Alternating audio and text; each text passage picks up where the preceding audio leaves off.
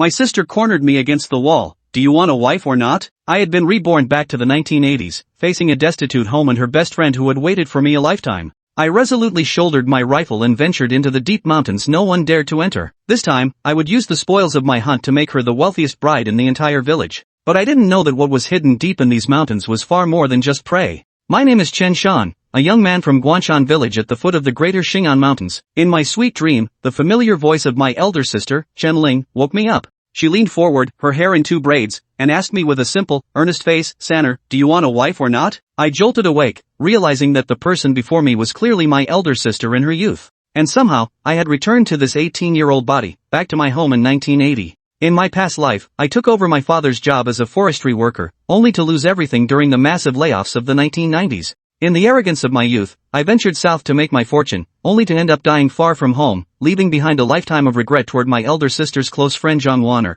Zhang Wan'er has always liked me and never married. Now in middle age, I finally realized her goodness, but there's no chance left to go back and marry her. The boomerang from years ago has finally come back to hit me. Now that I've been given a second chance at life, I've decided to change. Sis, didn't you want me to marry Sister Wan'er? I agree, I replied with a cheeky grin, leaving my elder sister Chen Ling utterly astonished. You were dead set against it just a few days ago. Why are you willing now? She asked. A few days ago I was young, but these past few days I've grown up. Besides, an older wife knows how to care for people. That's what you call considerate, I said earnestly. In my impression, Zhang Wan'er was gentle and virtuous, yet capable of holding her own. She toiled for the family, farming, knitting, going into the mountains to gather wild goods, single-handedly supporting the household. Chen Ling pinched my cheek to make sure I wasn't joking, then immediately said happily, alright then, today I'll go have a chat with your Wan'er sister. No problem, I guarantee I'll win over Wan'er sister, I said confidently, taking full responsibility. By the way, sis, will our parents agree? I asked. Chen Ling pouted, why wouldn't they agree? If you marry Wan'er, Dad can just retire, and you can take over his position at the forest farm. Combined with farming at home, we won't starve. I sighed helplessly, Dad's not that old yet, why retire? I'm already 18 and can support myself. Chen Ling sneered, you, supporting yourself? Just a good for nothing. My face flushed with embarrassment. Memories of my past life flashed before my eyes, barely scraping by to support myself, let alone a family, had been an exhausting struggle. At this moment, a voice echoed in his mind, ding, congratulations to the host for awakening the super hunting system. The newcomer hunting gift pack has been distributed. My face immediately showed a bit more confidence. That's right, I can not only support myself, but I can also provide for my family. Go on, I can't be bothered to argue with you. The old man went hunting in the mountains today, you go along for a stroll. Be careful, and remember to look after him. Chen Ling waved her hand dismissively. My grandfather, Chen Jun, was famously known as the sharpshooter across 10 villages, the top hunter around. Though elderly, the old man's hunting addiction never waned. His recent frequent trips into the mountains were solely to avenge the 2 hunting dogs gored to death by wild boars. Influenced by him, I developed considerable expertise in hunting too. Only after the hunting ban in my past life did I leave for construction sites in the south. Now that I'm back in the 1980s, I know full well that this old forest in the greater Xing'an range is a treasure trove. After getting up and washing up, I started checking the system content. The system's functionality was very simple, just hunt down prey to earn super hunting points. 100 pounds of game yields 1 point, rounded up or down, and hunting points can be used to enhance the body, hunting dogs, and firearms. System, open the beginner's gift pack. Ding, congratulations to the host for obtaining 5 super hunting points. I immediately thought silently, system, add 4 points to me. Soon, my body felt strengthened, and I sensed a surge of power in both hands. Sanner, what are you dawdling for? Hurry up! Grandpa Chen Jun was growing impatient. Grandpa, almost done. I promise I'll help you take down that big boar today. I wolfed down 2 cornmeal pancakes. You've got quite the mouth on you, kid. I borrowed a gun for you, don't let me down today. Grandpa chuckled. I chuckled and said, don't worry, old man. With your grandson's marksmanship, I'm gonna surprise you today. After wrapping my leg bindings, I packed the machete, hand axe, rope, and other tools into my satchel, then picked up the Type 56 semi-automatic rifle Grandpa had borrowed for me. I beckoned to Huzi, the only remaining hunting dog in our household. Huzi was a 50 to 60 gene, 25 to 30 kilograms, northeastern mutt with black and yellow fur, wagging his tail like a propeller as he affectionately rubbed against me. In my past life, Huzi had followed me into the mountains after Grandpa passed away, and later died saving me from a black bear's claws. Seeing him again choked me up, and I hugged him tightly, rubbing his fur repeatedly. Tiger cub, let's head out, Grandpa called out. I carried the long spear and strode closely behind him. From behind us, Mom and Big Sister's words of caution echoed, warming my heart. In this lifetime, I must ensure my family lives a life free from worries about food and clothing.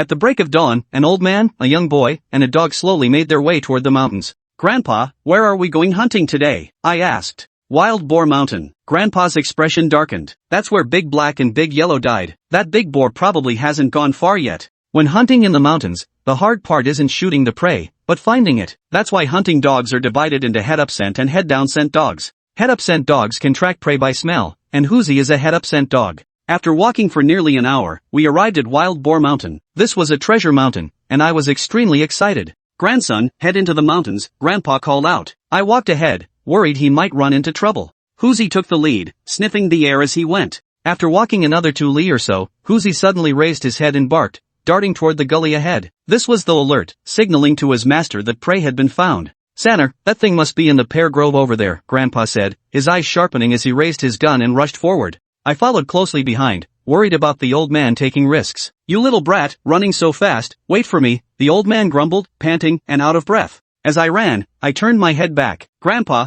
I'll wait for you up ahead." "Don't panic, I'll keep an eye on Hoosie to make sure he doesn't get gored." Hoosie was like 50 pounds against 500 pounds in front of the big boar, with no advantage at all. I just wanted to get over there quickly to keep Grandpa from risking himself. From a distance, I heard Hoosie's barking stop in one spot, and I hurried over. There stood an enormous wild boar, the very one that had gored Da Huang and Da He to death. It was massive, weighing an estimated 500 pounds. The wild boar saw me, turned its head, and charged toward me with a thunderous rush. Hoosie also sensed the danger, barking frantically and trying to bite the boar's ear, but was not decide. A 500-gene wild boar charging at an extremely high speed would make anyone's heart sink at the sight. But hunting is all about courage, about remaining unshaken in the face of imminent danger. I took a deep breath, steadied my heartbeat, and took aim. 50 meters, 40 meters, 30 meters, 25 meters, the massive boar charged in an instant. Bang, bang, bang. I pulled the trigger, firing 3 rapid shots. Then, another gunshot rang out. I knew it was Grandpa's shot. The boar's head took 3 direct hits, and the 4th bullet struck its abdomen. With a heavy thud, it collapsed just 5 meters in front of us, dead beyond doubt.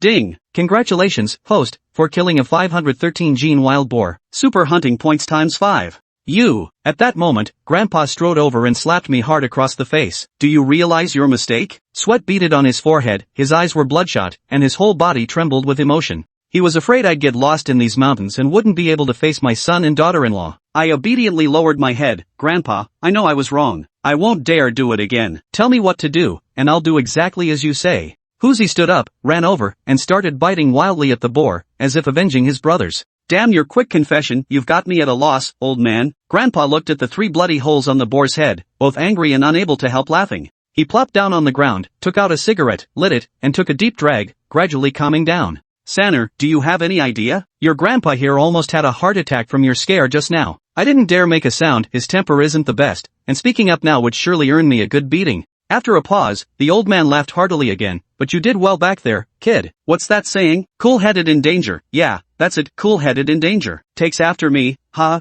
Grandpa, shouldn't we gut this boar first?" I said timidly in a small voice. "Hey, you little rascal. I was so mad at you earlier I almost forgot. Quick now, I'll lend a hand, and you do the gutting. If you can land those 3 shots, I reckon you've got the makings of a hunter. Know how to gut it, don't you?" "I will," I nodded immediately. Chapter 004, Handling the Wild Boar, Honoring the Mountain Deity.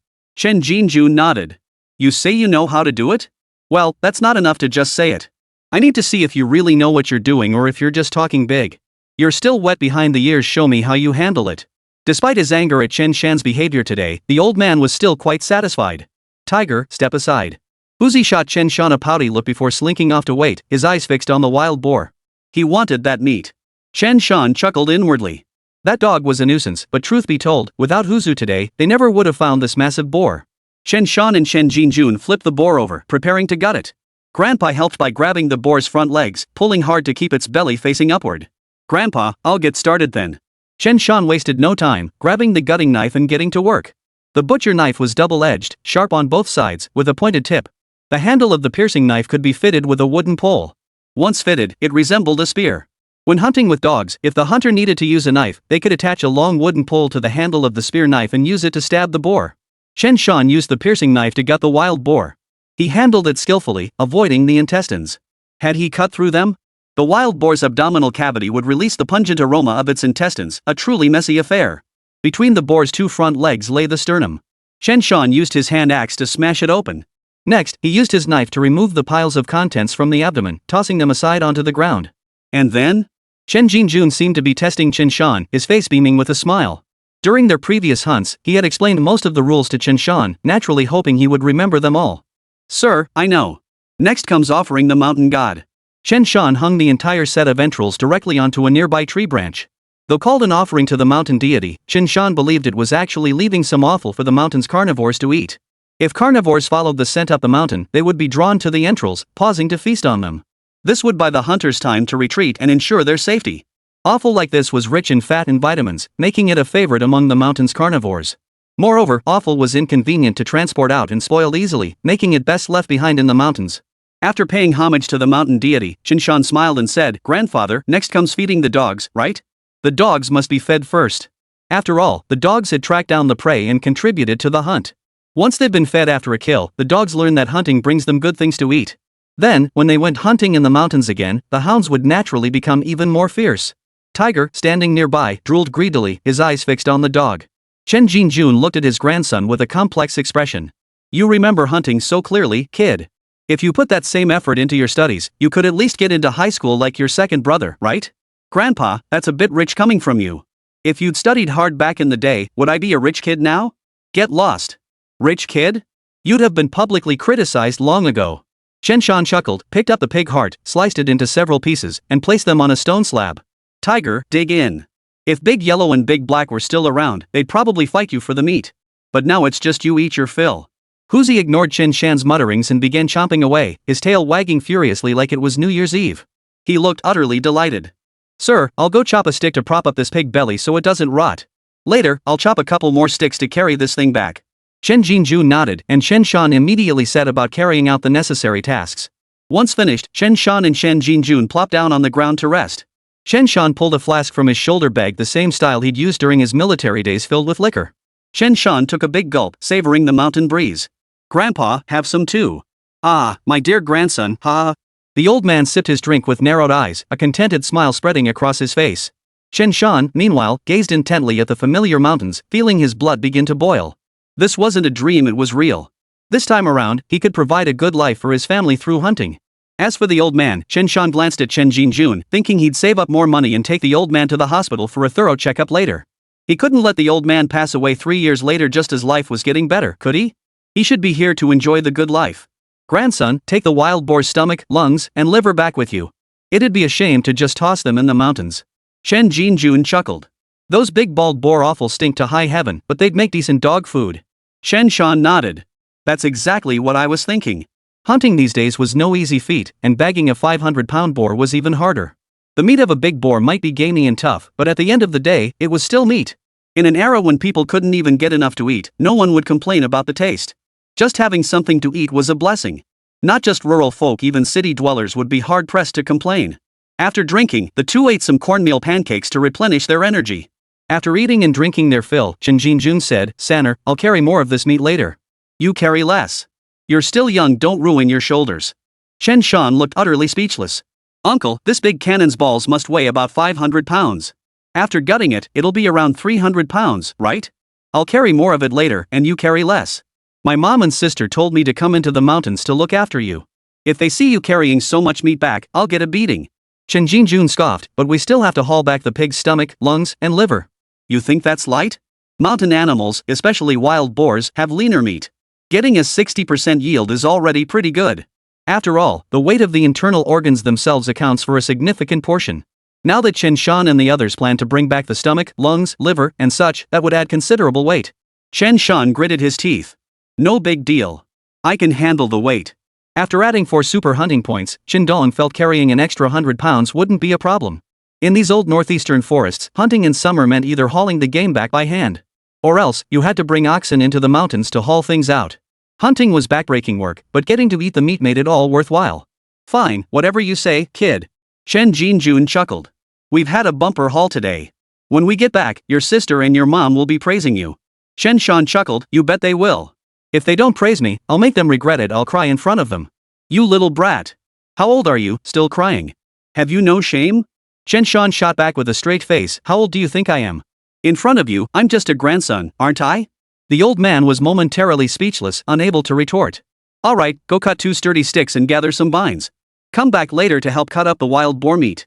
Got it, Grandpa. Ah, good boy. Chen Shan glanced skyward before dutifully heading off to work. He felt a flicker of anticipation. How thrilled would his eldest sister and mother be when they saw him carrying back such a huge wild boar. Today, he was determined to get his mother to cook something delicious. Though he wasn't particularly fond of meat, having come from the future. But this body itself craved meat, instinctively, desperately craved it. It was a primal craving of this body, impossible to resist. Chapter 005, The Reversal of Fortunes. Zhang Xiaofan stands tall. After resting for a while with the old man deep in the forest, Chen Shan could see the old man still looked slightly weary. Chen Shan sighed. Grandpa was already in his early 60s old. In his previous life, he'd been a troublemaker, always causing his family worry. Unexpectedly, before he could amount to anything, the old man had passed away.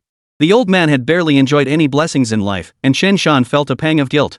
Grandpa, you carry less meat. I'll take more later. I'm young and strong, no problem. Chen Shan chopped a log as thick as his arm with his hatchet, then used flexible vines to bundle the meat and other items securely, hanging them on the log. His load weighed over 200 pounds, while the old man's was just over 100 pounds.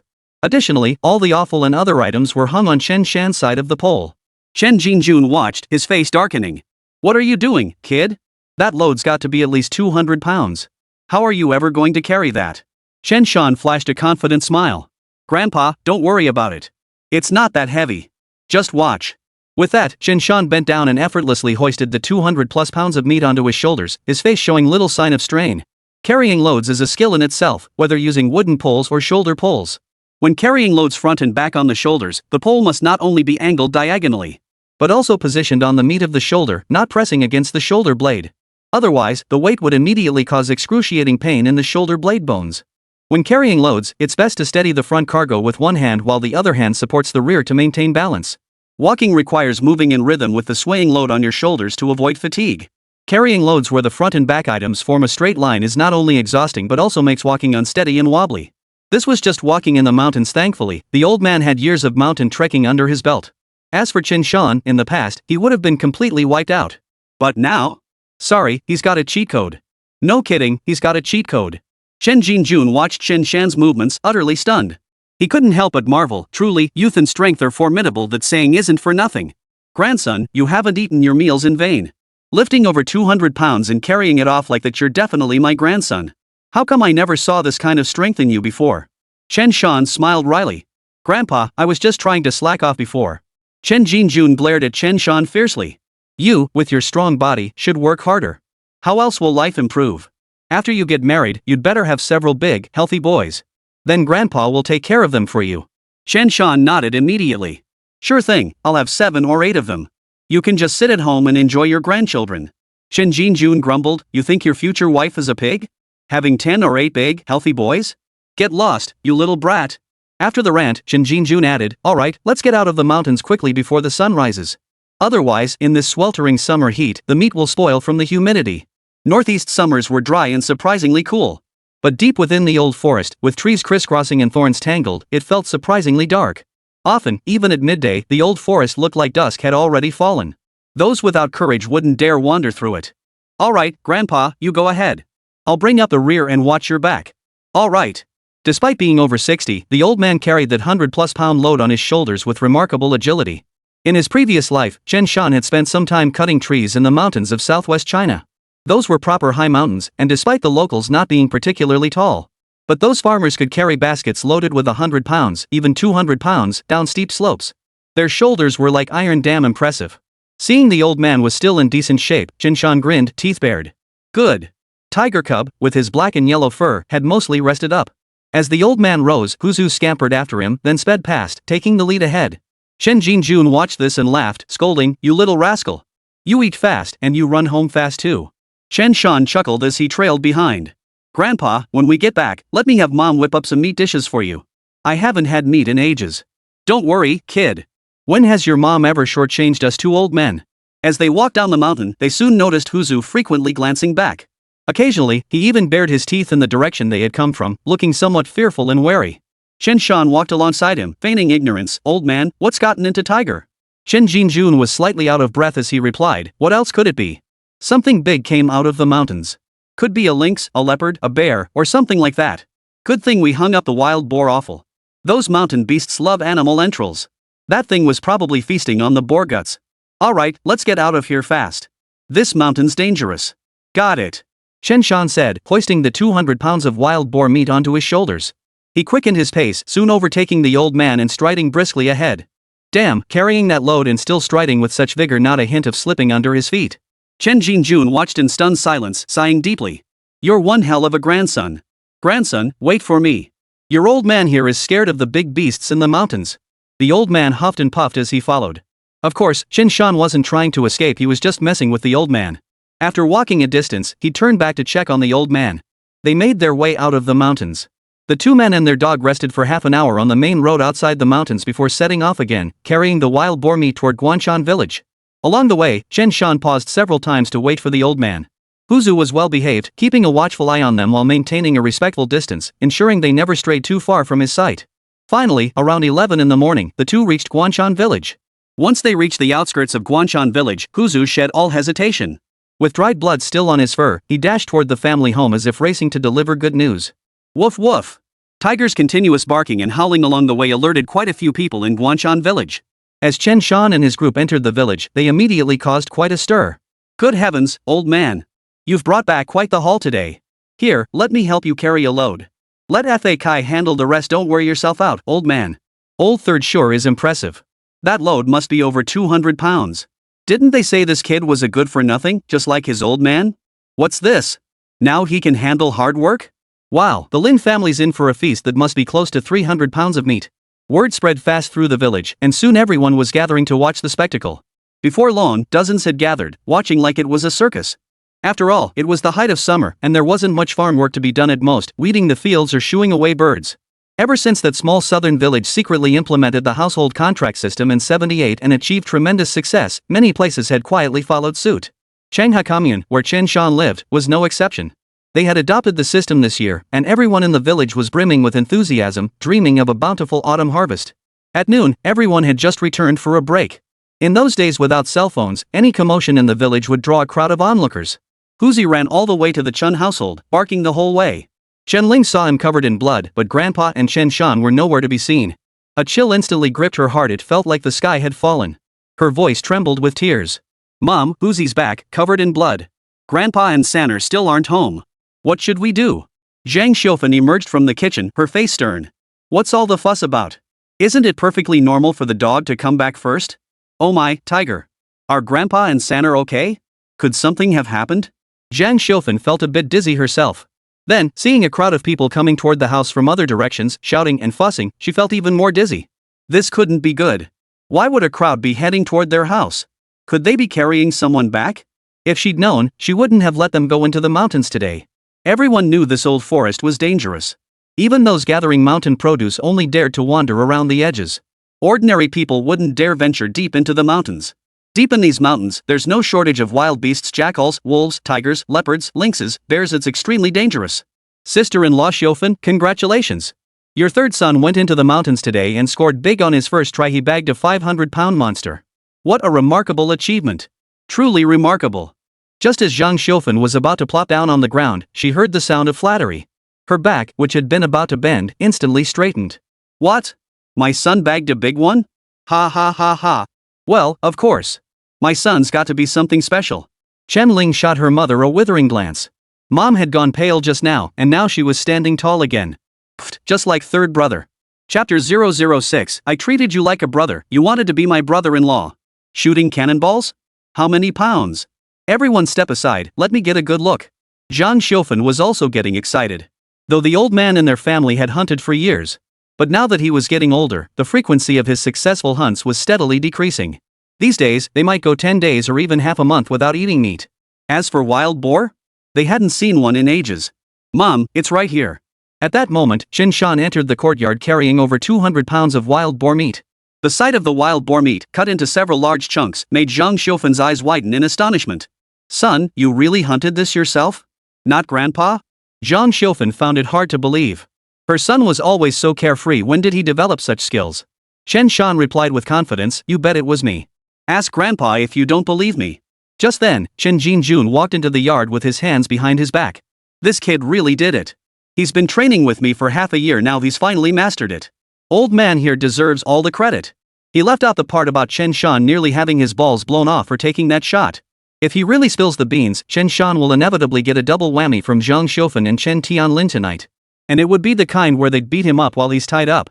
Chen Ling would probably join in too, giving the kid a lesson he wouldn't forget. But his own grandson couldn't endure that kind of punishment.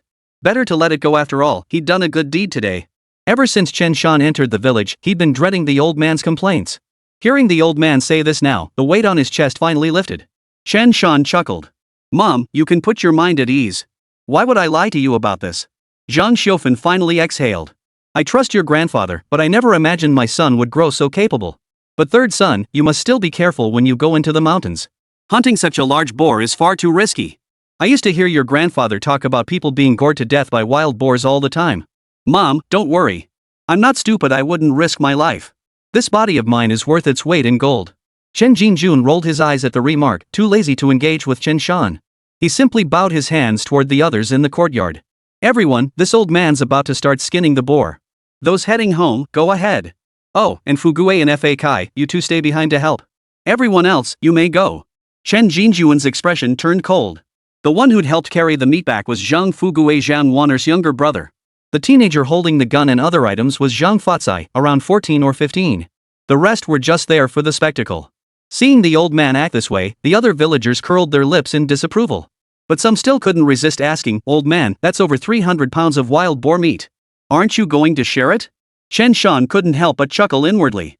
These days, everyone was struggling to get by. It was fair to say they were all just scraping by. If any family couldn't make ends meet, the village would pitch in with grain or other essentials to help them out. Back in the day, everything in the mountains belonged to the commune. Only in recent years had restrictions eased, allowing hunters to keep their game. Hunters, too, understood that mountain treasures weren't meant to be kept alone. So if a hunter bagged something big in the mountains and couldn't haul it back alone, he'd definitely ask the villagers to help carry it home. Bringing back a large kill from the mountains required not only help hauling it out but also assistance with butchering. Skinning meant removing the hair, deboning, chopping the meat into pieces, and separating items like ribs. Those who assist with the butchering naturally receive a share of the meat. For families struggling to make ends meet, meat was a rare treat. If they came asking for meat, you had to give them some. This was the so-called meat distribution. But the old man wasn't about to let someone take a whole sheep without giving anything in return. The old man was the village's most generous soul. He sneered coldly, share the meat? Old man, I've hunted for years. How many in this village have benefited from my bounty? You, Wei Guo, right? You've come to my place for meat at least 8 or 10 times over the years. What have I gotten from you in return? Not even a single cabbage. How's that fair? What, just because I'm old, do you think I owe you all? And you, Jimlong's second son, you've been to my place plenty too. We're practically family. I've never even shared a sip of wine with you during festivals, yet you have the nerve to come here and beg? Don't think just because it's mountain game, everyone gets a share. If you've got the guts, go hunt it yourselves. When you bring it back, I, Chen Jinjun, won't take a single hair from you. All of you, get out. My grandson finally managed to bag a wild boar today. Don't push me to slap you right when I'm at my happiest. The old man stood tall, hands on hips, surveying the scene with authority. If he could just twist his mouth a bit, he'd be the first war god of Guanshan village. The old man casually pointed at a few more people, who instinctively ducked back into the crowd. They were all people who had received favors from the old man but never repaid him. Some had already wisely slipped away before the old man even spoke. But those he genuinely intended to reward? They wisely avoided the Chun household altogether. That was true self-awareness. As for Zhang Fugue and Zhang Fatsai, their homes were right across the street, and the two families got along well. They genuinely came to lend a hand. Seeing the old man's display, Chen Shan nearly burst out laughing. Grandpa rocks.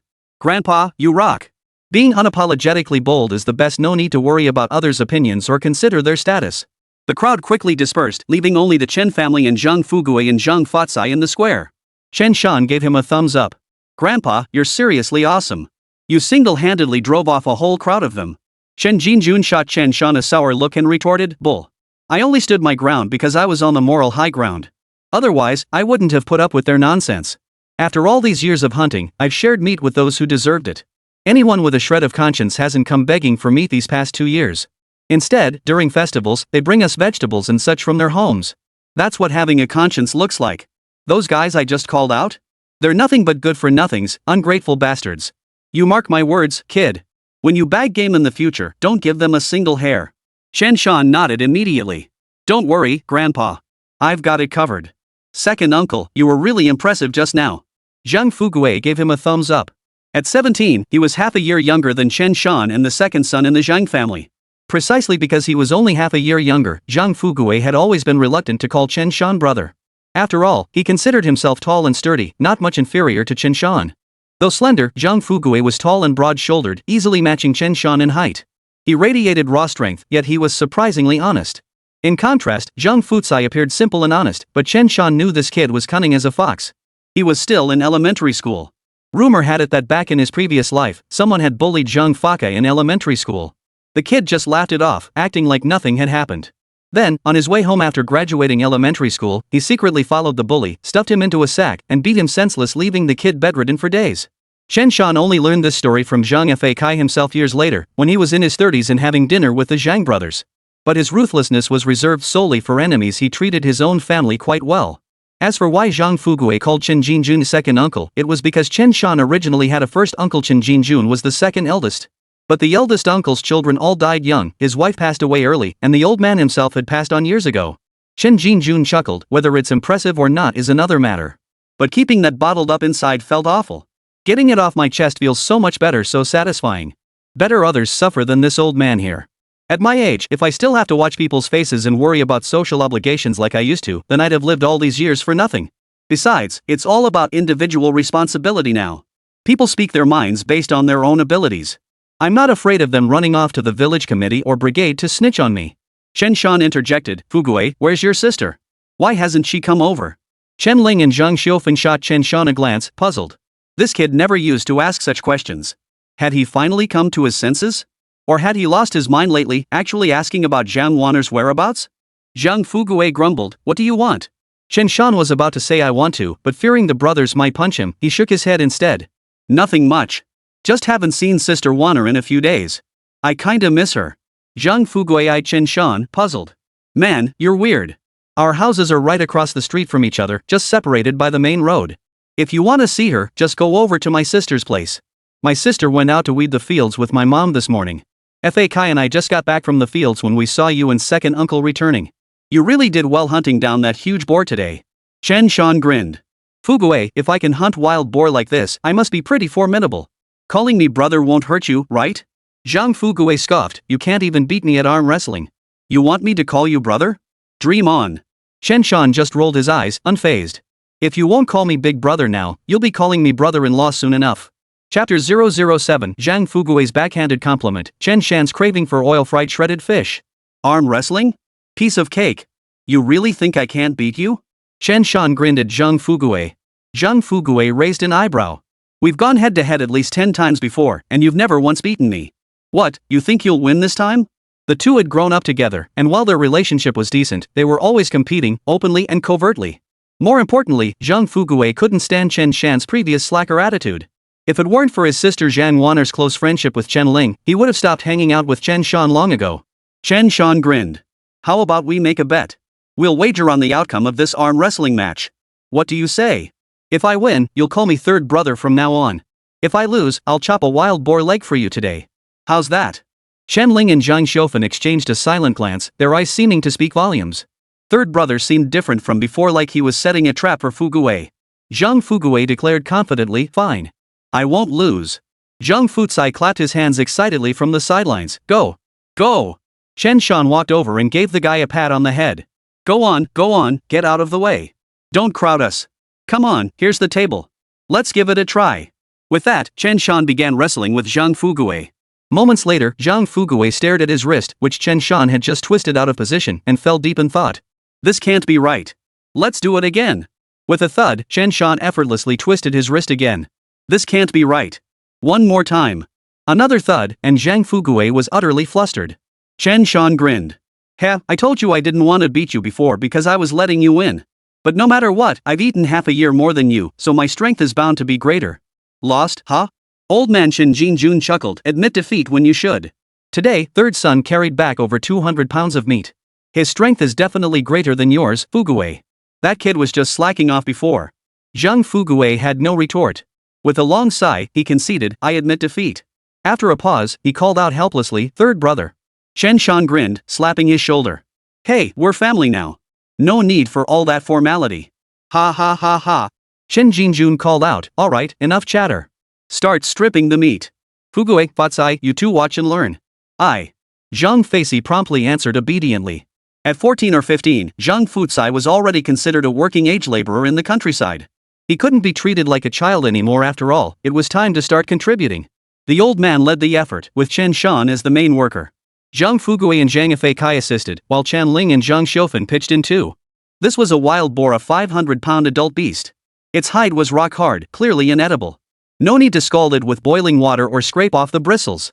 When stripping the meat, they simply removed the skin. Wild boar hides with hair couldn't be fed to dogs either. If dogs ate hairy wild boar skin, they'd get constipated and suffocate. Besides, few households these days process wild boar hides anyway. Besides, this boar skin had already been chopped into several pieces by Chen Shan, rendering it unusable, nothing but scrap. Pig skin can actually be used to make pork skin jelly, but this wild boar skin isn't quite suitable. White pig skin makes delicious pork skin jelly. In his previous life, Chen Shan had hunted his fair share of wild boars. Shaving the hair, skinning, separating, he knew these steps like the back of his hand, having memorized them long ago. Thus, with each stroke of Chen Shan's knife, the wild boar's skin slowly separated from the layer of fat beneath the outer membrane. Though the meat of a large boar was tough and lean, it still contained some fat. These days, fat was a precious commodity. When it came to selling prices, fat fetched a higher price than lean meat. With Zhang Fugue and the others assisting, the wild boar hide was quickly separated into sections. Next came the bone removal process, which proved even simpler for Chen Shan. His skill resembled that of a master butcher dissecting an ox, a true art form, quite a sight to behold. Zhang Fugue and Zhang Fatsai watched Chen Shan's movements with surprise. Midway through, they couldn't resist sniffing the oily scent on their hands, feeling a surge of satisfaction. Even though this was the meat of a wild boar, they were tempted to bite into it raw.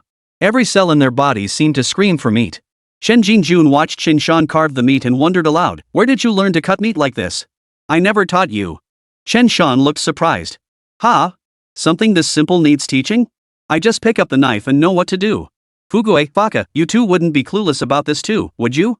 Zhang Fugue and Zhang Fatsai exchanged glances, staring wide-eyed at each other. Wait, was this even a skill they should know? They'd barely eaten meat a handful of times growing up. How to skin a pig? How to slaughter it? They had absolutely no clue.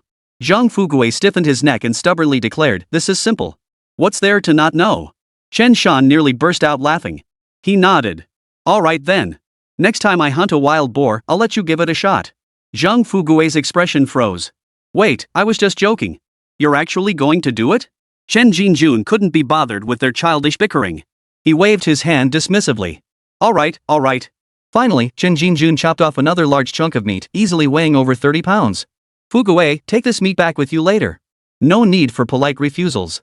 After a pause, Chen Jinjun added meaningfully to Fugue, "We're all family here." Chen Ling chimed in with a smile, "Exactly, we're all family. No need to be polite." Zhang Xiufan beamed, "Fugue, hurry home with it. You'll have some meat to eat for lunch." "Ha?" Zhang Fugue hesitated. 30 pounds of wild boar meat was too much. Chen Shan slapped Zhang Fugue on the shoulder. "What's there to be polite about? We're family now. Take it home. Tell your sister it's a gift from me." Zhang Fugue felt something was off about this, but he couldn't quite put his finger on it. He just nodded silently, hoisted the 30 pounds of meat onto his shoulder, and headed across the street. Chen Shan called out, "Fa Kai, Fugue. Later, my mom's making oil-braised loquats. Tell your sister to come over for dinner." Zhang Futsai, 1 foot already out the gate, glanced back at Chen Shan and instinctively replied, "All right." Then he trotted back home with Zhang Fugue. Now that only family members remained in the courtyard, Chen Shan didn't wait for his mother or others to speak. "Mom, sis, grandpa," he said, "I did pretty well, right?" Seeing the expressions on his grandfather and mother's faces, Chen Dong sighed inwardly. In his previous life, they'd reacted much the same way. The entire family was trying to match him with Zhang Wan'er, but he just wasn't pulling his weight. "Don't worry, I'll definitely win Sister Wan'er over." The moment those words left his mouth, the others exchanged bewildered glances, momentarily at a loss for words. Chen Shan's reaction had them all flustered. Chen Jinjun, however, burst out laughing. "Brave words. You've got your father's spirit. That Wan'er girl is down to earth, hardworking, and pretty decent looking, curvy with a nice figure. You'll be living the good life if you marry her. Good thing you finally came to your senses, kid. Otherwise, this old man would have had to slap some sense into you." Chen Ling and Zhang Xiufan rolled their eyes at the old man's words. What a lecture. Chen Shan gave a nervous chuckle. "Grandpa, it's nothing like that.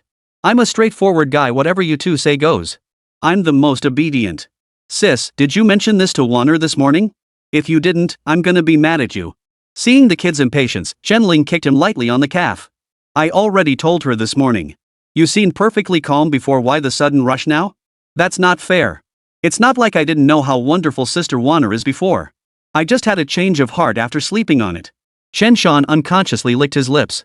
Little did he know that when Chen Ling saw his gesture, she gave him a sharp pinch. You're just hungry, aren't you?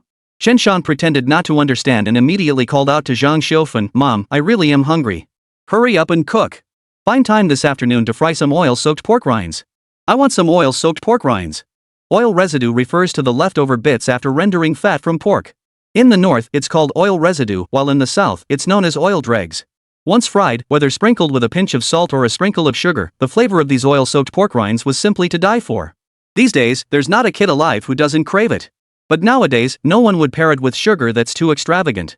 Sugar is something everyone treasures, counting each grain in their palm and licking it off with their tongue. Chapter 008, Danger Awaits in the Mountains, The Downfall of the Chen Family Dog Gang. It's just oil-fried sparrows. What's the big deal? I'd make them even if you didn't ask. Zhang Xiaofan shot Chen Dong a glance before saying, after dinner, I'll fry you some oil-fried lotus roots. Is that okay? Chen Shan beamed, yes. With that, Zhang Xiaofan chopped several chunks of meat and a rack of ribs before heading into the kitchen to prepare them. Chen Ling followed her into the kitchen to help. Chen Jinjun chuckled, third son, I'll chop up some more meat. You can take it to the others in the village later. Chen Shan feigned confusion. Grandpa, aren't we supposed to stop sharing meat with others? Chen Jinjun glared at him. Are you stupid? We have so much meat at home and it's summer. We can't possibly eat it all. It'll go bad if we don't share it. We have to give it to those who deserve it.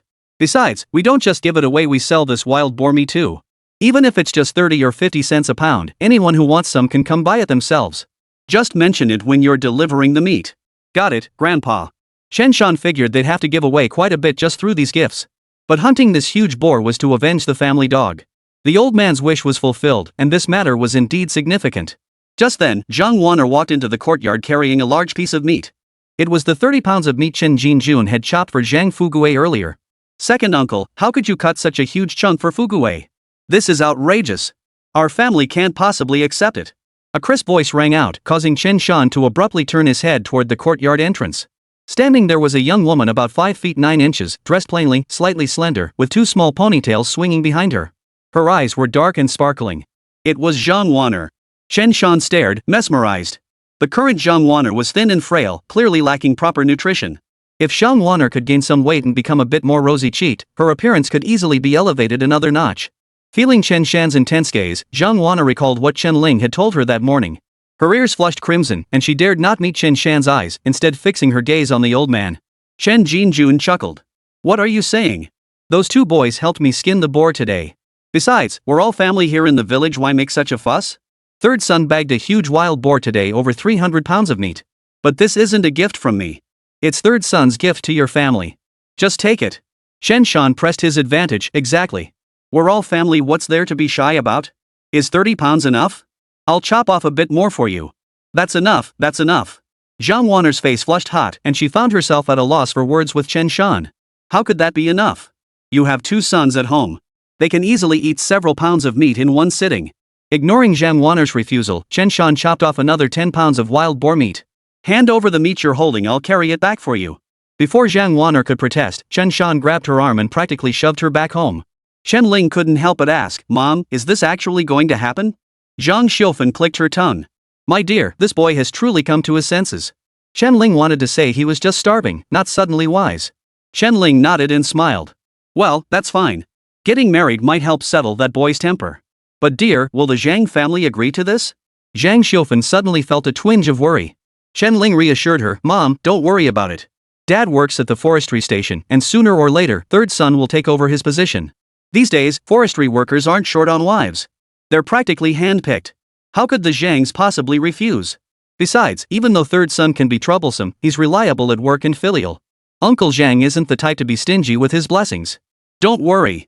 Zhang Xiaofan smiled at this. You're right. My son is quite the catch. Chen Jinjuan's eyes crinkled with laughter. If they could tie the knot by year's end, that would be even better. Chen Ling replied cheerfully, that depends on your precious grandson's skills. Chen Jinjun replied calmly, Sanner may have been a handful before, but he's been doing quite well these past 6 months. Just look at him, he bagged a huge wild boar today. If that's not skill, what is? The two women found no retort. In the old man's eyes, this little grandson was perfect in every way. In contrast, the studious eldest grandson couldn't hold a candle to this younger one in winning his affection. Chen Shan soon returned to the courtyard. He hadn't argued with Zhang Wan'er, he'd simply seen her back home. Sis, I've made my stance crystal clear. The rest is up to you. Shen Ling nodded immediately. Don't worry, leave it to me. I've got everything under control. You just sit tight and wait to marry a wife. I'll be waiting. Chen Shan agreed, then turned his gaze to the old man. Grandpa, hurry up and portion out the meat. I'll deliver it all myself later. All right. For lunch, Chen Shan's family had braised wild boar ribs, braised pork belly, and stir-fried lean pork strips. This meal alone used 5 pounds of meat. The Chen family was overjoyed. Chen Shan's belly was stuffed to bursting. Though the wild boar meat was tough and gamey, it was still meat after all. For those whose bodies lacked nourishment, it was naturally delicious. Back in the day, laborers could easily polish off 3 or 5 bowls of rice. But in this new century, when every meal comes with plenty of oil and meat, try getting them to eat 3 or 5 bowls of rice? Shen Ling cautioned, third brother, Grandpa, you must be careful when hunting in the mountains. It's far too dangerous in here. Chen Jinjun frowned. What are you talking about? I've been going into the mountains for years, do I need you reminding me? Zhang Xiufan swallowed the words on the tip of her tongue. As his daughter-in-law, it wasn't her place to lecture her father-in-law. That afternoon, Chen Shan delivered the meat Grandpa had chopped up, distributing it to each household as instructed. He made sure to deliver meat to every hunting family in the village, just as Grandpa had instructed. Hunters roaming the mountains, it's like walking by the river without getting your shoes wet. When trouble strikes in the wild, neighbors are the lifeline. Moreover, cultivating goodwill with certain people was essential. Otherwise, if you incurred their enmity and encountered trouble in the mountains, having someone kick you while you're down would spell serious trouble. Chen Shan also notified the slightly better off families in the village, letting them know that anyone wanting wild boar meat could come to his house to buy some. Since it was wild boar meat, he couldn't charge too much. Plus, being neighbors in the same village, the old man offered it at just 30 cents per pound. The result? Out of the 300 pounds of meat, only 70 or 80 pounds remained at Chen Shan's house. For families facing genuine hardship with decent reputations, the old man wouldn't take a penny. He'd chop off a few pounds and give it away for free. So the old man's stinginess only applied to certain people.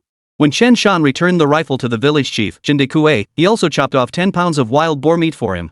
After all, he'd inevitably need to borrow the gun from the village often in the future, had to be generous, right? Hunting wasn't just about killing game, it was also about navigating social obligations. Uncle Dekue, thanks for everything. Here's your rifle back. Chen Dekue laughed heartily. You're such a polite lad. I heard you went hunting in the mountains today, was that big boar yours? Chen Shan chuckled, you bet. Even my grandpa said I've passed my apprenticeship. Chen Dequan nodded. That's good. But Sanner, you still need to be careful when you go into the mountains, you know? You're too young, and you don't have enough experience yet. As fellow villagers, the village chief worried Chen Shan might underestimate the old forest due to his youth and offered a casual reminder. Chen Shan nodded repeatedly in agreement. Just as Chen Shan turned to head home, he saw a group of people approaching from the main road outside the village. The Chen clan of Guanshan village. For hunters, a gang simply meant gathering dogs. The Chen clan gang had a pack of dogs, 7 or 8 of them, making them the foremost hunting family in Guanshan village. Chen Dequai turned to look at them and asked, Fingzi, what's going on? Did something happen? Seeing the grim expressions on their faces, Chen Dekue couldn't help but ask, weren't you out hunting in the mountains today? Where are the dogs? Chen Feng, the leader, looked ashen and shook his head. Gone. They all died in the mountains. Chapter 009, Wounded Dogs Return Home, Falling at the Village Entrance. Hearing of the Chen family's hunting dogs being wiped out, Chen Shan immediately asked, Uncle Feng, what exactly happened? The Chen family's hunting pack from Guanshan village was quite renowned throughout the surrounding villages. During the farming off-season, the Chen brothers would often head into the mountains to hunt. Periodically, they'd haul back game and other catches. Sometimes, they'd even sell the meat they couldn't consume to outsiders. Now, as the leader of the dog pack, Chen Feng gave a wry smile and quickly recounted the situation. A couple days ago, they heard there was a herd of wild boars near Guanin Mountain. They had just finished weeding their fields and weren't busy. Chen Feng and his brothers discussed it and decided to head into the mountains to hunt the wild boars. They didn't expect to bag them all, but even 1 or 2 wild boars would be a profit. Guns were still quite valuable these days, worth at least several hundred yuan. Bullets, however, weren't worth much. The village still had a militia unit, and every year they organized militia shooting drills, requiring a certain amount of ammunition to be used up. With a little bit of connections, it was easy to get hold of them. Once Chen Feng and his group entered the mountains and released the pack of dogs, the 7 hunting dogs howled and charged several hundred meters out, clearly having spotted prey. But soon after, the dog's agonized cries echoed through the air, accompanied by the terrifying growls of beasts. By the time Chen Feng and the others caught their breath and arrived, they saw only a dark silhouette darting into the lush green grass before vanishing. That was a black bear, also known as a black-blind bear. The name black-blind stems from the bear's limited vision, which extends only about 100 meters. Their sense of smell, however, was terrifyingly acute. Even hunting dogs couldn't match their olfactory sensitivity. Black bears possess razor-sharp claws. Once mature, they easily reach weights of 300 to 400 pounds, and their full speed charges are remarkably swift. Ordinary domestic dogs in northeast China during this era, lacking sufficient food and water, were relatively thin and weak, weighing only 50 to 60 pounds. Of course, with ample food and water, these dogs could easily grow to 70 or 80 pounds, or even over 100 pounds. Even so, it only took a few encounters for the black bear to easily kill several hunting dogs. The ground was littered with carnage. 6 dogs from the Chen family's pack lay dead, while a yellow dog named Huanglong was nowhere to be found. The 4 Chen brothers formed a defensive triangle, scanning the forest. Their clothes were soaked through with cold sweat, and beads of perspiration covered their foreheads. The forest was too dense, and without the hunting dogs to alert them, they had no idea whether the black bear had truly departed or was lurking somewhere, watching them with predatory intent. This was the oppressive weight that wild beasts imposed upon hunters. The unknown was terrifying. If that black bear reappeared, they might be able to kill it, even if it meant someone getting injured. It was possible, but unnecessary. Let's get out of here. Without even burying the dog, Chen Feng and his brothers returned to Guanshan village in disarray. Chen Dequai was deeply shaken after hearing Chen Feng's account. How could this black bear be so fierce? It wiped out your entire pack of dogs in such a short time. Brother Dequai, you can't say that. It's mainly because it's summer it can hide, you know? Chen Feng explained. If it were winter, the mountains would be bare, leaving it nowhere to hide. My brothers and I would have definitely taken down that black beast. But in summer, the woods are too dense. You can't see a thing. We're afraid it'll sneak up on us. He was trying to save face, but it was painful. We lost several hunting dogs. These days, buying a well-trained hunting dog costs a pretty penny. A mature hunting dog easily fetched 10 or more silver pieces. Top-tier scent hounds? Hunters wouldn't part with theirs unless something major happened at home. A worker's monthly wage back then was only 10 to 20 yuan. Chen Shan suddenly asked, Uncle Feng, you said you only saw 6 dead dogs on the ground back then. I recall your family had 7 dogs, right? What about the other one? He actually had some recollection of the Chen family's dog gang being wiped out. In his previous life, the Chen family's dog gang had met the same fate. It had caused a minor stir in the village back then. But more importantly, the Chen family dog pack had 7 dogs in total back then, and one of them hadn't died. The reason he knew it hadn't died was because early the next morning, someone found a large yellow dog that had died not long before at the village entrance. It was Chen Feng's big yellow dog, Huanglong. Huanglong's belly was ripped open, intestines spilling out, wounds inflicted by the black bear. After being mauled by the black bear, it had managed to run a short distance away and collapsed in the grass, narrowly escaping with its life. But because its wounds were too severe, and it was too far away, it couldn't make a sound. Or perhaps it did whimper, but Chen Feng and his group didn't hear it. Only after Chen Feng and his group had left did Huanglong begin to regain his strength. It staggered to its feet, its belly torn open, blood streaming down its body. Dragging its wounded body, the yellow dragon left a trail of bloodstains, step by step, inch by inch, heading toward Guanshan village. It was heading home. Yet the 10-mile journey took the yellow dragon until deep into the night. Only upon reaching the village entrance did it finally collapse, succumbing to its injuries at its own doorstep. When Chen Feng was summoned to identify the dog, he knelt on the ground, arms wrapped around the yellow dragon, sobbing uncontrollably. He thought Huanglong was dead. But Huanglong didn't die by the black bear's claws, it perished because of their cowardice and carelessness. There was another dog named Huanglong, you've seen him, Sanner. Chen Feng shook his head and explained, it must have died in some grassy patch. Chen Shan couldn't help but blurt out, Uncle Feng, what if Huanglong isn't dead? Impossible. Against a bear, any dog that gets so much as a swipe from it won't survive. Sanner, you're new to hunting and don't understand the black bear's ferocity. Huanglong couldn't possibly have survived. He forced a smile, salvaging his pride. Uncle Feng, I set some traps outside Guanyin Mountain. I'll go check them later. What if I spot Huanglong? Hearing Chen Shan's words, Chen Feng's already foul mood soured further. Oof. If you see the yellow dragon and manage to save it, the dog is yours. Enough. Let's head back. Chen Feng watched his brother walk home with a displeased expression. If Huanglong were okay, it would have come out while they were there. Since it hadn't, it was gone for good. After Chen Feng and his brothers had left, Chen Dequan finally patted Chen Shan on the shoulder. You brat, you're rubbing salt in their wounds in front of everyone. He didn't curse you, and that's already pretty good. He's in a bad mood now, so why provoke him? But you really want to go collect the traps? It's getting pretty late. Yeah, I'll bring my gun. It's just around Guanyin Mountain's perimeter. Won't take long. Its summer days are long. It's still early. Alright, just be careful. Chen Dequai glanced at Chen Shan, his lips twitching, but he didn't try to dissuade him further. He guessed the kid was going to look for that yellow dragon. He figured the kid wanted to raise a dog but couldn't afford one, so he was resorting to this kind of scheme. But talking to him was useless. Young people never listened to advice. He'd go tell Chen Jinjun about it later. And you know what? He was partly right. Chen Shan did indeed want a dog. Secondly, that yellow dragon really shouldn't have died. Hey, Uncle Dequai, I'm heading back now. Chen Shan knew he had to hurry and dashed home. Chapter 010, New Dog Huanglong, I'm taking you home. Chen Shan had already delivered the wild boar meat to every household. He'd even made a trip to Chen Feng's place earlier to deliver some meat. When he finally got home, his family saw how frantic he looked and couldn't help but sigh. Third son, what's the rush? What could possibly happen in a day? When facing big matters, you need to stay calm, you know? Old man Chen Jinjun was munching on oil-fried melon seeds. The oil-fried melon seeds were sprinkled with salt, crunching delightfully with each bite. The old man looked thoroughly satisfied. Life was getting better and better. In the courtyard, Zhang Wan'er, Zhang Feikai, and Zhang Fugui were all present. Their parents hadn't come.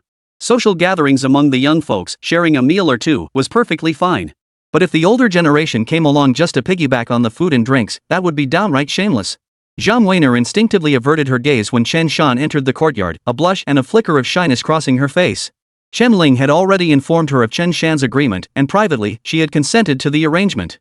But things between them shouldn't move too quickly. For now they needed to proceed gradually and methodically.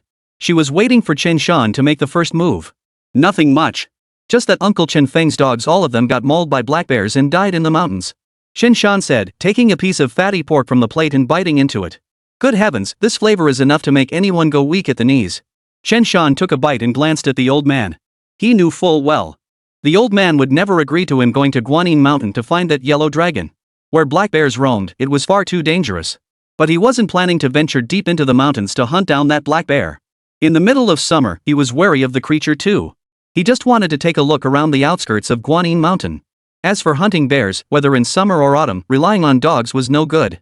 If hunters and their dogs were even a few steps too slow, by the time the hunters reached the spot where the dogs were barking, the hunting dogs would have been wiped out long ago. Chen Feng and his group were a prime example today. Only in winter, when bears retreat into tree hollows or burrows for hibernation, does bear hunting become relatively safe. Hunting bears during this period, as hunters in northeast China say, is called hunting bears in their cages. Bear dens are categorized as ground dens and sky dens. Killing bears hibernating in underground dens is called killing ground dens. Killing a bear hibernating in a tree hollow is called killing a sky den. Hunting bears in their dens often requires teamwork. It's nearly impossible for one person to accomplish alone. What? After hearing Chen Shan's account, Chen Jinjun leaped to his feet in shock, his chair sliding aside beneath him. Zhang Fugui, Zhang Fatsai, Chen Ling, and Zhang Xiufan all stared in disbelief. Chen Feng's household of 7 dogs was renowned throughout the surrounding villages. Yet the moment they entered the mountains, a single black bear had managed to snatch them all away. It was terrifying. Everyone perked up their ears, eager to hear the full story. Chen Shan shot him a glance. Grandpa, you're a senior citizen now. You told me yourself that major matters require composure. Don't get so worked up. Chen Jinjun glared at him. Spit it out. What really happened? Chen Shan immediately recounted the incident, though he omitted the possibility that one dog might still be alive. Chen Jinjun frowned repeatedly as he listened, shaking his head. Those guys had bad luck, and they weren't bold enough. We had several guns. If we pursued them, that black-eyed dog would have been either dead or crippled. What a waste of those fine dogs. After taking a few bites of oil-fried buckwheat, Chen Shan's eyes darted around. Grandpa, I set a few traps in the mountains a while back and forgot to collect them. I plan to go get them now. Chen Jinjun frowned. You want to go into the mountains now? Chen Shan smiled. Just around the edge of the mountain. I'll take Tiger and my rifle with me. After a pause, Chen Shan pointed at his future brother-in-law, Zhang Fugui. Fugui's coming too. If we catch something big, it'll take 2 of us to haul it back. Zhang Fugui looked utterly bewildered. Wait, I've never even hunted in the mountains before. What am I supposed to do there? Be your good luck charm? Chen Shan replied calmly, what are you afraid of? We're just going to check a few traps. Just follow my instructions, okay? Zhang Wan'er looked worried. Chen Jinjun waved her off. Relax. The kid's been with me nearly a year. Retrieving traps is no problem. Besides, he's bringing Tiger and the rifle. Go on, go on. Fu Gui's not a kid anymore. During the off-season, he can tag along with us into the mountains to see what it's like. Zhang Wan'er felt a flicker of joy. Though hunting was dangerous, if Zhang Fuguei could join them in the mountains, he'd surely get his share of the game. Meat would grace their table more often from now on. Zhang Wan'er understood clearly that this was clearly Chen Jinjuan's way of cultivating Zhang Fuguei now that he saw she had agreed to be with Chen Shan. Then be careful out there. Zhang Wan'er still couldn't bring herself to look Chen Shan in the eye. Chen Shan looked at Zhang Wan'er and said, "Sis Wan'er, don't worry. We'll definitely come back safe and sound." Zhang Wan'er nodded softly, unable to meet Chen Shan's gaze as she lowered her head. But when she lowered her head, she couldn't even see her own toes, which troubled her a bit. The underlying meaning in their conversation was quite obvious, though unfortunately, the two half-grown boys, Zhang Fuguei and Zhang Futsai, couldn't grasp it. "I'll pack up our things. Fuguei, come help me carry them. We'll prepare to depart immediately." Chen Shan grabbed his Type 56 semi-automatic rifle, 2 clean pairs of leg bindings, several canteens of water, and his knife, then led Huzi along. "Grandpa, we're heading out now. Just setting a few traps. We'll be back soon. Don't worry." No sooner had the words left his mouth than Chen Shan and Zhang Fuguei had already exited the courtyard gate, their figures quickly disappearing from Guanshan village. "Wan'er, what do you think of my third son?" Old man Chen began his assist. "To use an old saying, you two grew up together. You should know him well." Zhang Wan'er's face flushed crimson as she replied in a muffled voice, "He's quite nice." Grandpa laughed heartily. "Ha! If you think he's good, then that's good enough." Zhang Futsai looked utterly perplexed. Why was he having such trouble understanding things today? 10 minutes later, Chen Dequai strolled leisurely over to Chen Shan's house. Chen Dequai relayed the situation and his suspicions to the old man. The old man agreed with Chen Dequai's assessment. He abruptly stood up, his face turning ashen. "That good-for-nothing brat. Leave him 3 days without a beating and he'll start tearing the roof tiles off. Third brother, we're just going into the mountains to check the traps. Why did you make me bring all these jugs of water?" Only after Zhang Fuguei had followed Chen Shan out of Taiping village did he belatedly ask. "It'll come in handy. You don't hunt, so you wouldn't understand. You'll see soon enough." Both young and strong, and having just eaten, they hurried to the outskirts of Guanyin Mountain. It was already around 4 in the afternoon, and the sun was beginning to set. By 6 o'clock, darkness would have fully descended.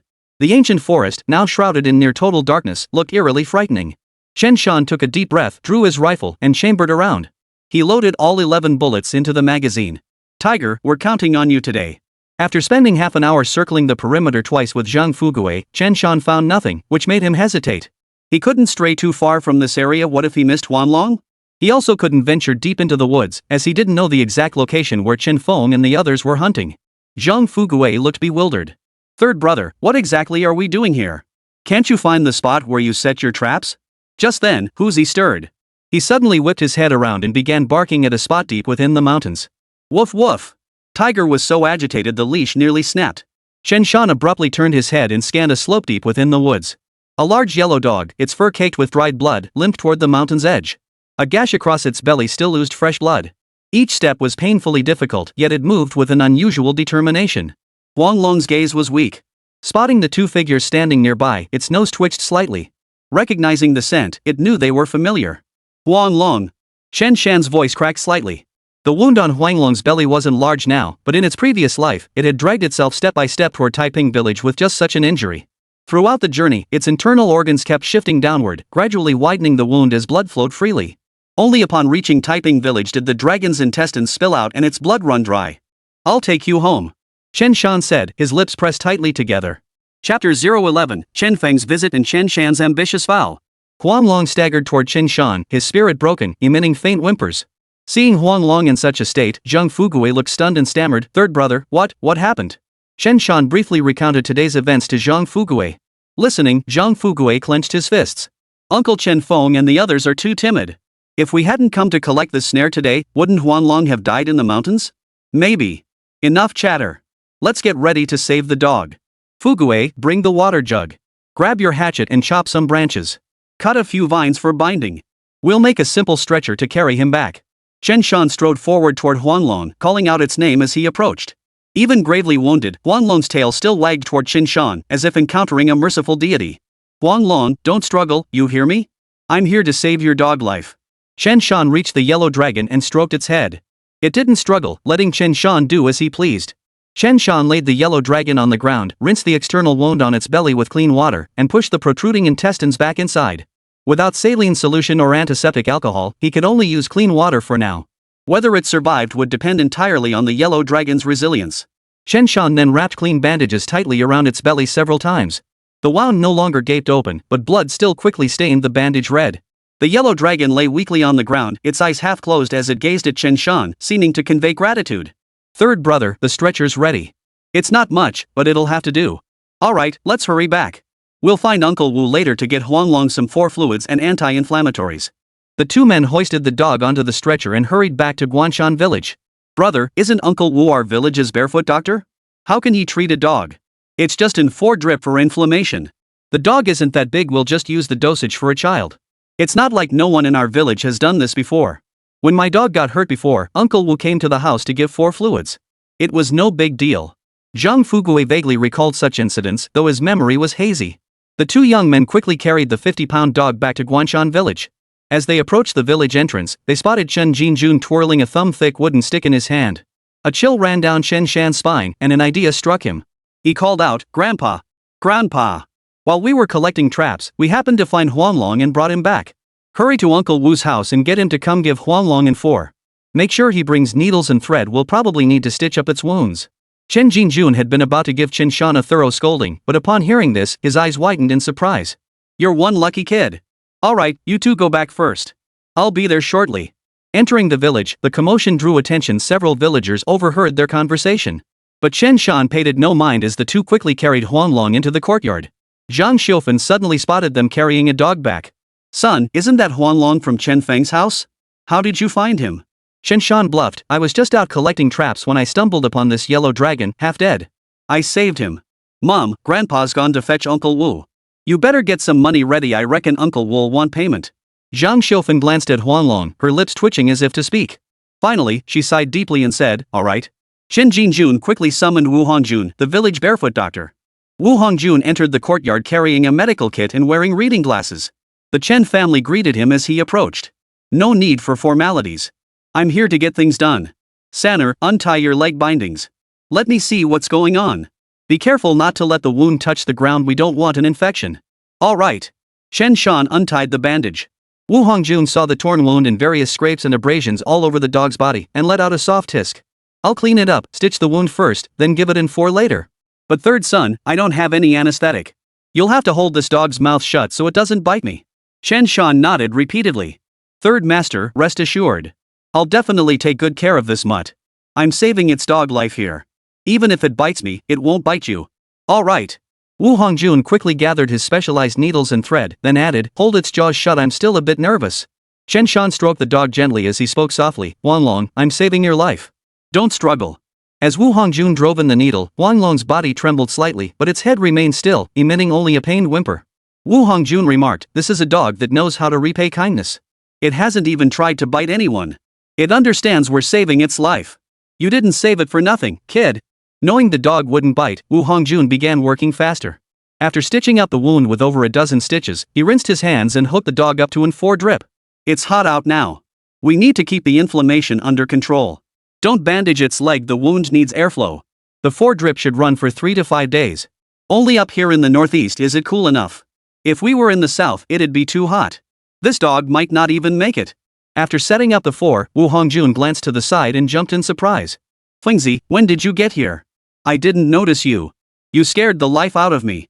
Chen Feng gazed at the yellow dragon lying on the ground with a complex expression and sighed softly. "Sanner, I heard from the villagers that you found Huanglong?" Chen Shan remained impassive. "Uncle Feng, I set some traps near Guanyin Mountain. I was planning to check them this afternoon, but I saw Huanglong struggling to come out of the mountains, so I saved him on my way." He didn't know Chen Feng's temperament well and was genuinely worried the man might be here to cause trouble. Chen Feng waved his hand dismissively. "Ah, no need to explain. I told you this afternoon if you could save it, this dog would be yours. Rest assured, Uncle Feng here isn't stingy. I came to thank you for saving this dog's life." Chen Shan had warned him today, but he hadn't paid it much mind. Now that the dog was saved, if he harbored resentment, that would make Chen Feng nothing but a heartless bastard. "Sanner, if this dog can be saved, it's yours." Chen Shan's heart swelled with joy. "Thanks, Uncle Feng. Hey, Sanner, take good care of it. I'll be heading back now." Chen Feng ruffled Huanglong's fur before rising and walking toward the courtyard exit. Huanglong whimpered twice, as if sensing something, and turned its head to look at Chen Shan. This would be its new master from now on. Wu Hongjun remarked with admiration that Chen Feng sure is straightforward. Chen Jinjun nodded in agreement. "Not bad. It's just a shame about the other dogs. Hey Hongjun, how much did you spend on 4 fluids for the dog these past few days? Wu Hongjun looked utterly speechless. Sanner just delivered 10 pounds of meat this afternoon. If I bring up money now, what do you take me for, you old rascal? Sanner, your third uncle here doesn't want money. But from now on, if you bag any game, just remember to treat your third uncle to a few pounds of meat. No problem, right? Chen Shan immediately patted his chest. Don't worry, third uncle. You'll never run out of meat from me. I'll feed you meat until you're sick of it. Chen Jinjun rolled his eyes. The kid was blowing his own horn way too high. He'd been hunting for decades and still hadn't managed to make his family sick of meat. Chapter 012, Death in Guanshan Village. The beast that injured must be killed. After chatting with the Chens for a while, Wu Hongjun strolled away without accepting any money from them. Seeing the Chen family's matter resolved, Zhang Fuguei returned to his own home across the way. In the courtyard, Zhang Xiufen beamed with delight. Uncle Wu San is actually quite decent. Chen Jinjun scoffed, he's eaten plenty of our meat over the years. Well, now I'm old and about to retire. Your son's taking over for him. That old codger's got his mouth full for the rest of his life. Chen Shan grinned cheekily. Grandpa, what are you saying? We've got 2 dogs now. Who knows when we'll need his help hunting in the future? Chen Jinjun snorted softly. Don't try to pull the wool over my eyes, kid. You said you went to collect the snares. Where are they? What did you snare? Chen Shan retorted indignantly. What kind of talk is that? I was rescuing the dog. I didn't have time to collect the traps on the mountain. Chen Jinjun wore an expression that said he saw right through it but chose not to call him out. Zhang Xiufen remarked, with an extra dog, we'll need so much more grain. Chen Ling countered, Mom, having an extra dog is actually good. When Grandpa and third son go into the mountains, it'll keep them more alert and safer. Zhang Xiufen finally nodded. Why else would I agree to this brat keeping a dog? Hunting without a dog? That's unthinkable. Chen Shan felt a warm glow in his heart. Thanks, Mom. Thanks, Grandpa. Thanks, sis. Hunting is still dangerous, son. Learn well from your grandfather and stop being so reckless. Yeah, got it, Mom. Alright, you two chat here. Your sister and I will go cook. We'll make a few good meals today so your dad can come home to a proper meal. Mom and Big Sis headed to the kitchen to get busy, and Chen Shan patted Huzi, who was circling around nearby. Get lost. Don't step on the yellow dragon later, got it? Huzi slunk off to his cage, looking utterly dejected, and fell asleep. Grandpa, speaking of which, isn't there a black bear on Guanyin Mountain? Hasn't anyone gone to hunt it? I heard bear gallbladders are worth a pretty penny. Chen Jinjun replied indifferently, who knows? There's always someone who'll go for the money. But in the middle of summer, with thick grass and dense woods, hunting black bears deep in the old forest is like looking for a needle in a haystack. It's a surefire way to get yourself killed. The old man's words sparked a sudden realization in Chen Shan's mind. Around this time in his previous life, someone from Guanshan village had gone bear hunting and been killed by the beast. As for who it was, Chen Shan's memory was a bit hazy. He hadn't paid much attention to it back then. Just then, a commotion erupted not far from the Chen household, loud enough to startle the neighborhood. Someone shouted, Chen San lies dead. Got mauled by a bear. Chen Jinjun abruptly stood up, glaring fiercely at Chen Shan. You're such a jinx, kid. You talk about it and it happens. What are you standing there for? Hurry up and see what's going on. We're all neighbors in this village. If we can help, we should. In those days, whether someone was seriously injured or died, it was a major event. Unless there was a blood feud between them, neighbors would visit to see if any help was needed. Grandpa, this really isn't my fault. I'm being framed. Chen Shan's mouth twitched. He should have never asked about it earlier. Chen Sanlai, originally named Chen Shiqiao, was also a hunter. His family kept a dog, and their living conditions were just average. In those days, people in northeastern rural areas rarely starved to death. The land was fertile after all. But achieving real prosperity? That was pretty much impossible. Most areas still operated under the commune system, so even if you wanted to get rich, there was no way to do it. Chen Shan and Chen Sanlai's son, Chen Shuabin, were classmates in junior high. But after finishing 7th grade, he dropped out. Chen Shuabin, however, persisted with his studies and did quite well academically. Stop beating around the bush. Come with me to take a look. Got it. Chen Jinjun sighed and quickly led Chen Shan toward Chen Sanlai's house. Grandpa, why are you heading out of the village? Chen Shan froze when he saw the old man wasn't going to Chen Sanlai's house. You youngster, don't you know those who die untimely deaths aren't allowed to return to the village? I thought I told you about this before. Chen Shan immediately understood. This belief was common in many rural areas of northeast China at the time. After all, it was still the 1980s, and some beliefs and customs were still quite old-fashioned. But in later generations, such customs gradually faded away. Sanner, we should go over there. If they need help putting up a tent, then we should put up a tent. Then we'll see what's really going on. Chen Jinjun looked at his grandson and shook his head. You young folks these days, in a few more years, I fear you won't remember much of the old ways and customs of our generation. Grandpa, our generation should be okay, but the next one? I doubt they'll know much. Chen Shan remained non-committal. Their generation still remembered quite a bit. It was the kids born after 1990 who were truly forgetting most of it. After they became adults, most of them spent their entire lives working away from home, rarely spending much time there throughout the year. As grandfather and grandson chatted, they reached the village outskirts. A makeshift memorial hall had been set up outside Guanshan village. Chen Sanlai's son, Chen Shuabin, and his wife stood nearby, their eyes reddened, talking with the village chief, Chen Dequan, and others. When Chen Shan and Chen Jinjun arrived, they saw village chief Chen Dequai chatting with someone. Soon, they caught fragments of the story.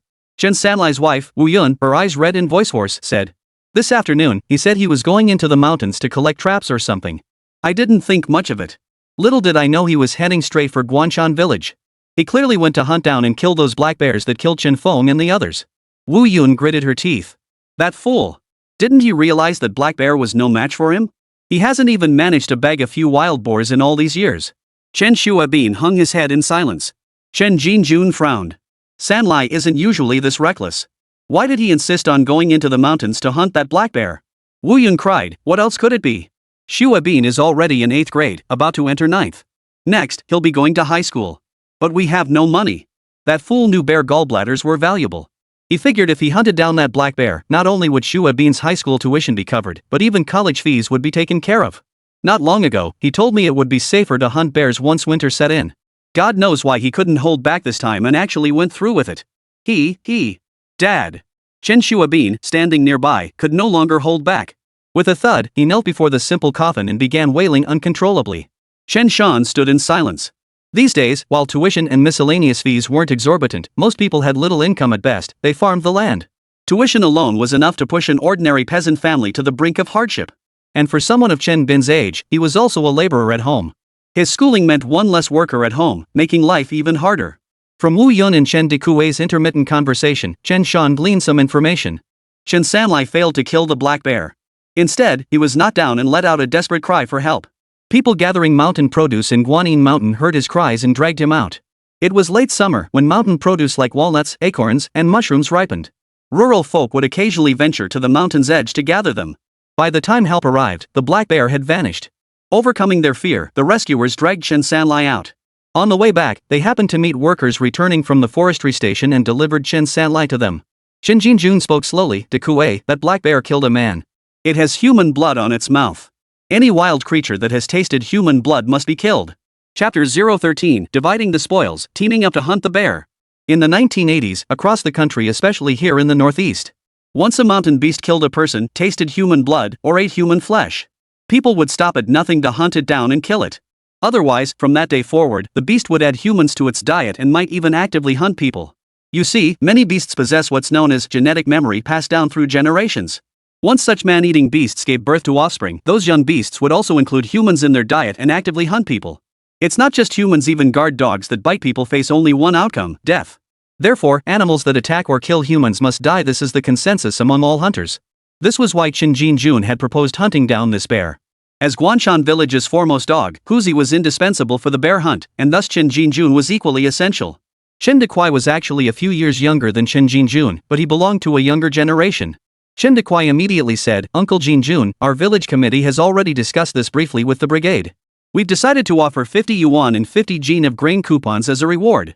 Whoever kills this bear will receive these 50 jin of grain coupons and 50 yuan. Of course, the village committee still recommends our hunters work together. Just shoot the bear down with a barrage of bullets and get it over with." After a pause, Chen Dekue sighed, "More people means better safety. We can't be like Sanlai, charging into the woods alone. That's asking for trouble. Uncle Jinjun, you'll have to steer the young folks in our village on this." The commune system was still largely in place, with communes made up of several production teams. Each brigade, in turn, comprised several hamlets and similar settlements, forming a hierarchical structure. Before Shaojiang village in the south pioneered the household contract responsibility system in 1978. Everyone ate from the communal pot, worked collectively, and earned fixed labor points daily. After Shaojiang's tremendous success, regions across the country began quietly emulating it. It wasn't until around 1983 or 1984 that official documents were issued to implement large-scale reforms. Shanghai Commune was slower to react, only beginning to secretly implement the household responsibility system in its third year. From now on, farmers in Changhua Commune only need to deliver a fixed amount of grain to the commune each year, with the surplus grain under their own control. The brigade still kept its own accounts. Scraping together a few dozen yuan and some grain coupons wasn't too much of a problem after all. This was a major undertaking. Summer bear hunting carried risks, so the commune headquarters would provide some incentive. Chen Dekue felt Chen Jinjun was steady in the hunt, and Tiger was a top-notch lead dog, renowned far and wide. Unlike the Chen Feng brothers, who lost their nerve at the sight of a bear and wouldn't even rescue their own dog. Moreover, the Chen grandfather and grandson had just bagged a massive 500-pound boar in the past 2 days, a verifiable achievement. A 500-pound boar with tusks, even an ordinary black bear would turn tail and run at the sight. A tree's shadow, a man's reputation. Chen Dequan knew he had to bring the old man out of retirement to take the helm. Chen Jinjun nodded. You deserve a thumbs up for reacting this way. Since you put it that way, if I don't accept this lead, all my years of hunting would have been for nothing. I'll ask the hunters in the village later and see what they think. Dekue, I'll take this job. But there's one more thing I need to ask you. If we manage to take down that black bear, do we get to keep the gallbladder? Chen Shan listened quietly nearby. He'd heard the old man say that these days, a single bear gallbladder was worth at least a few hundred yuan. In an era when average wages hovered around 10 to 20 yuan, that was no small sum. Bear gallbladders were valuable, but hardly anyone could actually hunt one down. Whenever a hunter managed to take down a bear, it would inevitably cause a stir for miles around, drawing crowds of people rushing over to gawk. Chen Dequan nodded. Uncle Jinjun, you're speaking out of turn. The bear you hunted is rightfully yours. After a pause, Chen Dekue hesitated before speaking. But Uncle Dekue, I do have a suggestion. Our village committee will certainly help the Sanlai family, but it's only a small contribution. If you manage to hunt a bear, could you spare a little of the money from selling the gallbladder for the Sanlai family? Chen Jinjun nodded. Don't worry, that's only right. Shua Bean's a good kid with top grades. He's one of our own here in the village. We'll help out where we can. We've got it covered. Chen Dequan finally nodded. Alright, stop standing around. Get back to work. Chen Shan and Chen Jinjun both nodded. Chen Shan walked over and gave Chen Shua Bean a pat on the shoulder. Chen Shua Bean looked up, his eyes red. He patted Chen Shan's arm in return, saying nothing more. Everything was understood without words. Soon, Chen Jinjun rounded up several hunters from the village and also called over Chen Feng and his brothers. Besides the 4 brothers from the Chen family, they also called the other 3 brothers in the village who hunted, Chen Tai, Chen Tong, and Chen Gang. The group gathered, and the old man relayed what Chen Dekue had said. Upon hearing this, Chen Feng gritted his teeth and declared, Old man, if you're leading the way, we're going too. It'll be revenge for those dogs back home. Chen Jinjun nodded. We absolutely have to go, and fast. That bear's territory is huge. We've got to take it down while it's still hanging around Guanyin Mountain. It's tasted human blood now. It'll keep an eye on anyone who ventures into the mountains. If we don't take it out now, more people will get hurt later. Shen Gang nodded. True. My father told us the same when he was still alive. He said years ago, a tiger dragged a man off in the mountains. The commune then formed a militia tiger hunting squad to go in. Dozens of hunting dogs from several brigades, over 100 men. It took them half a month, but they finally killed that tiger. Since this bear has killed, it must be taken down. Otherwise, we'll all be walking on eggshells whenever we go into the mountains. Uncle Jinjun, let's finalize the numbers. My family will bring 2 dogs and 3 people. Your family will send 2 people and 1 dog, plus Brother Feng and his crew. Chen Feng looked surprised. Gangzi, why include San'er? That kid hasn't been hunting long. Can he handle it? Chen Gang replied calmly, why not? That kid went into the mountains with the old man today and bagged a 500-pound boar.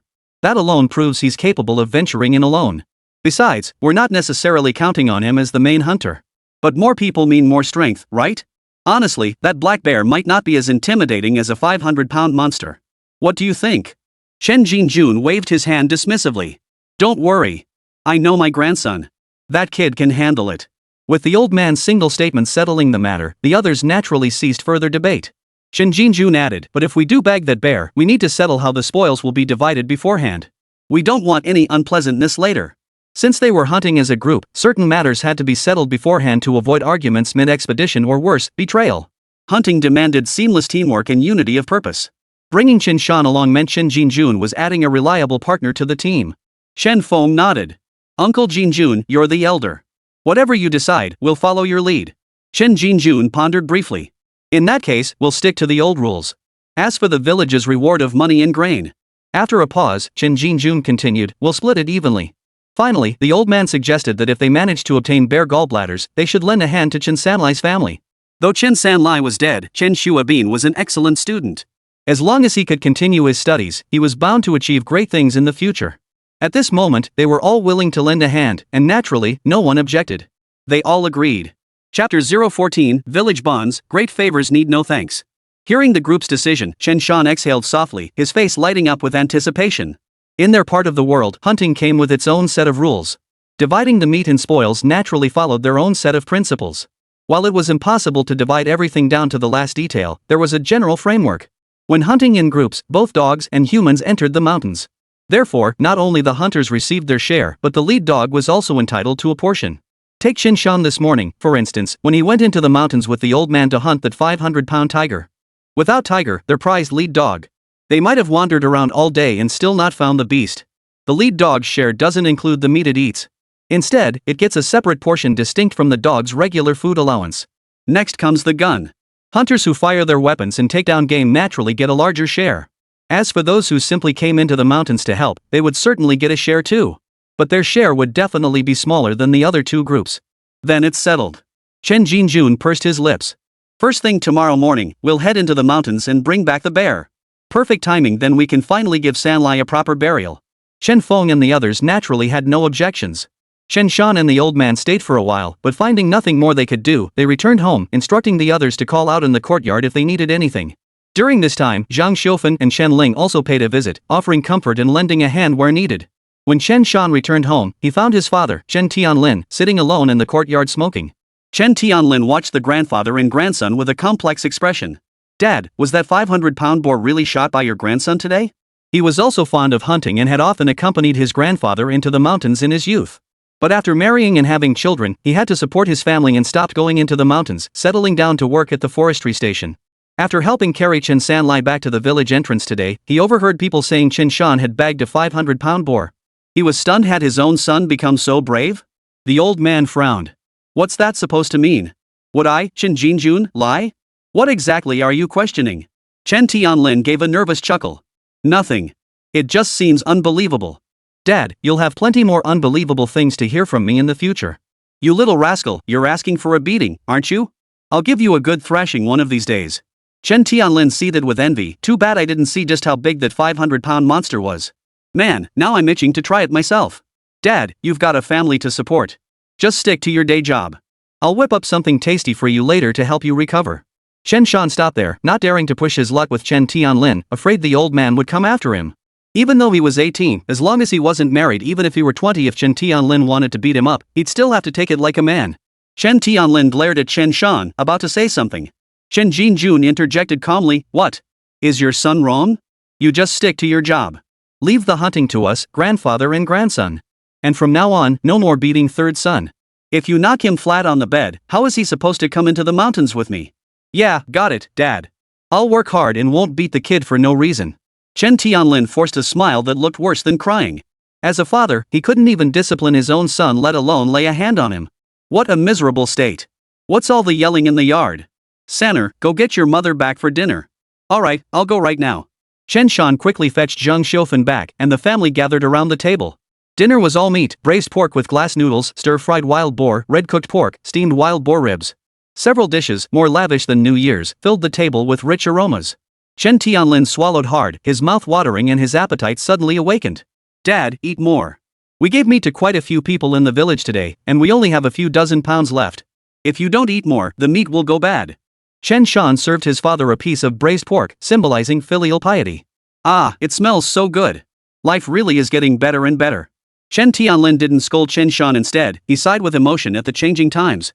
Yes, life is getting better and better. Now eat more meat and talk less.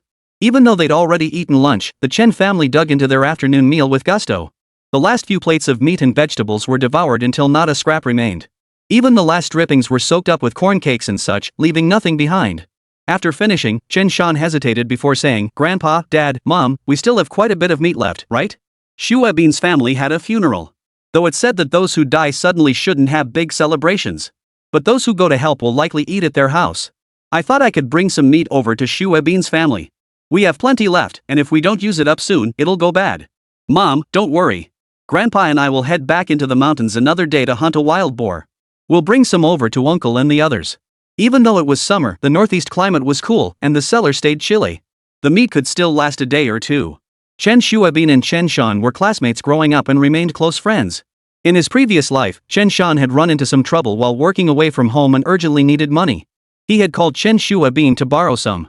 That was in the early 2000s. Having lost his father, Chen Shan had dropped out of school early. Though he'd managed to get by since, he wasn't exactly rolling in cash. But back then, Chen Shan didn't hesitate for a second.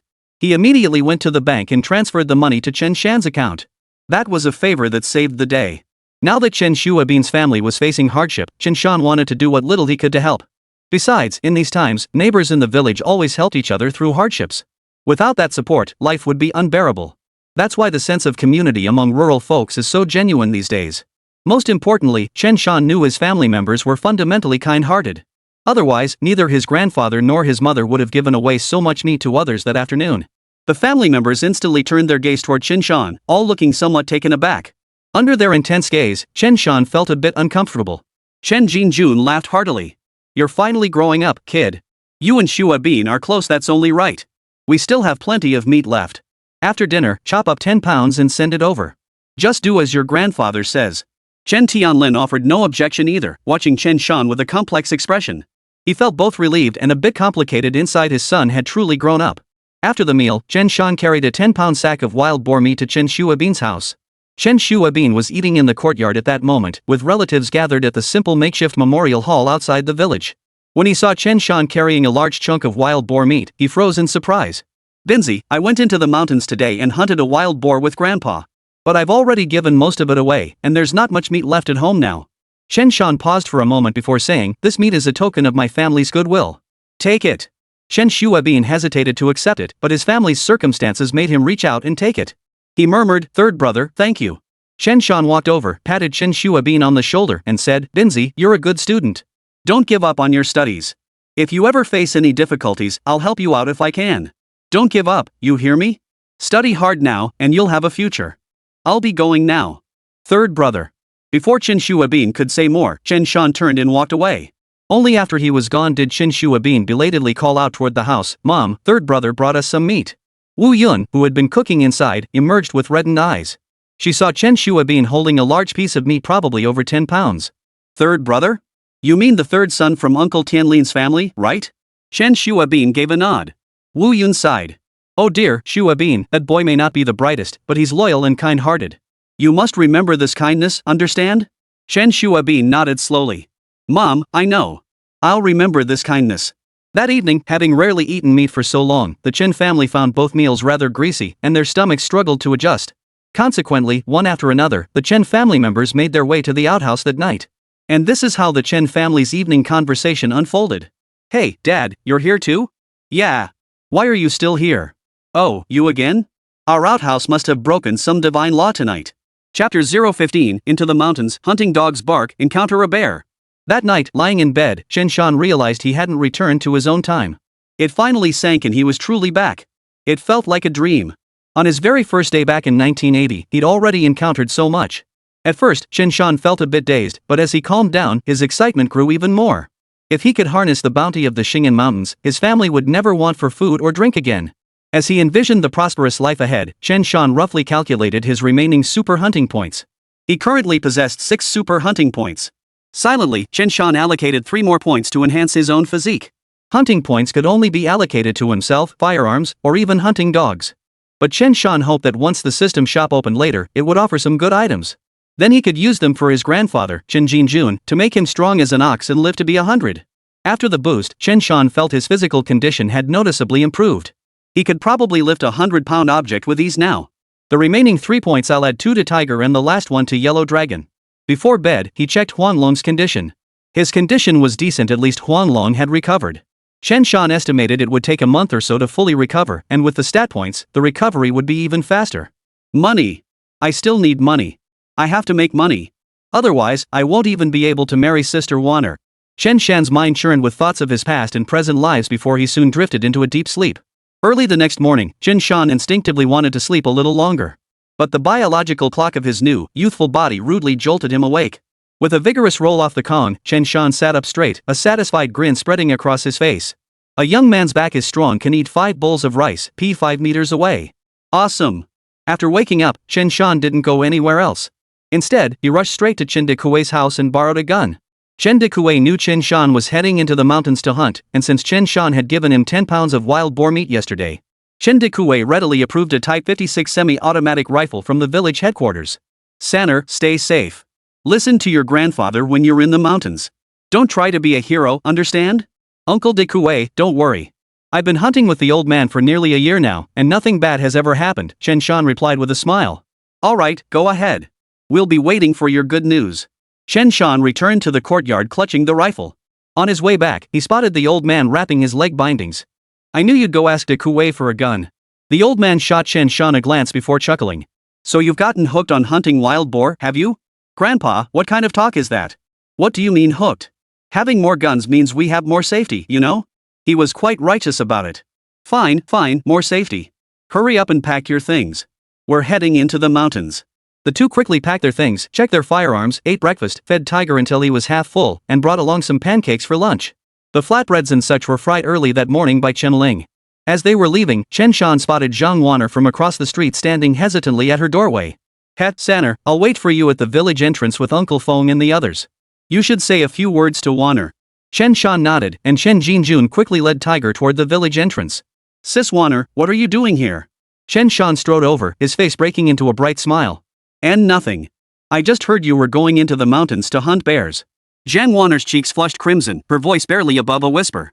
Be careful when you go into the mountains. I'll wait for you to come back. Chen Shan felt a warm surge in his heart. He walked over and looked Zhang Wan'er straight in the eyes. Sis Wan'er, don't worry. I'll come back safe and sound, and I'll bring you some bear meat to eat.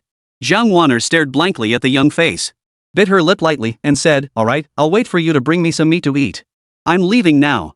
With that, Chen Shan strode purposefully toward the village entrance. At the village entrance, Chen Shan met the three brothers, Chen Gang, Chen Tai, and Chen Tong. Alongside them were two ordinary hunting dogs. Upon seeing the old man's leash Tiger, they both behaved themselves, not daring to bare their teeth. As Guanshan village's top dog, Huzu commanded considerable respect. Besides them, the Fortune brothers Feng, Gang, Tai, and Tong were naturally present as well. Hey, third brother, you got that gun from the village chief? If we'd known, we'd have gone to ask for a couple ourselves. Never mind, they're no good with guns. Let's go. Chen Feng's other brothers eyed Chen Shan's Type 56 semi-automatic rifle with envy. It's for hunting bears. Uncle Dekuei was being unusually generous this time. Chen Shan glanced around. Among the three Chen brothers, only one had a gun.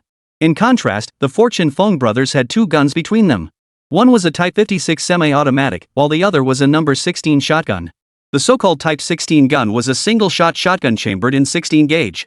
It was a modified gun, with the original shotgun barrel swapped out for the 76.2mm barrel from a Type 56 semi-automatic rifle, firing 7.62mm intermediate rounds. Thus, combined with Chen Shan and the old man's guns, that made 5 firearms, 3 dogs, and 9 people. Well then, no more dawdling. Let's make the most of our time. The group of 9 men and 3 dogs quickly set off toward Guanyin Mountain. These days, hunting meant no cars, just 2 feet to get you there. Not just hunting, even going to the market or visiting relatives meant relying entirely on one's own 2 legs. In later generations, it would be the young plagued by illness while the elders remained spry. The journey from Guanshan village to Guanyin Mountain was about 7 or 8 li. Grandpa, you just take the rifle. I'll carry everything else so you can travel light. Chen Shan took the shoulder strap off the old man's back as well. Sanner, you'll wear yourself out walking all that way. The old man still worried about his grandson. If I tire myself out, won't that tire you out too? Chen Shan chuckled, don't worry, I'm in great shape. This weight is nothing. If I weren't worried about you guys lagging behind, I'd be running the whole way. Chen Feng and the others showered Chen Shan with praise, casually asking about yesterday's incident with the yellow dragon. After hearing the explanation, Chen Feng fell silent. If it weren't for you, kid, we would have been the ones who cost Huanglong his life. You better take good care of him from now on. Chen Shan nodded. Don't worry, Uncle Feng. Chatting along the way, they soon reached Guanyin Mountain. Standing at the mountain's base, they were all sweating. Chen Feng took a deep breath and looked at Huzi. Huzi, finding that killer bear today depends entirely on you. Woof woof. Huzi gave a soft bark as if in response. Let's go into the mountains. Chen Jinjun gripped his Type 56 semi-automatic rifle, his expression solemn. The others shed their casual expressions, their faces hardening as they strode purposefully toward Guanyin Mountain. The forest was dense, overgrown with countless vines, thorns, and tangled undergrowth. Thus, there were no paths through the mountains, one could only push through.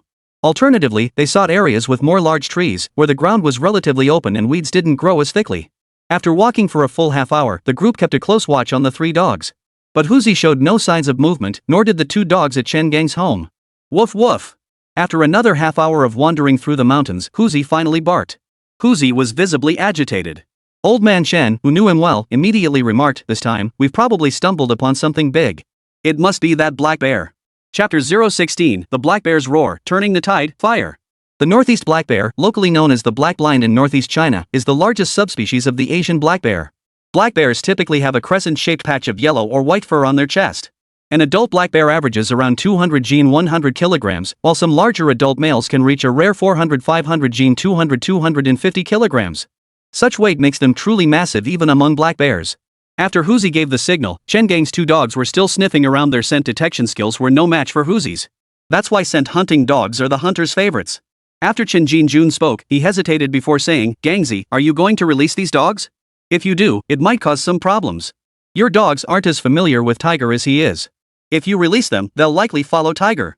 If they end up bullying that black bear, Tiger might manage to escape, but your dogs." After a pause, Chen Jun added, "It might get killed." Chen Feng replied quietly, "Yeah, Gangzi, take it easy. My dogs are just like that. They even mistake that black bear for a wild boar and dare to bite it. If we don't get there in time, they'll get killed." Chen Gang looked awkward. Then what should we do? He didn't want to let go only to have his hunting dogs killed. Chen Shan suggested, "Release Tiger first. He should be able to hold its own." After a pause, he added, "Besides, that black bear just killed a dog yesterday. If the dogs go in now, it might not even take them seriously. As for those 2 dogs at your place, Uncle Gangzi, keep them inside for now." He could see Chen Gang and the others were still hesitant. Since that was the case, as the younger generation, he'd just have to make the decision for them. Wait until Tiger has been out for a while before releasing the others. Seeing Tiger didn't attack, they probably won't charge in recklessly. As he spoke, Chen Shan silently added 1 super hunting point to Huzi. Ding! Congratulations, host. Tiger has successfully gained 1 special hunting point. Chen Shan glanced at Huzi and sensed that the hound's eyes seemed to have gained a new, more alert brilliance. Super hunting points could comprehensively enhance a hunting dog's abilities from intelligence and physique to reaction speed and even a slight boost in defense. However, Chen Shan believed that the enhancement from a single super hunting point would be limited. Still, it should suffice for now. Chen Jun immediately decided, then it's settled. Get ready to follow. I'm releasing the dogs. Tiger, go. Woof woof. The old man untied the leash around Huzu's neck. The dog sniffed the air briefly. Like a tiger entering the mountains, he instantly dashed off in one direction. Let's go. Chen Shan, laden with belongings he hadn't bothered to set down, swiftly followed Tiger's lead. Chen Jun grumbled, "That damn thing, how'd it get so wild all of a sudden? Stop spacing out and keep up." Chen Feng and the others nodded, immediately swarming to follow Chen Shan's lead. After sprinting for a full 3 minutes, Chen Shan heard Huzi's voice freeze in one spot. He wasn't moving, but he was still calling out. This time, however, it carried a mix of fear and excitement. Chen Shan shouted, "Uncle Gang, release the dogs." Chen Gang released both dogs at once. His 2 dogs suddenly charged toward the direction of Huzi's barking, leaving the men far behind. Chen Gang and the others were panting for breath, barely keeping pace with the old man, who was struggling to match the younger men's speed. In that moment, Chen Jun suddenly felt his age. Chen Shan didn't charge ahead alone. He paused briefly on a hillside, waiting for Chen Gang and the others. Only after the old man and the others had all arrived did he speak, "Let's go." After another 100 meters or so, Chen Shan and the others finally spotted Huzi and the others in a thicket of low shrubs. Huzi and the others were barking furiously at something hidden behind a thicket. Several large trees provided additional cover behind the thicket. Even Chen Shan could only make out a faint dark shadow behind the bushes, occasionally darting about. Chen Feng groaned helplessly, "Uncle Jun, what do we do? That thing's hiding in there. We can't see it, and we can't shoot. If we miss and scare it off, that'll be even worse trouble." Second brother Chen Hai hesitated. True. Judging by Tiger and the others' movements, that black bear must be hiding behind the bushes. This is tricky. We can't easily go around it either. If that black bear charges, we're in trouble. It could be on us in an instant. For some reason, black bears usually turn and run when they see dogs or hear them bark. But when they see people, they're less afraid and might charge right at your face. Sometimes they'll even walk right up to people, pawing at them as if treating them like toys. If they sense danger, they'll charge without hesitation to tear people apart. Injured bears or boars are especially terrifying. Chen Jun frowned. He'd only hunted bears a handful of times in his life. Chen Shan said, "We'll have to let Tiger take a small risk to force that black bear to shift its position. That's our only option." Chen Jun hesitated briefly before calling out, "Tiger cub! Go! Woof woof!" Huzi merely glanced back at Chen Jun, then without further hesitation, circled around and charged into the thicket. Grumble! Suddenly, the black bear, enraged by Huzu, let out a blood-curdling roar. Chen Gang, Chen Feng, and the others felt a wave of disorientation wash over them, their limbs going weak. Generally speaking, when ordinary people first hear a bear's ferocious roar, they instinctively feel fear. This fear is etched into human DNA, a primal wariness toward the fierce beasts of the wilderness. Some timid souls might even wet themselves on the spot from such a primal scream. Many in later generations, after binge-watching short videos, came to think tigers were trash, bears were nothing special, and wolves were so weak even a dog could take them down. Yet in reality, when chased by a dog, they'd end up yelping in terror. Ha! Another growl made Chen Shan's pupils contract sharply. In his field of vision, a black bear burst out of the thicket. Its black fur bristled, and its dark pupils held the cold, predatory gaze of a beast. In that instant, the roles of hunter and prey reversed. Huzi sensed danger too. Determined to protect its master, its growl swelled into a thunderous roar, attempting to intimidate the bear. Simultaneously, it lunged at the bear from the side, attempting to block its path or even sink its teeth into the thick fur. But the black bear didn't even glance at Tiger. With a mere flick of its forepaw, Tiger was sent flying backward into the woods like he'd been struck by lightning. His 50 or 60-pound body crashed into the trees, a piercing howl escaping his throat. Chen Gang's 2 hunting dogs charged forward as well, attempting to block the black bear. For their master, they would fear no danger. Thud! The bear merely waved its massive paws, sending both dogs flying through the air with agonized yelps. They seemed to have been struck by a speeding truck, blood spattering through the air. In a mere 20 to 30 meters, the black bear closed the distance in an instant. The Chin brothers had never fought a black bear before, and 2 of them didn't even have guns. Seeing such a massive beast charging toward them, they nearly pissed themselves. "Big bro, you bastard, shoot already." Chen Gang's hands went limp. He tried to pull the trigger with all his might, but it felt like he couldn't get his finger to move. Chen Feng and his brothers had 2 guns. One was a number 16 single-shot rifle with a barrel extension. Chen Tian managed to fire a shot, but it veered off into the sky. His hands were shaking too badly. As for Chen Feng himself, he was too terrified to act. The horrific deaths of the dogs yesterday hung over him like a shadow, and he simply couldn't pull the trigger. "We're done for." The thought flashed simultaneously through all their minds. Useless. Though the old man's face had gone pale, he remained steady. He instantly raised his gun and took aim. "You bastard, look at me." Chen Shan had already raised his gun to his face, staring intently at the black bear, his sights locked on it. He felt no fear, only a surge of adrenaline coursing through his veins, his body trembling with excitement.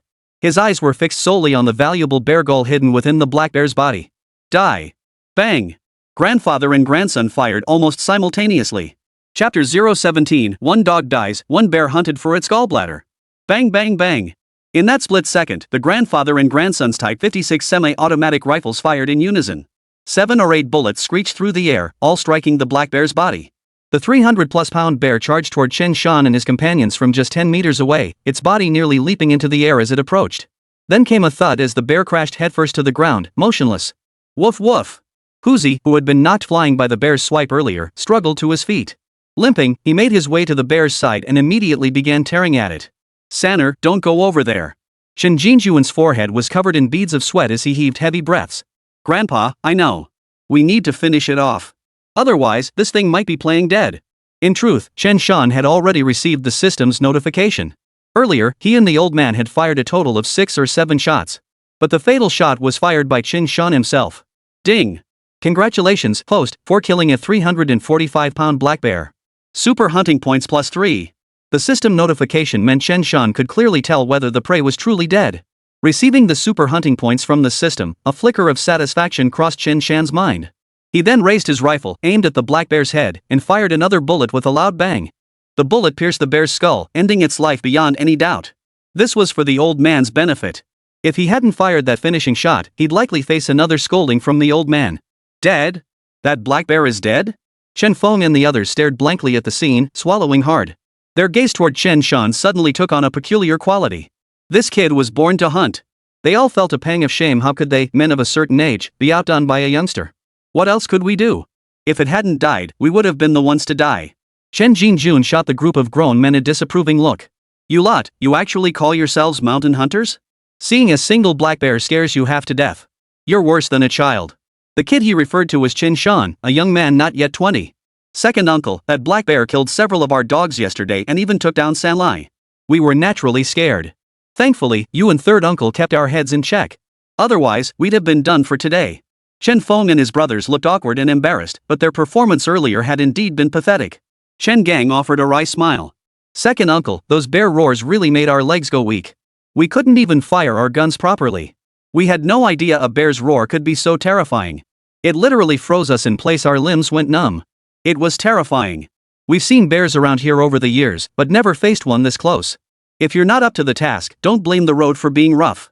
Chen Jin snorted coldly but said no more. But he knew deep down, next time they went into the mountains to hunt beasts of this caliber, he couldn't bring these guys along. These guys weren't even as reliable as his own grandson. Taking them into the mountains again would only get them killed sooner or later. Though displeased, the old man didn't show it. He simply resolved never to risk his life with them again. Chen Shan chimed in, Uncle Geinzi, stop spacing out.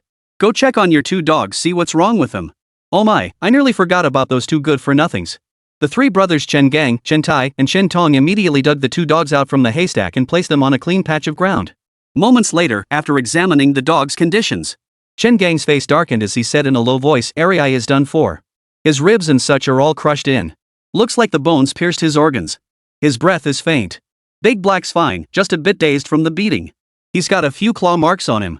Chen Shan immediately walked over, took a look, and confirmed what Chen Gang had said. Arai was beyond saving. Uncle Gang, what now?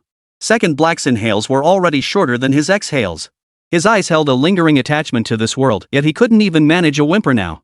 Chen Gang fell silent for a moment before speaking slowly, a good dog should die on the mountain. We can only put him out of his misery. Hunting was like that, danger lurked for both man and beast. But often, as long as the hounds aren't wiped out, the hunters usually remain unharmed. Hunting dogs are a hunter's most loyal companions, fearing neither life nor death for their master. They willingly die before their masters. If their master dies first, they will often fight the prey until their last breath. And a good dog should be allowed to die in the mountains. There's wisdom in that. For hunting dogs raised from puppyhood to roam the mountains, they may be wounded in the mountains, and they may die in the mountains. But what they themselves find most unbearable is growing old and being barred from the mountains, only to waste away in the courtyard until death, utterly useless. Some hunting dogs, unable to enter the mountains, may even become depressed or die quickly. Therefore, when hunters retire from hunting, they often find better owners for their still capable dogs, ensuring they can continue venturing into the mountains until their final breath. Arai, I'm sorry. Chen Gang watched Arai's agonized expression, gritted his teeth, drew his knife, and put the dog out of its misery. Today, 9 men and 3 dogs entered the mountains. 1 dog died, and 2 were injured. Big Black, standing nearby, couldn't bear to watch and let out a whimper, as if he understood what had happened. Chen Gang ordered, Arai and San, grab the tools and dig a grave. Bury it here. Make the hole deep enough so the mountain beasts won't dig it up. To hunters, their hunting dogs were no different from family. Hunters would never eat their own hunting dogs, nor would they eat dog meat at all. If anyone dug up a buried hunting dog to eat its meat, it would be a mortal enmity. Those with fiery tempers would draw their guns and shoot. Chen Shan checked Huzi's condition. Huzi had only suffered a scratch on his front leg from the bear's claw, leaving 2 shallow cuts. He licked them, and the bleeding stopped. You lucky dog. Survived 2 near-death experiences. You'll have good fortune ahead. Gently rubbing Huzi's head, Chen Shan turned to look at Chen Jinjun. Grandpa, should we gut it now? Although the hunting dog at Chen Gang's house was dead, he didn't feel much about it, only a slight sense of pity. Hm, gut it. Otherwise the bile will start to diminish. Sanner, you handle it. I'll supervise. Fengzi, you two come over and give third brother a hand. I'll take a breather. Chen Jinjun sighed inwardly at how old he truly was. After running into the mountains for just a short while, he was already panting heavily.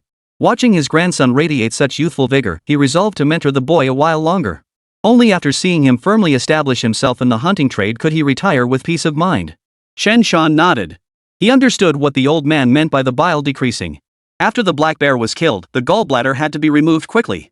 Otherwise, the bile would be reabsorbed by the liver, reducing its quantity.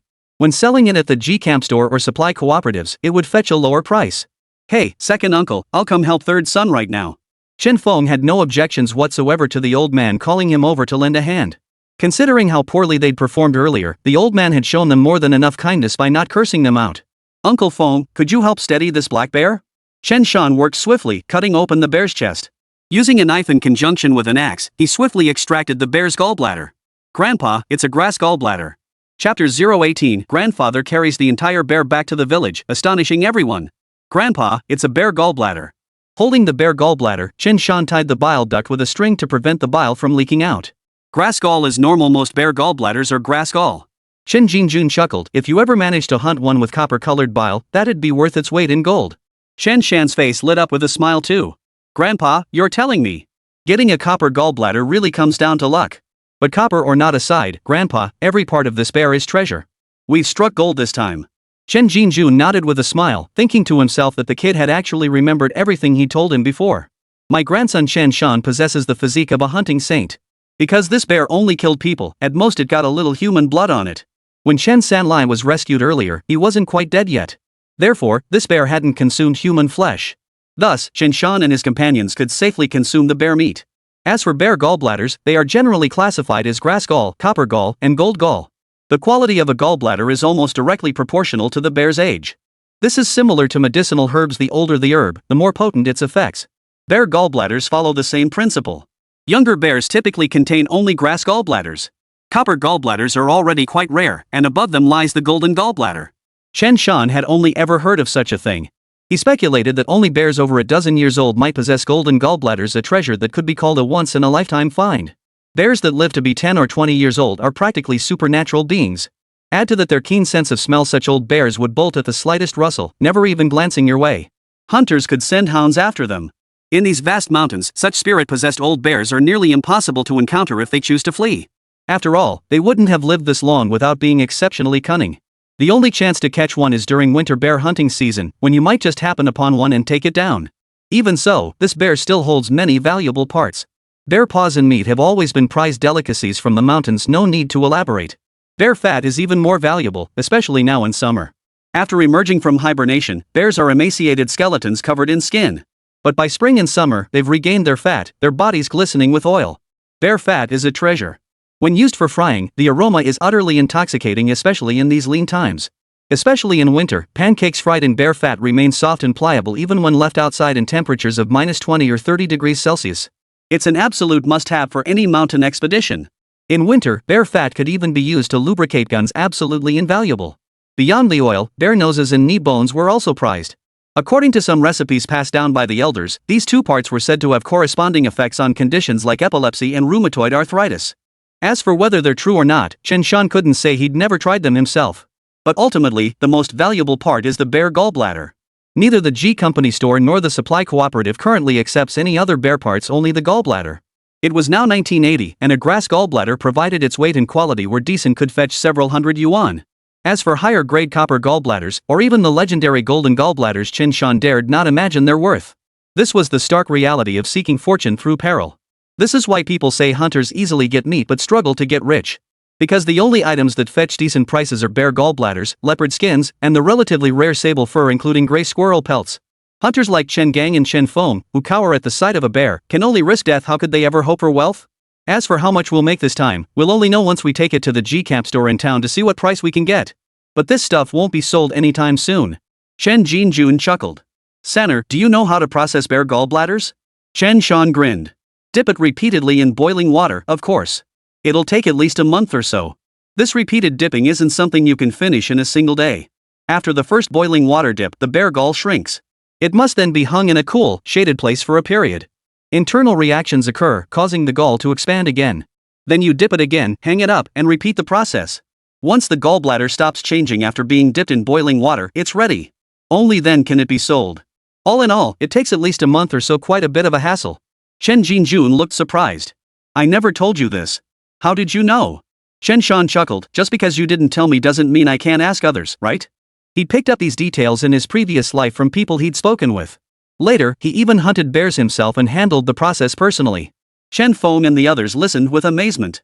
There's a lot to it, second uncle. Third brother really knows how to hunt. He's seriously impressive. We were all scared just now. That kid stood there as steady as a rock. His shooting stance was exactly like yours. No wonder he's your student. Chen Feng's second son, Chen Lu, nodded in agreement. Truly impressive. He wasn't even scared when the bear charged right at him. No wonder he took down that 500-pound beast.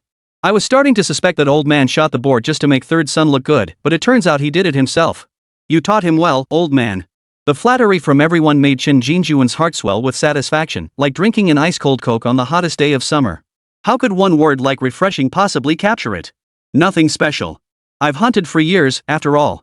How could my grandson turn out any different? You youngsters still have a lot to learn. Chen Feng and the others watched as the old man finally shed his gloomy expression, and they couldn't help but breathe a sigh of relief. Chen Shan's mouth twitched uncontrollably. To avoid getting scolded, these guys were shamelessly sucking up. When it came to thick skin, Chen Shan realized he still had a lot to learn compared to Chen Feng and the others. Heh, you bet. How could we dare compare to the old man's disciples? The group launched into another round of flattery, practically hyping the old man up as the top hunter across several provinces in northeast China. Chen Shan waved his hand. Uncle Feng, that's enough. We really need to get home. After speaking, Chen Shan cut off their mutual praise and said, Grandpa, after gutting this bear, I reckon it's still got at least 200 pounds on it. How are we gonna get it down the mountain? Should we cut it into chunks? Chen Jinjun spat. Chop it? Hell no. First, we'll cut off some meat for the dogs. Then we'll grab a few sturdy sticks or something to carry it back. If we chop it up, it'll lose its charm. Chen Shan. Well, pride is everything. The old man was clearly thinking about the village, where he could continue basking in everyone else's praise. Chen Shan felt a pang of envy. Why wasn't anyone praising him? This bear was hunted by Chen Shan, the man with the prowess of a hunting god. Chen Feng and the others were such jerks. Why couldn't they just give him a couple more compliments? Chapter 019, Fame must be seized in youth. What's the matter, third son? Got a problem? It's only a bear weighing over 200 pounds. Can't the 8 of you carry it down the mountain? Chen Jinjun seemed to catch Chen Shan's expression and retorted. Chen Shan nodded. Ahem, no objections here, Grandpa. The 8 of us are strong young men, we can certainly carry a 200-pound bear down the mountain. Chen Jinjun hummed in acknowledgement. He stood up, walked over to the bear's carcass, gave it a couple of glances, then shot Chen Shan a look filled with mixed emotions. Sanner, that bullet in the black bear's forehead, that was yours. After a pause, Chen Jinjun sighed deeply. Which means, this bear was killed by you, kid. Chen Shan smiled indifferently. Grandpa, I learned this from you. I've got some skills now, huh? Pretty impressive, right? Chen Jinjun nodded. I never knew you had this kind of skill before. You're far better than these other guys. Yesterday you took down a big boar, and today you hunted a black bear weighing over 300 pounds. Third son, you've truly mastered the art of hunting. Chen Feng, hearing this, exclaimed in surprise, Grandpa, you didn't kill that bear? No, I didn't. I fired 3 shots, 2 hit the bear's belly, 1 missed.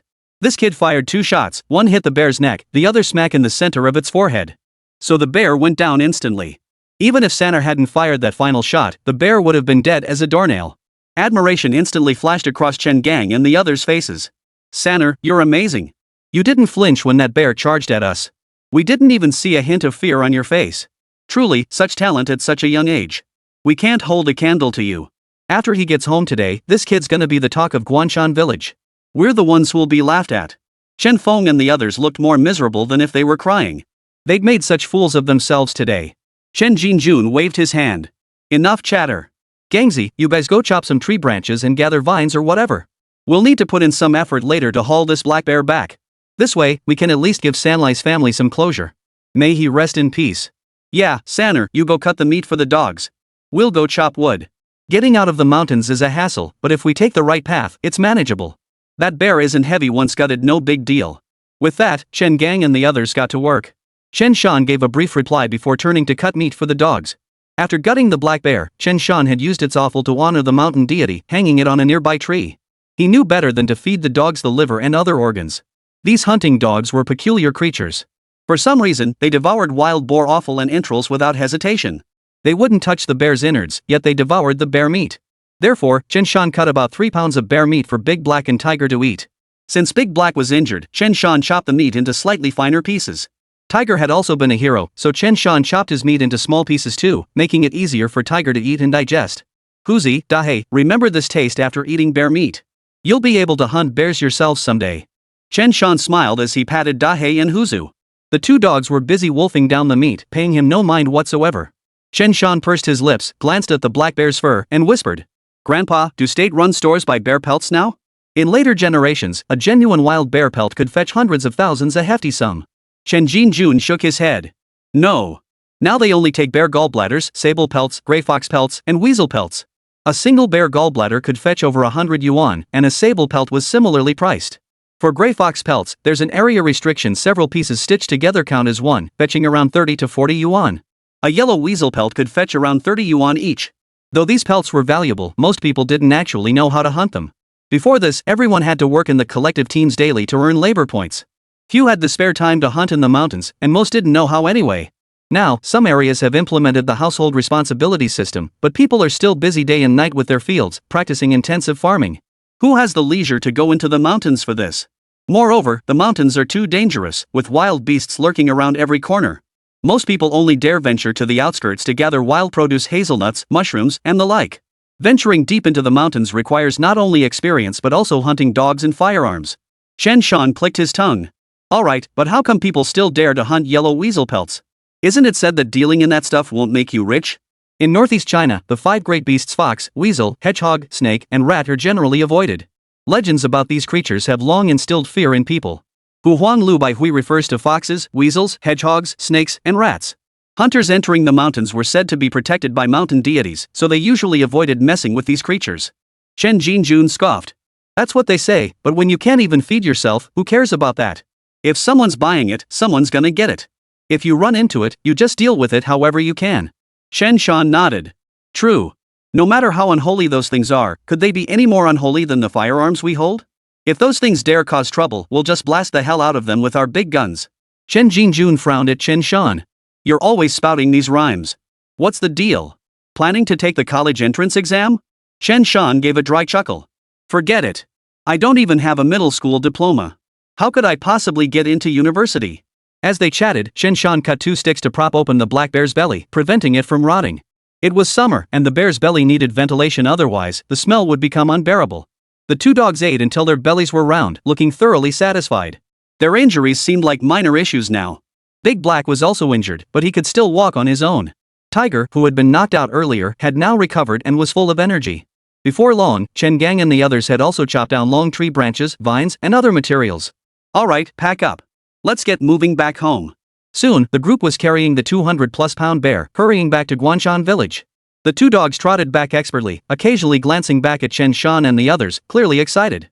Along the way, many passers-by were startled by the black bear Chen Shan and his group were carrying, and they followed them to Guanshan village to see the commotion. The crowd of onlookers grew longer and longer, eventually swelling to over 20 or 30 people. Midway, Chen Jinjun announced to them, "Now, I must tell you this, while these fellows helped, it was my grandson Chen Shan who shot and killed this bear with a single bullet. See that? My grandson Chen Shan of Guanshan village." Chen Shan looked slightly taken aback. "Grandpa, you're really hyping me up here.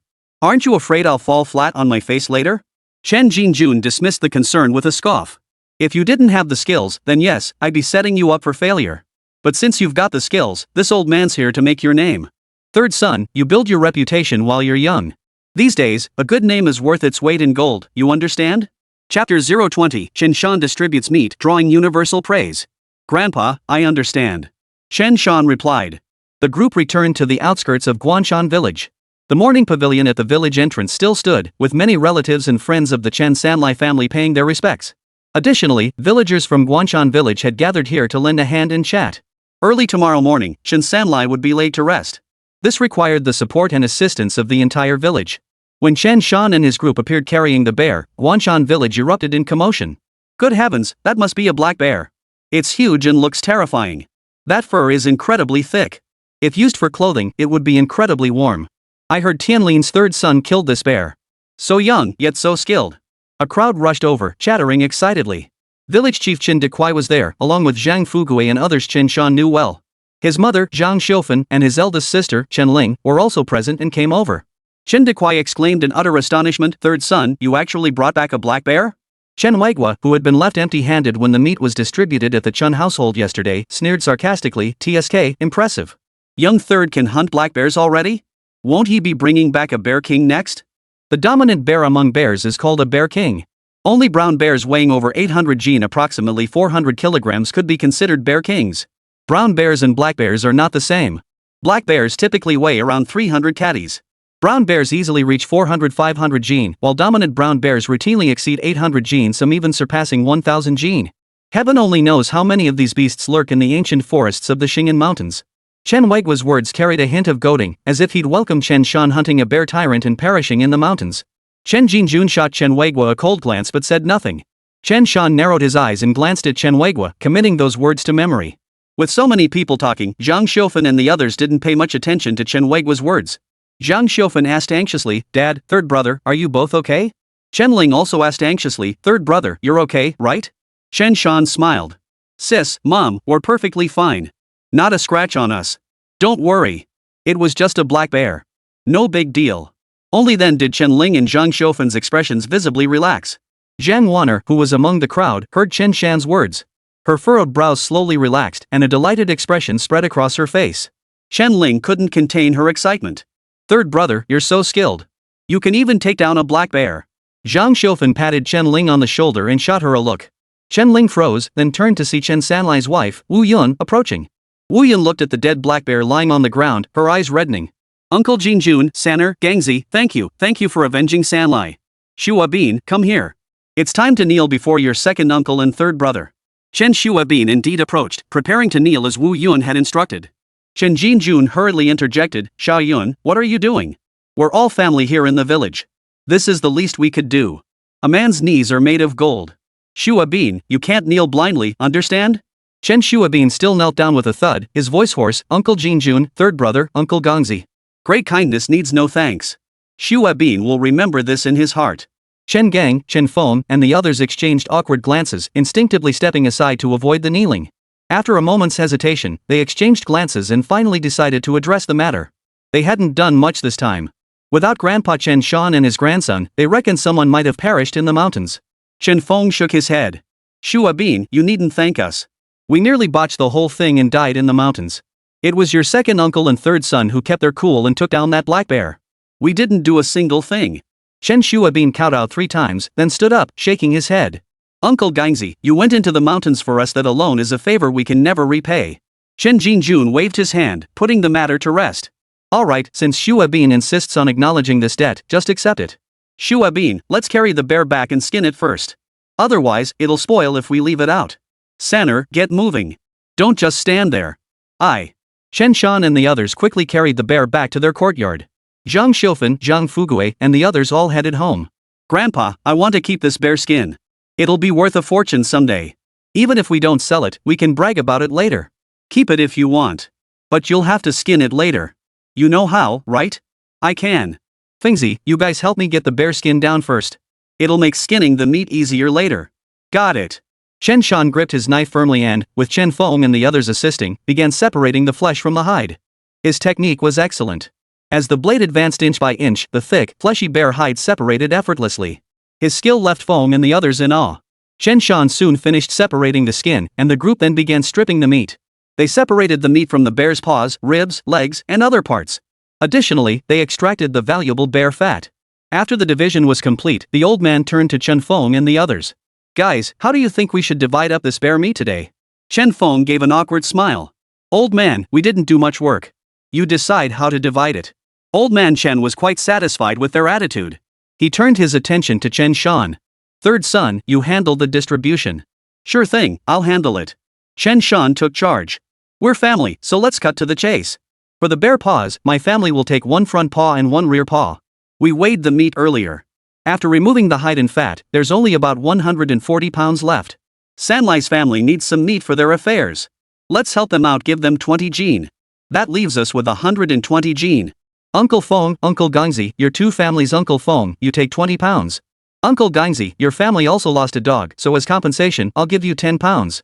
That makes 30 pounds of meat for your family. As for the 2 bear paws, you 2 families can divide them yourselves. For the bear fat, my family will take the larger share. Later, you 2 families can each cut off a portion to take home. The bear gallbladders will be divided as we agreed earlier.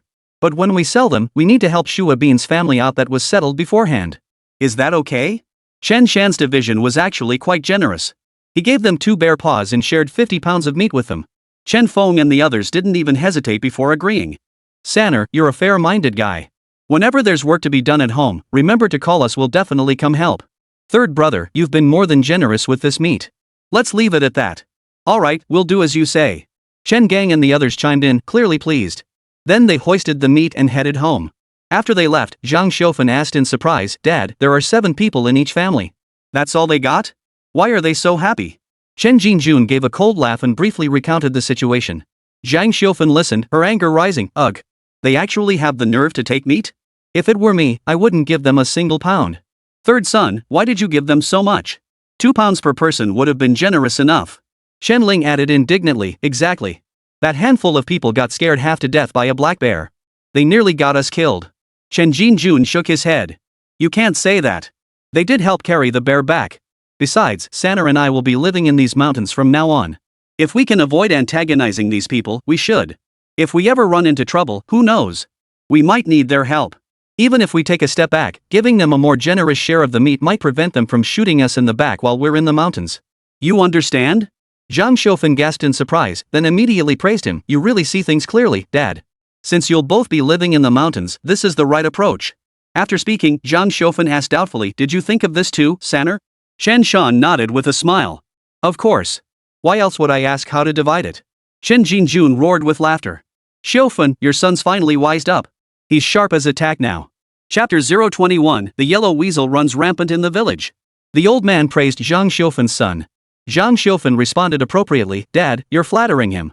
If my son is doing well, that means your grandson is doing well too. That's because you raised him well. Otherwise, how could third son, at such a young age, have hunted a wild boar weighing over 500 pounds, and even bagged a bear today? In all the surrounding villages, which young man could match your grandson's achievements? I'd wager not a single one. My third son is the best. What mother wouldn't want her son to be accomplished? Zhang Xiaofan felt these two feats would be the talk of the village for a year. After speaking, Zhang Xiaofan added softly, now we don't have to worry about finding a daughter-in-law either. But Dad, how much is that bear gallbladder worth? Zhang Xiaofan knew full well that only a handful of things from the mountains could fetch a decent price. Chen Ling blinked her eyes and chimed in, exactly. Grandpa really knows his stuff. But how much can a bear gallbladder sell for, Grandpa?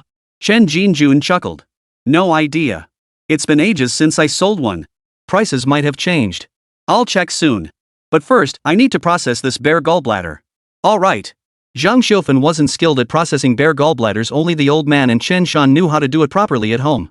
Chen Shan certainly knew how, but the old man didn't trust him to handle it, so he went to do it himself. After the old man went to the kitchen to get busy, Zhang Xiaofan said happily, Son, does that mean we can have stewed bear paw today?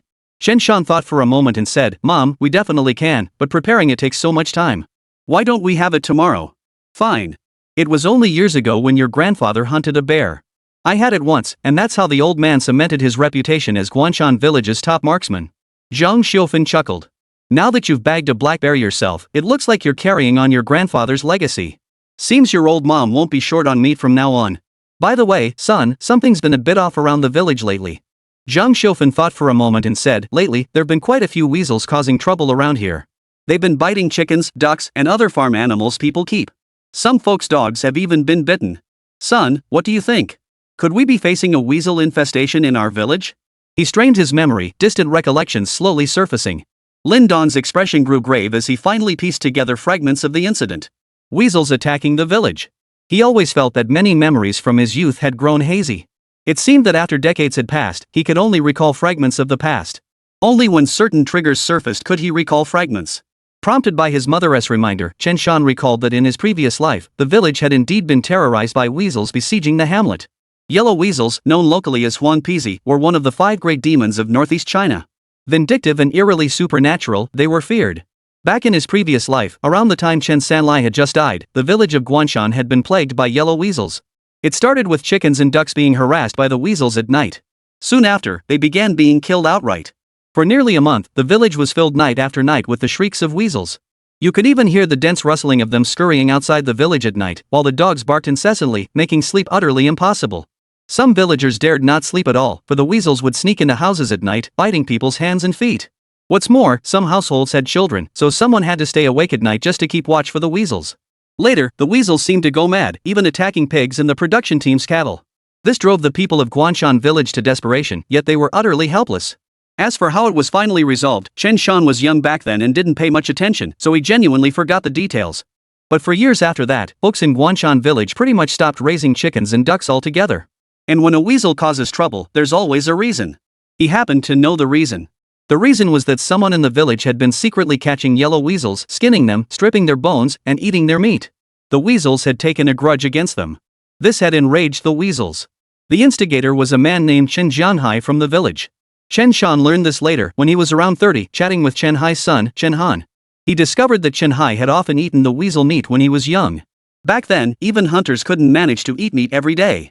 He casually asked, "What kind of meat did your family eat back then?" Chen casually replied, "Yellow-furred weasel meat." But after saying that, Chen Han fell silent, realizing he'd slipped up. Chen Shan roughly matched the time frame Chen Han mentioned eating weasel meat, realizing it was precisely the period before the weasel rampage in the village, and understood the situation. During the commune era, Chen Jianghai had been a lazybones, idle and gluttonous, scraping together work points by slacking off. After the household responsibility system was implemented, no one did his farm work for him anymore. He still planted crops, but rarely tended to them. Of course, the fertile soil of northeast China meant even neglected fields yielded decent harvests. Plus, his wife was hardworking, so starvation was never a threat.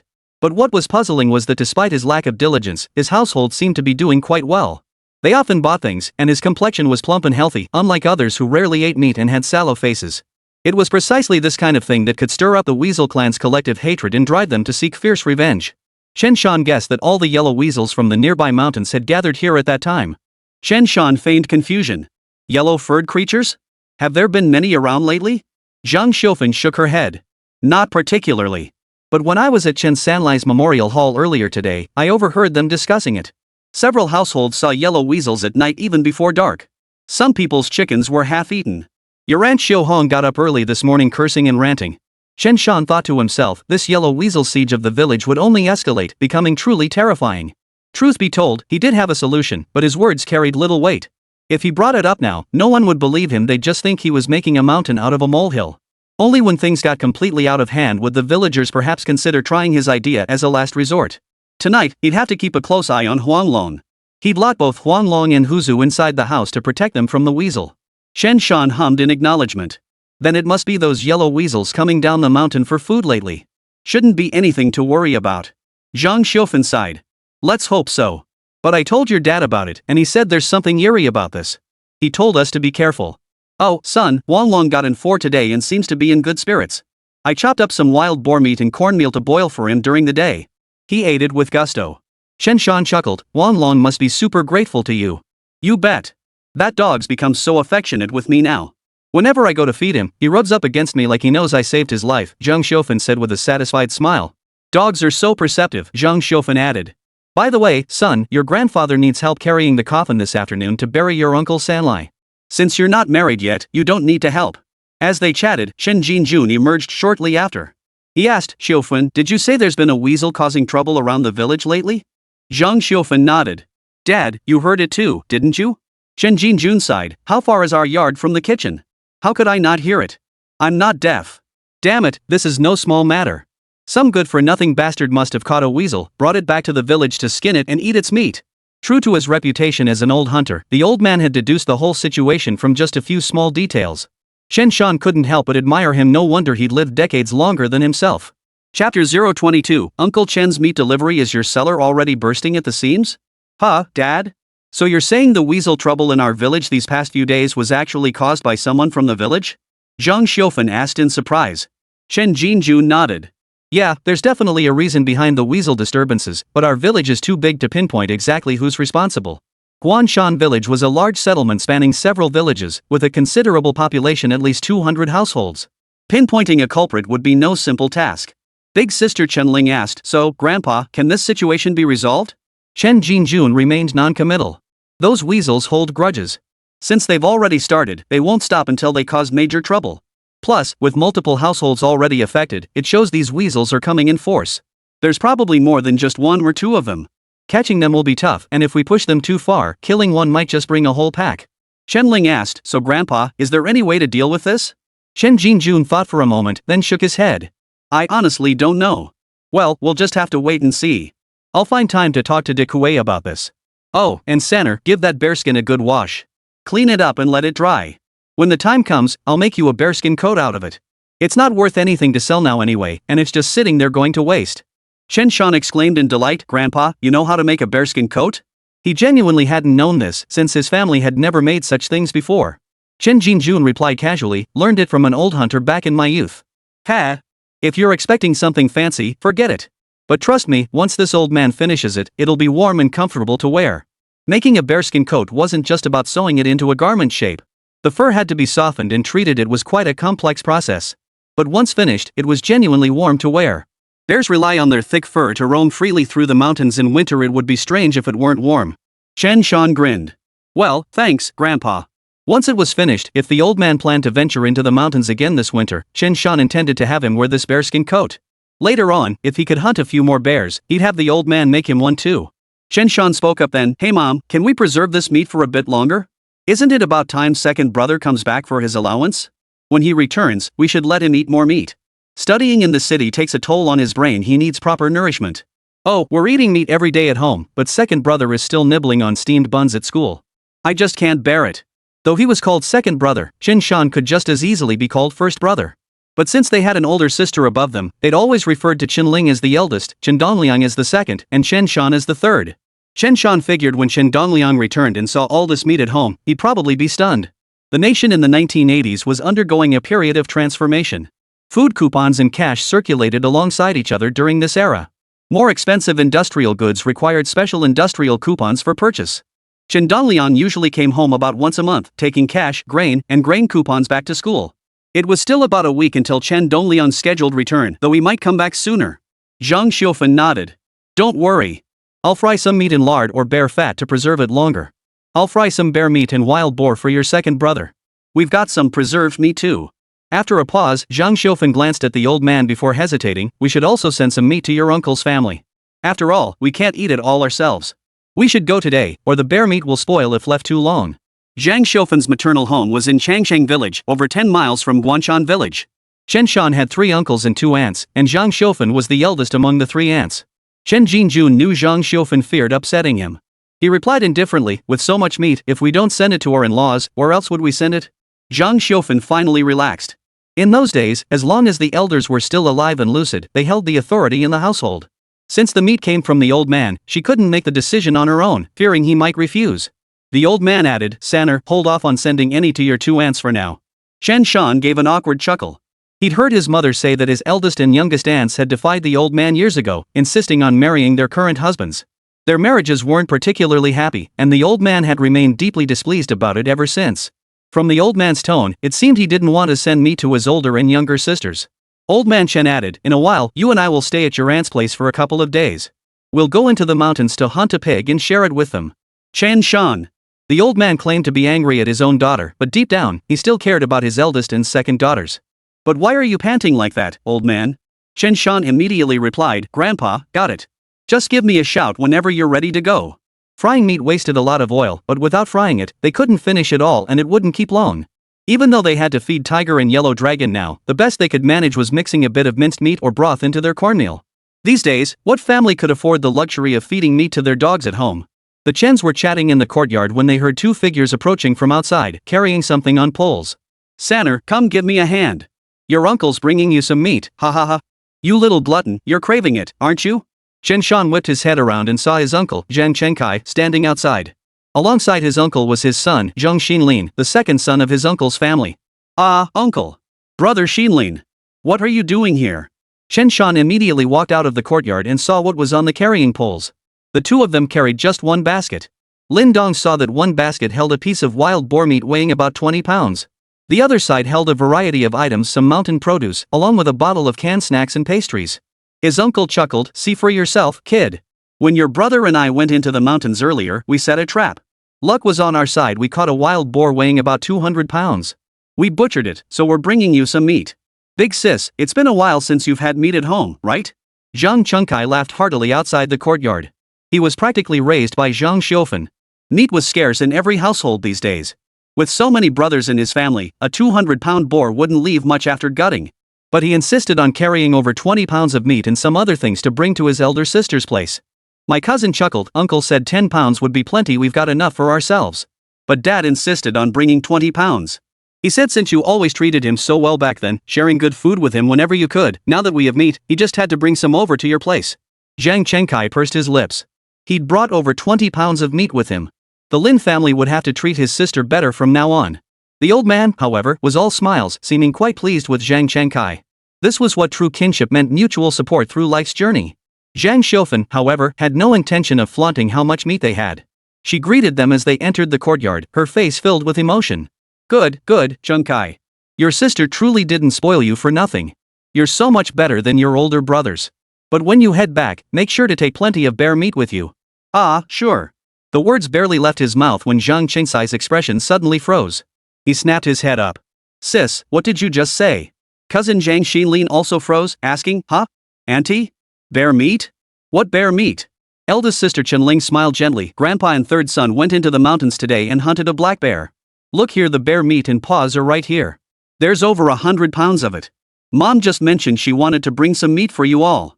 It's perfect timing that you're here, uncle. You can just take the bear meat back with you.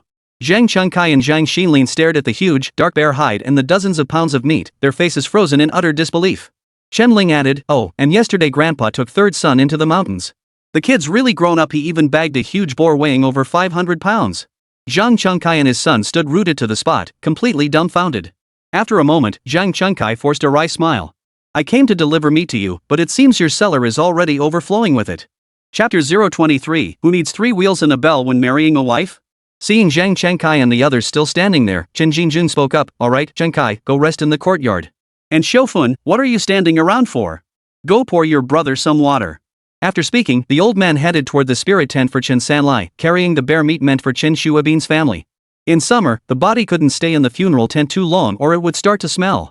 They needed to help Chen Shuabin's family bury Chen Sanlai. Since Chen Shan wasn't married yet, he didn't have to help carry the coffin. Zhang Xiaofun went to fetch water for Zhang Chengkai and his son. Chen Shan brought over chairs for them to sit down, and the group chatted in the courtyard. Both sides exchanged recent news from their respective villages. Zhang Chengkai and his son also learned about Chen Dong's bear hunt and the incident with the cannonball.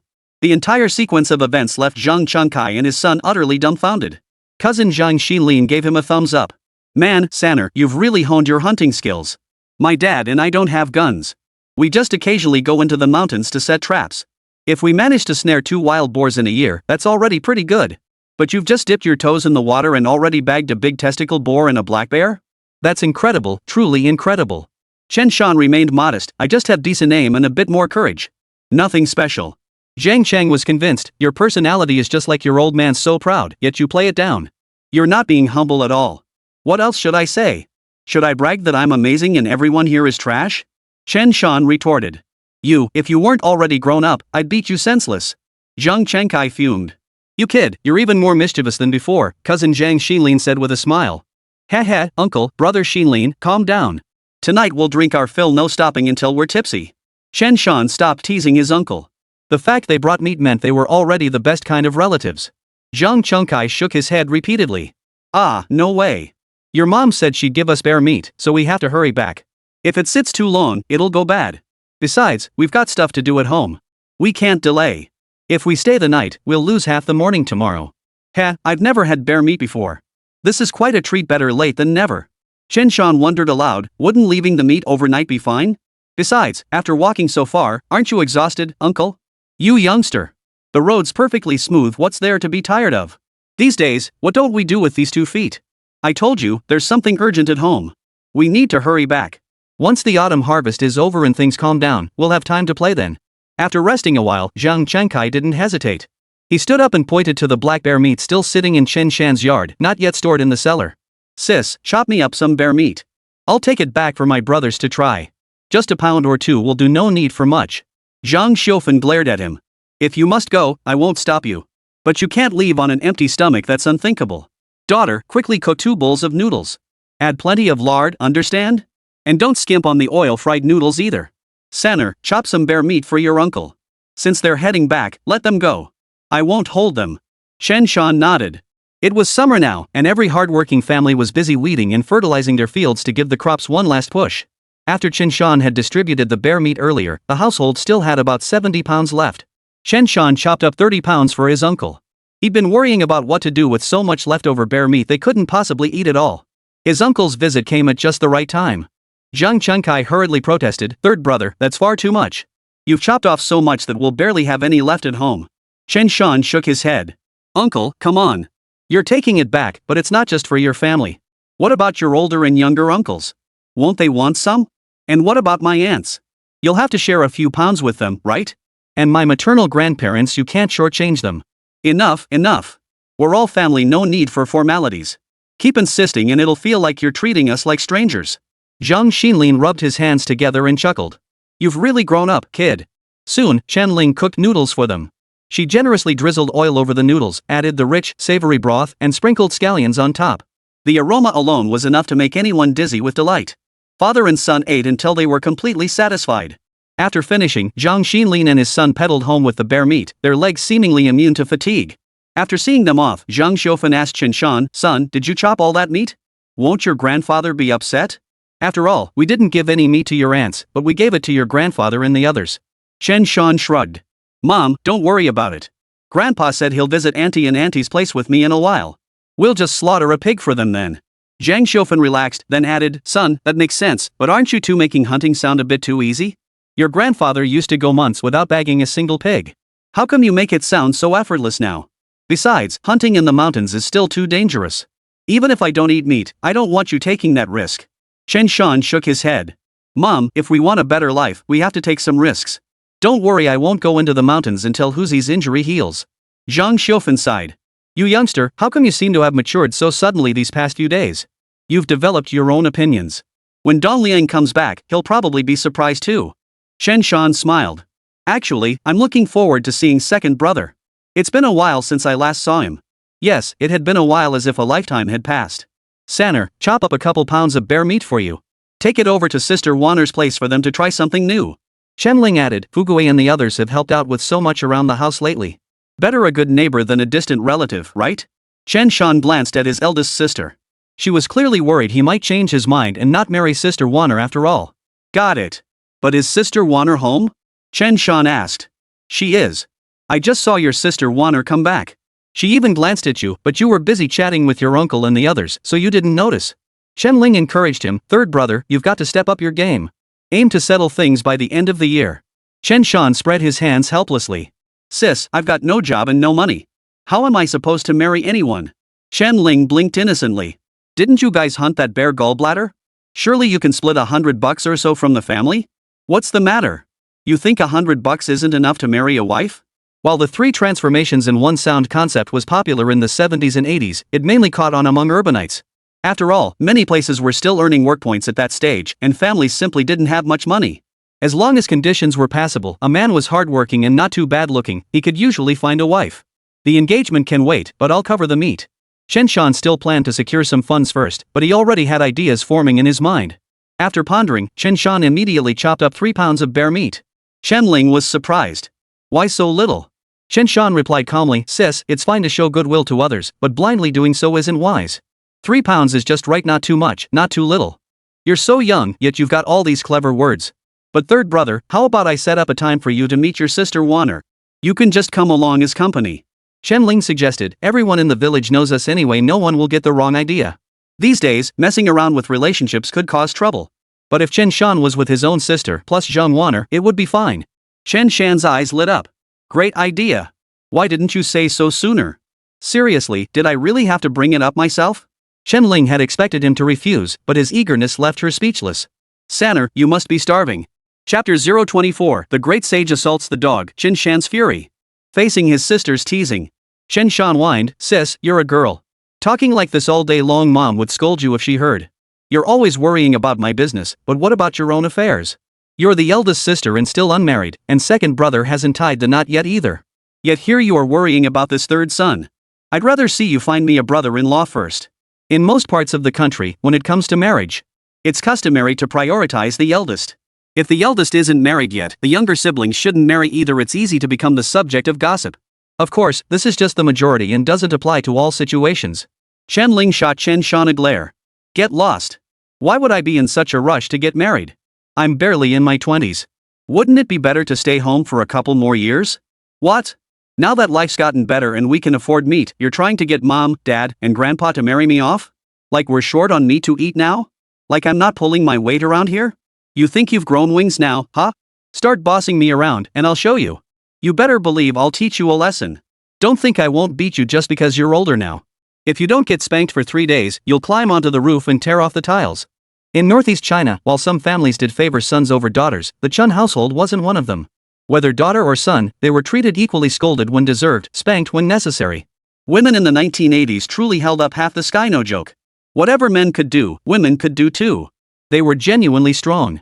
Especially northeastern women. Chen Ling, Chen Shan's eldest sister, meant business when she threatened to beat him. Chen Shan was berated by his big sister from her moral high ground, watching as she rolled up her sleeves.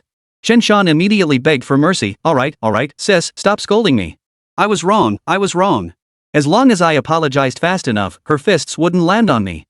Chen Ling crossed her arms. Poof. That's more like it. Fine, I'll deliver this meat.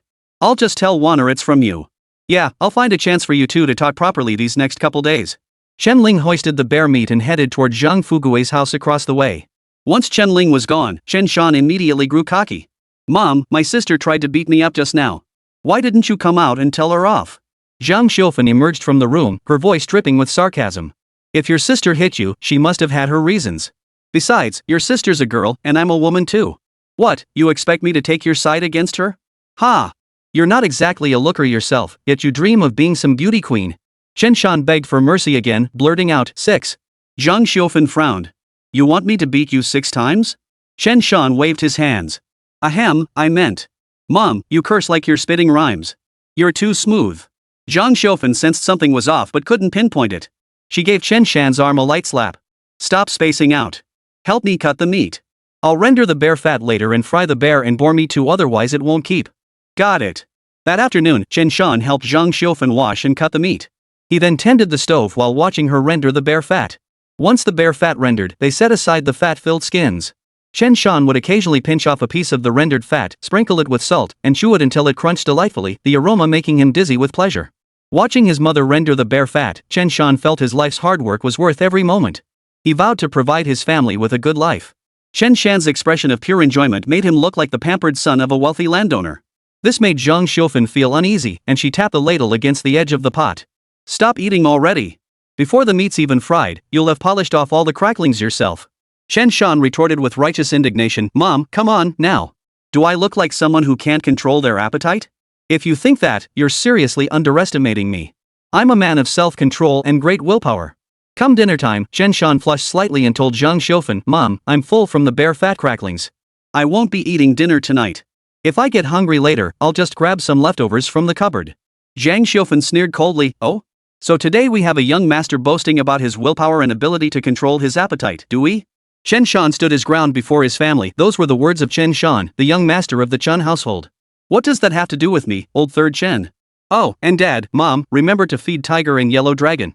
With that, he bolted out the door, terrified his family would subject him to a whipping. No matter how many years he had lived in his previous life, in front of his own family, he, Chen Shan, was still the youngest, Chen Laosan. That little rascal. The whole family burst into laughter. After Chen Shan left, Chen Tianlin raised a glass of wine to the old man and said, Dad, care for a toast? Chen Jinjun chuckled, sure. We already ate at Shua Bean's place today, but I'll have one with you, kid. The two clinked glasses, and the family enjoyed a warm, harmonious moment except for the unpredictable third brother, who was already running off at full speed. Midway through the drinking, Chen Tianlin hesitated before saying, Dad, third son's finally grown up a bit. What if we let him take over my position at the forestry station? The ancient forests of northeast China were rich in timber, and the state had established countless forestry stations. Over the years, this corner of the Northeast has supplied the entire nation's construction projects, hauling out trainloads of lumber after trainloads. This, naturally, spawned wave after wave of workers. At this time, however, both the forestry farms and many state-owned factories were operating at full capacity, making it difficult to hire new workers. Compounded by waves of educated youth returning to the cities, the severe shortage of jobs led to the implementation of a policy allowing children to take over their parents' positions.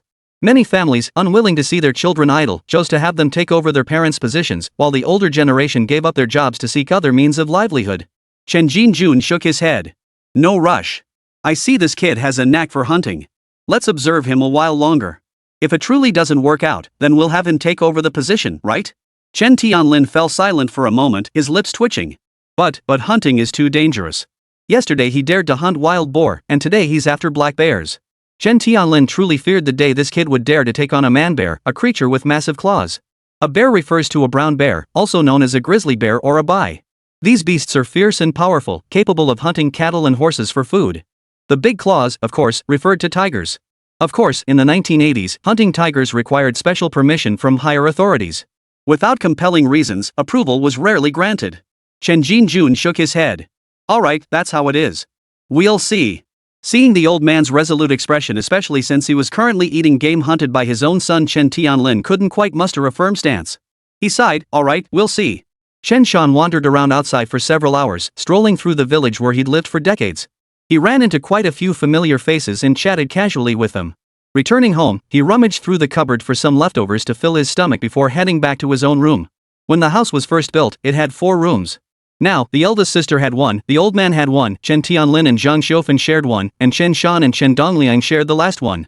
However, the heated brick beds in the northeast were quite spacious, easily accommodating several people.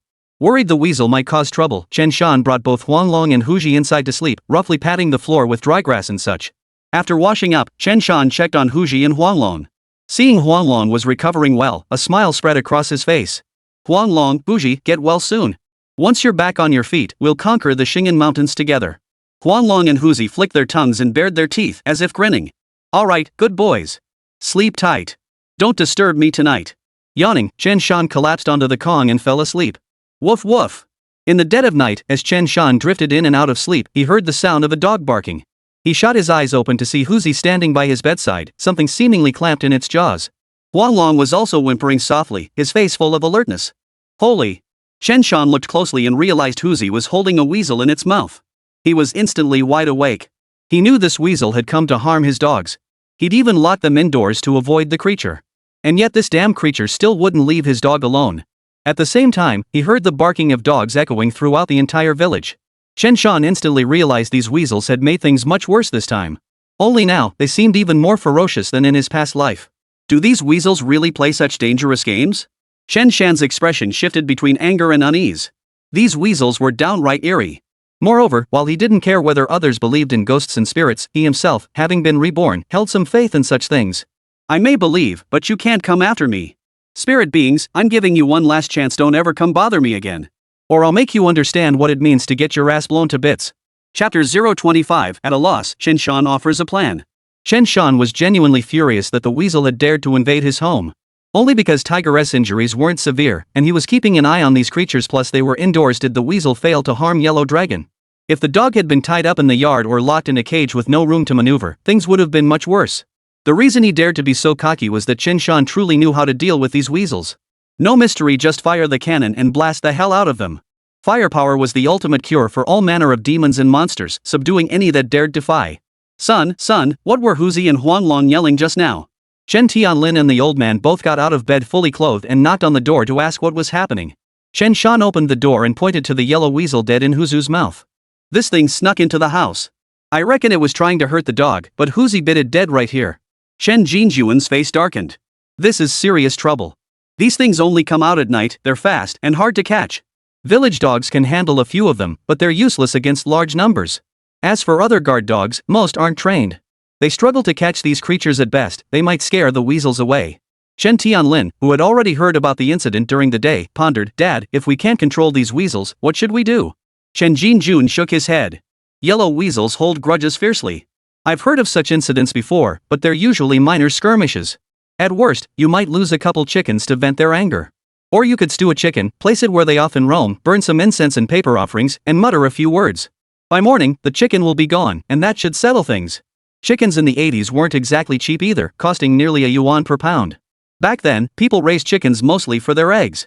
Back then, a yuan was truly worth its weight in gold. Basic currency was still 1 or 2 fin coins, and even a few mao counted as big money. Chen Jinjun shook his head again. But this kind of widespread weasel trouble biting chickens, killing ducks, injuring dogs, I've never seen it before. Forget it. It's late. Let's sleep on it. We'll deal with this tomorrow. Sanner, you're still young. Since Huji killed that weasel, don't waste it, skin it. That pelt could fetch 20 or 30 yuan. This old man can't take it anymore. I'm going to bed. Chen Shan's eyes lit up at the suggestion. Since his rebirth, he'd been dirt poor. What kind of ghosts and spirits could be more terrifying than poverty? Poverty could defeat any devil or demon. Got it, Grandpa, Dad. You two go ahead and sleep. After they went to bed, Chen Shan wasted no time. He skinned the weasel, washed the pelt clean, and hung it up to dry. As for the weasel's meat, Chen Shan didn't waste it either, he tossed it straight to Huji to eat. Tiger wasn't badly injured, he was lively and energetic, just needing to keep the wound clean. And in Chen Shan's mind, Huji was about to play a major role. If these weasels dared to harm his dog, he would take their lives in return. Early the next morning, Chen Shan began preparing to gather intelligence in the village. After wandering around for a while, he gathered quite a bit of information. Last night, the weasels rampaged through Guanshan village, killing many chickens and ducks. Several dogs had been bitten, and even some villagers sleeping in their beds had their toes bitten by the weasels. As for the chickens and ducks, every single one was killed, not a single survivor remained. Children were crying hysterically, and the entire Guanshan village was in an uproar. Early in the morning, everyone went to see the village chief to discuss the matter. Chen Shan rushed back in a panic and saw his grandfather was already up. "Grandpa, many villagers have gone to Uncle de Kuei's place to discuss countermeasures. Should you go take a look?" Chen Jinjun thought for a moment and said, "Alright, I'll go see what's going on too." Chen de Kuei also rushed to the village headquarters to learn about the situation. Chen Shan listened as everyone chimed in with suggestions, using dogs to hunt down the weasel, seeking revenge one by one. Others suggested stewing the chickens and ducks killed by the weasels and offering them as sacrifices overnight to appease the creatures. Some suggested investigating the root cause. But with so many people in Guanshan village, it would be difficult to track down the culprit. Another idea floated was poisoning the damned shaman to death. In the end, Chen de Kuei decided to stew the dead chickens and ducks from the previous night. The idea was that the weasel would eat them at night, calm down, and the matter would be settled. That night, the weasel did indeed consume the stewed poultry. But come nightfall, they still caused trouble as usual, leaving the people of Guanshan village miserable. Later, they even laid out rat poison, but the weasels were surprisingly clever. The poison had little effect on them, and they only became more aggressive. For the next 3 days, the weasels ran wild in Guanshan village. Every night, each household had to take turns keeping watch while the others slept. Even so, no one could sleep soundly because the noise was unbearable. The Chen family suffered greatly too. The weasels didn't spare their home, but luckily Chen Shan was young and strong, so keeping watch wasn't a problem for him. Tiger and Yellow Dragon, however, were enraged. They repeatedly tried to break out at night, intent on tearing the weasels to shreds. During this time, the village head, Chen de Kuei, even sought help from the commune, but the commune had no good solution either. They told the villagers to endure it for now and wait until the weasels' excitement subsided. The events in Guanshan village soon became the talk of Chanha commune. Chen Shan, however, had had enough. He felt the timing was right. On the morning of the 4th day, Chen Shan sought out his grandfather to discuss the situation. After a moment's thought, he said, "Grandpa, this situation can't go on like this." Chen Jinjun chuckled, "What's that? You've got a solution, kid? If you've got a solution that actually works, I bet everyone in the village would back you up." Chen Shan nodded with a smile. "I do have a plan, but this time it might be a bit too ambitious. I'm afraid the village chief won't back me." Chen Jinjun frowned. "Then tell me, what do you plan to do?" Chen Shan shook his head. "Grandpa, let me keep you in suspense for now. Let's go talk to the village chief and the team leader about this." The village chief was a figure of fairness and high moral standing, chosen by the community's consensus. Whatever he did, everyone respected it, much like a later village head. As for the production team captain, he might oversee members from more than one hamlet. After all, Shanghai Commune had only a handful of production teams, but quite a few villages. "Fine. I'll go with you. I'm curious to see what you're up to, keeping it so secretive." Chen Jinjun didn't discourage Chen Shan, on the contrary, he was curious to see if his grandson had any real talent.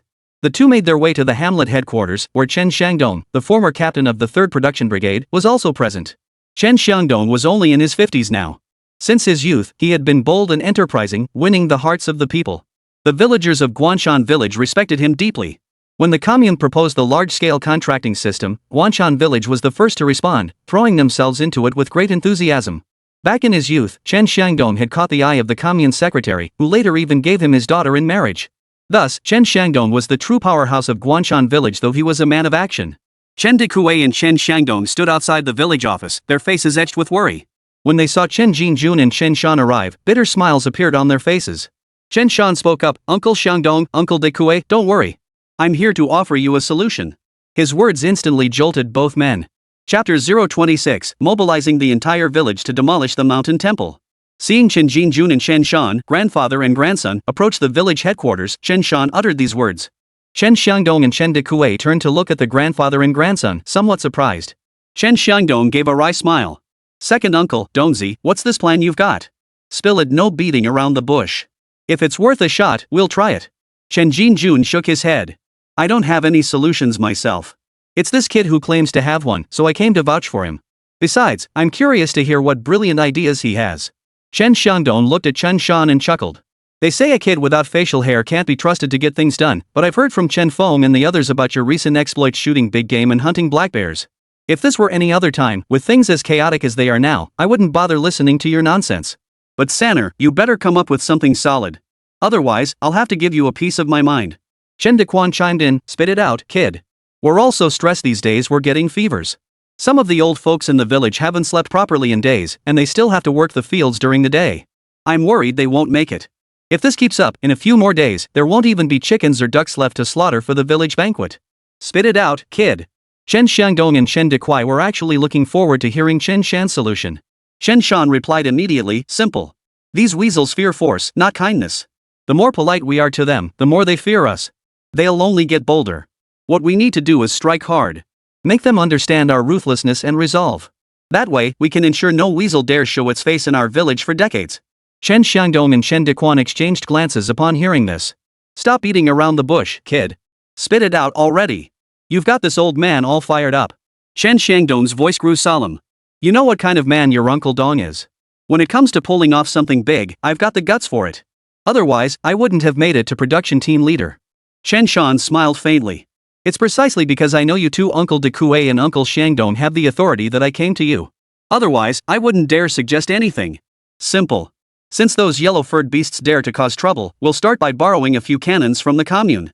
Then we'll fire a dozen or 20 shots into the forests facing our Guanshan village to intimidate the mountain wilderness. Once those cannons fire, they'll be terrified and cowed. Chen De Kue hesitated. Sanner, this plan might work to some extent. But I think the cannons will only scare them off for a few days at most. Once they recover, they'll surely strike back even fiercer. Chen Xiangdong nodded in agreement. That's true. We can't keep borrowing cannons from the commune to fire them. Besides, if we use them too often, they'll lose their effect. What about the long term? Do we have other solutions? If this is all we've got, I'm afraid I'll be disappointed. Chen Jinjun watched his grandson with admiration. Just coming up with this solution was impressive enough, considering third son was only 18. Chen Shan smiled faintly. The explosions aren't just for deterrence, they're also a reminder. It's time for them to pack up and leave. Whether they leave or not, the next day we'll mobilize the entire village. Divide us into teams, bring our hunting dogs or borrow some from other villages and head into the mountains with all our people and dogs. We'll stay out there for 3 or 5 days. Round up every yellow weasel, hedgehog, and fox in these nearby mountains, no exceptions. Kill them all, catch as many as you can. Dozens, hundreds, even thousands, it doesn't matter. After capturing them, skin them and remove their tendons. Set up several large cauldrons around our village and stew their meat day and night. Let the aroma waft for miles, that's the real killer move. I guarantee this will secure decades of peace for Guanshan village. The only question is whether you two have the guts to pull it off. Chen Shan finished speaking, his gaze fixed calmly on Chen Shandong and Chen Dekue. Chen Jinjun finally looked at his grandson with a strange expression. Third son, you rascal, how did you come up with this idea? No doubt it'll work. Dekue, Shandong, it all comes down to whether you two have the guts to pull it off. Chen Shandong clenched his fist and waved it fiercely. Damn it! Those yellow-furred beasts have gone too far. They've killed all our chickens and ducks, even snatched several of our dogs. Do they really think I, Chen Shandong, have no backbone? Let's do it. Dekue, you got no objections, right? Chen Dekue's face hardened. What objections could there be? We have to do this. If we don't act soon, something terrible will happen in the village. Then both of us will truly lose our reputation. This is our only option. Both men nodded in agreement and prepared to carry out the plan. After a pause, Chen Shan spoke up, Uncle Dekue, Uncle Shandong, there's one more thing you'll need to handle. The two looked at Chen Shan in confusion, wondering what else could be wrong. Chen Shan continued, well, with an operation this big, we're bound to catch quite a few yellow weasels and foxes. If we kill them, their pelts and such can be sold for money and it'll be worth a pretty penny. Well, I'm just suggesting that when the time comes, we should bring my son Huzi along to help catch the yellow weasels. What do you think? Chen Shan didn't spell out the rest so explicitly. The gist was, I'm contributing both brains and brawn, and the village will make a tidy profit from the sale. Shouldn't I, Chen Shan, get rewarded for my efforts? You youngster, you've got some nerve for someone so young. Chen Xiangdong glanced at Chen Dekue, pondered briefly, then said, Uncle Dekue, Sanner, I'll make the call. If this solves the yellow weasel problem, then no matter how many yellow weasels, foxes, or whatever we catch in the nearby woods this time. Then, when we sell the pelts, you'll get a third of the profits. After all, without your plan, our village would have been in real trouble. You'll earn that money with a clear conscience. We'll make sure everyone in the village knows it was your idea. That way, you'll gain both fame and fortune. But if it doesn't work out, Sanner, you'll share the blame. Not much, mind you, just a bit of ridicule from the villagers. Are you up for it? After all, no gain without risk, right? If you dare, then it's settled. But if you don't, then don't take the money. Uncle Dekue and I will shoulder the risk ourselves. Consider it our idea. Naturally, we won't take the money. It all goes into the brigade's public account. Part of it will compensate the families in the village whose chickens, ducks, or dogs were killed by the yellow weasels. What do you say? Chen Xiangdong pondered for a moment, then laid out all the terms and conditions. Chen Shan smiled faintly. Uncle Xiangdong, Uncle Dekue, no problem. I accept this matter. I can shoulder the responsibility too. 3% it is. Any more would make me look too shameless. I, Chen Shan, still have my pride. After all, the money from selling the furs will go toward compensating other families in the village whose chickens, ducks, or dogs were killed. Only then did Chen Xiangdong nod in satisfaction. You're a good kid, with a big picture perspective. Alright, it's settled then. I'll contact your uncle de Kuei and the commune to arrange for them to send us a few cannons. We'll start tonight. Then we'll gather the whole village for a meeting to mobilize everyone. Tomorrow, everyone's heading into the mountains to hunt those yellow weasels. Damn it, these past few days have been unbearable. Chapter 027, now it's your turn to shine. After Chen Shan, Chen de Kuei, and Chen Xiangdong finalized their plans, they set to work. The commune was already aware of the weasel disturbances in the village. Since Guanshan village had a solution, as long as they presented it, the commune would naturally coordinate to resolve the matter. Besides, it was the 1980s, firearms weren't exactly scarce in rural areas back then. Any commune could easily muster several cannons. Not just now, but even back in the 1990s. In the south, two villages once clashed over irrigation rights, mobilizing thousands of people armed with over 1,000 guns and cannons in a full-scale armed conflict. It was only after that incident that the state tightened gun control regulations and began confiscating firearms. Chen Shan and Chen Jinjun returned home, ate breakfast, and then headed out to tend to their crops in the fields. Chen Jinjun naturally asked Chen Shan how he'd learned the method. Chen Shan said he'd heard it while chatting with someone in town. It was indeed something he'd heard, but only in his previous life. The incident had also occurred in northeast China, though not specifically in Chanha commune. They worked until noon, then returned for lunch. Only then did Chen Ling begin to ask, "Grandpa, third brother, what were you two doing this morning?" Chen Jinjun chuckled. Third son went to talk to de Kuei about how to deal with those pesky weasels. Zhang Shofan stood nearby, pricking up her ears to hear the details. Chen Ling frowned. What? The weasels have been causing trouble for days, and the village still hasn't figured out a solution? And third son figured it out? Chen Jinjun nodded. Yeah, I think this plan is pretty good. It should work. Alright, no more questions. Once everything's settled, you'll understand exactly what's going on. Chen Shan shot his eldest sister a smug look. Sis, don't underestimate me. I'm pretty capable, you know. Chen Ling rolled her eyes. As if you're anything special. Chen Shan grinned at Zhang Shofan, keeping quiet about the potential windfall he hoped to surprise his mother with. He figured Chen Xiangdong and Chen de Kuei weren't expecting to catch many yellow weasels or make much money from them. But Chen Shan knew full well that many hands make light work. The haul would be substantial, and it would surprise them all. By noon, Chen de Quan had indeed gone door to door summoning everyone to the village headquarters for a meeting on the open ground.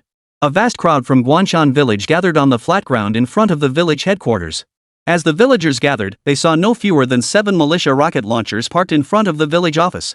Many eyes widened in disbelief, faces blank with confusion. Shandong, what's going on? Why bring out artillery? Are we going to war with Old Su's village? Surely not. Are we going to war with another village? This is way too much. That would mean a lot of people dying. What major incident has happened? In the 1970s and 1980s, the sleeping dragon in the East stood alone against the US and the USSR. Under immense pressure, the nation still thrived and prospered, which was no small feat. No wonder militia units were still being formed in the early 1980s to train with firearms. It was precisely to respond to the ever-changing global landscape. Back then, militiamen were truly ready to hit the battlefield the moment they were armed. Their martial spirit was utterly unmatched. Chen Xiangdong, captain of the 3rd Production Brigade, turned grim upon hearing this. He waved his hand and said, "Don't get the wrong idea. We're not preparing for war with anyone. We're doing this to fight the yellow-furred creatures. Anyway, since we can handle the yellow-furred creatures now, third brother, you take the lead." Chen Shan froze, surprised that Chen Xiangdong would ask him to speak. Chen Xiangdong laughed bitterly, pointing at Chen Shan standing in front. "What are you standing there for? Get out here. You brought this up. You should be the one to explain it. Go on then." Chen Ling gave Chen Shan a kick in the rear and flashed him a grin. Chen Shan's face flushed crimson. Despite being in his 50s, he'd never actually tried giving a speech in front of hundreds or even thousands of people before, and he felt a bit nervous. Fortunately, Chen Shan quickly regained his composure. After stepping forward, Chen Shan stepped out and saw Zhang Wan'er watching him from the crowd. Her eyes seemed to hold a hint of admiration, and he instantly felt a rush of satisfaction. Uncles, aunts, brothers, and elders, as you all know, the recent disturbances caused by the yellow weasels in the village have been severe. This situation didn't just happen out of nowhere. It's highly likely someone snuck into the mountains to capture yellow weasels for their fur, triggering a large-scale retaliation. As he spoke, Chen Shan's gaze swept over Chen Jianhai, who was squeezed near the front of the crowd. Chen Jianhai was Chen Han's father. In his previous life, Chen Shan had chatted with Chen Han. Chen Han's words hinted that he often ate weasel meat as a child. Considering the timing, Chen Shan deduced that the weasel siege might be connected to Qinjianhai, though this remained mere conjecture. After all, with so many people in the village, he couldn't be certain whether it was just one person or many villagers involved. Therefore, he had no intention of singling out Qinjianhai for criticism. That would destroy a family and might unfairly saddle Qinjianhai with the blame. A gentle reminder would suffice. Chen Jianghai's heart skipped a beat. Could this kid know it was him? Impossible.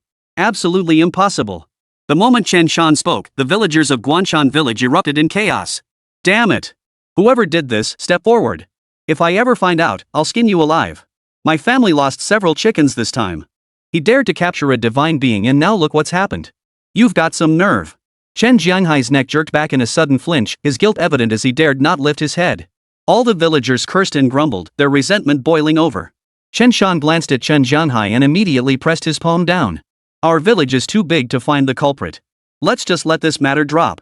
Now, the solution is simple. These weasels have grown too arrogant lately, and here's what I propose. Chen Shan gestured toward the 7 cannons and spoke slowly. After dark tonight, fire these cannons several times toward the 3 mountain forests facing our village. First thing tomorrow morning, every man, woman, and child in the village will grab hoes and whatever else they can find and head into these forests. Whether it's rats, weasels, wild dogs, hedgehogs, or whatever, catch every damn one of them and kill them on the spot. Sort them out, skin them, stew their meat, simmer it for a day or two. Keep the fire going non-stop. Chen Zhanglong, who'd always harbored resentment toward the Chen family, spoke up. Third brother, what if this doesn't work? Chen Shan shot him a displeased look. Oh? Uncle Zhanglong, if you think my plan won't work, then you better come up with a better plan. A solution? I haven't thought of one yet. Chen Zhanglong froze for a moment, then gave an awkward chuckle. What the hell did he have to offer? Oh, no solution? Then step aside. After speaking, Chen Shan turned to face the crowd and declared calmly, with this, I guarantee that for years to come, the yellow-furred creatures won't dare cause trouble in our village. Of course, I'm still young, so this method might not work. If any of you brothers, elders, uncles, or aunts have a better idea, step forward and speak up. Chen Feng shook his head. Third brother, what's the point of arguing? If we had a better idea, we would have suggested it already. I reckon your plan might just work. Those yellow-furred beasts are getting too cocky, we need to knock some sense into them. Chen Tai stepped forward and nodded. Exactly. I think this plan works too, third brother. Let's do it. With someone taking the lead, the villagers gradually warmed to the idea. The villagers hadn't had a proper rest in days, and exhaustion was one thing. But more than that, after days of harassment, they were seething with pent-up fury. Chapter 028, Wuda Chofeng Guanshan Village. Amidst the crowd, Chen had already made her way to Zhang Wan'er's side. Chen smiled warmly. See? You didn't pick the wrong person, did you? Sanner carries himself with such composure in front of so many people. He's bound to go far in the future. Zhang Wan'er murmured softly, I'm afraid I might not be good enough for him. Chen scoffed, what are you thinking? Once the weasel business is settled, I'll find a chance for the two of you to talk properly. Our families are old friends, and you two grew up together. Rest assured, since third son himself agreed to this, there's nothing else to discuss. Zhang Wan'er looked around nervously and gave a soft nod. Zhang Fuguei looked puzzled. Sis, what did you two just say about childhood sweethearts? The two women immediately fell silent, leaving Zhang Fuguei utterly baffled. His expression grew intensely complex. He'd previously dismissed Chen Shan as a lazy slacker. Turns out the kid actually proposed blasting that weasel. That was seriously impressive. Zhang Fuguei thought that if he had to speak in front of so many people, his legs would be shaking like crazy from nerves. After Chen Shan finished explaining the situation, he motioned for Chen Shangdong to take the stage.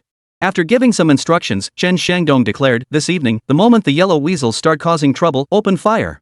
Alright, everyone get ready. Sleep well tonight.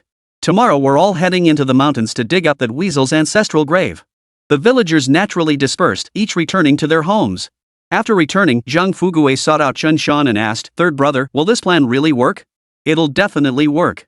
No matter how powerful those yellow-furred beasts are, can they outmatch guns and cannons? Chen Shan added with a cold laugh, if they were truly that powerful, would this world still be ruled by humans? You little rascal, put your mind at ease. By the way, where's your sister? Zhang Fuguei scanned the crowd, shook his head, and said, she probably went back with Sister Ling. I saw her just a moment ago. But third brother, why are you asking me where my sister is? Chen Shan remained unflappable. What's wrong with that? We're neighbors in this village, practically next door. What's wrong with me caring about your sister? Zhang Fuguei thought it over, then grinned. No problem at all. Then that's settled. Chen Shan felt he was quite the smooth talker when it came to ghost stories. Alright, let's head home. Tonight we'll set off firecrackers and see if those yellow weasels dare to cause trouble again. Oh, Fuguei, how's the meat holding up at your place? Got enough? The question made Zhang Fuguei's face flush with pride. Third brother, the meat's fantastic. My family's been celebrating like it's New Year's these past few days. I even shared some with my uncle and the others. That's good. I'll practice some more, then take you hunting in the mountains soon. Chen Jinjun had been thinking about taking Zhang Fuguei hunting. Their families were old friends, and hunting could improve their lives.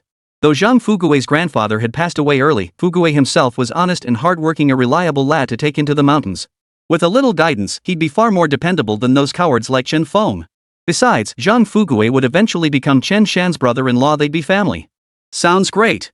Third brother, you'll have to teach me how to shoot, okay? Zhang Fuguei was suddenly excited, reaching out to touch the gun.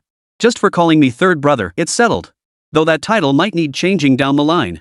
After saying this, Chen Shan led Zhang Fuguei back home at a leisurely pace. Soon evening arrived. Chen Shandong asked Chen Shan where the cannon should be positioned. Guanshantan was named for its mountainous surroundings. The entire village, including the northern regions, was encircled by hills. Of course, there was still some distance involved. As for the matter of firing the cannon, Guanshantan had submitted a report to the higher-ups, who took the matter seriously and naturally approved it. Otherwise, these 7 cannons wouldn't have been deployed. The 7 militia rocket launchers were divided into 3 groups, each targeting a different direction in the mountain forests. Guanshan village had also notified several neighboring villages, informing them that artillery would be fired that night and urging residents to stay put. As dusk fell, personnel were stationed at each of the 3 rocket launcher positions. Chen Shan, the old man, and the onlookers including Zhang Fuguei crouched in front of the 3 large cannons. Before long, many villagers began hearing rustling sounds. Some weasels made clicking sounds, somewhat like sneezes. They were up to their old tricks again, though the village's chickens and ducks had already suffered enough from their mischief. Now, the only targets left were the village dogs and domestic pigs. But these livestock were watched over, preventing the weasels from causing trouble. The village echoed with the constant barking of dogs. Chen Shan spoke up, "They've started." Then Uncle Xiangdong, "We should begin too. Sanner, you're good at this sort of thing. You handle the arrangements. The future ultimately belongs to you young people." Chen Xiangdong deliberately nurtured young people with initiative like this. Got it. Chen Shan stood before the cannon and addressed a young man from the village. "Go notify the men in the eastern part of the village, have them fire the cannon." Got it. The young man immediately dashed off toward the eastern part of the village, his excitement palpable. Moments later, Chen Shan and the others heard 6 thunderous cannon blasts. The entire Guanshan village fell silent instantly. The weasel was scared out of its wits and dared not make a sound. Go tell the western part of the village to fire their cannons. Another 6 cannon blasts echoed, and the entire Guanshan village fell completely silent. Now it's our turn. Chen Shan hadn't fired any shots himself, so naturally he wouldn't interfere. Gazing at the dark, dense forest in the distance, he spoke slowly, "Fire the cannons." Boom! Soon, 9 thunderous cannon blasts echoed in rapid succession, exploding through the mountains and forests with deafening roars. Chen Shan and his companions were some distance from the cannons, instinctively covering their ears. But their heads still buzzed from the blast. That'll do. After finishing the task, Chen Shan yawned. "Everyone go home and rest up. We'll head into the mountains first thing tomorrow morning." Chen Jinjun mused as he walked, "Man, it's been years since I last saw a cannon fired. Who'd have thought this time it'd be against those yellow weasels?" Chen Shan replied flatly, "These wild creatures don't know right from wrong. They need to be dealt with." Chen Jinjun chuckled. "You're really making a name for yourself around here, kid. Sanner, before long, people might start coming to ask for your hand in marriage." Chen Shan rolled his eyes. "I'm still young. No rush. Besides, I prefer older women." Zhang Fuguei sensed something off about this remark but couldn't quite pinpoint what it was, leaving him looking utterly bewildered. Chen Jinjun shot Chen Shan a look. "You little rascal. Back in the day, you'd have been the life of the party at some rich landowner's house." Chen Shan shrugged non-committally. "Grandpa, what are you talking about? I don't get it. Stop playing dumb. Get out of here. Go home and sleep." Back in his room, Chen Shan noticed the village dogs had stopped barking and the yellow weasel had finally settled down, which brought him some relief. After washing up, he sat on the edge of his bed. System, grant Tiger 3 additional super hunting points. Ding. Congratulations, host. Huzi has successfully gained 3 special hunting points. Huzi now has super hunting points 4. These 3 super hunting points were obtained from killing that black bear earlier. With this, Chen Shan's super hunting points were once again completely depleted. He had allocated so many points to Huzi because finding the yellow weasel tomorrow would depend entirely on him. Tiger Cub, whether I can save face tomorrow depends entirely on you. Chapter 029, A Thorough Search, A Welcome Harvest. Investing super hunting points in a hunting dog enhances its abilities across the board. This enhancement covers all aspects: scent, stamina, speed, reaction time, and more. Chen Shan wasn't yet certain of Huzi's current standing among hunting dogs. But in terms of scent detection, it absolutely ranks among the top-tier scent hounds.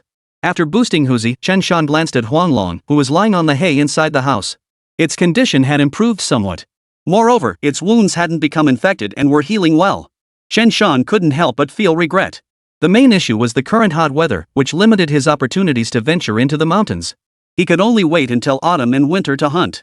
His priority now was to build his strength, earning the trust of the villagers and his grandfather, Chen Jinjun, that he possessed the capability to hunt independently. Only then, come autumn and winter, could he truly make his mark. Soon, Chen Shan fell into a deep sleep. The next morning, his body clock woke him early. Upon rising, he changed into his work clothes and strapped on the weasel pelt the tiger had killed earlier. He also took Huzi and Huanglong outside to relieve themselves and eat. As for the Type 56 semi-automatic rifle he'd borrowed from the village headquarters, he'd already found time to return it. After finishing these tasks, Chen Shan's entire family gathered together, each carrying their tools. Zhang Fugui's family also arrived at the Chen household courtyard, carrying hoes and other tools. Zhang Donghai, Zhang Fugui's father, appeared genuinely honest and straightforward. He entered the gate and immediately burst into laughter. "Third son, you've certainly stirred up quite a bit of trouble these past few days. Those 20 cannon blasts last night were truly impressive. Not a single weasel dared make a sound after dark. We finally got a good night's sleep. Today we'll follow your lead again. Wherever you tell us to dig, that's where we'll dig." Before Chen Shan fired the cannon at the black bear, everyone treated him like a child. But after these two feats, no one dared underestimate him anymore. More importantly, after those 20 cannon shots last night, Guanshan village was dead quiet. Not a single weasel's disturbance could be heard. Chen Shan replied somewhat sheepishly, "Uncle Donghai, you're too kind. I just happen to know a little about these things. Once this matter is resolved, we'll all be able to sleep soundly." Alright, let's go. We'll get an early start today. Alright, grab your hose and whatever else you have. We'll need to dig some holes. Chen Shan whistled, and Huzi came trotting over eagerly. This was a trick he'd taught the dog during his free time. The moment he heard the whistle, Huzi knew Chen Shan was calling him. "Huzi, you're gonna have to work your butt off today." Chatting and laughing, the two families hurried off toward the village headquarters.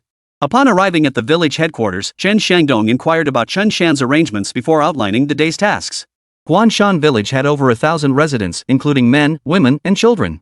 Thus, they were divided directly into 10 groups, each comprising 100 people. Chen Shan and his group were assigned to the first team. Chen Shangdong also instructed those with dogs to bring them along if possible, then assigned everyone to different groups.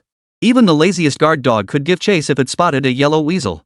Today's mission was simple: patrol the outskirts of the mountain forests, shoot any foxes encountered, dig out any dens found, and take down any animals they came across, no questions asked. The village headquarters also issued firearms, with each group having 2 dedicated militia members carrying guns to handle unexpected situations.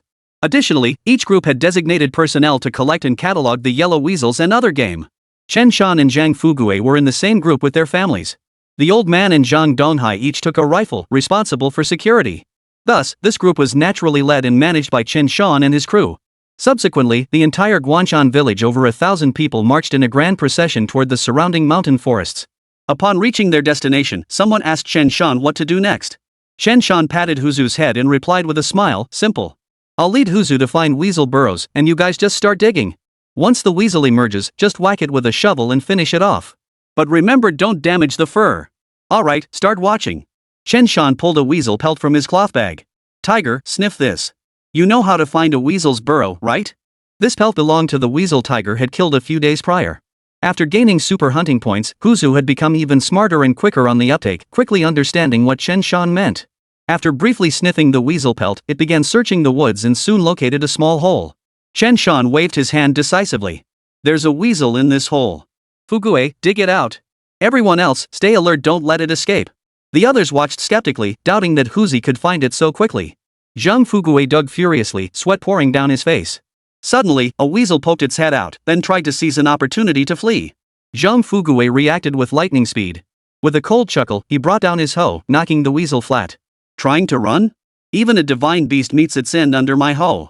Zhang Fugui grinned widely. "Third brother, it's done. Tiger truly lives up to being Guanshan village's top dog. He found it." The others were all startled, and their gaze toward Chen Shan instantly changed. "Impressive. Third brother Tianlin has truly made something of himself. His dog is remarkable too.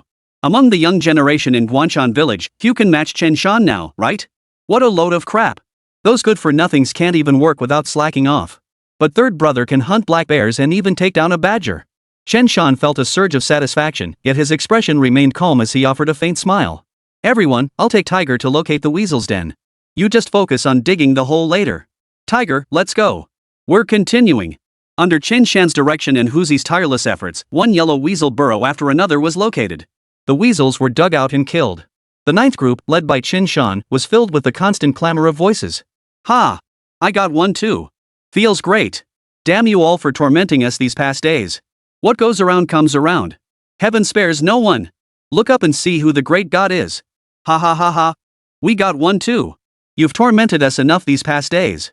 Your racket was bad enough, but biting chickens and killing ducks? You're asking for it. Damn it. My hands were too slow, the thing got away. Third brother is so badass. No wonder he came up with this plan. After all this, that weasel's probably wiped out its whole clan. Not just our village, I bet they won't dare show their faces in these mountains for ages. Chen Shan heard wave after wave of excited voices and finally let out a sigh of relief. This plan really worked. The instructor said it well, practice is the sole criterion for testing truth. This method is solid. Chen Shan's reputation was thoroughly saved. While Chen Shan and his team were catching weasels, they also bagged squirrels, foxes, hedgehogs, and others along the way, though not in large numbers, since their group mainly relied on Huzi for tracking game. Over 1,000 people hunted from morning until noon.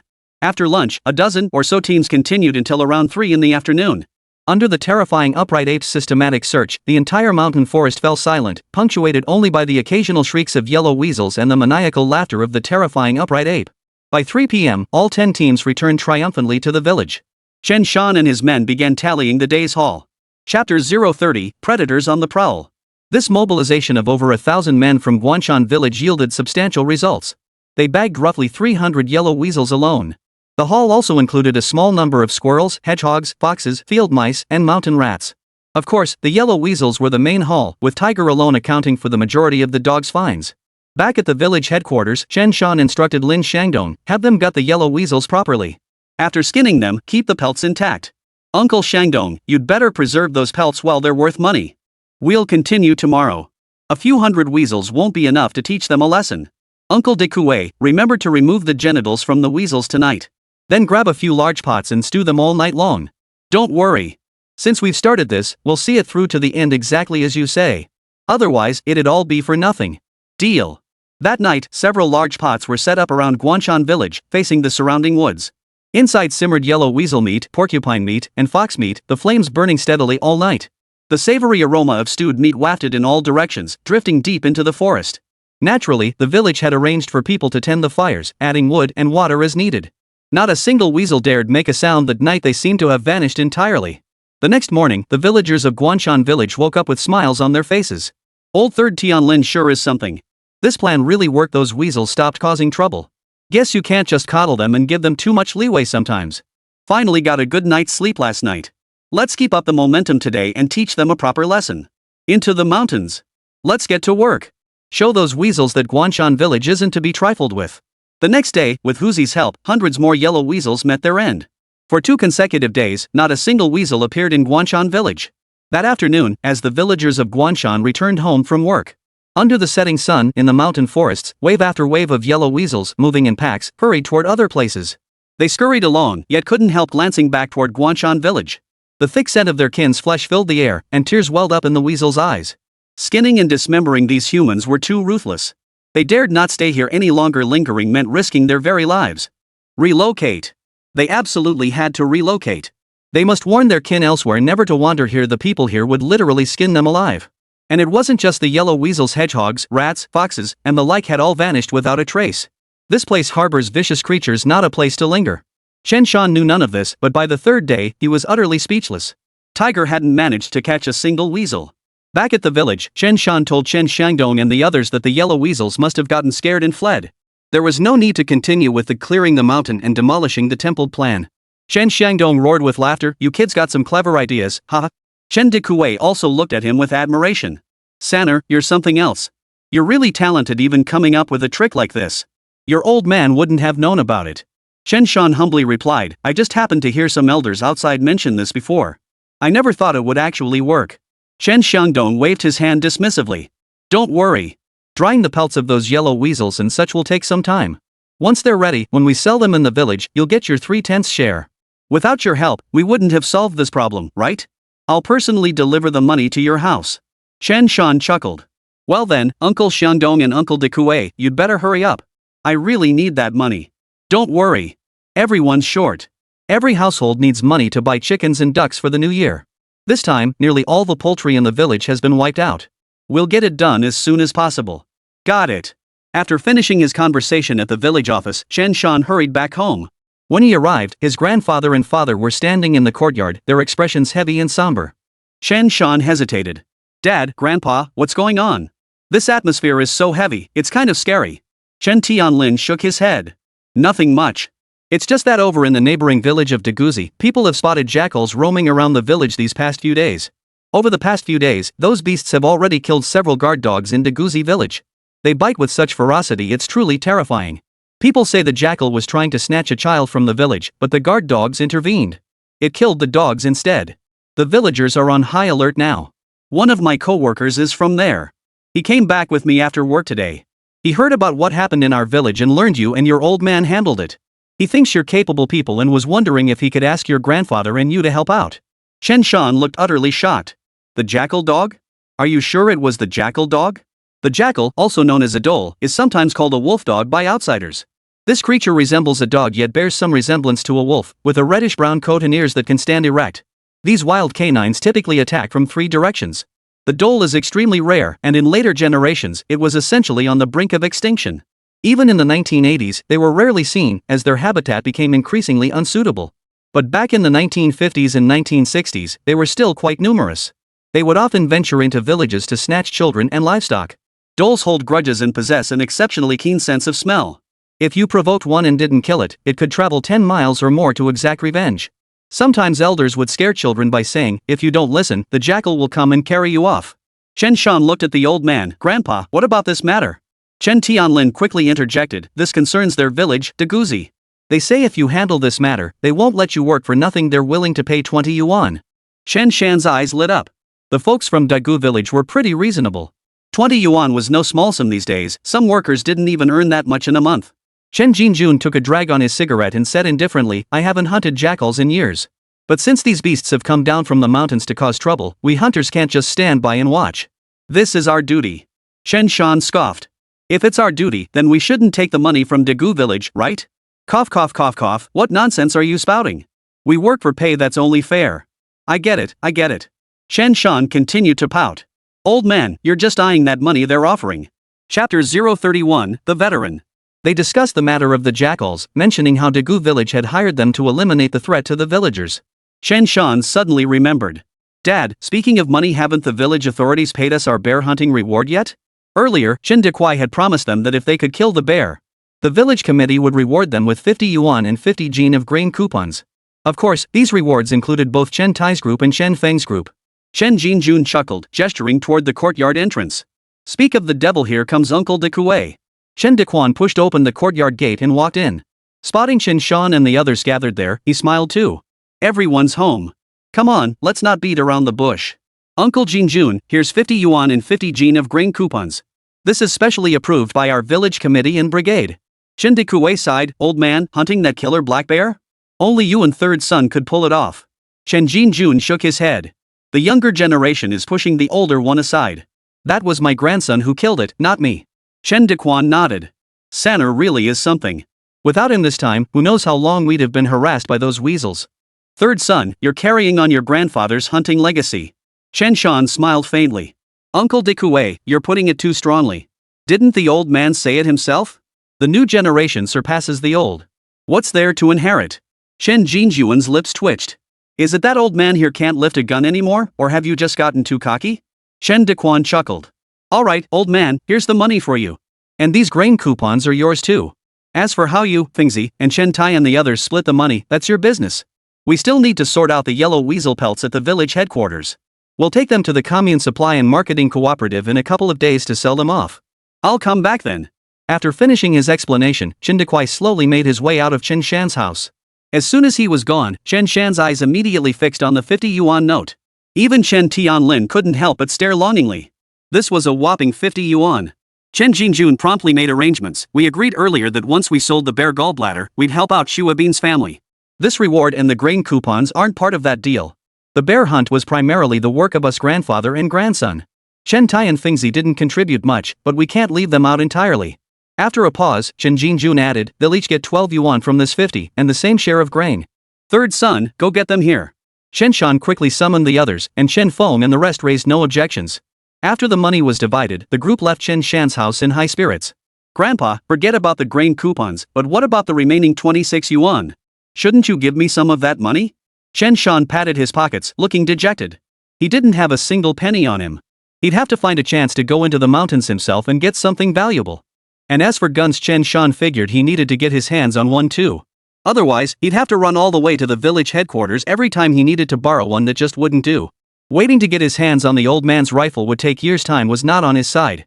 Chen Jinjun said indifferently, here's the change from 6 yuan. Now that you've got some cash on you, stop thinking about blowing it all. Pay more attention to Wan'er. Heh, Grandpa, I know. You can rest easy, I've got it under control. Chen Shan, clutching his 6 yuan, felt happier than when he later earned thousands working like a beast of burden. 6 yuan was serious money back then at his age. Carrying a few yuan was already considered a decent sum. Now, about these 20 yuan. Chen Jinjun paused.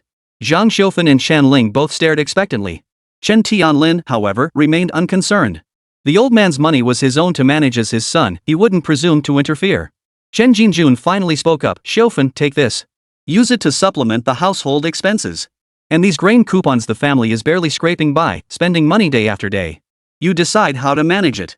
Zhang Xiufan immediately beamed. Alright, Dad. Got it.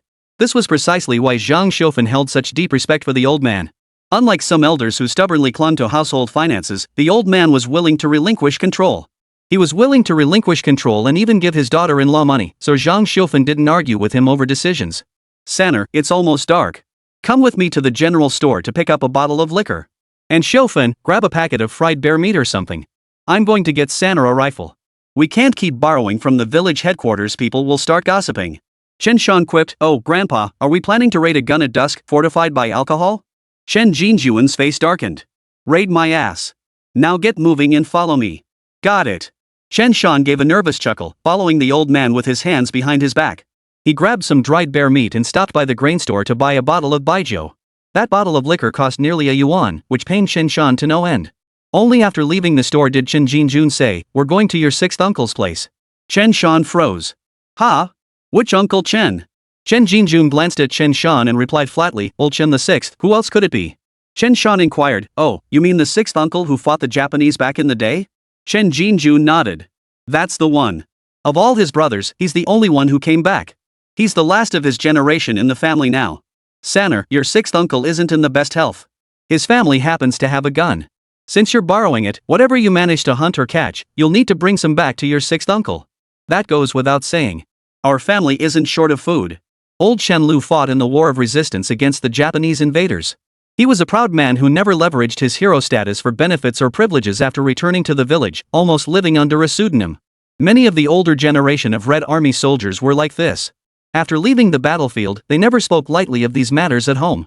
Sometimes they felt that living was itself a kind of shame and torment. They fought solely to defend their homeland, not for any other benefits. Some of the younger folks in the village had no idea about old Chen Lu's heroic deeds. If not for Chen Jinjun, Chen Shan probably would have remained oblivious too. Grandpa, this bottle of liquor won't be enough. I'll go buy some pastries and such. Chen Shan turned back to the grocery store, buying some pastries and the like, leaving him with only 4 yuan. But at that moment, he didn't feel a shred of regret. Spending money on an old hero like this was worth every penny. Without people like him, Chen Shan wouldn't have the peaceful life he enjoyed now. Chen Jinjun chuckled, why are you so generous all of a sudden? Chen Shan replied with righteous conviction, you can never show too much respect to heroes like this. A couple of yuan? What's there to be stingy about? Money can always be earned again. Besides, they're worth it. Chen Jinjun slapped Chen Shan's shoulder and laughed heartily, that's the spirit. You've really grown up, kid. After that, Chen Jinjun added, once we sell that bear gallbladder, I'll have your mom give you a little extra money. Chen Shan held back for a moment before asking, can't I just keep the money myself? Chen Jinjun scoffed coldly. You think a kid your age can handle dozens or even hundreds of yuan? You're still wet behind the ears. Even if I agreed, your mom never would. Unless. Chen Shan quickly asked, unless what? Chen Jinjun said indifferently, unless you're already married. Then you can manage your own money. Chen Shan. Sure enough, life was full of marriage pressure. Chapter 032, Surprise Attack. Grandpa, you really want me to get married so badly, huh? Chen Shan looked utterly helpless. Chen Jun replied frankly, this old man here wants to live a few more years to see you marry and have kids. Heh, and if I could hold a great-grandchild, I'd die happy. Chen Shan rolled his eyes. Grandpa, what are you thinking? You'll definitely live to be 100. Not just great-grandchildren, you'll even get to hold great-great-grandchildren. Chen Jun laughed and scolded, you're calling me an old demon. Chen Shan chuckled, you bet I am. I'd love for you to be an old demon and live to be 200. Off you go, stop talking nonsense. Still, the old man clearly looked much happier. Chen Shan followed Chen Jun all the way to Uncle Lu's house. Uncle Lu was in the courtyard playing with a big yellow dog. Spotting Chen Jun enter, he gave a cold chuckle. Well, what wind blew you this way today, Mr. Chen Jun? The old man's speech seemed slightly slurred, likely due to missing front teeth from his advanced age. Chen Shan paid no mind to their old-fashioned banter and politely said, Uncle Lu, Grandpa, and I came to visit you. We brought you some things. I'll put them in the front room first. Only after Chen Shan emerged from the room did Chen Laolu speak indifferently, spit it out. You, Chen Jun, never come here without an agenda. Nothing good ever comes from your visits. Chen Jun fumed, you old geezer, can't you ever say anything nice? So what if I beat you up a few times when I was young? Why hold such a grudge? Old Chen snorted with mock anger. You call that a few beatings? Damn it! Look closely at this front tooth of mine, you left me with a gaping hole in my mouth for life, making me talk like a sieve. Have you no shame? Chen Shan stared in utter bewilderment. Was his grandfather really that fierce in his youth? Chen Jun's face flushed red. You couldn't beat me, blame me? Besides, if I had any dignity, would I even show my face here? This old mug isn't worth anything anyway. Alright, don't be so petty. You're a man who fought the Japanese, after all. Enough with the nonsense. I brought this kid to borrow your gun. You're old now, you won't need it anyway. From now on, whenever this kid hunts in the mountains, your family will get some meat. Just say yes or no. Old Chen Lu shot Chen Shan a sideways glance, studying him closely before whistling. This kid's got some solid footing. Back in the day, he'd been prime material for fighting the Japs. Those little devils were all short and scrawny, your boy could have sliced them clean with a big knife. You're about 6 feet 3 inches, right? Chen Shan immediately replied, just 1.88 meters, but I reckon I'll keep growing. Should hit over 1.9 meters eventually. Old Chen hummed in acknowledgement. I've heard about you hunting black bears, shooting big game, and your recent run-in with those weasels. You've got something special. That old bastard actually has a grandson like you. Heaven really doesn't have eyes. Just you wait. After saying that, old Chen Lu walked into the house and brought out a rifle. It was another Type 56 semi-automatic rifle. Ammunition and such were sold in many stores before the 1980s. Back in the day, even Xinhua bookstores sold guns. Nowadays, the Type 56 semi-auto is rarely found on the market. These were all surplus weapons from the military, passing through various hands before ending up in civilian hands. Naturally, it's a matter of timing. With the right connections, it's still relatively easy to get your hands on one of these guns. These days, many people can even make their own guns privately. Chen Laolu nonchalantly placed the rifle into Chen Shan's hands, saying flatly, take it. I'm getting old. Though I haven't used this gun in ages, I've always kept it well maintained. It'll work just fine. Chen Shan's lips twitched, but old Chen cut straight to the point, with this gun in your hands, you can hunt more of the wild game in the mountains. It'll also keep them from coming down to ravage the crops. In my youth, I fought the Japanese invaders. Now that I'm old, I can't do much. Handing this gun over to you means you can help protect the village's crops for me. That's good. Sanner, you must treat it well. This rifle has been with me for many years. Chen Shan immediately felt the weight of history wash over him. Clutching the rifle tightly, he said solemnly, Uncle Lu, rest assured. I won't dishonor this gun's reputation. And here are 2 brand new packs of bullets. I never opened them. They're yours. I have no use for them anyway. Chen Shan's lips parted in surprise. Wow, Uncle Lu really had quite the collection. He wondered how long these bullets had been stored and if they'd even work. Semi-automatic rounds typically came in clips of 10 or packs of 25. These 2 packs meant a full 50 rounds, enough to last Chen Shan quite a while. Thanks, Uncle Lu. At that moment, Chen Shan genuinely regarded Chen Laolu as a respected elder. No need to thank me. I'm only lending you the gun. If I ever find out you're using it for anything but proper business, I'll take it back. Chen Laolu shot Chen Jun a sidelong glance and waved him off.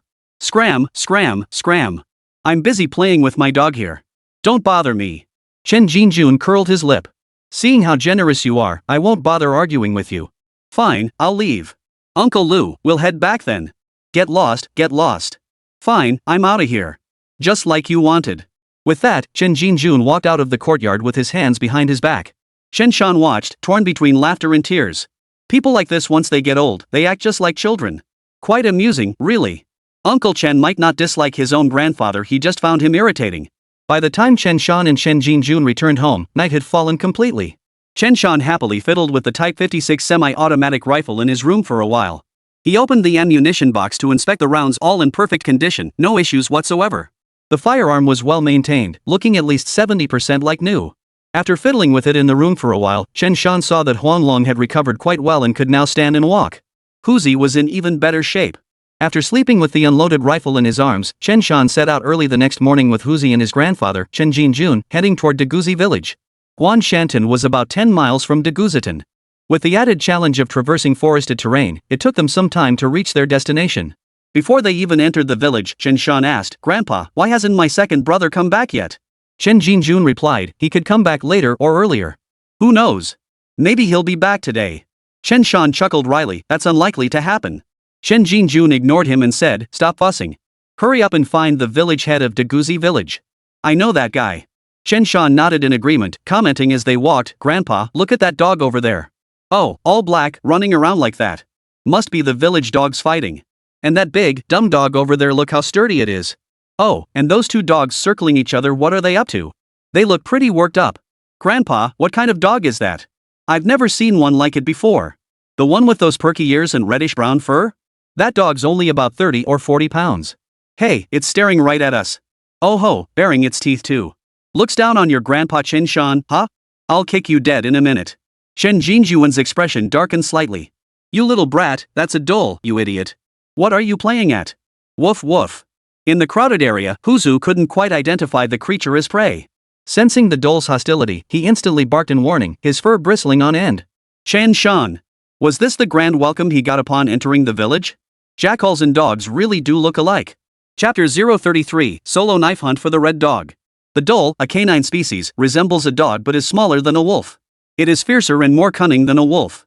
These creatures bear some resemblance to foxes, typically weighing between 30 and 60 jin, and are social animals. Dholes usually travel in packs of 5 to 15, though occasionally larger groups form, though such large packs are rare now, having been more common in earlier years. Don't be fooled by their size. Like wolves, their collective attack power is formidable, capable of preying on large and medium-sized animals such as wild buffalo, horses, deer, and wild boars. Their fur is predominantly reddish-brown. In northeast China, hunters commonly refer to them as red dogs. When the pack entered the village to chase dogs, Chen Shan initially thought it was just a dog fight. As Huzi began to bark, the dogs throughout Deguzi village joined in. Woof, woof, woof, woof. The red dogs yelped in unison, sounding almost like they were calling to their friends. Their cries resembled bird calls, sounding rather unlike what one would expect from dogs. The villagers of Deguzi heard the commotion and were startled. When they stepped out of their courtyards and saw several red dogs, they were stunned. Damn it, these dogs actually dared to show up. These dogs are probably done for. Hey, where are you guys from? The villagers of Deguzi village saw Chen Shan and his grandfather approaching with guns drawn and hurriedly asked. Chen Shan didn't beat around the bush. He immediately chambered around and introduced himself loudly. "I'm Chen Shan from Guanshan village. This is my grandfather, Chen Jinjun." A middle-aged man immediately called out, "I'm Feng Minjiang, the village head of Deguzi village. Oh my, Uncle Chen has arrived. We'll be counting on you today. By the way, Uncle Chen, if you're helping out, I'll have someone fetch host to hack them to death. If they could really be killed with pickaxes, the people of Degu village wouldn't have had to call for help." Chen Jinjun barked coldly, "We're about to open fire. Everyone get inside immediately to avoid getting hit by stray bullets. If anyone gets hit by a bullet later, don't blame me for not warning you, we won't take responsibility." The villagers of Deguzi immediately retreated indoors, not daring to linger as onlookers. They complied without protest. Red Dog now faced off against Tiger and the village guard dogs. One by one, the village guard dogs arrived. 3, 5, 7, 8 until a dozen or so guard dogs converged at the scene. Normally, the 5 red dogs would have bolted at the first sign of trouble. But today, their retreat was blocked by Chen Shan, his companion, and the dog, while their path forward was barred by a dozen guard dogs. It was truly a case of being caught between a rock and a hard place. Tiger barked menacingly from the sidelines, but he didn't charge recklessly forward. It knew that if it charged forward, it would be surrounded by several red dogs and torn to pieces in an instant. "Grandpa, do these red dogs have reinforcements?" Chen Jinjun swept his cold gaze around the area, frowning. "Hard to say. Red dogs live in packs, just like wolves, and they're clever. My guess is either someone injured them in the mountains, or they stumbled upon the village by chance looking for food. The chickens and ducks in the village are tasty, much better than anything in the mountains. They probably got a taste for it. 5 red dogs isn't a small number, but whether there are more outside the village, who knows? Never mind that, Shan'er. There's a more pressing problem now.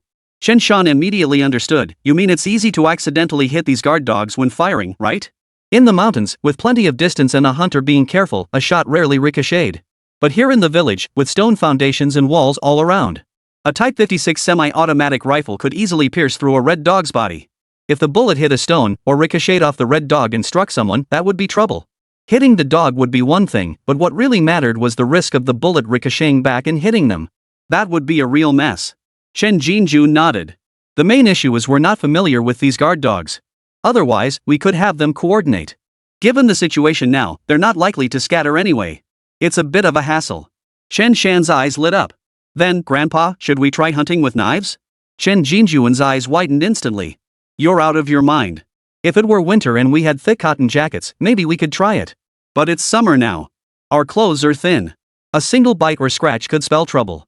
Especially these red dogs, they're like wolves. One wrong move and they'll attack from 3 sides. Ripping guts, gutting bellies, biting throats, they're experts at it. Chen Shan hurriedly interjected, but we still don't know if there are other jackals outside. They're still barking, they might be calling for backup. We need to strike quickly and decisively. Once we move in, these guard dogs will surely follow. They've probably suffered enough losses to those red dogs lately and hold a grudge. I bet they're just waiting for someone to take the lead. Chen Jinjun groaned, his head throbbing. But Shan'er, this is dangerous. Chen Shan smiled. Grandpa, what money-making venture doesn't have risks? Leave it to me. Today, I'll show you just how capable your grandson can be. He drew his knife. There was no chance to holster it here, so he held it in his hand. He tossed his holster and gun aside onto the ground, then barked an order at Huzi. Huzi, you and I are going in. Grandpa, you cover us. Shoot if you have to, just don't hit anyone. Without waiting for the old man's response, Chen Shan strode toward the 5 red dogs in the center of the arena. Gurgle, gurgle. The red dogs faced all directions, forming a circle, their eyes gleaming with vicious intent. You little bastard, just wait and see how I'll deal with you. Chen Jinjuan's hand trembled as he recalled his grandson going alone to hunt that huge boar. That kid's got some serious guts. Chen Jinjun raised his rifle and warned, Shan'er, be careful. Got it. Since Chen Shan had boosted several super hunting points in his physique, he was brimming with confidence. He was eager to test his physical strength to the limit. With a dozen guard dogs here and the old man keeping watch, a hint of ruthlessness flashed in his eyes. Tiger, go. Woof woof. True to his status as the lead dog, Huzi didn't flinch despite several red dogs standing 7 or 8 meters ahead. He didn't flinch. With a single bark, he charged straight at them, locking horns head on. The red dogs all turned their heads, preparing to surround and attack Tiger and Chen Shan. Meanwhile, the guard dogs from the other side of Daguzi village. Seeing Huzi charge forward, they seemed to find their leader, and one after another, they launched fierce attacks at the red dogs' hindquarters. The red dogs had no choice but to turn and defend themselves, giving Tiger a chance. One red dog, fixated on Huzi, charged toward him with a vicious look. Tiger, significantly larger than this red dog, let out a howl. With a mighty leap, he latched onto the red dog's neck. Both crashed heavily to the ground. Tiger, strong and powerful, scrambled to his feet, braced on all fours, and with a violent flick of his head, sent the 30 or 40-pound red dog flying through the air. The red dog let out a piercing yelp. Seeing this, the other red dog, surrounded by the pack, whipped its head around to rescue its comrade, preparing to attack the tiger's rear. Chen Shan let out a cold laugh, his reflexes lightning fast. His left hand shot out, grabbing a handful of fur from the dog's neck. He plunged another knife into its belly, then pinned it to the ground and twisted its neck with a violent jerk. Blood spurted as the red dog's neck snapped with a crack. Die! Chen Shan rose, flinging the dead red dog aside with a flick of his wrist. A few drops of blood splattered onto his face, lending Chen Shan a distinctly bandit-like air. Chapter 034, Whose commander is this? The red dog clamped by Huzi was no longer a threat. Chen Shan walked straight over and finished it off with a knife, freeing Huzi in the process. In a panic, it lunged to bite another red dog, clearly trying to steal the kill and claim the credit. The remaining 3 red dogs, now surrounded by over a dozen attackers, were utterly panicked. They were bitten here and there, wounds rapidly appearing on their bodies as they retreated in disarray. Their backs were turned toward Chen Shan and his group. Huzi seized his chance, lunging at the back of a male dhole. Whether male dog or male jackal, these animals typically sported 2 dangling things between their legs once they reached adulthood, differing only in size. Huzi's bite clamped down on both testicles, then yanked violently. The red dog seemed to have its soul ripped out by the pain, nearly dying on the spot as its limbs trembled violently. The wretched howl made Chen Shan flinch in his seat. Chen Jinjun stared in disbelief. Wait, when did Tiger become this fierce? I thought Lubu was unmatched under heaven, but now there's a dog braver than him. Whose commander is this? The old man felt his blood boil at the sight. If he didn't have to stay alert for more red dogs approaching from other directions, the old man would have charged out to slay one of those red dogs himself. Die! Chen Shan acted swiftly. Seeing the red dog surrounded by the pack and bitten in its vital spot by tiger, he kicked the red dog hard, sending it stumbling to the ground. The pack of dogs instantly pounced and tore into it.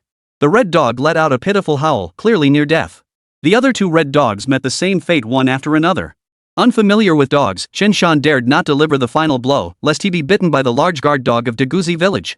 Turning his head, Chen Shan looked at the old man. Grandpa, anything going on outside? Chen Jinjun shook his head.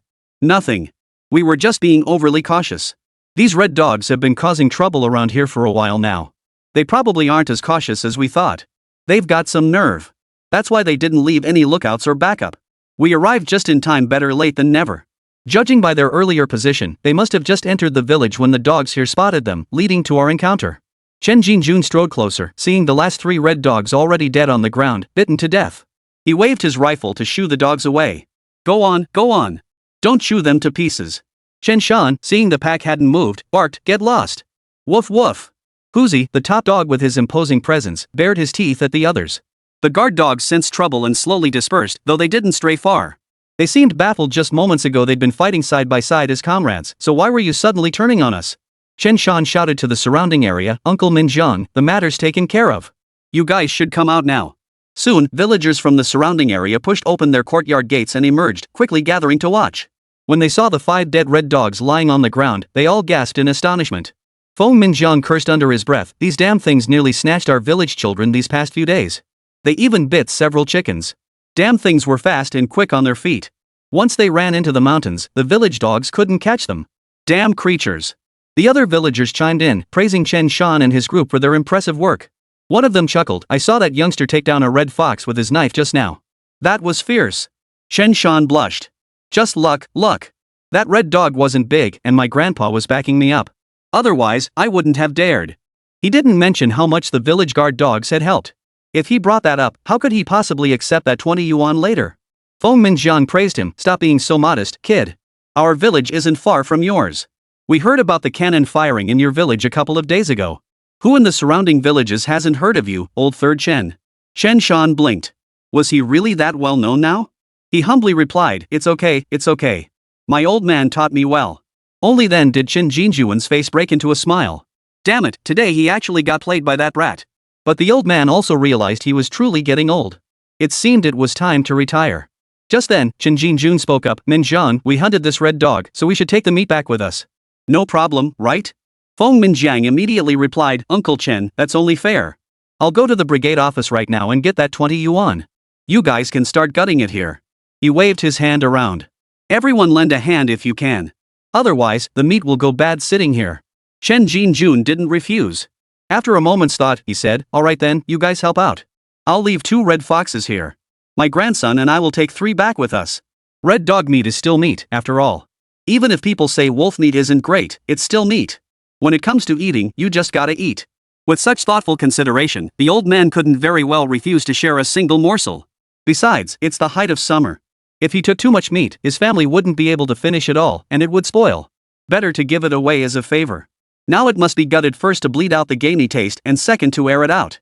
Otherwise, the meat will quickly turn sour and spoil. Ah, haha, the old man's a straight shooter. We'll help you out right away. You know, I've never had red dog meat in my life. I reckon this stuff tastes pretty much like dog meat, right? If it tastes like dog meat, that'd be perfect. Dog meat boiled 3 times makes even God stumble. Eating it in the summer heat might just make your nose bleed. The villagers of Daguzi hamlet each pitched in to gut the fish. Chen Shan and Chen Jinjun quickly gutted all 3 red foxes. Their entrails were tossed to Huzu and the nearby guard dogs to eat. Huzu and the others devoured them with relish. Uncle Chen, why not stay for a meal in our village before heading back? Feng Minjiang had already brought the money and was actively inviting the old man to stay for a meal. Chen Jinjun chuckled, I was thinking if we finished work late today, we could have a meal. But we finished hunting so quickly. If we go back now, we can still get some work done in the fields. Enough. Every household is short on food these days. If we go to your place, you'll waste grain, and we might not even get enough to eat. No need to be so polite. Feng Minjiang gave a dry chuckle before handing the 20 yuan to the old man, his eyes betraying a hint of envy. If he'd known hunting these red dogs was this easy, he'd have tried it himself. Surely a group of people could kill a couple with a few shovel swings? Chen Shan suddenly asked Uncle Feng, how much damage did these red dogs cause to your village? Feng Minjian thought for a moment. They killed 2 dogs, 6 or 7 chickens, and injured 2 adults. Chen Shan nodded. These things react fast and hold grudges. Once they attack, you have to kill them all at once. Otherwise, they'll come back to the village to attack people again to get revenge. Feng Minjiang felt a chill run down his spine. He gave a wry smile. Thank goodness you guys showed up. Chen Shan hummed in acknowledgement. It was just luck. We stumbled upon them right as they were about to cause trouble. If it weren't for my grandfather, I wouldn't have recognized these beasts. Chen Jinjun finished gathering his things and stood up. These dolls don't have much meat. Skin one, and you'd get maybe a dozen pounds of meat at most. Still, it's decent. Should be enough for several meals. Alright, let's not waste time. Feng, grab us 2 ropes and a wooden pole while you're at it. We need to carry this meat back properly, can't stuff it in a bag and let it stew, or it'll go bad. Feng Minjiang promptly went to make arrangements and soon returned with everything Chen Shan and the others needed. After receiving their payment, the grandfather and grandson shouldered the meat and departed from Deguzi village. Chapter 035, Chen Heir returns home. Back in Deguzi village, dozens of people had already gathered. Seeing Chen Shan and the grandfather-grandson pair leave, many felt regret. If we'd known that red dog was so easy to hunt, we would have tried it ourselves. $20 for over 30 pounds of meat. Exactly. That thing didn't look all that formidable. Aren't there hunters in our village? Why didn't they step in? Seeing the red dog killed so easily by Chen Shan and his grandson, they felt confident again. Feng Minjian sneered coldly, the sky cleared, the rain stopped, and now you think you're capable again? The reward wasn't just proposed today, it's been up for days. Why didn't you act? The hunter's best dogs, they all went into the mountains a while back and got killed by that lynx. Don't underestimate that red dog. Once it really gets going, none of you could catch up. As for the hunters in the village, they've warned us before. But who dares fire guns recklessly in the village? If you blow yourself up, there's no saving you. And as for hunting with knives like Chen Shan? Who among you would dare? You might not even catch the red dog before your own village dogs tear you apart. He succeeds because he's bold and resourceful. He dares to shoot black bears in the mountains. Who among you would try that? The crowd fell into an awkward silence. They were all just big talkers, all talk and no action. Who would dare to go out there with real guns blazing? Chen Shan and the old man walked out of the village. Chen Shan whistled in admiration. Grandpa, Uncle Feng sure is straightforward. But aren't there hunters in their village? Why haven't they taken care of those red dogs? These days, every village had at least a few hunters. After all, with such vast forests, if a family had guns and dogs, it was only natural that someone would get restless and want to head into the mountains. Chen Jinjun remarked coolly, anyone who becomes village chief is no fool. Besides, living near the mountains, you never know when something might happen that requires us to step in. They'll naturally be polite and respectful. As for why the hunters in their village didn't take action, who knows? Maybe they were busy with other matters, or perhaps they simply didn't have the skills. Chen Shan listened skeptically, but since he didn't know the full story about Deguzi village, he didn't press further. So, Grandpa, about this 20 yuan. Chen Jinjun chuckled.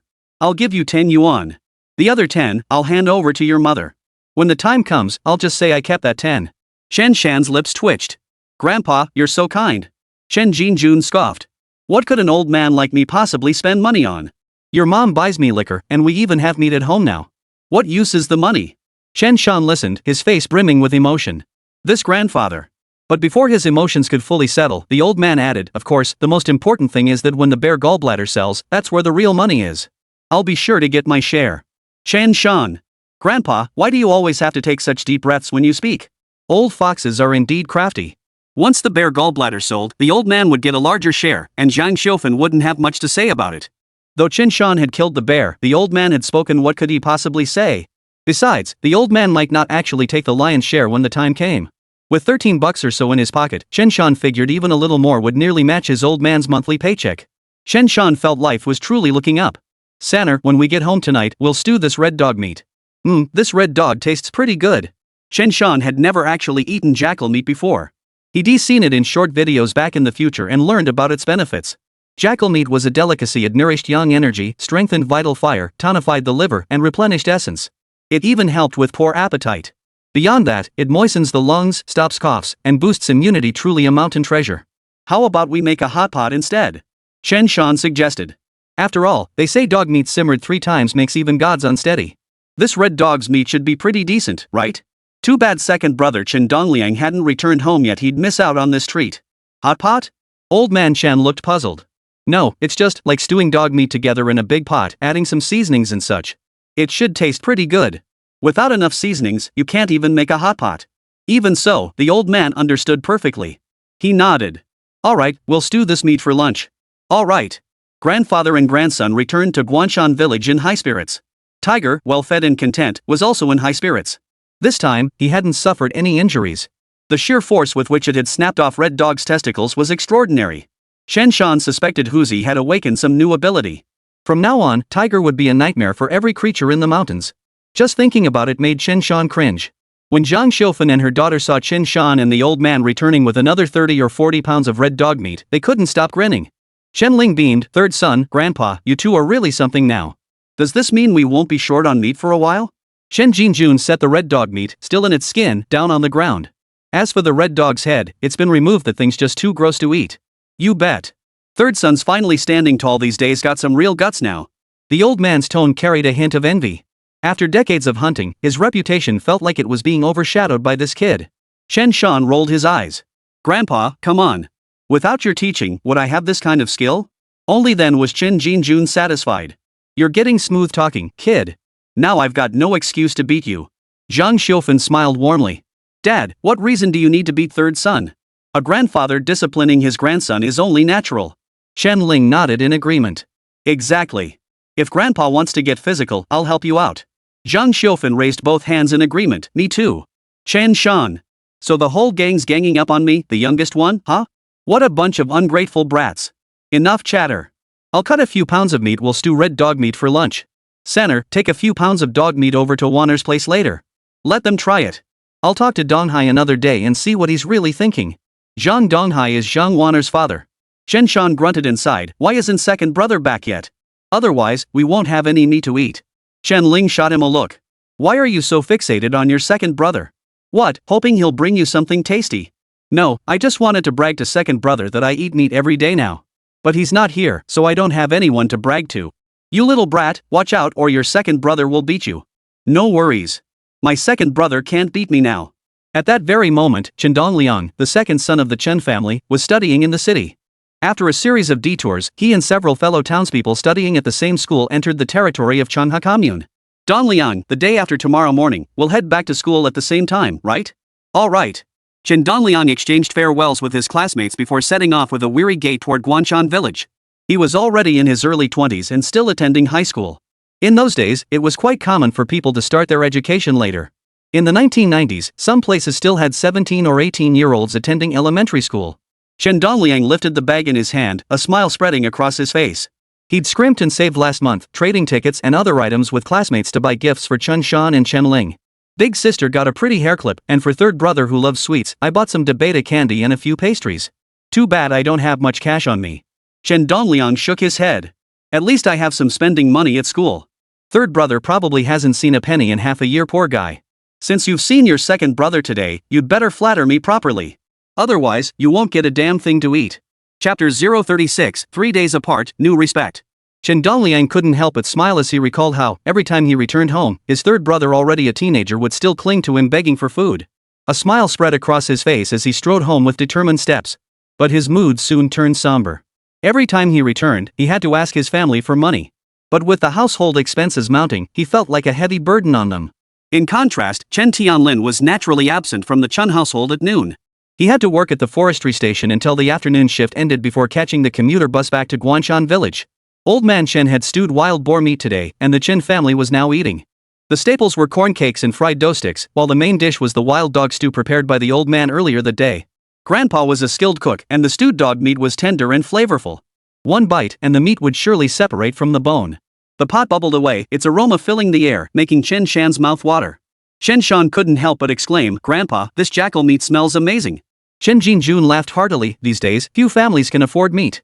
Of course it smells good. Alright, hurry and get a bowl. We'll eat straight from it. Chen Ling and the others quickly set the table. With just that one pot of meat, the four of them were perfectly satisfied. At the table, Chen Shan took a bite of fried dough, followed by a piece of jackal meat, utter contentment. Chen Ling beamed, "Grandpa, can third son go into the mountains by himself now?" Chen Jinjun nodded. He can go into the mountains now, but it's not safe for him to go alone. He needs to find at least one reliable person to go with him. Chen Shan immediately suggested, then let's get my brother-in-law. That guy Fugue is perfect, he's honest and straightforward, never playing tricks on people. Besides, we'll be family from now on. Chen Jinju nodded with a smile. That's exactly what I was thinking. When we go hunting in the mountains next time, we'll have Fugue join us. But I need to ask his father, Donghai, for his opinion first. Chen Ling chimed in, Grandpa, I don't think it'll be a problem. We only go hunting during the off-season anyway. During summer and autumn, let Fugue and Sanner practice more in the mountains. By winter, they'll be able to hunt on their own. Zhang Xiufan agreed, exactly. Dad, you're getting older. You should go into the mountains less often now. Besides, haven't you already taught Sanner everything he needs to know? Chen Jinjun sighed. Don't try to persuade me. I know what I'm doing. Rest assured, I'll take it easy when the time comes. Chen Ling and the others stopped trying to persuade him. They knew the old man wouldn't do anything reckless. Chen Shan, however, couldn't be bothered to talk to them. He just kept grunting and munching on his meat. At nearly 6 feet tall, the big guy certainly had a hearty appetite. Zhang Xiufan and the others couldn't help but laugh at Chen Shan's hearty eating, then they too dug in with gusto. They had stewed 7 or 8 pounds of meat, and the 4 of them polished it all off, leaving only a bit of broth in the pot. Gnawing on the last bone, Chen Shan chuckled, if second brother happened to come back and saw us finish off this whole pot of meat, what do you think he'd think? Zhang Xiufan shot him a glare. What would he think? That's not going to happen. Besides, you really think I wouldn't save a bowl of meat? Just in case second brother comes back, he can have some too. If he doesn't come back, we can just eat it later tonight. Chen Shan nodded in agreement. They were brothers after all. Teasing second brother about meat was unnecessary, it could genuinely make him cry from hurt feelings. Zhang Xiufan was truly a mother, she couldn't bear to see her son upset. Mom, I'm starving. Is there anything left to eat at home? A weary voice called from outside the courtyard. Huzi had already been waiting outside the courtyard, wagging his tail wildly in enthusiastic welcome. Hee, Huzi, did you miss me? Oh my, where did this extra dog come from? Isn't this Uncle Feng's Wanlong? Good boy, Wanlong. Mom, Grandpa, Sanner, big sister, where are you all? Why aren't you answering me? The gate wasn't even locked. How strange. That smells pretty good. What's cooking inside? Chen Dongliang pushed open the door and stepped into the main hall, his eyes widening instantly. He saw Chen Shan gnawing on a bone. The meat looked stewed to tender perfection, its aroma wafting toward him. He swallowed hard, suddenly feeling even hungrier. If no one else had been there, he would have snatched the bone right out of his third brother's hands. Turning to look at his grandfather, eldest sister, and mother Zhang Xiufan, he noticed traces of grease still clinging to the corners of their mouths. Chen Dongliang's heart turned icy cold in that moment. Grandpa, Mom, big sister, Sanna, you weren't just eating meat at home all the time while I was at school, were you? Chen Dongliang felt a pang of resentment. I scrimp and save all day at school, even buying things for you all to bring home. But you're feasting on rich food at home? What made it even more infuriating was that Chen Shan handed him the bone at that moment. Second brother, I haven't finished gnawing on this bone yet. Want it? Chen Dongliang's eyes welled up. Get lost. Like I'd eat that. Chen Shan said deliberately, you don't want it? Well, there's still some sauce left. Just dip your oil cake in it and make do. Fool your stomach, you know. Fool my ass. Chen Dongliang was genuinely annoyed. You guys get the meat and I get the broth? That's just too much. Fine, don't eat it then. But Chen Shan proceeded to devour it as if nothing was wrong, even tossing the bones to Huzi, who was waiting eagerly outside the door. Go on. Tiger took the bone and carried it outside to gnaw on. Chen Dongliang felt even more wronged. The old man and Zhang Xiufan nearly burst out laughing. This kid really needed a lesson. Chen Ling stood up. Dongliang, what nonsense are you thinking? If you just use your brain, you wouldn't assume we're secretly eating meat. Stop overthinking it. Mom even saved you a big bowl, thinking you might come back these past couple days. Come on, sit down. We still have fried dough sticks and corn cakes here. Soon, Chen Ling brought out a fresh bowl of meat from the pot in the kitchen. Chen Dongliang swallowed hard, his eyes wide with astonishment. Mom, Grandpa, Sis, where did this meat come from? Did our family suddenly strike it rich? Or did Grandpa hunt a wild boar in the mountains? Seeing Chen Shan's proud expression, Chen Dongliang was baffled. He couldn't connect the meat to Chen Shan at all. After all, it had been nearly a year since third brother and Grandpa went into the mountains, and they hadn't properly hunted any game yet. Naturally, he didn't think much of it. Chen Shan shot Chen Ling a knowing glance, and she rolled her eyes at him. Chen Ling explained, Sanner's been on a roll lately. First, he went into the mountains with your grandfather and bagged a wild boar weighing over 500 pounds. And just the other day. Chen Ling gave a rough account of recent events, leaving Chen Dongliang utterly incredulous. He shook his head. How can anyone believe this? This kid, you're telling me he blasted a yellow weasel, hunted a black bear, and even bagged a 500-pound boar? Is this really my foolish little brother? Chapter 037, Links. Chen Shan chuckled, second brother, what's that supposed to mean? Only you're allowed to improve, but I'm not? I'm dying to improve too. Zhang Xiufan cut them off, enough chatter. You shut up too, third son. Let your second brother eat first. He must be starving. Fine. Chen Shan fell silent. These days, traveling from the village to the city was a hassle involving walking, hitching rides, and catching buses. Unless it was urgent, no one would bother making the trip into town. Chen Dongliang hadn't eaten meat like this in ages. He chewed slowly, afraid to devour it too quickly, savoring every bite. As for Chen Shan's earlier teasing, he didn't give it a second thought. The brothers had pulled pranks on each other countless times before. Halfway through his meal, he finally spoke up. Today, when I was in town and on my way back to the village, I saw a wanted poster posted from Lingnan. Here, Lingnan referred to the region south of the Greater Xing'an Mountains, not the southern coastal provinces where exiles were sent. A wanted notice? A flicker of recognition seemed to cross Chen Shan's mind. He recalled something similar from his past life. He pressed, what kind of wanted notice? Zhang Dongliang explained, it said something about a group of mountain guards from the Lingnan Pingtuan settlement being killed inside their house. The killer was named Zhang Jianpain, and apparently there's a gang involved. The notice says that if anyone spots this group, they should immediately report it to the public security comrades. After verification, a reward will be given. The name Zhang Jianpain surged into Chen Shan's mind, making his head buzz instantly. Many things from his past life were hazy memories now, faded by time.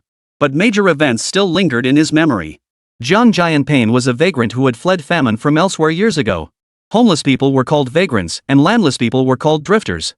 In the northeast, many of these vagrants relied on fishing or gathering mountain produce like mushrooms and hazelnuts to survive. A small minority led stable lives, learning skills like hunting, and managed to live comfortably enough.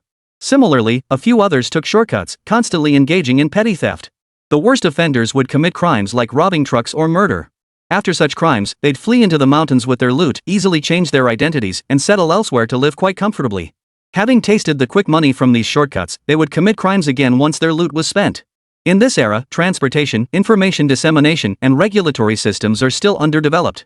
Once criminals hide in the mountains, they're virtually impossible to track down. Local police forces lack the manpower to mount a comprehensive search. Moreover, the mountain terrain was complex, and wild beasts were terrifying. Criminals could easily hide in any nook and cranny, vanishing without a trace. In Chen Shan's memory, Zhang Jianpain was a truly depraved criminal. Over the past few years, he had committed several heinous crimes. He had ambushed and killed several groups of mountain hunters. It wasn't until the 1983 crackdown that local authorities, joined by the military, launched extensive investigations and searches. In the end, hundreds, perhaps thousands, entered the mountains and finally shot him dead in the old forest. The incident caused a huge stir at the time. How could Chen Shan possibly forget it? However, Ping'an village fell under the jurisdiction of Lingnan commune. Chen Shan simply kept this incident quietly in mind, vowing to exercise greater caution when venturing into the mountains henceforth. If they ever met, it would come down to whose bullets were faster and whose heart was colder. As for the mountain men, they were essentially ginseng diggers. These days, ginseng diggers usually went into the mountains in groups, known as ginseng gangs. Locals rarely referred to the act of digging ginseng as digging. Instead, they used terms like taking or carrying. Thus, the act of gathering ginseng naturally became known as mountain treading, and those who gathered it were called mountain treaders. A single root of lesser-aged ginseng can easily fetch dozens of yuan. A top-grade 6-leaf specimen could fetch over 1,000 yuan. Zhang Jianpain had his sights set on the mountain men for a reason. These guys were loaded. Chen Jinjun frowned as he listened. Those bastards. They could live decent lives, but they choose to rob and plunder instead. If I ever catch one of them, I'll blow their brains out with a single shot. Chen Shan chuckled, Grandpa, that's Lingnan's business. It won't affect us here. Chen Jinjun frowned. Regardless, be extra cautious when going into the mountains from now on. Stay especially vigilant around strangers. Chen Shan nodded. All right, Grandpa. I'll listen to you and be careful. Chen Jinjun finally smiled. Well, at least I don't have to worry about you anymore, kid. After finishing his meal with a satisfied grunt, Chen Dongliang wiped the grease from his mouth, a contented smile spreading across his face. Chen Shan said, second brother, Mom fried a bunch of bear meat and wild boar meat. When you go to school in a couple days, take some with you. Chen Dongliang hummed in acknowledgement, then pulled out the items he'd bought with money saved from scrimping and saving. The family was naturally filled with warmth and joy. Finally, Chen Jinjun said to Chen Shan, third son, tomorrow you call Fugui and we'll go visit your aunt. If it were just me, I'd be too lazy to make the trip. But since you've got the means, do me an old man a favor and make the trip. Go hunt a wild boar for your aunt. First we'll head into the mountains. If we get the boar, then we'll go to their village. If not, we won't bother. Chen Shan grinned. Grandpa, everyone says you've got a bone to pick with your aunts, but you're still pretty sentimental about them, huh? Chen Jun sneered coldly, if I don't care about my own daughters, who will? Enough chatter. Get back to your tasks. I'm going to have a word with Donghai. Soon, the old man returned, saying Zhang Donghai had agreed to let Zhang Fugui join their group. Zhang Donghai had even gone out of his way to pick up a bottle of liquor and some pastries from the grain shop. These days, being a hunter was dangerous, but it meant having meat to eat. In that sense, it was still a sought-after profession. If someone was willing to take you under their wing like taking on an apprentice, you'd have to pay tuition. When Chen Tianlin returned home that afternoon, the Chen family naturally had another meat-filled meal. This deeply moved Chen Dongliang, instantly sparking an urge to skip school. But he managed to resist that urge. After dinner, Zhang Donghai came running over. Seeing Chen Tianlin and the others had finished eating, he grinned and said, Big brother, sister-in-law, I came to talk to Uncle Jun about something. Chen Tianlin smiled. Just say what's on your mind. There are no outsiders here. Zhang Donghai nodded. Uncle Jun, I heard that several hunting dogs have died in the mountains near Deguzi village recently. Have you heard about it? Huh? Chen Jun froze, furrowing his brow. We just got back from Deguzi village today. How come we haven't heard about this? Chen Shan added, but Grandpa, something's definitely off here. If it was just those few red dogs entering the village, shouldn't the hunters in Deguzi village have been able to handle it? Chen Jun fell deep in thought. Zhang Donghai spoke mysteriously, I went to the commune today to handle some business. An acquaintance from Deguzwang told me that their famous hunting dogs were all killed by lynxes from the mountains behind their village. Chen Shan's eyes widened instantly. Lynxes. Chapter 038, What to do when you encounter black bears, tigers, or man-eaters. These days, the supply and marketing cooperatives in the Xing'an Mountains region also purchase certain animal pelts, along with mountain delicacies like bear gallbladders and ginseng. Lynx pelts commanded high prices. Any pelts kept reasonably intact could fetch at least 2,000 yuan.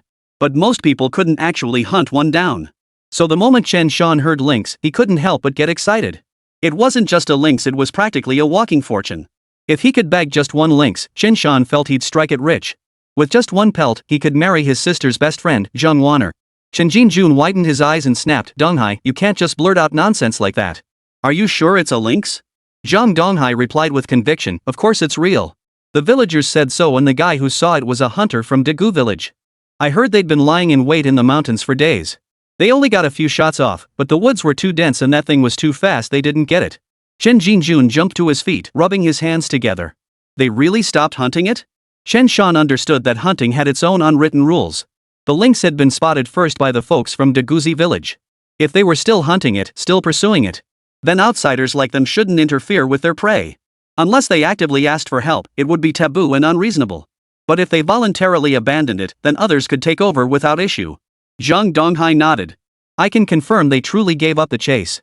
Chen Shan finally said, no wonder Uncle Feng didn't tell us about this. He must have known how valuable that lynx was. They had misjudged the situation. Feng Minjiang simply didn't want them to take the risk. Among animals of comparable weight, canids simply couldn't hold a candle to felines. Chen Jun chuckled. In that case, we'll hunt the lynx in a couple days. Tomorrow, I'll go get a pig for your aunt and the others first. We can't delay this any longer. If word gets out that our family has wild boar meat and bear meat, yet your aunt and her family didn't get a single pound, they'll surely blame me. Chen Shan chuckled, Grandpa, how could Auntie and the others dare complain to you? Chen Jun glared at him. They won't blame me, but they'll blame your father for not delivering meat to them. At least your uncle knows to bring you some. Chen Shan blinked thoughtfully. Come to think of it, that was exactly right. Chen Dongliang asked curiously, Grandpa, can I come with you guys into the mountains? No way. Chen Shan and Chen Jun nearly answered in unison, leaving Chen Dongliang's head buzzing. Chen Dongliang pouted, why not? Chen Shan scoffed, you're a bookworm. You've never even wandered into the mountains. Do you know cannonballs can kill people? Do you know black bears can tear you apart in an instant? The mountains are full of dangers. You'd better not even think about it. Just stay home and study. Fine, I won't go. Chen Dongliang forced a bit of pride back, snorting softly. Then I'll just stay home and read. Zhang Xiufan comforted him, exactly. You're a promising scholar. What would you even do in the mountains? Just stay home and catch up on your studies. Chen Shan spoke slowly, second brother, watch your stomach tonight. You ate way too greasy this time, you'll definitely feel sick later. Chen Dongliang nodded dismissively. As if eating a little meat could upset my stomach. Chen Shan smiled without comment. Everyone in this family had been through this. What, are you some kind of special case? That evening, Chen Shan carefully tended to Huanglong. Its injuries had improved significantly, and it was now able to eat normally. This dog had good constitution. At most, another month or so and it would be back to its lively self. That night, Chen Dongliang slept in the same room as Chen Shan. The brothers chatted, and Chen Shan encouraged his younger brother to focus on his studies, assuring him not to worry about tuition or other expenses in the future. Afterward, Chen Shan handed Chen Dongliang 5 yuan and explained where the money came from. Chen Dongliang shot upright from the Kong, his eyes widening in shock. You have that much money now? 5 yuan was a substantial sum back then. Their father, Chen Tianlin, earned only 20 or so yuan a month working at the forestry station. Chen Shan shrugged nonchalantly. Second brother, you say that, but this money didn't come easily. You could say I traded my life for it.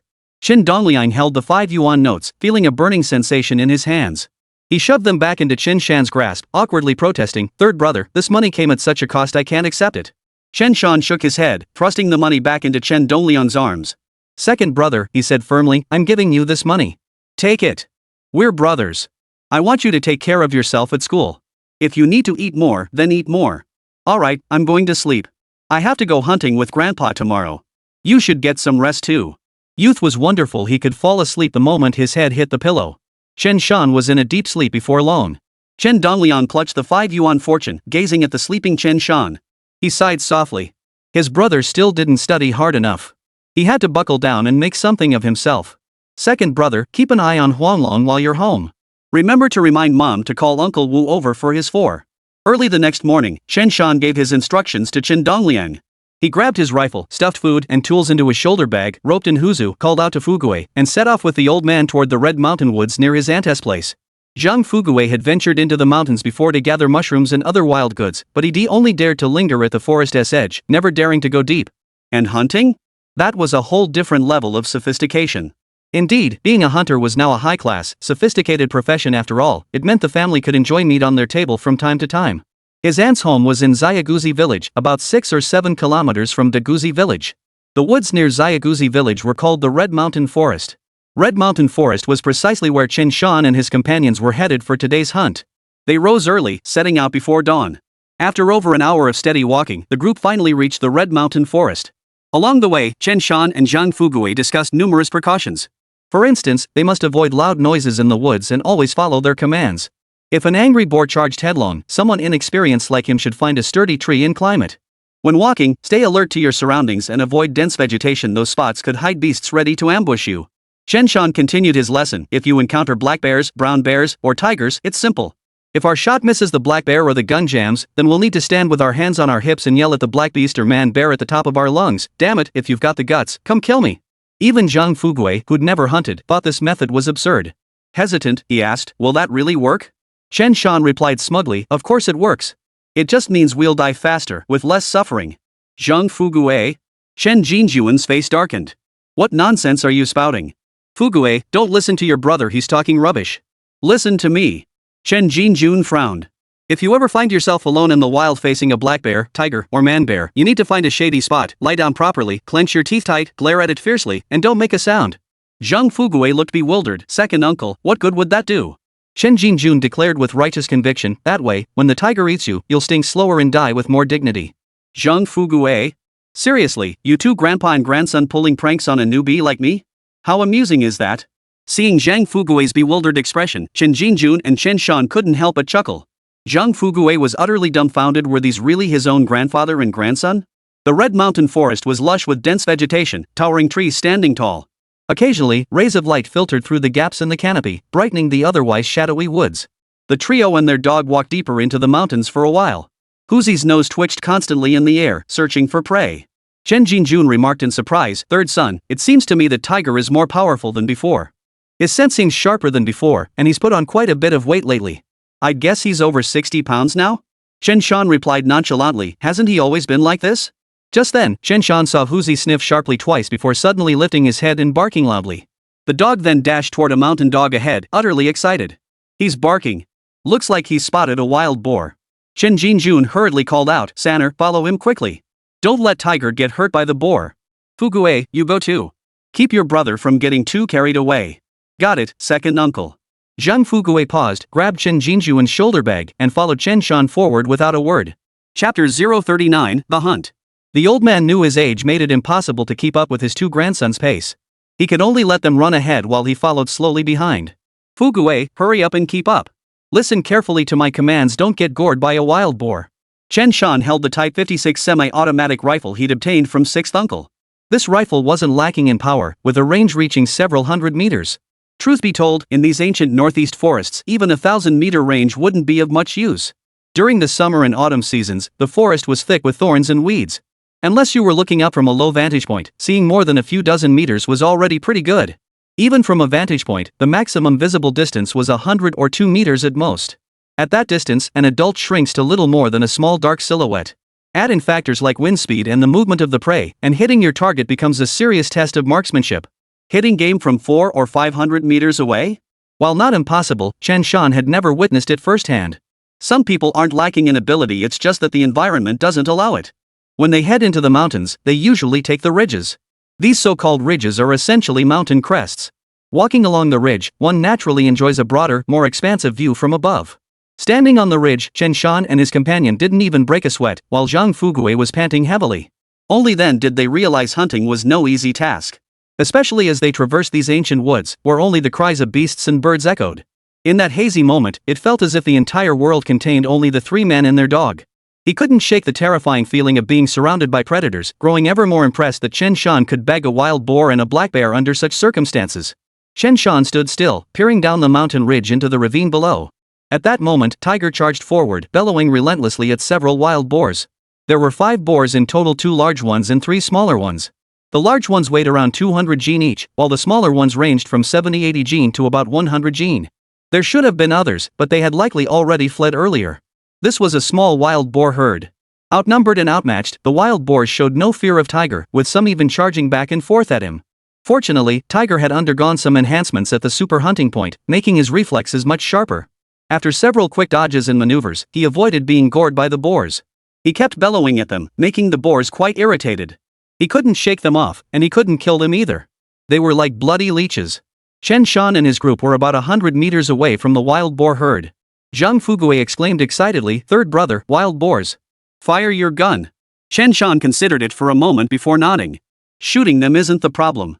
The question is, should we shoot them all? Zhang Wan'er rolled his eyes. Bro, you better hurry up. Don't let them all run off. We don't want to end up with just one dead boar. Chen Shan scoffed. You underestimate your brother. What's the big deal? You really think I can only take down one boar? Put. Wan'er, watch closely and learn. See how I do it. He glanced back at the old man, who was still panting heavily, lagging dozens of meters behind, barely able to keep up. Chen Shan mused that it was time to retire the old man. Venturing into the mountains was too taxing, and it would only become more troublesome come winter. Once the old man retired, Chen Shan would have 2 Type 56 semi-automatic rifles at his disposal. Without further ado, Chen Shan chambered around, raised the rifle to his face, and aimed squarely at the boar. He took aim and fired. If it were the number 16 rifle with a barrel clip. After the first shot, he'd have to quickly chamber the second round for a brief burst of fire. Gauging the wind speed, Chen Shan narrowed his eyes.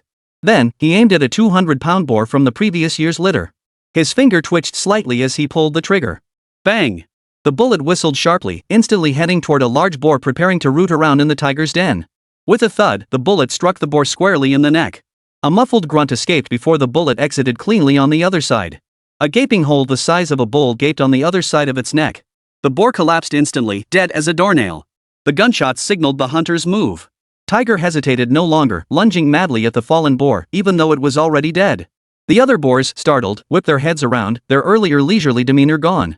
Chen Shan shifted his palm slightly, turning the muzzle ever so slightly before instinctively pulling the trigger.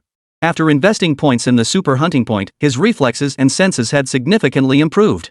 Combined with the advantage of a younger physique, he was now stronger than he had ever been after years of hunting in his previous life.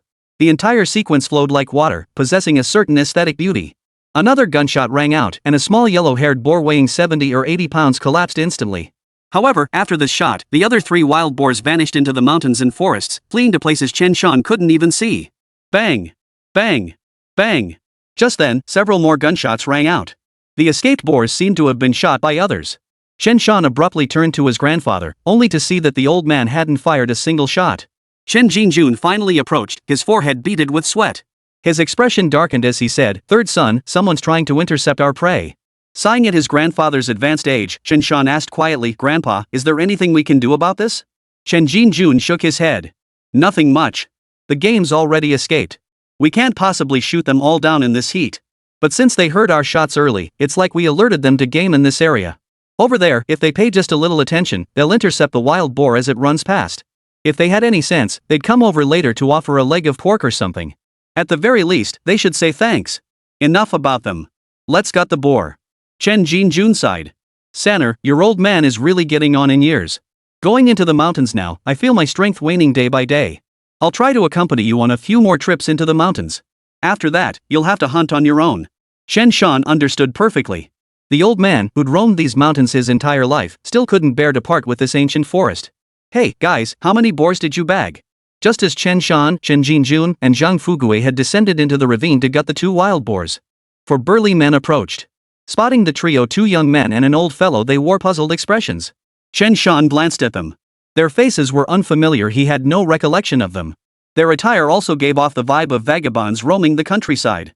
But where had these ruffians gotten their guns? This question plunged Chen Shan into deep thought. Chen Jinjun, never one to back down, knew these men meant trouble. His expression darkened instantly as he reached up and grabbed the Type 56 semi-automatic rifle slung over his shoulder. Oh, so you guys didn't get any? The leader, sporting a crew cut, grinned widely. These 2 pigs? We shot them over there earlier. We're hauling them away now. You 3 got no problem with that, right? These men were claiming the 2 pigs Chen Shan had shot as their own. This was blatant poaching right under their noses. Zhang Fugue clenched his fists in anger, but seeing the 3 guns in the men's hands, he calmed down. Chen Jinjun asked, "Oh? So you're planning to take these 2 pigs?" The man with the crew cut and a scar on his face grinned. Old man, what do you mean steal?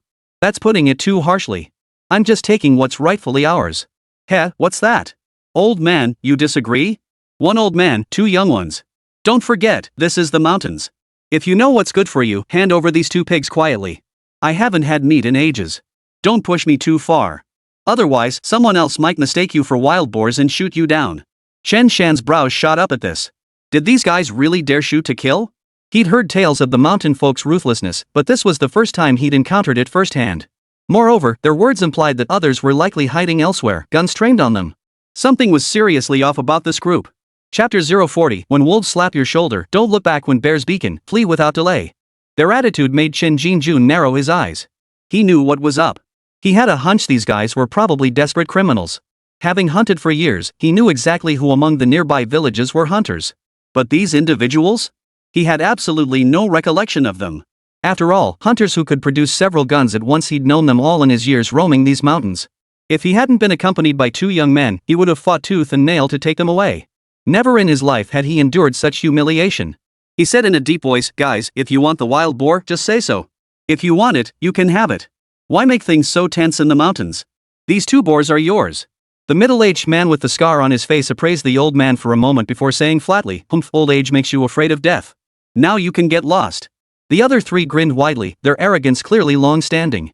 Chen Shan noticed his own tiger seemed restless, constantly glancing toward one direction in the mountains, visibly agitated. But with so many people present, the standoff had formed, and Tiger didn't bark out loud like it usually did. Instead, it kept turning its head toward Chen Shan, its restlessness growing as it seemed to urge him onward.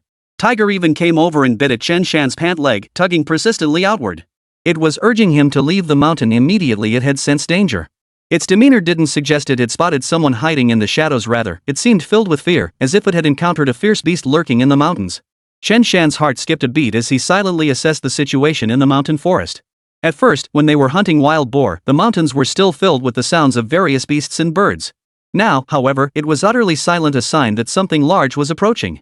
When the woods fall silent, fierce beasts are sure to lurk. Chen Shan glanced at his grandfather. Chen Jinjun also sensed something. A cold smile played on his lips as he gave the others a slight bow before saying, "Sanner, Fugue, let's go."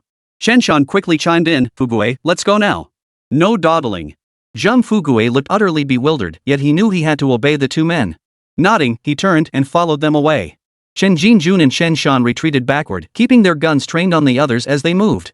Chen Shan could even hear the disdainful snort from the middle-aged man with the scar on his face, along with the mocking remarks from his henchmen. "Ha, they say hunters in these mountains are ruthless, but I'm not so sure about that. Yeah, we've stolen their kill, and this old geezer doesn't even dare to make a peep. Het, brother Wu, we've hit the jackpot today. We hunted 1, but got 2 more from them. That's 3 whole pigs. True. That'll keep us fed for a while. Ha ha ha ha." Listening to their voices, Chen Shan's expression darkened slightly. Chen Shan followed the old man and Zhang Fugue as they quickly crossed the gully and climbed onto the ridge. "Tiger, don't bark. Chen Shan patted the dog, stifling its urge to raise its voice. Chen Jinjuan's face turned ashen. Third brother, something bad is about to happen. Zhang Fugui stared blankly. Second uncle, with so many of them and 3 rifles, what could possibly go wrong? Chen Shan shook his head. Fugui, didn't you notice the surroundings just now? The forest has fallen completely silent. Zhang Fugui asked in confusion. But hasn't this forest always been this quiet? Chen Shan scoffed. What's going on in your head? This old forest has always been pretty lively. When it suddenly goes quiet like this, it means danger is approaching. Because what's coming isn't a bear, it's a tiger. After speaking, Chen Shan turned to Chen Jinjun, pursed his lips, and asked, Grandpa, what should we do next? Chen Jinjun sneered coldly, I've lived a long life, and anyone who dared insult me like that is already dead. These puny little bastards, do they really think this old man would take such a loss? We're on a small hill. Keep your eyes peeled, and we'll be able to see down into the ravine and figure out what they're up to. Let's go take a look. It's only 100 meters away, and the thorn bushes and grass will cover us. No problem. Tiger, you're not allowed to bark, got it? Right, Tiger, you're not allowed to bark. Chen Shan patted Huzi. He trusted that after gaining the super hunting point, Huzi should understand their meaning. Huzi gave Chen Shan a puzzled look, then shook his head, seemingly understanding what to do. Let's go. Chen Shan, the 2 others, and the dog soon crept stealthily to the edge of a slope on the ridge. Using the cover of grass and trees, they cautiously peered down into the ravine below. At that moment, the man called Wu Gu set down his rifle and stood smoking in place. His accomplices were gutting the wild boar, looking quite excited. Besides the original 4, a man in his 30s had joined them, shouldering a 70 or 80-pound wild boar and tossing it before them. Wu Gu puffed on his cigarette, his voice brimming with urgency. Stop dawdling. Gut it now. Oh, and Lao Jiu, you take the gun and stand guard nearby. We may be roughing it in the mountains, but we don't have any dogs, after all. Damn, if I'd known, I should have kept that old man's dog too. With a little training, it could have been ours. Old Nine, clutching his Type 56 semi-automatic rifle, blurted out, Brother Wu, should we go after that old man? Brother Wu shook his head. Forget it. You think he doesn't have a temper? Chase him down and he'll turn around and shoot you. Who's gonna listen to reason then? Enough. Let's gut these beasts. Hauling a few pigs back will finally give us riffraff some pride. Plenty of stewed meat to go around, ha. The others were delighted, while Zhang Fugui gritted his teeth in fury. Those bastards. That boar was ours. What gives them the right? Chen Shan said calmly, don't get worked up. They're just helping us gut them. Zhang Fugui was baffled again. Why couldn't he grasp this? They'd already gutted the boar, were they really going to give it back? Chen Shan paid him no mind, his eyes fixed intently on the woods surrounding Wu Gu. His eyesight was exceptional, easily exceeding 20/20. Suddenly, about 50 meters away from Wu Gu and his group, a massive, dark brown silhouette was slowly creeping closer to Wu Gu and his group. An inexplicable thrill surged through him. Zhang Fugui also spotted the shadow, instinctively holding his breath as his heartbeat quickened. Chen Jinjun narrowed his eyes, his face twisting into a look of pure satisfaction. The old man had lived decades, what hadn't he seen? Even if a giant paw emerged from the woods, he wouldn't be surprised. Brother Wu, I swear I just heard something. In the mountain valley, the young man called Lao Jiu scanned his surroundings but saw nothing. Wu snorted. You actually believe those hunters' stories?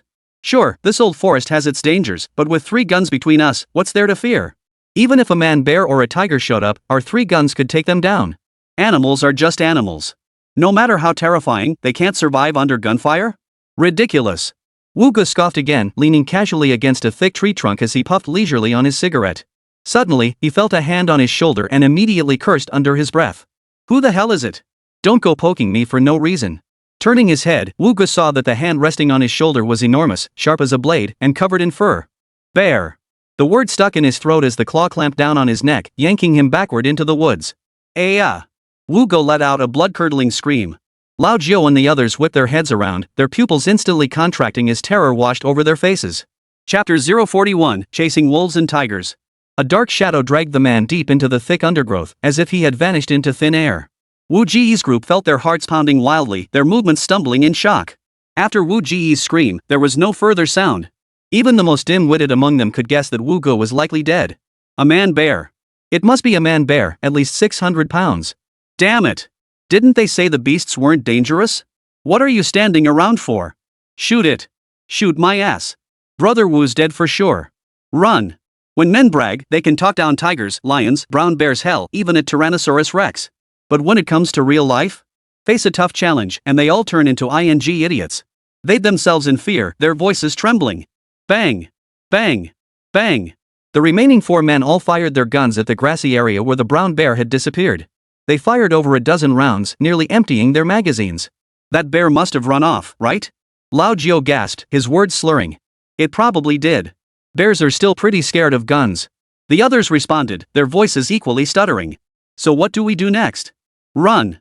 It was late summer, early autumn, and the woods here were too dense. They couldn't really see where the bear was. If the beast was lurking anywhere, motionless, they wouldn't know and dared not approach to investigate. Then let's go. Wait, I hear something. That thing is coming. Lao Jiao's face instantly drained of color.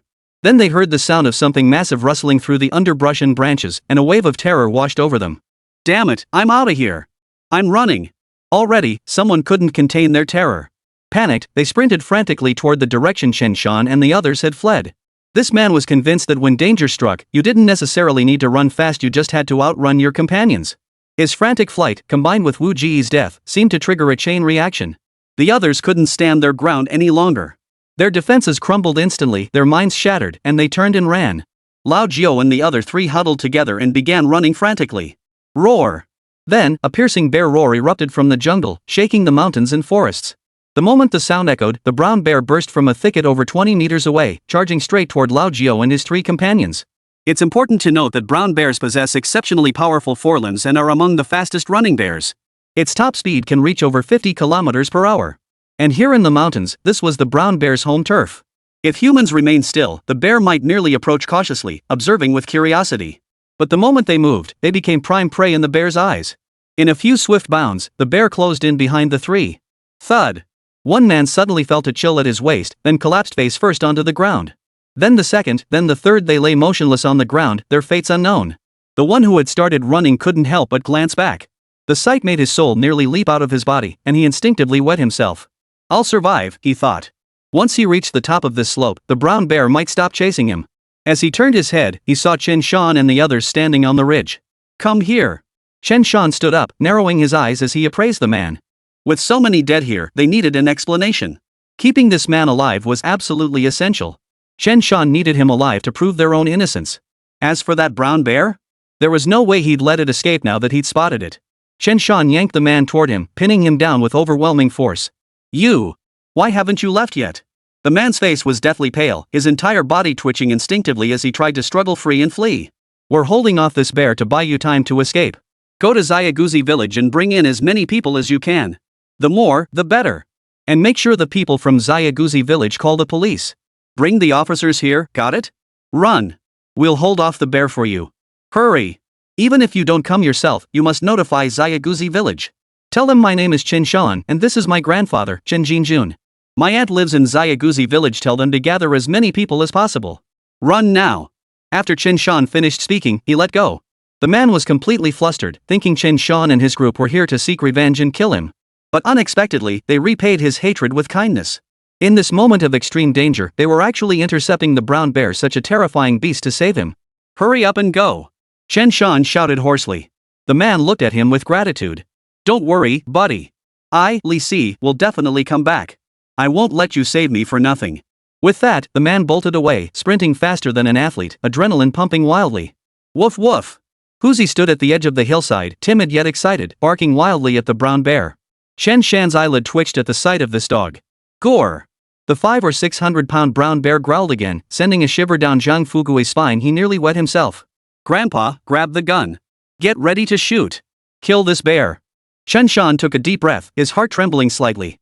But what truly piqued his interest was the bear's gallbladder, pure gold. Chen Jinjun looked dazed, not quite understanding why his grandson had acted that way just now.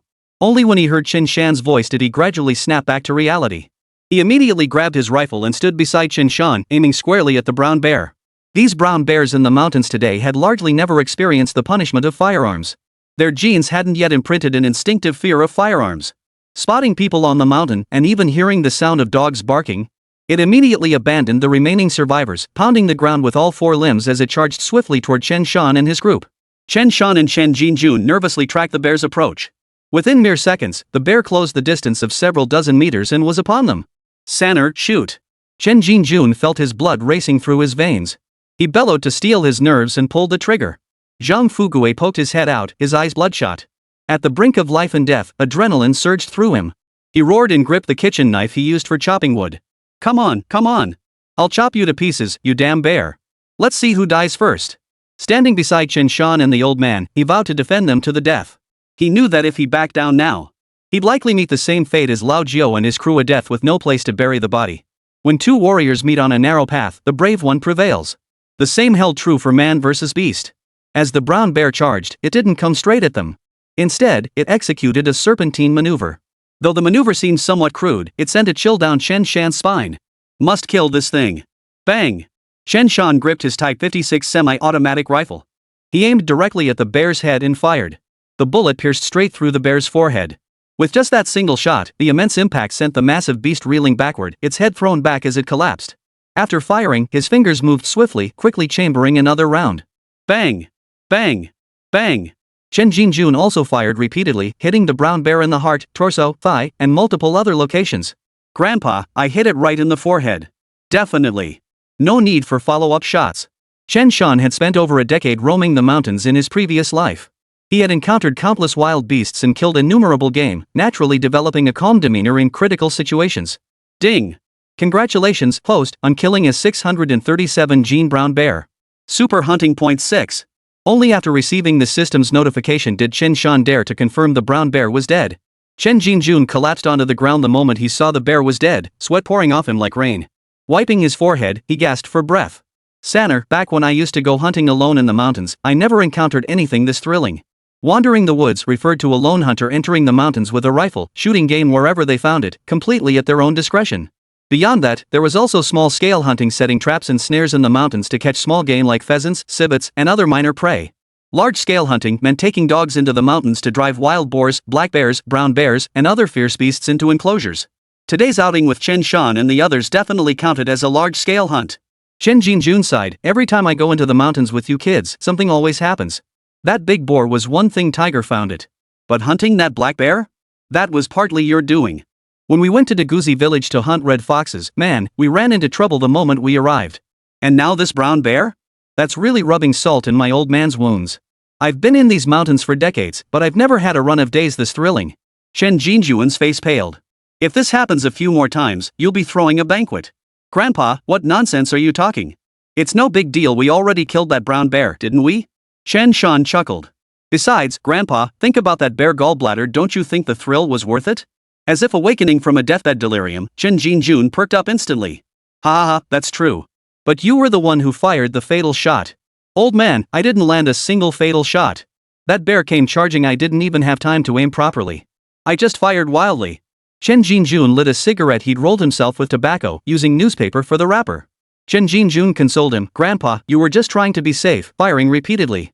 Just hitting it was impressive enough. That bear couldn't have outrun you anyway. Well, I was young and hot-headed back then. I was determined to take it down with one shot. I'll be more careful from now on. Chen Jinjun waved his hand dismissively, then suddenly seemed to remember something. Sanner, what about these people? For dead, this is getting messy. Chen Shan thought a few deaths in the mountains were perfectly normal. Especially since these guys treated hunting like child's play, not even bringing a dog along. That's practically suicide. Some might venture into the mountains 10 or 8 times and get lucky, never encountering a fierce beast. But encounter one, and you'd be running down to meet the old lady. Most importantly, Chen Shan sensed that Wu Go had genuinely developed murderous intent toward them. Otherwise, he wouldn't have hesitated to warn them about the dangers lurking in the mountains. To be honest, Chen Shan was essentially using someone else's knife to kill. But he felt no shame about it. If they hadn't had guns, Brother Wu might have actually killed them. He who kills will be killed. Chen Shan immediately retorted, what else could we do? Wait for that Li Si who ran off earlier to bring reinforcements back. Zhang Fugui and Chen Jinjun immediately exchanged glances, staring at Chen Shan. Will he come back? Chapter 042, Mountain Dog. Whether he comes back or not doesn't matter. What matters is that he spreads the word here that these people weren't killed by us, but by the brown bear. And that we killed the bear to save him. Chen Shan explained, after all, we're not the ones bearing the burden of a human life, that's what matters most. Although the national environment in the 1980s had begun to deteriorate somewhat, Chen Shan still hoped to avoid killing if possible. If killing was unavoidable, he didn't want it exposed to Zhang Fugui or grandfather. Anyone who frequently kills knows that the fewer people who know about it, the better. Chen Jinjun said, third brother, is what you're saying true or false? That Li Si must be scared out of his wits, how could he possibly come back to report it? Under those circumstances, we essentially saved his life. Once things calm down and more people are around, he'll definitely come back. Chen Shan brushed the dust off his clothes and said calmly, "Grandfather, just now, I actually had the intent to kill. I was prepared to take Li Si out too. But after thinking it through, I realized killing them all would be too messy. Leaving him alive is actually more practical. Otherwise, even if the mountain animals dispose of the bodies, if someone later enters the mountains, finds clues, and connects them to us, that would be trouble. If they hadn't hunted today, they could have simply switched mountains and left without anyone knowing they'd been here. But since they'd hunted a wild boar and a brown bear today, the matter was impossible to avoid." Chen Shan added, "Besides, we didn't kill those people. We were just hunting here. We got into an argument with them and were about to leave, but they had bad luck and got killed by this brown bear. In the end, we even risked our lives to save someone, Fuguei. Right, Grandpa? Hey, we ended up killing that brown bear ourselves. That's clearly avenging them. We're practically God-sent heroes. Good people. That Li Si should be thanking us." Zhang Fuguei stared blankly at Chen Shan, inwardly exclaiming, "Good heavens. If Chen Shan hadn't just mentioned killing intent, he might have actually felt touched." But after hearing that speech, Zhang Fuguei could only think his brother was cold-hearted and ruthless. Chen Shan looked at the two men and continued his nonsense, "Anyway, we're magnanimous. In the end, we repaid evil with kindness and saved people. If word gets out about this, who wouldn't praise our righteousness?" Chen Jinjun stared blankly at his grandson, giving him a thumbs up. "Third son, you're something else. How did you manage to make this sound so noble and grand?" Zhang Fuguei was simple but not stupid. He replied with honest sincerity, "Third brother, second uncle, it's just like I said, we're the good guys. We saved their lives. We repaid their hatred with kindness." Seeing Fuguei so on the ball, Chen Shan finally smiled and patted Fuguei's shoulder, thinking Fuguei had done quite well today. "Alright, let's check if those guys are all dead first. Dead or not, drag them all together. Fuguei, you handle this." "Scared?" Zhang Fuguei shook his head. "Brother, what's there to be afraid of? Since we were kids, how many times a year have we seen this sort of thing? Besides, back in the day, when the village fought, they used real guns and bullets. Death was nothing special." Chen Shan shot him a look. "Then whose legs were like jelly just now?" Zhang Fuguei stiffened his neck. "Me? I just had a leg cramp." Ha. "Alright, you go carry the man.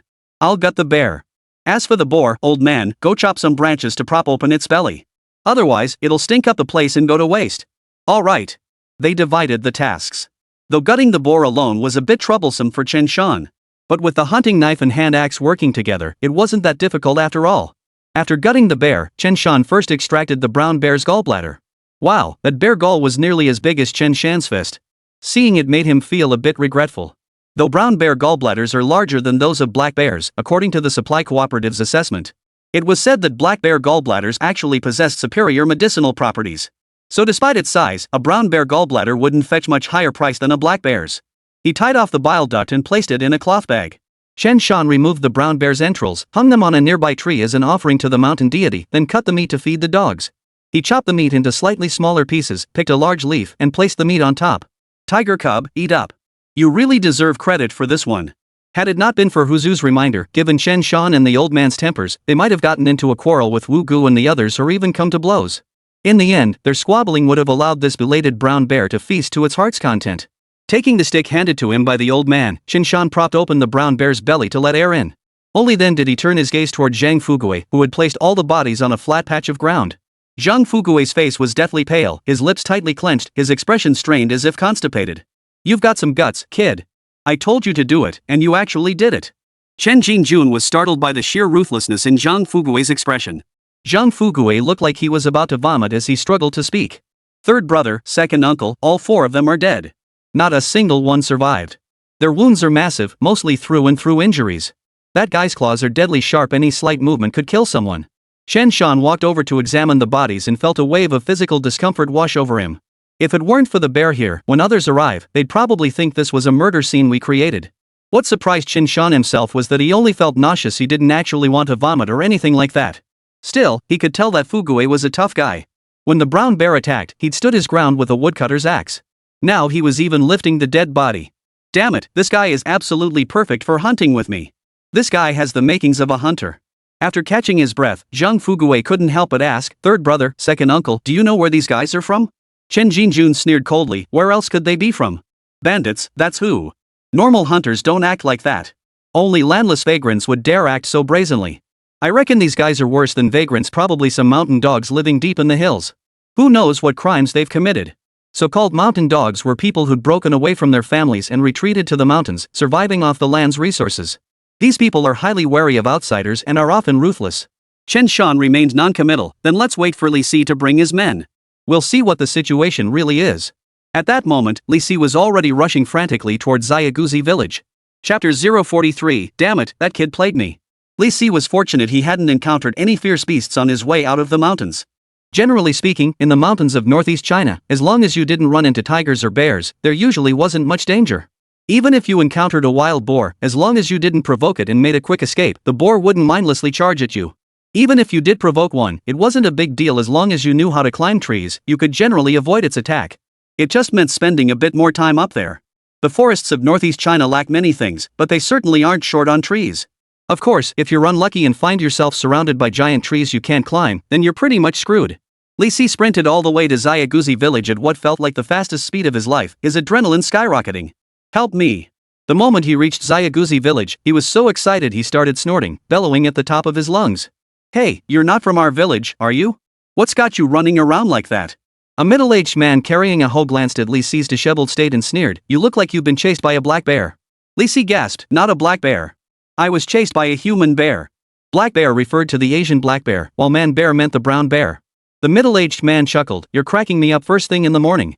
If you really got chased by a brown bear, you wouldn't be alive to tell the tale. Looks like you're not missing any limbs or anything." Li Si nearly fell to his knees. "No, I can't explain it properly.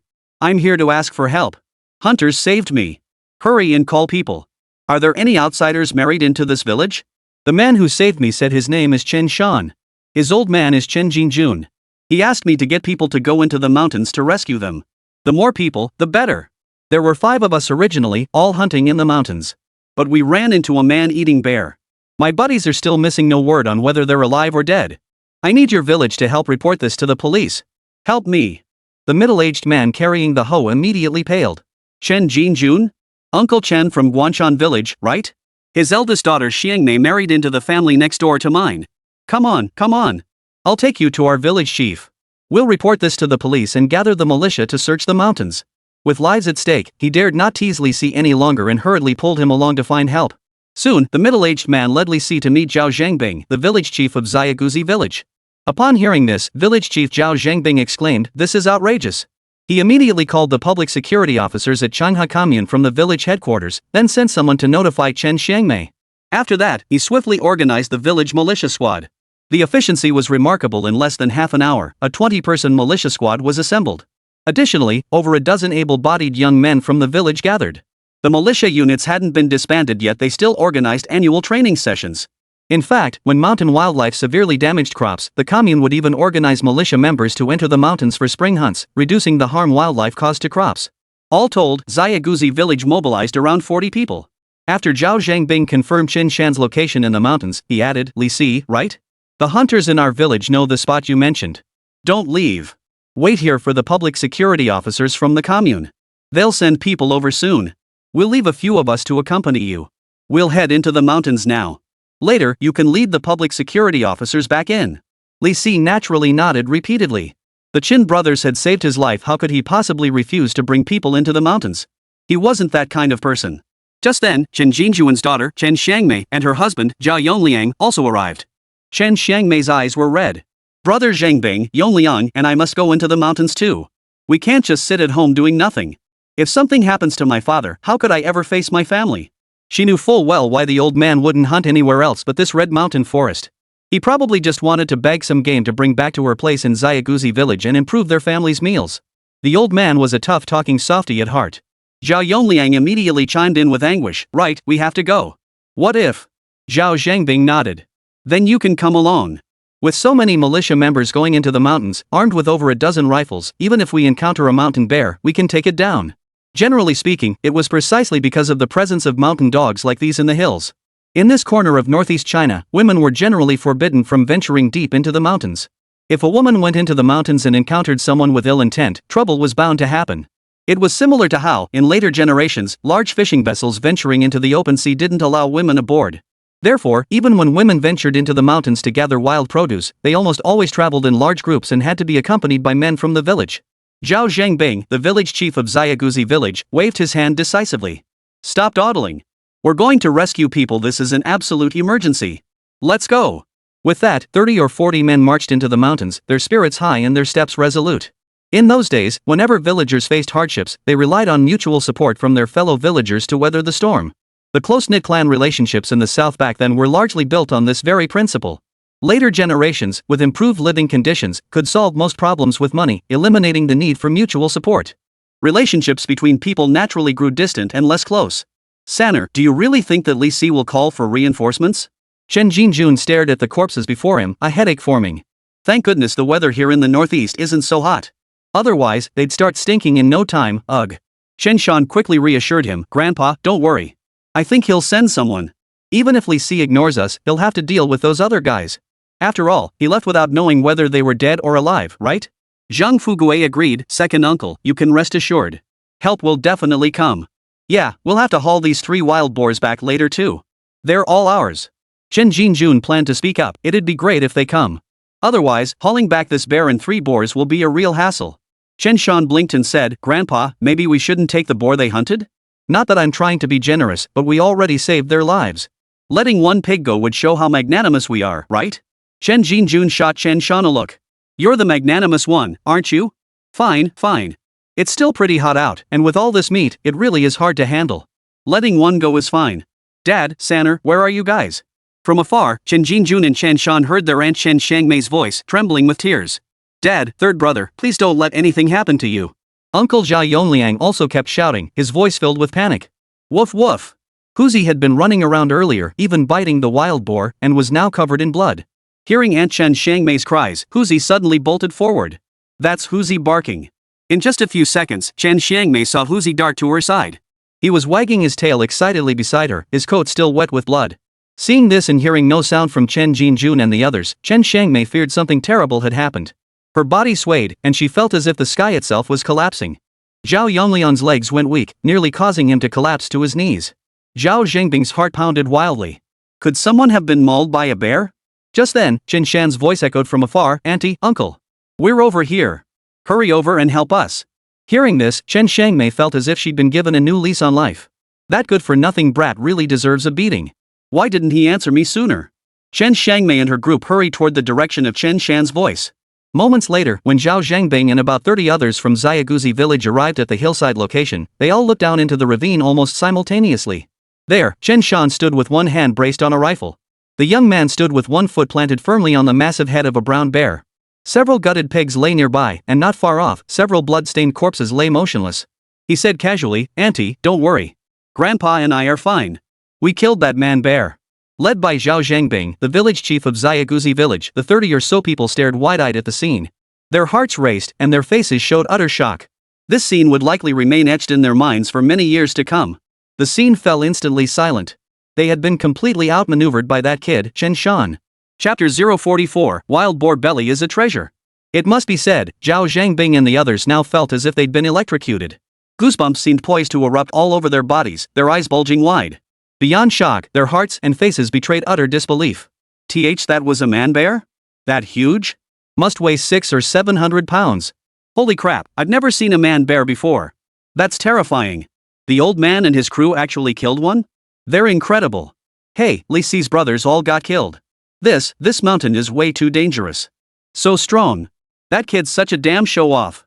The villagers of Xiaoguzi village breathed a sigh of relief upon seeing Chen Jinjun and his group were unharmed. As for the few deaths, they didn't pay much attention to them. As long as Chen Shangmei's father and his nephew were safe, that was all that mattered. Death was nothing new to them. Several people perished in these old woods every year. This time, it was just a few more at once. Zhang Fuguei stared at Chen Shan in utter disbelief, thinking his third brother was way too good at putting on an act. Damn it, he actually pulled it off. Dad, third brother, you're both okay? That's absolutely wonderful. After their initial shock, Chen Shangmei and Zhao Yongliang rushed over to Chen Shan and the old man, breathing a huge sigh of relief. What are you talking about? What could possibly happen? It was just a bear. I didn't even have to lift a finger. Third brother took care of it. Chen Jinjun leaned against a large tree, puffing on a cigarette and blowing smoke rings. His expression was utterly calm, as if he could crush the brown bear with a single finger. It made it seem like he wasn't the only one who'd been scared out of his wits by the bear earlier. Zhang Fuguei was speechless once more. Well, there you have it. Third brother's love for putting on airs was right there. Dad, so you're saying you didn't even fire a shot at that bear? Third son killed it? Chen Xiangmei turned to look at her nephew, her expression tinged with surprise. Third brother has only been going into the mountains with you for a year, and he's already this skilled? Auntie, what are you saying? Killing a brown bear is nothing. When I go into the mountains, I'll bring you back a big paws. Chen Shan stepped out from the side, his tone as calm as ever. Oomph. I haven't disciplined you yet, and you're already putting on airs, are you? Chen Xiangmei immediately twisted Chen Shan's ear. I sent you into the mountains with Grandpa precisely so you could look out for him. If danger arises, remember to warn Grandpa to get out of there. Good heavens, you're even more reckless than your old man now. You've already taken on a grizzly bear, why not go hunt tigers next? Why not just climb up to the sky and stand shoulder to shoulder with the sun? Ow, ow, ow. Chen Shan immediately protested. Auntie, stop twisting it, that hurts. I'm a bear hunting gunner now, Comrade Chen Xiangmei. Please cut me some slack. A gunner was the most skilled hunter in the surrounding villages. Before Chen Shan claimed the title, Chen Jinjun was the village's top hunter. Chen Jinjun sneered coldly, I'm not dead yet, so how did you become the gunner? By ancient standards, this is tantamount to usurping the throne. Chen Xiangmei rolled her eyes skyward. This grandfather and grandson really knew how to nitpick. A simple hunting trip, and now it's about usurping the throne? Does our family have an imperial succession or something? If that's the case, then doesn't that make Chen Xiangmei a princess? The thought tickled her fancy. If not for Zhao Zhangbing, the village chief of Xiaguzi village, being present, she would have argued with Chen Jinjun and the others. Enough of this nonsense, Chen Xiangmei snapped, pointing at Chen Shan. Spill it, what's really going on? That Li Si was talking in riddles too. As the village chief, Zhao Zhangbing naturally wanted to understand the situation, right, Sanner, is it? Hurry up and explain. You've got me all worked up. Several lives are at stake here. If the police officers arrive later, I'll have to explain everything clearly to them. Uncle Zhangbing, let's wait until the police arrive to discuss this. Otherwise, I'll have to repeat everything later. Right now, we have more urgent matters to attend to. Chen Shan gestured toward the bodies. We need to move these bodies out, right? Whether they're vagrants or from another village, we have to get them out so their families can claim them. The killer was this brown bear. There's no need to preserve the crime scene. After all, Li Si himself can testify, and the wounds on these bodies prove it. Also, about those 3 pigs, one was hunted by their group. We don't want that one. Have Li Si find someone to haul it back. But these 2 pigs? Grandpa and I hunted them. After a pause, Chen Shan added, as for that brown bear, Grandpa and I hunted it down too. Li Si, the one we rescued, can vouch for that. The weather isn't exactly cool now, so we need to haul these things out quickly. Get the uncles in the village to gather some branches and make stretchers. With so many people here, we should have enough. By the time we're done, the police comrades should be arriving soon. Zhao Zhangbing was stunned by Chen Shan's words. He inspected the bodies and found it was exactly as Chen Shan had said.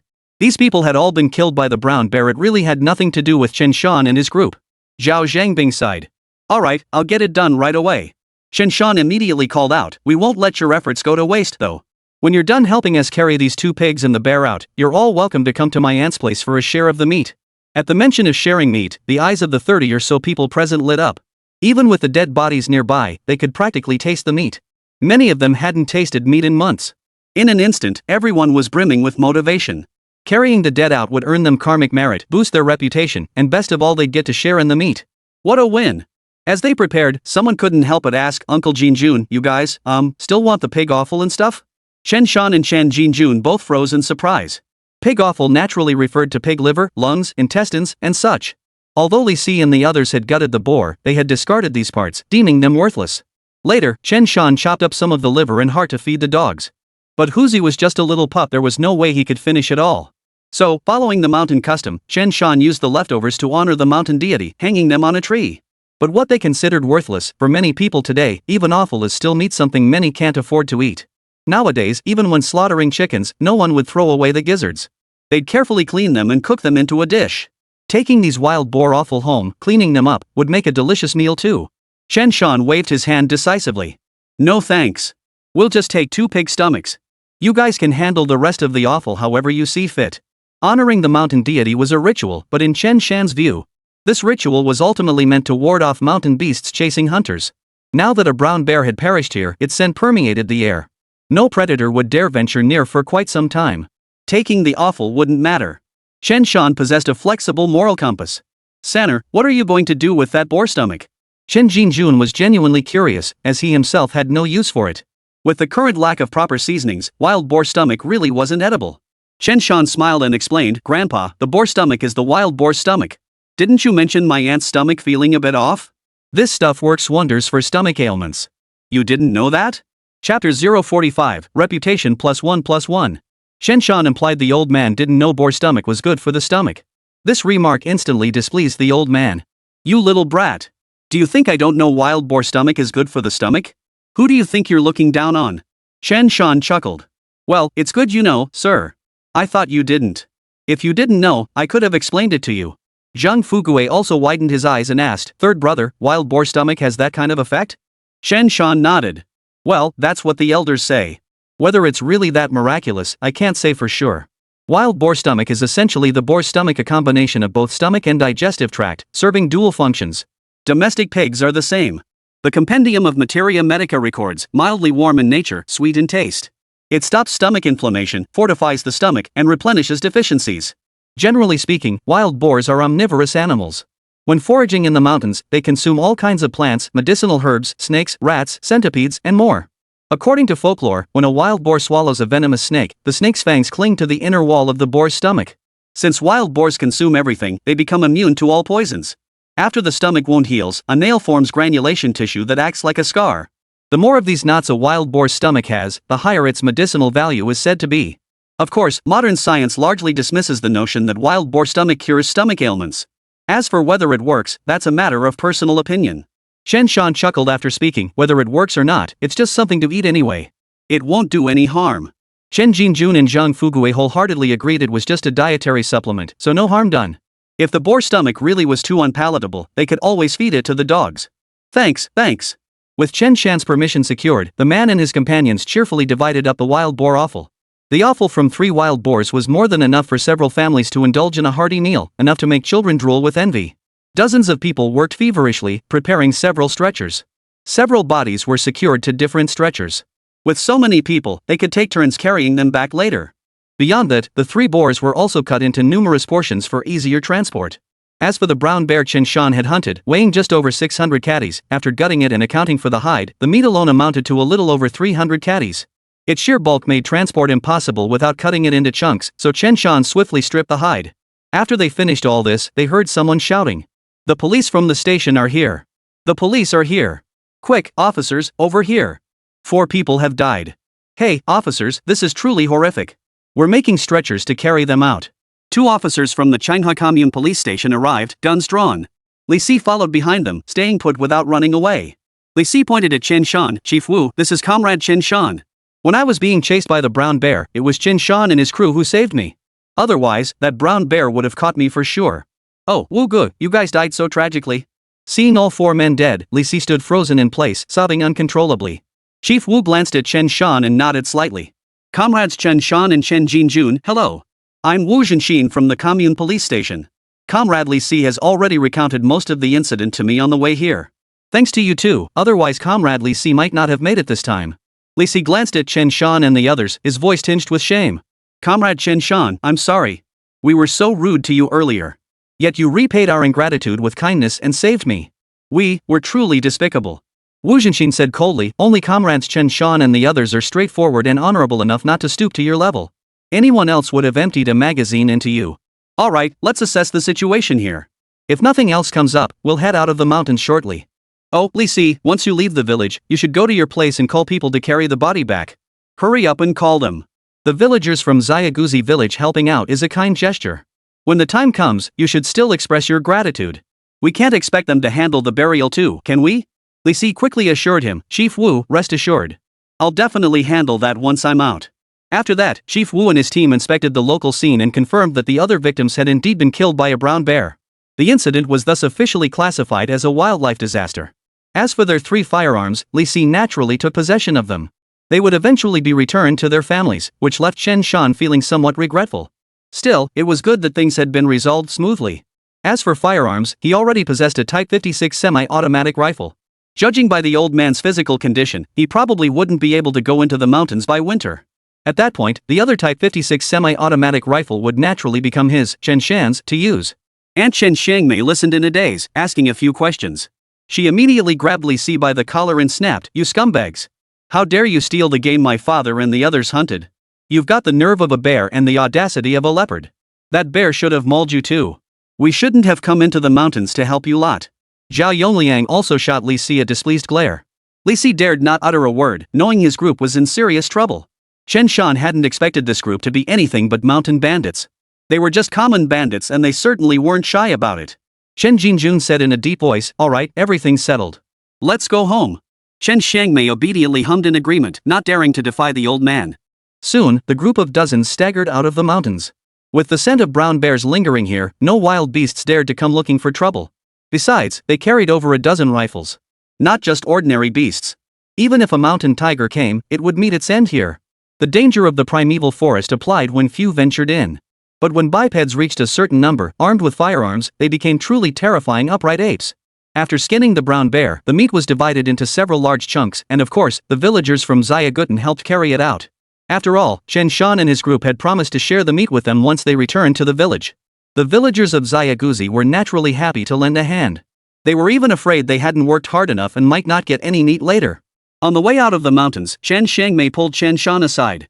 "Sanner, what's going on today? I'm a bit confused." People back then had little entertainment, so they naturally loved gossiping about all sorts of things. News of Chen Shan shooting cannonballs, killing black bears, and chasing away yellow weasels had gradually spread throughout Shanha commune. Chen Xiangmei had heard bits and pieces, and she was considering going home these next few days to see what was really going on. If Chen Shan possessed a reputation system, his head panel might now be flashing with constant updates. Reputation +1, +1, +1. Chapter 046, A man's shoulders are made to support heaven and earth. Chen Shan chuckled. "That's all thanks to my grandpa's good teaching. I've finally mastered the craft. Brown bears, black bears, those big shots are no match for me. One shot and they're done for." Chen Xiangmei pinched Chen Shan's arm. "Who asked you about that?"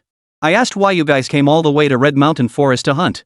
Chen Shan recounted the story of how his grandfather had asked him to hunt a wild boar for her. Chen Xiangmei's eyes reddened as her voice grew hoarse.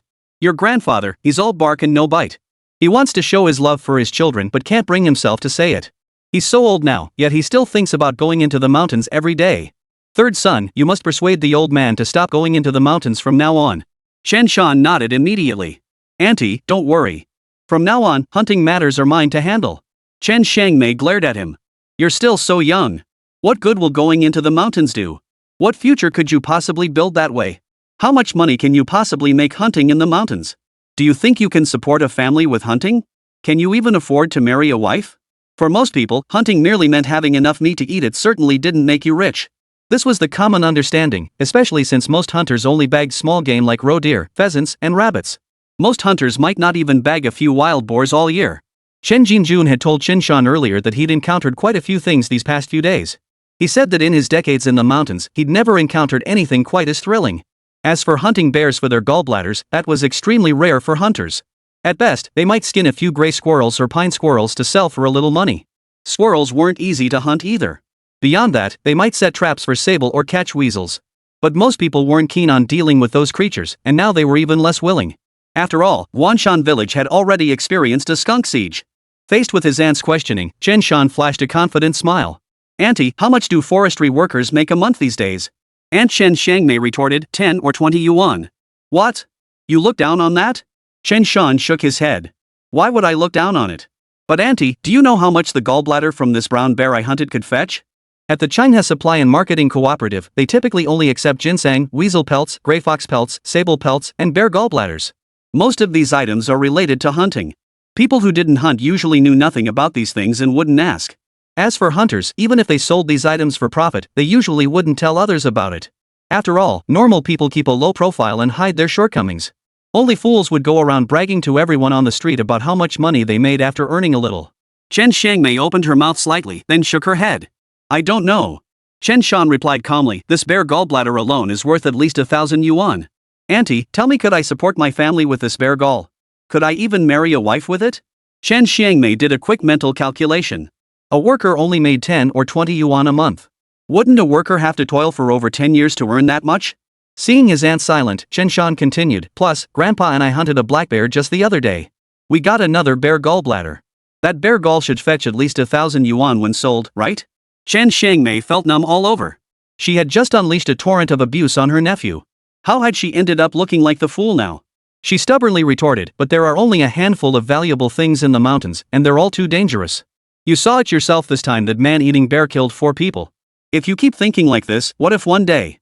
She feared her nephew would start seeing bears as nothing but money, treating them with utter disregard. Chen Shan shook his head. Auntie, what are you thinking? I'm not some reckless fool who doesn't know his own limits. If you don't have the right tools, don't take on the job. Your nephew here has what it takes to take them down. Besides, our Huzi is a top-notch dog. With him around, what could possibly go wrong? Chen Xiangmei was left speechless by this. She knew her nephew was in the thick of his enthusiasm. Now there was no persuading him. Chen Xiangmei waved her hand dismissively. Fine, you're so tough, okay? Now that we've taken care of the bears, things should calm down for a while, right? Chen Shan chuckled. Of course. Summer's ending soon and harvest season's right around the corner. Everyone's busy. Who'd be wandering around the mountains for no reason? It's hot enough to kill you. Chen Xiangmei nodded reluctantly, then asked curiously, Sanner, about those weasels surrounding the village, did you guys really blast them out of their dens? Tear their whole neighborhood apart? Chen Shan nodded. All told, we must have caught close to 1,000 weasels. Anyway, we haven't seen a single one within miles of Guanshan village lately. Probably scared them all out of their homes. Chen Xiangmei finally laughed. You youngster, you're even more ruthless than your grandfather. Now that's something to say, auntie. You gotta be ruthless to stand your ground. Besides, it wasn't for nothing. We hunted all those weasels with all these pelts. I'll easily get over 1,000 yuan from selling them, right? Chen Xiangmei. Chen Xiangmei stared at her nephew in utter shock, her mind going blank. Young people these days, how can they talk so big? Throwing around figures like 1,000 yuan so casually. Sanner, I was just asking you a question, and you're taking it so seriously. It felt like she'd wasted the last few decades of her life. Chen Shan chuckled. Auntie, these are just the numbers on paper. They haven't even been sold yet. Who can say for sure? Chen Xiangmei looked at her nephew with a complex expression, feeling as though she was seeing a completely different person. Just the other day, he'd been acting like a good-for-nothing all the time. Sanner, you've grown up. Yeah, auntie. Don't worry. Just focus on living well with uncle. This family will be on my shoulders from now on. I'll try my best to talk grandpa out of going into the mountains. He really is getting too old. You can rest assured. As for my father, he'll keep working at the forestry station for now. He's still young, after all. As for hunting, I'll keep at it if I can make it work. But if it really doesn't bring in money, I'll take over my dad's job. Makes sense, right? Chen Xiangmei felt a pang of emotion at his words and ruffled Chen Shan's hair. You've really grown up, son. You've become so sensible. Yes, auntie, rest assured. The burden of this family rests on third son's shoulders. He can carry it. Chen Shan glanced back at the towering figure behind him. In his previous life, he drifted through his 20s and 30s without accomplishing anything, eventually heading south to work as a migrant laborer. He'd been laid off in his early 30s. Back then, his eldest aunt, younger aunt, and even his eldest sister and second brother had all helped him out considerably. But Chen Shan's ambitions were sky high while his luck was paper thin. He yearned for greatness but lacked the capability, hitting dead ends time and again. Now, in this life, he didn't aspire to greatness. He only hoped that with the support of this old forest, his shoulders could bear the family's burdens, allowing his loved ones to live more comfortably, with more smiles on their faces. Chapter 047, Rising Reputation. Please support with gold tickets. On the road, Chen Shan chatted briefly with his aunt before growing quiet. They were traveling, exhausted from the journey, and with so many people chattering, there wasn't much to discuss. Chen Shan understood that generally, as long as the elders weren't biased, were strong enough, and knew how to raise their children with a bit of decency, the overall family atmosphere and environment wouldn't be too bad.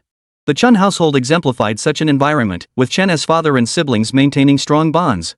Naturally, the Chen family had no major conflicts or issues. They supported each other through life. In contrast, among his maternal uncles, there were more or less some conflicts. Even so, they maintained a facade of harmony on the surface, rarely letting their differences show openly, a common reality for most families. The group of several dozen people, accompanied by 2 public security officers from the Qinghai Commune police station, spent some time making their way out of the mountains and finally returned to Xiaoguzi village. Once back in Xiaoguzi village, the bodies of Wu Gu and his men couldn't possibly be brought into the village itself. Not only were these men not villagers of Xiaoguzi, but even if they had been, as victims of violent deaths, they were forbidden from returning to the village. Instead, they found a shaded spot outside the village to lay the bodies to rest. Li Si, panicked and desperate, rushed back to their outlaw hideout to summon reinforcements. The police officers from the station hadn't left either. They had to wait for the deceased's families to arrive and provide the necessary explanations and arrangements. This was to prevent misunderstandings or conflicts from arising between these individuals and the villagers of Xiaoguzi later on. When the villagers of Xiaoguzi returned and learned of the situation, the entire village erupted. Countless people came out to gawk. Some kids even came out of curiosity to watch, only to get slapped on the butt by their parents and sent back home. Kids, what are you looking at? Get back inside. You'll have nightmares tonight. You shouldn't be watching this. Go home and read your books. Hey, so many people died. You little ones better remember this, never go into the mountains. Or the man-eating bears will eat you, got it? For a moment, the dead became stark, glaring lessons. The living, however, made full use of this lesson. Even those who weren't hunters, those who'd considered sneaking into the mountains to set traps and snares for meat, felt a chill run down their spines. They would think twice before venturing into the mountains again. Chen Shan, at his advanced age, felt increasingly weary. He said to Chen Shan, "Third son, I'll leave the rest to you. I'm heading over to your aunt's place to rest." After observing him for some time, the old man found this grandson to be mature in his actions and adept at navigating relationships. He no longer worried about him. Chen Shan nodded. "Grandpa, you go back to Auntie's place first. Fu Gue and I can handle the rest." "All right." With that, Chen Jun took his rifle and strolled leisurely toward Chen Shangmei's house. Chen Shan quickly instructed Uncle Zhao this pig was hunted by them. "We can't take it. Otherwise, Li Si won't be able to explain it to these men's families later." As the village head, Zhao Zhangbing wouldn't stoop to such petty gains. Moreover, people in this era still lived under the lingering glow of the sun, holding on to their faith and refusing to covet such petty gains. Zhao Zhangbing frowned sternly. "How dare you speak to me like that? As if I were after this thing. Am I the kind of person who would do that?" Chen Shan immediately flattered him. "Uncle Zhao, how could you be that kind of person? You became the village chief because everyone recognized you as fair and just, always putting the people first." Flattered by the praise, Zhao Zhangbing sighed. "Ah, third son, be careful when you go hunting in the mountains. It's dangerous out there. If it weren't for organizing so many militia members to go into the mountains this time, we wouldn't have dared to go." Chen Shan nodded. "Don't worry, Uncle Zhao. I know what I'm doing. If it weren't for the old man leading us, I wouldn't dare go in either, right?" Zhao Zhangbing shot Chen Shan a sideways glance. "You talk a good game, kid. If I didn't know you were the one who dared to blast that great immortal not long ago, I might actually buy your smooth talk." Chen Shan looked aggrieved. "Uncle Zhao, that's not fair. That spirit being harassed our village for so long. If I hadn't taken drastic measures, the elderly folks would have been worn down. I saved the villagers from hell. I'm a hero." "Enough of your nonsense. There's bear meat and 2 wild boars here. Get to work." Chen Shan finally turned to the crowd and announced loudly, "Gentlemen, please carry this bear meat and the 2 boars to my Aunt Chen Shangmei's house. Uncle Zhao, tally up everyone who helped in the mountains today. When we strip the meat later, each person will take 3 pounds home. This is what I, Chen Shan, said." At these words, the crowd erupted in enthusiastic applause. "Ha, Chen Shan from Guanshan village is a real stand-up guy. Not only generous, but fair and just. Truly generous. 3 pounds per person, no questions asked. With dozens of us here, that's practically a whole pig to share. This trip was well worth it. Shangmei's nephew may not be a factory worker, but he's bound for great things." Chen Shan from Guanshan village? Got it. Having gotten a good deal, everyone was happy to throw in a few compliments. After all, in these times, anyone would jump in to save someone.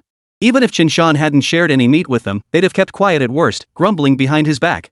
Chen Shangmei quickly added, "Everyone, hurry over to my place. You're all exhausted, go get a drink of water." Zhao Yonliang chimed in, "Right, everyone worked hard today. Come into the courtyard for a drink first." The group immediately set off toward Chen Shangmei's house, carrying the meat. Those bearing the load practically walked with a stride that showed no regard for their own kin. Bringing home a few pounds of meat tonight meant their wives would surely speak to them kindly. Their daughters and sons would get to taste a bit of meat too that was just fine. It wasn't like having the Xing'an mountains at their backs meant these folks could eat meat every meal. That was bloody unrealistic. The mountains were dangerous. Even hunters had to tread carefully when venturing in, lest they lose their lives. Besides, most folks either work at the forestry camp or tend their fields. They're already swamped with farm work. Who has time to venture into the mountains? Even if they could go, without the right skills, their families wouldn't let them venture in. Why?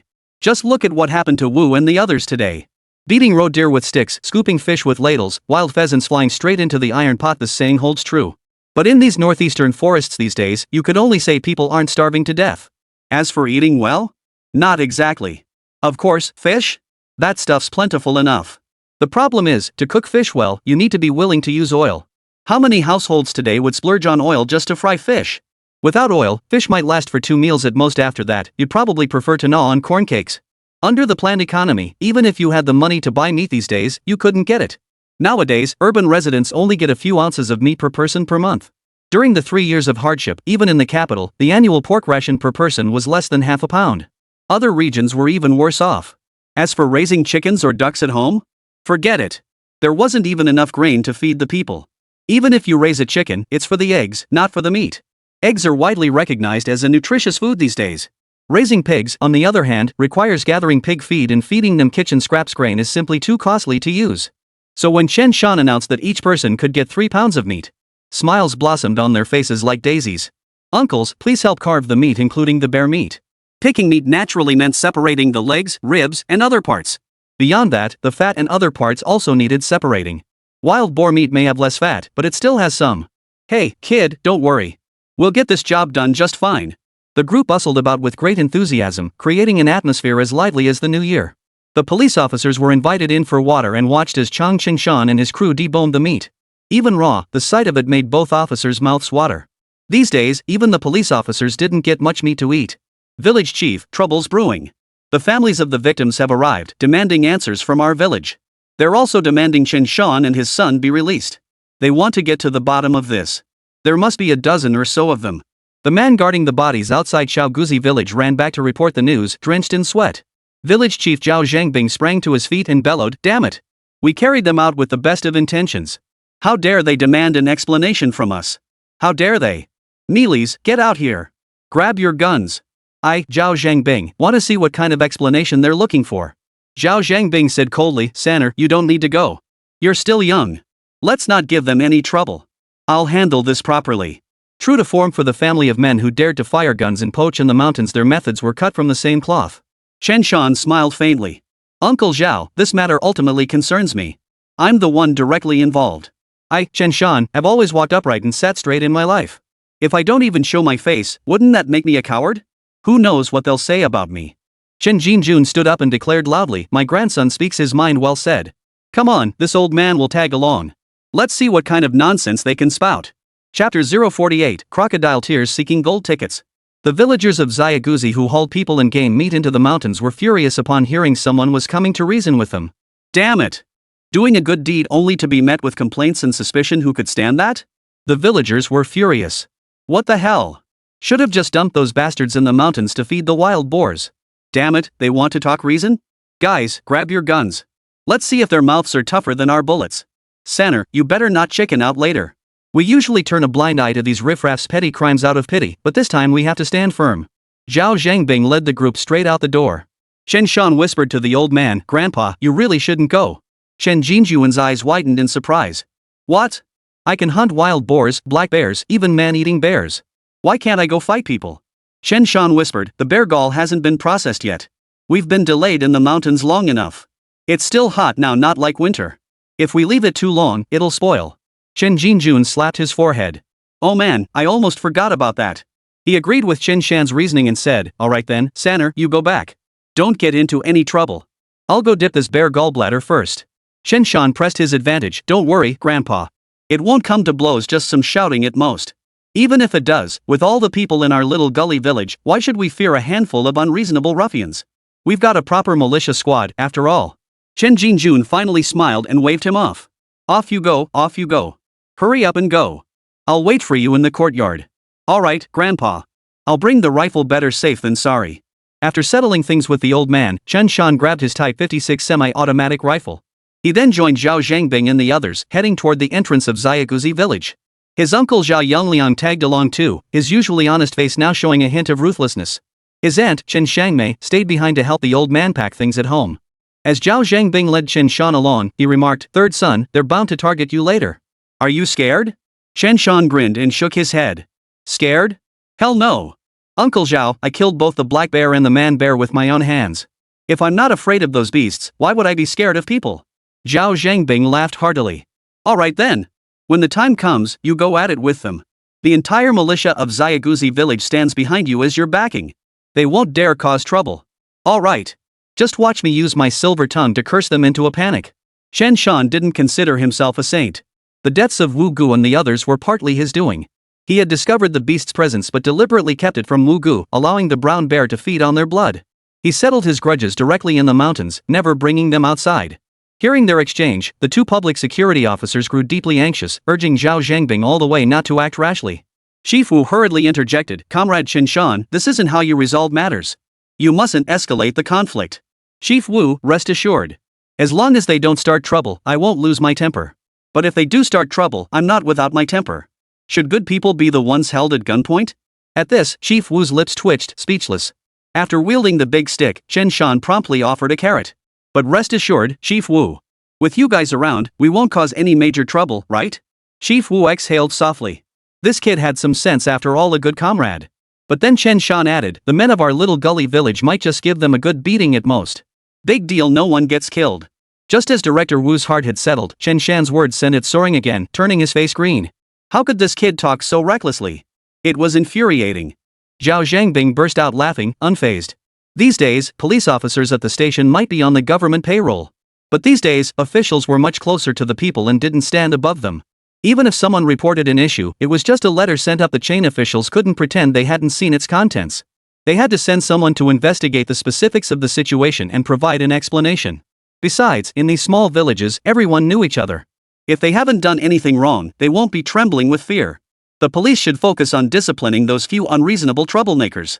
Outside Xiaoguzi village, Li Si was earnestly trying to persuade the bereaved families from the local hooligan stronghold. Uncle, Auntie, the deaths of Brother Wu and Little Shan really can't be blamed on Chen Shan and his group. If it weren't for Chen Shan and his group, Brother Wu and the others' bodies wouldn't have been recovered, and I wouldn't have survived either. We should be thanking them. Li Si had assumed that after notifying several families to come collect the bodies, any decent people would express gratitude to Chen Shan and his grandson. But he never imagined that upon hearing of their own kin's deaths, they would instead fixate on how the Chens had bagged 2 wild boars and that brown bear. Some mentioned the brown bear's gallbladder was worth a fortune, at least several hundred to 1,000 yuan. After discussing it among themselves, the families naturally mobilized in force to confront the Chens, demanding an explanation. Li Si tried to reason with them all the way, but it was useless. They still insisted that Grandpa Chen and his grandson give them an explanation. Li Si, get lost. You went into the mountains together, how come only you survived while the other 4 died? Stop trying to talk us out of this, or else we'll deal with you. That bear mauled 4 people, yet they and their grandfather shot it. Logically, shouldn't our families get some meat? And when that bear gallbladder sells, shouldn't we get a share of the proceeds? The other families glared at Li Si with fury. Li Si finally understood, but inside, he sneered coldly. You show no grief for the dead in your own family, yet scheme to profit off their misfortune. You're nothing but living demons. That grandfather and grandson could even kill a man bear, what could possibly scare them? You've always flaunted your strength, relying on Wu Gu and his crew, fine, we'll let that slide. But this time, the Chen family has the backing of 2 villages, Guanshan and Xiaoguzi. Their militia team entering the mountains to retrieve the body numbered dozens of men, armed with 2 or 3 dozen rifles. The police are right here. You lot can't even scrape together 4 guns between all your families, what do you think you're fighting with? A bunch of greedy fools. Little did they know, had he not been scared back to his senses by the brown bear and saved by Chen Shan, how would he be any different from them now? Li Si stepped aside, silence following him, no words spoken. Tired. Destroy it all. When the families saw the bodies lying at the entrance of Xiaoguzi village, some immediately began wailing. Their cries shook the heavens, piercing the hearts of all who witnessed them and bringing tears to the eyes of those who heard. Crocodile tears. At that moment, Chen Shan, Zhao Zhangbing, and the others arrived at the scene. As soon as Zhao Zhangbing approached, he coldly addressed the wailing families.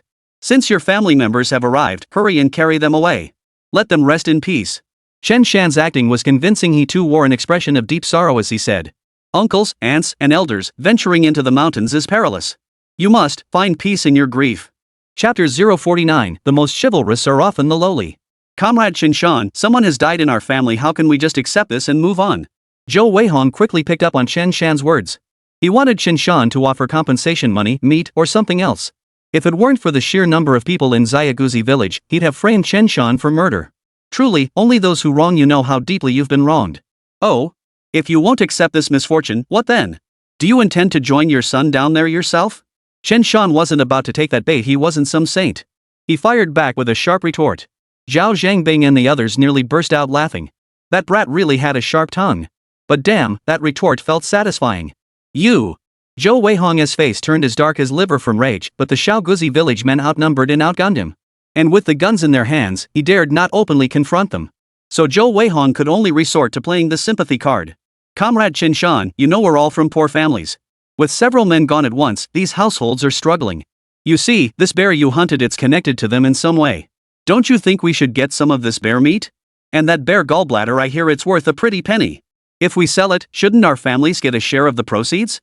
At this, the mocking expressions on Zhao Zhangbing and the others' faces turned outright scornful. Listen, have you no shame? Don't you understand the situation?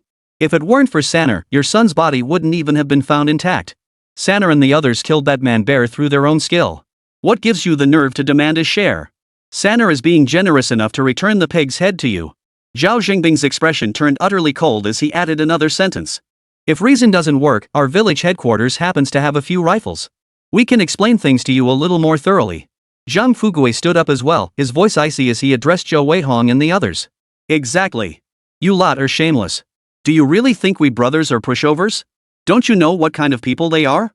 We risked our lives to hunt this bear. You won't get a single hair of it.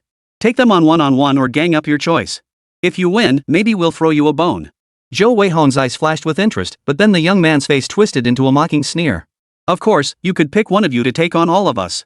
Or the entire village of Xiaoguzi can take on any one of you. Hearing this, Chen Shan chuckled.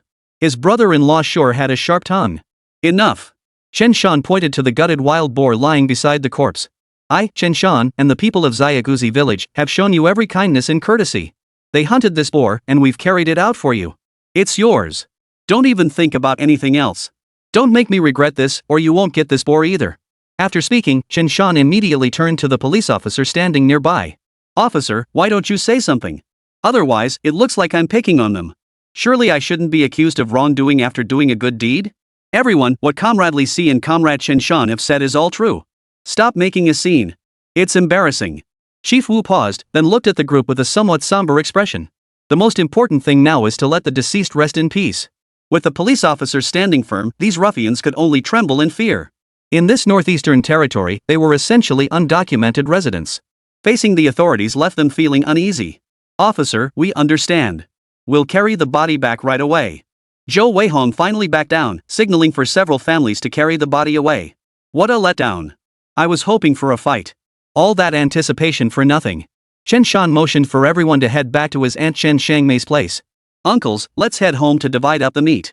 Without further ado, Chen Shan grabbed Fugui and headed straight for his aunt's place. Third brother, is that it? Just like that? Zhang Fugui was a bit disappointed too. He'd been hoping for a fight. What are you thinking? With government officials here, we can't actually fight. It's just for show. Fugui sighed at this and followed Chen Shan back to Chen Shangmei's house. They resumed carving the meat and Chen Shan personally divided it with his hatchet. 3 pounds each. No need to weigh it, give or take a bit. Please forgive any discrepancies, uncles. Uncle Zhao, you handle the tallying. Thanks for taking care of it.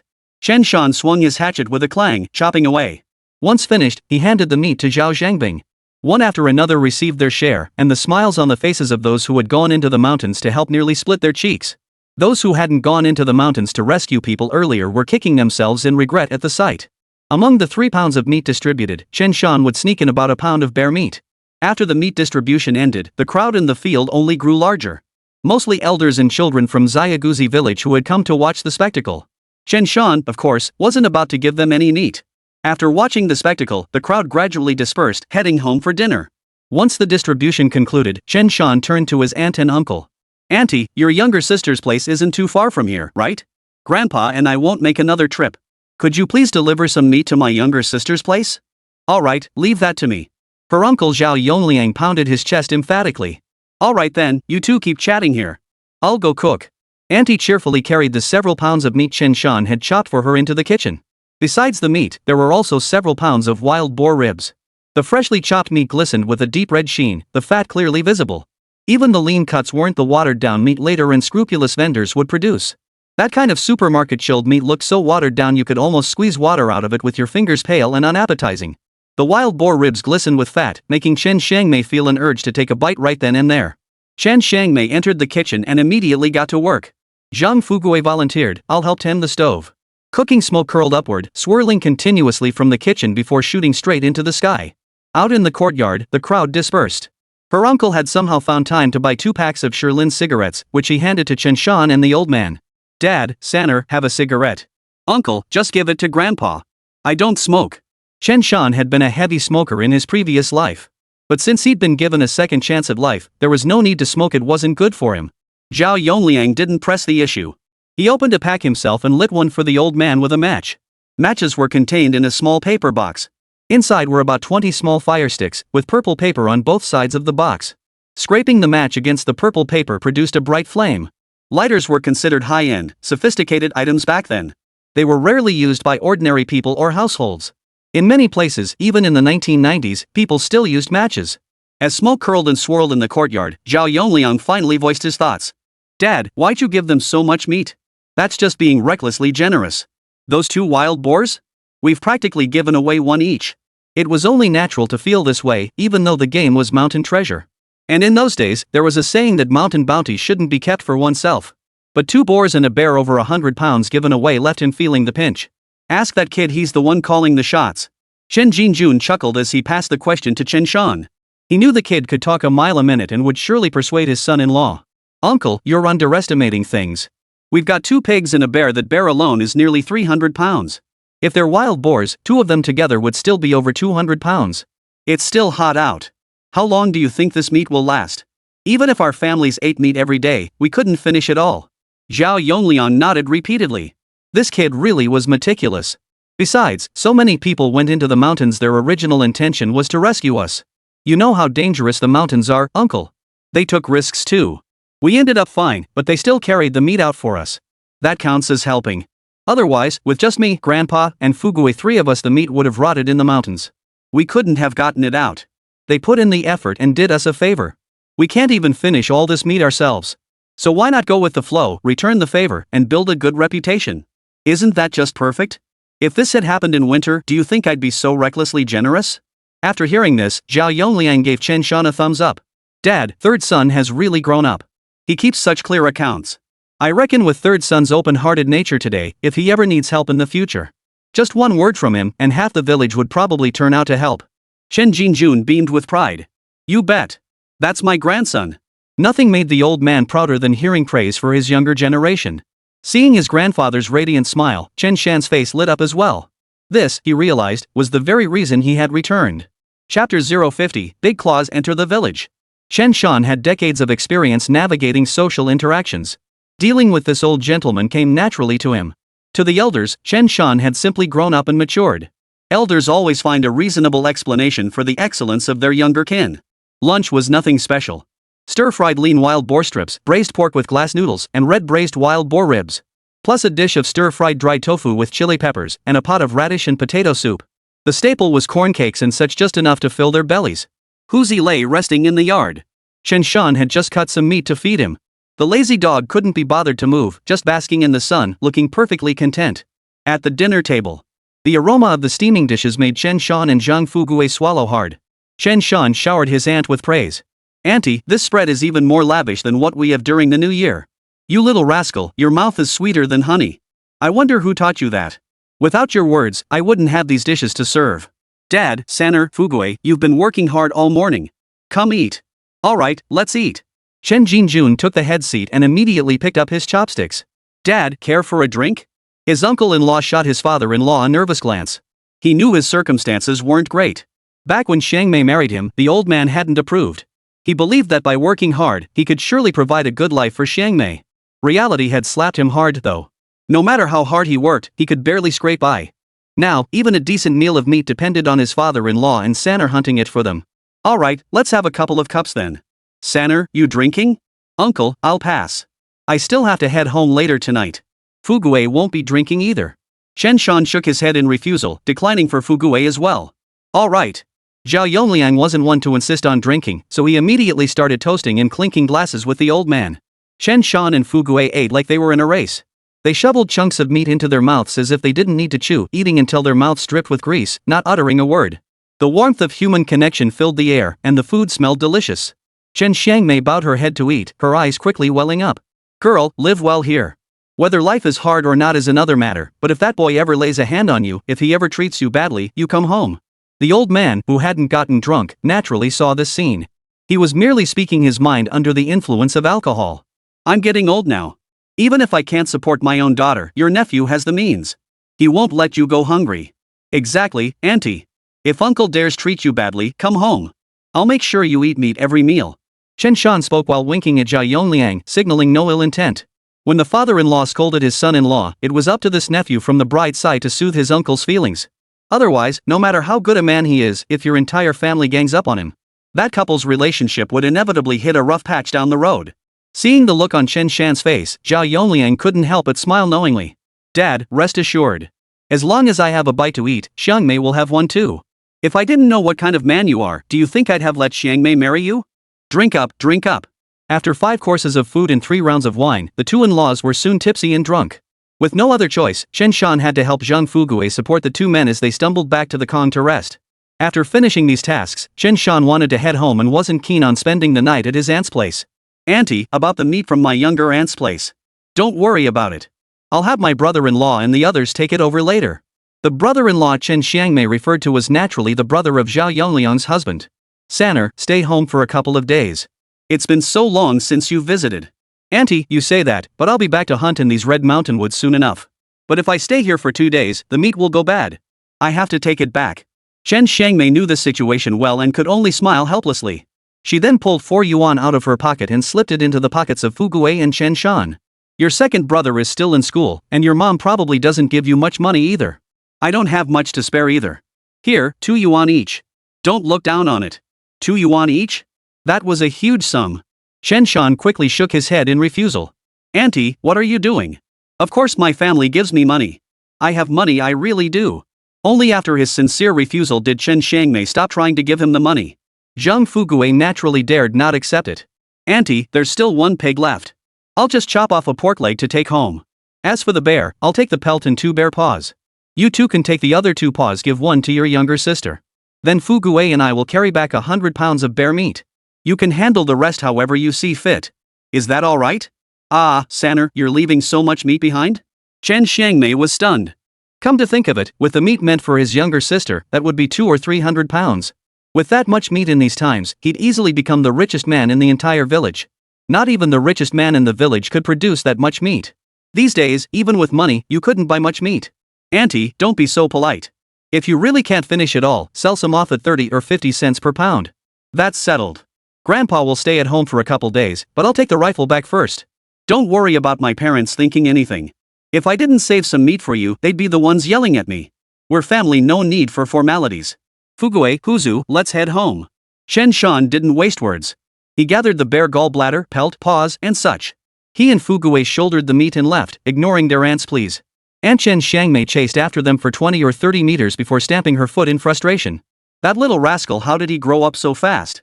After muttering her complaints, Chen Xiangmei found herself smiling inexplicably. Life was truly getting better and better. Chen Shan and Zhang Fugui walked out of the village together, encountering some of the people who had previously come to rescue them along the way. They all greeted Chen Shan and his group warmly. They watched with envy as Chen Shan and his group carried over 100 pounds of meat home. Both men had strong legs, and even with over 100 pounds of meat on their shoulders, they walked with remarkable ease. By afternoon, Chen Shan and Zhang Fugui finally reached Quanshan village.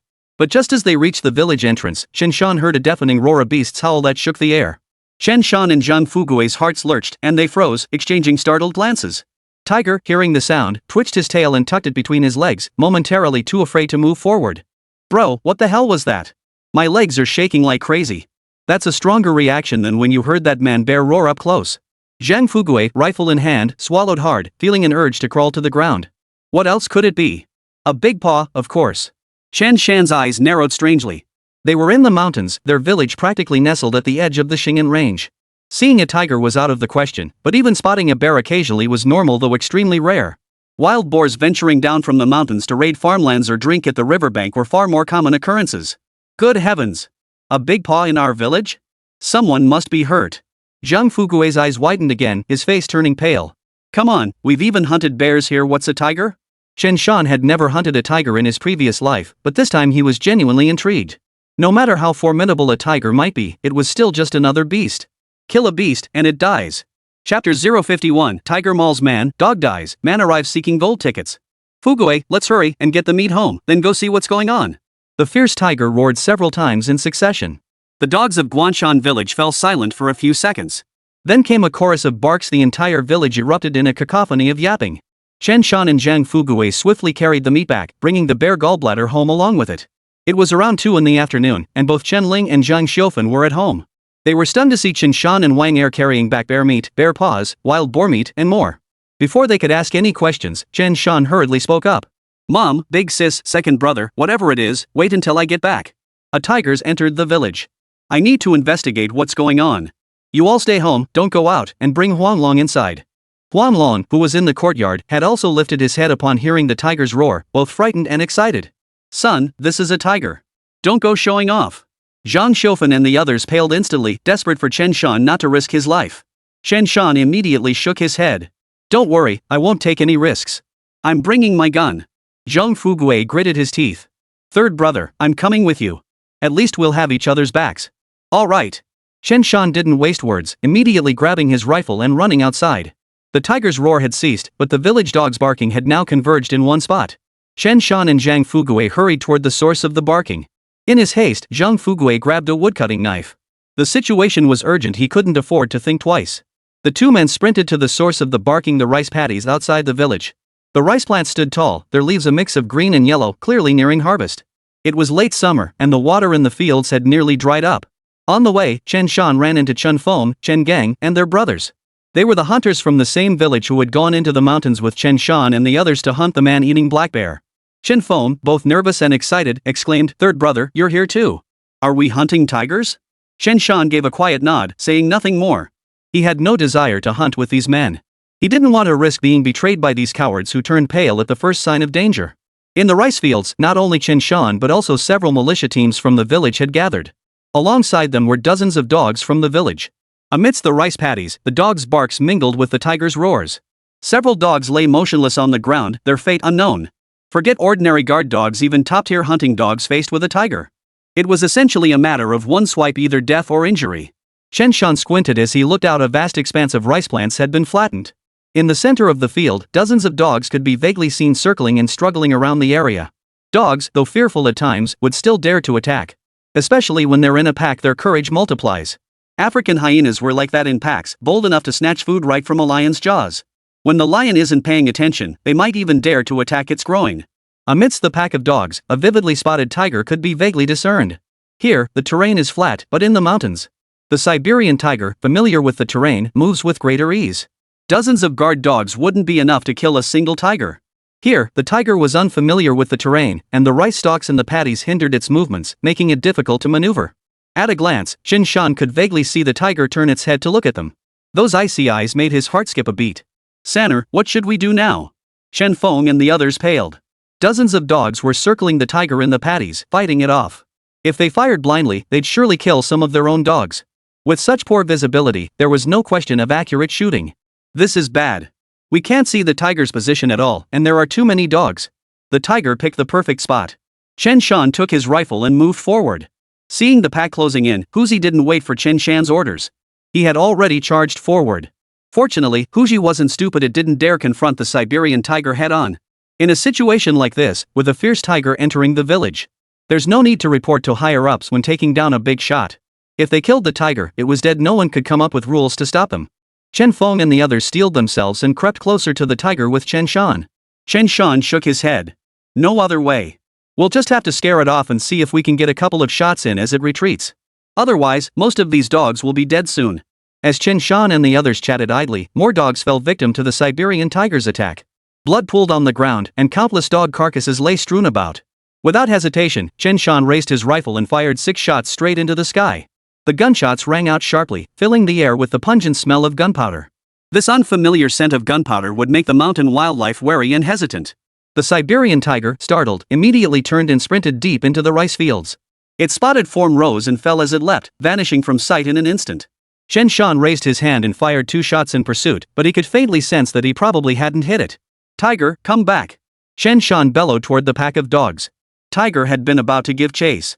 But upon hearing Chen Shan's bellow, he immediately slunk back to Chen Shan's side. He looked up at Chen Shan, his expression tinged with a hint of grievance. As if it felt its failure to restrain the tiger was a sign of its own inadequacy. "You stupid dog. If tigers could be pinned down by the likes of you, they wouldn't be called tigers." Chen Shan glanced down at Huzi and spotted a tuft of tiger fur in its mouth. Well, you even managed to take a couple bites from it. Good dog." Chen Shan never imagined Huzi would be bold enough to bite a Siberian tiger, utterly astonishing. Truly a top-tier lead dog that had tasted bear meat. Some dogs tried to chase after the tiger, but once the tiger set its mind on retreating, these house dogs, untouched by the bloodshed of the mountains, stood no chance of catching up. Chen Shan scanned the tall rice fields. Rice stalks were being pushed aside by a massive creature, then snapping back together until it vanished from sight. "Sanner, did those 2 shots hit?" Chen Feng was genuinely curious about those shots. No. Too many dogs, poor visibility, and the tiger was too fast. Chen Shan shook his head, dismissing the matter outright. At least you fired, kid. We couldn't see a thing. Getting old, really getting old. When it came to hunting, Chen Feng and the others instinctively held their heads lower in Chen Shan's presence. After all, when they'd hunted that black bear together before, they'd all been scared stiff and chickened out. Enough. The tiger's gone, and we can't catch it now. Ignoring Chen Feng and the others, Chen Shan turned his attention to the people hiding elsewhere who were watching this scene. Uncles and elders, whose dog is this? Come claim it. I guess quite a few were killed. After running all day, Chen Shan felt pretty worn out and didn't stick around. Besides, some of the dead guard dogs might be dragged back to be stewed. He couldn't bear to witness that. Out of sight, out of mind. He promptly led Fugui and Huzu back to the courtyard. Only when he returned safely to the courtyard did Zhang Xiaofan finally breathe a sigh of relief. Son, with all this meat at home, there's no need to go into the mountains again. We'll wait a while, harvest the rice and such, and that'll be enough. Mom, I know. I wasn't planning to go into the mountains anytime soon anyway. Chapter 052, The Weasel sells for cash 6,000 yuan in hand. After reassuring his mother and older sister, they didn't ask about the tiger in the village either. Zhang Xiaofan and the others were probably just as clueless. Chen Shan finally sat down in the courtyard and gave Huzi, who was leaning nearby listening to the gossip, a gentle kick. Huzi turned his head to look at Chen Shan, puzzled as to why he'd been kicked. That's not fair. Get lost. Chen Shan rolled his eyes, plopped down on a chair, and gulped down 2 big mouthfuls of water. Before they could ask, Chen Shan briefly recounted the old man's absence and the incident in the mountains. As for Wu Gu and the others threatening them with guns, Chen Shan left that part out, not wanting his mom to worry too much. Zhang Fugui listened silently, only offering a simple, broad smile. Mom, you don't blame me for giving so much meat to Auntie and the others, do you? You little rascal. Do I look like the kind of person who holds grudges? Honestly, back when times were tough, we couldn't help them much, so it was understandable. But now that we have meat and can't eat it all ourselves, why not share it? Honestly, what kind of person do you think I am? We're all family. These days, every household helps each other out, don't they? Hearing his mother's words, Chen Shan finally broke into a happy smile. Son, Fugui, are you hungry after being in the mountains? If you are, I'll cook something for you. Facing Zhang Xiaofan's inquiry, Chen Shan shook his head. Mom, we already ate at Auntie's place. She even tried to slip us some money. But I figured things aren't easy for her either, so I didn't take it. You did the right thing. Since you've already eaten, we won't make anything. Son, you figure out what to do with this meat. We haven't even finished the meat we have at home. Zhang Xiaofan never dreamed she'd one day worry about having too much meat at home. If the other villagers heard this, they'd be spitting at her gate in disbelief. This is so simple. Chen Shan chuckled and instructed Zhang Fugui to chop 20 pounds of meat to take home. On top of that, Chen Shan took the initiative to get Zhang Fugui some bear fat. Altogether, it came to about 30 pounds. But he didn't give Zhang Fugui any bear paws, he hadn't had his fill of those yet. Third brother, this is a bit much, isn't it? Though he'd accepted meat from Chen Shan's family before, Zhang Fugui still felt overwhelmed by the generosity. We're family. Why be so formal? Chen Shan shot Zhang Fugui a knowing, half-smiling glance. Truth be told, Zhang Fugui hadn't contributed much this time. But when Chen Shan and the others faced real danger, he still dared to stand beside Chen Shan wielding a woodcutter's axe. That was far more commendable than the Chen Feng brothers or the 3 Chen brothers Chen Gang, Chen Tai, and the others. These dozens of pounds of meat were rightfully his. Alright, Fugui, no need to be so polite. You're being too formal. Chen Ling and Zhang Xiaofan both stepped in to smooth things over. What Zhang Fugui didn't know, however, this family had long set their sights on Zhang Wan'er. The gift of fate had already been quietly priced. Hurry back home and have your mother prepare the meat. After sending Zhang Fugui away, the Chen Shan family finally prepared to carve the meat. Chen Dongliang finally stumbled into the courtyard, still half asleep. When he saw the entire bearskin spread out in the courtyard, alongside several dozen pounds of bear meat, Chen Dongliang instinctively opened his mouth, his face betraying utter disbelief. Third brother, this is a bear? You hunted it? Sis, tell second brother what happened. I can't be bothered to repeat it. Chen Shan chuckled as he began processing the meat, while Chen Dongliang listened to Chen Ling recount the events. Third brother, how did you get so skilled? How come I never noticed you had this talent before? Zhang Dongliang still found it hard to believe. Second brother, don't judge a book by its cover.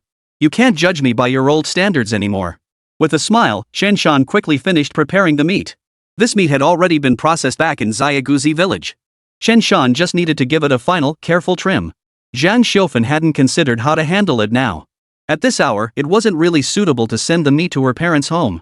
After all, they'd already wasted a lot of time with it during the day. Delivering it to her parents' home now would take another long while. By the time it arrived, the bear meat would likely be spoiling. If only it were winter, then she wouldn't have to worry about such things. Zhang Xiufen decided to have the men move the meat to the cellar first. Cellars tend to stay cool in summer and warm in winter. Right now, it would be much cooler than outside, perfect for storing food. While Chen Ling and the others were busy with this, Chen Shan spotted Chen de Kuei and the brigade accountant walking toward his house. "Uncle de Kuei, what brings you to our place? You little rascal, you know exactly what I'm here for." Chen de Kuei shot Chen Shan a look, his eyes betraying a hint of envy. "Sanner, is the old man not home today?" Chen de Kuei glanced around, a hint of puzzlement in his expression. "No, he's at my aunt's place. He probably won't be back for another couple of days." "Oh, wait a minute, third son. That bear skin, isn't that the one you hunted a while back?" Chen de Kuei's eyes swept across the courtyard and immediately spotted the untouched bear skin. The brigade accountant's eyes widened sharply. Chen Shan glanced at the two men and spoke casually. "You're talking about this bearskin, right? Well, today Grandpa and I went to visit my aunt. We originally planned to hunt a wild boar in the mountains, but unexpectedly came across this brown bear. We took the opportunity to hunt it. Just happened to take it?" Chen de Kuei's eye twitched violently. "Why does it feel like hunting a bear is as easy as killing a chicken by the roadside? This kid is something else. This is his second bear, right?" The brigade accountant couldn't help but feel exasperated by Chen Shan's casual tone. Young people speak with such ruthless ease, words that sound light as a feather carry the weight of 1,000 pounds. Look around these 10 or 8 villages, how many young people could achieve this? And it was this kid who solved the weasel problem in the village too. Yeah, just happened to take them down along the way. No big deal. Chen Shan brought over 2 chairs and invited them to sit in the courtyard. "Uncle de Kuei, by the way, how many dogs did that tiger kill today?" After scaring the tiger away, he'd come back to strip the carcass and hadn't asked. 16 dogs, all dead. We owe it to you for rushing over and scaring that tiger off. Otherwise, who knows how many of the village guard dogs would have survived? Those guys in the village militia squad? Hardly any of them have ever faced the real thing with live ammunition. They'd have no clue what to do." Chen de Kuei waved his hand dismissively, clearly not wanting to discuss the topic. "All right, let's get down to business. Those yellow weasels and foxes we caught in the village recently have all been sold to the Commune's Supply and Marketing Cooperative. As per our agreement, your share is 30%, that comes out to 6,635 yuan. Here, I've listed all the details on this paper. You can check the numbers." Hearing the figure of 6,635 yuan, Chen Shan's heart gave a sharp jolt. Converted to later era prices, the 6,000 odd yuan would be worth hundreds of thousands, wouldn't it? Back then, being a 10,000 yuan household was something to boast about. Even in the 1990s, it was still a big deal. And now, Chen Shan had actually come into possession of 60,000 yuan from the 1980s. Only one thought occupied his mind: he'd struck it rich. Chapter 053, The Badger Seeking Gold Tickets. The recent weasel infestation in the village was no small matter. Chen Shan led the charge with Huzi, and together they hunted down several hundred weasels. These creatures were revered as earth spirits in northeast China. Only Chen Shan dared to take such drastic measures all at once, no one else would have dared. Now that the yellow weasel pelts had fetched a hefty sum, Chen Dequan naturally came bearing the money. Chen Shan glanced at the data Chen de Kuei had recorded and saw no discrepancies. He casually accepted the cloth bundle they handed him, knowing it was filled with cash. Chen Shan didn't even bother counting it. He nodded. "Uncle de Kuei, the numbers are correct. But do the villagers know about my 3/10 share?" "Of course they know. How else would I explain it to them? From now on, if we lose dogs, chickens, or ducks to those weasels, all the compensation money will come from this. This arrangement absolutely needs to be made clear to everyone." Chen de Kuei added with a glare, "Otherwise, people might think I'm pocketing the money." Seeing there was no hiding it, Chen Shan could only silently accept the situation. "Uncle de Kuei, Uncle Taizhan, I'll cut you 2 pounds of meat before you leave." Before they could refuse, Chen Shan grabbed a knife and headed straight for the cellar. He cut 3 pounds of meat for each of them before seeing them off. When Chen Ling, Chen Dongliang, and Zhang Xiufen finished their chores and returned to the courtyard, they were somewhat surprised. "Sanner, did your Uncle de Kuei come by earlier?" "Yeah, he did." "What was he here for?" Zhang Xiufen and Chen Ling both looked curious. "To bring money, what else?" Chen Shan smiled as he held the cloth bundle in his hand. "What's up? Did you do something big that the village chief's giving you money?" Chen Dongliang had only returned yesterday and hadn't heard about the weasel causing trouble in the village. "Yeah, I did pull off something big. The village chief gave me some money. Second brother, you won't have to worry about money for your studies anymore." Chen Dongliang just rolled his eyes, about to say, "You're talking big, kid. You little bastard, do you even know I'll need to go to college or vocational school next? You have no clue how much that'll cost." Then he watched his younger brother casually untie the cloth sack. Then, one stack after another of large denomination bills came into view. Chen Dongliang's eyes instantly widened like copper bells. That must be thousands of yuan. Zhang Xiaofan was completely dumbfounded, while Chen Ling froze in place. Son, where did you get all this money? Did you rob a bank? How did you get so much, third son? Where did this money come from? You didn't get it from selling weasel skins, did you? Are weasel skins that valuable? The villagers knew about Chen Shan taking a 30% cut from selling weasel pelts. But they had no idea spirit animal pelts were worth so much. The three of them were electrified, unable to calm down for a long time. Zhang Xiaofan walked straight over, gently caressing the large unity, her eyes reddening. My son has made something of himself. These days, young men like Chen Shan, having 3 or 5 yuan was already considered quite the fortune. 10 yuan would make him a local big shot among his peers. But now, Chen Shan had just pulled out several thousand yuan. Chen Ling and the others were utterly stunned, as if struck by lightning. They'd never seen that much money in their entire lives. Mom, you handle this money from now on. I'll just take 200. If I need more later, I'll come ask you. Oh, and when Grandpa gets back, make sure to tell him about this and give him some money too. Tiger played a big part in this. He was raised by Grandpa. Chen Shan casually grabbed 2 stacks of large bills and tucked them into his coat. He didn't even glance at the rest of the money. He'd come back precisely to change his family's life. Besides, with the experience of their past life together, Chen Shan knew his mother wasn't stingy. If he truly needed money for legitimate purposes, Zhang Xiaofan would hand it over without hesitation. Son, what are you going to do with all this money? Zhang Xiaofan hesitated before finally asking. Mom, come on. I'm 18 now. Of course I need some money on me.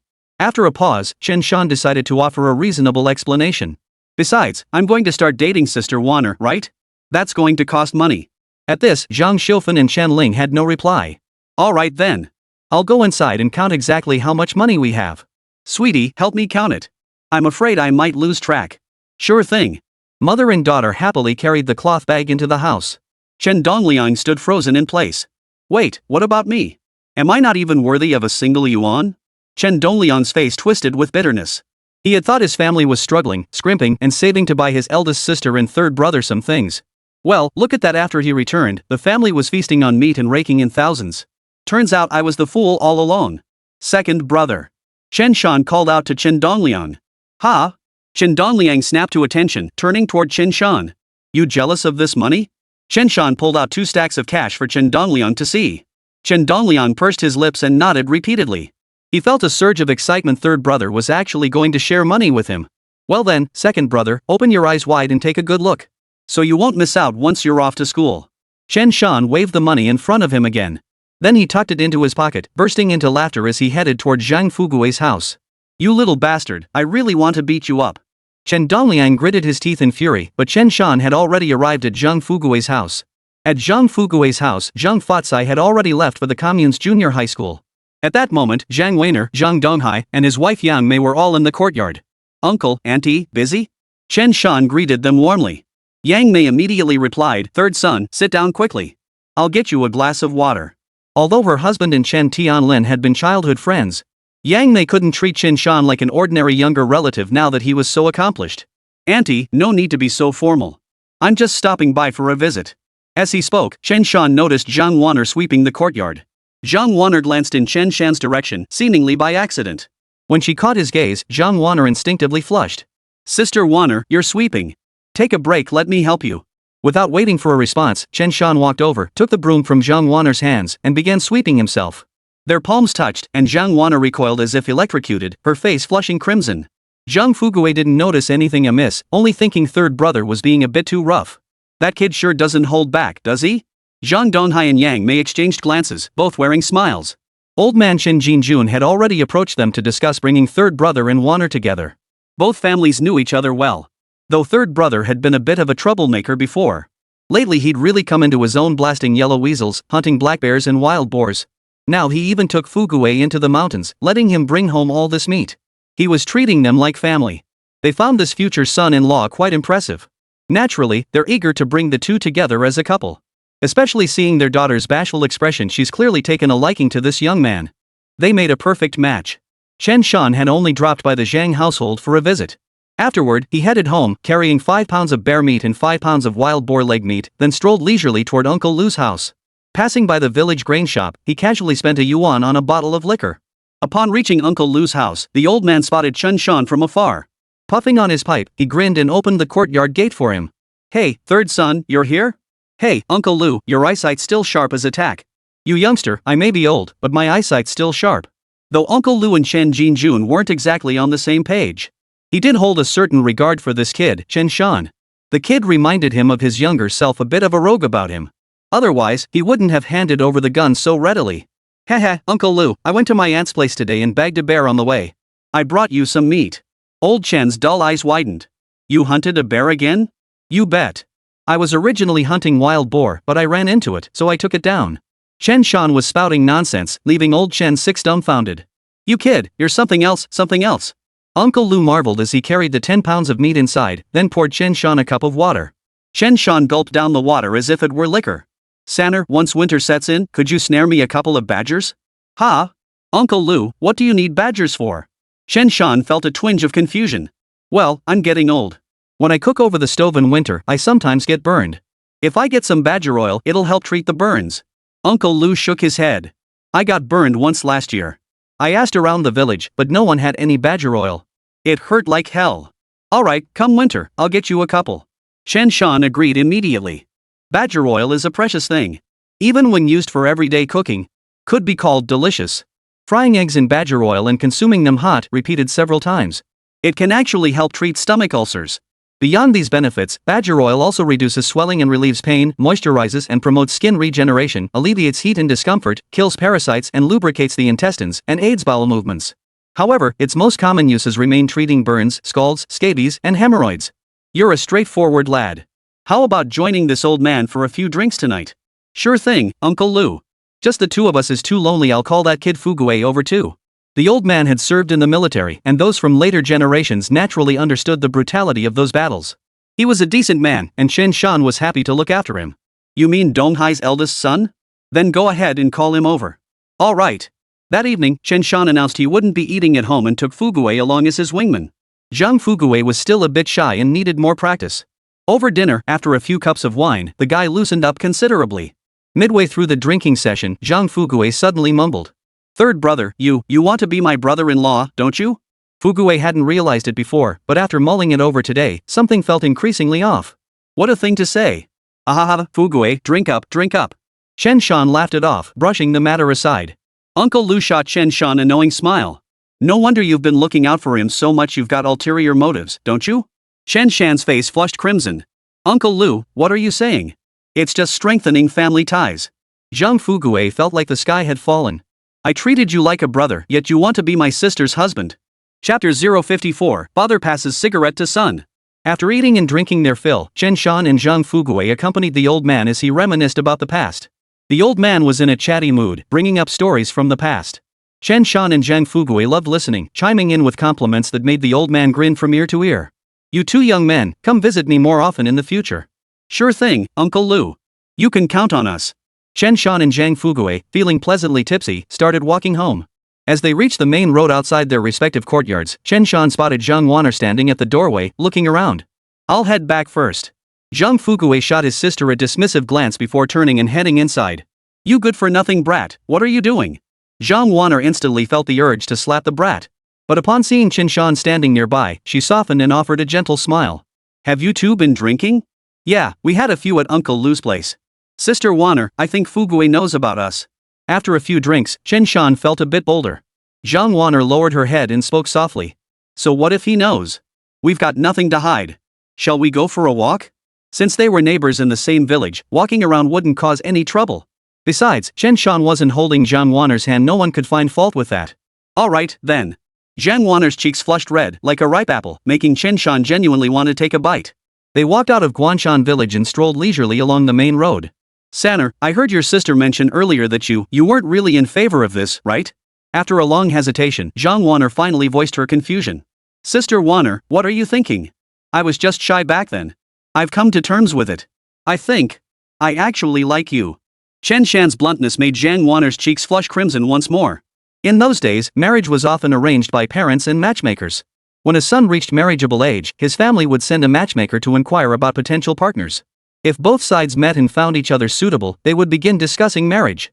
If the timing was right, they'd marry immediately, move in together, and start a family. For couples like Chen Shan and Zhang Wan'er, who were a perfect match, such cases were neither rare nor particularly common.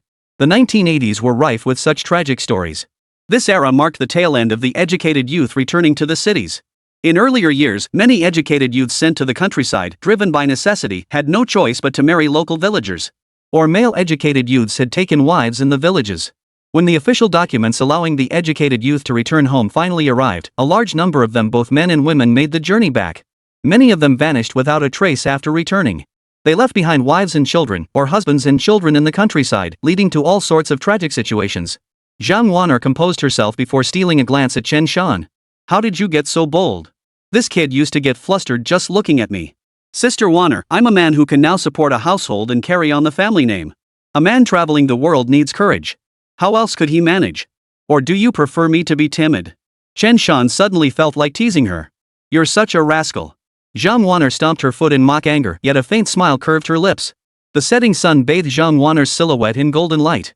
Chen Shan found himself staring, mesmerized, and instinctively reached out to take her hand. Zhang Wan'er froze, as if struck by lightning. She struggled slightly, but Chen Shan held her wrist tightly, refusing to let go. She resigned herself to it. After all, they were outside the village, and no one was out for a stroll at this hour. Sister Wan'er, once I earn a bit more money, I'll come to your family next year to ask for your hand in marriage. What do you think? Chen Shan fought the urge to kiss Zhang Wan'er that would be crossing the line. I'll wait for you. Zhang Wan'er kept her head bowed as Chen Shan held her hand. Her mind felt like a muddled mess, dizzy and lightheaded as if she'd had too much to drink. All right then. We'll get married next year. Chen Shan smiled contentedly, feeling that the regrets of his past life were finally resolved in this moment. Before nightfall, Chen Shan led Zhang Wan'er home. But upon entering the courtyard, he found his father, second brother, mother, and eldest sister all staring at him with blank expressions. Chen Shan felt a chill run down his spine. What's with all the staring? Nothing much. I was just about to take Wan'er for a walk, but Fugue said you'd already gone out with her, right? After a pause, Chen Ling cautioned, Third son, I know you're hungry, but you mustn't do anything foolish. She was worried that Chen Shan, in his youthful exuberance, might take Zhang Wan'er to the cornfield and do something he shouldn't. These days, many young couples, when they want to do certain things, can't find a place. So they'd sneak into the cornfields before harvest to do, well, you know. Chen Shan's face darkened. Sis, what kind of talk is that? Do I look like the type to do something like that? Yes. Chen Ling replied with genuine sincerity. Cut it out. Wan'er and I were just taking a stroll. Don't read too much into it. Who's overthinking? You just step up your game. It'd be great if our families could tie the knot sooner. I'm waiting to hold my grandchild. Zhang Xiufan, on the other hand, blurted out her thoughts without a care. Her son had always been a good-for-nothing troublemaker, and before the pandemic, he'd been set on marrying into Zhang Donghai's family. She'd been too embarrassed to bring it up before. But now? The tables have turned. Sanner is a skilled hunter, he can even take down bears. He also helped the village eliminate a major hazard, earning over 6,000 yuan. Chen Tianlin, the father, worked at the forestry station. Father a worker, son a marksman. Her family's status shot up overnight. Countless young women were bending over backwards to get into her family's inner circle. Heh, Mom, I'll do my best. Chen Shan gave his mother a perfunctory reply. Sanner, if you need that money, just tell your mom anytime. For now, she'll keep it saved for you. Chen Tianlin shot his son a complicated look. His monthly salary was barely 20 or 30 yuan, amounting to just over 200 yuan a year. After covering expenses and his second son's education, the family barely saved anything. Good heavens, his son had just pulled off a major move equivalent to decades of his own hard work. As a father, his expression was incredibly complex. Dad, use the money when the family needs it. Otherwise, in a few years, it'll lose its value. Besides, we still have 2 bear gallbladders. Once we sell those, we'll have another few thousand coming in. Chen Shan said casually, prompting Chen Tianlin to sigh repeatedly. Well, it seems the family's better days actually depend on this kid. Surely not the old man? The old man had hunted for so many years, yet at best he only managed to bring home some meat every now and then. As for making money from hunting? The old man had been in the mountains for years and hadn't really managed that.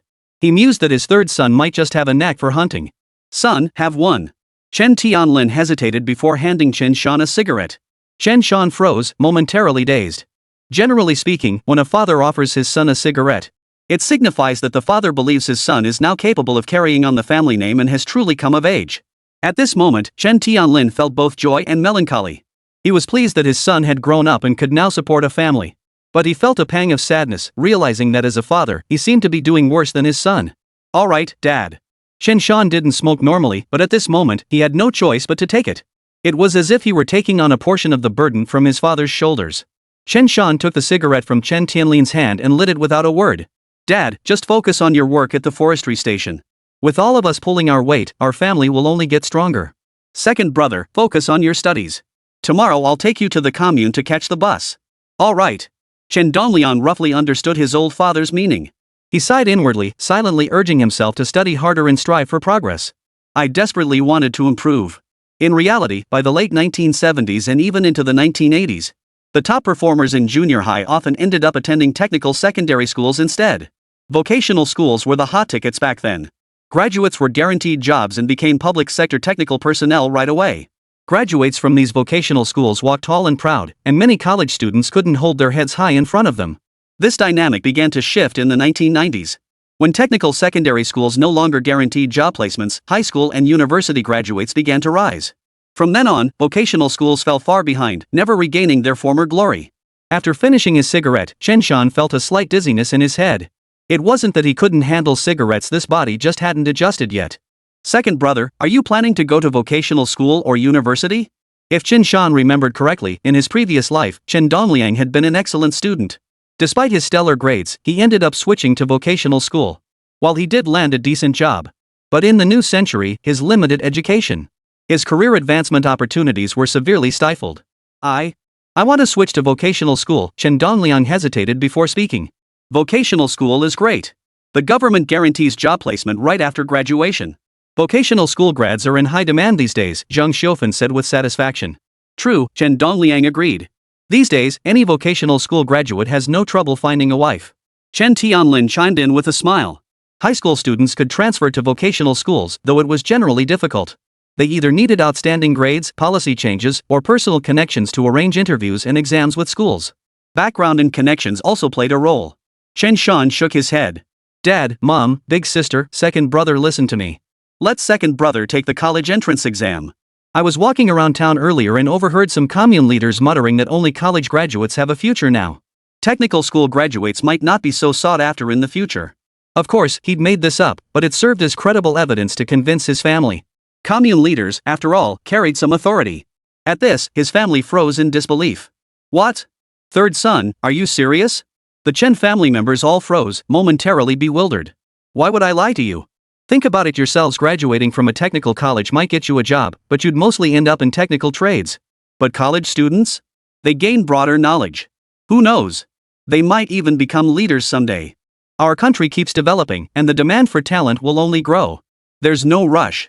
Second brother, you should really think this through. These words made Chen Dongliang hesitate. Chen Tianlin and Zhang Xiufen didn't understand these matters well and remained silent. Chen Shan pressed on, don't go spreading this around, okay? If I actually said that out loud, wouldn't those vocational school students and their parents accuse me of disparaging their vocational education and come after me? Third brother, I understand. Rest assured, I'll give it serious thought. Chen Dongliang looked deeply troubled, as if his plans had been disrupted. Alright, I'll take you to the commune tomorrow to find a ride. Alright. Chen Tianlin and the others didn't press further. After all, Chen Dongliang had his own reasons. The next day, Chen Shan drove Chen Dongliang to the commune for the bus and slipped him 50 yuan along the way. Chapter 055, Encountering a Wild Boar Herd. He hadn't planned on going back into the mountains to hunt anytime soon. Huanlong's injuries had mostly healed, and the stitches had been removed. Chen Shan often took him out for rehabilitation training. Naturally, he and Zhang Fugui would take the two dogs into the mountains to wander around, hunting small game and such. During this time, Chen Shan occasionally took walks outside the village with Zhang Wan'er, walking the dogs and strolling about. Soon, summer gave way to autumn. The autumn harvest was completed during this time, and Chen Shan's family was swamped with work. Thanks to the foresight of Changhua Commune's leadership this year, they had secretly implemented a large-scale contract responsibility system. This meant that after each household in Changhua Commune had fulfilled their quota, each household still had ample surplus grain. There was no need to scrimp and save anymore, and everyone's motivation grew even stronger. They even had surplus grain to raise some poultry. Grandpa's physical condition had deteriorated significantly this year, and he had pushed through the autumn harvest despite his struggles. Chen Shan planned to take the old man into town for a checkup when the weather warmed up. At home, they strictly forbade the old man from entering the mountains anymore. The old man hadn't been idle either, finding time to craft 2 bearskin coats from the pelts. Second, while wandering around town, Chen Shan spotted someone selling a hunting dog, a genuine working breed, around 3 years old and in its prime. It was a crossbreed between a wolf blue dog and a local big dumb dog with predominantly blue fur called Xinglong. Xinglong was sturdy, weighing 70 or 80 gene, but its broad bones gave it a somewhat lean appearance. The dog's seller was a middle-aged man who said hunting couldn't support his family, so he was heading south to seek his fortune. That's why he was selling the dog. Chen Shan paid 15 yuan to buy the dog from him. He'd been keeping it at home for a month or so. Huanlong's injuries had fully healed, and he spent his days pacing around the house, clearly itching to head back into the mountains. Chen Shan heard that Chen Feng, Chen Gang, and the others had all bought new dogs and were training them, preparing for a big push into the mountains this winter. Beyond that, Chen Shan had specially prepared some traps and snares. Once the snow fell, they would naturally come in handy. Late autumn brought a sudden drop in temperature. One day, as Chen Shan and Zhang Wan'er returned from their evening stroll, they suddenly shivered. That evening, Chen Shan noticed snow had begun falling from the sky. "Sanner, it's snowing." In the courtyard, the old man chuckled as he puffed on his pipe. Grandpa, we haven't had meat in a while. I'm going to see how much snow we get. If it's a decent snowfall, we can head into the mountains the day after tomorrow." Chen Shan felt a surge of excitement. After nearly 3 months of rest, he was itching to get back to work. "Sanner, I'm afraid I won't be able to go into the mountains this year. From now on, it'll be up to you to bring meat home." "Don't worry, Grandpa. With me around, you'll never go without meat. Just go find Uncle Lou for drinks whenever you feel like it. We've got plenty of money at home now, right?" The old man glared at Chen Shan. "You young whippersnappers. Just because you have money, you think you can throw it around? You've never known hardship, kid. Things could turn sour any day. You need to save for emergencies." Chen Shan rolled his eyes. Things could only get better, not worse. "Really? Got it, Grandpa. Time to sleep. Hope the snow doesn't stop." Early the next morning, Chen Shan woke to find the snow had stopped. The entire village was draped in silver, and the branches bordering the settlement were piled high with layers of snow truly beautiful. In this setting, if only the houses weren't so poorly arranged, it would easily outshine any modern snow village. Seeing the thick blanket of snow covering the ground, a faint smile touched his lips. Today was only the first day of snowfall, and it was still that fluffy, soft cotton snow. Each step crunching beneath his feet sent a chill through his teeth. But since they'd spent the night, it counted as a new day. The day after the first snowfall today was generally off limits for venturing into the mountains. The reason was simple, whether it was birds in the mountains, or tigers, black bears, leopards, and the like. Throughout the year, they barely encountered any snow. Suddenly plunged into cold and snow, the mountain creatures would be disoriented. Thus, on the second day, they tend to be less active. Without movement, they leave no tracks or scent, making hunting difficult. However, they wouldn't stay hidden for too long. By afternoon, they would naturally emerge to forage. After all, the winter cold demands constant food intake to maintain their body heat. Therefore, if hunters venture into the mountains on the third day, they can naturally use their dogs to track their footprints and scent. By today, when the sun comes out during the day, the surface snow melts a bit, only to freeze again overnight. By tomorrow, a thin, hard crust will form on the snow's surface. That way, the terrain won't be too slippery when we head into the mountains. After tidying up, Chen Shan used a shovel to clear the snow from the courtyard. He then took the dog outside to relieve itself. On his way back with the dog, he stopped to inform Fuguei. "Fuguei, come hunting with me in the mountains tomorrow." Zhang Fuguei, who had been resting for quite some time, grinned upon hearing this. "Bro, I've been waiting for you to say that for ages. Yeah, bring my number 16 rifle with you." "Ha? What ha?" "I've been teaching you how to shoot these past 3 months. It just takes practice." Zhang Fuguei's face lit up with excitement as he immediately agreed. "But third brother, isn't my second uncle staying out of the mountains this winter?" "Like hell he will. If you want the old man back in the mountains, are you planning a feast?" Zhang Fuguei immediately gave a sheepish grin and kept quiet. "All right, pack up today. We're heading into the mountains tomorrow," Chen Shan said to the guy, and they took another day off. Early the next morning, Chen Shan rose before dawn and fed the dog until it was half full. Dogs shouldn't be fed too much before entering the mountains, but they can't go unfed either. Half full kept its hunting instinct sharp. Too hungry, and running through the mountains would not only hurt it but also dampen its hunting drive. After feeding the dog, Chen Shan first put on his cotton pants, shoes, and the dogskin hat he'd bought for warmth. Leg bindings, a hunting knife, high-proof liquor, and a sled were, of course, essential items. Alcohol was indispensable for hunting in the mountains because of the cold. If something feels off, a sip of liquor warms the body and helps prevent hypothermia. Bringing liquor into the mountains could sometimes be a lifesaver. The knife was sharpened using a sturdy wooden stick he always kept at home, making it comfortable to handle. That way, you won't have to waste time chopping sticks once you're deep in the mountains. "Third brother, are you ready?" Zhang Fuguei, already prepared, hurried over from the next door. "What's there to prepare?" "Tiger, yellow dragon, blue dragon, let's go." At the command, the 3 dogs instantly stiffened their bodies, bristling with alertness. "Ha ha. Chen Shan laughed heartily, leading the 3 dogs out of the village. Fugui huffed and puffed as he followed. 2 men and 3 dogs set off into the mountains for the hunt. Along the way, Zhang Fugui asked where they were headed today. To Wild Boar Pond. There's bound to be plenty of wild boar over there. The Wild Boar Pond was a rocky terrain. A rocky pond is an area where stones and trees are all jumbled together. The boulders here were towering, with all sorts of crevices scattered throughout. Some crevices were large, others small. In some, a person could walk in without even their head protruding. Some wild beasts choose to make their dens there. Many hunters have hunted wild boars here. Over time, this place became known as Boar Ravine. Though the name implies danger, Chen Shan naturally avoids the chaotic rock formations, hunting instead in the surrounding area. Near the rocky terrain lay a grove of wild pear trees. Mountain wild pears are relatively small, and once ripe, they rarely fall to the ground. Of course, some do eventually fall to the ground. These became winter sustenance for the wild beasts. These pears had their own peculiarities. Some pears don't fall in winter, instead, they freeze when the temperature drops and snow falls. When temperatures rise, they thaw, only to freeze again and thaw repeatedly. Over time, the pears turn black. This is what we call frozen pears. Thus, a frozen pear is not merely a pear that has been frozen. Chen Shan and Fugui trudged through the snow all the way to Wild Boar Pond. Leading 3 dogs with them, Fugui flashed Chen Shan a grin. Bro, Xinglong hasn't been put to the test at home yet. We don't know how good this dog really is. By the way, what kind of scent dog is this? Chen Shan pondered for a moment, then shook his head slightly. Not entirely sure, but I guess it's not a top-tier scent. Probably somewhere between a low-grade and a high-grade scent. If it were a high-grade scent, they wouldn't have sold it to me for just 15 bucks. Zhang Fugui whistled in admiration. What about Huanglong? What are you thinking? Huanglong is just Uncle Feng's place, right? It's a low-key spot. Otherwise, how could our tiger become so famous? Zhang Fugui gave a dry chuckle. Huanglong's been staying over at your place too long. I'd completely forgotten. After a pause, Chen Shan smiled meaningfully. What if one day, that low-head incense turns into high-head incense?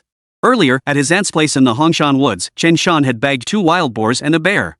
The system tallied his super hunting points, 2 + 1 + 6, totaling 9 points. He hadn't used any of those 9 super hunting points yet. According to the super hunting system's instructions, when points reach 10, 100, and 1000 respectively, the system would unlock new features. That's why Chen Shan hadn't spent any of these points. He wanted to see what good things would appear when the super hunting points reach 10. What are you talking about, bro? I may be new to this hunting business, but I know one thing: a good nose is something you're born with. These dogs? At best, they just get more familiar with scents and such after hunting a lot over time. Zhang Fugui remained non-committal about Chen Shan's theory. Maybe. Chen Shan merely chuckled. That was conventional wisdom. Too bad your third brother here is a natural-born talent. Woof woof. Just as the two were chatting, Huzu suddenly barked. Fugui, release the leash. Chen Shan jolted awake. They'd barely reached the Wild Boar Pond when Huzi had already spotted prey. Zhang Fugui fumbled frantically to release Huzi. Huzi shot his gaze northeast, sniffed twice more, barked twice, then turned and took off running. Xinglong and Huanglong followed close behind, moving at breakneck speed. Fugui, hurry up and follow. Both men had sharpened their knives at home. Though carrying a sheath's knife while running through the mountains was cumbersome, they didn't need to waste time securing the handles, now a trade-off. After chasing for 5 or 6 minutes, Chen Shan and the others reached the ridge. Looking across the slope of the opposite hill, 7 or 8 pigs scattered in all directions, chased by 3 dogs.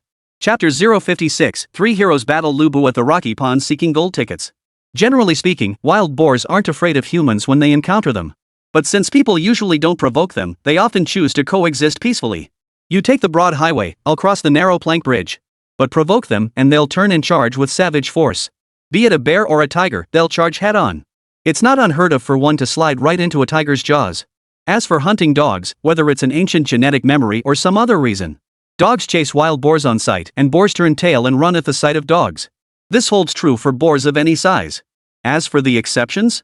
Well, they don't count in the statistics. After all that chasing back and forth, these 3 dogs still hadn't made any headway. Chen Shan watched them abandon the pursuit of several hundred-pound yellow-haired boars. Instead, they somehow managed to pin down a massive boar weighing over 300 pounds. By cornered, of course, he meant the dogs had surrounded the boar in one spot. They prevented it from running, engaging in a standoff and tug-of-war. Meanwhile, the other wild boars couldn't care less about their pack member being cornered by the dogs. They bolted so fast, as if wishing their parents had given them extra legs, quickly vanishing from Chen Shan and his companion's sight. Due to the distance and constant shifting positions of both dogs and boar, this meant he couldn't just fire blindly, risking hitting the dogs.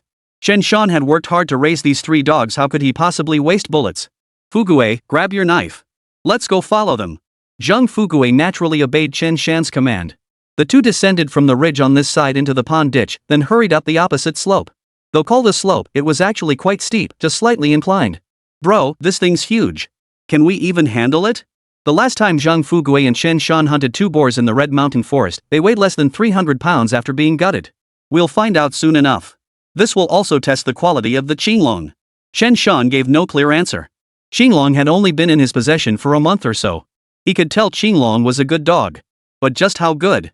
That would only be revealed in the heat of battle. Over the past 2 or 3 months, Chen Shan and Fuguei had only hunted small game setting traps and snares.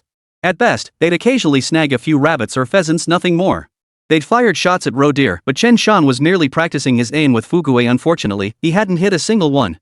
Honestly, with just small-scale hunting like this, it's really tough to bag a boar. No wonder some hunters who stick to small-scale traps might not bag a single wild boar all year. So this time in Qinglong was Qinglong's first real test with the Chen family. Hunting dogs are meant to track game in the mountains. Especially when the dog has already pinned down its prey. If the owner has the skill to take it down, he should do his best to bring it down. Otherwise, if you fail to take it down on the first try, or the second, or the third, the dog, deprived of its kill, will lose its drive. On subsequent hunts in the mountains, the hound may not give its all. This is what we call a dog becoming sluggish. Once a dog develops this habit, it'll take a hell of a lot of effort. That's why every hunt is not only a test for the hounds, but also for the hunters themselves. I think Qinglong's doing fine. The 2 men observed that Huzi, Huanglong, and Qinglong, the 3 dogs, kept circling without attacking. For hunting dogs, their role when accompanying their masters into the mountains. Their role was to track game and form a circle to trap it. Expecting a few dogs to take down a 300-pound boar was unrealistic. Even if hunters had dogs, without guns and relying solely on knives, the risk of death was ever present when attempting to take down a 300-pound boar. At this moment, 3 dogs were circling the boar, seizing opportunities to lunge in for bites. This provoked the boar to turn its head repeatedly, attempting to gore the dogs with its tusks. Fortunately, the 3 dogs were exceptionally agile. At the slightest sign of an attack, they'd bolt. Advance and retreat. The hunting dogs executed their tactics with consummate skill. These seasoned hunting dogs had their roles clearly defined. The lead dog, with its keen sense of smell, was primarily responsible for tracking prey. In later generations, it was also called the scent hound, equivalent to a scout. Beyond that, there are the support dogs, whose role is to surround the prey and prevent it from escaping.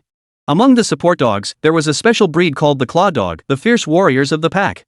What later generations called the heavy-duty dog essentially fits this description. Heavy-duty dogs were usually larger, more imposing breeds, also called tanks. Hunters would equip them with protective gear. These are all modern practices.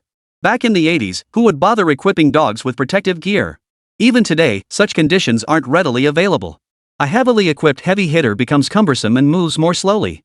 As the name implies, a clap dog is a hunting dog trained to bite a wild boar's ear and violently yank it back and forth. When the heavy-duty dogs arrive, they essentially charge head-on, locking horns with the boar. The scene was nothing short of fierce and thrilling. Once the heavy-duty dog charged in, the other dogs, seeing the action, naturally swarmed in as well. Once the dogs have worn the boar down to exhaustion, it's the hunter's turn to finish the job, bleeding the prey and harvesting it. Thus, hunters who use dogs in hunts came to be known in later generations as oil hands. But in modern hunting, the division of labor among hounds isn't quite so refined. With Chen Shan and Zhang Fugui's arrival, Huzi, seeing the situation, immediately gave a loud bark, sounding the charge. He lunged forward and clamped down hard on the boar's ear. Huzi wasn't just any dog, he was a true bloodhound. Huanglong followed suit, swiftly seizing the boar's other ear. The 2 dogs stood flanking the boar, pawing at the ground as they frantically yanked its ears backward, stretching it straight and preventing it from turning its head. Qinglong, finding his spot taken, grew restless. He circled around. Suddenly, it spotted the 2 testicles dangling behind the boar. Without hesitation, Qinglong lunged, clamped down with its teeth, and yanked with all its might. One of the testicles was torn clean off, blood gushing everywhere. With only one remaining, the boar instantly became a castrated pig. Chen Shan and Zhang Fugui swallowed hard, feeling a chill between their legs.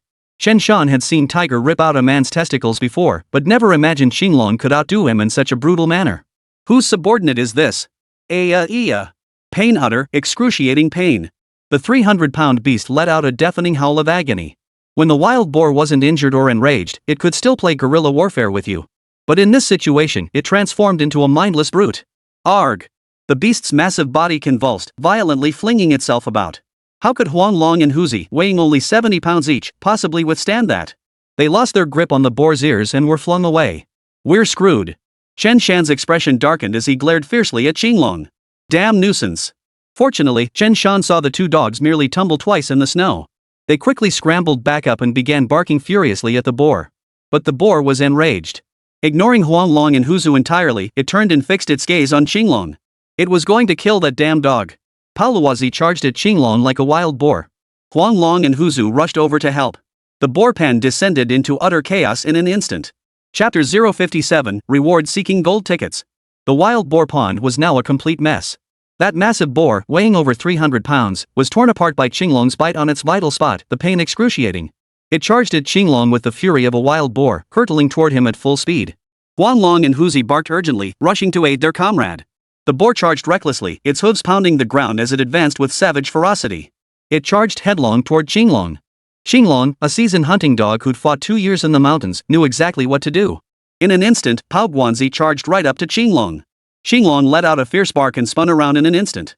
Behind him stood a massive tree so wide it took several men to encircle it. Pain had already robbed Pao Guanzi of his senses. Its speed was fierce and unrelenting, fueled by raging fury. There was no stopping it now. Boom! The cannonball smashed straight into the massive tree. In ancient times, one waited by a stump for a rabbit. Now, a dragon waits for a pig. The collision was deafening. Chen Shan and Fu Gui heard it from miles away. It must have made their heads buzz. Instantly, the boar pig tumbled to the ground with a thud. It stood there dazed for several seconds before staggering back up, clearly suffering from a concussion. Chen Shan and Zhang Fugui stood there dumbfounded, completely stunned. Bro, when did hunting become like this? Look at that pig, it's been scared half to death.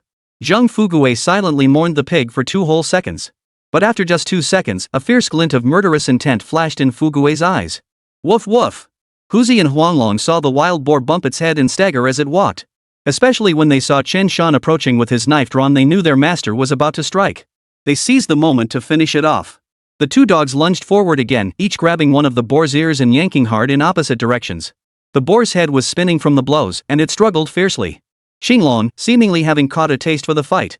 It seized the opportunity to circle around to Pao Ozi's rear. Jaw clamped shut, it yanked with all its might. The other one was gone too. The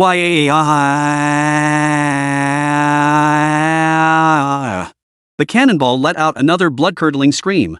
After Qinglong yanked out the last egg, he knew his master was about to strike. It immediately lunged forward, joining the yellow dragon and yanking at the cannon egg. Damn it, you bastard, you're seriously messed up. Having you around is my good fortune. Chen Shan watched in agony, then raised his blade and charged forward. Before the cannon egg could go berserk, Chen Shan gripped his blade and thrust it fiercely into the wild boar's unarmored neck.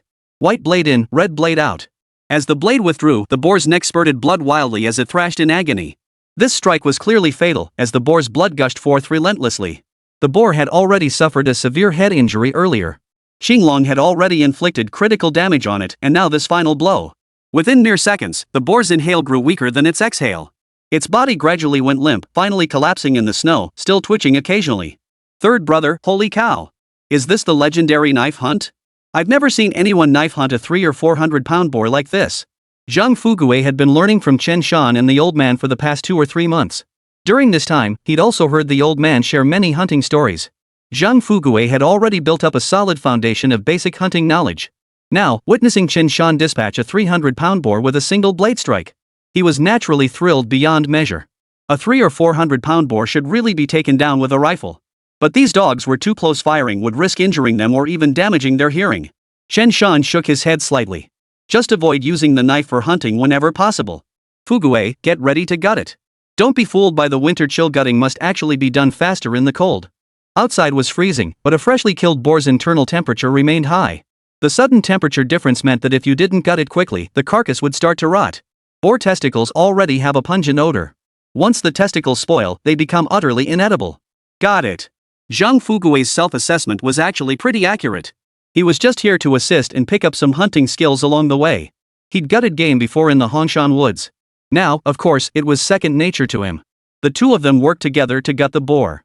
Damn it, thanks for your hard work. You dumb dog, Qinglong, what's so good about those testicles? Isn't wild boar meat better? He cut some meat for the 3 dogs: yellow dragon, tiger cub, and blue dragon, including pork liver and heart, chopping it into slightly finer pieces. After finishing, he tossed the scraps onto the snow for the 3 dogs to eat. After eating, the 3 dogs still seemed unsatisfied. Chen Shan chuckled and decided to cut up some more liver and meat to feed them. Any other hunter would have just scraped off some pork belly to feed their dogs after the kill. The offal referred to the meat from the pig's stomach area. It wasn't the best meat, but even that was a luxury for dogs. But Chen Shan went ahead and cut out the meat to feed them. Bro, you're feeding it so well? Zhang Wan'er had also endured hardship growing up, often going hungry as a child. Seeing Chen Shan cut the meat and feed it to the dog, he felt a pang of reluctance. It wasn't about being stingy, it was simply the times they lived in. Not just Zhang Wan'er, even if others in the village saw it, would surely have muttered a few words about Chen Shan. Chen Shan merely smiled and patiently explained to his future brother-in-law. Wan'er, remember this, when hunters go into the mountains to hunt. While there are risks, most of the time it's manageable. But every hunt for the hounds is a life or death struggle, you understand? These dogs are like our other lives. If we don't treat them well, why should they risk their lives for us? Back in ancient times, when people went to war, there was a saying, a general never starves his soldiers. Ah, third brother, what does generals don't starve their soldiers mean? Both men had dropped out of middle school. In terms of education, neither was more learned than the other, though Chen Shan at least possessed some knowledge from later generations. He could occasionally spout off a few classic lines. Well, it means that when a general sends soldiers into battle, he still has to make sure they're fed properly. Got it? I think I get it. Zhang Wan'er looked vaguely confused, which made Chen Shan a bit exasperated. Bro, I'll go wash this boar stomach first. Alright. Watching Zhang Wan'er head off to prepare the boar stomach, Chen Shan checked the corresponding system notification. Ding! Congratulations, host, on slaying a 372 gene wild boar. Super hunting points 4. Note, total super hunting points 13. Ding! Congratulations, host, for accumulating over 10 super hunting points. Reward 1, super hunting system store activated. Note, host may view store details within the system store. Reward 2, 1 cubic meter of system storage space, capable of holding external items. Host may test functionality independently. After reading the mental notification, Chen Shan's eyes widened in astonishment. He immediately checked what items were listed in the system store. Chapter 058, Black Bear vs. Real Tiger. After finishing their meal, the three dogs lay directly on the snow, seemingly unaffected by the cold. In the freezing temperatures, they began licking their fur, white breath puffing from their mouths and noses with each breath. Chen Shan took the opportunity to browse the system store. The system store's interface was simple, displaying 2 items with accompanying descriptions. First, energy potion. Note, consuming energy potions not only restores physical and mental stamina, but long-term use can gradually repair bodily ailments and enhance physical constitution. 1 super hunting point purchases 1 bottle. Second, various caliber bullets. Note, any caliber of ammunition can be exchanged at a rate of 50 rounds per super hunting point. Though only 2 items, they greatly alleviated Chen Shan's current hunting predicament. A satisfied smile spread across his face. The old man's health was failing. This energy potion should have a significant effect on him too. As for the bullets, well, that goes without saying. Though Chen Shan could request them from Chen Dekue at the garrison headquarters. But each time, he could only get a few dozen rounds at most. Now, he only needed to visit the garrison periodically to request ammunition, claiming it came from the garrison itself. But for all other ammunition needs, he could simply draw them from the system. Brilliant! After examining the 2 items, Chen Shan immediately picked up the hand axe and tried stowing it into the system space. With a thought, the axe vanished from his hand, disappearing into the system space. Even as Chen Shan moved about, the system space remained perfectly still. Since Chen Shan usually didn't go hunting alone. Naturally, this space couldn't be used to store large items during regular times, lest it draw too much attention. However, items like food, clothing, and money could be placed inside, ensuring 100% security. As for what else this space could be used for in the future, Chen Shan would have to explore it further to discover. Pulling the hand axe from the system space, Chen Shan couldn't hide his excitement. This was his very own 1 cubic meter space. He then chopped a wooden stick to prop open the cannonball's cavity, allowing air to circulate. Bro, the pig stomach's washed. Chen Shan had explained the uses of pig stomach to Wan'er. Zhang Wan'er also recognized its value. Now he would even take the initiative to save the pig stomach. Alright, come help secure this cannonball to the sled. The sled was a snow-traveling frame crafted from resilient wood. The bottom wood was wrapped in animal hides for reinforcement, with the fur tips facing backward to reduce drag between the sled and the snow. On level ground, draft animals could pull the sled while a rider sat atop it. But in the mountains, when hauling game without oxen, people would usually have to push or drag it instead. But thanks to the snow on the ground and the animal hides covering the bottom, it glides smoothly. Even a person could effortlessly haul several hundred pounds on the sled. After gutting this boar, it still weighed over 200 pounds. This was early winter, and the pigs had built up a good layer of fat. If it were deep winter, they'd be even leaner. The same applied to bears at this time of year. Before hibernation, bears eat their fill, building up thick layers of fat. This allows them to survive the harsh winter on their fat reserves. Come spring, when the bears emerge from their dens, they're so emaciated they're barely recognizable. Zhang Fugui helped Chen Shan secure the cannonball to the sled. With that done, the two men could finally set off for home. Once the wild boar was hauled home, Chen Shan had no intention of sharing any of the meat. He wasn't a saint, he'd only shared before because he couldn't eat it all and couldn't preserve it. That's why he'd shared it with a few acquaintances. Now that preservation was possible, there was nothing left to share. In the dead of winter, all he needed to do was chop the wild boar meat into chunks beforehand. Then bury it in the snow. Whenever he wanted meat, he could just bring it inside to thaw. That's right, in northeast China's winters, the outdoors is a proper natural refrigerator. In later generations, refrigerators are actually used to thaw meat and such during winter. Because the temperature outside the refrigerator is lower than the temperature inside the refrigerator's fresh-keeping compartment. Woof woof. Suddenly, the three dogs lying on the ground started barking. This startled Chen Shan into a shudder. Bro, seriously? Is there prey out there? Zhang Fugui was dumbfounded. They just bagged a wild boar, how could more prey show up now? No, judging by the barking, it sounds like other people are coming. Chen Shan narrowed his eyes. Fugui, stay alert. Bro, relax. I know what I'm doing. We've been through this before in the Red Mountain Woods. Zhang Fugui's expression instantly turned solemn as he instinctively gripped his rifle. Guys, get the dog to stop barking. Stop it, stop it. As the barking echoed, Chen Shan and Zhang Fugui heard voices approaching from the distance. Then they saw three figures clad in heavily patched cotton jackets approaching them. Ah, it's Old Third. What are you doing over here? Chen Shan turned to look at the newcomers, somewhat surprised. The three men bore a striking resemblance to each other, they were brothers. The eldest was called Zhang Long, the second was Zhang Hu, and the youngest was Zhang Bao. They were from Guanshan village. Come to think of it, Chen Shan and Zhang Long had some connection. In his previous life, Chen Shan had migrated south for work in his 40s. After bouncing between several jobs, he eventually ended up at a construction site along the coast. That construction site, of course, was the very one where he would later die suddenly. When he first arrived at the site, Chen Shan was honest enough, though he wasn't one for flattery. This led some co-workers to take a dislike to him and pick on him. Eventually, a heated argument erupted between them. The other side even got a group of southerners to gang up and beat him up. Chen Shan was middle-aged by then, lacking any real skills, yet he still needed to earn money to marry Zhang Wan'er back home. He planned to swallow his pride and endure it.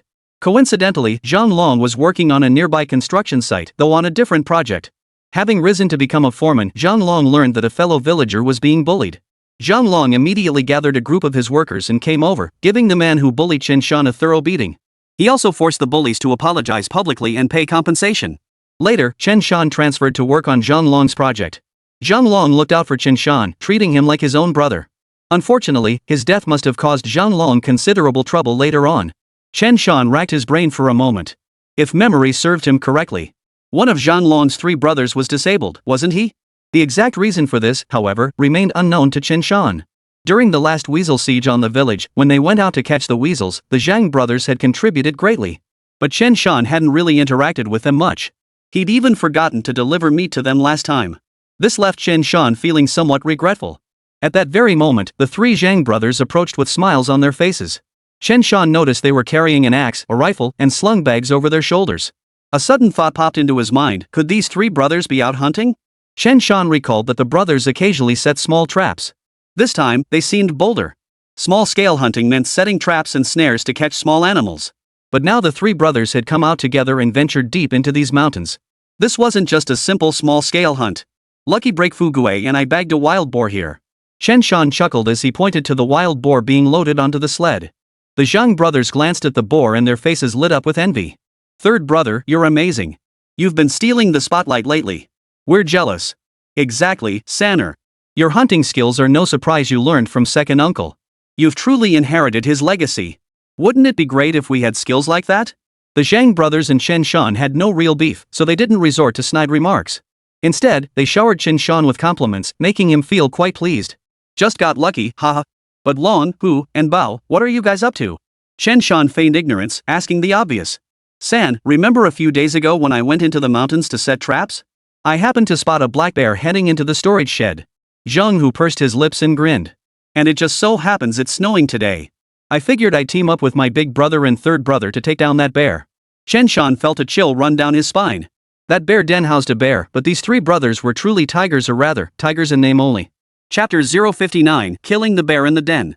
Tough guy in northeastern Chinese slang means someone who's dumb, stubborn, and reckless.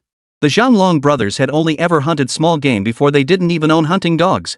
In fact, over the years, they'd only managed to bag 1 or 2 wild boars. They'd been lucky, everything going smoothly. They'd never encountered any major game in the mountains. Not even the terrifying beasts like black bears, brown bears, or tigers. Gradually, they stopped taking the dangers of this old forest seriously. Now they were actually considering hunting black bears. Whether it's bear blind or black blind, they're both just referring to black bears. Brown bears, on the other hand, are commonly called human bears or horse bears. Locals, however, usually call brown bears man bears. Chen Shan was utterly stunned by the Zhang brothers' words. Brother Long, how dare you go hunt a bear den? Chen Shan was completely numb. None of the 3 brothers had any physical issues now. Later on, one of them ended up disabled. Chen Shan suspected this incident was the cause. Attacking the bear den had left one of them crippled. That outcome was nothing short of a miracle.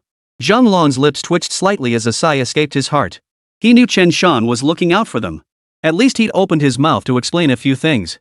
What you're saying, what's there to be afraid of? We did our homework before coming here. That bear must be hibernating in its den during the snowy season, right? Zhang Long spoke with conviction, sounding quite confident. Right, that's exactly how it is. They're basically in a half-asleep, half-awake state.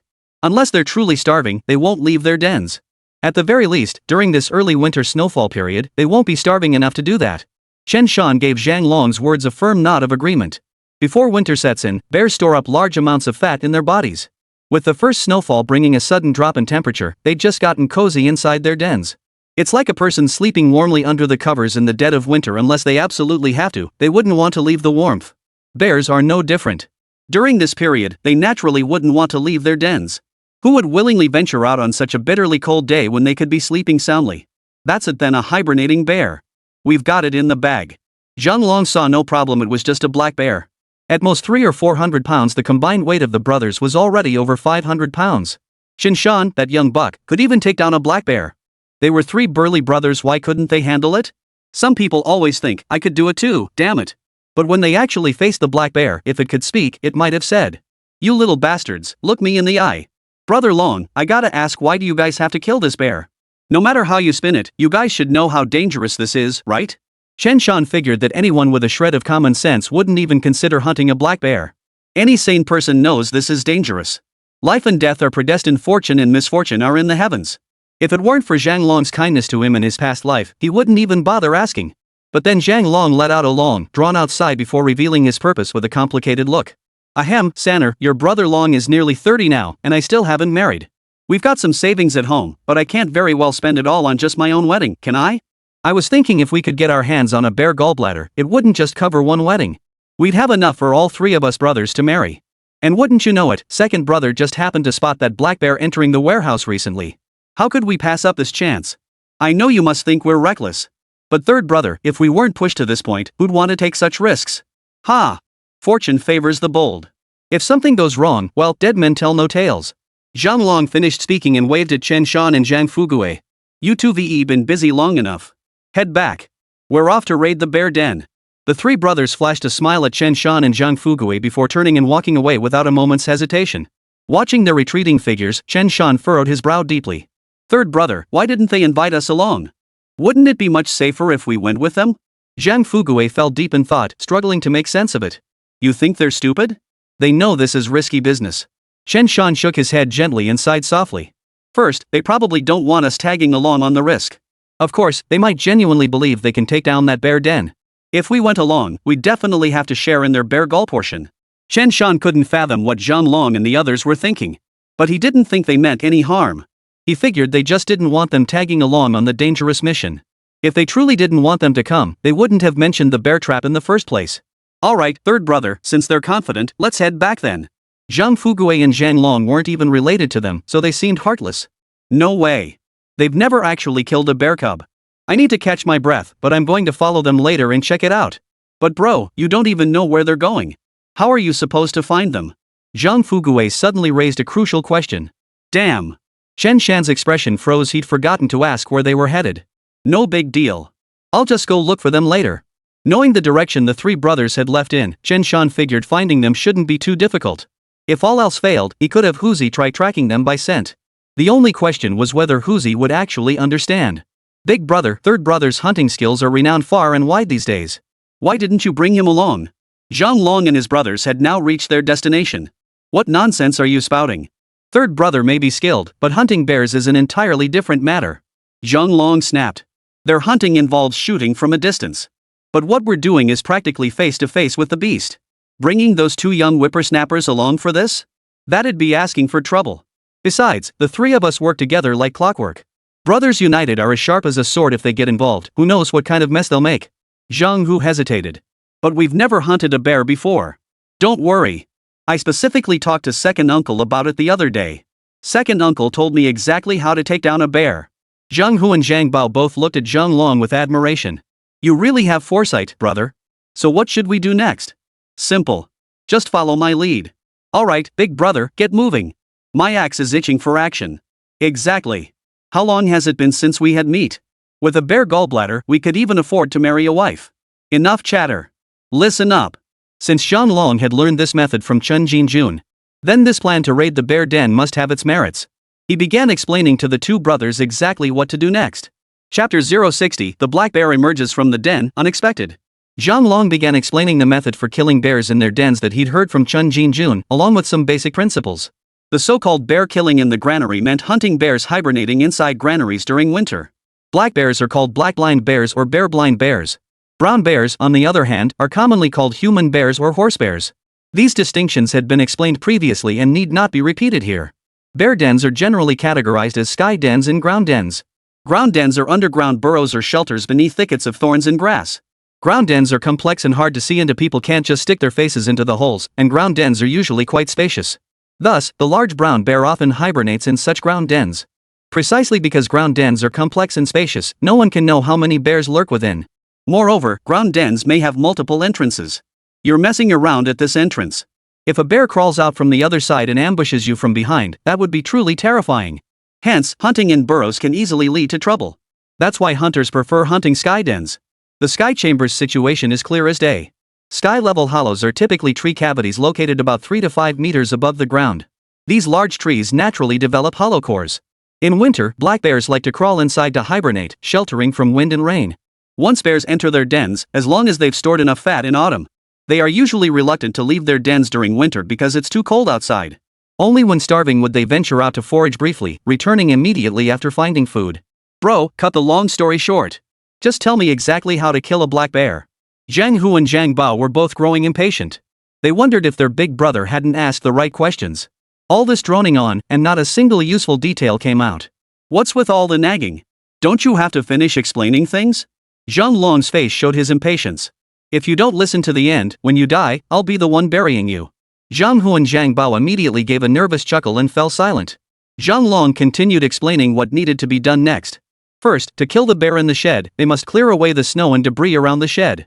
That way, if the bear wasn't killed on the spot, and the hunter had to maneuver around the bear, they wouldn't trip over anything and fall to the ground. Second, they must build several fires. Bears rarely encounter fires in the mountains. They have an innate fear of fire and will slow down when approaching it. The hunter could use the fires to stall the black bear, buying time to retreat or mount a counterattack. The fires also serve to warm the hunter. After handling these two tasks, you must chop 2 long poles measuring about 1.5 to 2 meters. These long sticks serve a crucial purpose. Once the hunter stirs the bear from its den, the bear will naturally climb up from the roots toward the hole. The moment it emerges, just as its head pokes out, you must use these 2 poles to crosspin its paws, trapping it so it can neither ascend nor descend. This prevents it from harming anyone and also stops the bear from falling back into the tree hole after being killed. Otherwise, extracting a bear weighing hundreds of pounds from the tree hole would consume an incalculable amount of time. Even if retrieved, the bile would have been largely absorbed by the liver. The bear bile would naturally be ruined. At that point, one person must use an axe to strike the bear's head. Alternatively, a gun could be used for a direct headshot. Therefore, this task generally requires several people working together. 1 or 2 people simply couldn't handle it. After Zhang Long finished explaining the whole process, Zhang Hu was thrilled. Big bro, I knew you had us carry these 2 poles into the mountains for a reason. Freshly cut poles from the mountains are heavy, but these 2 are light and easy to handle, perfect for us to wield. This is a great idea. Zhang Bao nodded in agreement. It's definitely workable, but big bro, I don't think we need to clear the snow off the ground or anything. We'll just build a few fires later. Once they're burning, the snow will melt. Besides, we'll have that bear taken care of in no time, right? Why bother with all this? We've been roaming these mountains for years, are we really going to trip over the ground? Exactly. Big brother, no need to waste time on that. Zhang Long thought it over and agreed it was indeed unnecessary. Alright, you guys start gathering firewood. I'll figure out how to climb up later. Fortunately, about 3 to 5 meters above the ground, the tree had 2 large, sturdy branches. But the branches were already dried out, and the tree itself was dead. Fortunately, the 2 of them could still barely stand on them. They'd need to brace themselves against nearby branches for support. After clearing the snow from the nearby branches, they could stand securely on them. To reach them, though, they'd need to use a nearby small tree. Climbing from the small tree to the hollowed-out giant tree. Soon, the brothers quickly gathered 5 or 6 bonfires. As the fires blazed, the surrounding snow melted away quickly. Exposed branches and such emerged from the ground, but Zhang Long and the others couldn't be bothered to care. Big brother, why's there frost forming around the tree hollow? I didn't see any on the others before. Zhang Long hadn't heard his second uncle explain this phenomenon before. So he couldn't explain it either and could only brush off his 2 brothers. Why ask so many questions? Anyway, since there's frost on the tree hole, the bear must be inside. Fine. Zhang Hu and Zhang Bao didn't bother asking further as long as it worked. Alright, Big Bro, me and third brother'll go set up the bear trap. You stay down here and aim the gun. When you fire, stay steady, Big Bro. Don't be fooled by them chatting beside the tree hollow. But that black bear had probably been lurking in the tree hollow for quite some time. It was now in a drowsy, half-asleep state. As long as they didn't provoke it, it wouldn't bother with them. So the brothers kept chattering away here. The bear pretends not to see or hear them. It treated them like nothing more than mosquitoes buzzing around. Relax, you know my marksmanship is solid. Don't underestimate this 16-gauge shotgun. I can make it fire like a double-barreled shotgun. 2 bullets will be enough to take down this black bear. The 3 brothers trusted each other implicitly. Alright, let's climb the tree. Third brother, you go first. I'll pass you the club. Remember to keep your hatchet handy, you never know when you might need it.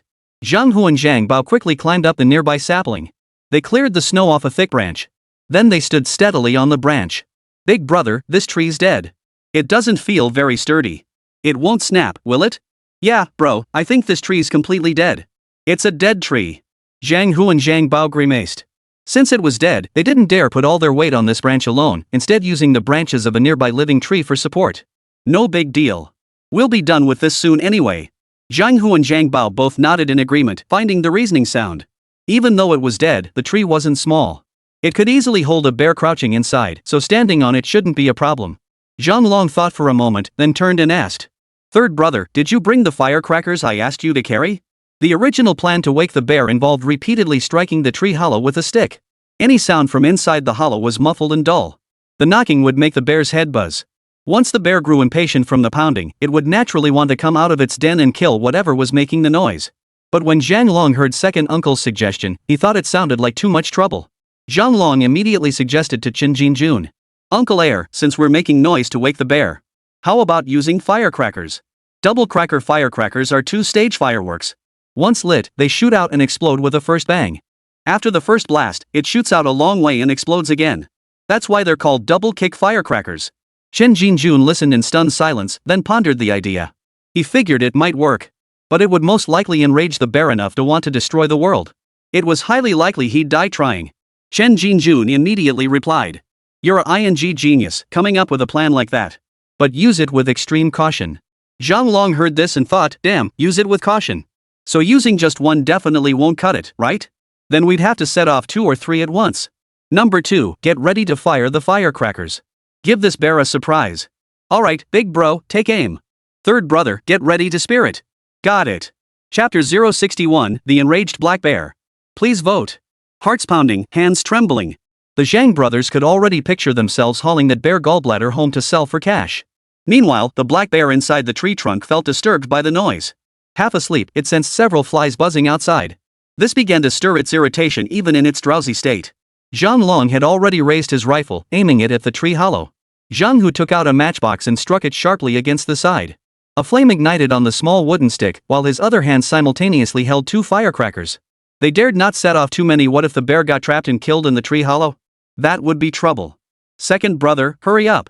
I'm waiting to spear that bear. Alright. You'll get your fill of goring it soon enough, okay? Don't let me down. Pfft, what's the big deal? As soon as it shows its head, I'll spear it for sure. Zhang Hu shot Zhang Bao an impatient glance before lighting 2 firecrackers and tossing them into the tree hollow.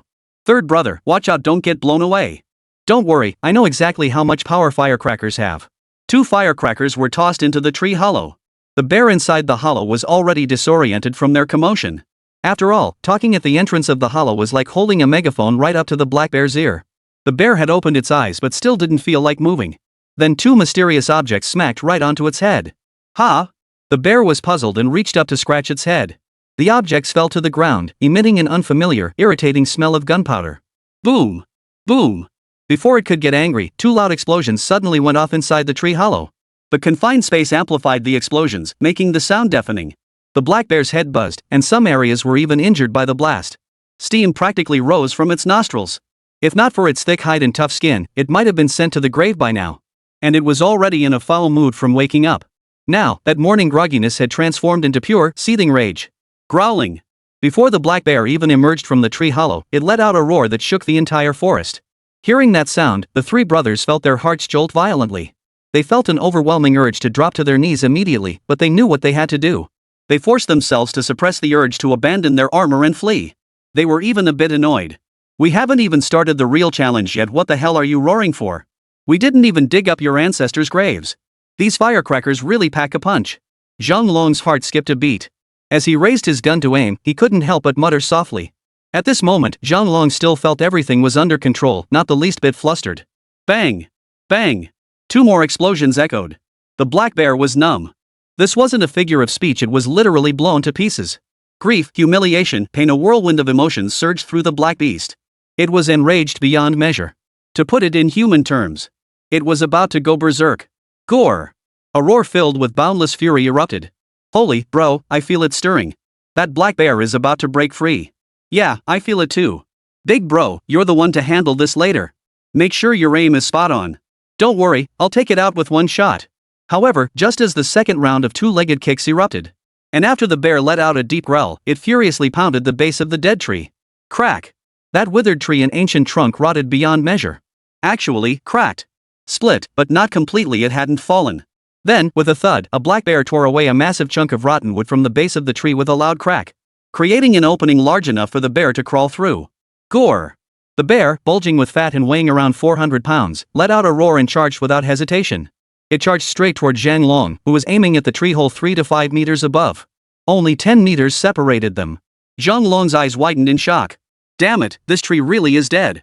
When a 400-pound mountain beast, brimming with rage, charges at you with only a few meters between you, anyone experiencing it for the first time would know, holy, you'd be absolutely petrified. The distance was too short. Zhang Long shuddered in terror. Before he could even turn the gun barrel, he instinctively darted to the side. The gun was tossed to the ground. As for why he dropped it? Just say he was scared out of his wits. He'd thought he could take him on. Turns out, that was impossible. Bro, run around the fire, run around the trees, don't go in a straight line. Hurry up! Zhang Hu and Zhang Bao were both scared stiff, their legs trembling. Now they were truly paralyzed with fear, stuck high up in a tree several meters tall. They couldn't climb up, and they certainly couldn't climb down. They felt like they wanted to die. Seeing how quick this little thing reacted, the black bear charged after it. But the several bonfires around slowed its instinctive fear, making it move a bit slower. This gave Zhang Long a moment to catch his breath. But no matter how much he caught his breath, that bear was fast. He fled, it pursued. He couldn't escape even if he had wings. Damn it, you two, hurry up and think of a way to help. Zhang Long was both terrified and panicked, his legs nearly cramping from the relentless sprint. The black bear was chasing him like the Grim Reapers themselves. Ah, big brother, wait. We're coming down right now. The moment they called out, the bear finally noticed them. The black bear instantly turned and charged toward them, leaping up the tree in an instant. Number 2, for God's sake, jump. Big brother, take the gun and shoot. Gun my ass. I have no clue where I left it. Damn it. From over 3 meters up, the two dared not hesitate. They kicked off and plunged downward. The 3 of them were in a complete mess, scared out of their wits, wailing like babies. The tree was several meters tall, and as they bounced down, they grabbed onto the branches of the nearby tree, cushioning their fall slightly. Zhang Hu was lucky he didn't get hurt much. But Zhang Bao landed awkwardly and twisted his ankle right away. Second brother, I'm done for. I've twisted my ankle. Zhang Bao's voice trembled with a hint of tears. Damn it, cut the crap. We came here together, so we're getting out of here together. Are we really going to let this damn bear kill us? Seeing his brother unable to move, Zhang Bao gritted his teeth fiercely and suddenly looked up. What he saw next was the damn bear being surprisingly particular. Instead of leaping down headfirst, it was sliding down the tree trunk, but first, hugging the trunk as it moved swiftly downward. Damn it! His hand axe lay discarded nearby. Zhang Hu snatched up the axe, his will to survive overpowering his fear. He swung the hatchet straight at the black bear's rear end. A small axe to the rear now that was something to see. Gore! The black bear released its claws from the dead tree, twisted its body, and crashed to the ground, letting out a roar of utter frustration. What a disgrace! What a disgrace! Chapter 062, A Gunshot. Please vote. The black bear's thick hide and tough flesh meant Zhang Hu's axe only made a shallow cut. The pain made it howl in agony. It scrambled to its feet, turned, and let out a fierce roar. Rising up on its hind legs, it swiped at Zhang Hu. Its claws tore through Zhang Hu's cotton coat with a ripping sound. Even with the cotton coat offering some resistance, several gruesome gashes appeared on Zhang Hu's back. The black bear flung him away with a swipe of its paw, sending the hand axe tumbling to Zhang Bao's side. Zhang Hu let out a piercing scream, his back burning with pain. Damn it, I'll fight you to the death. Zhang Bao's ankle was twisted, but his hands were still functional. Seeing his second brother Zhang Hu in danger, he raised his hatchet and swung it at the bear's ankle. But the black bear's hide was thick and tough. His swing was off balance, and the blow landed squarely on the bear's calf, completely ineffective. The bear suddenly whipped its head around, fixing its gaze on him. Its face twisted in pain as it let out another roar. Seeing the bear about to swipe at him with its claws. Holy! Zhang Bao shuddered in terror, instantly wetting himself. A pungent stench filled the air. Big brother, save me! Zhang Bao yelled at Zhang Long, who was charging toward him with a knife in hand. Coming! Watch me take this thing down. The black bear had intended to kill Zhang Bao, but that idiot Zhang Long had made a noise. This caused the black bear to spin around abruptly, catching sight of Zhang Long about to stab it. With a powerful swipe of its paw, the black bear knocked the dagger embedded in its vesting to the ground. With a powerful leap, it stood on its hind legs, grabbing Zhang Long with both paws. With a slight arch of its back, it thrust Zhang Long downwards with both paws. Then, the black bear plopped its massive rear end right down on Zhang Long's back. Damn it! The immense force overwhelmed Zhang Long before he could finish cursing, his eyes rolling back in his head. He couldn't break free at all. The weight caused him to leak uncontrollably, front and back, instantly filling the air with a foul stench. Tears welled up in his eyes. The black bear immediately lunged, claws out, ready to rip the man's scalp off. Zhang Hu and Zhang Bao's eyes bulged with rage. Regret gnawed at their hearts. The mountain beasts were terrifying beyond belief. They cursed themselves for ignoring Chen Shan's warnings. Though it seemed to unfold slowly, the entire sequence had occurred within mere minutes. The roles of prey and hunter had shifted, attackers and defenders had swapped places. Zhang Long was about to die. Bang! At that very moment, a gunshot echoed through the air. A bullet struck the bear squarely in the back of the head. White and red splattered everywhere. The black bear collapsed instantly, crushing Zhang Long beneath its weight. Damn it! Zhang Long screamed again. 400 pounds of dead weight crushing him, it could kill a man. Zhang Long, who had just begun to recover, started rolling his eyes again. What are you two standing around for? Drag that bear off him. Chen Shan's expression was stern. After resting briefly, he'd taken Huzi to search for them in the direction Zhang Long and the others had gone. After searching for quite some time, he still hadn't found them. Just now, Huzi must have heard some commotion and ran over. He heard the agonized screams from afar, knew something was terribly wrong, and rushed over immediately. Just as he arrived, he caught sight of the bear about to attack Zhang Long's skull. His heart skipped a beat. This couldn't be allowed. Chen Shan immediately raised his rifle to the bear's face, took aim, and fired a single shot straight through its skull. At last, he rescued Zhang Long from the bear's clutches. Brother Chen Shan, come help us. Zhang Bao and Zhang Hu, both with tears streaming down their faces, felt a wave of lingering fear wash over them. Chen Shan strode over and saw Zhang Bao had twisted his ankle. Zhang Hu's cotton coat had been torn open on his back, revealing several deep claw marks that were bleeding profusely. Had it not been for the cotton coat cushioning the blow, that claw would have sliced straight through to Zhang Hu's internal organs. Turning his head, he saw Zhang Long pinned under the dead black bear, his eyes rolling back, clearly on the verge of meeting his maker. In that moment, Chen Shan inexplicably felt a surge of amusement and urge to laugh.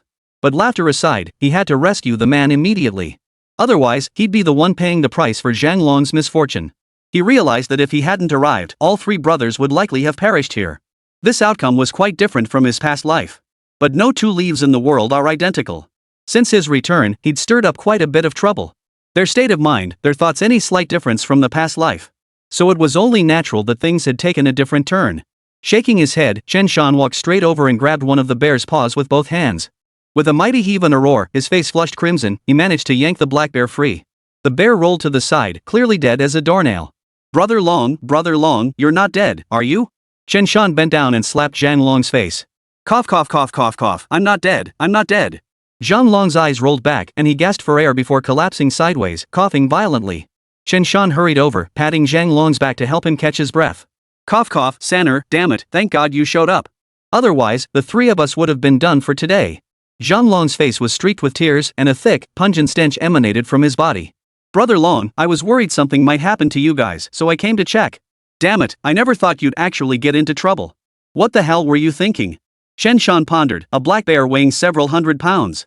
If an adult were bold enough and armed, they might just be able to take down a black bear. Brother, calm down. Let me explain. Zhang Bao had the least severe injuries here, just a sprained ankle. Zhang Long and Zhang Hu had no objections. Zhang Bao gave a rough account of the incident, and Chen Shan listened with his mouth twitching. Alright, you guys really got some rotten luck. If that tree had been normal, none of this would have happened. And who the hell taught you to use firecrackers to wake up a bear? The bear was already annoyed enough just coming out of its den. And these guys had to go and wake the bear with firecrackers? That was enough to send the black bear's rage meter straight to plus 999. Ah, I asked my second uncle about it. That's your grandpa. Zhang Long finally caught his breath, sitting down by the fire to feel a bit more comfortable. I asked if I could use the two-legged kick. My second uncle said it's for deep, heavy use. He wants me to kick deep and hard? That's basically telling me to use 3 to 5 kicks at once. Damn it, Chen Shan's face darkened. Ignorance is truly terrifying. Many of Chen Shan's generation managed to finish elementary school or even junior high. But people like Zhang Dalong? They probably only made it to first or second grade. If they could write their own names, that was already impressive. Some hadn't attended school at all. Misunderstandings were inevitable. If the old man knew they'd misunderstood it like this, he'd probably spit blood in rage. I just casually mentioned it. Who knew you lot would actually have the nerve to raid the bear's den? Chen Shan gave a helpless smile, instantly understanding. My grandfather meant for you to be cautious and prudent, not deep or heavy, but careful and deliberate. Ha? Don't those two words mean the same thing? The three brothers' faces flushed crimson. Chen Shan's face darkened. After a moment's thought, he exchanged a bottle of energy potion from the system. Zhang Long and Zhang, who both needed a dose of this stuff to recover their condition, should improve significantly. As for Zhang Bao, Chen Shan had learned basic bone-setting techniques from the old man. A sprained ankle should be manageable with some treatment. Ding! Congratulations, host, for slaying a 413 gene black bear. Super hunting points +4. Ding! Congratulations, host, on successfully using 1 super hunting point to exchange for 1 energy potion. Note, remaining super hunting points 16. Chapter 063, you'll take this bear gallbladder whether you like it or not. Brother dragon, brother tiger, brother leopard, take a break and warm yourselves by the fire. I'll get you some water to drink. The men had no idea where their water bottles or tools had ended up. They'd been chased into a complete mess by that black bear. Fortunately, the fire hadn't gone out yet, so they could warm themselves by it now. Chen Shan moved to a spot out of their line of sight and poured the energy potion into the canteen. As for the bottle, it was plastic and could be recycled directly into the system. The energy potion was colorless and odorless, indistinguishable from ordinary tap water. Brother Long, take a sip of water to catch your breath. Chen Shan passed the canteen around, letting each of the 3 men take a drink. After drinking the water, the 3 brothers felt noticeably better. The only issue was the overpowering stench in the surrounding environment. Chen Shan, however, showed no sign of disgust. Brother Bao, you've twisted your ankle. Let me take a look. I learned some bone-setting techniques from the old man. Shouldn't be too difficult. Saying this, Chen Shandu carefully examined Zhang Bao's ankle. It was indeed sprained, but not badly. He felt it carefully, then gave it a sharp twist. Whoa, ow, I. Before Zhang Bao could curse, a look of doubt flashed across his face. Ha? My foot doesn't hurt anymore? It's fine now. Brother Bao, you can stand up and walk around, but take it slow at first. Zhang Bao hesitated briefly before standing up and shifting his weight. Immediately, Zhang Bao's face lit up with astonishment. Sanner, your skills are impressive. You could even become a barefoot doctor. Hey, Brother Bao, you're exaggerating. I'm a hunter, not a doctor. Doctors might be in demand these days, but when it comes to making money, it's really not that great. Just saying. Zhang Bao shook his head lightly, glancing at Zhang Long. Zhang Long understood exactly what his brother meant. Third brother, if it weren't for you today, all 3 of us would have been done for.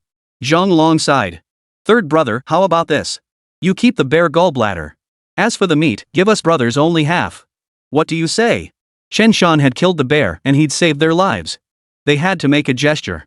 Otherwise, if word got out, it would reflect badly on the 3 brothers. Third brother, it's not that I'm stingy, I just have to insist on half the meat. It's been far too long since we've had any meat at home. Consider it me taking a little advantage of you, brother. Of course, if you don't agree, third brother, we won't take a single pound of meat. The whole bear is yours.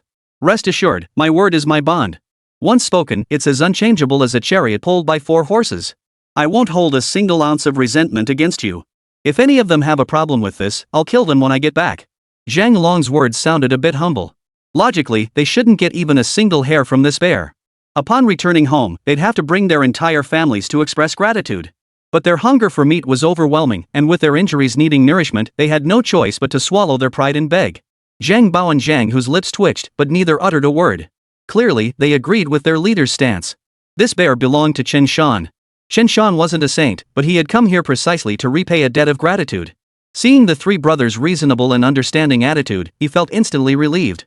Plus, they were fellow villagers definitely worth befriending. Of course, the most important thing was that Chen Shan didn't need the money for the bear gallbladder right now. He smiled. Brother dragon, brother tiger, brother leopard, you risked your lives hunting bears for their gallbladders to sell all to marry wives. If I take this bear gall, wouldn't that mean I'm robbing you guys of your wives? I couldn't do that. Here's the deal, I'll accept you as brothers. From now on, treat me like family. I won't take the bear gallbladder. But I want half the bear meat. Is that alright? When Chen Shan spoke these words, the Zhanglong brothers were instantly dumbfounded. Their fists clenched involuntarily, their faces etched with profoundly complex expressions. Third brother, you're taking a huge loss here. Third brother, this is way too generous of you. Alright, we 3 brothers will remember your kindness. From now on, if you ever need anything, just give us a shout, we'll be there without fail. After only a moment's hesitation, the Zhang brothers decided to follow Chen Shan's suggestion. That bear gallbladder was simply too crucial to them. Otherwise, they wouldn't have risked venturing into the mountains to hunt bears. Alright, from now on, treat us like family. No need for all this formality. Brother Bao, are you okay with that wound on your back? Chen Shan noticed Zhang Bao's cotton coat was splattered with blood. Nothing serious, just a superficial scrape. Thankfully it's winter and I'm wearing cotton. If this had happened in summer or autumn, I'd be in deep. Zhang Bao gave a wry smile. Looks like we 3 brothers really had some luck back then, never ran into this thing when we went into the mountains. So dragon, you guys don't go hunting bears or anything like that lightly from now on. It's too dangerous. This time, Chen Shan happened to be there and saved their lives. Next time Zhang Long and the others take risks and run into a bear again, that bear would be stuffed to the gills. Don't worry. This time scared the hell out of us. We wouldn't dare do it again. Zhang Long shook his head like a rattle. This trip was bound to haunt them in nightmares for days. Exactly. That black bear was freaking terrifying. Zhang, who was still shaken, not even noticing the stench clinging to him. You guys got off easy. Old man told me about people who went to hunt bear dens before. Ha, they did manage to kill the bear. But guess what happened next? The 3 brothers froze. Zhang Long blurted out, what happened next? Well, when they went to gut the bear, tisk, another one crawled out of the den. There were 4 of them. Who could have guessed 2 bears were lurking in that den? They let their guard down and ended up with 2 dead and 2 wounded. This incident was indeed something the old man had told Chen Shan about. But it happened years ago when Chen Shan was still a child. That's terrifying. The Zhanglong brothers all swallowed hard, their hearts pounding with dread. Of course, if you discover a bear den, just let me know when the time comes. Then we'll just divide the spoils according to contribution. But if you happen to see one, that's fine, just don't go looking for it yourselves. Bears hibernate in winter, but the mountains still hold wild boars, leopards, packs of dholes, even wolves and big clawed creatures, that's no joke. After a pause, Chen Shan added, if you run into any of those creatures, you'll probably die even faster. You 3 big guys, if you run into them. Zhang Long quickly interjected, what happens if we run into them? Chen Shan replied, they'd have to eat themselves sick. Zhang Long and his brothers' faces froze. Telling a cold joke in the middle of winter? It's enough to freeze someone to death. They thought winter wouldn't be dangerous, heading into the mountains to hunt bears. But now it's tigers, jackals, wolves, and who knows what else. You might as well just tell us to stay home and never go out. Seeing them finally settle down, Chen Shan pointed at the black bear carcass. Brother leopard, let's gut this black bear quickly. Otherwise, the gallbladder will spoil and the carcass will start to stink if we wait too long. Agreed. The brothers' attention finally shifted, their spirits suddenly lifting. Chapter 064, Sword Pointed at Lynx. When Chen Shan arrived, he brought along Huzi, his lead dog. Upon arriving, Tiger witnessed Chen Shan subduing the bear. With its experience, it circled the bear's corpse, confirming its death. Tiger sat down by the fire to warm himself, ears perked up, occasionally listening to Chen Shan and the others talk. Of course, Huzu couldn't understand a word. Yet it stood guard like a loyal sentinel, monitoring the surroundings, allowing Chen Shan to focus on other tasks without worry. Hey, Brother Long, Brother Hu, Brother Bao, do you know what to do with this bear gall once we get it back home? Chen Shan led Zhang Bao over to the black bear's carcass, picking up the knife and hand axe to gut the beast. Ha! Isn't the bear gallbladder something you can just sell after bringing it back? The three men were dumbfounded. What? There's more to it after bringing it home? Chen Shan chuckled and briefly explained the process for preparing the bear gallbladder. In autumn, its manageable processing takes less time. But in winter? Without at least 2 months, it's impossible to prepare. Sometimes it could even take longer. The three brothers had just been planning to have 1 or 2 of them get married after the new year this year. If the bear gall wasn't properly processed, the supply and marketing cooperative wouldn't accept it. This is a real problem. Zhang Long raised his hand to rub his cheek, only to smear a bit of dried yellow gunk onto his face. He'd accidentally touched his pants earlier and now gagged, nearly vomiting. Wiping his hand in the snow, Zhang Long looked utterly embarrassed. After quickly gutting the bear, Chen Shan extracted the gallbladder, tied the bile duct with string, and handed it to Zhang Long. Brother Long, what was it you said was a problem? Well, I was thinking that once I sell this bear gall and get the money, I could finally get married this winter. But from the sound of it, if we can't sell the gallbladder and get the money, looks like the wedding's off this year. Zhang Hu and Zhang Bao also looked downcast. If they could sell the bear gallbladder, they could even have a decent new year this year. Seeing their gloom, Chen Shan examined the bear gallbladder. This was a grass gall. Bear gallbladders vary in quality and grade. This precious medicine possesses multiple therapeutic effects. Bear bile clears heat and detoxifies, calms the liver and improves vision, kills parasites and stops bleeding, protects the liver, dissolves cholesterol, fights bacteria and inflammation, and regulates blood sugar. If it weren't for its preciousness, it wouldn't fetch such an exorbitant price in this era. In later generations, many farms even raised bears specifically to harvest their bile regularly. Generally speaking, the most common type of bear bile is called grass bile. Grass gall has a green color, similar to that of green grass. Above grass bile in quality is copper bile. Copper gall is quite rare, scoring one is pure luck. Copper gallbladders command significantly higher prices than grass gallbladders, as their medicinal efficacy is superior. Above copper gall comes gold gall. Golden gall is a true mountain treasure, something you can only hope to find by chance.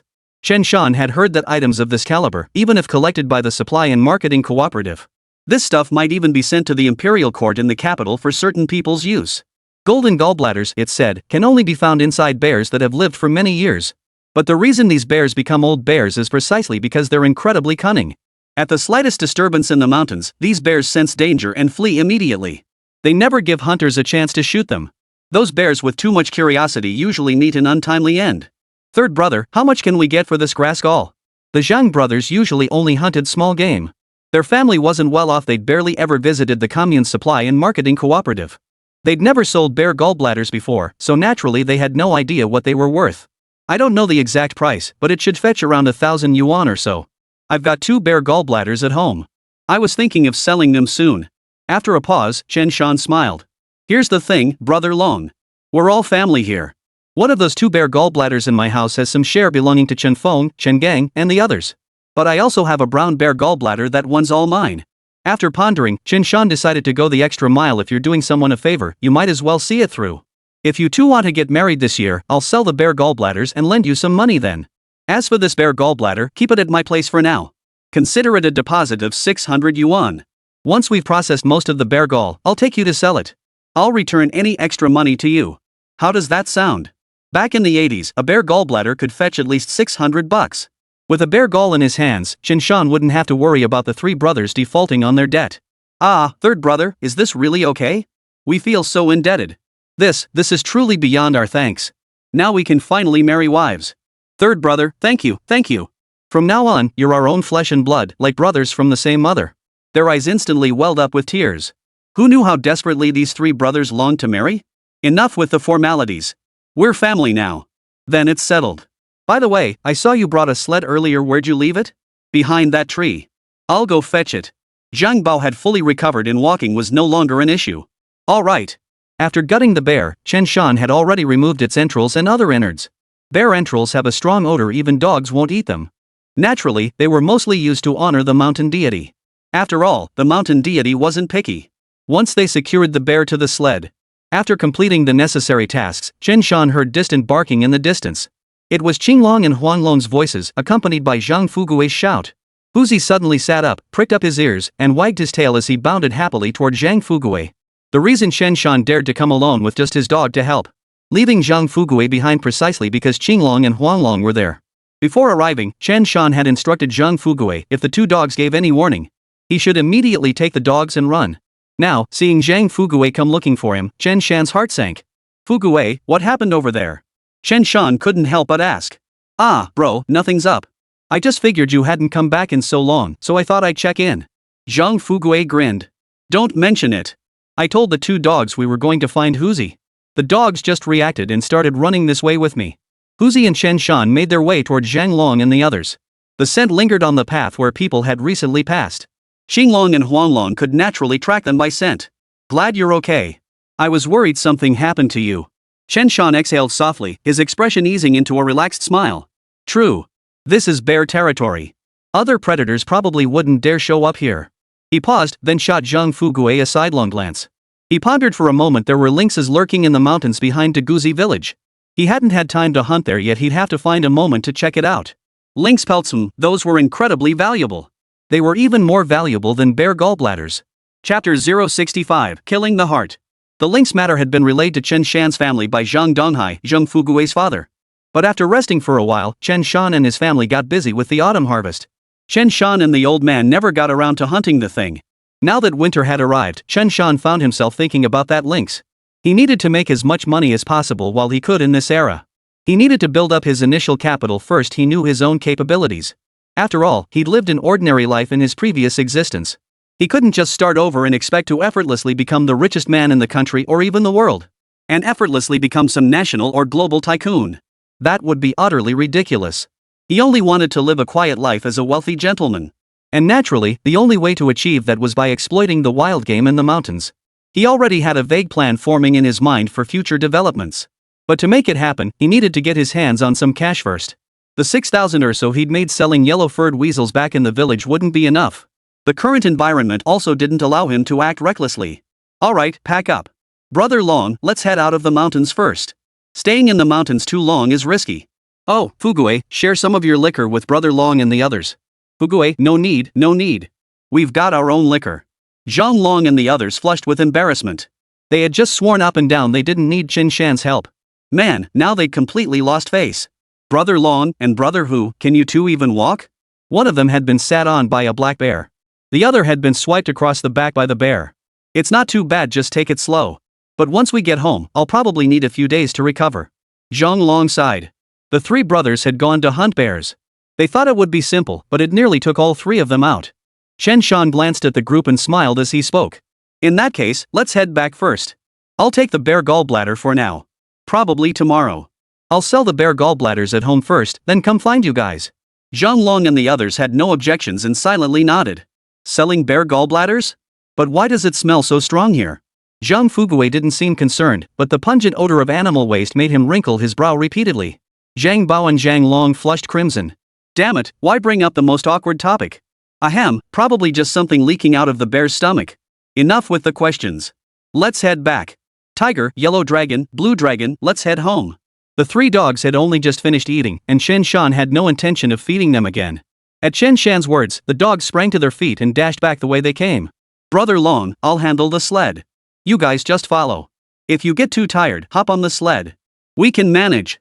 Zhang Long and the others were stubbornly clinging to their pride, so Chen Shan didn't bother to correct them. As he pulled the sled, he deliberately slowed his pace. Soon, they returned to the spot where Chen Shan had earlier fired his cannon. Chen Shan instructed Zhang Fugue to load their own sled. So, the group of 5 and 3 dogs slowly made their way out of the mountains. They had entered the mountains early that morning. Now they had a large wild boar and a black bear to carry. It was around noon when they finally made their way back to Guanshan village. In those days, everything depended on legwork. Not to mention the time spent hunting. Just the round trip alone took considerable time. When Chen Shan and his companions dragged the elk and the bear back to Guanshan village, the men, women, and children of Guanshan village were once again stunned. Many rushed over to gawk, with children swarming in droves. Chen Shan was unfazed by the commotion. He gave Zhang Long and the others a quick update. Why don't you all come to my yard? I'll bring the other half of the bear meat over for you guys later. Chen Shan had claimed half of this bear, and they already had a wild boar. Naturally, heading to Chen Shan's place first would be far more convenient. When people asked what was happening along the way, Chen Shan simply said that Zhang Long and his brothers had killed the bear, and he, Chen Shan, had just lent a hand. This explanation gave the brothers plenty of face. This made them strut around with a swagger even as they limped along. The 3 brothers looked at Chen Shan with gratitude in their eyes. This third brother was truly a man of honor. Not only did he not expose their shortcomings, but he actually lifted them up. Otherwise, Chen Shan would have spilled the beans. Well, that would have made the three brothers the poster children for failure in every village for miles around. That reputation would likely linger for decades, cementing their place in infamy for generations to come. Just thinking about it sends a chill down your spine. Along the way, the three brothers basked in endless stares. This made the Zhang brothers feel rather pleased with themselves. But when they caught sight of Chen Shan's back ahead of them, reality snapped back in. Damn it, if it weren't for Chen Shan this time, their bodies would be cold by now. Upon reaching the main road outside the courtyard, Chen Ling, Zhang Xiufan, and Chen Jinjun heard the commotion from afar. They immediately opened the courtyard gate. When they saw the two sleds carrying the carcasses of a Canaanite boar and a black bear, their faces turned pale. Zhang Xiufan and the old man walked straight over, feeling Chen Shan all over as if checking for injuries. Grandpa, Mom, I'm fine. Long and the others hunted this black bear. I just happened to see it and lent a hand. Chen Shan shot Chen Jinjun a meaningful glance. The old man's eyes held a hint of doubt, but knowing there were many people around, he didn't press further. He shot a sidelong glance at Zhang Long and his brothers. Zhang Bao was limping noticeably, and Zhang, whose cotton jacket was torn to shreds. As for Zhang Long? Well, the stench wafting from him was detectable from a mile away. An old hunter, he pondered briefly before a vivid picture formed in his mind. Combined with his grandson's subtle hint, he was now almost certain of the truth. A cold smile tugged at the old man's lips as he spoke slowly. You brothers really have some nerve. I figured out why you, Zhang Long, were asking me how to kill a bear cub earlier. Turns out you bastards were serious about it. Did you enjoy slaughtering that bear den? The old man's words sent a chill down the spines of the three brothers. This was pure psychological warfare. The three brothers bit their lips, unable to utter a word. Poof. What are you standing around for? Come inside and sit down. Xiufan, stop doting on your precious son. That kid's slippery, who knows what trouble he'll get into. Those three brothers must have had a rough time hunting that bear. Go pour them a few cups of hot water. Zhang Xiufan's face immediately lit up with a smile when she saw Chen Shan was indeed unharmed. Xiaolong, you guys sit tight. I'll go get you some water. Oh, thank you, Auntie. The three felt uneasy under the old man's gaze. The old man didn't even invite them inside. Chen Shan pursed his lips. Why did Grandpa seem to treat these three brothers differently? He hadn't heard of any close family ties between their household and Zhang Long's brothers. Chapter 066, The Origin. Please vote. Zhang Xiufan quickly poured warm water for Zhang Long and the others. The three brothers obediently gulped it down. Grandpa, I helped Brother Long and the others out. I deserve half this bear. I'll chop it up with Fugui first. Later, I'll haul the other half of the bear over with Long and the others using the sled. Get it done quickly. The old man waved his hand impatiently. Third brother, let us help too. Zhang Long and the others couldn't sit still, feeling like they were sitting on pins and needles, eager to lend a hand. You lot, just sit tight. Let third son and Fugui handle it. The old man spoke indifferently, his gaze sweeping over the group. Zhang Long and the others immediately sat back down, offering an awkward chuckle, not daring to refuse. Chen Ling went to fetch Zhang Fugui's parents and Zhang Wan'er to help strip the meat. Soon, Chen Shan finished butchering the bear and delivered the meat and other parts back to Zhang Long and the others. He also cut up about 20 pounds of testicles for them. He also made arrangements for when he would bring them the money the next day. This moved the three brothers to tears, and they truly accepted Chen Shan as their half-brother. By the time Chen Shan returned from Zhang Long's house, most of the meat had already been stripped. After finishing all this, Chen Shan chopped up 50 pounds of bear testicles for Fugui's family. On top of that, he also provided 30 pounds of bear meat for their household. This made Zhang Fugui feel somewhat embarrassed. Even Zhang Wan'er, Zhang Donghai, and Yang Mei were taken aback. They hadn't expected Chen Shan to give so much meat. Could this meat be part of the betrothal gift? Uncle and Auntie, every time Fugui goes into the mountains with me, he's taking risks. This meat is nothing. Besides, we're family, no need for formalities. Equal division was out of the question. No matter what, there had to be a primary recipient. But since Zhang Fugui was with Chen Shan wouldn't shortchange him. Donghai, what are you standing there for? Take it. Part of this is Fugui's due share, and part is from San'er the kid showing his filial piety to you too.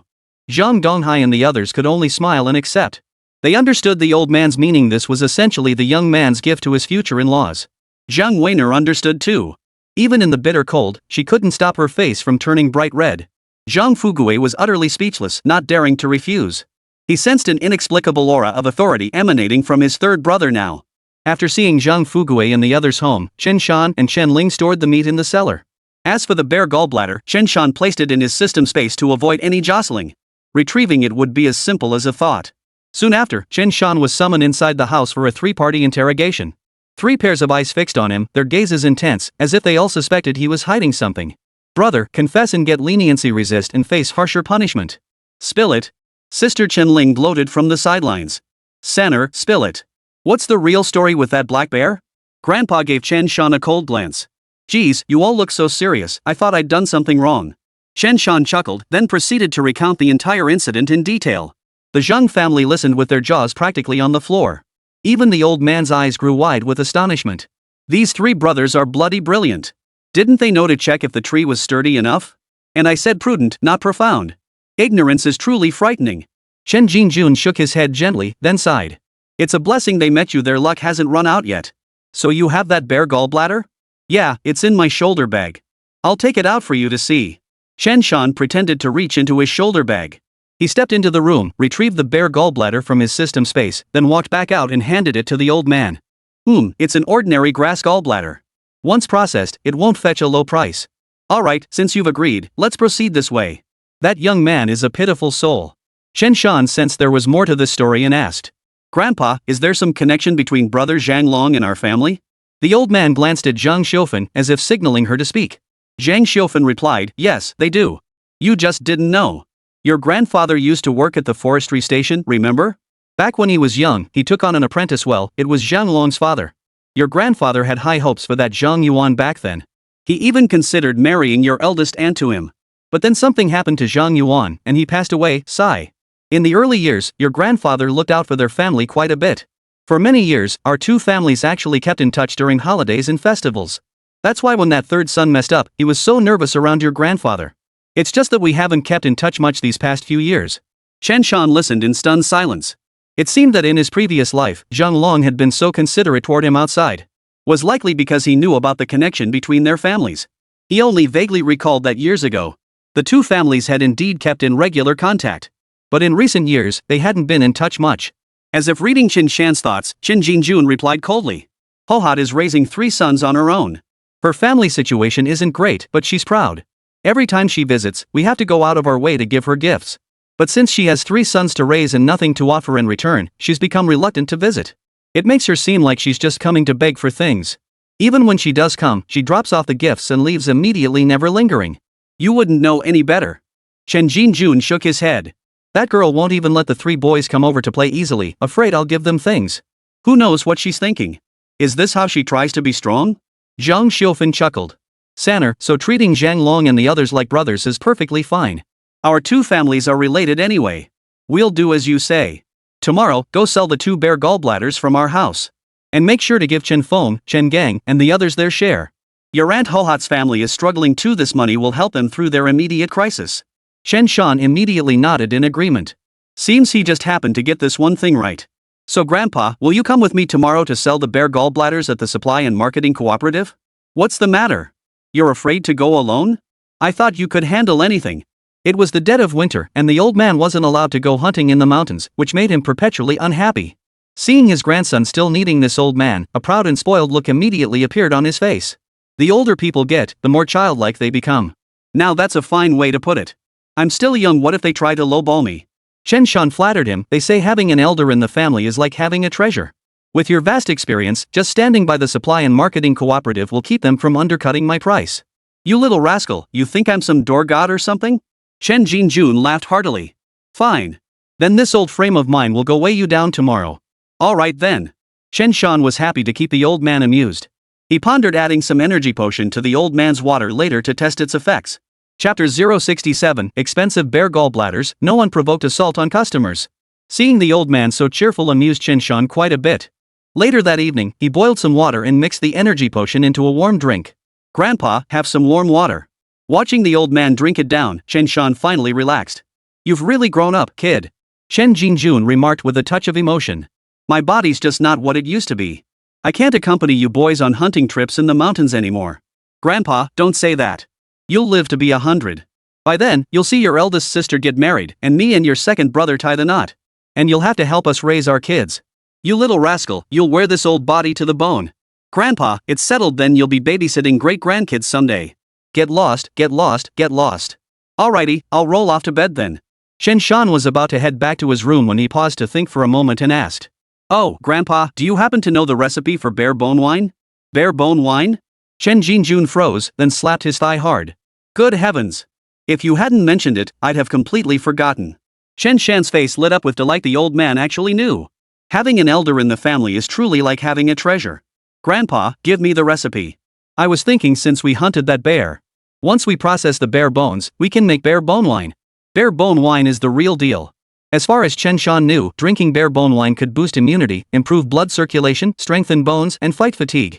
It also provides relief and treatment for wind cold and rheumatism. Chen Jun shook his head. I don't have the recipe. Chen Shan's expression stiffened. So you're saying you forgot? I thought you had it. The old man was getting more mischievous with age. What I meant was, your sixth uncle knows a recipe like that. I heard him mention it once before. Your sixth uncle has a son named Shen Wan'er. You should know him. He's the party secretary at Forestry Station number 18 in Gongshan. Somehow he got his hands on that formula. Tomorrow we'll grab a couple bottles of liquor and go ask your sixth uncle about it. Alright, tomorrow's perfect. I'll just sell the bear gallbladder then. Go on. Get some sleep. Once the snow starts falling, it'll probably stick around all winter. After chatting with the old man, Chen Shan returned to his room and immediately lay down on the Kong to sleep. Chen Tianlin and the others had worked all day. After returning home and finishing their meal, they too went to bed early. In those days, there wasn't much entertainment and there was no electric light. Generally, once night fell, people would go to sleep. With little else to do, people naturally turned to what they enjoyed most. That was probably why the population was so large back then. After a night's rest, Chen Shan awoke early the next morning. After waking, he glanced around his surroundings. Sure enough, a light dusting of snow had settled on the ground. It must have snowed a little more last night. That's how it is in the northeast, especially in Heilongjiang province. Once it starts snowing, it rarely melts all winter and heavy snowfalls come and go. Shaking his head, he swept the snow from the courtyard. Chen Shan took the three dogs Tiger, Blue Dragon, and Yellow Dragon outside to relieve themselves. That's the advantage of local dogs, perhaps because they were raised by their mothers from a young age. Or perhaps some innate memory in their genes prevents them from relieving themselves indiscriminately. As long as the gate was open, they'd find a spot to relieve themselves on their own. Returning from walking the dogs, Chen Shan sought his eldest sister already preparing breakfast. Back when times were lean, breakfast was mainly for Chen Tianlin and the old man. The younger folks could manage, since they only ate 2 meals a day anyway. But now that our family's circumstances have improved, we get 3 square meals a day. That alone is enough to make countless people envious. Sanner, get the 3 dogs something to eat. I'll make breakfast for you guys. Dad will be up soon. Alright. Chen Shan went to the cellar and chopped off a chunk of frozen meat. He used a hand axe to chop the frozen meat into small pieces. He added a pinch of salt and boiled it with cornmeal. And there you have it, a hearty dog meal. Dogs aren't averse to salt, but they should consume it sparingly. For dogs like Huzu who roam the mountains all day and get plenty of exercise, they actually need to take in some salt. Moreover, the bitter cold of winter demands nourishment to sustain their body heat. Seeing Chen Shan finish cooking, the 3 dogs eagerly circled around him. Their tails were wagging like propellers, making Chen Shan chuckle. Hold on a moment. He found a clean stick and stirred the food in the large bowl to cool it down. The temperature of the dog food quickly dropped. Chen Shan pointed to the dog bowls and said, "Eat." The 3 dogs began eating their meal, wagging their tails and looking exceptionally happy. A dog's happiness really is simple. Chen Shan smiled, just as his father Chen Tianlin and grandfather Chen Jun got up and left the room. Chen Jun had even put on a set of clothes without any patches today. Dad, Sanner, what are you 2 up so early for? Chen Tianlin knew exactly what they were up to today, but he asked anyway. This kid's off to the commune's supply and marketing cooperative to sell bear gallbladders today. He asked me to keep an eye on things. The old man's words carried a hint of pride. As people age, they often find themselves no longer needed for household matters.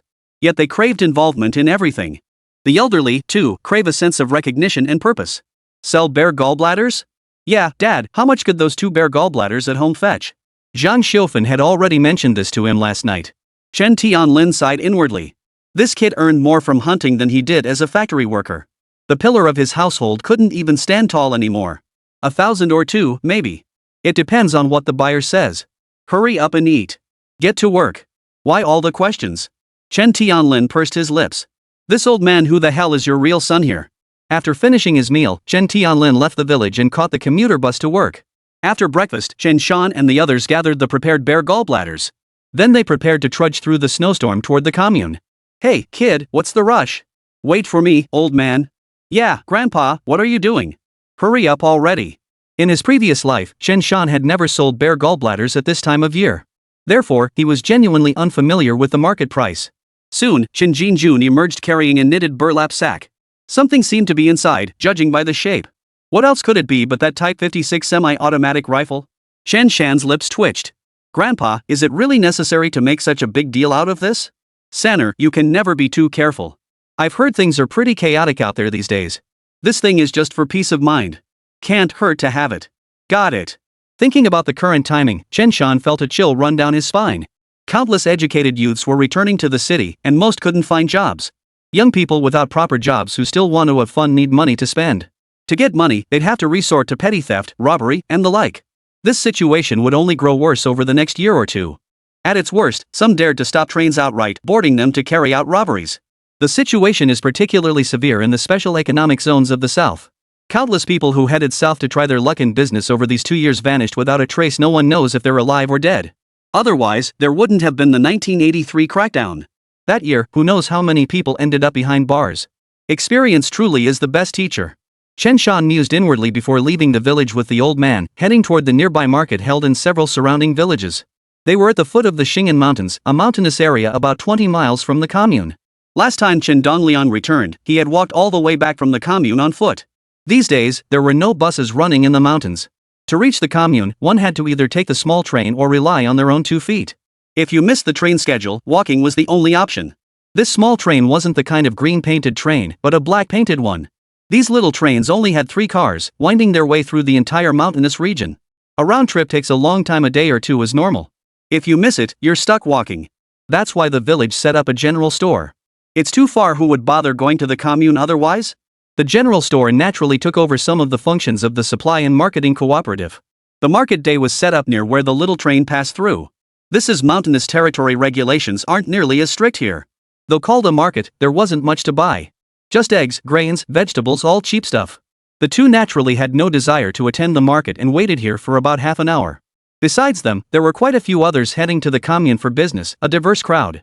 Before long, the little train finally pulled into the station. After buying tickets, Chen Shan and the old man boarded the train. There were no seats left, so they simply found a spot to lean against. After over an hour, they arrived at Chanha commune. Hurrying off the train, they made their way toward the supply and marketing cooperative. Despite this year's bountiful harvest, the commune still bustled with people. But Chen Shan and the old man had no desire to browse. They headed straight for the supply and marketing cooperative with their goods. Stepping inside the supply and marketing cooperative, Chen Shan couldn't help but marvel. The village was truly the village, and the commune was truly the commune. In a few years, Chanha commune would be renamed Chanha town. Chen Shan glanced around as he entered. A straight aisle ran along the front wall. Countertops lined both sides of the straight path, with shelves behind them. The shelves were stocked with all manner of goods: rice, flour, oil, furniture, household items, and more. You could say they had everything. It was a veritable hodgepodge. Staff members were stationed on both sides, selling goods. Chen Jinjun pulled Chen Shan along the inner passageway. Glancing deeper inside, Chen Shan saw counters dedicated to collecting furs and similar items. A quick glance revealed neatly stacked gray dog pelts and similar items piled along one side. Chen Jinjun shot Chen Shan a knowing smile. Chen Shan pursed his lips, stepped forward, and addressed a middle-aged man who seemed to be in charge of the area. "Comrade, does this supply and marketing cooperative buy bear gallbladders?" The middle-aged man pushed his glasses up his nose and nodded. "Accepted." Chen Shan blinked. This middle-aged man was actually quite polite. Indeed, this level of politeness was already quite courteous for the middle-aged man. Things were better up north, but these days in the South, at state-run stores, malls, or even banks, when you go shopping, there's no such thing as "the customer is king." Customers are nothing. Some places even display signs saying, "Do not assault customers without cause." Meaning, if you had a reason, you could damn well beat them. These days, getting things done, especially outside the capital, gets harder the smaller the town. The king is easy to appease, but the little devils are a pain in the ass. The middle-aged man looked at Chen Shan, as if trying to figure out exactly what he was selling. Chen Shan pulled 2 processed bear gallbladders from his burlap knitted bag and handed them to the man. A hint of surprise flickered in the man's eyes. "Comrade, did you hunt these bears yourself, or did your old man?" Only then did a flicker of emotion stir in his eyes. Chapter 068, Kneeling in Gratitude. Selling 2 bear gallbladders at once, even someone as worldly as him had to give that respect. "My friend, both these bears were hunted by my grandson. Heh, the lad has truly inherited my skills now." Seeing the surprised look on the supply cooperative worker's face, the old man couldn't help but boast proudly about his grandson. "Impressive." The bespectacled middle-aged man chuckled, offering a few words of flattery. "It takes 2 to tango." This grandfather and grandson managed to secure 2 bear gallbladders at once. That takes real skill. If they hit it off, wouldn't they come back to him to sell their bear gallbladders next time? These days, supply cooperatives and state-run stores didn't offer personal performance bonuses or commissions. But if they could get their hands on quality goods, the reputation and praise that came with it were also very important. Let me examine these 2 bear gallbladders first. The middle-aged man first inspected the quality of the 2 bear gallbladders. Then he weighed them. He'd done this many times before, so there were few surprises. After finishing, he pushed his glasses up and announced his verdict. Gentlemen, I won't pull any tricks on you. The prices I'm offering are absolutely fair. Both of these are wild bear gallbladders. This one goes for 780. As for this one, 850. You weighed them yourselves before coming here, so I won't go into detail. See if you can accept the price. After speaking, the middle-aged man waited for their response. Chen Shan blinked a few times, feeling that the price seemed pretty much set. There was no room left for bargaining. The first bear gallbladder priced at 780 yuan belonged to the bear that had killed Chen San Lai. The other bear gallbladder was priced at 850. The other bear gallbladder, priced at 850, came from the black bear they had hunted in the mountains behind Xiaoguzi village. Since both were grass gallbladders, the price naturally depended solely on weight. The village had already paid Chen Shan over 6,000 yuan. He had been thrilled back then. But now, seeing a bear gall sell for over 1,000 yuan, he seemed surprisingly calm. The price of bear gallbladders would only continue to rise in the years to come. All right. Chen Jinjun pondered for a moment, deciding the price was fair. All right then. The middle-aged man gave instructions and nodded to a female employee. The female employee then unlocked a cabinet beneath the counter with a key. She retrieved over a dozen stacks of large denomination bills, dabbed her finger with saliva from her lips, and began counting the money. She set 16 stacks aside, then pulled out another stack and removed 3 bills from it. That's a total of 1,630. Count it yourselves. Once you leave the store, we're not responsible. The middle-aged man chuckled before taking the bear gallbladder out to prepare it. Grandpa, you count it. Chen Shan wanted the old man to enjoy the satisfaction of counting the money himself. All right, I'll count it. The old man counted the money cheerfully, giving it only one pass before nodding. The count is correct. As he spoke, the old man tossed all the money into a burlap sack, looking quite generous. He had doubled up the woven plastic sack to prevent any tears or leaks. After counting the money, Chen Shan finally left the supply and marketing cooperative with the old man. Once outside, Chen Shan could hear a slight tremor in the old man's voice. Sanner, you've made something of yourself. You've really made something of yourself. Your father only makes 20 or 30 yuan a month. How long have you been working, and how much have you earned already? Grandpa, doesn't this mean our family's life is getting better and better? Besides, bears aren't that easy to hunt. This money didn't come easily. Chen Jinju nodded. True enough. I've hunted for decades and never killed more than a handful of those beasts. Grandpa, I was thinking of getting you a couple packs of Shirlin cigarettes. What do you think? No thanks. That stuff's too weak. I prefer my pipe tobacco. Chen Shan rolled his eyes, knowing full well the old man was just trying to save money. He planned to buy a few packs of cigarettes and stash them at home. Then, when Grandpa and Chen Tianlin went out bragging to people, he could casually pull out a pack of branded cigarettes to share. That would be the height of cool. Fine, if you won't buy it, then don't. The old man was frugal, even after the family had money. He feared that if the broader environment changed again in the future, it would be disastrous. The old man handed the knitted snakeskin bag directly to Chen Shan. Sanner, once you get back, give the share meant for Chen Feng and the others to them. Hand over part of the rest to your mother. You should save what you can. A man should always have some money set aside, you understand? In the past, the old man would never have trusted Chen Shan with money. But now, seeing how mature and dependable Chen Shan had become, the old man finally felt at ease. Grandpa, I know. Don't worry. I'm about to get married, how could I not know these things? What? You're getting married? When? How come I didn't know? Next year. Haha, next year. Chen Shan and his companions hadn't bought much. They pulled out the bear fat pancakes they'd brought along and ate them, then cheerfully set off on foot toward Guanshan village. They didn't run into any trouble or bandits along the way. Along the way, Chen Shan asked the old man how they should divide the money among Chen Feng, Chen Gang, and the others. What else can we do? We agreed on the terms before entering the mountains, and they even lost a few dogs along the way. We can't just change our word because we put in more effort later. It's 780 in total. They have more people, so logically they should get a bigger share. But since my grandson and I did most of the work, splitting it evenly among the 3 families is perfectly fair. Chen Jinjuan's tone betrayed some lingering dissatisfaction with Chen Feng's group's performance back then. Besides, we all agreed beforehand to help Xu Abin's family. The way I see it, to make the split fair, we 3 families should take 690, and give Xu Abin's family 90. The old man snorted coldly, I doubt they'd dare object. 90 yuan was equivalent to several months' wages for an ordinary worker. It was certainly a generous amount, but the Chen family had contributed the most labor. With the old man speaking, Chen Feng and the others dared not voice any objections. Had it not been pre-arranged, Chen Feng and the others wouldn't have been entitled to this money at all. Alright, Grandpa, I trust you to handle things. Ha ha ha. The old man had always been a bit of a rogue. Back in his youth, sixth uncle even had a front tooth knocked out by the old man. He still talks with his teeth chattering now, and he hasn't forgotten it. Back in Guanshan village, the old man took the money meant for Chen Feng and the others, intending to deliver it to them. Once the old man returned, Chen Shan planned to accompany him to sixth uncle's house to discuss the bear bone wine recipe. Besides that, he also needed to make a trip to Chen Shua Bean's house to give the 90 yuan to his family.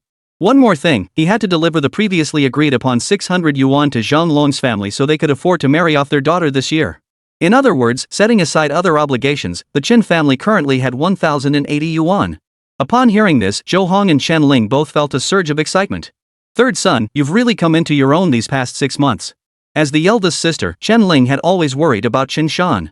Now that she saw this brat finally maturing, she felt much more at ease. Sis, I'll earn even more from now on. When you get married, I'll make sure you get a generous dowry. Chen Shan beamed with a smile. If he remembered correctly, his brother-in-law from his previous life had been a technician at Changhua Textile Mill. He was a decent guy and had been in junior high school with Big Sis. But later, that technician went to vocational school. After graduation, he was assigned back to the textile factory in Changhua Commune. The two somehow got in touch with each other. According to his past life memories, they seemed to have hooked up this winter. They reconnected. He didn't plan to interfere, he'd let things take their natural course. After all, no matter whom his eldest sister married, he had the means to secure her a prosperous and comfortable future. My marriage is none of your business. Chen Ling glared at Chen Shan. If I don't care, who will? Chen Shan glared back. Oh, is that so? Now that you're making money, you think you're all that, huh? Just wait till I get you back. Chen Ling immediately lunged forward to twist Chen Shan's ear. Chen Shan stood there smiling, not even trying to run away. As she twisted his ear, Chen Ling suddenly felt bored. This is boring. You're no fun at all now that you're grown up. Chen Shan couldn't be bothered to respond. Mom, I'll just take the change from this 1,080 yuan. I need to take 600 of it, I'll have to deliver it to brother Zhan Long and the others later. Chen Shan had already taken the bear gallbladder, so he'd cover the money for now. With the bear gall in hand, Zhang Xiufen didn't have any objections. Fine. Seeing her son's maturity, Zhang Xiufen didn't scrutinize Chen Shan's finances too closely. After all, the kid knew the bulk of it would end up in her hands anyway. Chen Shan took 80 yuan and set aside 600 more. After getting the money, Chen Shan pulled Chen Ling outside the courtyard. He turned and shoved 40 yuan into his older sister Chen Ling's hand. What are you doing?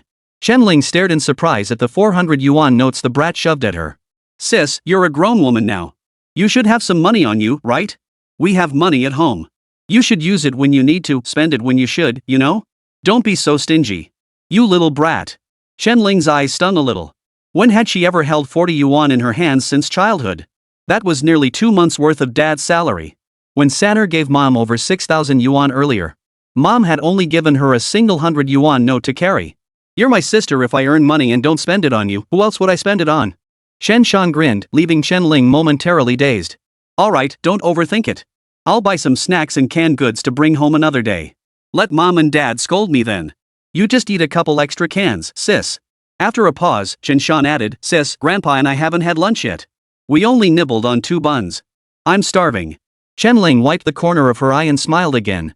Alright, I'll heat up some food for you. Grandpa will be back soon, and you can eat together. Okay. When Chen Jinjun returned, he gave Chen Shan a nod to signal the matter was settled, then joined them for lunch. Afterward, the two headed to Chen Shua Bean's home and handed 90 yuan to his mother. Chen Shua Bean's mother immediately knelt before them. Chen Shan and the old man hurriedly helped her up, comforted her, and explained that the money came from all 3 families. Afterward, Chen Shan and the old man headed to Zhang Long's house. Bro, I heard second uncle and third uncle came back today. Why haven't they shown up yet? Zhang Ba was fine yesterday, but Zhang Hu got knocked around pretty badly and was still lying in bed nursing his injuries. As for Zhang Long, well, that was another story. If Chen Shan hadn't given him some energy potions yesterday, Zhang Long might not even be able to move today. Getting crushed by a 400-pound bear? Surviving that alone was a miracle. What are you 3 babbling about? If anyone dares say another word against your second uncle, I'll whip you to death. You guys really have some nerve. I thought you were just going into the mountains for small-scale hunting. Turns out you actually dare to hunt bears? Are you trying to die? Tomorrow, we'll all eat rat poison and die together. You're old enough to know better. Why didn't that bear just trample you to death? Wang Hohat strode in from outside, her face twisted with murderous intent. She wasn't actually that old, but life's burdens had aged her prematurely. As she spoke, tears welled up in Wang Hohat's eyes, her voice trembling. Shortly after the boys returned yesterday, she had already ascertained the situation. Wang Hohat knew exactly what her sons were capable of. She had pressed her 3 sons for answers until she got the full story. A wave of dread washed over her, making her legs go weak. If they hadn't happened to run into Chen Shan, those 3 good-for-nothings would have been done for in the mountains yesterday. Mom, we know we were wrong. Ha! You don't know you're sorry, you're scared out of your wits. The 3 boys' lips twitched, but they dared not argue. The third one said he'd bring us the money today. Zhang Bao still managed to say. Have you 3 no shame? Third risked his life to save yours, and you still have the nerve to ask for bear gall? If it weren't for your second uncle, if it weren't for third brother, our mother and I wouldn't have died years ago, we'd have died together yesterday too. Half a bear is more than enough. How dare you ask for the gallbladder too? You're going to drive me to my grave. Wang Hohat's voice trembled with tears. Our family is poor. Raising you all hasn't been easy. We haven't even had enough to eat these past few years. I've told you before how much your second uncle has done for us. These past years, we've had no money at all. I've been too embarrassed to even visit his house because I can't afford to buy anything, and I dread them giving me a bunch of things again. I'm scared people will call me an ungrateful bastard. Do you understand? This year, with the new contract system, things were just starting to get a little better. And now you go and cause me this huge problem. Now we owe third son this enormous favor. The three of you, how do you expect me to repay this? The 3 of them hung their heads in shame. What's all this commotion in broad daylight? Chen Jinjuan's stern voice echoed from outside the courtyard gate. Then he walked into the house. Chen Shan followed behind the old man with an awkward smile. He had just heard Wang Hohat scolding her son. This was a real scolding. Zhang Long, already in his 30s, was so intimidated he didn't dare utter a word in response. Second uncle, third son. Wang Hohat paused, then turned and knelt before them with a thud, her voice choked with emotion. You 3 good-for-nothings. What are you standing around for? Get up and kneel before me. A widow raising 3 sons alone in this era. In terms of character, she was probably more manly than any man. Zhang Bao, uninjured, knelt down with a thud just as swiftly, his reaction as sharp as a streetwise kid. Zhang Long and Zhang, who were in far worse shape today than yesterday, barely able to move. Gone was the spirited vigor they'd shown returning to the village yesterday. What the hell are you doing? What the hell? Chen Jinjun barked, get up, you two. What kind of sight is this? Chen Shan immediately went to help Wang Hohat up. Auntie, we're all family here. This really isn't worth it. Besides, even if it hadn't been Brother Long and the others yesterday, I'd still have helped anyone in need. It's not that serious. Brother Bao, what are you still kneeling for? Get up already. Only after seeing Wang Hohat being helped up did Zhang Bao nervously stand. He instinctively wiped the sweat from his forehead. No matter how grown up a son is, he still fears his mother. Chapter 069, Wild Boar Herd, Appearance of the Boar God. At that moment, Chen Shan comforted Wang Hohat. It took quite a while before Wang Hohat finally calmed down. Second uncle, I was just so angry at them. Uncle, tell me they're good for nothing, yet they dared to raid the bear's den. If it weren't for third brother, they'd all be dead by now. Yesterday they were strutting around like big shots, but today they're all drooping like wilted flowers. Wang Hohat shot her third son a look of disappointment. Auntie, Brother Long and the others just got hurt yesterday. They'll be fine after a few days of rest. Chen Shan smiled as he helped Wang Hohat sit up on the Kong. Besides, didn't they do it to lighten your load? Third son, no matter what, I must thank you. I'll make sure they remember this. Chen Jinjun finally grew impatient. Alright, I've said it before, we're family. No need to be so formal. Third brother, Aunt Hohat's a stubborn one. Don't waste your breath on her. Just hand her the money. Chen Shan gave a helpless smile and pulled 6 stacks of crisp 100 yuan notes from inside his cotton coat. Auntie, this is what I agreed on earlier with Brother Long and the others. That bear gallbladder will offset 600 yuan. Once it's sold, we'll adjust the balance accordingly, refund any excess or collect the shortfall. Wang Hohat listened, her mind going blank. 600 yuan. Her entire household's combined assets couldn't even scrape together 100 yuan. Auntie, don't even think about getting it back. Grandpa was right when he said you're stubborn. This money is meant for Brother Zhang Long and the others to marry wives. Make sure you pick decent wives for them. And when they get married, don't forget to invite us for a drink. After a pause, Chen Shan couldn't help but add. Auntie, stop being so stubborn. Think about it, we're already in so much debt. What's a little more? Alright, we'll be going now. Auntie, Brother Bao, you don't need to see us off. After Chen Shan and the old man left, the Zhang household finally fell completely silent. These days, marrying a wife was a simple matter as long as the conditions were met. A few dozen or 100 yuan could settle it. 600 yuan would be enough for a proper celebration. All 3 of her sons could get married.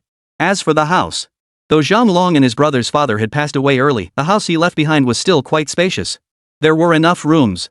After marriage, the 3 brothers could squeeze in together and make do. These days, hardly any families can afford to build a new house after marriage. Even building a modest house would cost hundreds of yuan. Who could afford that? Holding the 600 yuan in her hands, Wang Hoha thought blankly of how some neighbors in the village had privately mocked her over the years for her 3 sons being unable to find wives. Her eyes gradually reddened, her voice grew hoarse, and finally, she covered her face and began to sob.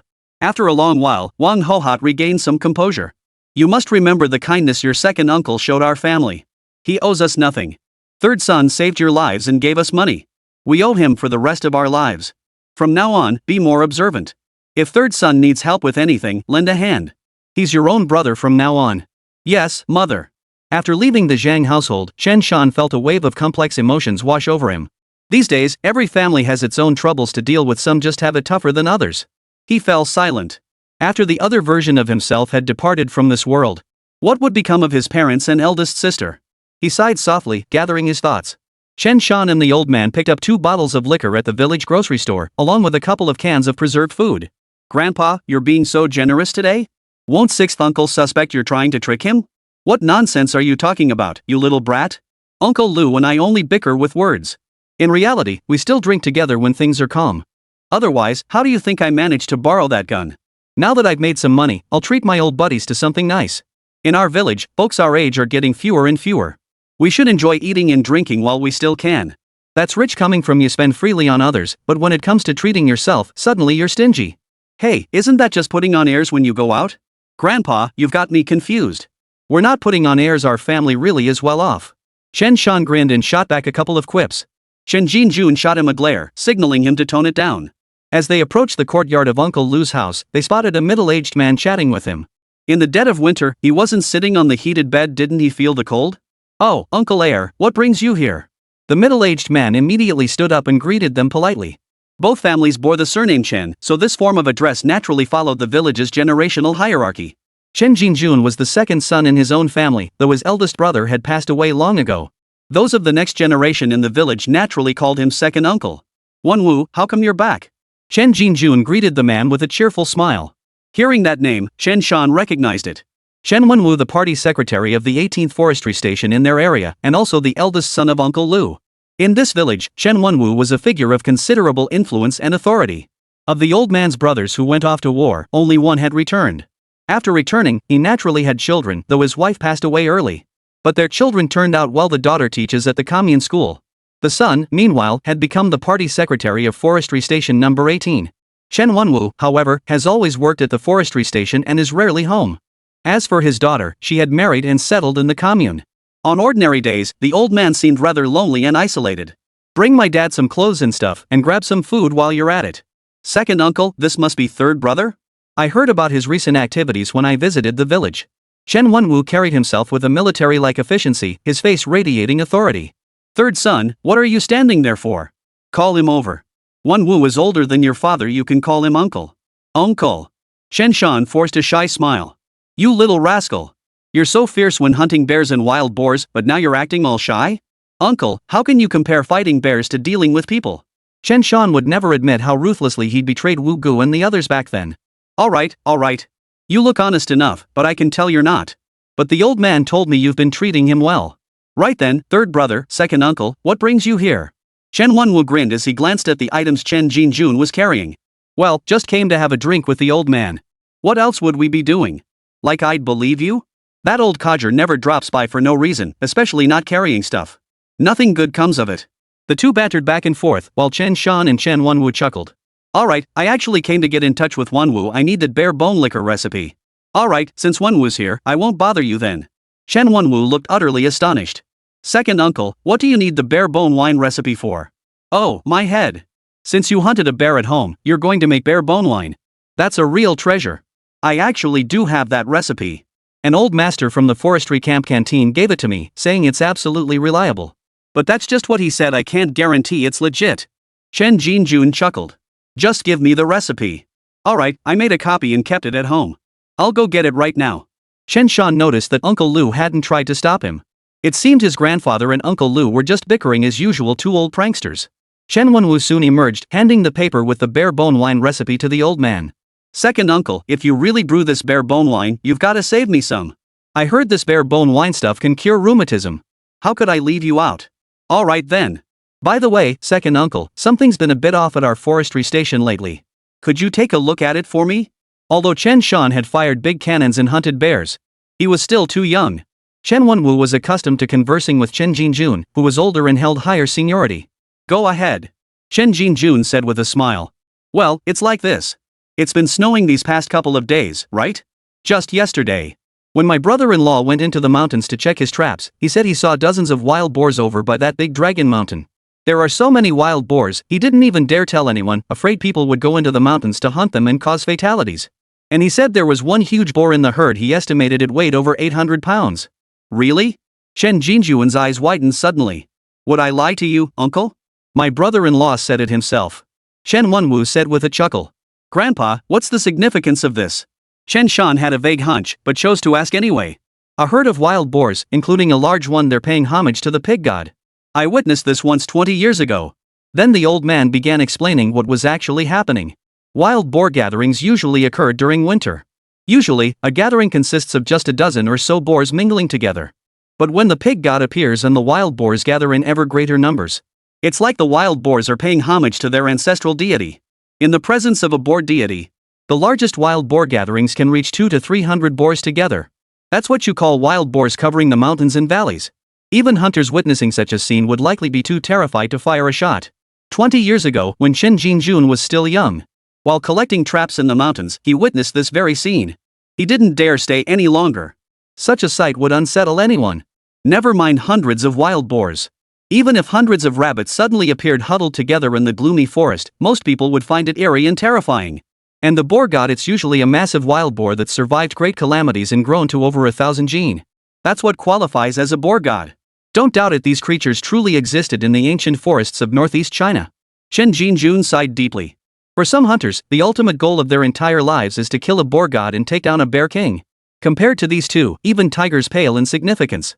Chapter 070, A Hunter's Lifelong Glory. The moment the concept of the boar god surfaced, both Chen Wan'er and Chen Laolu were visibly stunned. Hey, Jinjun, are there really boar gods and bear overlords in the mountains? Chen Laolu stood by listening for a while before finally blurting out. You bet there is. What's so strange about that? Chen Jinjun shot old Uncle Lu a look of impatience. How many years has this old forest been standing? What's so strange about something emerging from it? A boar weighing over 1,000 gene? That's perfectly normal. Wild boars usually live over 10 years, and the lucky ones can make it to 20 or 30.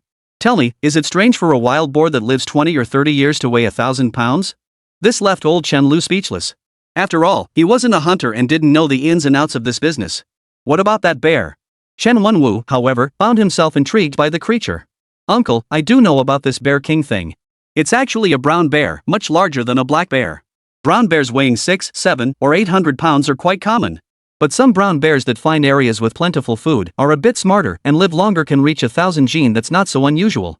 According to Chen Shan's personal understanding, the bear tyrant should be called the brown bear. In short, the king of bears. Only the largest among its kind could be called a Xiong Pai. Though it might be because the locals' literacy wasn't great back then. After all, Chinese people have a habit of reading unfamiliar characters by their first half. After all, isn't Pai just pronounced as ba? So it just so happened that calling the bear tyrant bear seemed perfectly fine. Over time, bear tyrant became the hunter's term for this creature in these parts. You know what? I've never actually seen anyone hunt Xiong Ba. Chen Wan'er chuckled upon hearing Chen Shan's words. Chen Shan continued. If an ordinary person encounters this thing, they'd need several people armed with automatic rifles to handle it. And when facing the bear tyrant, you can't show any fear. Only then is there a chance to take down this bear tyrant.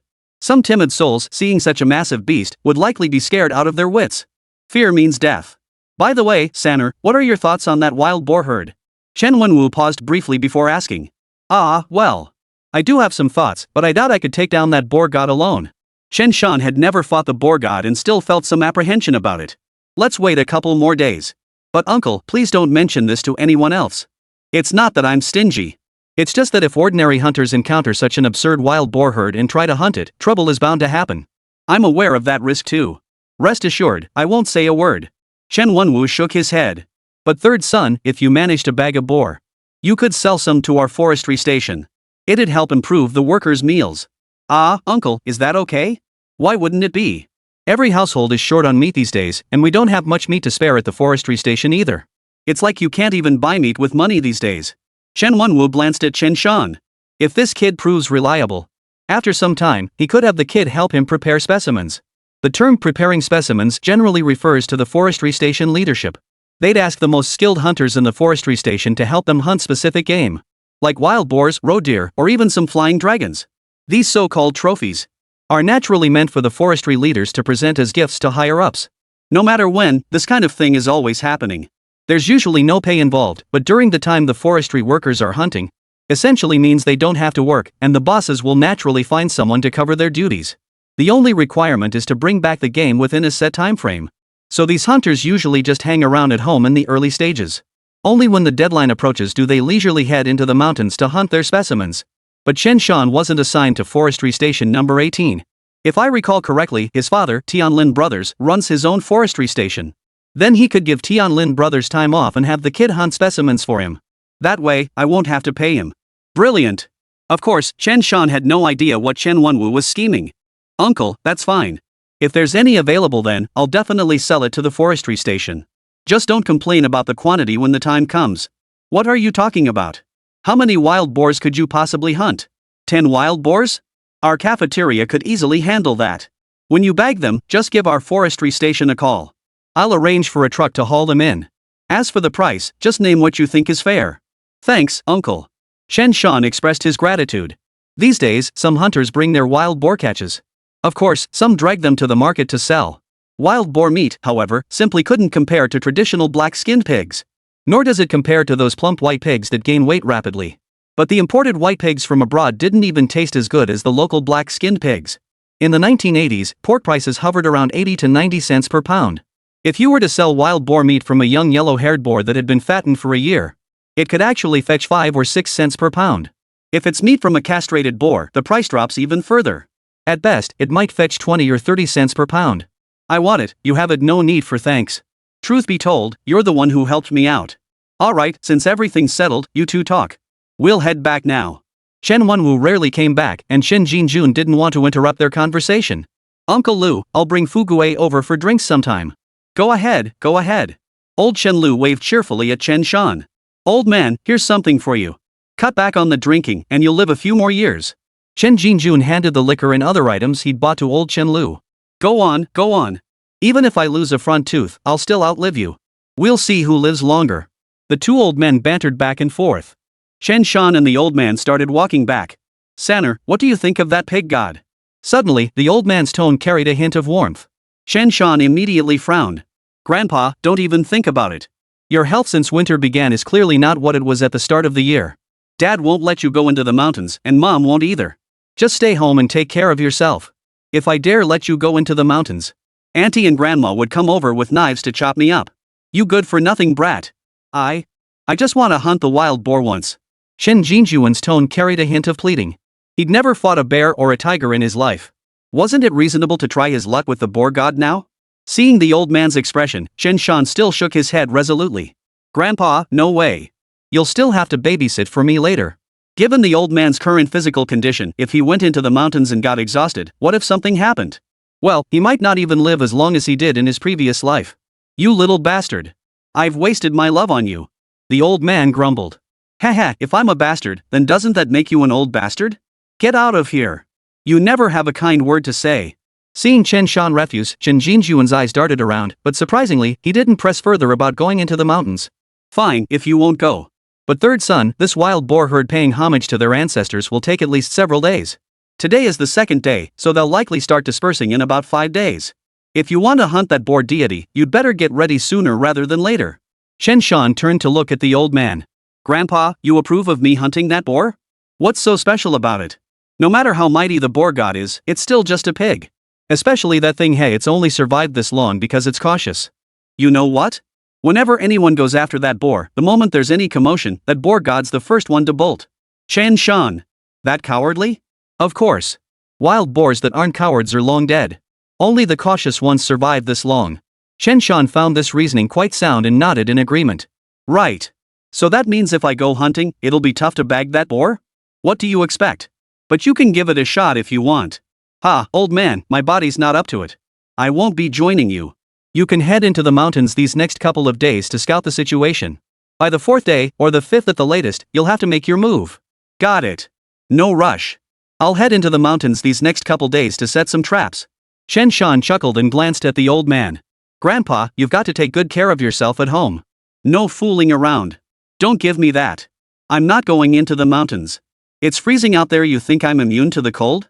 Oh, by the way, third son, I finished your bearskin coat. If you go into the mountains these next couple of days, you can wear it. Alright, thanks, Grandpa. Over these past few months, though the old man's health had declined and he hadn't gone hunting in the mountains, he did manage to process the 2 bear pelts he'd previously obtained. It took quite a while, but he finally managed to turn the bear skins into a coat. Chen Shan had been watching the process and estimated it would take about this long. To his surprise, after only 2 or 3 days of snowfall, the old man had actually finished the thing completely. Though Chen Shan's physique had improved somewhat, he wasn't yet strong enough to ignore the extreme cold of Black Province. If he dared to be reckless, this cold could genuinely freeze him to death. After returning home, Chen Shan felt like they'd accomplished a lot today. Sanner, Grandpa's craving some bear paw. Why don't you whip up some for us tonight? You know how? I can. But Grandpa, how about we eat it tomorrow? I'll go into the mountains tomorrow and bring back a couple of flying dragons to make some flying dragon soup. Then tomorrow we'll have braised bear paw instead. Back in ancient times, only royalty and nobles could get their hands on something like this. You youngster, what are you saying? As if many common folk could even taste such things nowadays. The Chen family had already eaten bear paw before. But preparing such a dish, either Chen Tianlin handled it or the old man and Zhang Xiufan took charge. Chen Shan felt their bear paw dishes lacked something, so he decided to prepare it himself. Grandpa, you're right. Our family managed to get 3 bears this year, something ordinary folks wouldn't even dare dream of. You little rascal, you've got my mouth watering.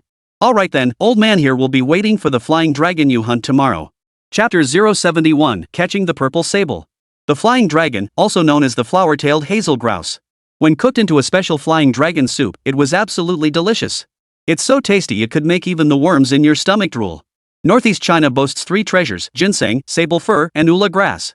Later, a new trio emerged: ginseng, sable fir, and deer antler.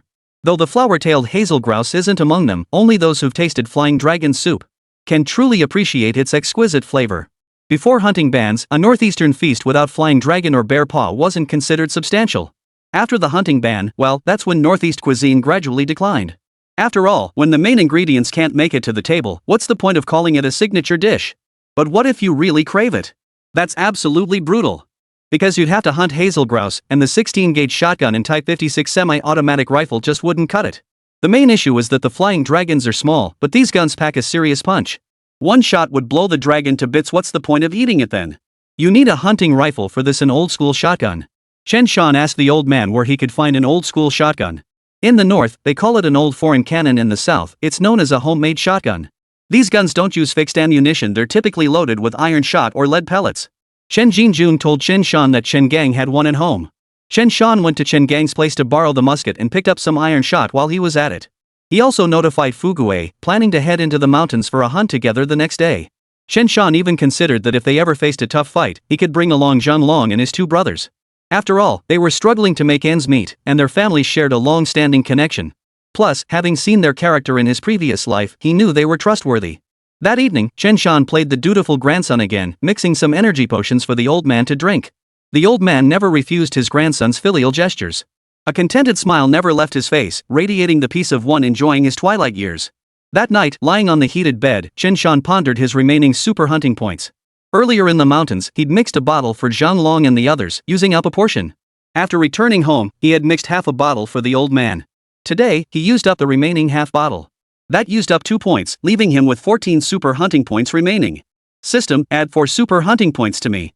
Chen Shan needed to enhance his risk-bearing capacity, which meant first boosting his physical prowess. Ding, added 4 super hunting points to the host. Note, remaining super hunting points 10. He didn't use them all immediately, as the remaining super hunting points. He needed to consider allocating them to Tiger Cub, Azure Dragon, and Yellow Dragon. For hunters, a dog is like a second life. In critical moments, dogs can save lives. No matter how much the system enhanced him, it only boosted his stamina, reflexes, and explosive power. Nothing could ever replace a hunting dog's sense of smell. Huanlong had been injured before, and Chen Shan had already allocated some points to her. But since Qinglong arrived at the house, he hadn't added any points yet. That dog's got a knack for groping crotches, it's practically his specialty. Just watching it made Chen Shan feel like his balls were on fire. Silently assessing his physical state, Chen Shan even subconsciously touched his body. Whoa, his body had indeed changed, it was already sculpted. 8-pack abs had emerged, giving him that bodybuilder vibe. It was obvious his entire body was brimming with explosive power. Chen Shan felt utterly delighted. Cheating was truly exhilarating. As for his money and belongings, he stashed them all in the 1 cubic meter storage space provided by the system. While he was pondering all sorts of things, he heard movement coming from the kitchen. He knew it was his older sister, Chen Ling. She'd heard he was heading into the mountains tomorrow and feared she might not wake up in time. So she was up in the dark, frying bare fat pancakes for him. Chen Shan felt a flicker of warmth in his heart. Life at home had improved. Chen Shan ate only white flour pancakes when he went into the mountains. His family wouldn't even let him take cornmeal cakes with him anymore. Home is truly wonderful. Chen Shan drifted off to sleep, his mind filled with jumbled thoughts. Early the next morning, Chen Shan first glanced at the weather. Good grief, there was fresh snow covering the ground again. Fortunately, last night's fresh snowfall wasn't too heavy. He chuckled and went out to the main road to call Fugui out. Fugui shivered and huddled, clutching some sticky dried food in his hand, with pickled vegetables and such in his shoulder bag. The sticky rice cakes were essentially glutinous rice dumplings.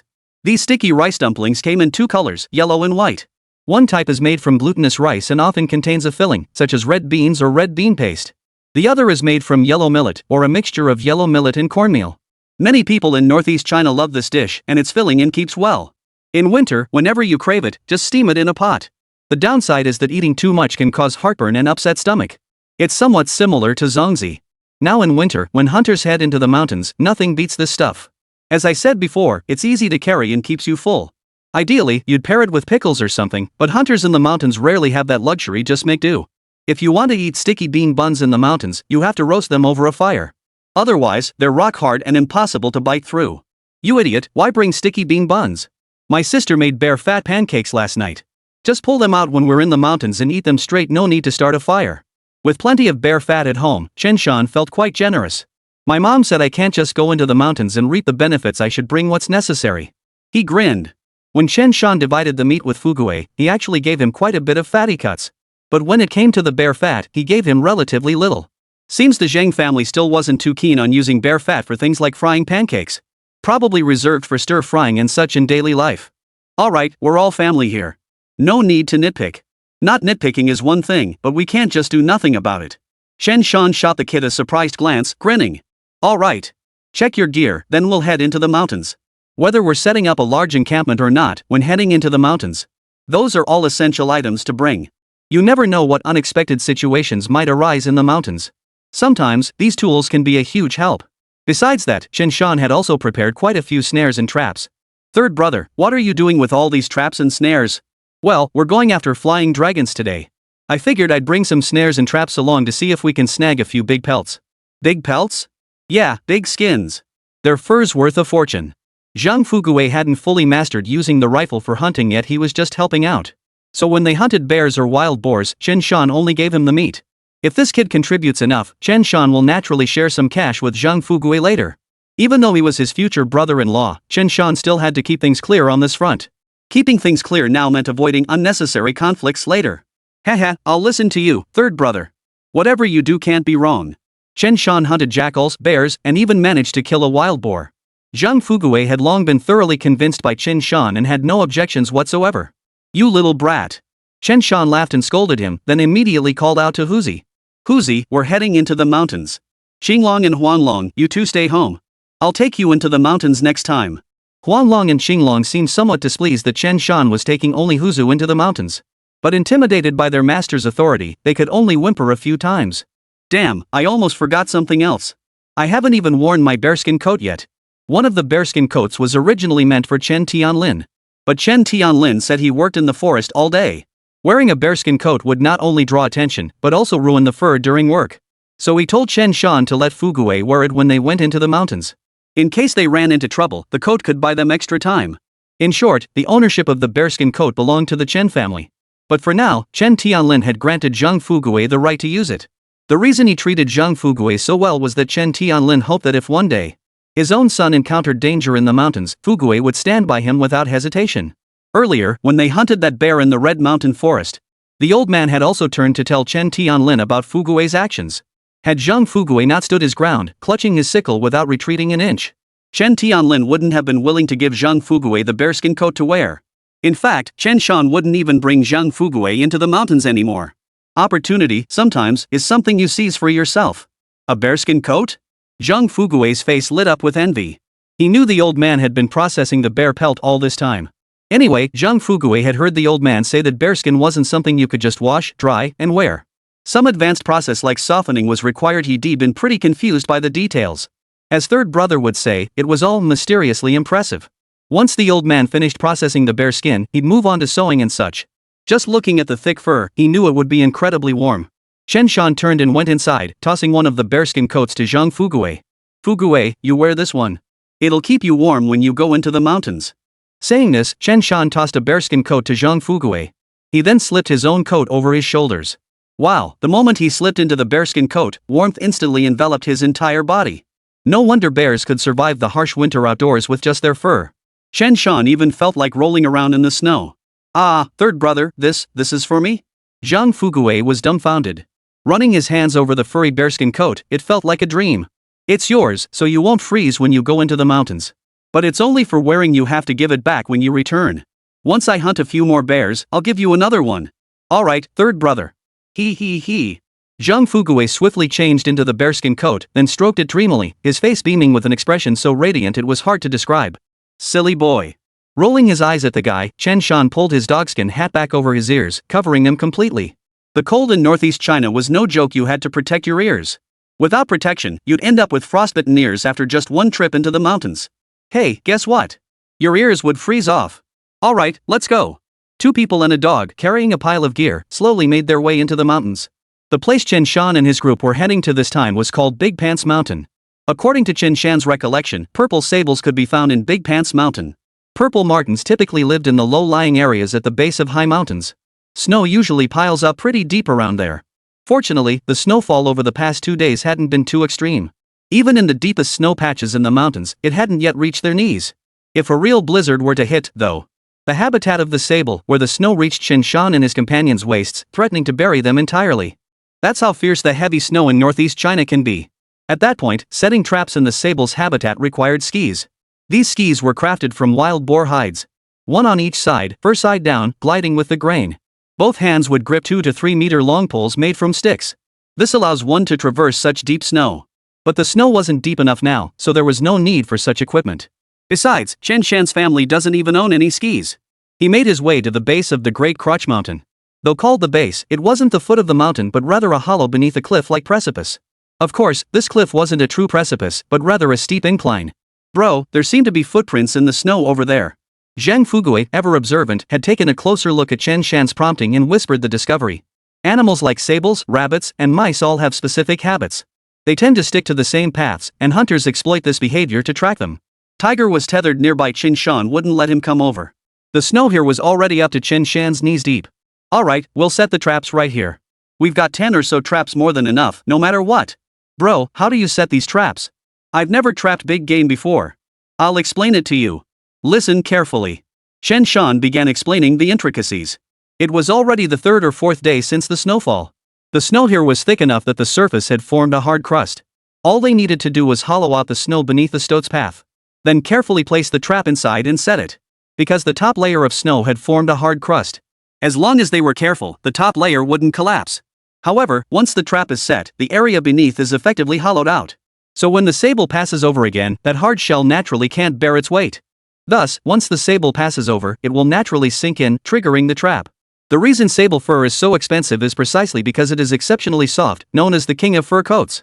Even now, many mountain folk know this stuff is valuable. But those outside the trade had no idea how to obtain it. It's like in later generations, everyone knows wild game tastes delicious. But ask them to set a rabbit trap out in the wild? Well, they wouldn't know the first thing about it. They probably couldn't even find a rabbit trail.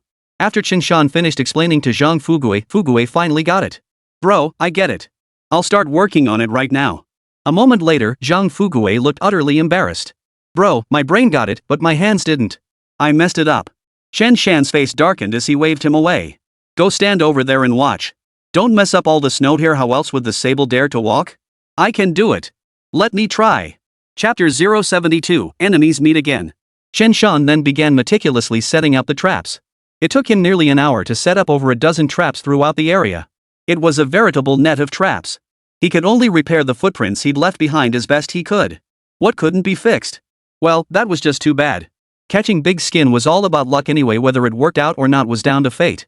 But things should be fine these days. The sable hadn't yet reached the brink of extinction like it would in later generations. After setting the traps, Chen Shan cautiously retreated from the area. Third brother, is that all? Damn impressive. If it were me, by the time I set these dozen traps, I'd probably have messed up the snow in this whole area. Come on, let's go hunt some flying dragons. Heh, sounds good. I'm really into flying dragon soup these days. Like you've had it more than once. Let's go. Tiger, let's go. These days, Chen Shan could only resort to such methods to make money. After all, the times were what they were. Traveling far required not only a work permit but also local documentation. Even if you managed to get out, you'd have to watch out for highwaymen and robbers. As for doing business? Pure nonsense. You'd likely get reported for profiteering. If he got thrown in jail now, what if he ended up locked up until 1983? Well, if they decide you're unreliable and just shoot you on the spot, that's the end of you. It was morning now, the time when most birds were out foraging. Chen Shan and Zhang Fuguei walked through the woods, hearing the entire ancient forest buzzing with activity. The sun hadn't yet appeared in the sky, leaving the mountain forest shrouded in a lingering gloom. Chen Shan and Zhang Fuguei searched for quite some time. Finally, on the leeward slope of Big Pants Mountain, they found the footprints of flying dragons. Chen Shan saw several flying dragons digging for food in the sandy ground within a thicket. The bushes blocked the snow, leaving patches of bare sand exposed on the ground. Bro, how are we supposed to hunt these? This is gonna be tough, right? Zhang Fuguei felt it would be difficult.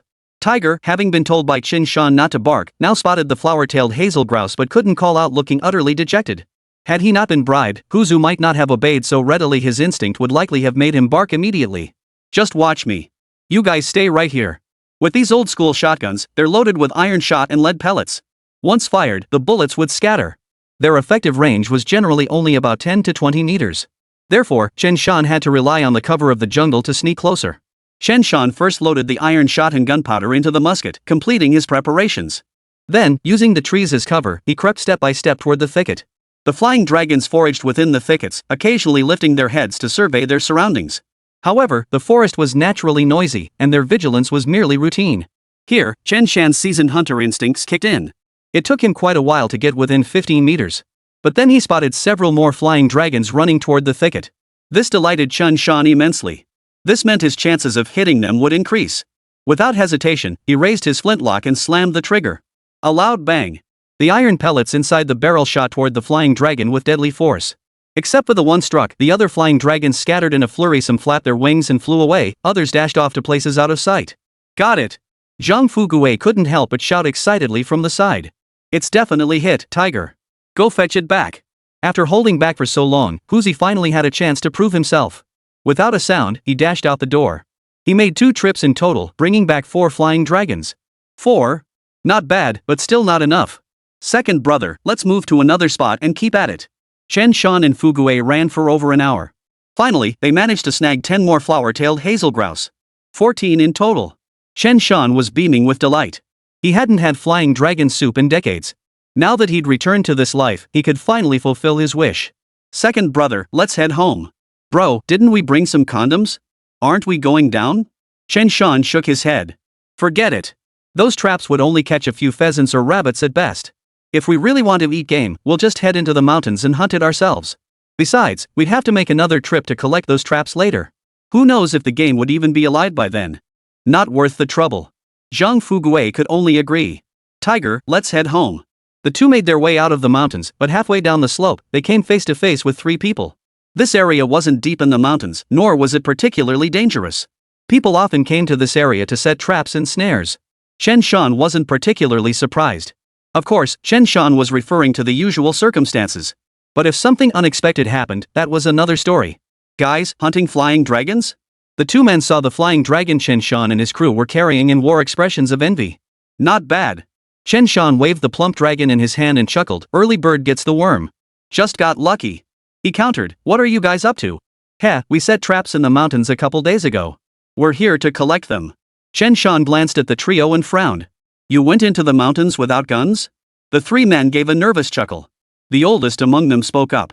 We don't have guns, but we've got machetes and stuff. That's enough for the mountains. Chen Shan glanced at their attire again, offering no comment. Not recognizing them, he simply nodded. Alright then, you go ahead. I'll head back first. Chen Shan flashed them a smile before turning to leave with Fugue. After walking a considerable distance, Zhang Fugue furrowed his brow. Bro, I've seen one of them before when I was fishing. He's a rogue. Chen Shan hummed in acknowledgement. Earlier, Wu Ji's gang had tried to steal his and the old man's game. Wu and his crew were clearly well connected within that rogue gang. But after Wu Gu died, the other families hadn't gained much advantage over Chen Shan either. Months passed and Chen Shan had nearly forgotten about the Mangliu gang altogether. Of course, Chen Shan wasn't implying all members of the rogue faction were like that. He was referring specifically to that particular group. I know. I can see it. So third brother, what do you think they're up to? Just hand axes and hunting knives. Oomph, and they brought sleds too. Think I didn't notice? They're out to steal someone else's kill. Chen Shan's face twisted into a cold smile. There are still some rules in the mountains. If you come across traps or snares set by others that have caught something, if you felt the animal was near death or wanted some meat, then it's fine. After gutting it, you can take a leg or half a carcass. But the rest must be left for the trap's owner. After all, in the dead of winter, once gutted, it won't spoil if left in the mountains for a few days. As for whether it might get eaten by other wild animals, that's another matter entirely. These three clearly saw the recent snowfall and deliberately roamed the mountains, seeing if they could find traps or snares set by others that had caught something. Or perhaps they routinely pilfered others' belongings. But since they were in the mountains, Chen Shan didn't want to antagonize them. So, third brother, what do you think they're up to this time? Zhang Fugue, on the other hand, was genuinely curious. They even brought sleds, which means the game's pretty big. What else could it be? Probably a wild boar or a roe deer or something. Bet they spotted something good yesterday and came early this morning to steal it. Chen Shan felt his assessment wasn't too far off. If it's something like a roe deer, hunting with knives should be fine. But if it's a wild boar, that could get messy. On the other side, once they saw Chen Shan and his group disappear into the distance, the three men finally let out a sigh of relief. Damn it, who'd have thought we'd run into people this early? If word gets out, we're done for. What's there to fear? We just told him we were collecting traps. Besides, he's here to hunt flying dragons. Those traps for big cannon eggs clearly have nothing to do with him. Most importantly, he doesn't even know us. What's there to fear? The three men laughed in relief. True. That cannonball must weigh a good 500 pounds. If we take it down, we'll have a great new year this year. Ha! You're right. Let's get this done fast, then head out the mountain another way. No one should know we did this. Alright. The trio began walking toward the spot where the cannonball egg lay. Wild boars were fairly common in these mountains, though they weren't usually easy to take down. Throughout the year, hunters were plentiful at the foot of the Xing'an Mountains. Chen Shan wasn't the only one who bagged game. Other hunters might bag fewer, but when you add it all up, the numbers were substantial. Chen Shan had no idea they were after a big boar with a cannon-sized testicle. Had he known, his expression would have changed instantly. As Chen Shan and Zhang Fugue were about to leave the mountains, it was already past 10 o'clock when he encountered an elder from Guanshan village heading into the mountains with a rifle slung over his shoulder. Third uncle, why are you heading into the mountains? This third uncle, Zhang Qishui, was Zhang Fugue's legitimate relative, his grandfather's own brother. Zhang Qishui didn't participate in large-scale hunts. He usually just set traps and snares down in the foothills to gather wild game and such. Fugue. Oh, and Sanner is here too. Zhang Qishui glanced at the flying dragons the two were carrying and whistled in admiration. You two kids are doing well, catching over a dozen flying dragons. You're in for a treat today. Heh, third uncle, these were caught by my third brother. I couldn't possibly have that kind of skill. Zhang Fugue replied with characteristic modesty. You, just stick close to your third brother. You'll have a bright future ahead. Zhang Qishui chuckled. You've been making quite a stir around town these past 6 months. Your grandpa keeps nagging me about you. I'm sick of hearing it. Chen Shan grinned and asked. Third uncle, where are you headed? Oh, I set a bunch of boar snares in the mountains a couple days ago. Just heading in to see if any took the bait. If you catch one, you'll have to slaughter it, right? Chen Shan and Zhang Fugue exchanged glances. What a coincidence. Chapter 073, Killing with Cannonballs. Zhang Qishui had set traps in this area, and those men earlier had just come to collect them. Combined with Chen Shan's earlier suspicions, the conclusion was clear. Those men had indeed come to poach game. It wasn't that they couldn't have set the traps themselves. But this old forest was simply too vast. The odds of setting traps in the same area were too slim. The fact that things happened in the same area clearly pointed to something fishy. Third uncle, Fu Gue, and I will come with you to check it out. Chen Shan glanced over and saw Zhang Qishui already holding a rifle. These days, bringing such gear into the mountains takes some nerve. Truth be told, it was pure luck they'd never run into trouble in the mountains. Such reckless souls were a dime a dozen in these old woods. That's why every year, some folks who venture into the mountains get lost in these parts. Alright then, you two youngsters have got some guts. If I ever hit the jackpot, an old guy like me wouldn't be able to handle it. Zhang Qishui paused, then added. My snares are getting pretty old. Don't want to snag something big. If it snaps my snare, that'd be a real shame. Chen Shan's heart skipped a beat at Zhang Qishui's words. Damn it, what if that condom really did get pregnant? And the damn thing was old, the steel wire about to snap. Those thugs would be screwed. Alright, let's take Phylong and the others with us. We don't want them getting messed up by wild beasts in the mountains. Tiger, don't bark. After making their arrangements, Chen Shan and Zhang Fugue exchanged a brief glance. Fugue, hand me the semi-auto. Got it. With the gun in hand, Chen Shan finally felt a little more at ease. Since that's settled, let's get moving. Let's assess the situation first. That way we can head back sooner. Zhang Qishui chuckled, thinking these two were surprisingly enthusiastic. Let's go. Meanwhile, 3 rogues had already reached the spot where they'd seen the cannonball-shaped egg yesterday. From afar, they spotted a massive cannon egg weighing about 500 pounds, firmly trapped within a thicket of thorns. The surrounding ground had been churned into a mess by the beast's frantic struggles. The ground had been trampled into a muddy swamp by the wild boar's relentless pacing. The snare was anchored to a tree root as thick as a thigh. The spot where the wire was secured to the root had been repeatedly pulled and rubbed by the boar's frantic movements. Much of the bark had been stripped away. On the other end, Big Cannon Egg's calf was caught in the steel wire snare. But after over a night of friction from the wild boar, the calf was constantly being pulled and tugged. The skin was torn open. But precisely because of Big Cannon Egg's relentless tugging. And the steel cable was now encrusted with layers of mud. Only a few strands of the old wire remained. Given this situation, if the boar kept struggling desperately, the steel wire noose would likely snap clean off. Spanking Eggs, sensing someone approaching, immediately let out a warning snort. Its wild boar eyes fixed warily on the 3 of them. The rage in its eyes seemed almost tangible. A wounded boar is the most terrifying. Seeing this, the 3 men instead wore excited expressions. Damn, this pig must weigh over 500 pounds. Ha! This is going to be fun. If we gut this boar, with the bones, that's gotta be over 300 pounds of meat. Old 9, you've done us a solid this time. We're in for a feast enough to see us through the new year, ha ha ha. Outlaws were rootless vagabonds, merely scraping by in these lands. Even eating their fill at every meal was a struggle. Seeing this massive boar suddenly appear, there wasn't a trace of fear in their eyes. All they could think was, this is ing neat. They were utterly mesmerized by the prospect of that massive meat, drool practically dripping from their mouths. Boss, what do we do? This pig's too big, it's gonna be a pain to handle. The young man called Old 9 hesitated for a moment before asking. Well, we've already drawn our blades. Just walk right up and give it a couple of swift swings, right? The man Old 9 called Boss replied with a faint smile. Well, but this boar has armor plating. Some spots might be too thick for our knives to pierce, right? What's the big deal? Just watch me, Old 9. I've got this under control. Among them, one was called the Boss, another was Old 9, and the third was simply Old 6. These weren't necessarily their birth order at home. Sometimes nicknames were just that, or they might relate to age, or even homophones of their given names. Lao Lu studied it for a long while, looking troubled. Boss, messing with that knife won't be easy. What's so hard about it? Watch closely, I'll handle it. In the leader's eyes, what threat could a wild boar with a snare around its neck possibly pose? If it had any sense, it would have broken free from the snare and run for its life long ago. Now it was nothing more than a wild boar waiting to be slaughtered. The boss gripped his sharpened knife and strode toward the boar. But every time he got close, trying to thrust the knife into the boar's neck from the side, the boar would turn its head, snorting, facing him directly. After several more attempts, the leader's brow furrowed. Damn it, this pig's got some guts. Can't you just let me slaughter you properly? The boss, growing irritated, reached for the handle of his hunting knife, intending to tap the boar's head. Then, with a wet thud, whether by luck or misfortune, the boss accidentally gouged out the boar's eye. The one-eyed beast's rage shot straight through the roof. The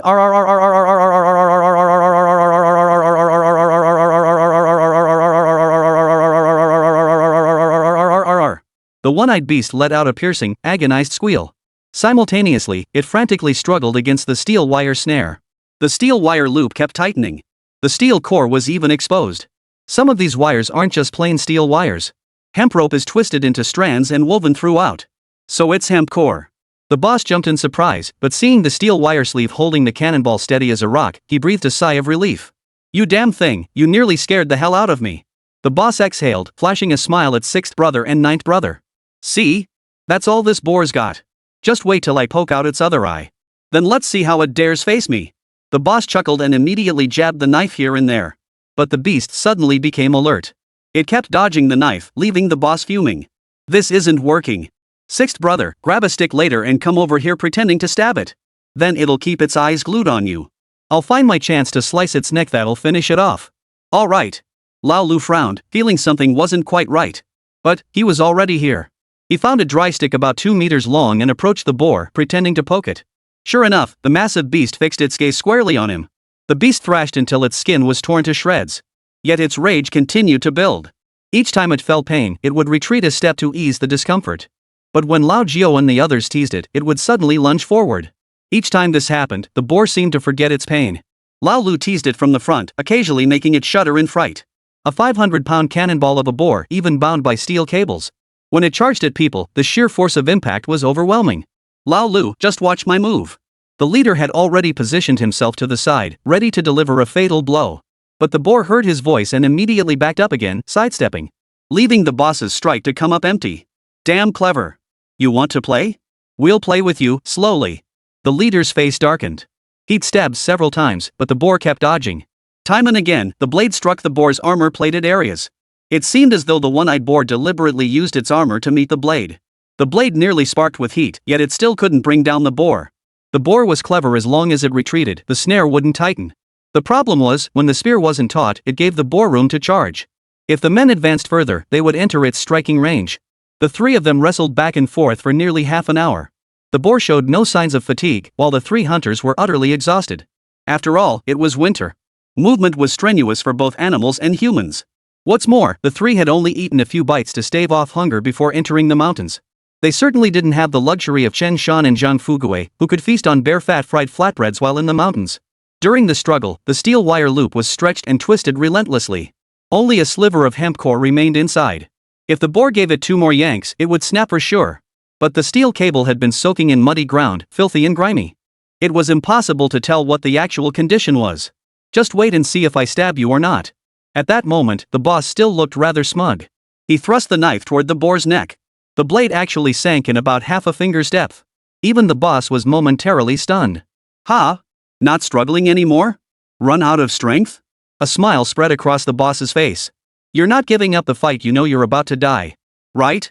Yet at this very moment, the one-eyed boar began retreating backward. Then, under the puzzled gazes of the others, it suddenly charged forward, straight toward the leader. "Beasts are beasts. How far do you think you can charge now? Won't you just get tangled in the steel cable anyway? It's all in vain." The leader shook his head, calmly waiting for the boar to charge. But at this very moment, the long-worn steel cable finally snapped under the prolonged strain of this cannonball of a boar. Suddenly, the cable snapped, flinging the cannonball straight into a nearby tree. The cannonball's momentum showed no sign of slowing. It charged straight toward the boss. Holy! The boss's eyes instantly widened to the size of saucers, an indescribable terror welling up from the depths of his soul. But there's no such thing as a do-over in this world. The 500-pound boar charged forward, delivering a fierce goring strike to the leader who couldn't dodge in time. The tusks pierced right through his cotton coat, driving deep into his abdomen. Then it hurled his 100-plus-pound body over a meter into the air. These people were despicable. It would make them pay dearly. It would repay them double for all the suffering it had endured. The leader let out an agonized scream mid-air, crashing to the ground. He struggled feebly. Blood gushed from his abdomen, and he was clearly unable to move. The abdomen housed vital organs. Any injury there, given the current medical conditions and the fact that they were deep in the mountains, there was no chance of survival. This sudden turn of events left sixth brother and ninth brother both stunned. They instinctively scrambled to the side to hide. The winter trees were icy and slippery, making climbing treacherous. They were gripped by terror. They couldn't climb the trees, and they dared not walk. Big brother. The two were overcome with fear. Little did they know the boar paid them no mind. After charging a good distance, the boar turned back. It trampled down on the boss, who was already sprawled on the ground. "Ah!" The boss let out a blood-curdling scream before falling silent. Chen Shan and the other two heard the commotion from a distance. Chen Shan's heart skipped a beat, and he immediately fired 3 shots into the air. This boar, weighing over 500 pounds, was no fool. Upon hearing the gunshots, it glanced at the 6th and 9th brothers before turning and sprinting toward the ridge. It vanished from sight in moments. Big brother. My brother. Only after seeing the boar flee did 6th brother and 9th brother frantically rush over to check on their eldest brother. But now, old one's face was as pale as gold leaf. He was dead as a doornail. His ribs had been trampled by the boar, breaking countless bones. Chen Shan, Zhang Fugui, and Zhang Qishui finally arrived, though belatedly. Chen Shan and Zhang Fugui were about to leave the mountains. Then they ran into Zhang Qishui, and this back and forth. It took an hour or so, utterly normal. Still too late. Chen Shan's heart sank when he saw the leader lying on the ground. This wild boar, weighing hundreds of pounds, was no joke. Zhang Fugui's lips twitched. Witnessing the brutality of hunting for the second time, his heart sank. You guys? Zhang Qishui arrived at the scene and instantly grasped the situation. Going into the mountains without a gun? You've got some nerve. Zhang Qishui didn't know what to say. Blaming anyone now was pointless. A man was already dead. What about the wild boar? His snare had been set specifically for wild boar. Plus, the muddy tracks trampled beside it. Zhang Qishui knew at a glance that they'd caught a huge boar. These three didn't even have a gun. Trying to kill a big boar with just a knife? That's incredibly reckless. Not that it was impossible, but it was far too risky. It got away. It's heading for that ridge over there. Lao Lu and Lao Jiu's eyes were bloodshot, speechless. Fugui, Sanner, helped set up a stretcher. Zhang Qishui's gaze followed the boar's retreating path, his lips trembling slightly. Hey, Sanner, do you think we can catch that boar? He knew Chen Shan's track record and asked instinctively. We can't chase it now, and we wouldn't dare to. Chen Shan glanced down at Huzi, who was warily surveying the surroundings, and reached out to pat him. Tiger, a dog, might be able to track that big boar. But that boar just killed someone. It's brimming with power. If Huzi dares to go, and I can't keep up, he'll be the one to perish in these mountains. Chen Shan pondered for a moment before speaking. To take down that boar, we'll have to go home and bring both Qinglong and Huanglong. We'll have to drive it out and give it a try. Once wounded, a boar becomes a mindless brute. But this one turned and fled at the sound of gunfire, proof it still had some sense. Fugui, help me make a stretcher. Zhang Fugui grunted in acknowledgement, immediately grabbing his hatchet to chop down branches and assemble the stretcher. Whatever it had done, it hadn't deliberately crossed them. This small favor was worth extending. Death is the greatest concern. Chapter 074, Flying Dragons in the Sky, Donkey Meat on the Ground. Huzi kept glancing toward the direction the cannonball had vanished. He seemed reluctant to let that big shot get away. But Chen Shan remained silent. Even without a leash on this dog, Tiger wouldn't go chasing after that huge boar on his own. The group helped assemble a stretcher, lifted the old man onto it.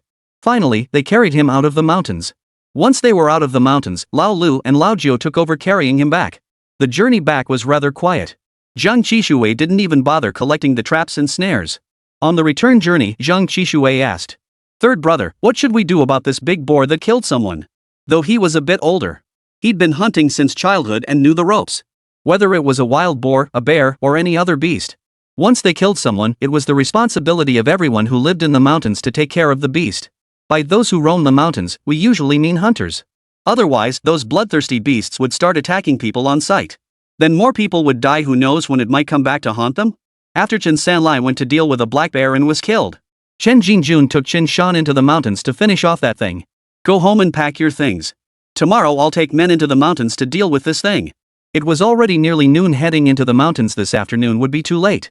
It was winter, with short daylight hours. To enter the mountains, they had to start early. Besides, that wild boar herd could wait another couple of days. He could give that big boar another chase. I wonder if those bandits will call people into the mountains to hunt that big boar. Zhang Fugui let out a soft sigh. Who knows? But if hunters from the surrounding villages hear about this, they'll likely get involved. They hadn't given Old Six and the others any instructions earlier. This was the family's own business. They had no right to interfere. There's an old saying, greed is like a snake trying to swallow an elephant. Zhang Qishui still shook his head. They're just too greedy. Picking up rabbits or roe deer caught in traps is the absolute limit for them. To go after a boar this big? They must be tired of living. We just happened to be there this time. Otherwise, who knows if those two would have made it out alive. Third uncle, to be honest, they kinda took the fall for you. Take the fall? What a load of crap. Do I look as dumb as they are? If I ever caught a boar like that in a trap, I'd turn tail and run back to the village to get someone to shoot the damn thing. Third son, do you really think I've lived this long for nothing? Zhang Qishui couldn't help but glare at Chen Shan. Chen Shan gave a nervous chuckle. I was just talking. I never meant to disrespect you, third uncle. Bull. You clearly think I'd do it myself. As if I could drag this pig back after I'd done it. Enough. Get back to work. You've annoyed me enough for today. When I get back, I'm going to have a word with your grandfather about this. The three men and the dog made their way back to Guanshan village. Back in Guanshan village, Zhang Qishui immediately sought out people to spread the word about the incident. By the time Chen Shan and Zhang Fugue got home, the whole village was already buzzing with the news. This left Chen Shan somewhat speechless. Third uncle really had a big mouth, he couldn't keep anything to himself. After Chen Shan got home, he spotted Chen Jin following right behind him into the courtyard. Grandpa, what were you doing out there? Chen Shan glanced outside but saw no one else had followed him in. Hanging around outside listening to gossip. What's going on today? Chen Jinjuan's gaze toward Chen Shan turned serious. Looks like you heard it from my third uncle. Just tell him the same thing he said. Sitting in the courtyard, Chen Shan called out to his eldest sister, Chen Ling. Big sis, boil some water. We'll pluck this flying dragon's feathers later. Got it. You're something else, little brother, over a dozen flying dragons. Mom, we're stewing flying dragon soup today, we'll need to slaughter a chicken, won't we? Zhang Xiufen listened with frequent frowns. You lot really have grown quite spoiled. What family circumstances do you think you have, wanting to slaughter a chicken? Is this how we're going to live? Mom, I'll cook today. Let's stew a whole chicken. Besides, Grandpa wants some too. Chen Shan, a burly man standing 188 centimeters tall, whined like a child. Zhang Xiufen shot him a glare. Chen Jinjun shot the guy a look, smiling silently. Zhang Xiufen immediately realized the old man really did want some. Son, you're getting more and more shameless. Kill, go catch one yourself. Pick whichever one you like and slaughter it. Alright, thanks, Mom. This year's harvest was bountiful. The Chen family wasn't short on money either, they lived comfortably and had raised a few chickens over the summer. So the Chens weren't short on eggs or such. Now that winter had arrived, they'd also caught a flying dragon. Of course they had to slaughter a chicken for stew. Without chicken, the flavor of the flying dragon soup would be at least half as good. As for the cannonball eggs killing people, Chen Shan couldn't care less about that now. First things first, eat your fill and take care of your stomach. As for Chen Shan and Zhang Fugue, they'd already eaten pancakes when they returned, which counted as lunch. No need to tidy up now. Zhang Xiufen then gave an order. Fugue, go to my cellar and fetch 2 bear paws. We'll cook them today. Give your parents a heads up later that everyone's eating at my place today. Got it. Zhang Fugue didn't refuse. The two families were very close. Besides, third brother was hoping to become my brother-in-law someday. What's wrong with having a meal at his place? Chen Ling caught a hen and slaughtered it. You silly girl. A hen lays eggs, couldn't you have slaughtered a rooster instead? Mom, third brother said you need a hen to make flying dragon soup. Chen Shan gave an awkward laugh. He had indeed been arguing with his eldest sister, Xiuqiu, earlier. But now he was in the mood to banter with his big sister. Nonsense, I never said anything. I don't care. You're the one who said it. Right? Chen Ling was still holding the knife, and this little bastard actually dared to frame her. Yeah, I did it all, okay? Mom, could you boil a pot of water for me? Fine. Boil half a pot for me too. Chen Shan ignored his sister's false accusations. He fetched some lukewarm water to thaw the bear paw. It was freezing out today, and the bear paw had already frozen solid. Cold water wouldn't thaw it, put it in cold water and it'd freeze solid again in no time. Warm water was essential, and he'd need to keep adding hot water throughout the process. Boiling water wouldn't work either, it would only thaw the outer layer while the core remained rock hard. Before long, Zhang Donghai, Yang Mei, and Zhang Fatsai all showed up. It was the weekend, so Zhang Fatsai didn't have class and was reading in bed. Auntie, could you handle the flying dragon for me? I'll take care of the bear paws and such. Sure. Yang Mei, Zhang Fugue's mother, agreed promptly. With everyone busy at work, Chen Shan naturally had it easy. Once all the ingredients were prepped, Chen Shan glanced at the time. He figured that by the time he finished his tasks, his father, Chen Tianlin, would be getting off work. After tenderizing the bear paws, Chen Shan built a fire in the courtyard and singed off all the hair. He then charred the skin, scraping it clean with a knife during washing. He removed the claws and other parts, then split the paw cleanly in half. The focus was on stewing it thoroughly, aesthetics be damned. Pig trotters and pork hocks were prepared in much the same way. By the book, preparing bear paws according to imperial court procedures was incredibly complex. But Chen Shan kept it simple. The main goal was simplicity, just get it edible. Zhou Hong had already brought a pot of water to a rolling boil. Chen Shan plunged the 2 separated bear paws directly into it, then added several spoonfuls of loose baijiu. Loose liquor, unblended white spirit, serves to enhance the deodorizing effect. Too bad these bear paws were too big, otherwise, pressure cooking them for an hour or so. The results would have been absolutely fantastic. Of course, the Chen household didn't have a pressure cooker to use. Without one, they could only simmer them in a large pot. The goal was to braise the bear paws until they were tender and falling apart. Throughout this simmering process, Chen Shan added nothing, just a clear broth. But when the blood water comes out, you have to skim off the scum. Then continue stewing in that same liquid. If the water level drops during cooking, add more boiling water. You'll also need to add more wood chips. Otherwise, the final flavor will be incredibly gamey and foul. This stewing process takes 3 hours or more. Since we didn't have enough pots, we went to Zhang Fugui's place to make pancakes and such. Meanwhile, Chen Shan began preparing the flying dragon soup. He knew exactly what he was doing with the dragon soup. After all, he'd done it before in his past life. Before stewing the flying dragon soup, he first separated the dragon's bones from its flesh. To prepare this dish, he first simmered chicken broth using an old hen. The Chen household didn't have any old hens, so they had to make do with regular hens for now. After preparing everything, Chen Shan brought the chicken broth to a simmer. He then added the flying dragon bones to the chicken broth and continued simmering. After simmering for about 40 to 50 minutes, he removed the chicken meat and the dragon bones. Chen Shan then added the deboned, blanched flying dragon meat. He added the prepared hazelnut mushrooms and simmered it all together. Finally, just before serving, he drizzled a tiny bit of sesame oil over the top. The flavor was absolutely incredible. He ladled the dragonfly soup into a pot and placed it over a water bath to keep it warm. Meanwhile, the Zhang family was preparing several stir-fried meat dishes. The bear paw had been simmering for about 4 hours by now. They'd added boiling water several times during the process. By now, a distinctive aroma had begun to waft from the pot. Chen Shan lifted the lid to find the bear paw tender and falling apart. This was mainly because he had chopped it into pieces. Otherwise, achieving such tenderness would have been pure fantasy.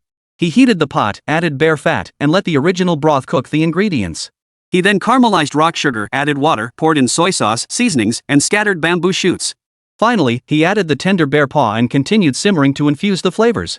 Back then, there was no distinction between light and dark soy sauce, just soy sauce. After simmering for another hour or so, a rich aroma began to waft from the pot. The scent could easily carry hundreds of meters. Zhang Fugui caught the scent and sniffed sharply. "Third brother, this braised bear paw has me completely intoxicated with its aroma." Chen Shan roared with laughter. "Tonight, we'll have a few drinks with the old man." Chapter 075, The King of Sables. The weather was bitterly cold, the crowd was thick, and the dishes were plentiful. Chen Shan set up a charcoal stove under the table. Using an old iron pot filled with charcoal, everyone could sit down to eat while warming themselves by the fire. These days, firewood was plentiful in the northeastern forests. Making some low-quality charcoal was no big deal. Chen Tianlin caught the rich aroma the moment he walked in. "Whoa, what's cooking today? The smells got me dizzy from a mile away." Chen Tianlin's eyes widened as he spotted the entire courtyard filled with people. He almost thought some family celebration was happening without his knowledge. Sanner hunted over a dozen flying dragons today and even got some braised bear paw. "You're in for a treat tonight. Donghai's family is here too, we're all eating together today." Chen Jinjun glanced at his son and grinned. "This kid has really grown up. We're the lucky ones today." Zhang Donghai beamed with joy. He and Chen Tianlin grew up together, childhood friends and brothers who'd always supported each other. Naturally, there was no need for formalities. "Dad, go wash your face first. Dinner will be ready soon."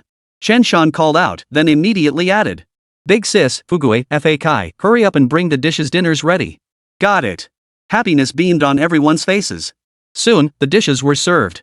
Braised bear paw in red sauce, flying dragon soup, stir-fried wild boar meat, stewed wild boar tripe. There was also wild boar stewed with pickled cabbage, accompanied by 2 side dishes of preserved vegetables. These days, ordinary families wouldn't even dare dream of having such dishes during the new year. Good heavens, this feast is even more impressive than New Year's. Chen Tianlin, who had just washed his face, was practically drooling. "Son, did you really cook all this today? I thought you only knew how to whip up simple meals before. How did you learn to cook such fancy dishes?" Truth be told, Chen Tianlin was genuinely curious.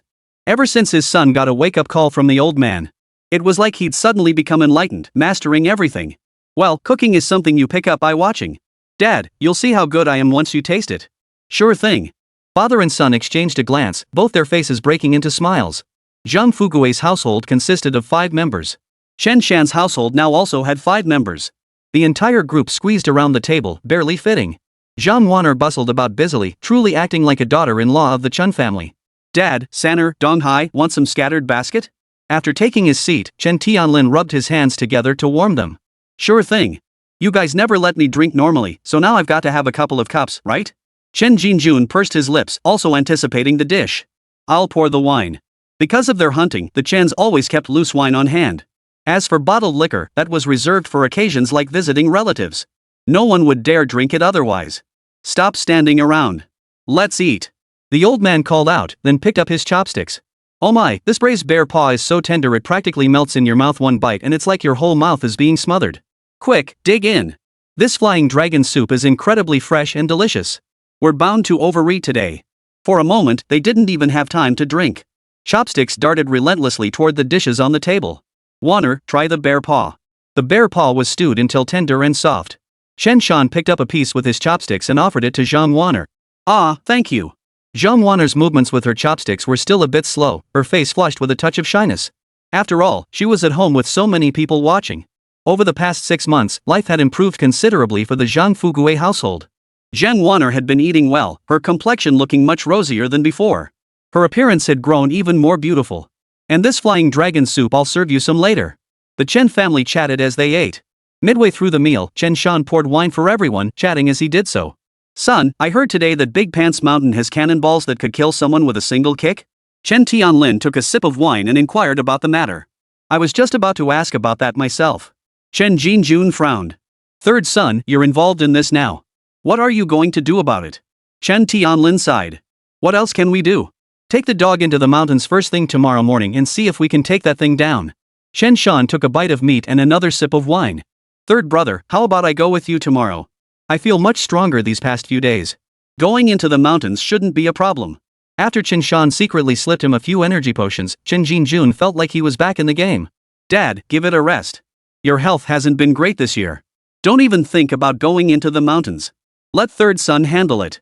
After a pause, Chen Tianlin's gaze shifted to Zhang Fugui.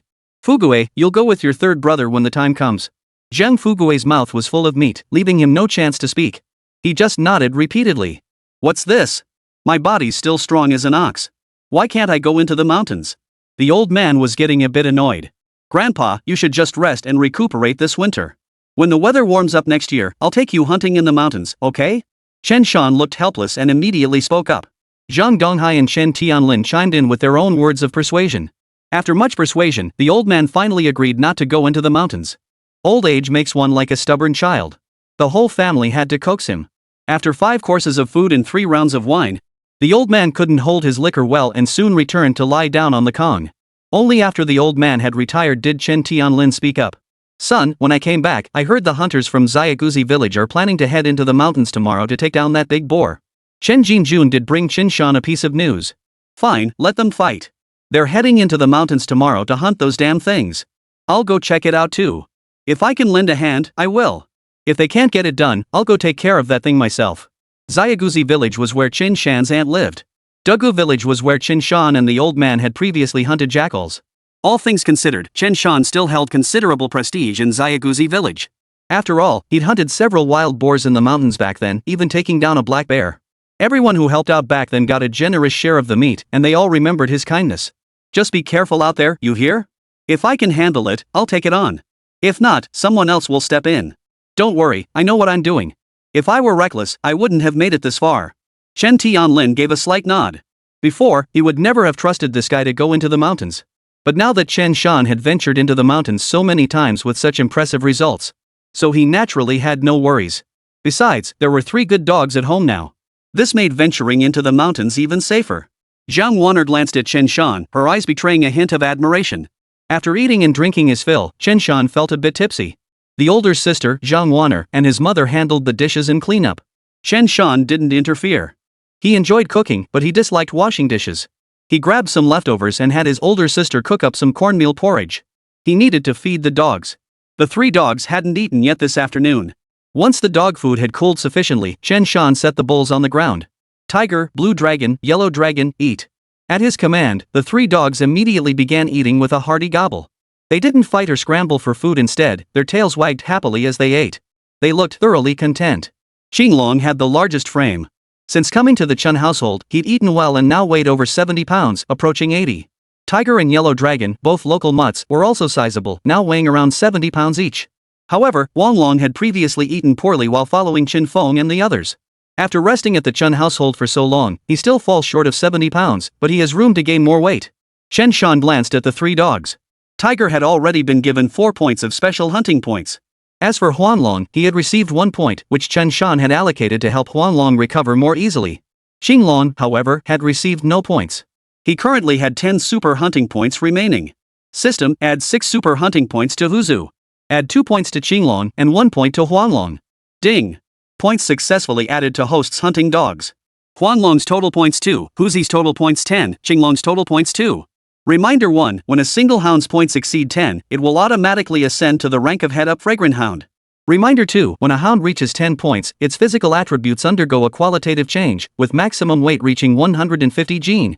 The so-called weight reaching 150 gene here. This does not mean instantly reaching that weight after adding super hunting points. Rather, it represents the upper weight limit for several dogs. Over the next month or two, they will rapidly gain weight and evenly strengthen their bodies through consistent feeding. Generally speaking, for ordinary large dogs, as long as they are well fed, it's perfectly normal for them to grow to over 100 gene. But reaching 150 pounds?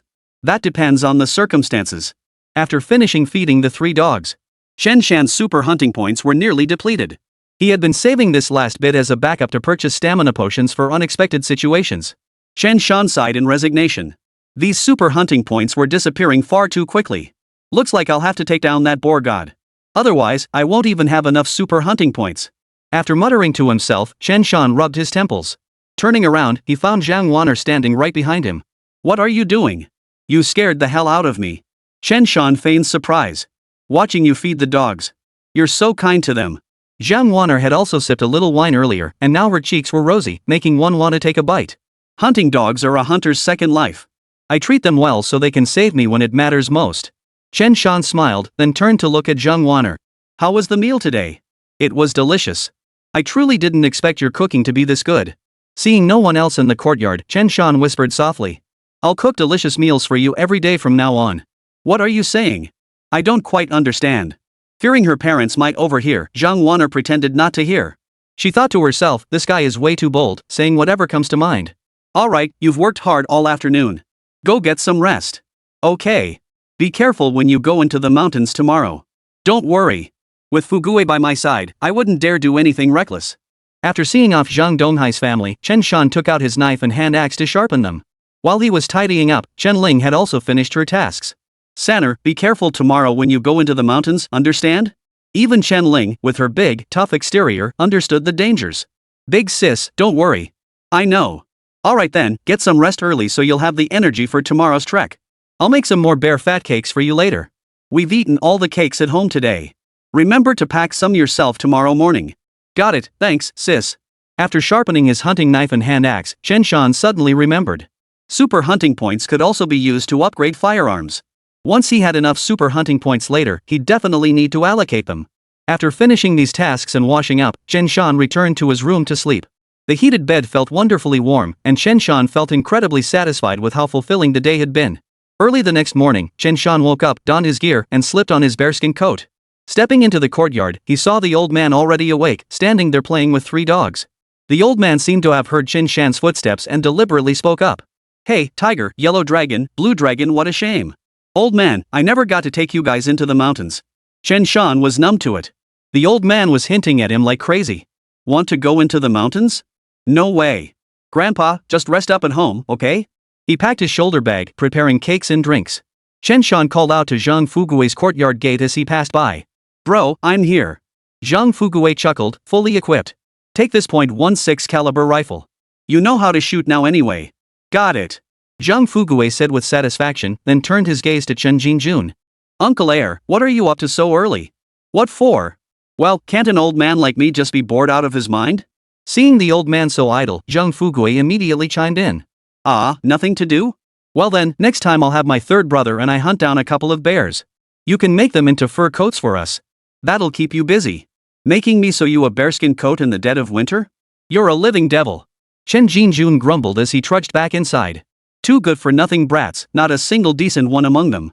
After a pause, Chen Jinjun poked his head out again. Third brother, the dog's been fed. All right. Grandpa, keep resting. We're heading into the mountains. Tiger, blue dragon, yellow dragon, let's go. After receiving some training, the 3 dogs had become much smarter than before. Even without leashes, all Chen Shan had to do was call out. They would obediently return. At Chen Shan's command, the 3 dogs immediately dashed forward, racing through the snow as if playing. You little rascals. Chen Shan muttered with a laugh as he and Fugui trudged through the snow. Fugui, let's check the traps first when we head into the mountains today. See if we've got any luck. Yesterday, Chen Shan and his men had set numerous traps for sable in the mountains. All right. The sky was still pitch black at that moment. By the time Chen Shan and the others reached Big Pants Mountain, the sky had fully brightened. The three dogs sniffed around as they moved through the woods. After walking a while longer, Chen Shan and his group arrived at the spot where they had set the traps for sable. Third brother, looks like we've got a catch. Fugue's voice suddenly rose. Let's go check it out. Chen Shan ordered the three dogs to stay put. He and Fugue crept toward the snow-covered hollow. It hadn't snowed last night, but the sun came out at noon. After refreezing, the snow on the ground had solidified into a crust that wouldn't break easily without some effort. Chen Shan frowned as he looked over. Good heavens, over a dozen traps had actually caught 4 sable weasels. Brilliant!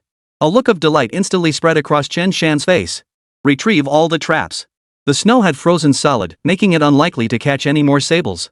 Bro, how much is 1 purple sable pelt worth? Zhang Fugue really didn't understand the ins and outs of this business. A few hundred yuan, I suppose.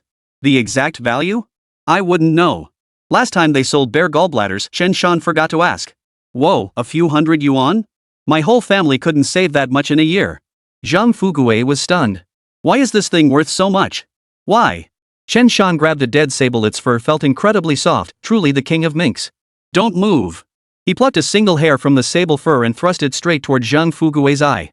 Zhang Fugue instinctively tried to dodge, but then thought Chen Shan wouldn't harm him and widened his eyes instead. The moment the sable hair touched his eyeball, it bent right back. Zhang Fugue's eyes widened in shock. Holy crap, this fur is so soft. Now you know why this stuff is so valuable, huh? Chen Shan couldn't help but marvel at the marvel. Chapter 076, The Wild Boar Takes the Throne Seeking Gold Tickets. Using sable fur to blind someone. That was from his past life, when someone had stabbed his eyes. Back then, Chen Shan had been utterly astonished by the softness of the sable fur. Using it now to test Zhang Fugue seemed a bit pretentious. Alright, this sable fur is indeed incredibly soft, but the flesh has already turned rock hard. Put them in the shoulder bag for now. We'll handle them properly once we get back. Casually stuffing the 4 purple martens into his shoulder bag, Chen Shan glanced at the Great Crotch Mountain. True to its name, Big Pants Mountain featured 2 distinct ridges. Overall, it resembled a gate shape, with a massive ravine running through the center. At the top center lay a ridge stretching horizontally. From the ridge down to the valley below lay a cliff dozens of meters high. It resembled a person crouching there, albeit with slightly wider hips. Because of its shape, it was named Big Pants Mountain. Yesterday, Chen Shan and Zhang Qishui were on a slope far down the ridge to the right of Big Pants Mountain.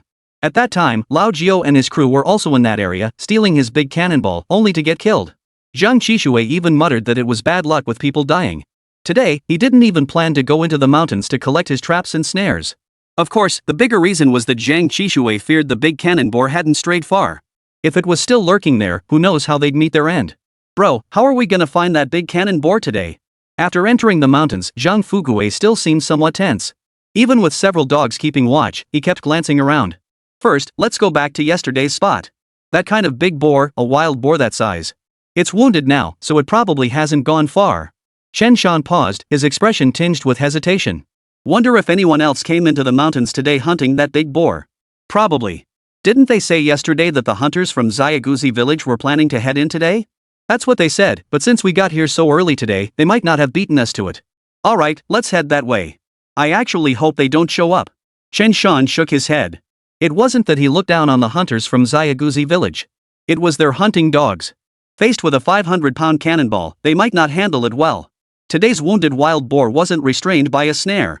If ordinary hunting dogs charged in and the hunters didn't move them out of the way fast enough, that cannonball boar could turn and gore them in an instant.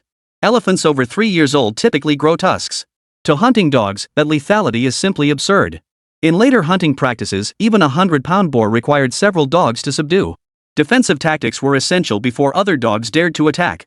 If they ever encountered a 500-pound monster boar, even the gunless farmers' hunters would have to stand aside. In reality, the hunters from Xiaoguzi village had indeed gathered their packs and entered the mountains. At this moment, they were still quite a distance from Chen Shan and his companion. At least 4 or 5 li inside the mountains. 6 men from Xiaoguzi village had come this time, 3 of them armed with guns. These were the 2 hunting families from Xiaoguzi village, both surnamed Zhao, in their 30s or 40s. Young men wouldn't be involved in such a serious operation.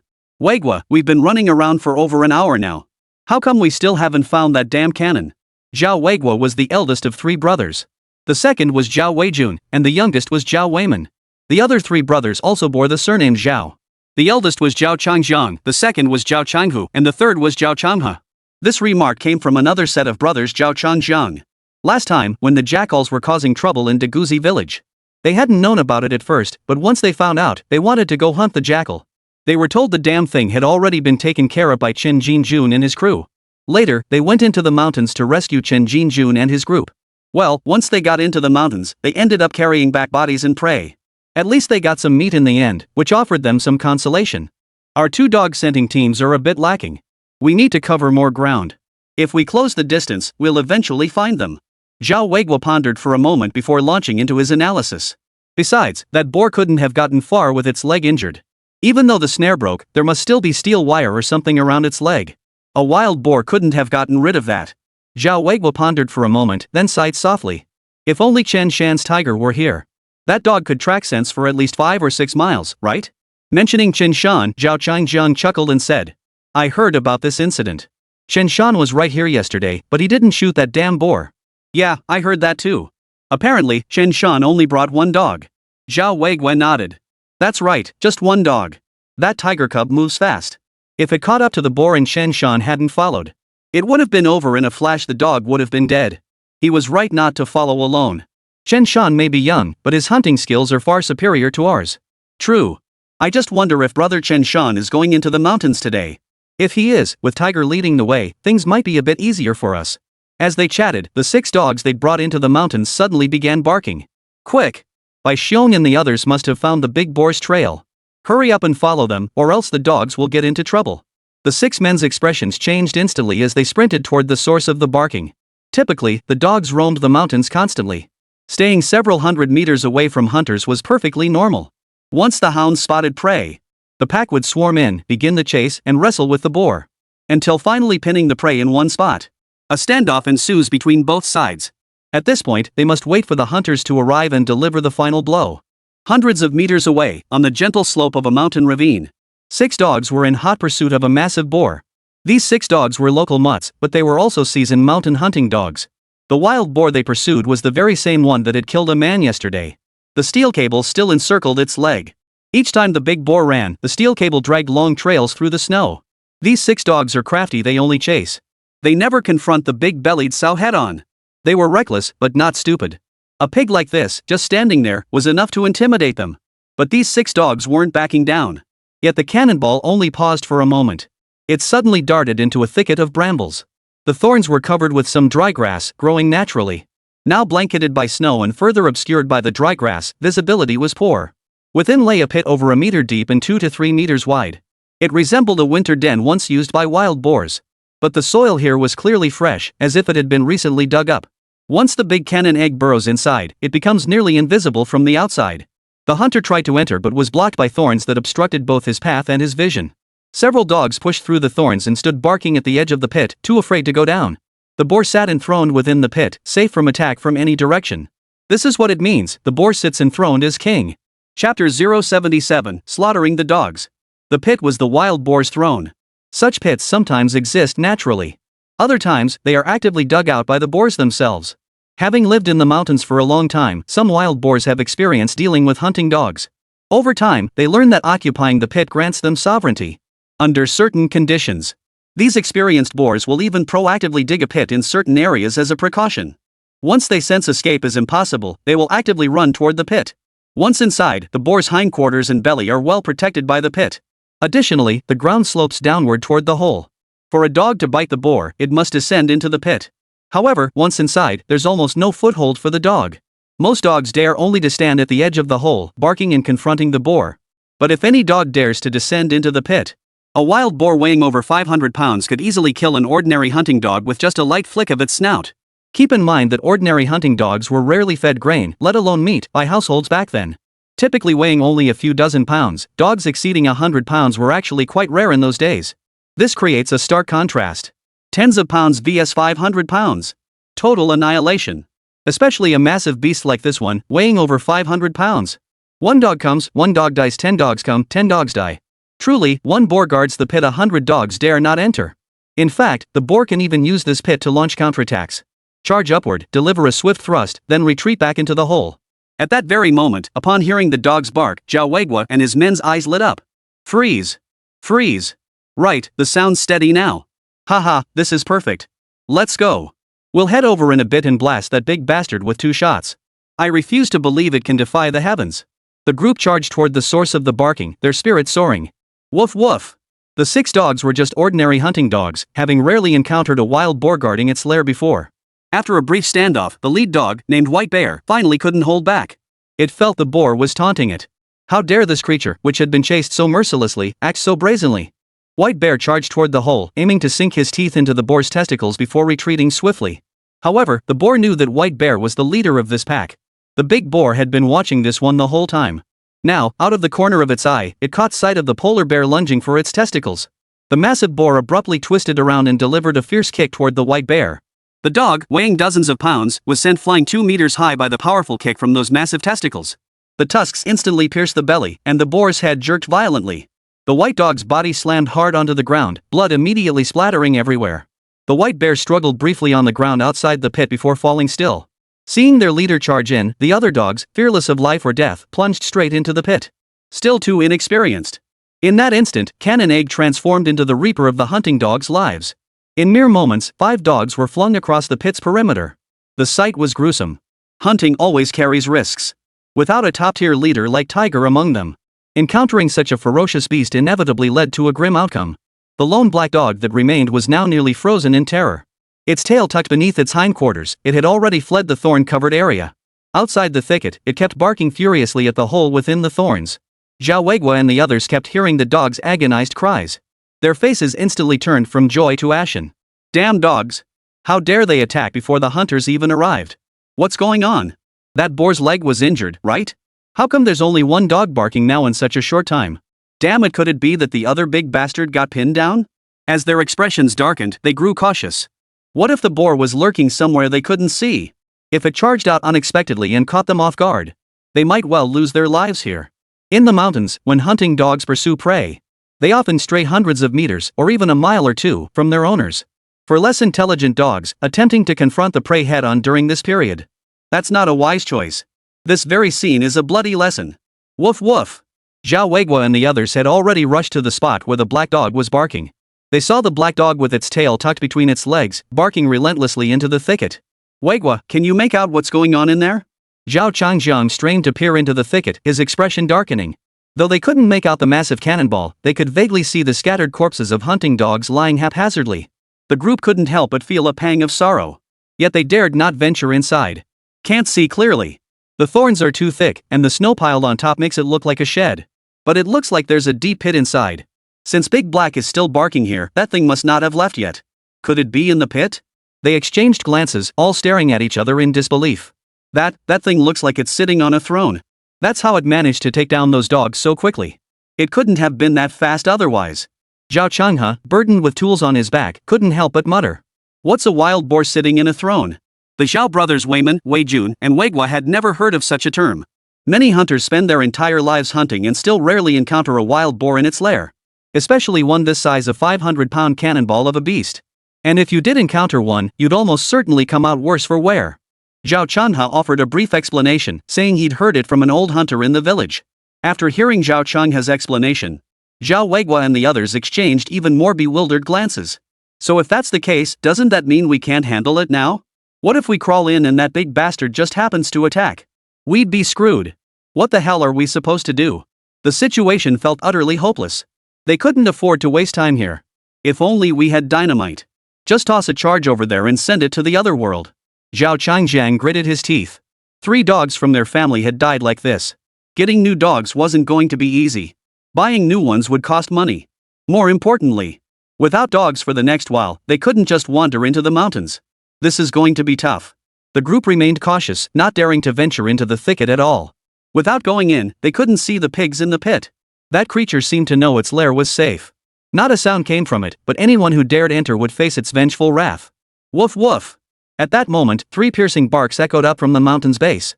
The group didn't dare turn their heads, only feeling a bit surprised. Who's coming? They felt a surge of excitement. Chapter 078, Chen Shan offers a plan. Zhao Changjiang and the others hesitated only briefly before spotting 3 dogs charging toward them from the distance. Guanshan village tigers. The moment they spotted the dog covered in yellow fur with black spots, the group instantly grew excited. Damn, is brother Chen Shan here? Good timing. If it hadn't come, we wouldn't even dare collect our own corpses today. Damn, seeing brother Chen Shan show up like this suddenly. I'm actually moved. The group of 6 felt a surge of emotion, almost like tough guys shedding tears. They were certain Chen Shan had a way to take down that pig. Tiger! Zhao Weigua shouted at Huzu. Woof woof! Huzi barked once, then turned to glance at the group, sniffing the air with his nose. After confirming the scent belonged to someone he knew. Only then did Huzi refrain from adopting an aggressive posture toward them. Moreover, Zhao Weigua and the others noticed that after Huzi barked, the other large blue dog and the other large yellow dog ceased barking into the thorns. Woof woof! Huzi even turned his head and barked twice in the direction they had come from. The group stood dumbfounded. What's Huzi doing? Zhao Weigua and Zhao Changhe couldn't figure it out at first. What else could he be doing? Telling brother Chen Shan where we are, of course. Zhao Weiman offered his guess.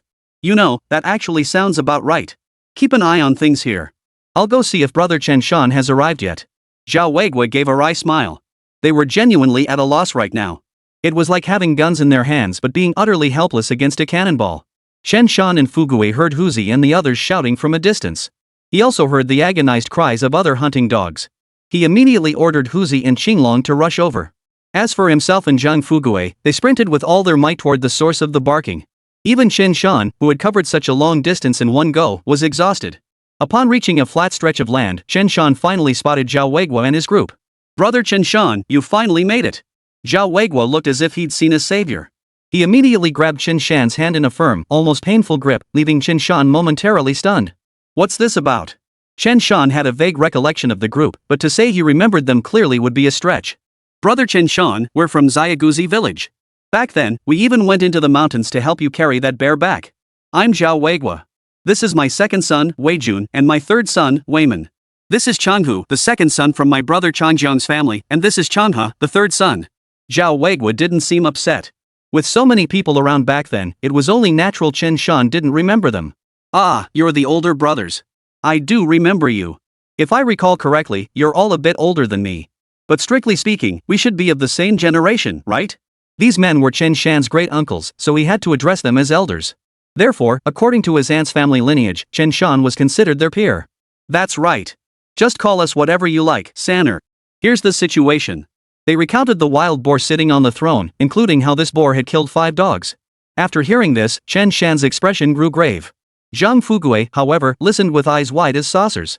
It was the first time he'd ever heard of a wild boar claiming the throne as king. Bro, what do we do now? Zhang Fugui glanced toward the thicket of thorns, his scalp tingling with unease. He couldn't help but add. It's nearly impossible for people to sneak in there. And even if they did, it'd be a huge hassle we couldn't even raise our guns to shoot. Once you're in there, you're restricted. If a wild boar charged out, even if it could be shot dead. But a person could easily get gored, death or injury guaranteed. Right, Brother Chen Shan, do you have any good ideas? Brother Chen Shan, none of us can think of a solution. We're counting on you now. Think fast. The others looked at Chen Shan with hopeful eyes. They figured he was young and had a proven track record, surely he could come up with something? I'll do my best. Chen Shan stared at the thicket of thorns, lost in thought. This was indeed troublesome. Even if Huzi and the others went to pull the boar out. But if the boar was determined to stay put, then even these dogs would be helpless. Forcing them to drag it out would be downright risky. What's more dangerous is that Chen Shan and his group couldn't afford to let their guard down for a moment. Because this boar in the thorny thicket could charge out at any moment. This was a tough fight. That big bastard was too cunning. Hiding deep in its pit, never showing its head, no wonder it grew to over 500 pounds. A 500-pound beast was already this formidable. A pig god that could grow to 1,000 pounds would be even more cautious, needless to say. Thinking of this, Chen Shan actually felt a surge of interest, and the blood rushing through his veins seemed to quicken slightly. Hunting had been far too easy lately. Right now, he actually felt like he was facing a challenge. A bit of difficulty made things more interesting. Huzi, Qinglong, and Huanglong, the 3 dogs, stayed close to Chen Shan, keeping watch. They were on high alert, ready to spring into action should that wild boar suddenly charge out and threaten Chen Shan and his companions. Chen Shan narrowed his eyes. Fugui, put down everything else. Grab the gun and be careful. After giving the order, Chen Shan began circling the thorny thicket. Though called a thicket, the grass wasn't particularly dense. The thorns were densely packed and heavy snow had fallen. The accumulated snow formed a bowl-like structure, inverting over the undergrowth below. The gaps around the edges were narrow, just wide enough for a dog to squeeze through. But a person was too tall, though they could still squeeze through. But the real danger was that the wild boar might suddenly burst out. That would be perilous. The wild boar had chosen an excellent spot, and the hole was deep. With snow covering the thorns, it was impossible to see clearly. Around the thorn bush thicket stood several waist-high trees. Their branches extended out, almost completely concealing and covering the thorny thicket. This was indeed an interesting spot. After circling around, Chen Shan immediately broke into a smile. Got it. His words instantly energized the others. Brother Chen Shan, how do we proceed? Yeah, Brother Chen Shan, just give us the word. Whatever we can do to help, we'll do it. Exactly, Brother Chen Shan, just tell us what you need. Their excitement was tinged with a hint of shame. The 6 of them had racked their brains without coming up with any ideas. But Chen Shan had only been there a moment and already knew what to do. Simple. See those low trees over there, above the thorny brush? Go cut down a few 3-meter-long sticks. Climb the trees and start pounding that snow off the branches. Chen Shan narrowed his eyes. Once we knock this snow off, the thorn bush forest will inevitably reveal some gaps. Through those gaps, we'll climb the trees and naturally spot that big cannonball. Then it'll either run or just sit there waiting to die. A ruthless gleam flashed in Chen Shan's eyes. Chapter 079, The Tiger Shakes the Pigsty, Picking Up the Pieces. The moment Chen Shan proposed this plan, Zhang Wan'er and the others slapped their foreheads. Damn, that's brilliant. Why didn't I think of that? Yeah, young minds are sharp coming up with solutions this fast. Stop dawdling. That big cannonball clearly doesn't want to come out. If it doesn't want to, then it won't. Let's go chop some corn stalks. Be careful later, don't let that big cannonball escape. Chen Shan overheard their conversation and couldn't help but chuckle before speaking up. Don't worry. My dogs are watching it.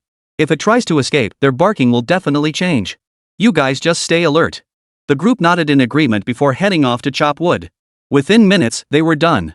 Zhao Chanha and his 2 brothers struggled up the slippery tree. The 3 of them began hacking fiercely at the thicket of thorns and grass with their wooden sticks. Zhao Wan'er and the others kept watch over their surroundings. Chen Shan didn't climb the tree at this point. He was worried the wild boar might escape. So he stood nearby, rifle raised, keeping a close watch. The moment that beast emerged, he'd unleash a full magazine. Snow flurried down steadily, yet the boar stubbornly held its ground, refusing to bolt. It seemed the boar had decided that pit was its safe haven. Or perhaps that cannonball was quite aware. Its leg was injured. Even if it tried to run, it wouldn't get far. It could only stay here and fight to the death. Perhaps that offered some chance of survival. After all, it had just used this pit to kill 5 dogs. It felt safe here. The 3 of them continued clearing the snow from the thorny grassy area above for several more minutes. Now they could see through the gaps in the vines above. I see it. I see it. That wild boar bastard's holed up in that hole. That bastard isn't even standing up, it's just lounging around resting. How arrogant. Exactly. We're trying to take it down and it's resting? That's an insult. Chen Shan watched their fury with utter exasperation. Alright. That thing's got sharp hearing and smell. The moment you get close enough, it'll know. You haven't gotten close yet. It's resting in there, that's only natural. After a pause, Chen Shan spoke up again. I'm climbing the tree. Fugue, hand me the rifle when I'm up there. I'm taking this thing down. Got it, 3rd brother. Chen Shan didn't mention handing the rifle to Zhao Chanha and the others. Mainly, he didn't trust their marksmanship. After all, these thorny vines were quite thick. If their aim was off, they might miss. If they missed, the boar would get alert, turn and run, making things even trickier. More importantly, if they took down this boar, Chen Shan could earn a few more super hunting points. Chen Shan climbed a tree with decent visibility, as thick as a man's waist. The tree had plenty of branches and limbs, which helped him climb up. But climbing the tree left his hands severely frozen. Bro, catch the rifle. Zhang Fugue called out, and Chen Shan took the rifle in his hands. Holding the rifle, Chen Shan squinted into the thicket of thorns and grass. Through the gaps in the thorns, he could see the wild boar indeed nestled in that pit. The beast seemed oblivious to Chen Shan perched directly above its head. It lay quietly there, poised and ready. Without Chen Shan's orders, Huzi and the others didn't venture into the thorns. Instead, they stood guard outside like soldiers, calm and alert. So simple. Chen Shan stood on a thick branch, finding a slightly wider gap to aim at the cannonball-sized egg. He raised the rifle to his face and aimed at the cannonball-sized egg in the pit. Chen Shan hadn't expected today's mission to be this straightforward. He had expected to take some risks. Then, with no hesitation left in his eyes, Chen Shan aimed directly at the cannon egg's head. He pulled the trigger. Bang! The bullet pierced through the thorns and struck the cannon egg's cranium with pinpoint accuracy. Plop! The cannon egg had sensed something amiss and was about to rise.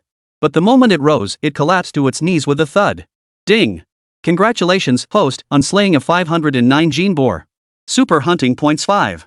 Note, remaining super hunting points 6. Woof woof. Huzu and the others heard the gunshot, knowing the moment of life or death struggle had arrived. The three dogs immediately charged forward. Even the black dog that had been nearly scared out of its wits regained its nerve and charged in fiercely.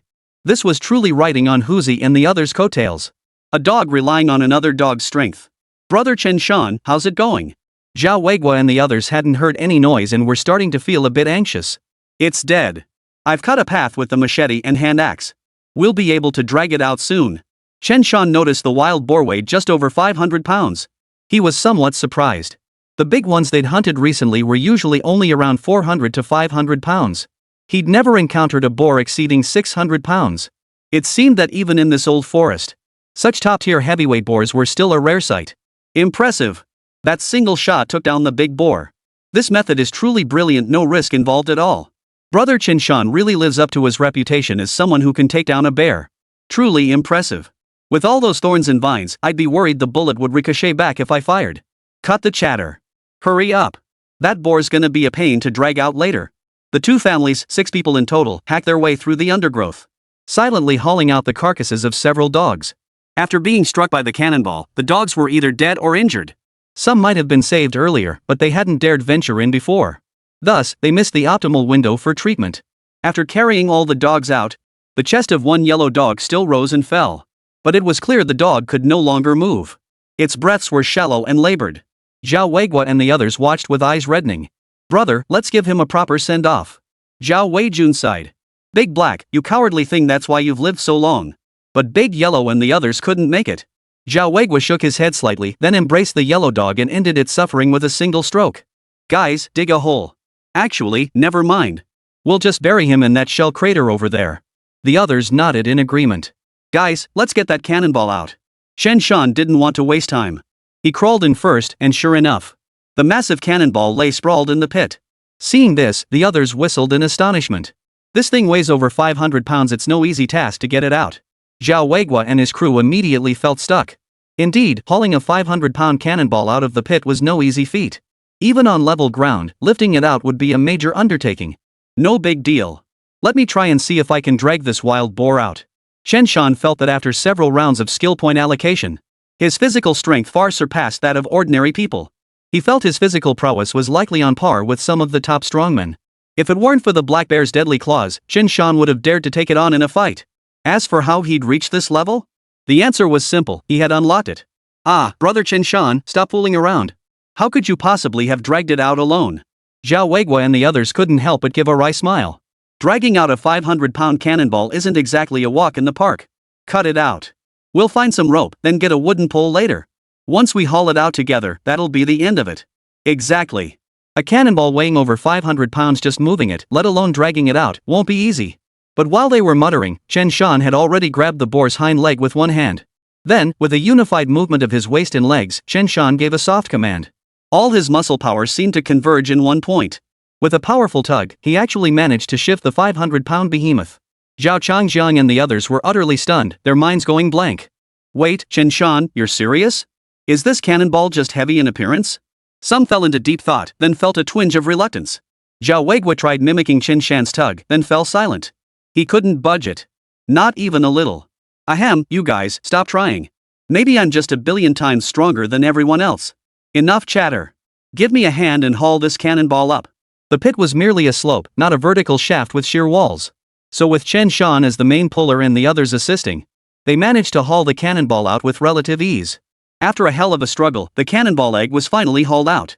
Zhao Weigua and the others then tossed the dogs into the pit, shoveled earth over them, and buried the dogs. Afterward, they naturally proceeded to gut the massive boar, pay homage to the mountain deity, and feed the 4 dogs. Brother Chen Shan, without you, we never would have brought down this boar. You 2 brothers should take this boar back.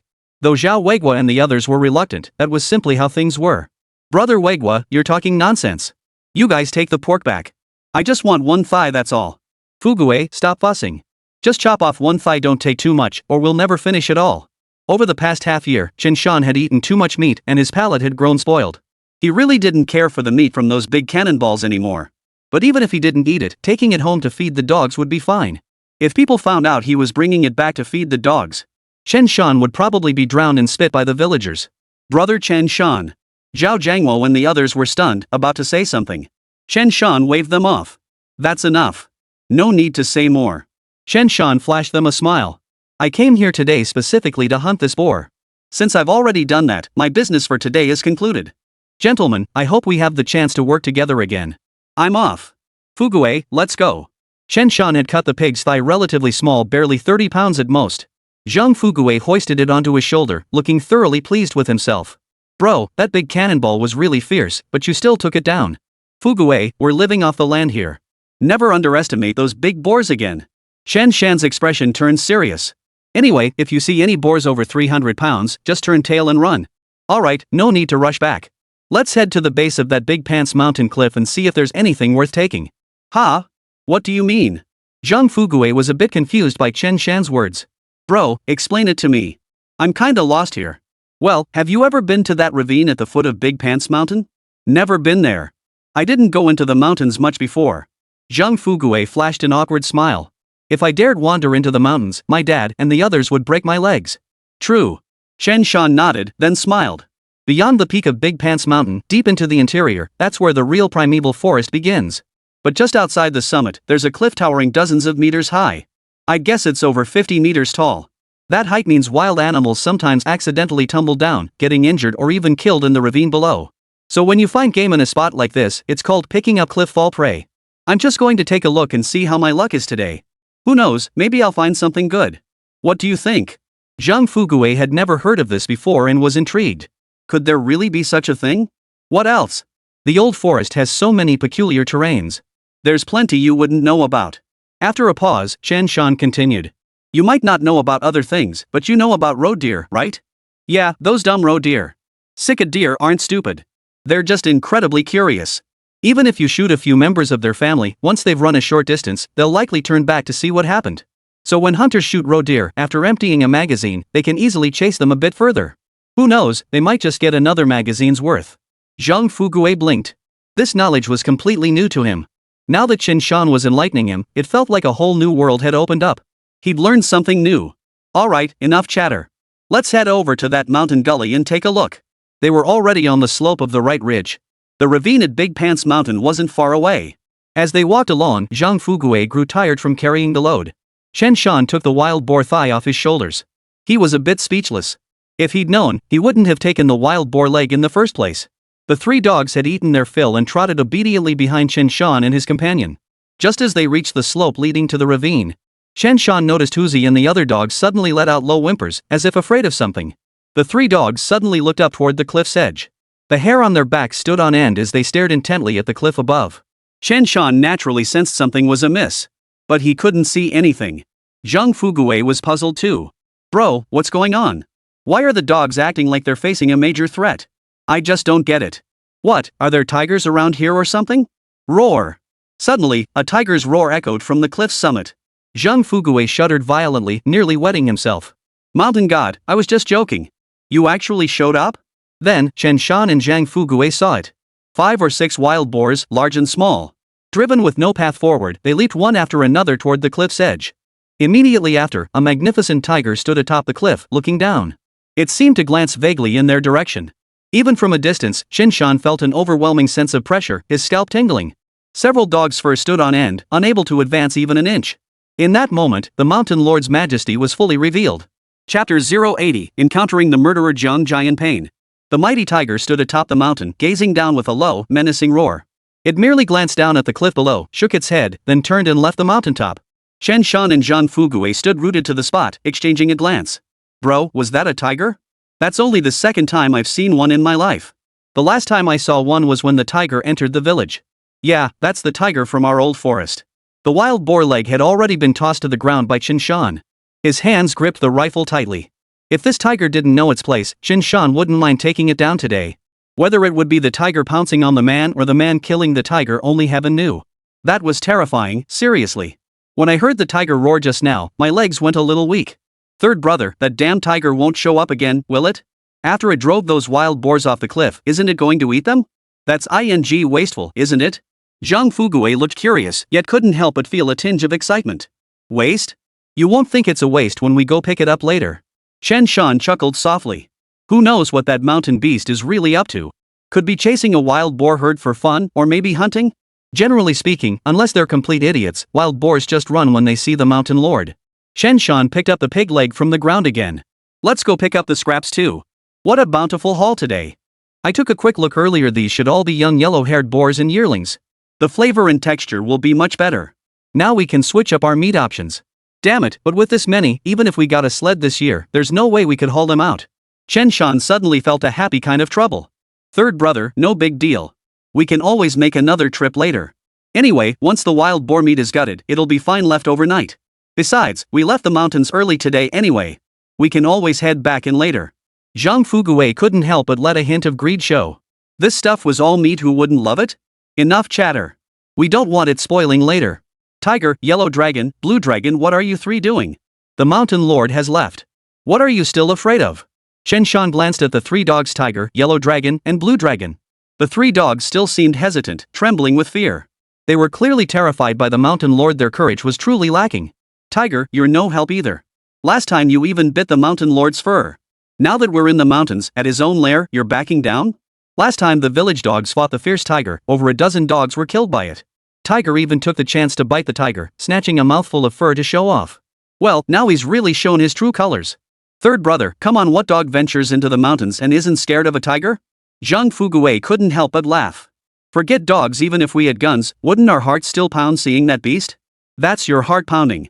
Mine isn't pounding at all. Chen Shan merely chuckled. Enough. Go pick up the cliff. No more chatter. Chen Shan and Zhang Fuguwei immediately headed toward the base of the cliff. Tiger and the others, seeing their master move, hesitated only briefly before following closely behind. Regardless of whether the tiger was there or not, they were determined to protect their master's safety.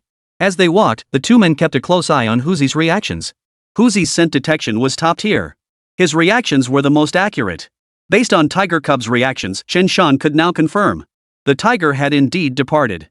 With that confirmed, he could now fully enjoy the thrill of picking up the cliff diver.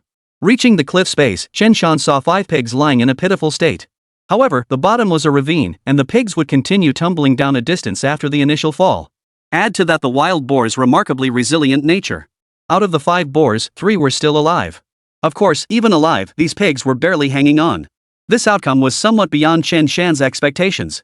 Seems a fall of several dozen meters isn't as deadly as one might think. Third brother, should we bleed them out first? After spending more time in the mountains, Zhang Fuguwei had truly grown bolder. Yeah, remove the knife handles first, then slaughter them. Chen Shan felt a pang of regret. If this had been a wild boar in its prime, we could have tied it up and brought it back for a proper slaughter. Then host a feast at home. But now, he'd just have to take a domestic pig home instead. Chen Shan approached a wild boar, pinning it down with his knee while wrapping his left arm around its neck. The boar lay on a slope, its rear end elevated and its head pointing downward. This position makes draining the blood easier. Just as Chen Shan was about to slaughter the boar, he heard Huzi bark twice. What's the commotion? Before the knife pierced the boar's neck, Chen Shan turned to look at Huzu. In the mountains, Huzi wouldn't bark without reason. Chen Shan observed Huzi's reaction. This bark was most likely not directed at prey, nor at a tiger. A thought struck Chen Shan, and he immediately addressed Fuguwei. Fuguwei, someone's coming. We'll hold off gutting this boar for now. Ha? Brother, is someone here? I don't see anyone. Zhang Fuguwei had just finished his work and took a sip of liquor, glancing around. He saw no one at all. Just a guess. Chen Shan chuckled. Huzi had a keen sense of smell. Detecting scents from 3 to 5 miles away was nothing unusual. Its early warning meant someone was approaching them. Let's get out of here. Don't linger. Find a place to hide and see who's coming. Several wild boars in the mountains were enough to stir human greed. Chen Shan remained vigilant about such matters.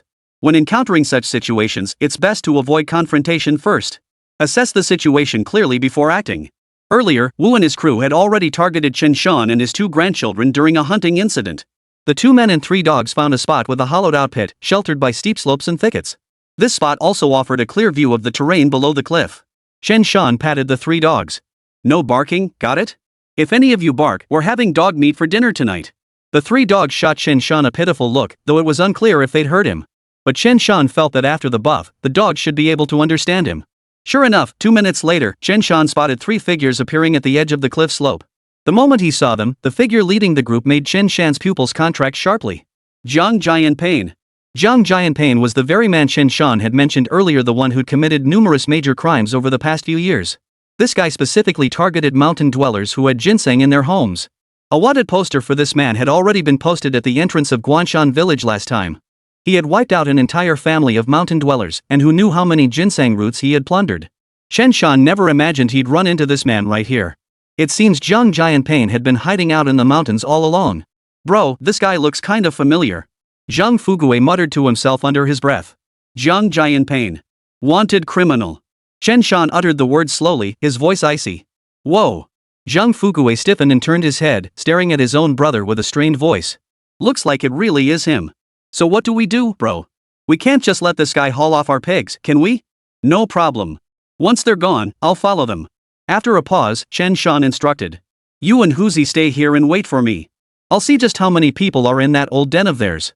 Zhang Jianpain was a scoundrel who'd committed every conceivable crime. They must have a stronghold somewhere in these mountains. If Chen Shan didn't intervene over the next few years, Zhang Jianpain and his gang would only commit more major crimes one after another. After each crime, this scoundrel would flee into the mountains. Then, after a period of time, he'd come out again to cause trouble. Eventually, the commune applied to higher authorities. It took hundreds of troops sweeping through the mountains before Zhang Jianpain was finally brought to justice, shot dead in the wilderness. Having crossed paths with Zhang Jianpain in this lifetime, Chen Shan was determined to infiltrate his lair, to see just how many men Zhang Jianpain had under his command. Moreover, Chen Shan suspected Zhang Jianpain was surrounded by a group of men. Could these heinous criminals have abducted women to hide in the mountains? The very thought sent a chill down Chen Shan's spine. Third brother, you. Zhang Fugui looked worried. Don't worry. I'm wearing a bearskin coat and brought some liquor. I'm just following them, no big deal. Chen Shan never imagined Zhang Jianpain and his crew would actually be in the Big Pants Mountain area. From a distance, Chen Shan could already hear Zhang Jianpain and the others bursting into hearty laughter. Haha, we're really lucky today. Before, we only ever found a few roe deer or something like that. Today we actually got 5 wild boars. We hit the jackpot. We can't haul them all back ourselves. Let's gut them first. We'll drag one back later and call someone to help process it.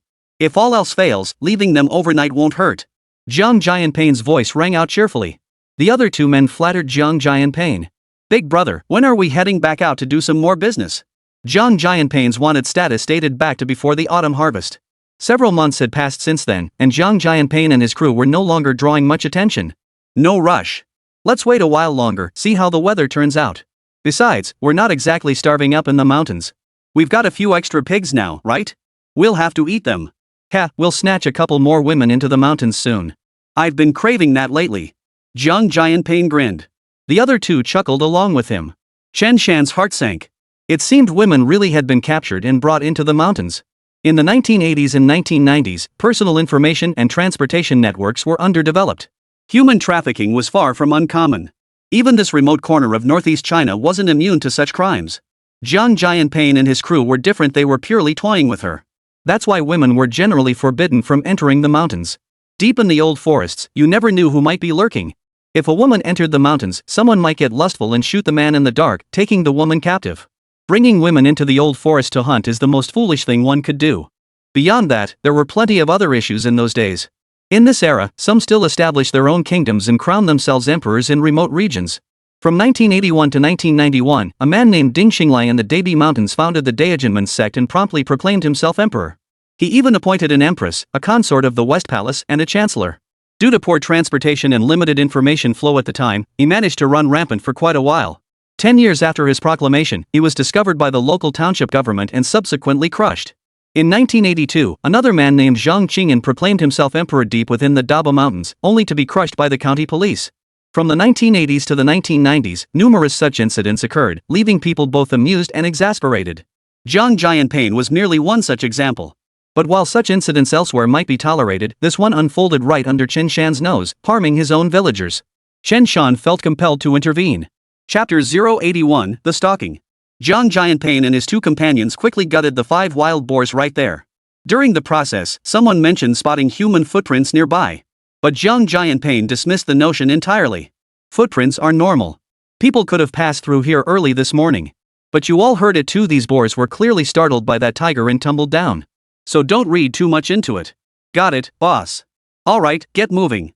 You guys carry this pig back. We'll call people to handle the rest this afternoon. Got it. While they were packing up, Chen Shan whispered to Zhang Fugui. Fugui, you take the dog around the mountain and head straight back. Then go to the police station at the commune and report the situation. Once I pinpoint their location, I'll head back immediately. Brother, isn't it too dangerous for you to go alone? Zhang Fugui was genuinely concerned for Chen Shan's safety. Don't worry. I'm just following them to pinpoint their location. I'm not going to confront them. In the mountains, I've got what it takes to handle this. Seeing Chen Shan so confident, and knowing Zhang Jianpain must be eliminated. Alright, brother. Stay safe and come back soon. Zhang Fugui didn't hesitate. Traveling with 3 dogs was indeed unsafe. If the dogs ever barked and alerted Zhang Jianpain's men, they'd inevitably clash with the enemy right here. Alright then, third brother. I'll leave the snacks and drinks for you. Alright, go ahead. Stay safe. Tiger, Yellow Dragon, Blue Dragon, let's head home now. Zhang Fugui called softly to the 3 dogs. He then leashed the 3 dogs and quietly descended the mountain from the other side. After Zhang Fugui departed, Chen Shan finally loaded his Type 56 semi-automatic rifle with a full magazine. He wasn't short on food, nor did he lack alcohol or other supplies. Inside his 1 cubic meter storage space, he had stashed some food and drinks. Someday, Chen Shan planned to snag a quilt from the commune to stuff inside. Just in case. Soon, Zhang Jianpain and the others had prepared a 200-pound yearling for the journey back. Once gutted, the year-old boar weighed only about 100 pounds. The 3 of them managed to handle it without too much trouble. Before leaving, Zhang Jianpain glanced around. Only after confirming no one was around did he give a sweeping gesture. Let's go back. Watching them, Chen Shan silently followed. This was an old forest. Even though many trees had shed their leaves for winter, some trees still bore green leaves. The mountain's flora was immense, with thorns and vines thriving everywhere. It was early morning, and various birds chirped and chattered. Chen Shan kept his distance, so he didn't have to worry about them noticing he was following them. After following them for about 6 or 7 miles, Chen Shan saw that they had essentially left the vicinity of Big Pants Mountain. However, the deeper they ventured, the further they plunged into the heart of the ancient forest. Moreover, the terrain grew increasingly steep. After following them for another 3 li or so, Chen Shan had been trailing them for over 2 hours. At this point, Zhang Jianpain and his group arrived at a wind-sheltered slope. There was a ravine here, and within the ravine, a gentle slope. Chen Shan leaned against a large tree, silently observing the group's field of vision. Though sheltered from the wind, the gentle slope enjoyed good sun exposure. A natural rock cave lay within the slope, though Chen Shan couldn't gauge its size. Zhang Jianpain and his group constructed a simple wooden door. At night, they could close the door for rest. They had even decorated it with moss and other materials. From a sufficient distance, it was nearly impossible to discern the door's true nature. Zhang Jianpain and the others carried the wild boar directly to the cave's entrance. They then called out to the others to come out. Zhang Jianpain laughed heartily. We got lucky today, stumbling upon several wild boars while scouting the cliffs. Let's cook lunch first. We'll head back to haul those boars after dinner. Chen Shan silently observed the scene. Among the men coming and going, there were only 5. As for the women, only one seemed to take the initiative. He suspected there were other women inside the cave as well. So the total number should be under 10. He glanced back at their location. This was indeed deep within the mountains. It must be said, Zhang Jianpain and his crew were truly bold. After confirming the information, Chen Shan gradually withdrew. There were simply too many of them. He couldn't handle it alone right now. He had no choice but to retreat and seek assistance from the public security officers later. No, he would assist the police officers. Damn it, I won't let those bastards get away with this. Chen Shan gritted his teeth as he made his way back to the base of the cliff at Big Pants Mountain. There were 4 wild boars left here, 2 of them gutted yellow-haired boars. They weighed less than 100 pounds. The other 2 were yearlings wild boars aged between 1 and 2 years. Once gutted, these beasts would only weigh a little over 100 pounds. All told, the total weight was less than 400 pounds. They just take up a bit more space. Stuff the money, sticky rice cakes, bean-filled buns, and all the drinks into the side bag. First, cram the 2 yearlings into a 1 cubic meter space. No sooner said than done, Chen Shan got to work immediately. Soon, the operation succeeded. A cubic meter of space is no small matter. Once the wild boar was butchered, fitting it inside wasn't too much trouble. Next came the 2 yellow-haired kids, each weighing over 100 pounds. Fugui hadn't taken the sled, it remained where it was. Chen Shan loaded the 2 young yellow-haired boars onto the sled and cheerfully headed out of the mountains. Once out of the mountains, he could load both yearlings onto the sled together. With his current strength, hauling 400 pounds of wild boar meat back on the sled? This was no problem at all. Chen Shan hauled away all 4 boars. Damn it, they still got 1 pig away from me. What a loss. Chen Shan cursed under his breath but quickly made his way out of the mountains.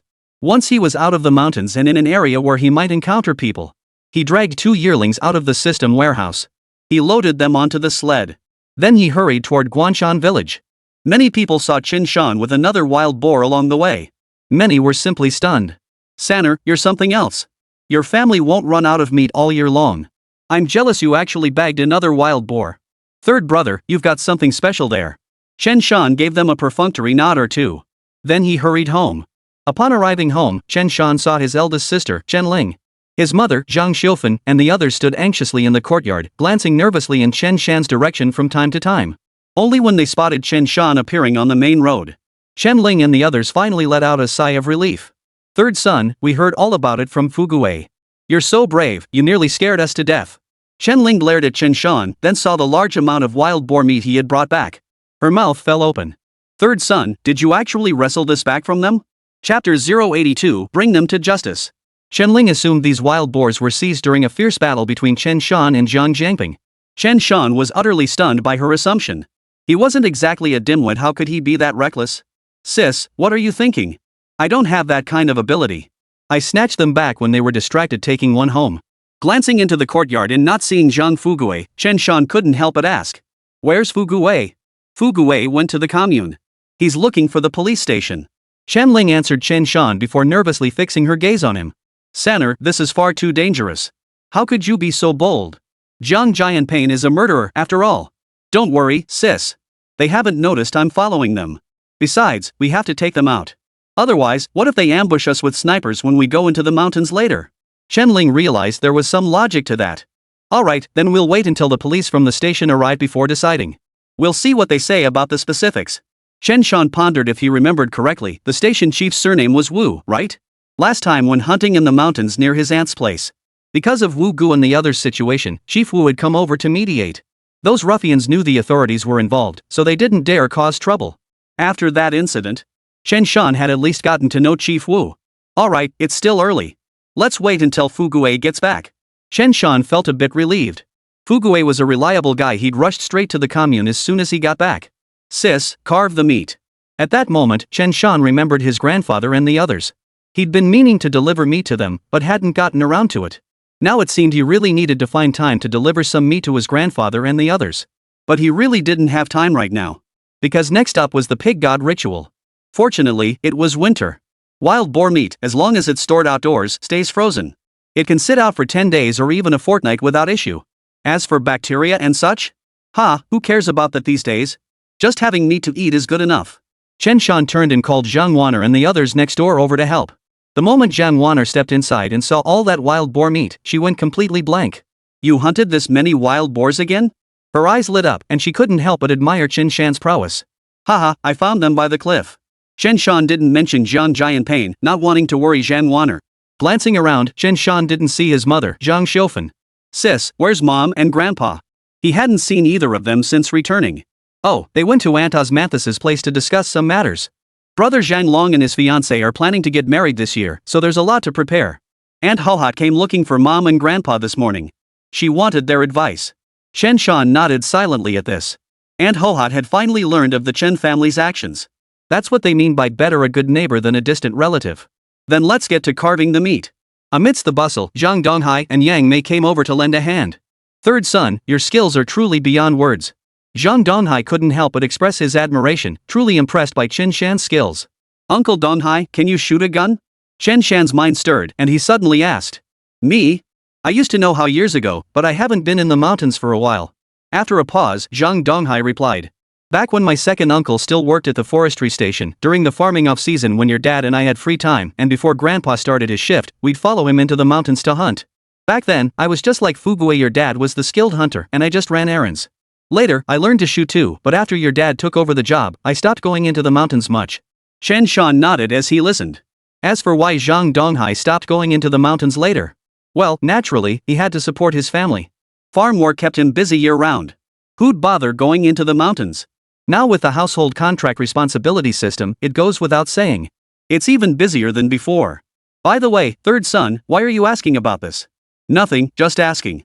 Chen Shan was planning to hunt wild boar in a couple of days, and he couldn't possibly sneak into the mountains alone.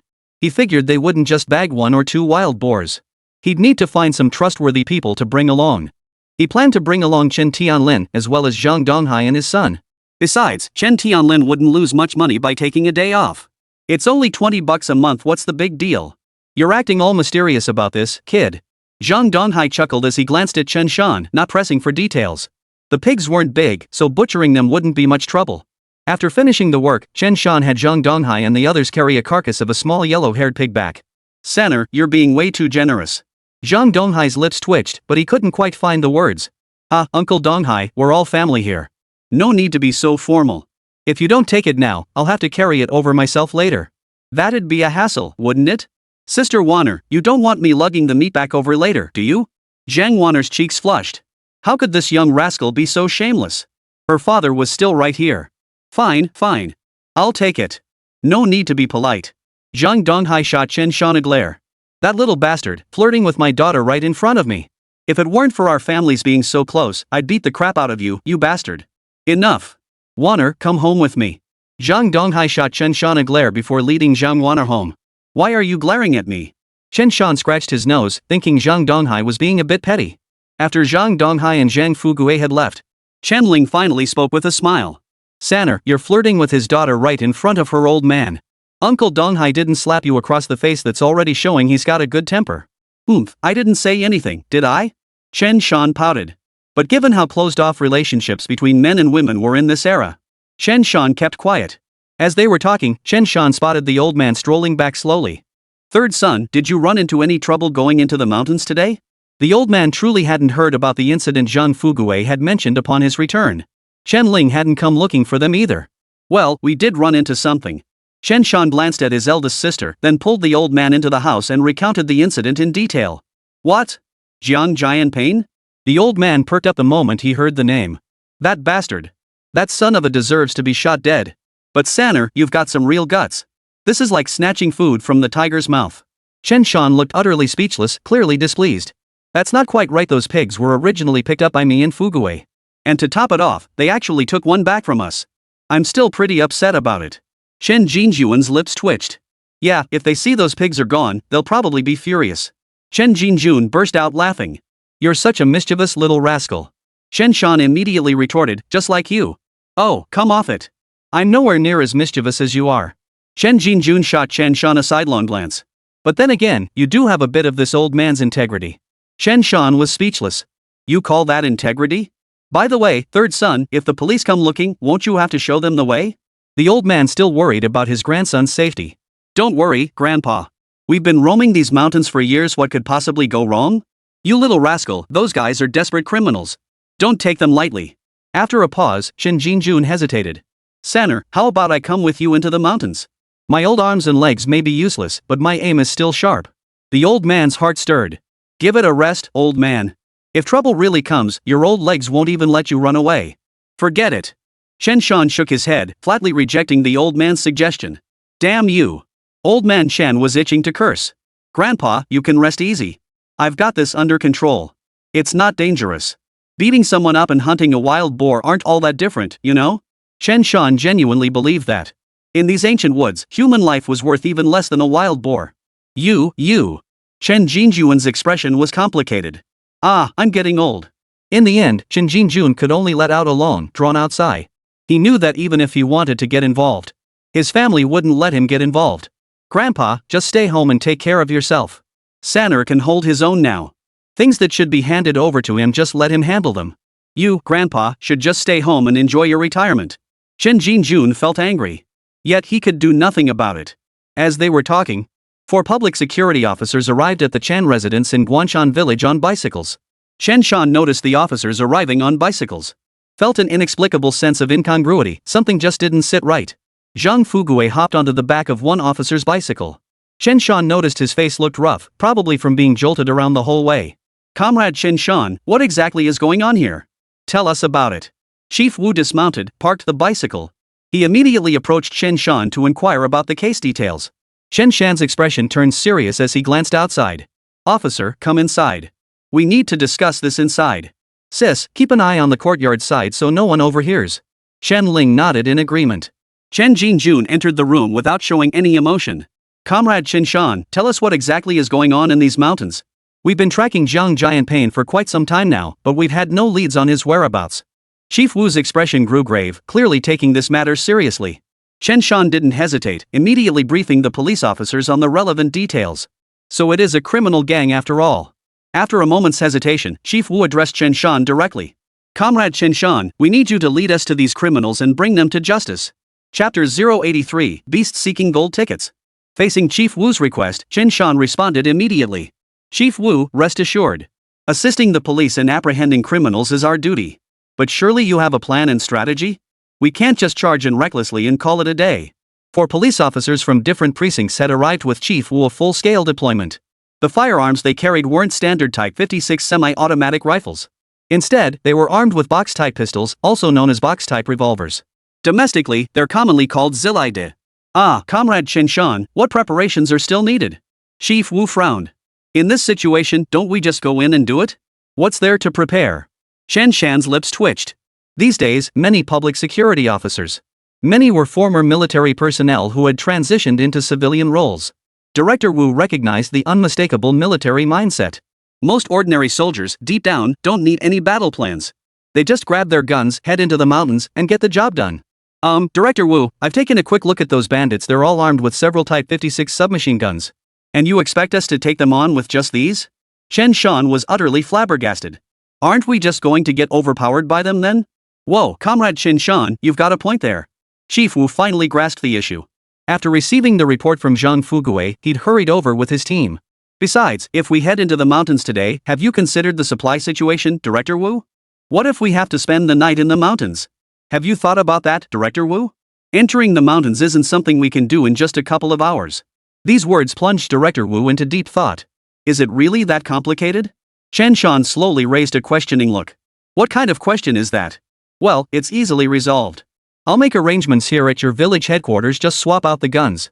As for supplies, we can purchase some with cash. Wu's face flushed red. Enough, Chief Wu. My family can handle the supplies. Chen Shan cleared his throat softly, an idea forming in his mind. But if this works out, I have an idea. Ah, go ahead. The next steps would still depend on Chen Shan, so Director Wu naturally remained courteous. Well, we did provide crucial information and significant assistance. Once this is all settled, my family should get a commendation banner or something from our police station, right? Chen Shan slipped in a subtle reminder. Something like police and citizens as one family or solving cases relies on everyone. You sly little devil, trying to get credit in such a roundabout way. Chief Wu finally caught on, slapping his thigh hard. That's only right. Don't worry, it'll definitely happen. When the time comes, I'll personally deliver a commendation banner on behalf of our station. Chief Wu waved his hand generously, agreeing on the spot. All right. Chen Shan immediately relayed the message to his sister Chen Ling. He asked her to use the bear fat to fry extra pancakes and other treats. As for Chen Shan, he headed to the grain store to gather some supplies. Bottled liquor, a dozen or so cans of preserved goods, some Debata milk candies, and a selection of pastries. A dozen or so boxes of matches. Most of these items he stored directly into the system space. The system space had previously held wild boar meat. But after the wild boar meat was removed, the system space automatically cleaned itself, leaving no lingering odors or traces. Director Wu and the others went to the garrison headquarters to discuss matters with Chen Daku. After Chen Shan returned from the general store with some purchases, he spotted the old man leaning against the courtyard gate, staring intently at him. This startled Chen Shan. Grandpa, what are you doing? Chen Shan looked utterly helpless. Sanner, this isn't a trivial matter, it could easily cost someone their life. I hope to go into the mountains with you. Seeing the old man like this, Chen Shan felt a bit helpless inside.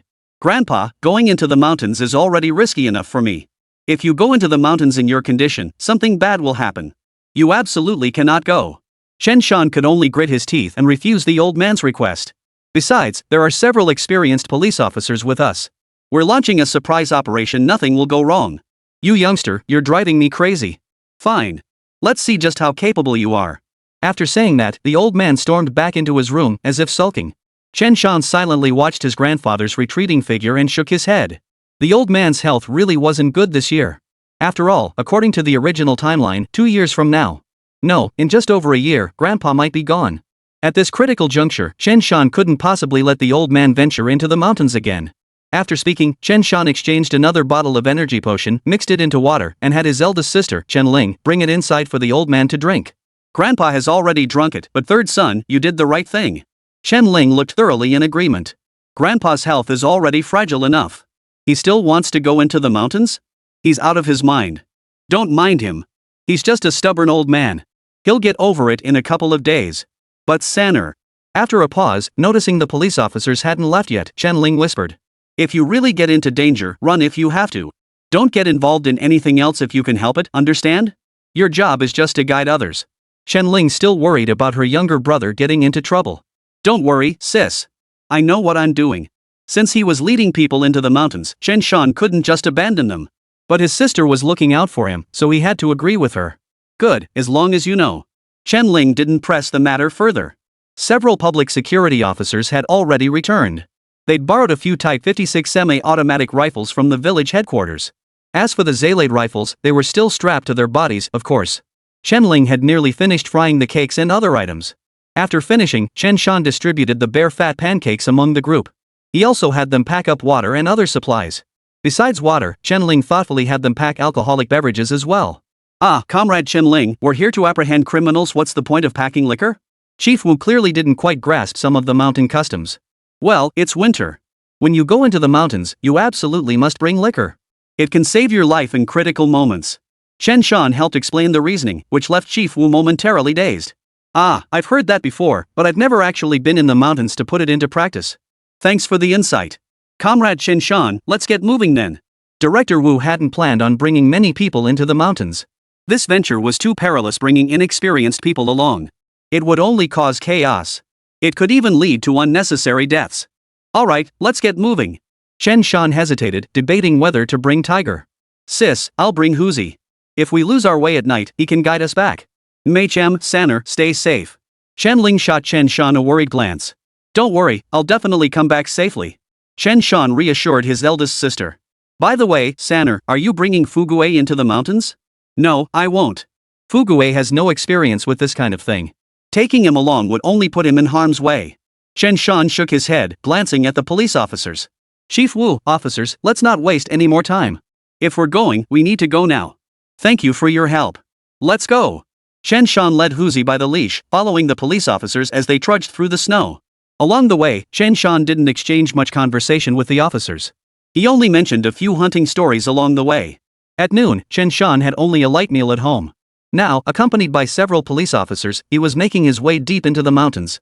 Comrade Chen Shan, this must be your first time encountering something like this. Are you scared?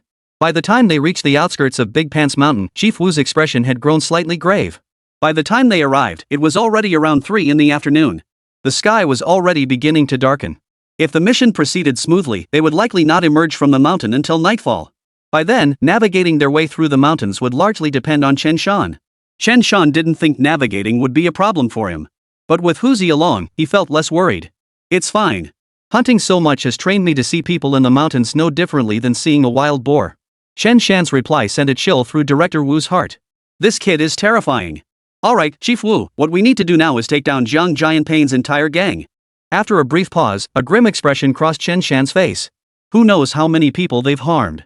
By the way, Chief Wu, if it really comes down to it, would you be able to shoot someone? This question left Chief Wu feeling utterly helpless. Chen Shan was only about 18 years old. That he could utter such words truly astonished him.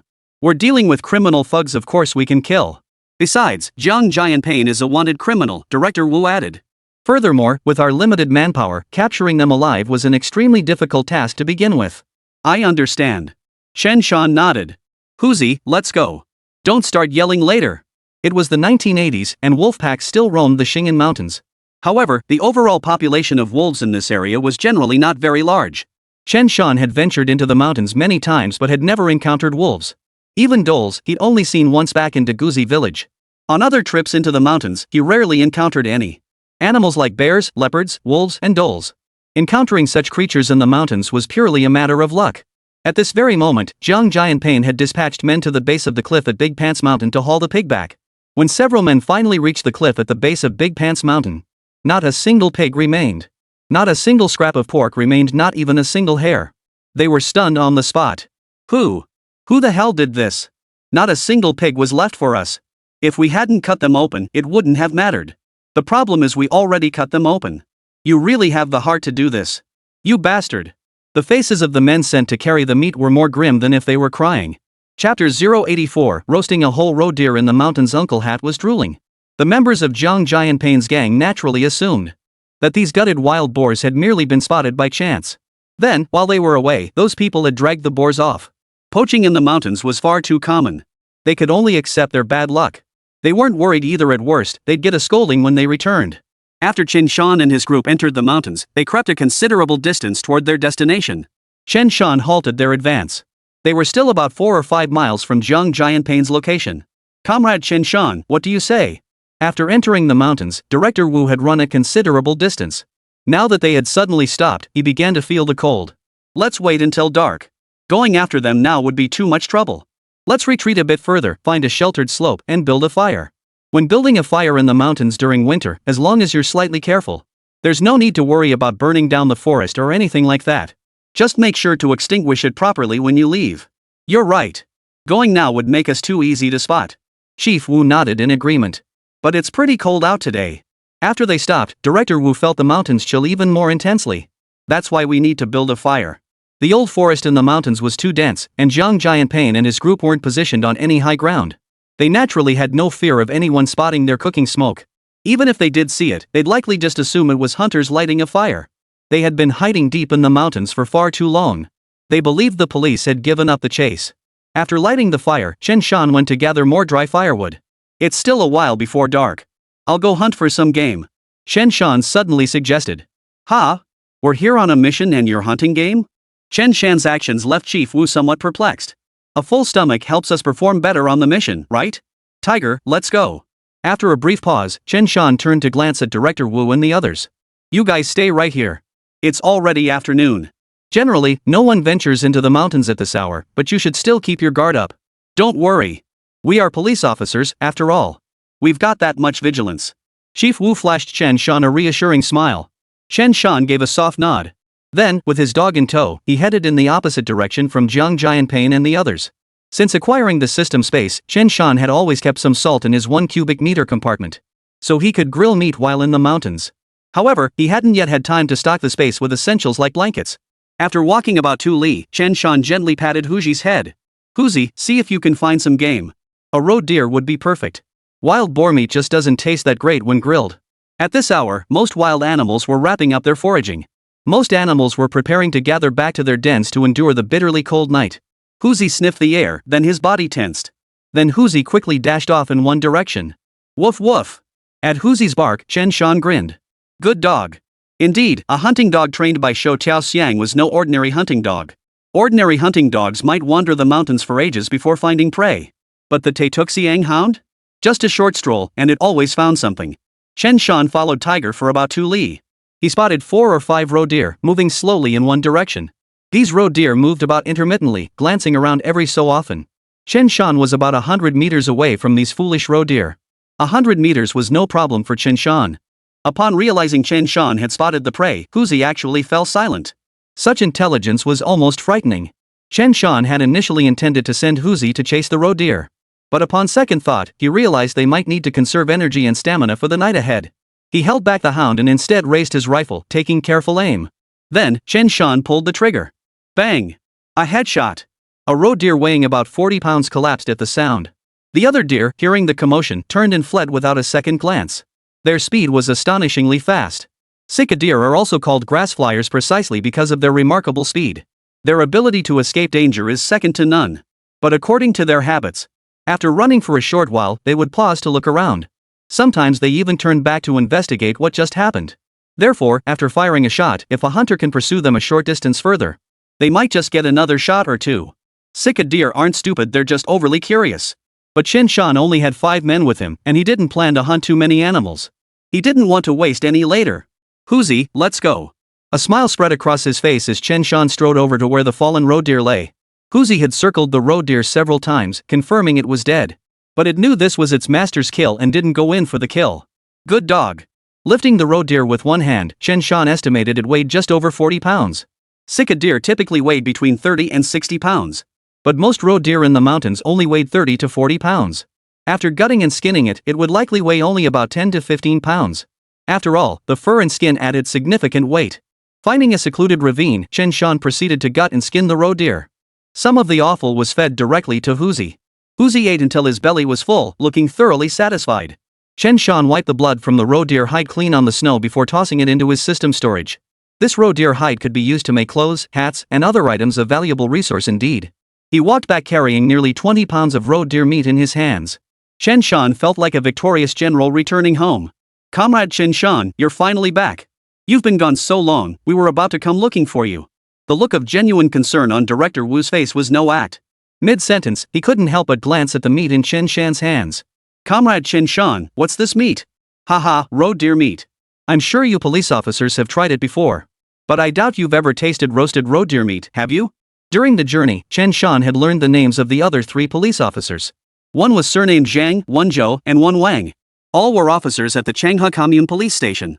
Comrade Chen Shan, you're joking. Who can afford the luxury of roasting meat these days? Comrade Zhang stared at the 20 pounds of meat and swallowed hard. These days, they didn't have any spare meat either. But hunters did.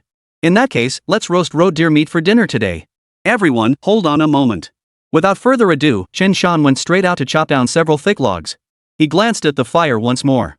Director Wu and the others had selected some larger logs to stoke the flames. The fire was intense here, with many thick logs already burned to ashes.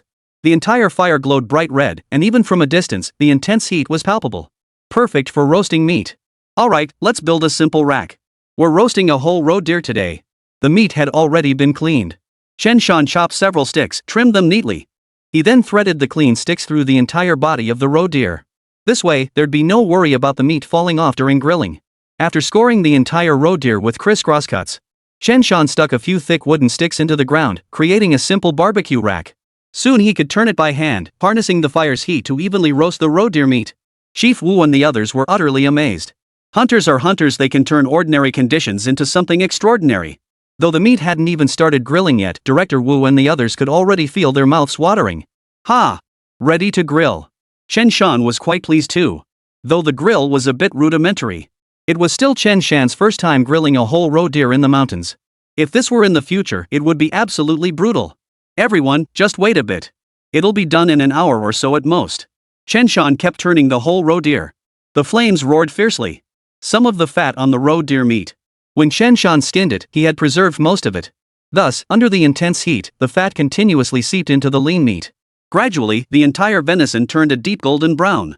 Drop after drop of tempting fat dripped onto the fire, causing the flames to dance and grow more intense. The sight was utterly mouth-watering. Gurgle, gurgle. Even without salt, the police officers swallowed hard, their mouths watering. They'd never seen anything like this before. From childhood to adulthood, they'd never anticipated such a lavish meal. Hearing the sounds, Chen Shan glanced at the officers from the police station. The officers from the station flushed with embarrassment. The awkwardness was so thick you could practically dig out a 3-bedroom apartment with your toes. Just a moment. It'll be ready soon. Chen Shan grinned as he pulled another packet of salt from his shoulder bag. The packet was opened, its opening secured with a rubber band. Chief Wu's eyes widened in astonishment. Comrade Chen Shan, you actually brought salt with you into the mountains?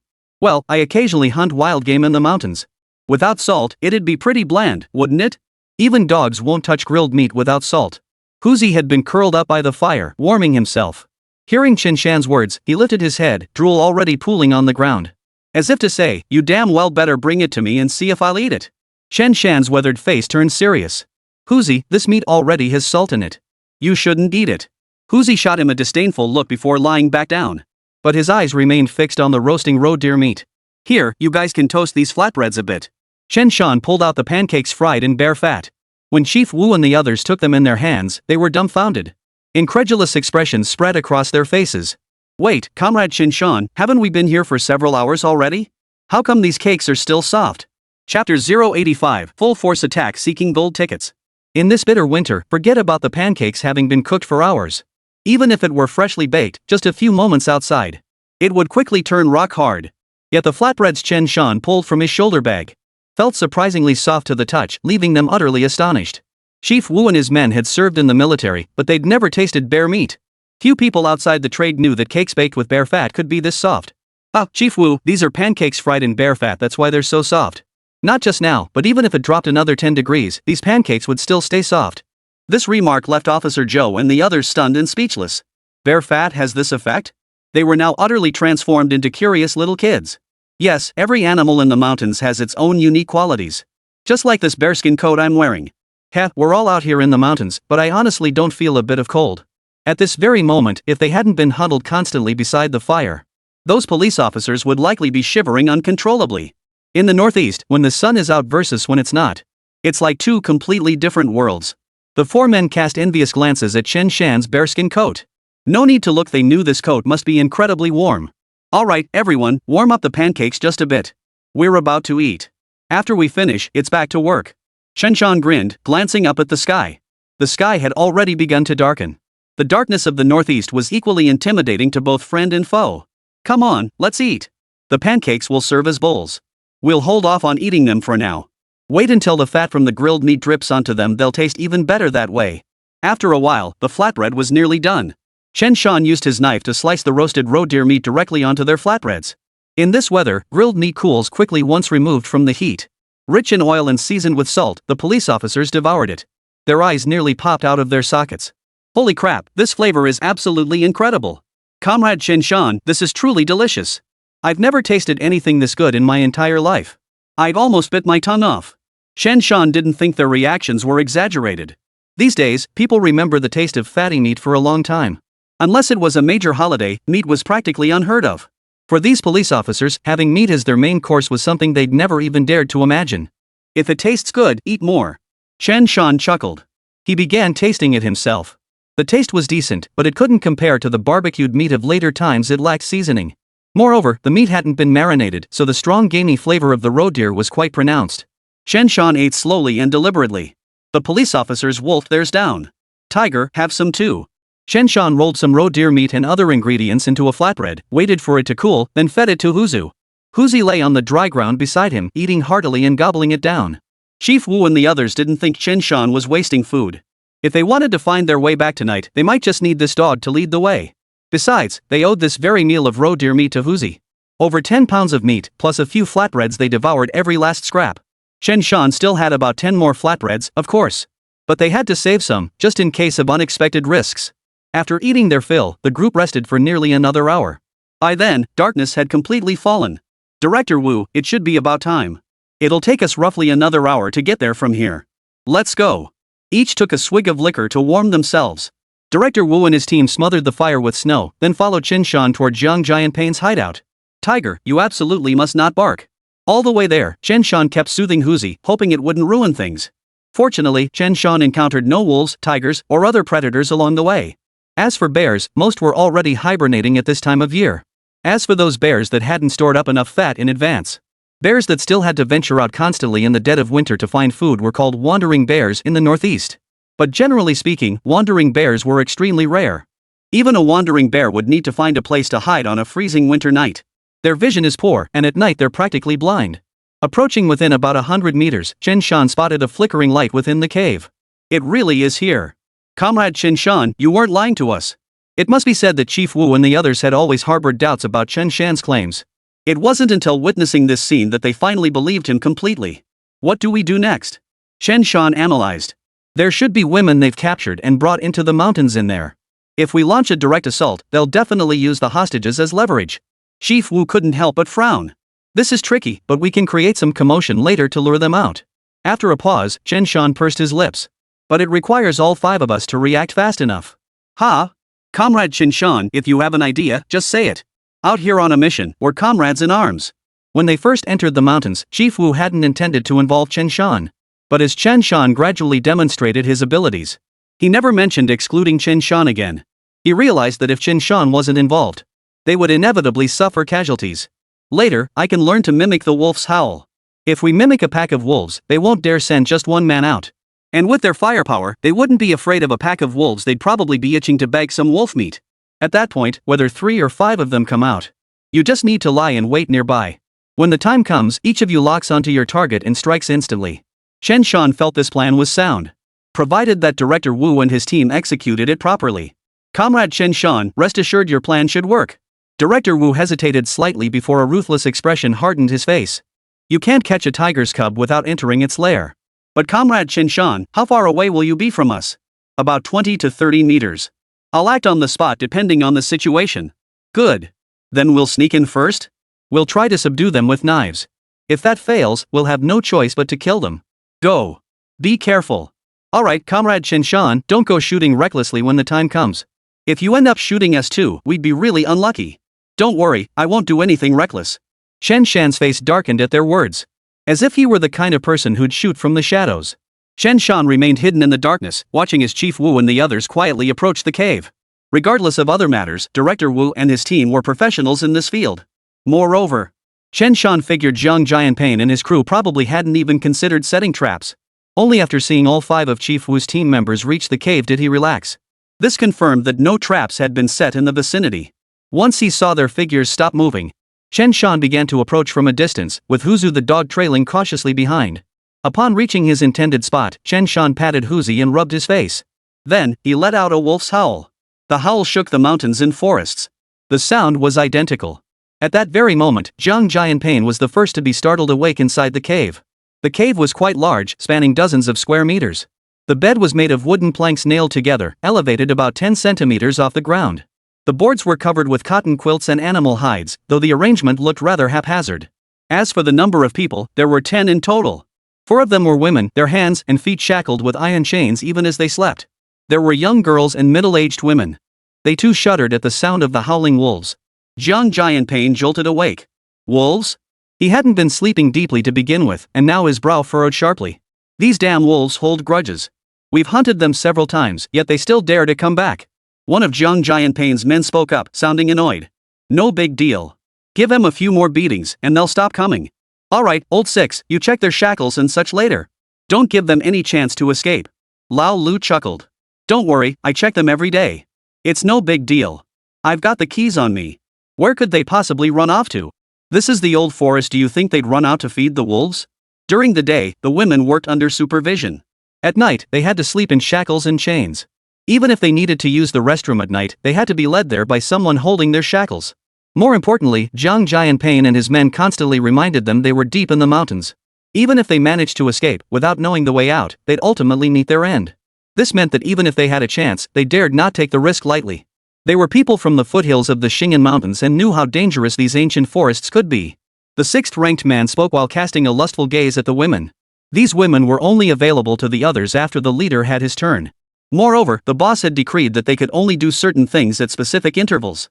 Zhang Jianping glanced outside the cave, growing impatient. Damn it, they stole our wild boar meat during the day, and now these wolf bastards are coming at night. They wouldn't dare drag away the rest of the wild boar meat too, would they? The rest of you, come with me to check it out. With guns, what the hell are wolves? Let's go. They only had 3 guns between them. But 3 guns would suffice. Soon, Zhang Jianping and his 4 companions stepped out of the cave. 5 figures emerged in total. Superintendent Wu and his 4 men were stationed at different points, not too far away, their hearts pounding in their throats. Woof! From a distance, Chen Shan mimicked the sound once more.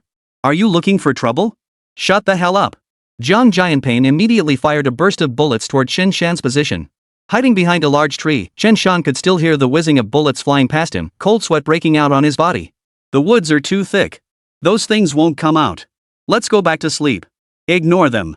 The meat's hidden anyway. Woof. Realizing they seemed ready to leave, Chen Shan let out a howl. Damn it, you don't want me to leave, do you? Zhang Jianping couldn't help but laugh. Chapter 086, Killing the Heart. Once Zhang Jianping started laughing, Chen Shan stopped howling. Boss, something's off here. I reckon this wolf's trying to pull some tactical move. The team's second in command frowned. Exactly. That wolf's taken us down multiple times. It's trying to lure us out. The 3rd member of the team thought for a moment before analyzing.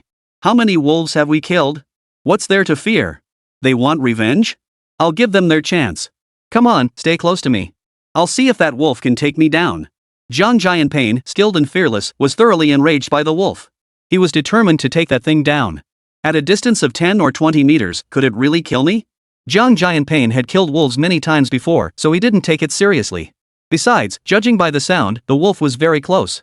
Therefore, Zhang Jianping felt no fear whatsoever. After all, he knew this territory like the back of his hand. Alright then, big brother, let's finish them off once and for all this time. Exactly. These wolves keep coming at night to disturb our sleep. They're driving us crazy. That howling one must be the alpha wolf of the pack. We just need to take it out. Let's go. It was winter, and tonight the moon hadn't yet risen high in the sky. Only the white snow on the ground offered a faint glow. Everything else was shrouded in darkness, creating a stifling sense of dread. Zhang Jianping had several underlings following behind him, so he walked toward Chen Shan's location without looking back. Soon, several public security officers saw their chance and sprang into action. Cover his mouth, grab his neck, then drive a knife into his heart. All they needed was to apprehend Zhang Jianping. As for information about the other accomplices and their crimes, they could naturally pry it out of Zhang Jianping's mouth. Zhang Jianping heard the sound and cursed under his breath without turning his head. Damn it, if you gotta pee, just piss over there. Can a living person really die from holding it in? Chen Shan was numb from watching. This guy's dead, and Zhang Jianping doesn't give a damn. He used to think some plotlines in TV dramas were pure fantasy. Well, sometimes real life can be even more absurd. Just then, Chen Shan spotted Zhang Jianping approaching the tree where he was positioned. Without a moment's hesitation, he lunged forward like a cheetah the instant Zhang reached him. His fist slammed directly into Zhang Jianping's gun-wielding arm. The sudden appearance of the figure, the terrifying force, it was all too fast. Zhang Jianping's forearm shattered instantly, sending the firearm crashing to the ground. Chen Shan, who had previously stood at 188 centimeters, had grown another 2 centimeters over the past few months, now towering at a full 190 centimeters. He pinned Zhang Jianping to the ground with effortless ease. Whoa, man, what the hell is going on here? Who are you? Zhang Jianping let out a wail, his eyes darting around as he instantly grasped the situation and began feigning ignorance. What he couldn't understand was that he himself was also a tall guy. The moment the other guy moved, Zhang had no strength left to fight back. The other's arm was like a pair of pliers, clamping down on him with brutal force. Damn it! Chen Shan swiftly bound the man with a pre-prepared rope, leaving him howling in agony. Huzi stood frozen in shock, still unable to utter a sound. But his master had already subdued the guy. The dog was just as bewildered. Chief Wu and the others, seeing Chen Shan subdue Zhang Jianping so effortlessly, breathed a huge sigh of relief. Instead of turning back, they suddenly charged toward the cave. Moments later, Chen Shan heard pleas for mercy echoing out. Then came the sound of a woman sobbing and wailing. Look at the mess you've created.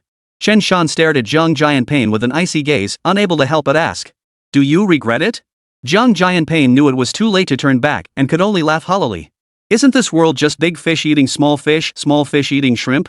I'm ruthless, so I get to enjoy certain things. In the end, it's just the price of my life. Ha, kid, Grandpa here got his money's worth. It's just one peanut, what's that compared to anything?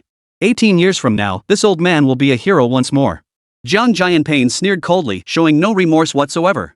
My only regret is not killing more people, not sleeping with more women. Chen Shan knew this man was beyond redemption. He raised his hand and slapped him across the face.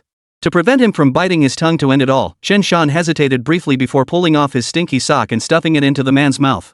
You see, those socks had been running through the mountains all morning, then again all afternoon. If he'd set them aside, they'd probably start steaming. Leave them a bit longer, and they'd stand right up.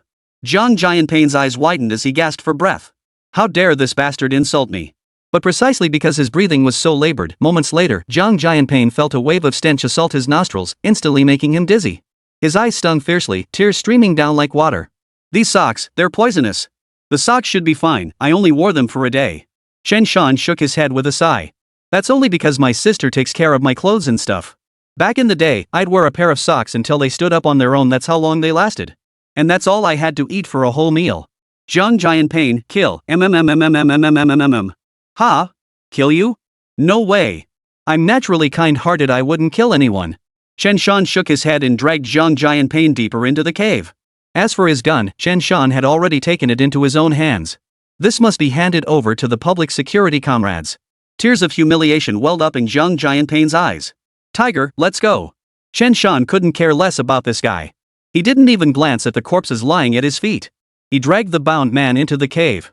Inside the cave were 4 women, all sobbing now. Chen Shan glanced at them, recognizing none. He shook his head. There was another prisoner, called Lao Lu, whom Zhang Jianping had assigned to guard the women. Old Six was covered in blood, bound and gagged. It was unclear whether he'd been beaten by the police officers or by these women. Chen Shan deliberately asked. Brother Wu, why is his face covered in blood? Ah, this guy's got a weird personality. He likes eating raw meat. When I came in just now, I saw him hugging a piece of raw meat and gnawing on it. He gnawed his face all bloody. He's practically a beast. Chief Wu lied through his teeth, this guy's sick. We need to take him back for treatment. Alright, I buy it. Chen Shan gave him a thumbs up. Raw meat eating, huh? But I clearly heard a man's screams just now, okay? You might as well say old Six was eating dragon fruit earlier. At that moment, Chief Wu caught a whiff of pungent foot odor. It was enough to sting his eyes. He pointed at Zhang Jianping. Hey Chen Shan, this is Zhang Jianping, right? Why's he been crying non-stop? Tears haven't stopped flowing. Looks like he's deeply moved. Could it be that after you gave him a good talking to, he finally realized his mistakes and is ready to turn over a new leaf? Zhang Jianpain. Are you blind? I'm freaking choked up. But Chen Shan and Director Wu just chuckled, not even glancing at Lao Lu or Zhang Jianpain. Both knew they were just joking around. After all, if everyone really took off their shoes right now, that stench would be on all of us. Get over there. Chen Shan kicked Zhang Jianpain hard. Zhang Jianpain silently crouched down next to Lao Lu. One of the officers used the iron chains previously used to bind the woman to tie them both up. Comrade Chen Shan, we owe it all to you today for capturing a live suspect. Chief Wu couldn't help but feel a touch of emotion. They were too careless. Chen Shan shook his head, gesturing toward the women. What about them? When Chen Shan asked what would happen to them, he meant how they would be dealt with next. If they were simply brought back to the village, then their relatives and friends would find out what had happened to them. They wouldn't be able to stay at home. Some might even feel so humiliated they'd take their own lives. In this era, chastity was a precious thing, worth guarding with one's life. Let's rest here for the night. As for them. After a pause, Director Wu sighed softly. Tomorrow, we'll get them some simple hoods or something to cover their faces. Then they'll come back to the commune with us first. As for the specifics, I'll submit some requests to higher-ups. Hearing this, Chen Shan knew Chief Wu had genuinely considered the victim's circumstances, including the rumors and gossip they would inevitably face. This was a police officer who genuinely cared for them. How these women would ultimately be handled was no longer Chen Shan's concern. Thank you, comrades of the police force. Without you, we truly don't know what would have become of us. The women wept silently, knowing they had finally seen the light. You should be thanking Comrade Chen Shan. He was the one who discovered Zhang Jianpain. Finding this place today is also thanks to him. If not for him, I wouldn't have been able to rescue you. Chen Shan glanced at them and spoke calmly. Guan Shantan, Chen Shan. Do a good deed, and leave your name behind. Ah, Comrade Chen Shan, aren't you afraid they'll retaliate against you for revealing your name like this? Chief Wu was referring to Zhang Jianpain and Lao Lu. Two dead men? How could they retaliate? In this day and age, the crimes Zhang Jianpain and his crew committed were punishable by death. Even if they hadn't been caught, come the crackdown in '83, after careful consideration, those two would meet their end, no exceptions. But Chief Wu countered, you can't say that. Chen Shan nodded. True. If we say they're as good as dead, what if they refuse to confess? Chief Wu. You bastard, you've got me completely stumped. Chen Shan turned to look at Zhang Jianpain, whose eyes were bloodshot and filled with hatred as he glared at him. Oh, right, forgot to tell you. Those wild boars in the mountains today? I dragged them away. Ha ha ha ha. Surprised? Unexpected? That's cutting to the bone. Zhang Jianpain. What a jerk. I'm gonna tear you apart. Chapter 087, Grandfather and Grandson Meet in the Snowstorm. Seeing Zhang Jianpain's furious reaction finally gave Chen Shan a sense of satisfaction. After all, they had driven away a wild boar. If he didn't get revenge, Chen Shan wouldn't feel satisfied. As for Old Six, he'd already resigned himself to his fate and was fast asleep on the bed. Chief Wu, what should we do now? Should we head back immediately, or wait until first light tomorrow? Chen Shan feared his grandfather and mother might risk venturing into the mountains. Let's head back first thing tomorrow morning. It's far too dangerous to leave the mountains at night. We've got a cave right here. Light a fire and we can camp out all night. Director Wu and the others didn't want to risk leaving the mountains at this hour either. Besides, the women's physical conditions couldn't handle it. If any of them were to get hurt during the descent, their mission would be compromised. Chen Shan frowned. As for those bodies, while wild beasts in the mountains would naturally consume human remains, but human corpses left in the mountains once devoured by beasts, they might develop certain ideas about human flesh. So it wasn't that Chen Shan was being kind-hearted, but rather for the safety of other travelers entering the mountains. If these bodies could be buried, they absolutely must be buried. Rest assured, Comrade Chen Shan, we'll dig a pit and bury those bodies later. I understand your mountain folks' customs, you can't let beasts eat human flesh. Hearing this, Chen Shan felt much more at ease. As for firewood and such, there was no need to gather it. Zhang Jianpain and his group lived here long term. Firewood and such, they'd already got it all sorted. Tiger, go to sleep. You'll need your strength to head back tomorrow. At those words, Huzi immediately laid down on the floor. But his head kept turning toward the doorway, as if thinking of its little companions, Xinglong and Huanglong. After the women removed their shackles, they dared not venture out to relieve themselves. Several bodies now lay outside. Left with no other choice, they had to have the public security officers accompany them outside. But the police officers always kept their backs turned to them. Guanshan Village, Chen family residence. After Zhang Xiufen returned from Zhang Long's house, she felt as if the sky had fallen. Late at night, the Chen household was lit by candles, bright as day. Chen Jinjun, Chen Tianlin, along with Zhang Donghai and Zhang Fugui, were all gathered inside. They knew Chen Shan had undertaken an extremely dangerous mission today. Moreover, he was facing a group of extremely dangerous, ruthless criminals. Dad, won't something happen to third brother? This is such a big deal. Chen Tianlin shot Chanling a fierce glare. Why didn't you stop your brother? He's just a kid, how could he get involved in something like this?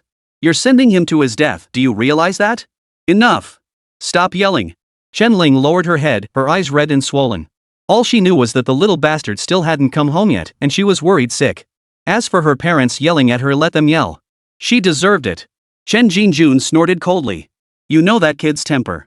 Do you really think Xiao Ling could stop him? Once he sets his mind on something, not even 8 oxen could pull him back. Come on, there are several police officers with them. What could possibly go wrong? They're probably spending the night in the mountains. Anyway, they can find any old shack or cave in the mountains, light a fire, and won't freeze to death. That kid's got way more survival skills in the mountains than I do. Why are you fretting over nothing? It was unclear whether Chen Jinjun was trying to reassure others or himself.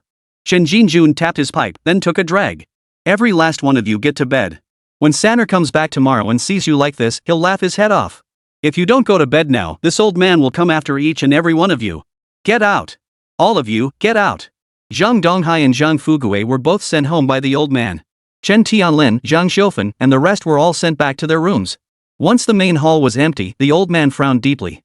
He walked back and forth to the outer courtyard over and over.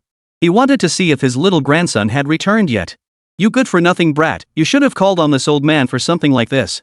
If you'd really been in danger, this old man could have shielded you with his own life. The old man puffed on his pipe, his aged eyes reddened. He hadn't slept, nor had he stopped smoking. Chen Ling, Chen Tianlin, and Zhang Xiufan had come out several times in between, only to be sent back by the old man each time. The old man flew into a rage, threatening to whip anyone who dared step outside again. He accused them of acting so worried that they were cursing his grandson to death. He loudly insisted the third son was perfectly fine and ordered Chen Tianlin and the others to go back to sleep. But by 3 in the morning, the old man himself could no longer sit still. You good-for-nothing brat. An old man like me has to worry about you at my age. If you were fine, couldn't you have rushed back overnight? You're driving this old man to his grave. I should have snuck into the mountains myself, but that dog Huzi would have sniffed me out for sure. That dog's keen sense of smell probably isn't a good thing either. The old man discreetly wiped his eyes.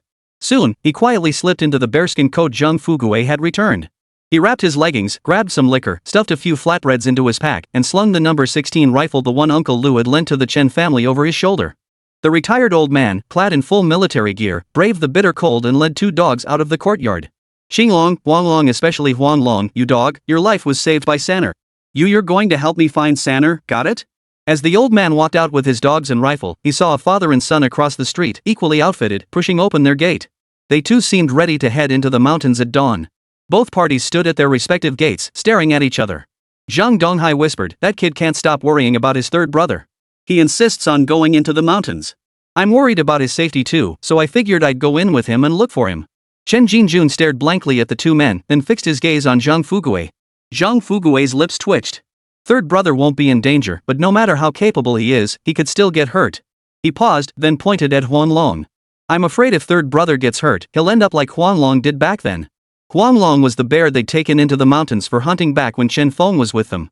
But when Chen Feng and the others went hunting, they encountered Black Bear and got injured. Back then, Huanglong had crawled out of the mountain step by step, his intestines nearly hanging out. Had Chen Shan not arrived at Guanyin Mountain, Huanglong would have surely perished at the village entrance. In his previous life, Huanglong had met the same fate just a step away from home, yet he died there. Chen Jinjun looked up and sighed deeply. You 2 are brothers now. Let's go. We're heading into the mountains to find that rascal. Fugue, lead the way. Follow the direction you remember. That's near Big Pants Mountain. Light snow began to drift down from the sky once more. 3 men and 2 dogs stepped into the wind and snow at 3 in the morning. They didn't know Chen Shan's exact location. But with Huanglong and Qinglong by their side, they felt they could probably find the kid. Meanwhile, deep within the cave, Chen Shan jolted awake with a start. Opening his eyes, he saw Jiang Jianpain and the others hadn't escaped. Glancing toward the cave entrance, Chen Shan sighed deeply. His family must be terribly worried about him right now. But Dad and the others should be able to keep Grandpa from going into the mountains, right? Chen Shan felt his temperament was much like the old man's. Once he set his mind on something, not even 10 oxen could pull him back. With Grandpa's temper, he'll be pacing restlessly if I don't return tonight. Chen Shan's expression shifted between worry and frustration, repeating the cycle over and over. By around 4 o'clock, Chen Shan grew increasingly restless and couldn't wait any longer. I'm going back. Chen Shan roused the police officers from their sleep. Comrade Chen Shan, it's pitch dark out. How do you plan to get back? Chief Wu looked utterly bewildered, unable to grasp what Chen Shan was worried about. I'm afraid my grandfather will come looking for me. He's old and his bones aren't strong. Chen Shan shook his head. I should have left you all here last night and gone back myself. Director Wu, since the matter's resolved anyway, you stay here. I need to head back. I'm worried my old man might head into the mountains. Chen Shan had a gut feeling the old man had definitely gone into the mountains. Alright, that's settled. I'll head out first. Don't worry about me making it home. These mountains feel like home to me. I've got my hunting dogs too. You guys keep an eye on Zhang Jianping and the others. Without another word, Chen Shan took a swig of liquor and headed out. Tiger, let's go find Grandpa. At the sound of this, Huzi sprang to his feet, his ears instantly pricking up as he headed for the door. Stepping out of the cave, Chen Shan saw fine snowflakes drifting down from the sky. He shook his head, muttering to himself, "Old man, don't do anything foolish. I'm counting on you to live a few more years so you can enjoy your golden years." Shaking the bearskin coat, Chen Shan didn't even bother to lead the dog. He walked straight into the wind and snow. As for the bodies from earlier, they had already been buried. As for the firearms and such, Chen Shan had no interest in them, they'd all been confiscated by Chief Wu and his men. Stepping into the blizzard, Chen Shan patted Huzu on the head. "Huzi, you'd better get a better sniffer on you. Don't you dare get separated from Grandpa and the others." Chen Shan's eyes flickered slightly. He had mentioned this matter to the old man yesterday. He hadn't revealed the exact location or anything. He'd deliberately kept it vague to prevent the old man from secretly following him into the mountains. At the time, Chen Shan had only mentioned the vicinity of Big Pants Mountain. But to be precise, this spot was actually over 5 li away from Big Pants Mountain. Never mind. We have to make a trip to Big Pants Mountain. Tiger, let's go. Man and dog moved with astonishing speed. Midway, Chen Shan heard Huzi start barking. His face lit up. This seemed to mean Qinglong and Huanglong had been found. At the same time, Chen Shan's expression darkened. The old man really dared to come. Chen Shan held nothing back in his speed, rushing over immediately. Meanwhile, the old man and his 2 companions had already reached Big Pants Mountain. They'd been walking for quite some time in the direction where Chen Shan had previously pursued Zhang Jianping and the others. Not here? Could something have happened? That little bastard definitely didn't tell me the truth. Chen Jinjuan's face darkened as he turned to Zhang Fugui. Fugui, think again about the location. It was definitely in this direction. Zhang Fugui also looked somewhat helpless. Then let's walk a bit further. Woof woof. Qinglong and Huanglong suddenly barked. The 3 of them perked up. It's that little brat. Qinglong and Huanglong found Huzi. The old man's voice betrayed his joy. Moments later, the 3 dogs met and frolicked in the snow. A little while later, Chen Shan, clad in a bearskin coat, sought his grandfather Chen Jinjun, also wearing a bearskin coat, approaching with feigned composure. Grandfather and grandson met amidst the wind and snow. "Sanner, you're not hurt, are you?" The old man seemed to see through everything, feigning calmness. "I'm fine." Chen Shan shook his head, his eyes stinging with tears. The old man had actually ventured into the mountains. This was northeast China. In winter the mountains were even colder, a place where one could truly freeze to death. "You're truly your grandfather Chen Jinjuan's grandson, ha ha ha. Did you catch him?" "Got him. I personally captured that Zhang Jianjun. Wow, impressive. Truly worthy of being Chen Jinjuan's grandson." Chen Jinjun laughed heartily. Chen Shan laughed too. Almost simultaneously, they both spoke up. Grandson, could we please stop taking such risks from now on? Grandpa, you shouldn't go into the mountains like that anymore, okay?" After speaking, the grandfather and grandson exchanged a glance and laughed heartily. Zhang Fugui and Zhang Donghai exchanged a glance before murmuring under their breath. They really are grandfather and grandson. Chapter 088, I'm a respectable person seeking gold tickets. "Sanner, you're not hurt, are you?" The old man's heart, which had been suspended in his chest, finally settled down upon seeing Chen Shan. He strode over and ran his hands over Chen Shan's body. Only when he confirmed the young man truly had no injuries did he finally breathe easy. "As long as you're okay, that's all that matters." Ha ha ha ha. The old man laughed heartily. "You wouldn't let this old man go into the mountains, but now I've gone in anyway. See? Nothing happened." He tapped his chin, still showing a touch of that old man's pride. Yes, Grandpa, what could possibly happen to you?" Chen Shan stepped forward and gave the old man a quick check. "See? You think I'm fine. So when you go hunt the pig god, can you take me along?" The old man seized the moment, immediately clinging to the offer. Chen Shan's face darkened instantly. "No way, forget it. Today was just a fluke. Anyway, Grandpa, you can't go into the mountains." "Oh, right, did you tell my parents you were going into the mountains today?" He quickly changed the subject. "Logically speaking, they wouldn't let you go into the mountains, would they?" Chen Shan shot the old man a suspicious look. "Of course I told them. How could I go into the mountains without letting them know?" "Yeah right, I don't buy it. That old geezer's up to no good. If you told my dad, he'd definitely tag along with you into the mountains. Chen Shan waved his hand dismissively. Fine, I'm not playing word games with you. Let's head back. He brushed past the old man and glanced back at Zhang Fugue and his son. He immediately broke into a grin. Uncle Donghai, Fugue, thanks. If they'd come into the mountains at this hour, it was clearly because they were worried about his safety. Zhang Donghai smiled and shook his head gently. We're all family here, no need for thanks. It was this kid who insisted on going out, and he happened to run into the old man heading into the mountains alone. Luckily we were out too, otherwise in this bitter cold. Chen Jinjun shot Zhang Donghai a glare, thinking he was talking too much. Third brother, I'm just relieved you're safe. You didn't come back last night, you scared the life out of me. Zhang Fugue looked visibly shaken. Chen Shan chuckled. Alright, let's get ready to head back. No need to dwell on it. Chen Jinjun frowned, his face stern. Why go back? We're already here. Let's go check on Zhang Jianpain and the others. Chen Shan was speechless. What a line, since we're already here. That phrase really was unbeatable no matter when you used it. He thought for a moment. The cave was only a few miles away. Going home from here would actually be farther, and besides, there was a fire and such inside the cave, it would be good to rest there. He might as well see if there was anything he could do to help Chief Wu and the others. Let's go then. Tiger, lead the way. Huzi immediately dashed ahead. Qinglong and Huanglong followed, bursting out excitedly. Sanner, I can't help but feel Qinglong and Huanglong's incense heads are pretty impressive too. But I distinctly remember Huanglong's incense was only a low-grade one. Previously, Chen Jinjun had only been walking his dog around the village, so he hadn't noticed anything unusual.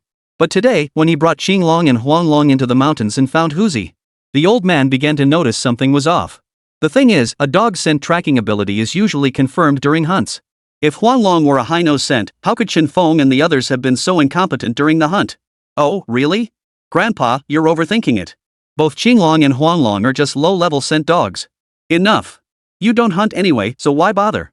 Chen Shan remained completely unfazed, his lies mirroring the old man's every word. Chen Jinjun couldn't help but laugh at Chen Shan's audacity. You little rascal.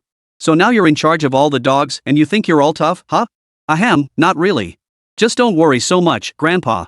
Chen Shan gave a modest smile before leading everyone toward the cave. After walking several more miles, they finally reached their destination. Chen Shan pointed toward the cave entrance and briefly recounted the events of the previous night. Chen Jinjuan's eyes widened as he listened. Was Zhang Jianpain that stupid? If it were me, I would have noticed something was off. Shaking his head, Chen Jinjun added, there's no technical skill involved. If they were fleeing for their lives, they should have kept a dog for alertness. If anything unusual happened at night, the dog would have alerted them. Not keeping a dog was their careless mistake. At the very least, they should have set some traps nearby. Instead, they let someone get this close. What a bunch of useless idiots. Chen Shan nodded. If Zhang Jianpain and his crew had kept dogs and set more traps, they would have heard the commotion from miles away. Chief Wu and his team wouldn't have been able to sneak up on them. These days, criminals just aren't careful enough. Who knows how Zhang Jianpain managed to pull off so many crimes over the years? Probably just because no one ever comes looking in these old woods. You could just say he's stupid and deserves it. Grandpa, let's go. Huzi barked a few times toward the cave. Chief Wu quickly emerged with his gun drawn, bellowing at the sound. Who's there? I'll shoot if you don't answer. Chief Wu, it's me, Chen Shan. I'm back. Chen Shan identified himself. Upon hearing his name, Chief Wu visibly relaxed, a look of relief and joy spreading across his face. Comrade Chen Shan, what brings you back? From a distance, Director Wu noticed several figures accompanying Chen Shan. After a careful look, he let out an exclamation. Old man, what on earth brought you into the mountains? If anything happened to you, we'd never be able to explain it to your family. Director Wu and the others were all startled. They had assumed Chen Shan's earlier concern about the old man venturing into the mountains was merely conjecture. Little did they expect the old man would actually lead people into the mountains. Chen Jinjun shot them a disapproving look. You lot are out there catching criminals in the mountains. My grandson hasn't come home all night, how could I not be worried? Oh, so he's not family to you. Chief Wu gave a nervous chuckle. Old man, it's all our fault, all our fault. Come on, get into the cave and warm yourselves by the fire first. With everyone already present, Chief Wu couldn't very well turn them away from the cave just to protect the privacy of a few women. Inside the cave, a fire was burning. Zhang Jianpain and Lao Lu had both been startled awake. With the police outnumbering them, they dared not utter a word. Chen Shan briefly explained the women's situation to the old man. General Chen Jin sighed deeply, then shot a vicious glare at Zhang Jianpain and the others. You bastards! I'd love to put a bullet through your heads. Zhang Jianpain and Lao Lu remained silent. After Chen Shan left, it was clear they'd been dealt with again. Both still bore the marks of slaps on their faces. Old man, calm down. Chief Wu began to console him. Chen Shan slipped outside and exchanged a bottle of energy potion from the system, then mixed it into water. Earlier, when he hunted down and killed the cannonball egg, he had earned 5 super hunting points. He had 6 points remaining. Over the past 2 days, including now, he'd used up 2 more points, leaving only 4 remaining. Chen Shan sighed. The old man must have stayed up all night. He definitely needed some nourishment. Grandpa, here's some water. Chen Shan handed the water mixed with energy potion to the old man. Oh, why are you giving me water? I have my own. Just drink it. You probably forgot to hydrate while out in the mountains. Exactly, Grandpa. This is your grandson's heartfelt gesture. You should drink it. Alright then, ha ha ha ha. The old man had seen it all, life and death. Death here didn't faze him in the slightest. After drinking the water, the old man felt much more alert. He looked at the women and sighed softly. Girls, you needn't fear anything once you return. Though there are a few mouths here, you needn't worry we'll spill anything. Today, I only saw that good-for-nothing bastard Zhang Wan'er, that animal. Once we leave this cave, we'll pretend we never saw you. From now on, live your lives however you choose. The police will take good care of you. Hearing the old man's comforting words, spoken like an elder, the women couldn't help but sob again. Chief Wu and Chen Shan discussed the matter. The guns from the village would be returned to the village headquarters with their assistance. The bicycles would also need to be delivered to the commune police station by the village youth. Many young people would surely be happy to do so. After all, they'd get to ride bicycles for free. The women, however, would accompany the public security officers directly back to the commune. The women would be wearing hoods to conceal their identities. After hearing all this, Chen Shan asked Zhang Donghai for a cigarette and stepped outside to smoke. Once dawn broke, they would return to the village. Zhang Fugue also stepped outside. Brother, why do these people insist on causing trouble when they could live peaceful lives? Zhang Fugue was deeply troubled by the incident. Fugue, some people just love stirring up trouble in this world. We just need to mind our own business. Alright, don't dwell on it. After a pause, Chen Shan glanced at the cave. This cave's pretty decent. If we don't head back after hunting, we can stay here overnight. This cave really is suitable. Zhang Fugue nodded with a chuckle. It wasn't until 7 in the morning that the world around them began to gradually brighten. A faint light began to appear, bringing back the light of day. The police officers wanted to take the man back to the station as soon as possible. As for the cave, it had been thoroughly ransacked. Besides 3 firearms, they also found nearly 1,000 yuan. This left all 4 officers stunned. No wonder these people were willing to become desperate criminals. This money came far too easily. Besides the cash, they only found some everyday items, nothing of real value. But in the end, they even found about 200 rounds of ammunition. Chen Shan made a request, asking for the ammunition to be given to him. The police station wasn't short on ammunition or anything like that. For Chen Shan, who had helped them out, this was nothing. And so Chen Shan ended up with about 200 rounds of ammunition. 4 police officers led the 4 women, along with Zhang Jianping and Lao Lu, down the mountain. Zhang Jianping had lost the use of one hand, and Lao Lu was beaten half to death, unable to resist. 4 physically fit police officers had no trouble escorting them out of the mountains. Chen Shan couldn't help but feel a pang of regret. Now he'd have no chance to show off back at the village. Watching them depart, Zhang Donghai whistled in admiration. 1,000 yuan or so. I wonder where Zhang Jianping and his crew got that money from. Hey third brother, what do you think? If we'd taken them all down, wouldn't that money have been ours? Chen Shan was speechless. How could Zhang Donghai's ideas be so wild? Uncle Donghai, if we took them down ourselves, what about those women? You plan to keep them in the mountains or what? Zhang Fugue shot his father a meaningful glance. Zhang Donghai choked on his words. Ahem, ahem, ahem, ahem. That's not what I meant. I was just saying. I wouldn't dare have such thoughts. I'm an upstanding man, ha ha ha ha. Zhang Donghai's face was utterly drenched in a honey-sweet awkwardness. Chapter 089, One Against Many. Enough chatter. Pack up and get ready to head back. Shen Jinjun was in good spirits, and with his bearskin coat, he didn't feel much cold. But the day was bitterly cold, and the old man's rheumatism had flared up, making his legs and feet ache. People who spent years in the mountains inevitably develop some rheumatic issues. Especially hunters who spent their lives in these mountains. Sanner, this cave's location is pretty decent. You can stash some food here when you're not busy. Whenever you're hunting and need to rest or spend the night, you can come to this cave to rest and restock supplies. It's a good spot. After a pause, he added, though a few people have died nearby. It's a bit unlucky. If you're brave enough, you can come here when you need to. Grandpa, dead people aren't any different from wild boars. Besides, where in this old forest haven't a few people met their end? Chen Shan shook his head, unconcerned. Alright, since that's how you feel, let's head back quickly before your dad and the others start worrying. I reckon your dad and the others know I went into the mountains. They probably skipped work today. They'd better not come in here, they'd just be running around like headless chickens. Let's go. Alright. As they stood outside the cave entrance, they heard Huzi barking furiously. Qinglong and Huanglong also began to grow restless. Grandpa, something's not right here. Chen Shan grew alert, glancing around with a hint of suspicion. Last night, he had overheard Zhang Jianpain and the others mention it. They had killed wolves here. Now, the wolves kept returning at night, seemingly seeking revenge. Like jackals, wolves were animals that held grudges fiercely. Though it was morning now, this was precisely the time such creatures rose to hunt. Add to that the bloodshed from last night's death, the scent of blood lingering in the air. It was only natural that wolves would be drawn to this spot. In the Xing'an Mountains, many areas consist of one ridge after another. In the middle of the ridges lie many broad grassy meadows. In other words, the ravines between the ridges harbor environments resembling grasslands. Such environments foster the existence of wolf packs. Thus, within the ancient forests of the Greater Xing'an Range, one finds not only wolves but also deer and other herbivores. Moreover, even massive moose roam these lands, not to mention the presence of lynxes. The only thing missing are southern creatures like pythons. The temperatures in northeast China are simply too low. Such creatures are ill-suited to thrive in these conditions. Otherwise, snake stew would actually be quite tasty. It really does sound like something's coming. Chen Jinjun narrowed his eyes. Ah, Uncle Air, what's coming over? Why can't I see it? Zhang Donghai hadn't been hunting in the mountains much for years. Plus, his trip into the mountains this time was rushed, he hadn't even had time to borrow a gun. He scanned his surroundings but saw nothing unusual. Just look at Tiger's reaction. It's either a wolf or something like a dhole. Chen Jinjun pursed his lips. If I remember correctly, there are several large grassy meadows west of Big Pants Mountain. I'd bet it's wolves. Tiger has a keen nose, he can sniff out prey from 3 to 5 miles away. He'll be here soon. Hold on, Sanner. Load your gun completely. Chen Jinjun wasn't afraid, if anything, he felt a surge of excitement. He hadn't been hunting in the mountains for nearly half a year.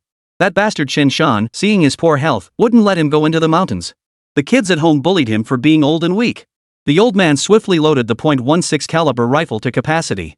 In these old woods, wolf packs usually don't run particularly large. At most a dozen or so. If these beasts come out at night, with poor visibility, they could pose a threat to us. If they try to come near during the day, forget it, there aren't enough of them for us to shoot. Chen Shan showed no fear whatsoever. Their position here was strategically advantageous, able to attack or retreat as needed. Without guns, they might have had cause for concern. But with guns in hand and a solid position, wolves weren't much of a threat.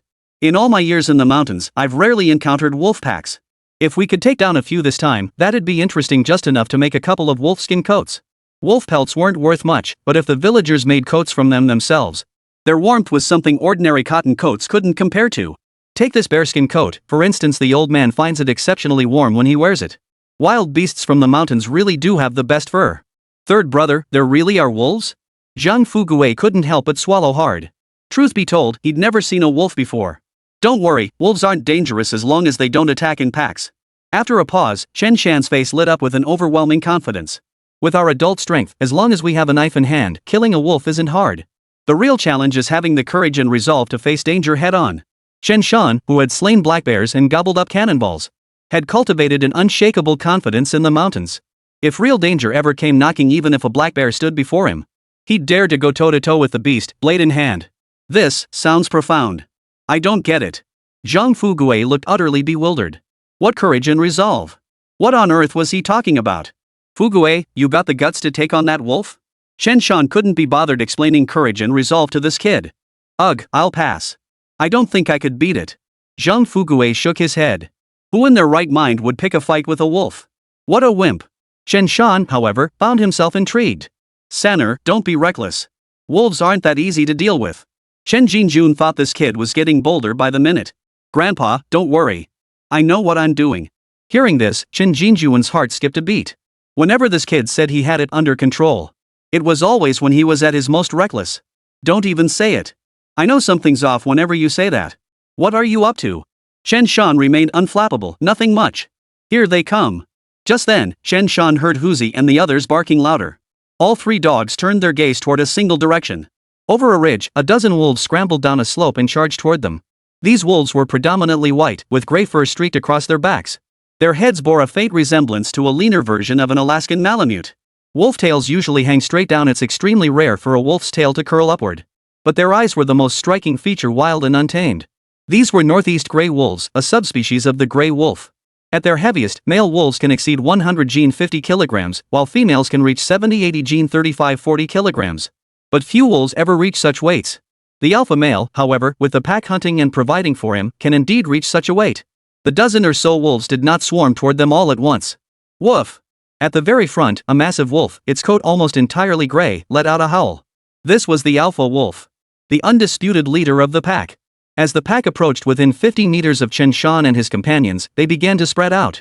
Woof woof! Huzi, Qinglong, and Huanglong, the three dogs, darted out uncontrollably. Two wolves charged toward them, and the three dogs barked at them, charging forward. The two wolves seemed to hesitate, retreating backward. Huzi and the others kept chasing after them. These wolves aren't much either. A dozen wolves scared off by three dogs? Zhang Donghai's face showed surprise. He had been feeling a bit apprehensive himself.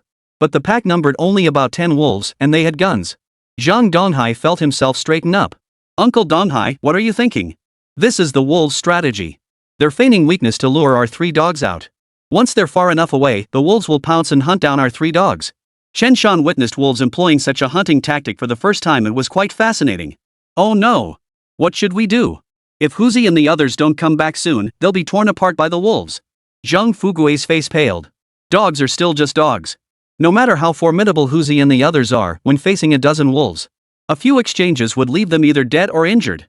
An individual wolf might not be much to contend with. But that's precisely why they're called a pack. They fight as a team. Don't worry, if Tiger were that stupid, he'd have died in the mountains long ago. Huanglong and Qinglong might fall for the wolves' tricks, but Tiger Boy absolutely won't. Chen Jinjun seemed utterly confident in Tiger. Yeah, I've got that same confidence in Tiger too, haha. Chen Shan chuckled too, but raised his rifle and aimed at the wolf pack. The Grey Wolf King stood hidden behind a large tree, avoiding Chen Shan and the other's sight, not looking at the three dogs. Instead, it kept its gaze fixed on Chen Shan and his group. It seemed to be weighing whether it could attack them. Chen Shan gave the Wolf King a cold, dismissive glance. The beast occasionally lifted its head to glance at them before ducking back into hiding. Even from over 50 meters away, he could tell that the Wolf King weighed at least 80 pounds. Zhang Jianpain and the others had been targeted by this pack for some time. They had 3 rifles. Yet they hadn't wiped out the pack. This proved the alpha wolf was no ordinary beast. By now, Huzi and the 3 dogs had chased quite a distance. Huzi seemed to sense something, barking repeatedly. Woof woof! Woof woof! Woof woof! This was Huzi's way of signaling Huanglong and Qinglong to return. Qinglong and Huanglong, who had been about to chase after the 2 wolves, hesitated for a moment before deciding to heed Tiger Brother's call. They immediately turned around and sprinted back toward Tiger. Awah! The Wolf King was furious. He dispatched 2 subordinates to lure these 2 dogs out. First, to gauge the dog's strength, and second, to test the mettle of Chen Shan and his group. However, seeing that Chen Shan and his group hadn't launched an attack for so long, the Wolf King had formed his own judgment. Moreover, it had detected the scent of blood lingering within the forest. These humans were fighting amongst themselves. This was their moment of weakness, the perfect time to strike. Woof! With the Grey Wolf's howl, 3 wolves swiftly lunged toward Huzi and his group. Huzi hadn't retreated at all, he simply stood at a distance, watching the wolves. He hadn't expected these wolves to actually dare to attack. Woof woof! Enraged, Huzi immediately commanded Qinglong and Huanglong, charge! Woof woof! The 3 dogs moved like lightning, instantly locking into combat with the 3 wolves. Chen Shan turned to look at Chen Jinjun. Grandfather! Sanner, don't rush. Chen Jinjun chuckled. No matter how strong the wolves are, we still have guns in our hands, don't we?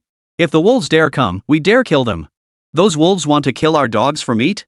Well, I'll show them. After a pause, a flash of cruelty flickered in old man Chen Jinjuan's eyes. Then I'll take the Wolf King's life. But that bastard hides well, never showing a weakness, cunning as hell. Sanner, keep an eye on Huanglong and the others.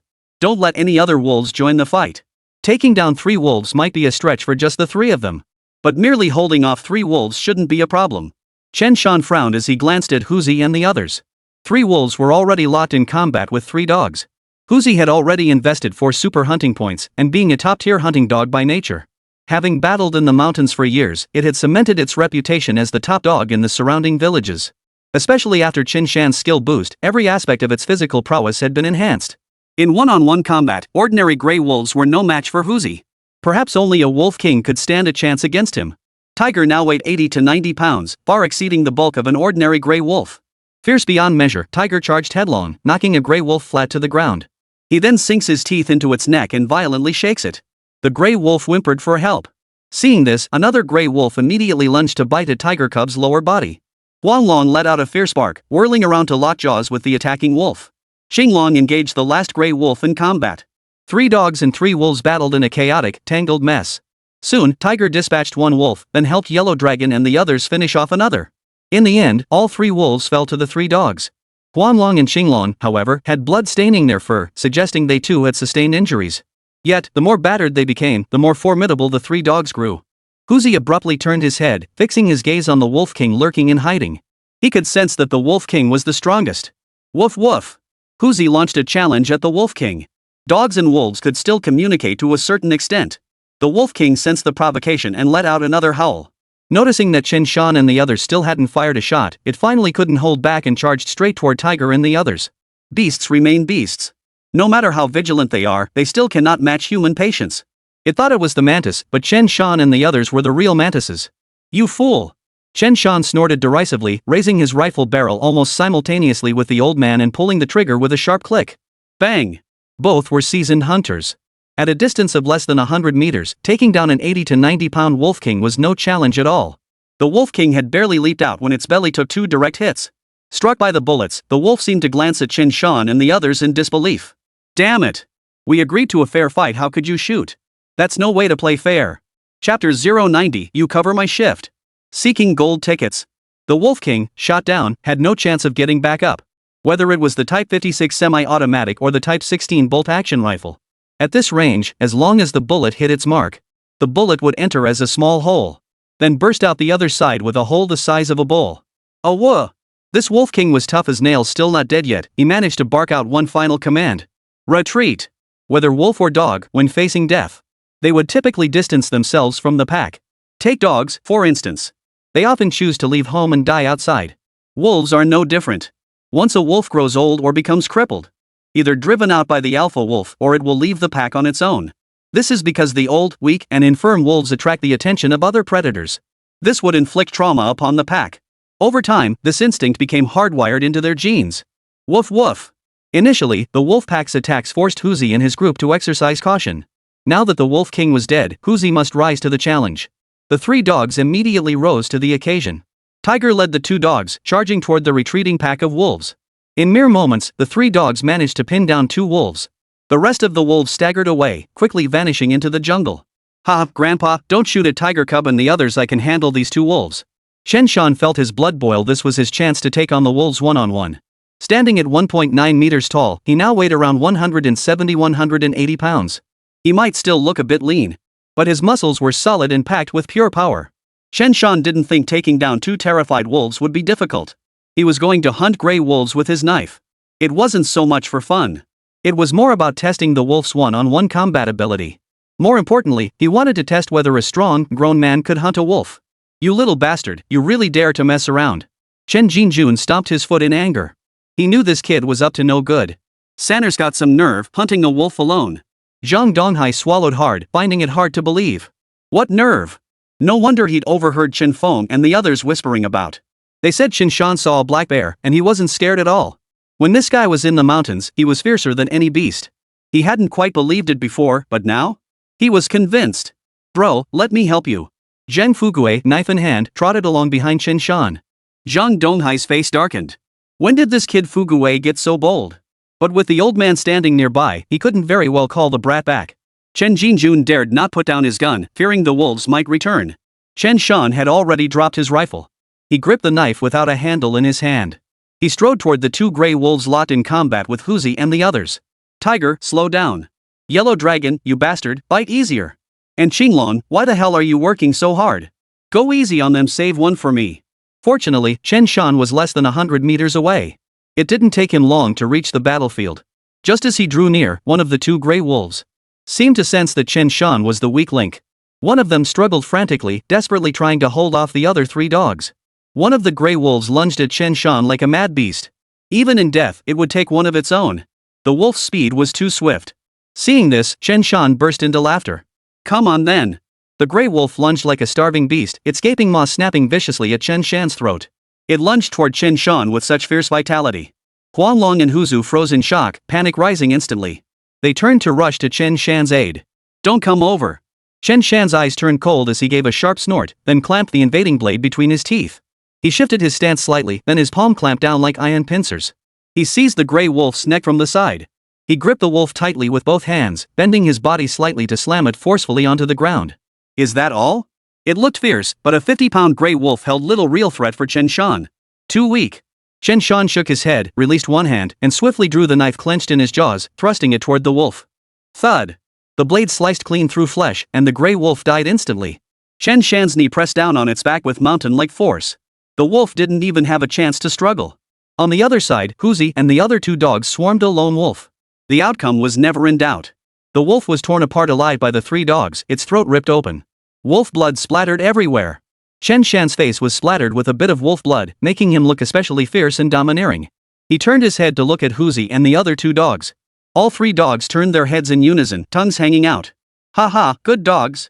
Chen Shan laughed heartily, then hoisted the gray wolf into the air. Don't worry, I've already killed this wolf. Chen Shan hoisted the gray wolf, weighing dozens of pounds, with one hand. Like a king raising his crown. Woof woof. All three dogs let out triumphant barks. You little bastard, you scared the hell out of me. Chen Jinjun and Zhang Donghai rushed over. Seeing Chen Shan kill the gray wolf, they were both shocked and terrified. Third brother, you're something else, taking on a gray wolf solo and finishing it with one blow. Zhang Donghai wasn't new to the mountains. But he'd rarely seen anyone from the mountains kill a wolf so smoothly. Heh, nothing special. Just got lucky. If I were facing that wolf king, I wouldn't dare be so careless. Chen Shan shook his head with a sigh of regret. It's just a shame I didn't get to hunt that alpha wolf myself. Chen Jinjuan's face darkened. You're getting too big for your britches. And now you're actually thinking about hunting that wolf king with a knife. Do you even know how wolves roam the mountains year-round? Those claws are razor sharp. A couple swipes from them and you'll be in for it. I was just saying. Like I dare go wolf hunting with a knife. I'm not stupid. Chen Shan motioned for Zhang Fugui and the others to tidy up the remaining wolf carcasses. Earlier, Huzi and the others had killed 3 wolves, and then they'd taken down 2 more. Combined with the wolf king Chen Shan and his group had taken down, that made 6 wolves in total. They hauled all 6 wolves to the cave entrance. Without further ado, Chen Shan and his group began gutting the wolves. While gutting the wolves, Chen Shan voiced his confusion. Grandpa, have you ever eaten wolf meat? I've tried it. This stuff's a bit tougher than dog meat and has a stronger flavor, but it's fine if you stew it for a while. These days, who cares about all that fuss when it comes to eating meat? Just dig in. Chen Jinjun chuckled. Dog meat simmered 3 times makes even gods unsteady on their feet. Wolf meat, when properly prepared to remove the gamey taste and simmered long enough, I'd say it's no worse than dog meat. Hunters simply don't eat their own dogs. Those with more scruples might avoid eating others' dogs too. But Chen Jinjun, naturally, had none of these qualms. As long as it wasn't from his own household, he'd eat it without hesitation. Chen Shan's eyes flickered as an idea began to form in his mind. Taking advantage of this wolf meat venture, Chen Shan planned to recruit a few hunters who ventured into the mountains for wild boar. The wild boar herd was substantial enough that attempting to sneak into the mountains alone to hunt the boar god. The difficulty was no small matter. This definitely called for rallying friends and companions to tackle it together. Tomorrow, Chen Shan planned to head into the mountains to assess the situation. The past couple days had been too hectic, causing some delays. Hopefully the boar god is still in the herd and hasn't scattered. Then we'll have wolf meat for lunch today. We'll invite Uncle Lu over for a few drinks. Sounds good.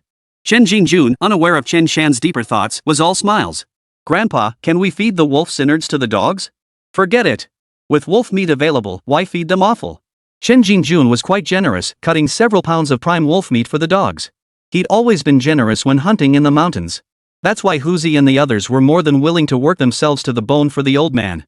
Not being their own kind, Huzi and the others weren't picky eaters. The dogs quickly began gobbling it down with satisfied grunts. Sanner, once we've skinned these wolves, I'll get you a wolfskin coat. That coat will look so damn cool. Sounds good, no problem. One bearskin coat just isn't enough to keep me warm. Chen Shan agreed immediately. He'd have to find time to learn from the old man how to soften animal hides. As long as the fur could be properly softened. Sewing would be handled by his older sister Chen Ling and his mother Zhang Xiufen. He'd make sure everyone in the family got a fur coat. Too bad sable is such a pain to work with, otherwise, a full sable outfit. That would be the height of swagger when stepping out. If only I had a camera to capture it, future generations would be gobsmacked. The wolf was gutted but not skinned. This was to prevent the meat from getting dirty on the way. After processing it, a single wolf weighed only 20 or 30 pounds. 6 wolves yielded only about 200 pounds of meat, hardly a large haul. Chen Shan and his men could easily carry all this meat out of the mountains. Oh, right, didn't they also snag a wild boar yesterday? Let's haul that back too. Adhering to the principle of not wasting anything, Chen Shan had inquired earlier that morning. He learned that Zhang Jianpain and the others had dug a small cellar to store meat. He found the cellar. Inside, there were even some processed cabbages and such. As for the boar, it had already been skinned and placed in the cellar. Since it was in the cellar anyway, it was frozen solid now. After a moment's hesitation, Chen Shan chose not to take the wild boar meat. Grandpa, let's just leave the meat in the cellar. We can restock supplies here when we head back into the mountains another day. All right. Chen Jinjun smiled and agreed readily. Let's go home. The group of 4 humans and 3 dogs used the sled from the cave to haul their hunt home. Back in Guanshan village, Chen Tianlin's family was nearly driven mad with worry. Grandpa had forbidden them from entering the mountains, yet he'd secretly taken the dogs in himself. It was winter, with temperatures plunging to -20 degrees Celsius. Wasn't this like lighting a lantern in the toilet asking for trouble? Tianlin, what are we going to do? Zhang Xiufen was so flustered she didn't know what to do. Just as they were freaking out, Yang Mei and Zhang Feixi rushed out from the other side. Both sides exchanged their accounts of the situation. After a moment's thought, Chen Tianlin had a hunch. It's likely the old man went out to head into the mountains. My brother Donghai and Fugue must have run into him, and they all went into the mountains together. Alright, relax. With Donghai and the others there, nothing bad will happen. Chen Tianlin rubbed his temples, then remembered his own son hadn't returned last night. Worry and anger welled up inside him. That good-for-nothing brat. When he gets back, I'll make him work at the forestry station. He'd better just go to work properly. He keeps giving me heart attacks every day. My heart can't take it. Chapter 091, Recruiting and Building the Team. Chen Tianlin felt it was time to discipline that kid Chen Shan. These days, he'd try anything. On the way back, Chen Shan spoke up to the old man. Grandpa, I'm heading into the mountains today to check on the boar god. The wild boar herd was in Dalong Mountain. This information came from Chen Wenwu, the forestry station secretary under Chen Tianlin. Of course, Chen Wenwu had heard it from his brother-in-law. Chen Wenwu probably didn't have the full picture either, so he had to go see for himself. Chen Jinjun turned to glance at his young grandson. What are you planning to do? Third son, you can't take on that boar god alone in the mountains. Chen Shan's face lit up with a faint smile at the words. I can't do it alone, so I plan to gather some people from the village to try entering the mountains together. Gather people from the village? Who exactly? Chen Shan gave an awkward chuckle. In our village, there are only a few households with any real hunting skills. Who else could I possibly ask? Ah, the Chen Feng boys and Chen Gang's brothers, right? Chen Shan nodded. Hunting wild boar is fine with them. But if it's something like hunting big game, Chen Shan wouldn't bother asking them. After all, reality had already proven it. When Chen Feng and the others faced fierce beasts like the black bear, their performance was utterly disastrous. Sanner, I'm thinking maybe we should just call it off? You might as well call me instead of them. The old man couldn't help but roll his eyes. Oh, Grandpa, just drop it already. With your constitution, I'm genuinely worried about you holding up during the banquet. Chen Shan flatly refused. Hey, kid, what's wrong with my constitution? I went into the mountains this early this morning, what's wrong with that? The old man grumbled, looking thoroughly unconvinced. Doesn't matter. It's just not happening. Chen Shan had grown bold enough to stand up to the old man. You're driving me crazy. Chen Jinjun gritted his teeth. Chen Shan grinned cheerfully. But Grandpa, you're right, beating the pig god isn't something that can be done just by having more people. Chen Shan pondered for a moment. A wild boar herd? Probably 100 or 2 pigs together. More people might just mean more wild boars could be hunted. But that wouldn't do him any good. He wanted to take down the boar god. Besides, if Chen Feng and the others went into the mountains with him, they'd certainly want a share of the boar they hunted. That would be completely pointless. Chen Shan wasn't some saint. Why share what he could hunt himself? Even if he couldn't handle it all. But this wild boar herd had gathered from all around. If he kills too many here, won't he have fewer to hunt later? Hunting must be sustainable. And if the goal is solely to hunt the boar god, bringing Chen Feng and the others along wouldn't be of much use. If they can't even handle black bears, how could they possibly take down the boar god? That's just fooling around. Of course, more importantly, Chen Wenwu had previously told Chen Shan their forestry station could buy the wild boar Chen Shan hunted. Naturally, that meat had to end up in their own bowls. That's the logic. The old man was waiting for Chen Shan to ask about the next step. Hunting the boar god wasn't just about having more people, it required an old hunter like him to take charge. But Chen Shan merely nodded in agreement, saying it was true, and left it at that. Then the brat actually said, "Let's go home." That really got the old man steaming. Good-for-nothing brat. Chen Shan pondered the matter all the way home. Naturally, he paid no attention to what the old man was thinking. But an idea quickly formed in his mind. He'd wait until breakfast to discuss it with his dad and the others. Upon returning to Guanshan village, Chen Shan and his companions were dragging 6 wolves. The scene was immediately noticed. The entire Guanshan village was once again thrown into an uproar. Word spread from one person to another, one after another. No one believed anyone else could have hunted such creatures. Chen Shan had been riding high lately. They instinctively assumed Chen Shan was behind it. Faced with the villagers' flattery, Chen Shan just smiled and brushed it off with witty remarks about good luck. Upon returning home, Chen Shan saw Chen Tianlin standing at the doorway with an icy expression. Chen Shan's heart was pounding with anxiety. He hadn't expected the old man to take action. Who are you giving that deadpan face to? I'm not dead yet, save that expression for when I am.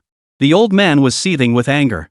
Chen Tianlin, that bastard son, had brought this upon himself. So don't blame him for taking it out on him. Dad, what are you doing? I'm trying to discipline my son here. Could you at least play along? Chen Tianlin couldn't hold back any longer. Chen Jinjun sneered coldly. I'm about to discipline my son too. Why don't you cooperate? Chen Tianlin's expression froze. Damn, you're still the master at this. He was about to say something else when he spotted the 6 wolf corpses on the sled. His expression changed abruptly. Was the mountain that dangerous last night? They'd actually encountered a pack of wolves. He shot a glance toward the old man and Chen Shan. Only that brat's bearskin coat had a few bloodstains. No one else seemed to have any blood on them, which made him breathe a sigh of relief. Son, what's going on? We even ran into wolves last night? Chen Tianlin was genuinely worried. He hadn't been hunting in quite some time. But the dangers of the mountains were still fresh in his mind. No, just ran into them this morning as we were about to head out of the mountains. I took a few wolves along the way. Dad, look at this wolf king, how big is it? Chen Shan's expression was as calm as a cloudless sky, making Chen Tianlin's face twitch. Where did this kid pick up this act? He's putting on such a damn show. Listen to this, what does just happen to take down a few wolves even mean? Last time he even claimed he just happened to bring home a black bear. If this kid weren't built like a tank, he'd never have managed it. I'd love to kick him into the ditch. You okay? Fine. What could possibly be wrong? He was seething inside. But aside from Zhang Fugui's family here, there were also villagers from other places gathered nearby to watch the commotion. Scolding his son in front of outsiders would be a huge embarrassment for the boy. Third son, are we having meat today? Someone in the crowd suddenly called out. Chen Shan turned his head but couldn't see who had spoken. Share my ass. We fought those wolves tooth and nail, nearly losing our lives in the process. What kind of good-for-nothing bastard thinks about sharing meat? Get lost. The old man, as tough as a piece of dried meat, suddenly darkened his face. The others immediately chuckled awkwardly, not daring to bring it up again. All right, let's call it a night. I've been out in the mountains all night. Stop arguing. My head's spinning. What if I accidentally pull the trigger and it goes off? Everyone, head to the table for the feast. Many raised an eyebrow at the shameless old codger. But they weren't about to pick a fight with Chen Jinjun here. There weren't many people in the village who could get the better of this old man. Many of them were actually wondering where the public security officers were. But the shameless old man clearly wasn't in the mood to talk. They wouldn't get anything out of him. The crowd gradually dispersed. Zhang Donghai's wife Yang Mei, along with Fa Kai and Zhang Wan'er, all gathered around. Uncle Zhang, what's going on here? How did you end up fighting wolves? Did they catch the criminal? What about the police officers? Yang Mei seized the moment to ask this question. Chen Shan motioned for them to come into the courtyard. While preparing the wolf meat, he gave them a rough account of the incident. Damn it, how can such people exist in this world? These criminals deserve to be thrown into hell and fried in boiling oil. Yang Mei and Zhang Shoufan's expressions darkened as they cursed under their breath. Donghai's wife, Fugui, and Wan'er, you'll all stay for stewed wolf meat tonight. I'll prepare the meat later. Stewing it on a cold winter night will be perfect. Alright, I'll help you prepare the wolf meat. Wan'er, stop spacing out, come help prepare it. Both families sprang into action. Preparing the wolves wasn't too troublesome. But the pelts had to be kept intact, they'd be made into wolfskin coats later. Currently, only Chen Shan, Chen Tianlin, and Chen Jinjun possessed the skill to skin them. The process was a bit slow. Everyone stay for lunch. We'll have dumplings at home. Mei Zi and Wan'er, you two help out later. Zhang Fugui and Zhang Donghai went into the mountains together to find Chen Shan. By both custom and reason, they ought to provide at least 2 meals. Even though the two families were already quite close, what needed to be done still had to be done. Friendship is built through the accumulation of small acts of kindness. Agreed. Zhang Donghai's family didn't hesitate, readily agreeing. After preparing the wolf meat, Chen Shan inquired about the bear bone processing at Zhang Shoufan's home. He intended to steep bear bones in liquor and had even obtained a special recipe. Everyone in the family knew about it and supported Chen Shan's endeavor. Nowadays, Chen Shan's family certainly didn't lack the money for this. Zhang Xiufan said the bare bones were all saved and nearly finished processing. Wild boar meat for dumplings. Mixed with scallions, seasoned with spices and such. Then it's time to knead the dough and roll out the wrappers. Naturally, this task falls to the womenfolk at home. After preparing the wolf meat, Chen Jinjun set aside some for stewing that evening. Zhang Fugui's family took home enough meat for 2 wolves. The remaining wolf meat was stored in the Chen family's cellar. After the men finished their tasks, Zhang Wan'er and Chen Ling were busy wrapping dumplings. Chen Shan and the others were chatting idly in the courtyard. Wait, I think I forgot something. Zhang Fugui suddenly seemed to recall something and turned to look at Zhang Futsai. Fa Kai, I remember today isn't a weekend, is it? Why didn't you go to school? Zhang Faka's face froze and he immediately explained. I was worried about you guys. What if you hadn't come back? I'd have to go into the mountains with uncle to find you. The uncle he referred to was Chen Tianlin. You just don't want to go to school, do you? Zhang Fugui shot Zhang Futsai a cold glance. No, absolutely not. Zhang Facey's eyes darted around before he retorted with righteous indignation. I'm just worried about you guys. All right. Chen Shan waved his hand dismissively. Today's situation is special. Tomorrow, Fa Kai, go to school and explain everything to your teacher. Oh, Dad, why don't you consider taking 2 days off? What? Skipping work today is one thing, but tomorrow and the day after? You don't have to go to work either? Are we just not going to live anymore? Though the family had plenty of money now, Chen Tianlin had come from humble beginnings. He always kept a sense of vigilance in times of peace. Naturally, he wouldn't give up his job. No, what I mean is, I want you and Uncle Donghai to go into the mountains to hunt wild boar. The moment Zhang Fugui said this, Chen Tianlin shot back with a cold laugh. Hunting wild boar, all you ever think about is hunting wild boar. Don't we have enough meat at home? What's the point of hunting so many wild boars? Can you sell them for money or something? After eating so much wild boar meat, Chen Tianlin was feeling pretty confident. If hunting bears could actually bring in some cash, he might consider it. But wild boar meat wasn't worth much these days. People were short on cash, and few could afford to splurge on meat. Most importantly, if he tried to sell this wild boar meat, he feared people might mistake him for a black market trader. That would be a serious offense. Forget about it. Wild boar meat doesn't fetch much anyway. I'll definitely stick to working hard. A day's work brings in a decent amount. Chen Tianlin here won't go hunting wild boar with you tomorrow, even if it kills me from exhaustion, hunger, or thirst. Give up on that idea. Chen Tianlin declared with unwavering resolve. Chen Shan's lips twitched slightly. He cleared his throat before speaking. Well, but the forestry station's secretary Uncle Wenwu told me personally. He said if I can hunt wild boars whether it's 10 or 20 he'll buy them at several cents per pound for the forestry station staff canteen. Uncle Wenwu personally told me this and Grandpa was right there listening. Your forestry station secretary wouldn't lie to an unmarried kid like me, would he? Before Chen Shan could finish his sentence, he felt a heavy slap on his shoulder. He turned his head to see his father, Chen Tianlin, wearing a fawning expression. Oh my dear son.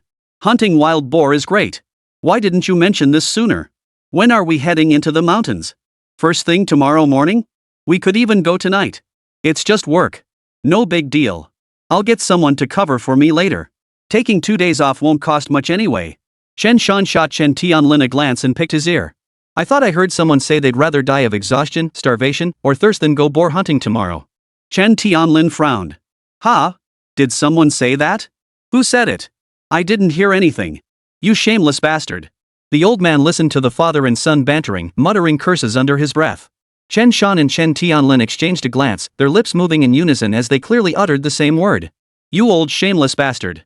Zhang Fugui and Zhang Donghai burst into laughter. Well, it seemed 3 generations of the family were cut from the same cloth, all shameless bastards.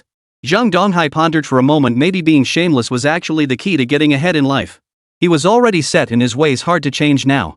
Glancing at Zhang Fugui, Zhang Donghai sighed. Fugui, you should learn a thing or two from your brother. Zhang Fugui looked bewildered, not quite grasping what his old man meant. Dad, what am I supposed to learn? I don't get what you're saying. You idiot. Learn to be shameless. Zhang Donghai blurted out instinctively. Zhang Fugui flushed red. Dad, keep your voice down. Uncle Donghai, you two shouldn't be plotting so loudly over there. I can hear every word you're saying. Chen Shan looked up at the sky. You guys should keep this kind of talk private. This is making me feel pretty awkward. I may be shameless. But I'm clearly awesome, right? Chen Shan refused to accept this. After breakfast, I'll head into the mountains to assess the situation. If it's feasible. Then Uncle Donghai, shall we head into the mountains together tomorrow? With nothing much to do in the dead of winter, Zhang Donghai perked up at the suggestion. He nodded emphatically. Alright. Chapter 092, The Terrifying Herd of Pigs Seeking Gold Tickets. Chen Shan and the others returned early. After processing the wolf meat and eating dumplings and such, it was only around 10 o'clock. In between, they returned the guns they'd borrowed from the village police station. They also had Chen Dequai arrange for someone to return the bicycles to the commune police station. They also gave Chen Dequai a rough account of what had happened in the mountains the previous night. After listening, Chen Dequai's expression grew somber for a moment before he sighed deeply. Third brother, I'm just glad you're okay. How's the old man holding up? Learning that the old man had gone into the mountains at dawn, Chen Dequai was also startled. He's fine, just needs to be careful in this cold weather. Don't worry, Uncle Dequai. My grandfather's in fine health. He could easily live another 30 years. Haha, that's for sure. Chen Dequai had only asked casually. He also informed Chen Shan that he would handle the arrangements. Over at the Chun household, things were bustling with activity. Wild boar meat was a bit gamey. The wild boar meat Chen Shan scavenged from the cliff was all yearling and young yellow-haired boars. The taste was actually quite decent. With seasonings and such added, once it was made into dumpling filling, you could barely taste the wild boar flavor. Chen Shan polished off 3 huge bowls. Even the 3 dogs at home snatched several dumplings to eat. Their drool practically flooded the floor. But Chen Shan only fed them secretly, not daring to give them too many, afraid his mom would catch him and scold him for wasting food. Both families were stuffed to the gills, utterly satisfied. These days, who could afford dumplings stuffed with pure meat filling? Most families couldn't afford such a feast during the new year. Even Zhang Wan'er was stuffed, playing with the dogs in the courtyard alongside Chen Shan. She caught Chen Shan watching her with a constant smile on his face. Zhang Wan'er blushed and whispered, "Why are you staring at me? You're beautiful. I love looking at you." Chen Shan whispered back just as quietly. "You've got some nerve." Chen Shan shrugged it off. "Our families have pretty much accepted us already. What's the big deal?" If not for the era's restrictions, he'd already be dragging Zhang Wan'er into the woods. Well, summer and autumn were fine, but sneaking into the woods in winter? Forget it. He'd freeze his dick off. "You, shameless." Zhang Wan'er couldn't help but part her red lips as Chen Shan's words grew increasingly bold. Heh, thanks for the compliment. Both his future father-in-law and future wife thought he was shameless. This was practically a compliment. Zhang Wan'er was flabbergasted. Damn it, this guy was acting just like his old good-for-nothing self again. Spotting Zhang Donghai stepping out of the house and glancing his way, Chen Shan immediately adopted a serious expression. "Sis Wan'er, Fu Gue and I are heading to Dalong Mountain to check things out.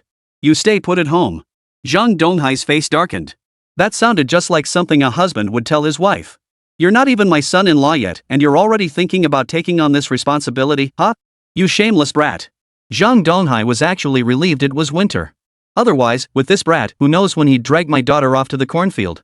That bastard would definitely pull something like that. The thought of it made Zhang Donghai feel like his precious cabbage had been trampled by a pig. Even if that pig was rather handsome. He sighed heavily, unsure whether it was from joy or sorrow. Chen Shan, however, couldn't be bothered with such thoughts. After eating and drinking his fill, he led Zhang Fugue into the mountains. He packed his knife, firearms, leggings, hand axe, and other gear. Plus plenty of food and drink, of course. The main reason for gathering these items was to avoid being caught unprepared if something unexpected happened. After a moment's hesitation, Chen Shan decided to bring Huzi along. Once in the mountains, with Huzi's keen sense of danger, it would at least serve as a warning. As they left the village, Chen Feng was walking his dogs outside the settlement. 2 dogs in total, 1 white, 1 black. Both were full-grown dogs, local big dumb dogs. In this era, the northeastern region remained relatively isolated. Nowadays, it's rare for foreign breeds to make their way in. At most, you might find some Wolfchang or Mongolian fine-haired dogs. The Mongolian fine-haired dog. These dogs are sleek, tall, and exceptionally fast runners. They have thick skin and fur, making them easy to care for. They are exceptionally loyal to their owners, possess strong territorial instincts, and excel at tracking and hunting. But getting a high-quality Mongolian fine-haired dog is still no easy task. After all, Chen Shan and his crew were in a small town. Chen Shan glanced at the 2 big, clumsy dogs. These were 2 adult hunting dogs that had been trained in the mountains. "Uncle Feng, you're training dogs here?" Since they'd run into each other, a greeting was inevitable. "Hey, right, third brother, what are you guys doing out at this hour?" Chen Feng couldn't help but glance curiously at Chen Shan and Zhang Fugue. "Oh, we set a few traps in the mountains and forgot to check them. Since it's still early, we're just going to retrieve them." Chen Shan made it up on the spot, not a single word of truth coming out of his mouth. Zhang Fugue listened in admiration. Third brother really could talk his way out of anything. His quick thinking was incredible, not a hint of blush or nervousness. "I see. Well, be careful out there in the mountains." "Oh, right." Chen Feng didn't let Chen Shan and the others leave just yet. He pointed at the two dogs, one black, one white. When you get a chance, could you help me train these dogs? By walking the dogs, he meant having the young hunting dogs follow the old ones into the mountains. These young hunting dogs would observe the veteran hunting dog in action. They would naturally learn the hunting techniques of the veteran hounds. After following them into the mountains a few times, they'd know how to hunt. Ah, Uncle Feng, I see your dog has been into the mountains before? Chen Shan was actually a bit surprised. It has been in the mountains, but only twice. It hasn't been fully trained yet. Chen Feng gave a helpless smile. Besides, when the owner first took them into the mountains, that dog was just a low-level lead dog. How could that compare to a top-tier hunting dog like Tiger? Let them learn from Tiger. Won't they become more capable in the future? That made sense.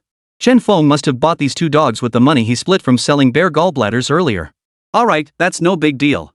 By the way, what are these dogs named? How's their scent? Chen Shan glanced at the two dogs. They were quite distinctive in appearance. Ahem, I just made up the names. The white one's called White Ghost and the black one's Black Ghost. Chen Feng chuckled dryly. Well, hunting dogs are meant to track prey in the mountains, right? I figured these names might make them feel more formidable. Chen Shan immediately gave him a thumbs up. Those names are awesome, but Uncle Feng, aren't you afraid people will accuse you of superstition? Nonsense. The Four Olds campaign ended ages ago. Besides, I'm just naming them. Don't scare me. Chen Feng almost reached out to cover Chen Shan's mouth. After a pause, he added. Both are dogs that bow their heads to incense, but the White Ghost is slightly better than the Black Ghost when it comes to incense offerings. That's good enough. That was all Chen Shan could say. Hunting dogs that sniff out incense heads are hard to come by. Otherwise, Huzi wouldn't be the top-tier head-down incense hunting dog in all of Shirley Batuan. Don't worry, Uncle Feng. I'll bring these two dogs over to your place sometime soon. After a pause, Chen Shan added, but when you get a chance, bring them over to my yard to get acquainted with Huzi and the others. Otherwise, if they're not used to each other, they might start fighting before we even get to hunt anything in the mountains. Chen Feng gave a wry smile and pointed at Tiger. Just look at them yourself. How can they fight? Ever since they saw Tiger, these two have been so well behaved, not even daring to stand up straight. They're completely subdued. Chen Shan hadn't really noticed that earlier. Huzi shot a sidelong glance at the two dogs. White Ghost and Black Ghost's tails were practically tucked between their legs. They stood perfectly still, not daring to make a sound, let alone come over to sniff. Chen Shan whistled in admiration. It seemed Tiger had truly made progress lately. After accumulating super hunting points and hunting down numerous cannon eggs, wolves, and bears, the aura of authority emanating from Huzi had grown stronger. After agreeing with Chen Feng, Chen Shan and Zhang Fugui hurried off to Dalong Mountain. Early this morning, snowflakes drifted down from the sky once more. So the snow in the mountains hadn't melted at all. Animals struggled to find food. As they made their way to Dalong Mountain, Zhang Fugui couldn't help but wonder. Bro, in this freezing cold and snow, what do those wild boars even eat? Especially wild boar herds with 100 or 2 of those beasts, how could there be enough to eat? Stop worrying about things you don't understand. Wild boars are omnivores. They eat wild grass, tree roots, and more. They can also root through the snow to dig up insects and such from the ground. If they happen to kill some animals, they'll eat those too. The old forest is huge. They're not staying for 10 days or a month, just a few days. It's no big deal. Zhang Fugui nodded repeatedly as he listened, realizing it actually made sense. Huzi, once we're in the mountains, don't bark randomly, got it? Chen Shan hadn't leashed Tiger in the first place, he just patted its head. Let's go. At the word go, Huzi immediately darted into the mountains, its nose darting about, sniffing the air. When Chen Wan'er and Chen Shan were chatting earlier, they'd roughly mentioned the location. So Chen Shan didn't waste time, he just headed straight for their destination. After walking for a while, as they neared their destination, Chen Shan could see it. The snow in the surrounding woods had been trampled into mud by wild boars. The mountain slopes were pockmarked with one large gash after another. The ground looked as if it had been thoroughly plowed. Chen Shan was utterly astonished. Bro, could there really be hundreds of wild boars here? Zhang Fugui swallowed hard. With that many boars, even if they're up in the trees, if they go berserk, they could snap the trees right off at the roots, couldn't they? Chen Shan's face darkened.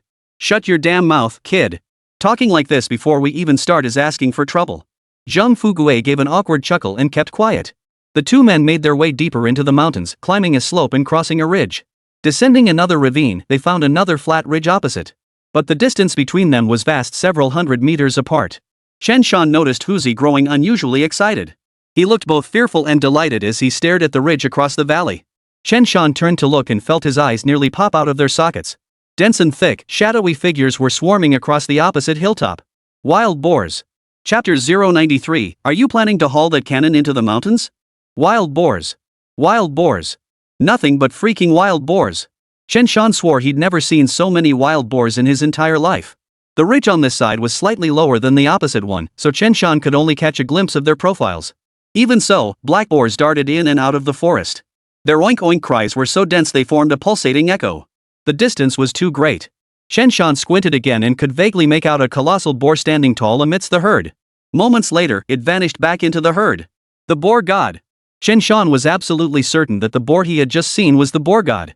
Its size dwarfed the others by a staggering margin. Huzi let out a series of whimpering sounds, clearly struggling to hold back from crying out. Chen Shan quickly crouched down and covered its mouth. Tiger, you absolutely mustn't make a sound. If you make a sound, it could ruin everything. Huzi glanced at Chen Shan and finally stopped whimpering. Bro, there are way too many damn wild boars here. Zhang Fugue stood frozen in place, completely numb. With this many wild boars just standing there waiting to be shot, it'll take half a day to get through them all, right? Chen Shan grunted in agreement, tempted to pull out his gun and take a few shots. But he thought it over. There were only 2 of them here. Even if they shot, they couldn't take down many boars. Once the gunfire started, the herd would surely scatter in all directions. He shook his head. As long as they confirmed the herd was here, that was enough. Fugue, let's head back. We'll prepare a bit and head into the mountains first thing tomorrow morning to take down this boar god. Hearing this, Zhang Fugue felt a surge of excitement coursing through his veins. Got it. Without a moment's hesitation, the 2 men retreated. Even after leaving the mountains, Zhang Fugue still felt a lingering sense of dread. Third brother, with so many wild boars around, I'm starting to feel a bit scared. He swallowed hard and added, I was pretty pumped earlier, but now I'm feeling a bit scared. That's normal. No big deal. You'll get used to it. Chen Shan chuckled. Let's head home. We'll discuss this with your father and the others figure out how to handle this situation. Dalong Mountain was quite a distance from Guanshan village, and the round trip took considerable time. They left home around 10 in the morning and didn't arrive back in Guanshan village until around 4 in the afternoon. Back in the courtyard, Qin Jinju nodded at them. I was thinking you might bring back a wild boar. Good job holding back. It was mainly because it was too late. Otherwise, I really would have fired. Chen Shan smirked, then spotted Zhang Donghai and the others still in the courtyard and grinned. Dad, Uncle Donghai, we're going to be rolling in it this time. The remark caught both Chen Tianlin and Zhang Donghai off guard. Stop teasing us, just tell us what happened. Exactly. You're always picking up the wrong habits instead of learning the good ones, and now you're talking with all that dramatic breathiness. Chen Tianlin was thrilled at the prospect of hunting wild boars for profit. If this job could keep going, he'd seriously consider sending the kid to work at the forestry station instead. Hunting was too grueling, let Chen Tianlin handle it instead. Chen Shan proceeded to recount the scenes he had witnessed. Chen Tianlin and the others listened, their eyes wide with astonishment. Holy cow, there really are that many? Chen Tianlin, who had been sitting and puffing on his pipe, couldn't help but jump to his feet. This is terrifying. Zhang Donghai looked equally stunned. As for Chen Ling and Zhang Wan'er, needless to say not a single one of them could stay seated. Son, should we head into the mountains first thing tomorrow morning? Chen Tianlin was already itching to get started. Yeah, we'll head into the mountains first thing tomorrow morning. But Dad, the problem now is how we're going to hunt that boar god. Taking down such a big game is a hunter's badge of honor. It's like with anglers catching a lot of fish isn't impressive, but landing one over 100 pounds? Well, that angler would surely lose his mind wandering around, then hoist the fish onto his shoulders and search the entire city for its home. It's a matter of faith. Son, do we really have to hunt that boar god? Can't we just hunt regular wild boars? Chen Tianlin sighed softly.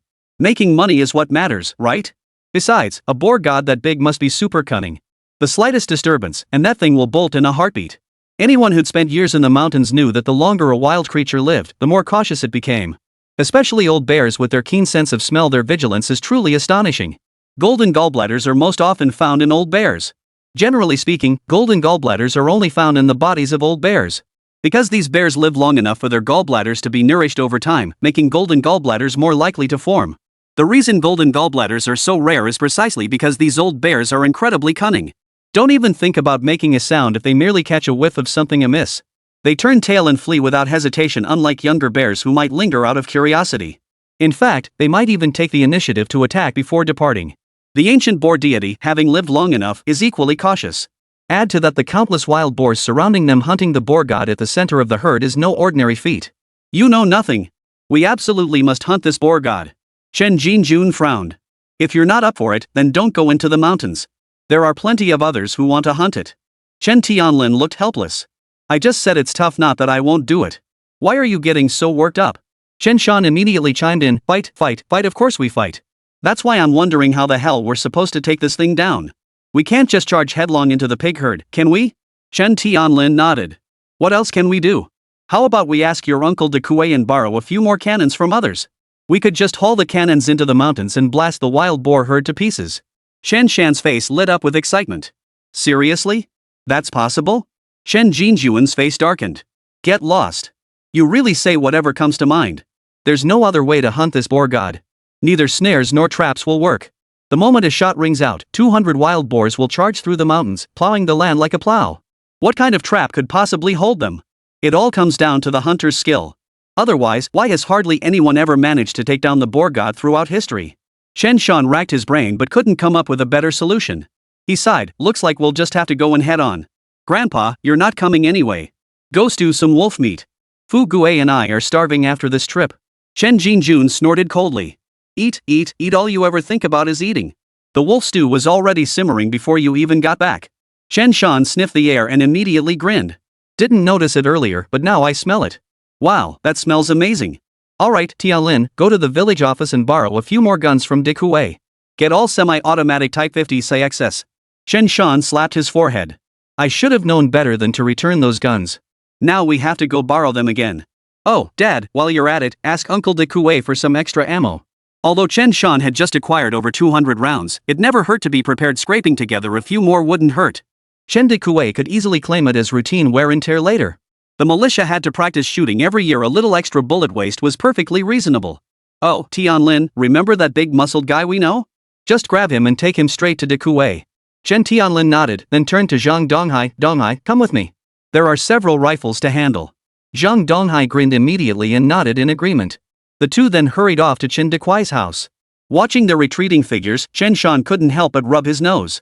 Why did Uncle Donghai and Dad feel so much like me and Fuguei? Sanner, what are you standing there for? Making food for a bunch of dogs? Now that 3 dogs are yours, you've got to take care of them, right? Heard you loud and clear, both ears picked it right up. Knowing the old man was venting his dissatisfaction on him, Chen Shan could only endure it obediently. Indeed, with age came the freedom to act as one pleased at home, with no one daring to scold or lay a finger on him. But as Chen Shan prepared the dog food, something suddenly occurred to him. Uncle Lu had asked him to procure 2 badgers earlier, saying he needed to render their oil for treating burns. Chen Shan silently noted this down. He'd have to find time to catch 2 badgers later. A man must keep his word. Badgers hibernate too, so winter wasn't the best time to hunt them. But as long as he could find a badger's den, Chen Shan could get to work once Huzi sniffed it out and confirmed whether a badger was inside. Animals have their ways, and hunters naturally have theirs. After feeding the dogs, the stewed wolf meat was nearly ready. Chen Tianlin and Zhang Donghai soon returned with 3 semi-automatic rifles. Zhang Donghai, Chen Tianlin, and Fuguei each got one. As for the 16-gauge shotgun, it would be far too inefficient for hunting a wild boar herd, so it was naturally out of the question. Did de Kuei ask anything? Shen Jinjun inquired. Dad, de Kuei didn't ask much. Just told us to be careful in the mountains, Chen Tianlin replied with a smile. De Kuei's a decent guy. Whenever anyone in the village needs help with something, if he can handle it, he usually steps in. Alright, enough chatter. Today, you'll taste my stewed wolf meat. I guarantee it's just as good as dog meat. Chen Ling, Zhang Xiufan, Yang Mei, and Zhang Fa Kai quickly set up the table, placing the brazier and other items underneath. Once everything was set, the dishes were served, chopsticks were placed, and soon the liquor was poured. Once seated, Chen Jinjun laughed heartily. Everyone's worked hard this year. Let's have a toast. Especially you, Sanner. You've really matured this year. I'm so proud. Sanner, your old man is getting on in years. I hope you'll settle down and get married soon. Try to give me a pair of great-grandchildren soon, you hear? This old man still has some use left. I can help you look after the kids when the time comes. Chen Shan glanced at the old man. He no longer insisted on going into the mountains, likely aware his health was failing. Otherwise, given his temper back in the day, anyone who dared stop him from going into the mountains would have gotten a brutal beating. No one could stand in his way. Grandpa, don't worry. You're still young, you'll definitely live to be 100. I'll give you a whole brood of great-grandkids to look after. Grandpa laughed heartily at Chen Shan's words, while Zhang Donghai and Yang Mei's faces darkened. Zhang Wan'er's expression turned crimson with embarrassment and indignation. Chen Shan, however, hoped winter would linger longer. He needed this winter to earn more money. Once spring arrived and the weather warmed up, he'd take the old man to the city for a checkup. He was determined to let Grandpa live longer and enjoy more blessings. Chapter 094, I've already been restrained enough seeking gold tickets. At the dinner table, both families ate amidst laughter and cheer, clinking glasses and passing dishes. Truth be told, after the old man's preparation, the wolf meat tasted almost indistinguishable from stewed dog meat. Chen Shan genuinely found it delicious and couldn't get enough, polishing off several bowls of meat by afternoon. Zhang Fugue ate so voraciously his hair was practically smoking. Munching away, he slurred, "Second uncle, this wolf meat is seriously good. Your cooking skills are absolutely amazing." Chen Jinjun felt a surge of satisfaction, yet remained perfectly composed as he replied, "Wolf meat warms you up in winter and helps you withstand the cold. As the saying goes, boil dog meat 3 times, and even gods can't stand steady." "I'd say this wolf meat is pretty darn good too." Chen Tianlin, oil dripping from his chin, chimed in, "You bet. Dad, your cooking is top-notch. Why not stew another pot of wolf meat tomorrow? We can celebrate our victory over the pig god." This was like rubbing salt in the wound. Chen Jinjuan's face turned green. Eat, all you know how to do is eat. You're a son and a father yourself, don't you know to slow down? Standing like a slob, sitting like a slob, and you're supposed to be a father? Can't you set a decent example? Can't you just? Chen Tianlin looked utterly bewildered. Wait, what did I do wrong now? You stewed over 10 pounds of meat, is it really that outrageous for me to eat a bit more? Under the old man's imposing presence, Chen Tianlin deliberately slowed his chewing, adopting a "you scold, I'll eat" attitude. Seeing the young man remain silent, Chen Jinjun finally realized, no way. He had to go into the mountains tomorrow too. Hunting the pig god was a once-in-a-lifetime chance.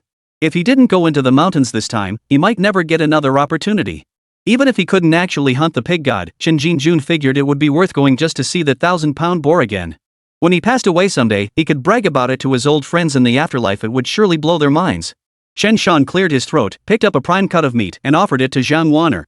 "Wan'er, stop staring. Eat your meat." Zhang Wan'er's cheeks flushed. She murmured softly, "Okay."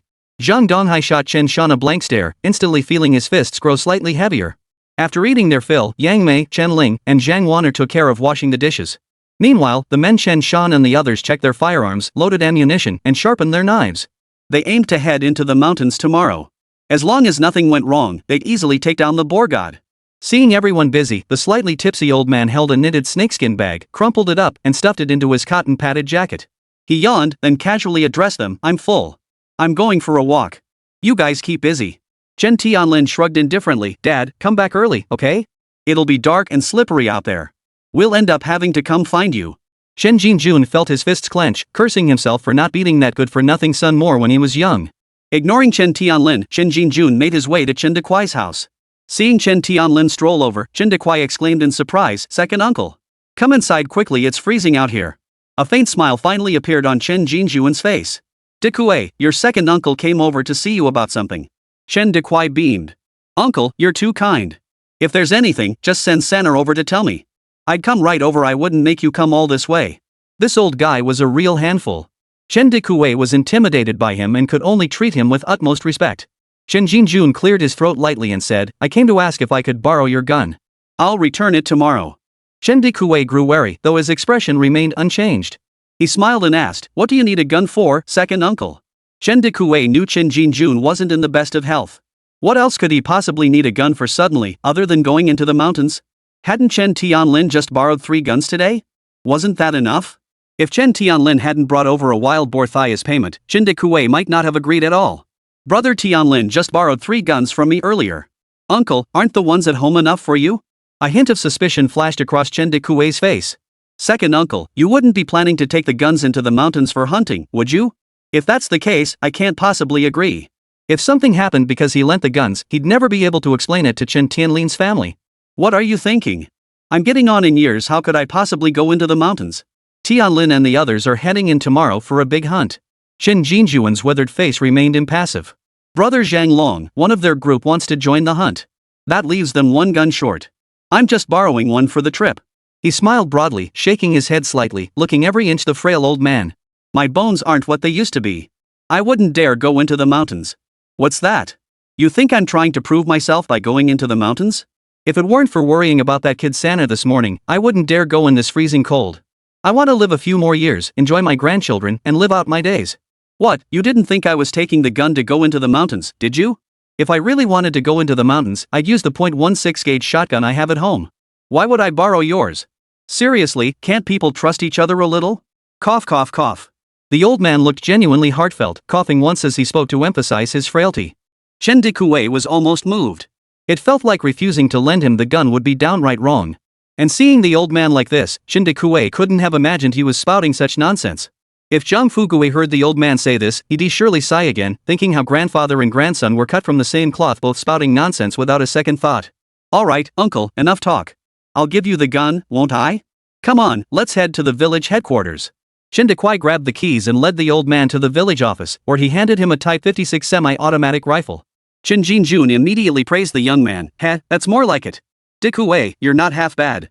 Chen Dekue had no retort, only a helpless smile on his face as he saw Chen Jinjun off. Watching Chen Jinjun's retreating figure, Chen Dekue stroked his chin and muttered to himself, Uncle Air probably wouldn't sneak into the mountains, right? Nah, definitely not. He's too old for that. He just went into the mountains this morning, where would the old guy find the stamina? With that thought, a relieved smile spread across Chen Dekue's face. He felt that his second uncle could be quite honest at times. Stepping out of the village headquarters, Chen Jinjun discreetly stowed his rifle into a burlap sack. He then grabbed a large handful of straw from a nearby yard and stuffed it inside, concealing the gun's shape. Oomph. Bunch of whippersnappers trying to keep this old man out of the mountains? I've got decades more life experience than you lot. Think you can outsmart me? By the time he returned to the courtyard, Chen Shan and the others had already prepared all the necessary tools. They would head straight into the mountains first thing tomorrow morning. As they bustled about, they spotted the old man strolling leisurely back from outside. Chen Tianlin chuckled, Dad, what's that you're carrying? It's all bulky and full. Chen Jinjun replied with a calm expression, Do I need to tell you everything I do? Are you teaching me how to live? Chen Tianlin. Wait, when did this old man become so hot-tempered? Who in the family dares tell him what to do? He figured the only one in the family who didn't back down from the old man was this second son. As for the eldest son, Chen Dongliang, he'd lower his head obediently and take his scolding whenever he saw the old man. Chen Shan immediately chimed in, Exactly.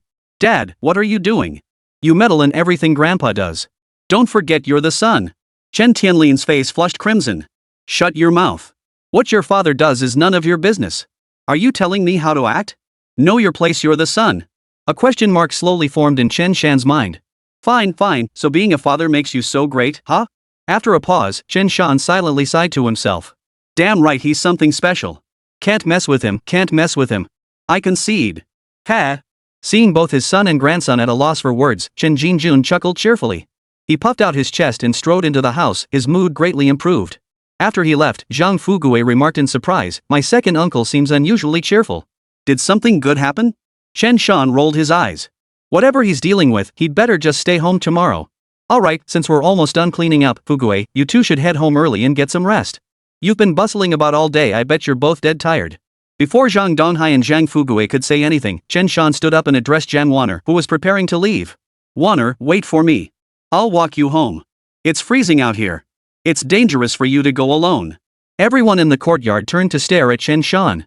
The two families lived just across the main road from each other. What danger was there? This guy was like a bull charging into the house, utterly ridiculous. Zhang Donghai couldn't help but roll his eyes. This kid's tactics were as predictable as a sow wearing a protective collar, one cliché after another. He was starting to wonder if agreeing to set them up had been a blessing or a curse. This kid just didn't seem trustworthy. Zhang Wan'er's face flushed crimson. Feeling the stares piercing her like needles, she didn't even respond to Chen Shan. She buried her head and strode toward the door, then sprinted straight home the moment she stepped outside. Chen Shan sighed with emotion. She knows to go home when it snows. Now that's a good wife to bring home. Zhang Donghai snorted coldly. Yang Mei, however, was like a mother-in-law admiring her son-in-law. The more she looked, the more pleased she became. She beamed, Third son, keep it up. Chen Shan nodded, his motivation slowly building. Alright, auntie, you can count on me. Look at that, his future father-in-law thought he wasn't trying hard enough and was piling on the pressure, while his mother-in-law was brimming with encouragement. This is what it means to have a love approved by both sets of parents. After the Zhang family returned home, Chen Ling grabbed Chen Shan by the ear, her face darkening. Brother, I know you're hungry, but you don't have to be so obvious about it. How do you expect Uncle Donghai to feel? His precious daughter, raised with so much effort, is about to be snatched away by you, you big pig. How heartbroken he must be sending her off to marry you. Chen Shan rolled his eyes. Sis, come on. I've been holding back plenty. Besides, you call this marrying her off? She's practically next door, just a trip to dump the kitchen scraps, and she's at her husband's place.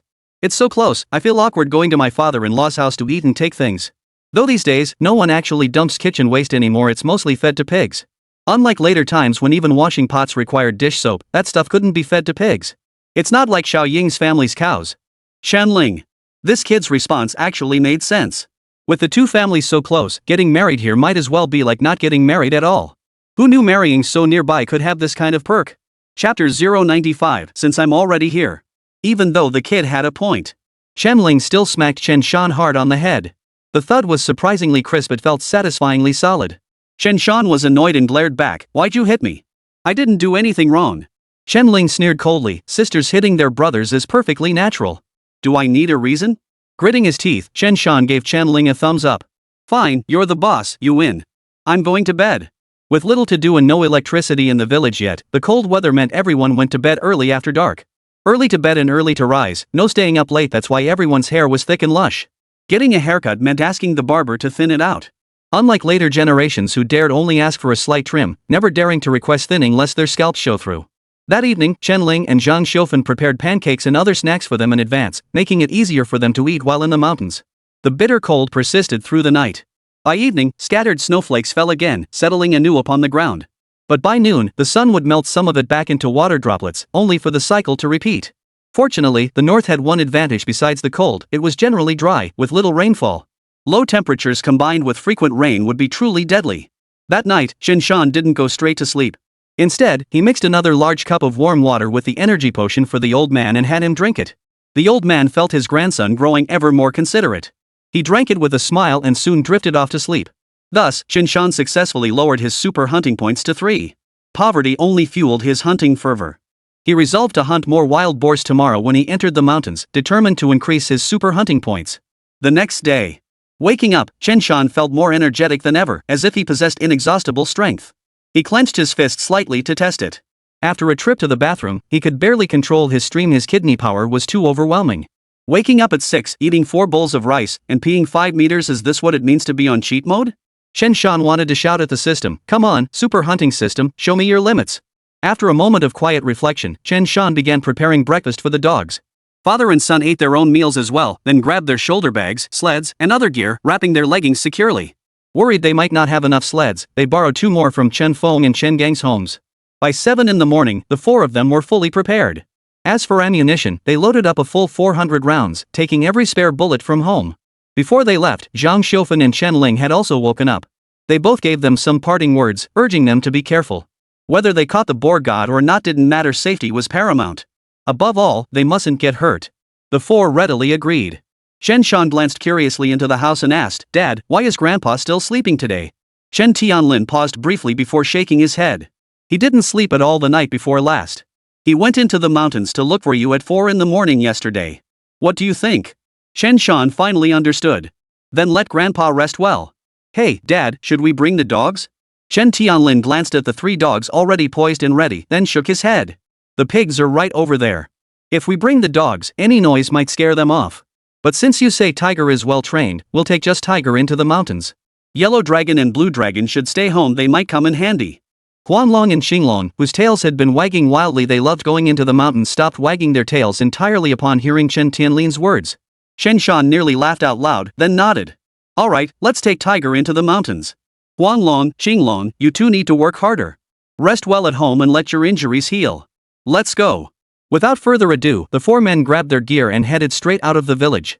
Along the way, some villagers noticed them leaving and asked where they were going. Chen Tianlin simply replied they were resting at home for 2 days before taking his son into the mountains to hunt. Chen Shan rolled his eyes inwardly. This was clearly the son taking his father hunting, wasn't it? When it came to skill and capability, Zhang Donghai and Chen Tianlin weren't as good as him, at least that's what Chen Shan believed. After all, his old man had never even hunted a wild boar. The villagers didn't think much of it. Who could have known that deep within Dalong Mountain lurked a herd of 200 wild boars? The group of 4 men and 1 dog set off for Dalong Mountain, a journey that took quite some time. About an hour after they left, Chen said to Zhang Xiufen, "Mom, why is Grandpa sleeping so long? He needs to get up and eat something." Zhang Xiufen hummed in response. "Then go wake your grandfather. He must have been utterly exhausted yesterday. Keep an eye on him, don't let anything happen." "Okay."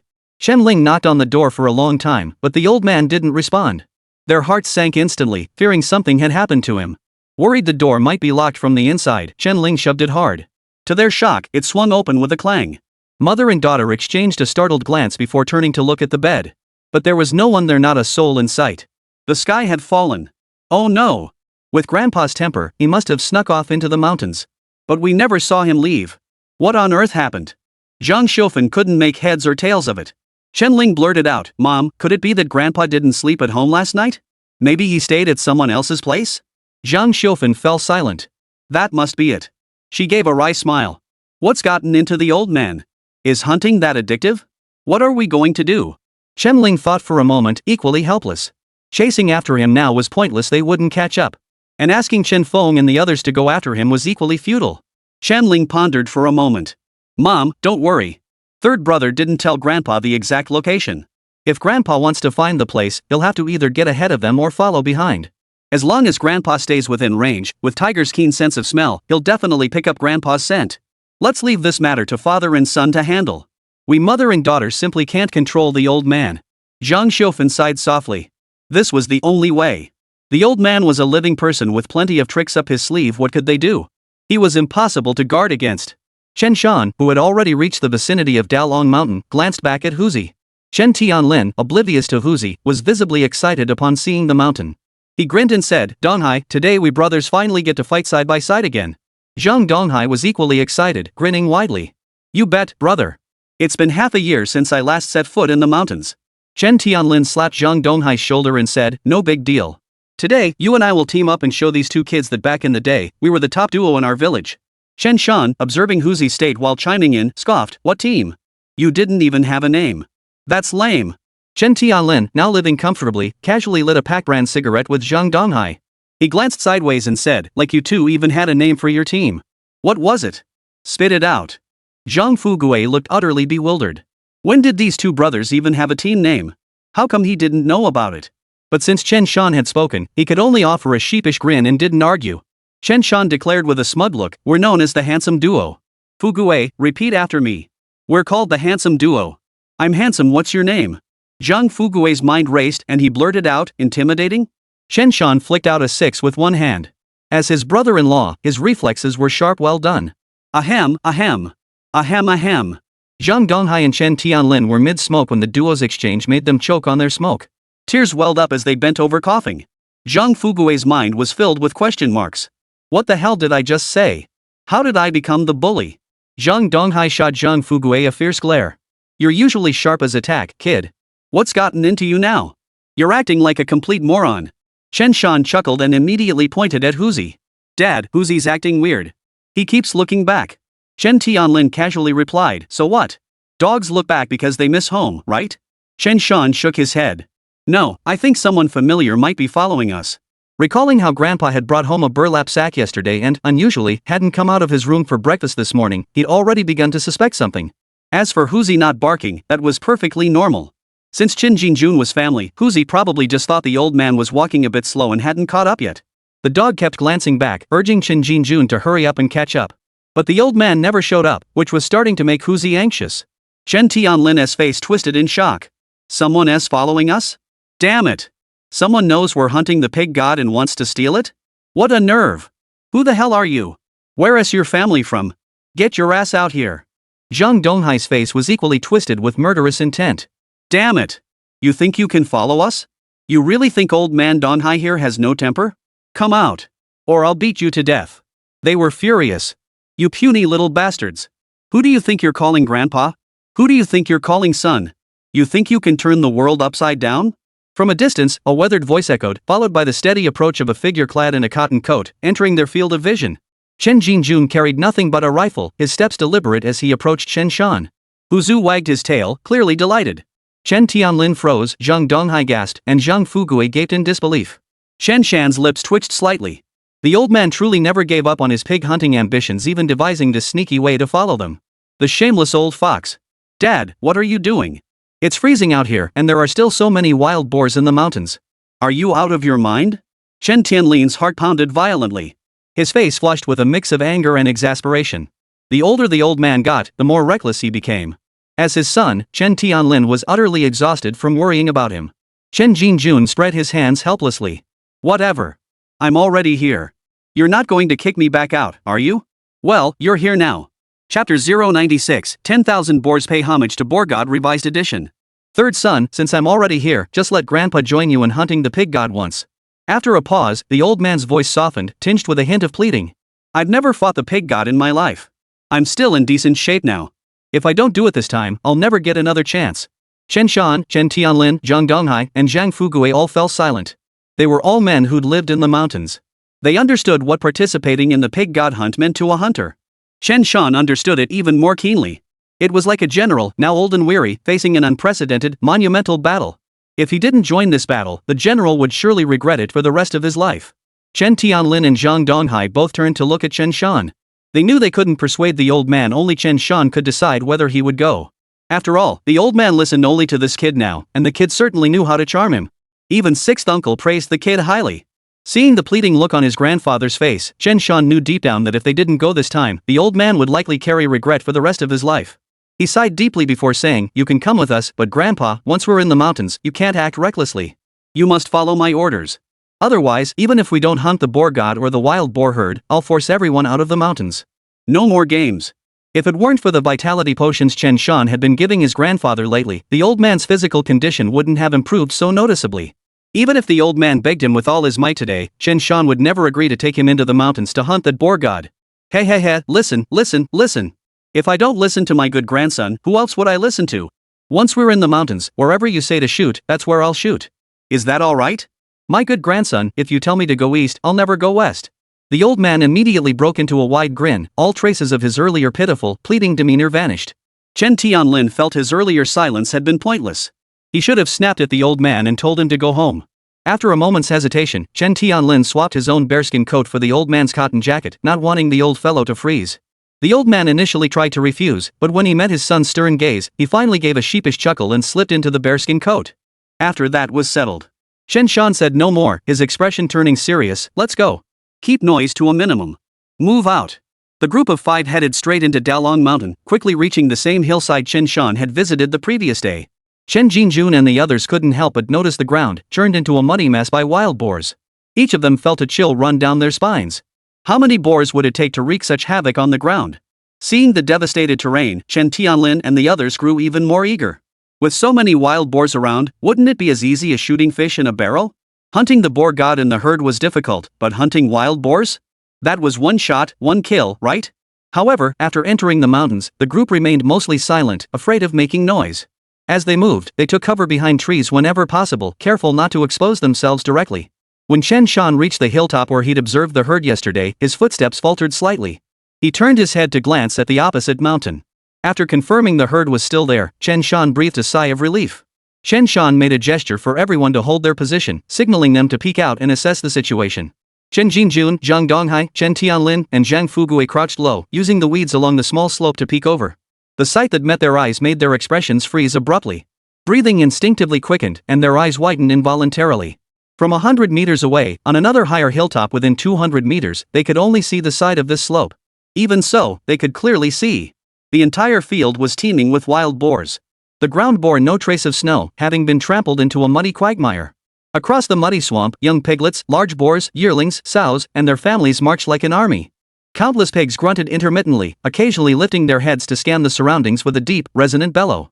The sight made everyone's blood boil, making them want to haul up a few cannons and blast them all to smithereens. Fortunately, they were all sensible people. For now, they could hold their tongues and didn't utter a word. A wild boar's sense of smell rivals that of a dog, and those ears aren't small either, so their hearing shouldn't be underestimated. Chen Shan and his group dared not relax for a moment, even from a great distance.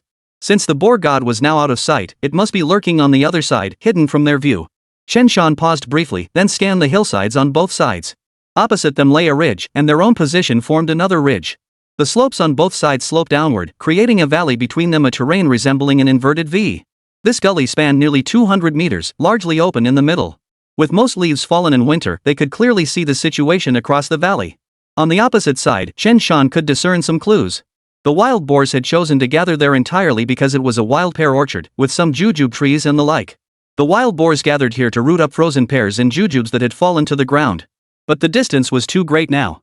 They couldn't possibly wade across the ravine. The boars would spot their silhouettes instantly. Firing from where they stood was also out of the question. The distance was too great, and there were too many obstructions. Once the shots rang out, the herd would bolt in panic, leaving no chance to land more hits. Chen Shan pointed toward the mountaintop, signaling they must circle around the other side of the mountain. The others naturally had no objections. They retreated a distance and began climbing the opposite slope. The distance was considerable, especially uphill.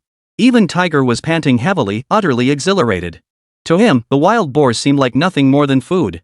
Little did it know that once it plunged into the herd, a single wild boar charge or trampling would turn it into mincemeat. The group quickly wound their way up the mountain. As they walked, Chen Shan kept pausing to help the old man along. After walking for quite some time, the old man was breathing heavily. Chen Shan took out the water he'd mixed with energy potion and gave it to him to drink. By now, Chen Shan's super hunting points had plummeted to a pitiful 2 points. It took them a full hour to traverse the mountain ridge from their starting point to the opposite peak. Fortunately, the summit offered ample cover from towering trees and other vegetation. Moreover, their elevated position gave them a significant advantage in terms of visibility. Tiger had been repeatedly warned by Chen Shan not to bark. The clever mutt moved with such stealth and caution that it seemed even more furtive than Chen Shan and the others. Chen Tianlin couldn't help but chuckle. He thought to himself, a dog truly reflects its owner just as the owner is, so is the dog. And now, Huzi's owner was Chen Shan, who was even more of a dog than the dog itself. The 5 men and 1 dog used the giant trees for cover, creeping cautiously toward the pig herd. They struggled to get within 100 meters. Their vantage point was perfect. Several massive trees, each requiring several people to encircle, grew together, providing ideal cover. Below them, however, lay a slightly steeper slope. Only smaller trees grew on the slope. If they advanced any closer, they'd have no cover and risk being spotted by the wild boars. The group halted, momentarily at a loss. All eyes turned to the quick-thinking Chen Shan. Chen Shan's gaze fixed on the herd within 100 meters. They still seemed to fill the entire sky. Suddenly, Chen Shan's eyes narrowed sharply. He gestured to the others, pointing in one direction. Following his gaze, they saw. Amidst the dense swarm of pigs stood one boar, massive in size and distinctly larger than the rest. This boar was enormous. Chen Shan estimated it could easily weigh 1,000 jin. This was the pig god. The bristles covering its body were incredibly dense, especially the ones on its back, which stood straight up like steel needles embedded in its hide. Those were the boar's bristles. The bristles on its neck stood equally erect, never softening, much like the hackles of an angry hunting dog, instantly radiating a natural aura of power. Just that pig head alone, Chen Shan estimated, weighed over 100 pounds. As for those tusks, they were incredibly curved, resembling the horns of a bull. Certain patches along its body were missing bristles, revealing numerous wounds, some large, some small, some long, some short.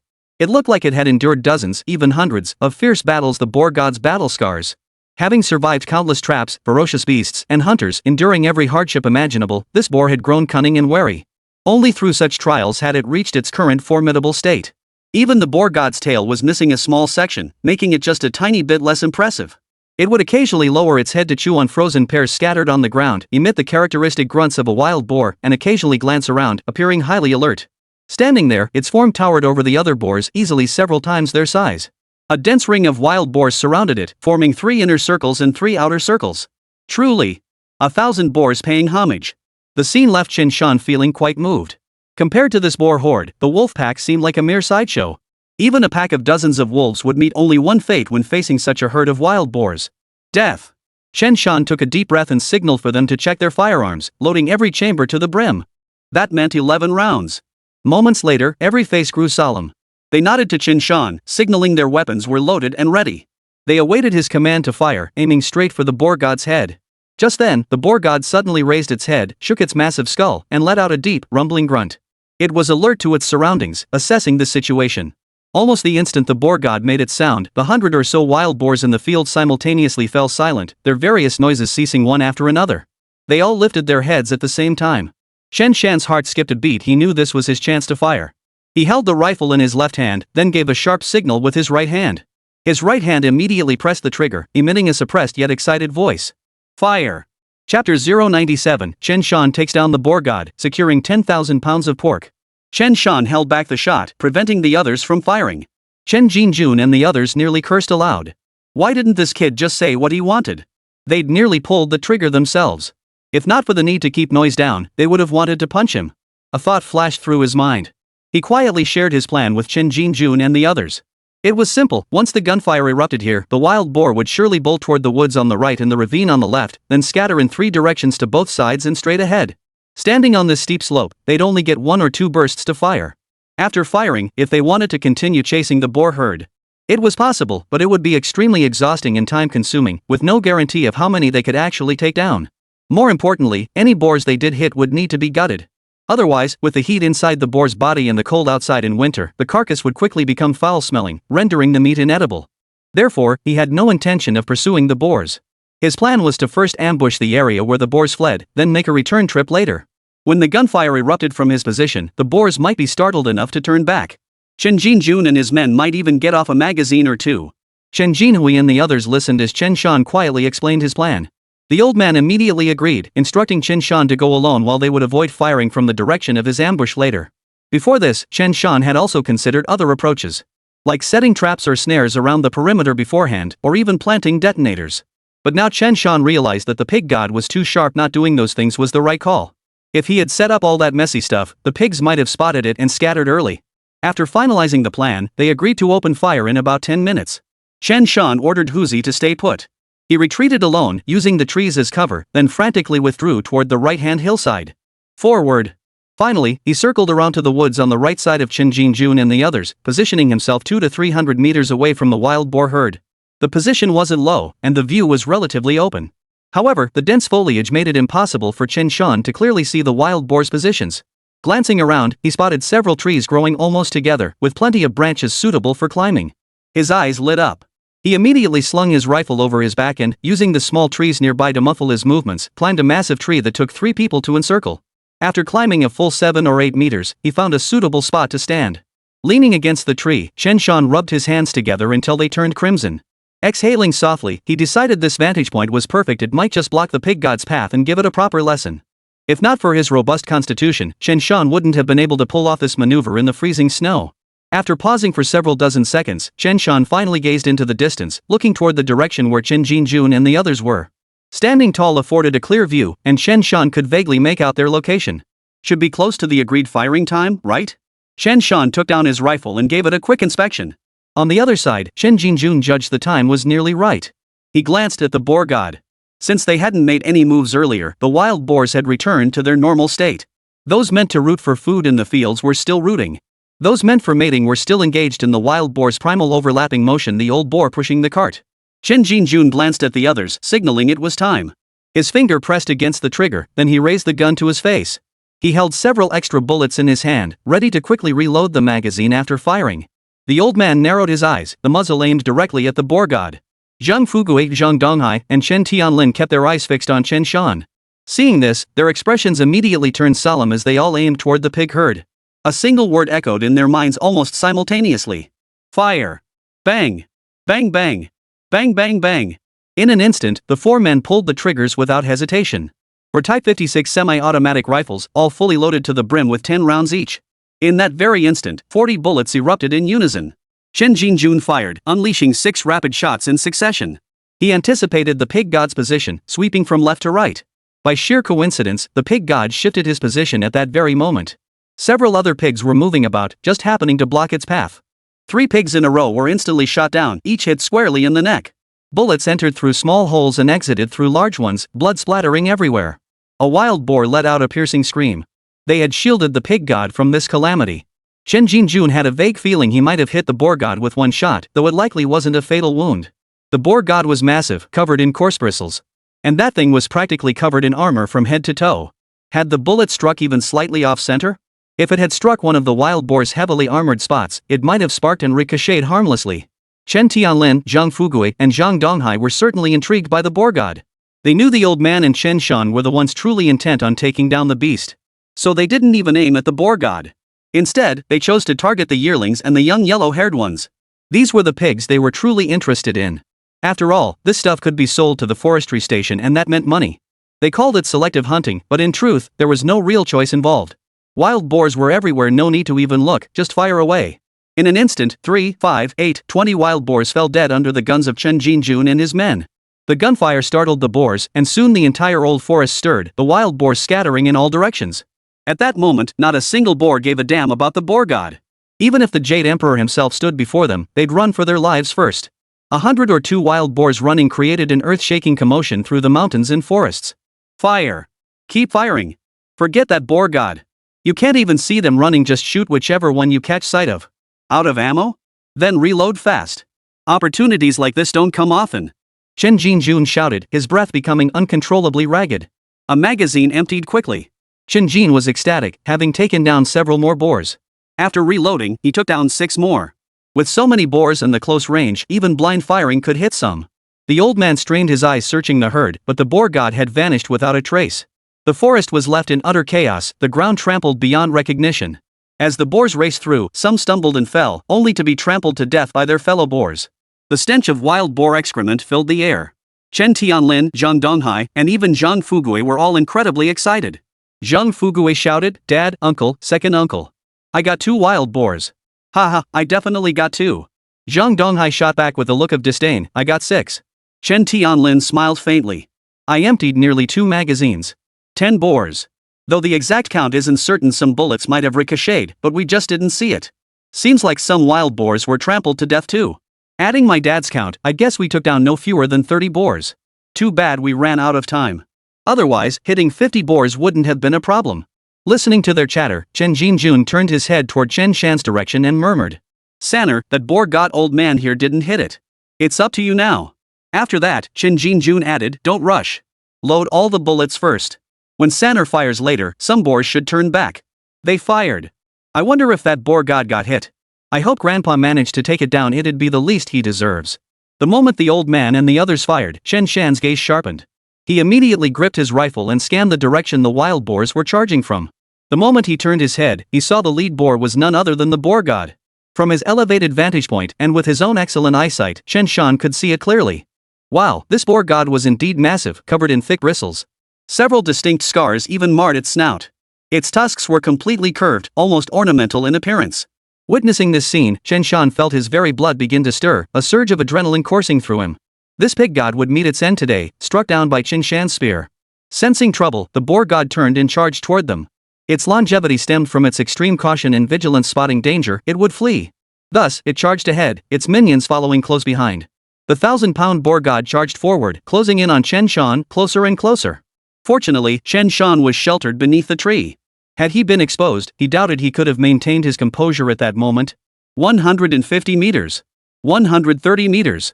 100 meters. 80 meters. 50 meters. 30 meters. The boar god drew near, and the herd followed close behind. Chen Shan hesitated no longer, firing 3 shots in quick succession. These shots weren't aimed at the pigs' heads, they were fired directly at their necks. Bang! The distance was too close. From his elevated position, Chen Shan fired with no chance of error. The pig god was just thinking it had escaped the danger zone. Then 3 shots rang out, one hit its neck, one struck its head, and one landed in its abdomen. It collapsed with a thud, kneeling on the ground. After a few gasping struggles, it fell still. The boar god was dead. Chen Shan didn't look back at it. He raised his gun again and fired bursts at the wild boar charging toward him. At the peak of his reflexes and physical strength, coupled with the advantage of higher ground, the heavens, earth, and man were all aligned in his favor. With each shot fired, another boar fell. 7 shots in quick succession emptied Chen Shan's magazine in one breath, not a single bullet wasted. 7 boars collapsed in a heap. The wild boars that had been charging this way saw the fallen boar god. The gunfire echoing from the sky left them utterly bewildered. How could there be someone else here? The herd turned again, scattering in all directions, backward, left, and right. Chen Shan watched it all with a detached gaze, swiftly chambering around in his rifle. His movements were lightning fast, like a seasoned veteran who'd fired thousands of rounds. Then, he unleashed another burst of fire. 10 rounds fired, only the last one was a dud. The boar had stumbled and fallen while fleeing. After emptying the magazine, Chen Shan naturally had no chance to reload. "Grandpa, I reckon only a small portion of the boars made it back. It's up to you guys to seize the chance and take down as many as you can." The system continuously chimed with notifications of Chen Shan's boar kills. Ding! Congratulations, host, on killing 1,105 gene of wild boar. Super hunting points 11. Ding! Congratulations, host, on killing 425 gene of wild boar. Super hunting points 4. Ding! Congratulations, host, on killing 162 gene of wild boar. Super hunting points 2. A total of 17 boars had earned Chen Shan a whopping 55 super hunting points. This meant he had hunted over 5,000 gene of wild boar in this single outing. Chen Shan carried cigarettes in his pocket, though he rarely smoked them himself, he usually gave them away. Now, however, he couldn't resist lighting one up with a match. He drew a deep drag, exhaled a smoke ring, his fingers trembling ever so slightly. This is, bloody hell, what a thrill. Chapter 098, While others starve, we've more meat than we can eat. He stubbed out the match on the ice of a tree branch and tossed it aside. Chen Shan finished his cigarette, slowly exhaling a smoke ring, his emotions finally beginning to settle. Just then, the sound of gunfire from Grandpa's group reached his ears again. His eyes flickered over the pig god lying on the ground, and Chen Shan chuckled. Killing the pig god today felt incredibly satisfying. The gunfire ceased. Just as he was about to climb down from the tree, he heard several hurried figures running from the direction his father and the others were in, followed by frantic shouts. San'er? San'er, where are you? San'er, San'er? Where are you? Where are you? After firing their shots and finishing off the boar, Chen Jinjun and the other three had come running this way. Unaware that Chen Shan had climbed the tree, they were terrified after seeing so many wild boars charge earlier. They feared something had happened to Chen Shan and rushed over immediately. After circling around, their expressions suddenly changed. They couldn't see Chen Shan anywhere. Good heavens! Where's my grandson? My big grandson? Tianlin, your son must have gotten into trouble. All those wild boars charging earlier. Chen Jinjuan's face darkened to a terrifying shade, his hand holding the gun trembling slightly. Chen Tianlin swallowed hard. He'd figured his son had been acting so recklessly lately that he probably wouldn't get into trouble, which is why he'd let the kid come along. But now, after shouting for a long while, the boy still hadn't appeared. Chen Tianlin's heart was pounding in his throat. What the hell are you standing around for? Go look everywhere. Don't let those damn wild boars get you. That good-for-nothing brat, who knows what's going on in his head these days? And he actually came alone to hunt? How the hell is he so capable? Chen Jinjuan's voice trembled slightly, his words coming out slurred. Driving the herd meant a group hunt. Some would drive the game forward while others would lie in ambush ahead in the direction the game was fleeing, ready to shoot the prey as it ran past. What this group was doing was essentially a driven hunt. Yet now, even after taking down so many wild boars, the four men hadn't seen Chen Shan and were genuinely worried. The joy on their faces visibly faded, replaced entirely by worry. Woof woof, woof woof. Beside them, Huzu shook his head and looked up at the tree where Chen Shan was perched, barking excitedly as if to say, Master, why did you climb so high? Huzi, what are you barking about? Chen Jinjun caught Huzi's gaze and turned to look up at the tree. There, grinning at them, was a little rascal. Startled, Chen Jinjun couldn't help but curse with a laugh, you little bastard. Are you trying to scare the hell out of this old man? Would you feel smug if you did? Get down here this instant. Zhang Fugue, Zhang Donghai, and Chen Tianlin looked up. The worry on their faces quickly faded, replaced by utter speechlessness. This little bastard was even more of a little bastard than Huzi. Chen Tianlin let out a huge sigh of relief, pointing at Chen Shan and yelling, damn it! You heard us but ignored us. Feeling pretty smug now, huh? Only Zhang Fugue remained oblivious. Seeing Chen Shan was unharmed, he exhaled in relief before grinning, third brother, I took down 3 wild boars. Pretty impressive, huh? Chen Shan gave him a thumbs up and said flatly, pretty impressive. But look over there, what's that? The pig god had fallen in a small, sunken hollow. With some trees and bushes providing cover, it was a blind spot for Chen Jinjun and his group. So when they arrived, they hadn't spotted the boar god's carcass. Hearing Chen Shan's words, the others felt a sudden stir in their hearts and hurried toward the spot he indicated. As they drew closer, they couldn't help but gasp in shock, their faces etched with awe. Third brother, holy crap! You actually took down that boar god? Damn impressive, seriously. Whoa, son, this boar god is huge as hell. Easily over 1,000 pounds. Holy crap, I've never seen a wild boar this massive in my life. Damn, no wonder they call it a wild boar herd. If this thing isn't the wild boar patriarch, then what is? That boar must be over a decade old, right? The men stood beside the boar god, their expressions filled with awe and amazement. Chen Shan quickly swung down from the tree and joined them, examining the beast as well. Chen Jinjun shot him a glance and said with a touch of envy, well, looks like you managed to take down the boar god. Third brother, you've really made something of yourself. Chen Tianlin added with a sigh, we were just thinking about shooting it ourselves. But by the time we tried to find the boar god, it had vanished, it took off so fast. Chen Jinjun sighed regretfully, when I fired, a few pigs happened to be blocking its path and took the hit. I didn't hit it, but I think one bullet did connect. After a thorough search, Chen Jinjun pointed to the spot on the boar god's hindquarters and turned to Chen Shan. San'er, was that shot yours? Chen Shan shook his head. No, I only fired 3 shots all at its neck and abdomen. This one must be yours, Grandpa. After a pause, Chen Shan chuckled, I knew it. When that pig god came running over, it was moving kinda slow, limping along. Turns out it was you who hit it, Grandpa. If you hadn't wounded it, I might not have been able to finish it off. So really, this pig god was killed by both you and me together. Chen Shan's words were truly meant to comfort the old man. When that pig god charged over earlier, it was practically flying. How could it have injured its leg at that speed? But hearing this, the old man chuckled heartily, feeling a quiet satisfaction. You're absolutely right. If it weren't for my shot, with that pig god's speed, you wouldn't have been able to take it down so easily. You bet. All thanks to my grandpa. After the 5 of them pointed and discussed the boar for a while, Chen Shan waved his hand. Oh, right. I roughly counted we took down 17 wild boars. How many did you guys get? Chen Shan was genuinely curious. He hadn't seen Chen Tianlin or Zhang Donghai's marksmanship firsthand. But if even Zhang Fugui could bag 3 boars, they probably weren't far behind. Chen Tianlin chuckled. We originally got about 10, but then some of the boars ran back. I ended up with 13 in total. Zhang Donghai grinned, about 9, I'd say. Chen Jinjun declared proudly, I got 15. Chen Shan's eyes widened in shock. So together you 3 took down 40 boars? My total is about 17. That makes 57 wild boars altogether? Chen Shan blinked in disbelief, his mind reeling. 57 wild boars altogether?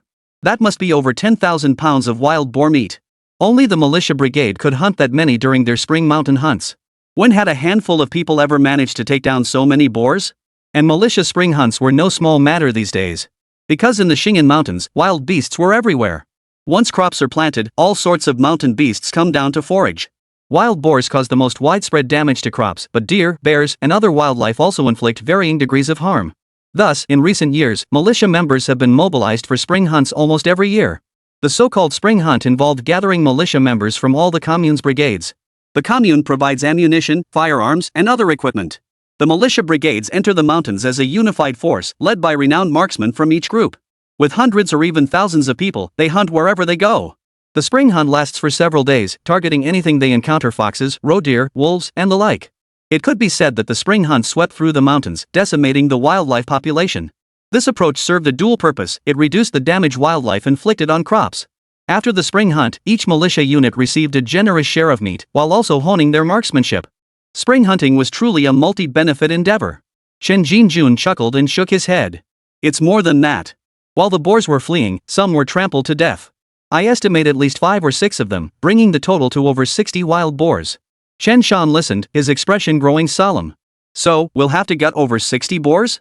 That's enough gutting to make our hands go numb. And then, how the hell are we gonna get these wild boars out of here? Chen Shan rubbed his face. Damn, there's so much meat it's a headache. Chapter 099. The entire village enters the mountains to haul meat, only to be stunned. On the frozen, snow-covered Dragon Mountain, where the ground had been trampled beyond recognition by wild boars. 63 wild boars, including the boar god, lay motionless across hundreds of square meters of level ground. Chen Shan and his group had dragged all the boars together, their faces now a mix of pale and dark. Sweat beaded on their foreheads as they panted heavily, glancing at Chen Shan. If it hadn't been for that kid doing most of the work alone earlier, they would likely have collapsed from exhaustion right there. During the new year, slaughtering a black-skinned pig, including processing the offal and such, takes several people 2 or 3 hours to complete. Now, with over 60 wild boars, if they had to handle it all themselves, they'd never finish. It would be murder. Fortunately, Chen Shan had already sent Zhang Fugui back to the village to call for reinforcements. They had no choice but to call for help. Only with the villagers assisting in hauling the boars could they manage. Once they arrived to help gut and haul the boars, Chen Shan agreed. Everyone who came to help would get a share of the meat. Additionally, if any women came to help, they could take the offal and other parts home directly. Chen Shan's family always had meat to eat. Naturally, they wouldn't care much for a few wild boar offal. But for other families in Guanshan village, it was certainly something they valued. With meat scarce in every household these days, wild boar offal, given a bit of preparation, was still meat. Many people enjoyed it, loved it. Zhang Fugui took Huzi back with him, ensuring the boy's safety. Fugui was young and strong. Running a few extra hours posed no problem at all. Chen Shan told Zhang Fugui to gather more tools and help from the village when the time came.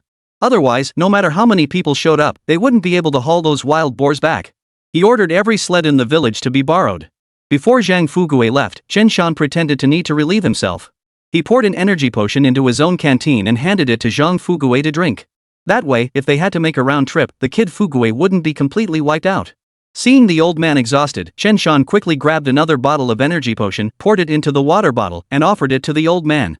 He was truly worried sick about his grandfather.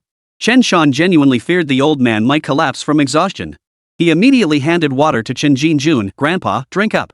Sitting on the snow to rest, Chen Jinjun chuckled. You kid, it's like the water in your canteen never runs out. Chen Shan chuckled. How could it ever run out? There's just a little left.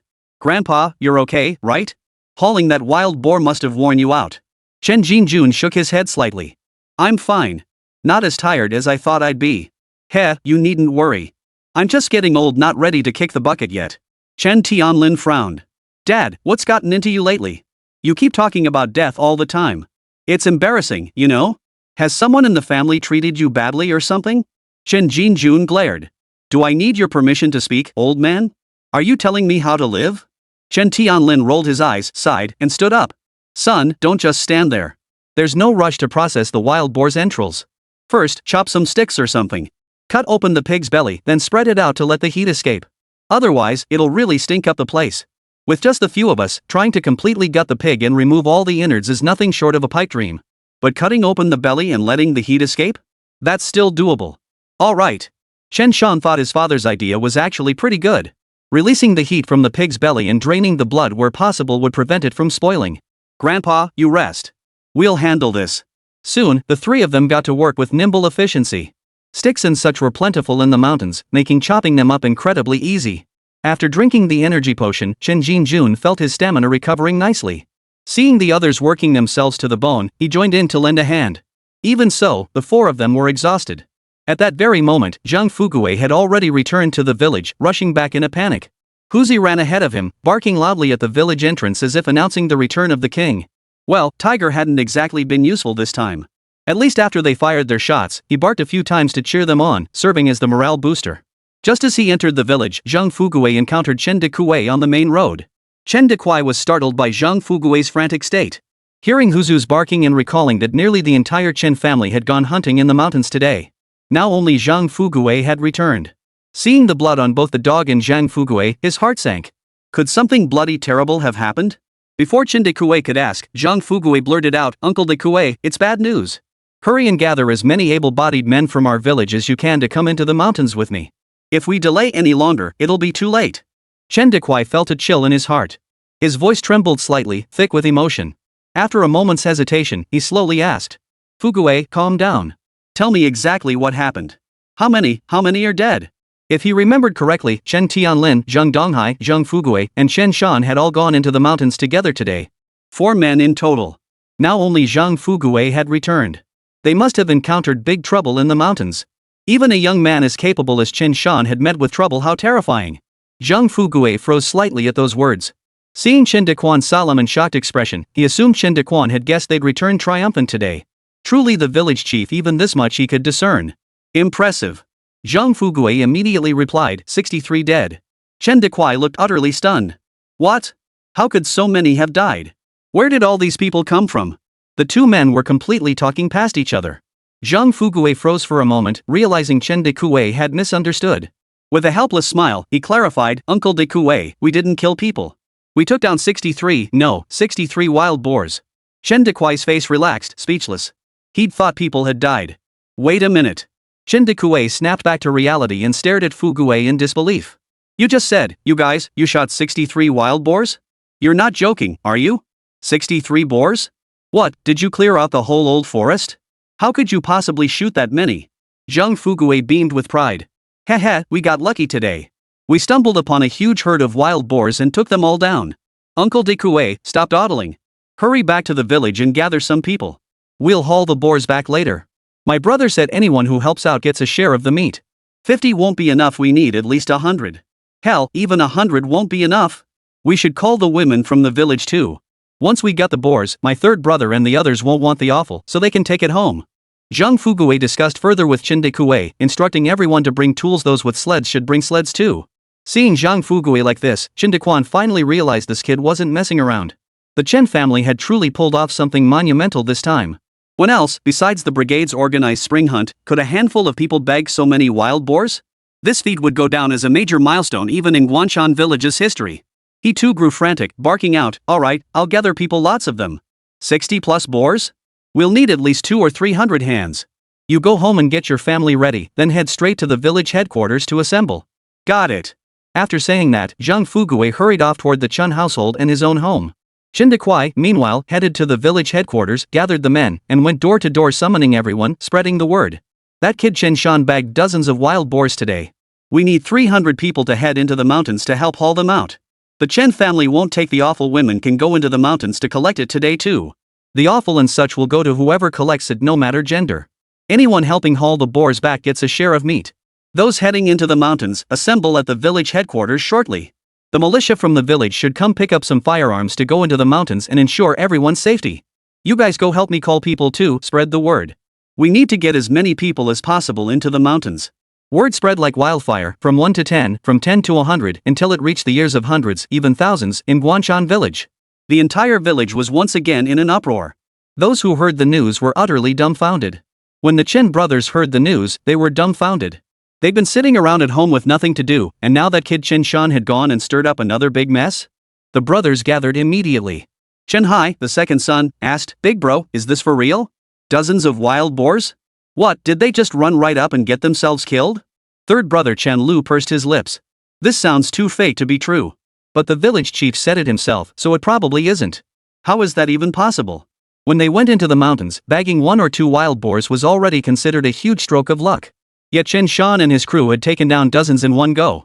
If it weren't for village chief Chen Dequan personally coming to their door to tell them, they'd all think this damn thing was fake.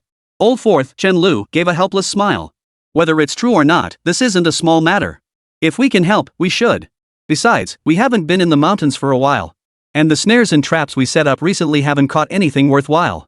Helping out might net us some wild boar meat. Let's get ready and head into the mountains. It'll be interesting to see just how many boars the Chens actually bagged.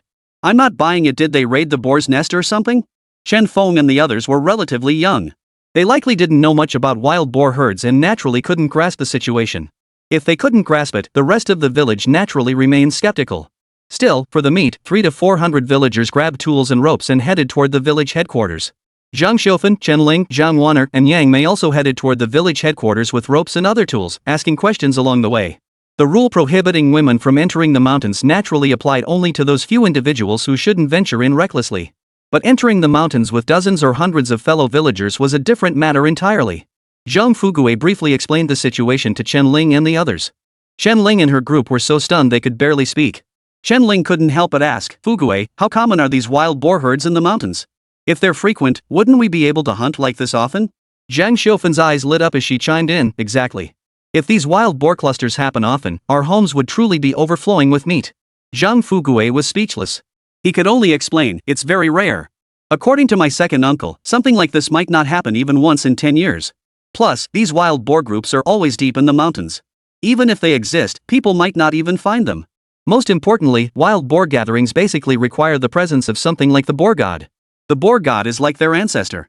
When wild boars gather, it's like they're paying homage to their ancestor." Zhang Fugue sighed. "This time, my second uncle and third brother hunted down that boar god. It was huge, weighing over 1,000 jin. You'll see just how massive that wild boar really is when you head into the mountains later." This statement left Chen Ling and the others utterly astonished. Wild boars could grow that large? They were truly amazed. The group made their way to the village headquarters, where over 300 people had already gathered. Both men and women were present. Chen Dequan wasn't one for idle chatter. He immediately announced, "I've already informed everyone of the situation, and it's much like what I've told you. This is Fugue. He came back specifically to deliver the news. As for whether it's true or not, just listen to what he says." Facing such a large crowd, Zhang Fugue trembled with nervousness, almost unable to speak. But he knew the situation was urgent and time was short. He dared not waste any more time on such matters. Stammering, Zhang Fugue blurted out, "Uncles, aunts, let's cut to the chase. Everything I'm telling you is true. With so many people here, I wouldn't dare lie to you. It's getting late. Let's hurry into the mountains. My third brother said the meat would be shared, and my second uncle has already agreed anyone who helps will get a share. We should set out for Dalong Mountain right now. Any questions? We can discuss them on the way, okay?" With that, everyone realized Dalong Mountain was indeed quite far. Hundreds of people immediately set off in a great procession toward the mountain. Along the way, people from other villages saw the massive procession from Guanshan village. Even the militia squad was armed with rifles. They were stunned. What's Guanshan village up to? Are they going to war with another village? They look so fierce. Who knows? Stay out of sight and don't stare at them. Otherwise, if someone asks you what you're looking at later, you'll be in trouble. Me? Fine, I'm not looking. 2 or 3 hours later, hundreds of people marched into Dalong Mountain. They eventually reached the spot where Chen Shan and his group were hunting wild boars. How did you manage to hunt so many wild boars? How did they manage it? Did these boars go mad or something? Good heavens. I've never seen so many people hunt so many wild boars before. So much meat, so much meat. When hundreds of people saw dozens of wild boars lying on the ground, they were all stunned, their faces showing disbelief. Chapter 100, Buying Meat at the Forestry Station. The villagers of Guanshan thought that only during the commune's spring hunt season, when they could barely catch a glimpse of the various game hunted by the militia. Back then, seeing all the game piled together was an overwhelming sight. Yet now, the 3 members of the Chen family, the 2 members of the Zhang family, and that one useless dog. 5 people and 1 dog had managed to bag a whopping 63 wild boars. This meant every single piece of that wild boar meat was theirs for the taking. If the Chens hadn't invited them to help, they wouldn't have gotten a single scrap of meat. Some of the helpers were so jealous their eyes nearly shot fire. Envy distorted their features. Though their minds churned with such chaotic thoughts, they were still normal people, so naturally, they couldn't show it on their faces or in their words. On the way, Zhang Fuguei also filled them in on the pig god story. This gave everyone some understanding of the pig god and the wild boar herd. Chen Feng and the others bitterly regretted not having encountered the wild boar herd themselves. Chen Gang, Chen Tong, and Chen Tai felt this way especially strongly. If Chen Shan and his crew could take down the pig god, they reasoned, then even if they were the worst hunters, bagging a dozen or so boars shouldn't be a problem, right? They just regretted not being part of this adventure. Chen Feng stared at Chen Shan and the others, his face agape with awe. Third brother, I'm so jealous. 60 boars. You'll have pork to eat every day for the next year and still not finish it all. Forget 10,000 pounds of pork, even 10,000 pounds of rice wouldn't last a family a whole year. Especially that pig god must have weighed 1,000 pounds. I never thought you guys could take it down. That's insane. Chen Feng and the others were equally filled with admiration. As hunters themselves, they knew the difficulty of the task. 60 wild boars? They wouldn't even dare dream of such a feat. Chen Shan chuckled at this. Ha, Uncle Feng, it was pure luck, nothing more. We only intended to bag a couple pigs today. Then we stumbled upon this herd. Wow, what luck! While he said that, Chen Feng and the others surely knew that Chen Shan's group had known about the herd beforehand, given how many of them had suddenly entered the mountains today. But between people, sometimes all you need is a reason. Chen Feng naturally wouldn't spell it out, that would take all the fun out of it. If they had found such a herd themselves, putting themselves in their shoes, they might not have called Chen Shan's family to join them either. Chen Feng smiled and said, it really is good luck. Chen Shan nodded, then turned to the villagers who had come to help. He called out loudly, uncles, aunts, and everyone here helping carry the pigs out of the mountains, each of you will get at least 5 pounds of meat when we get home. As for the offal and such from these wild boars, just like what I told Fuguei, my Chen family won't take any. If any of you aunts want to take it home, feel free to do so. But remember, the mountain is steep and the road is long, do what you can manage. Now, I'll be counting on all of you uncles and aunts to help out. Oh, and no need to gut this sacred boar. Just remove the offal later. A few of you uncles, please carry it back together. I have a use for this thing. Chen Shan certainly had no intention of keeping the boar deity at home for any purpose. A wild boar of this caliber still had plenty of uses in these times. If delivered through the commune to the higher authorities, the relevant departments could turn it into a specimen for display and research. After all, a wild boar weighing over 1,000 jin would be a spectacle as a specimen in any era, attracting scholars and experts for study. In mountainous regions, animals could be preserved as specimens. Similarly, if fishermen caught unusual marine creatures near the coast, it's only natural that some marine creatures would be preserved this way. Ah, Sanner, what good is this boar god anyway? Chen Jinjun frowned. Even if you fed this thing's meat to dogs, it'd be too tough to chew. What good is it to you? Over 1,000 pounds of wild boar meat was indeed inedible, too tough and stringy. Even after stewing it for hours, the flavor would still be mediocre. Chen Shan chuckled. Grandpa, just trust me. You'll see how it all plays out. Seeing the boy's mysterious expression, Chen Jinjun curled his lip, then nodded. Fine, whatever. After a pause, Chen Jinjun waved his hand and laughed. Well then, I'll leave it to you. This kid's word is as good as gold. In the eyes of outsiders, Chen Shan hadn't yet reached the stage of establishing his own household. It was the old man who truly held the authority in the Chen family, his word final and decisive. With Chen Jinjuan's assurance, everyone finally breathed a sigh of relief and got busy with their tasks. They first gutted the wild boar and removed its entrails, then proceeded to tie it up, bind it, and carry it away. While the men were busy, the women weren't idle either. Since many people wanted the offal and intestines, these parts had to be set aside for processing. It must be said that preparing wild boar offal produced a truly pungent odor. Only after everyone settled into their tasks did Chen Shan finally exhale a deep sigh of relief. But at that very moment, Chen de Kuei's gaze fell on Chen Jinjun. With a faint, mocking smile, he remarked, "Second uncle, didn't you say you wouldn't go into the mountains?" Yesterday, Chen Jinjun had borrowed a gun from him with such righteous conviction, claiming it was for his family. Yet today, he turned around and went into the mountains. What a shameless old man! And to think he'd actually believed the old man's superstitions. Chen Jinjuan's face flushed crimson. What? What did you say? I can't hear you clearly. Say it louder. Chen Dequan rolled his eyes, knowing the old man was feigning deafness. Shaking his head, he dropped the subject and strolled off to lend a hand. Chen Tianlin sighed, "Dad, if you're going into the mountains like this again, at least tell us. Just heading in like that is way too dangerous." Chen Jinjun scoffed coldly, "If I had told you, do you think you would have agreed? Chen Tianlin was stumped, unable to respond. Fuming inwardly, he shot Chen Shan a glare. You, the grandson, better talk some sense into your grandfather about not taking such risks anymore. Chen Shan looked up at the sky. He was just standing there, yet he'd gotten caught in the crossfire. This was truly a hell of a life. Dad, you really can't keep acting recklessly like this. Do you have any idea how scared you've made me and your granddaughter?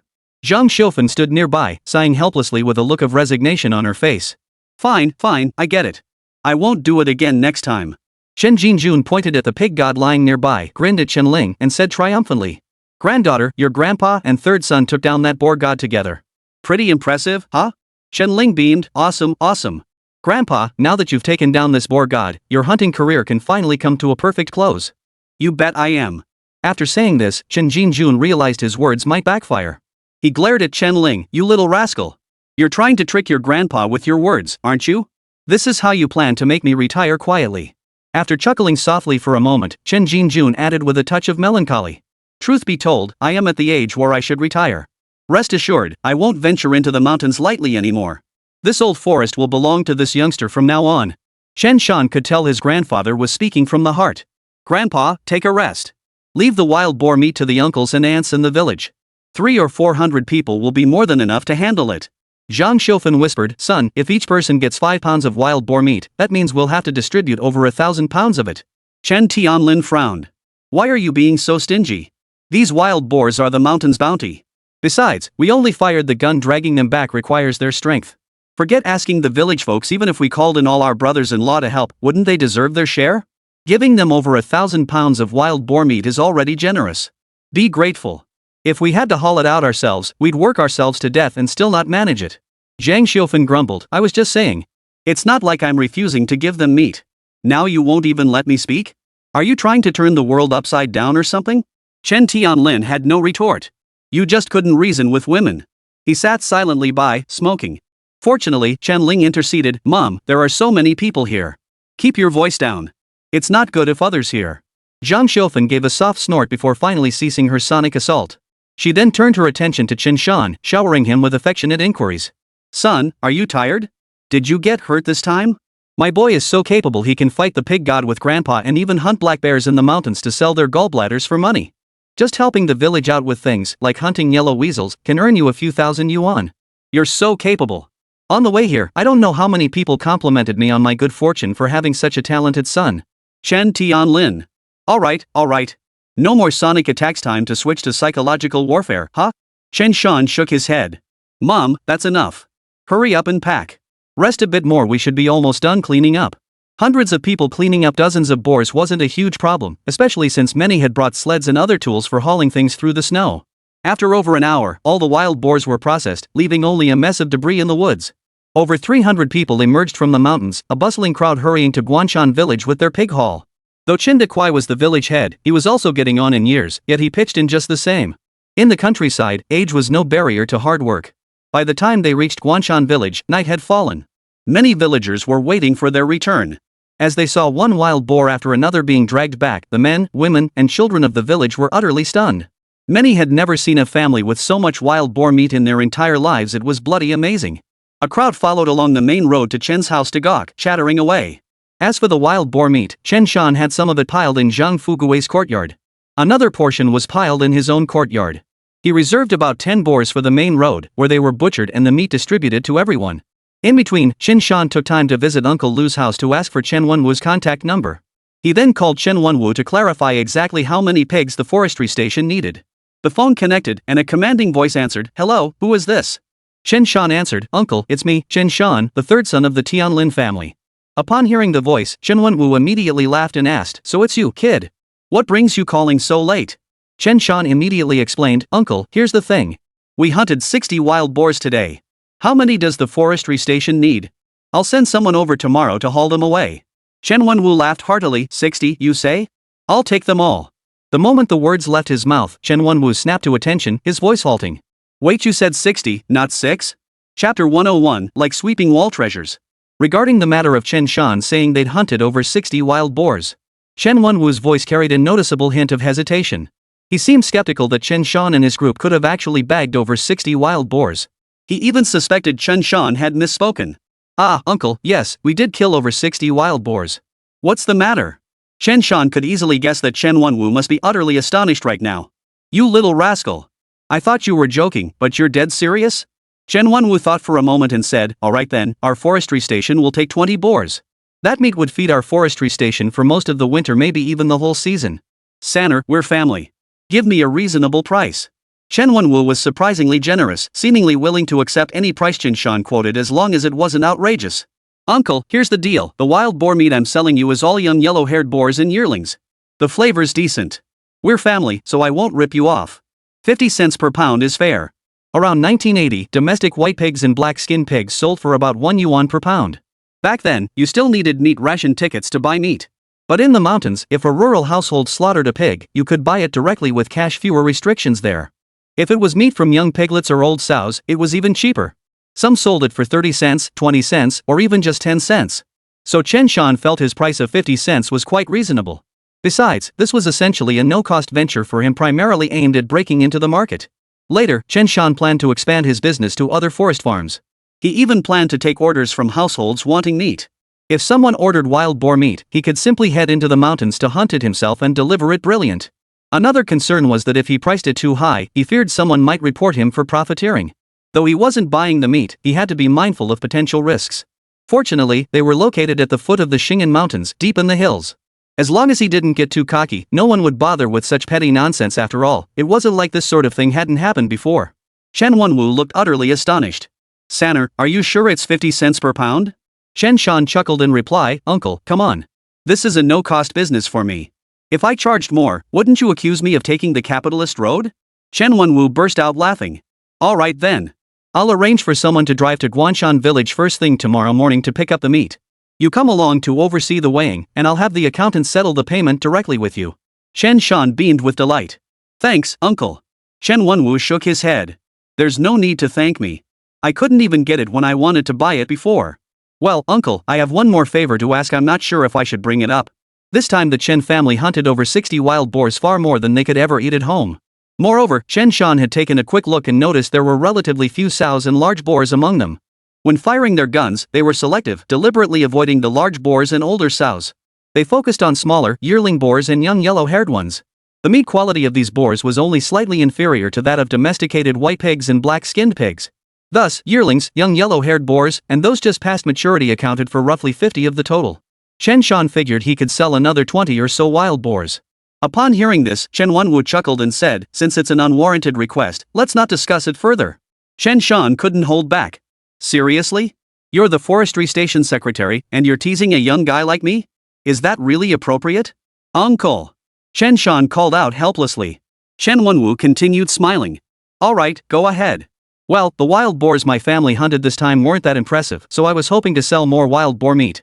Uncle, do you know any other reliable forest farm secretaries?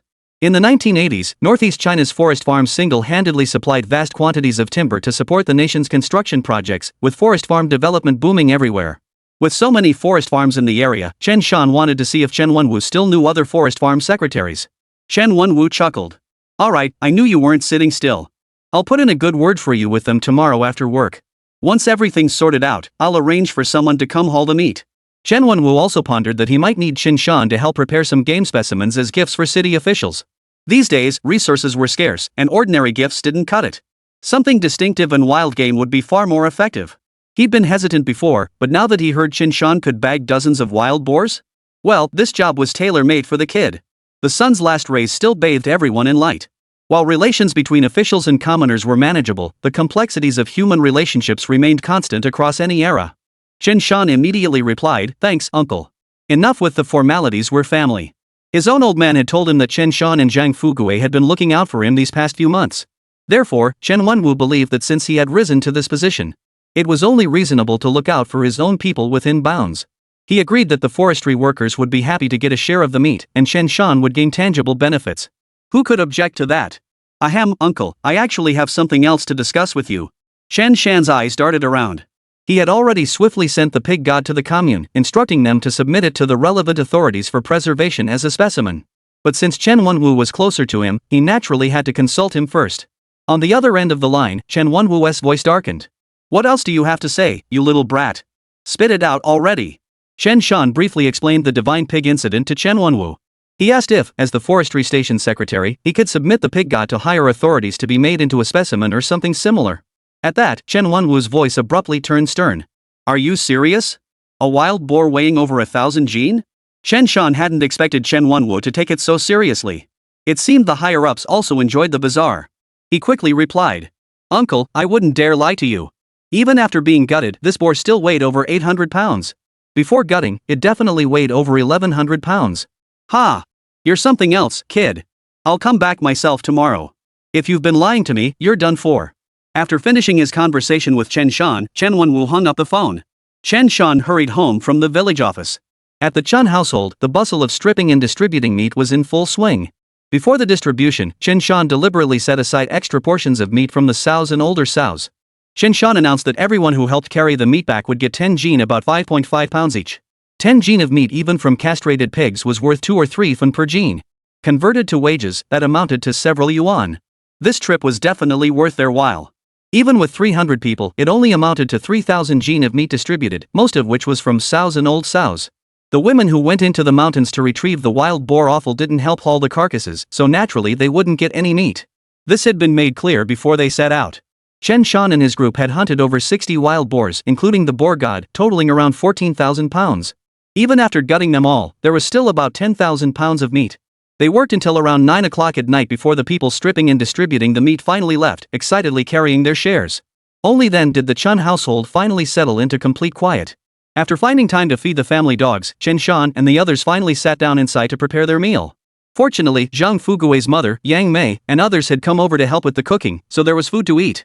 Around 10 o'clock that night, the two families sat inside, lighting kerosene lamps to make do with their meal. Sanner, we've used nearly 10 wild boars just for this meat distribution. Does that hurt your wallet? Chen Jinjun picked up a piece of pork, savoring it with delight. After hunting this boar, he felt utterly exhilarated. What's there to feel bad about? Honestly, we just pulled the trigger. Most of the work was done by the uncles and elders in the village. All we contributed was some skill and time. Chen Jinjun nodded with a smile. Hunting skills are skills too. You know how many people want to hunt wild boar but don't have the connections or the know-how? Oh, did you talk to that kid Wenwu? What did he say? Chen Tianlin and the others all turned to look at Chen Shan. Their primary goal for this hunt was to make money. Taking down the boar god was secondary. Now that the pig god was taken care of, it all came down to how much they could get for it. Chen Shan relayed Chen Wenwu's response to everyone, mentioning in passing that the boar god would be handed over to Chen Wenwu. This left Chen Tianlin visibly stunned. Chen Tianlin couldn't help but blurt out, "Son, how did you know the relevant city authorities could even turn the pig god into a specimen? Besides, it's just a pig. What research value could it possibly have?" Zhang Donghai and the others were genuinely dumbfounded.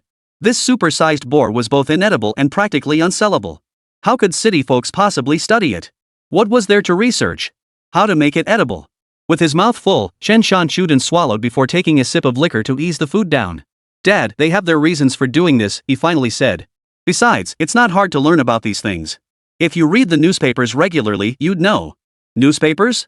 That stuff isn't for." Chen Tianlin's lips twitched, but he left the rest unsaid. These days, for rural folks, newspapers were bloody well just for wiping your ass. Chen Jinjuan's face darkened. "Say another word and I'll beat the crap out of you." Chen Shan chuckled. "Dad, let's not discuss such heavy topics during dinner. Off you go, finish your meal, then brush your teeth and go to bed. We've got work to do tomorrow." Chen Tianlin glared at Chen Shan before grinning. "Hey, third son, if we keep this up, we could make 1,000 or 2 tomorrow, right? Don't underestimate 1,000 or 2 yuan. Back then, a worker's monthly wage was only around 20 yuan, meaning they earned just 100 or 2 yuan a year. Even so, workers in this era were considered the elite. It was the age of the working class. But after a day's hard work, Chen Shan and his crew could earn over 1,000 yuan, sometimes even 3,000 on a good day. That was enough to cover an ordinary worker's earnings for several years. Pretty much. If Uncle can connect with other logging camps, we might even make another batch. Who knows, maybe another 3,000. Chen Shan grinned. "Dad, doesn't this earn more than working at the forestry station?" Chen Tianlin's face turned green. "Are you looking down on my forestry work?" Chen Shan shook his head immediately. "I wouldn't dare think that. I just realized I was right not to take your place before. Now we have 1 hunter and 1 forest ranger in the family. Isn't that just fine?" Everyone was speechless, and Chen Tianlin was especially at a loss for words. He had been hoping to get this kid to take his place so he could go hunting in the mountains himself. But now it seemed clear even if he tied the kid to his back and dragged him there, he wouldn't agree. Some people cherish their worker identity with hope, while others look down on it like his own good-for-nothing son. Chapter 102, Primitive Accumulation of Capital. After eating their fill, Chen Ling, Yang Mei, and Zhang Xiufan volunteered to wash the dishes. They knew the men had worked themselves to the bone today, though the group was now drinking, chatting, and joking around.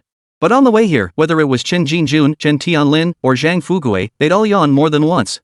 Alright, since we're done eating, no one should linger here. Donghai, you and your son have worked hard today. As for payment, we'll settle that after the meat is sold you'll be compensated fairly.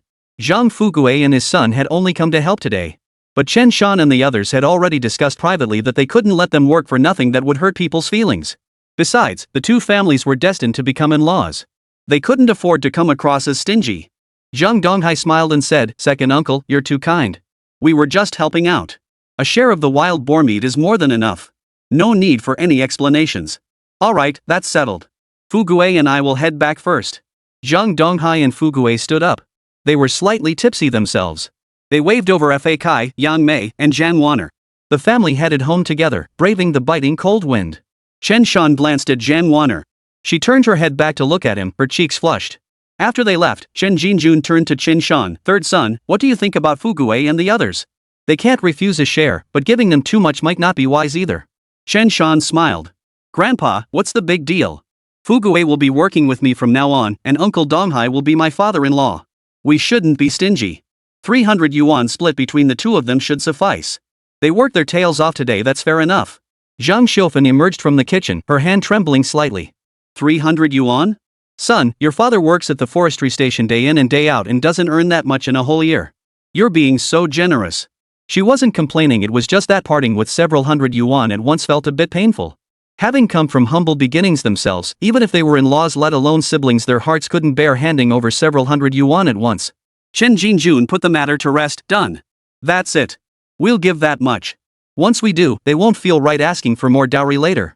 These days, dowries weren't much, a few dozen or $100 could bring a wife home, and that amount still looked respectable. For poorer families, even giving extra grain or such was considered sufficient. As for the 3 revolving and 1 ringing gifts, those were only popular in the cities. After all, many rural areas still didn't even have electricity. Zhang Xiufan thought it over and decided it was a fair deal. She immediately agreed, saying, "Then I have no objections." Chen Tianlin. Wow, was his wife really this down to earth? He shook his head, unwilling to dwell on the matter, and said, "Sanner, I'll take another day off tomorrow. Then I'll help you and Fugui carry the meat to the forestry station. The day after tomorrow, I'll be back at the forestry station as usual." Zhang Xiufan shot him a glare. "Now that we have money, you're not even motivated to work anymore." Chen Tianlin replied calmly, "Fine. Then let your son and Fugui carry dozens of wild boars onto the truck. Let them work themselves to death, huh? Well, you should do the heavy lifting then. You can't overwork my precious son, this family will depend on him in the future." Chen Tianlin felt his heart stabbed again. He gave a cold snort, then went to wash up and prepare for bed. Chen Shan grinned. "Mom, letting Dad rest for a couple days won't hurt. It's freezing out in the mountains this winter, and we're not exactly short on that little bit of money." After a pause, while Chen Tianlin hadn't left yet, Chen Shan added, "Dad, we still have that bearskin, right? The one brother Long and the others got. I'll learn how to make a bearskin coat from Grandpa and get you one. Next year when you go into the mountains to work, you won't be so cold." Chen Tianlin shook his head. "Nonsense. I told you before, who wears a bearskin coat working in the mountains? It'd be ruined in days. When the time comes, learn how to make one from Grandpa. You could make one for your mom or your sister too. They're always cold at home." Chen Ling smiled sweetly. "Just make one for Mom first. When she goes to the commune market wearing a bearskin coat, won't everyone in the commune be jealous?" Zhang Xiufan found herself rather tempted by the idea. The 2 bearskin coats currently made at home were given to Zhang Fugui and Chen Shan to wear, since they frequently went into the mountains. She tried one herself, it was incredibly warm. Who wouldn't love that? Then it's settled. But finding bears in winter isn't easy, it'll depend on luck. Chen Shan shook his head. After hunting several bears, his fear of ordinary black bears had diminished somewhat. Of course, that was when he was at a safe distance and armed with a rifle. Up close? Chen Shan still felt it would be a tough fight. No matter when, one must always hold a deep respect for the fierce beasts of the mountains. Even when taking down that 1,000-pound boar, Chen Shan had done it from the safety of a tree. Had he been on the ground, seeing such a massive boar charging toward him, he would have turned tail and run without a second thought. And that was without considering the brown bears weighing 500 or 600 pounds, the giant black bears exceeding 800 pounds, the 1,000-pound sun bears, or the jungle's true king, the giant paws. These creatures were the jungle's apex predators. Even Chen Shan would take a detour if he encountered them. You youngster, how can you make hunting bears sound so simple now? Chen Jin frowned. Sanner, never let your guard down in the mountains. You must stay alert at all times, understand? Wild beasts in the mountains can afford countless failures at our hands, they merely lose a few lives. But if we slip up just once, there's no chance of survival. Chen Jin warned sternly, don't think that just because you've hunted bears and wild boars, this old forest is our backyard. After decades of hunting, few have retired as intact as I have. Grandpa, I know. I was just saying. How could I dare be careless? Rest assured. Knowing the old man was worried, Chen Shan didn't argue back. He just silently heightened his vigilance a few notches. Suddenly, as if remembering something, Chen Shan asked.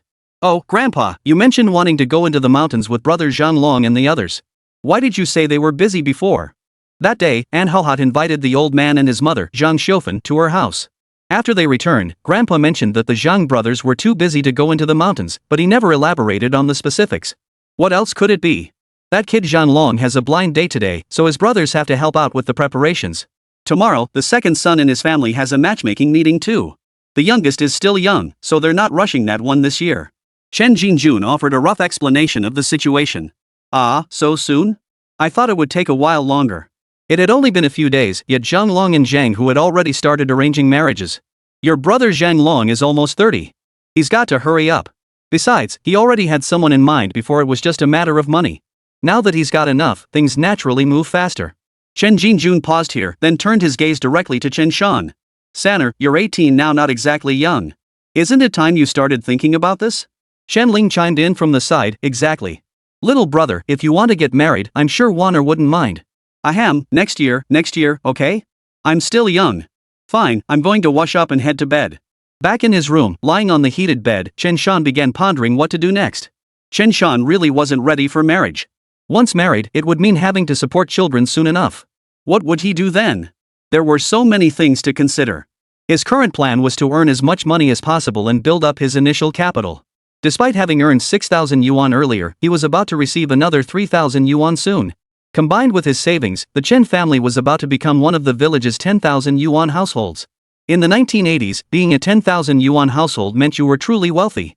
Even in the 1990s, a household with 10,000 yuan would attract a flurry of media coverage. But Chen Shan understood that money, no matter how much. Money just sitting in the bank, if you don't put it to work, steadily loses value. In the 1980s, it was still manageable money depreciated at a relatively slow pace. But after the 1990s, the rate of money losing value became exceptionally rapid. He had to find a way to put that money to work, to make money breed money.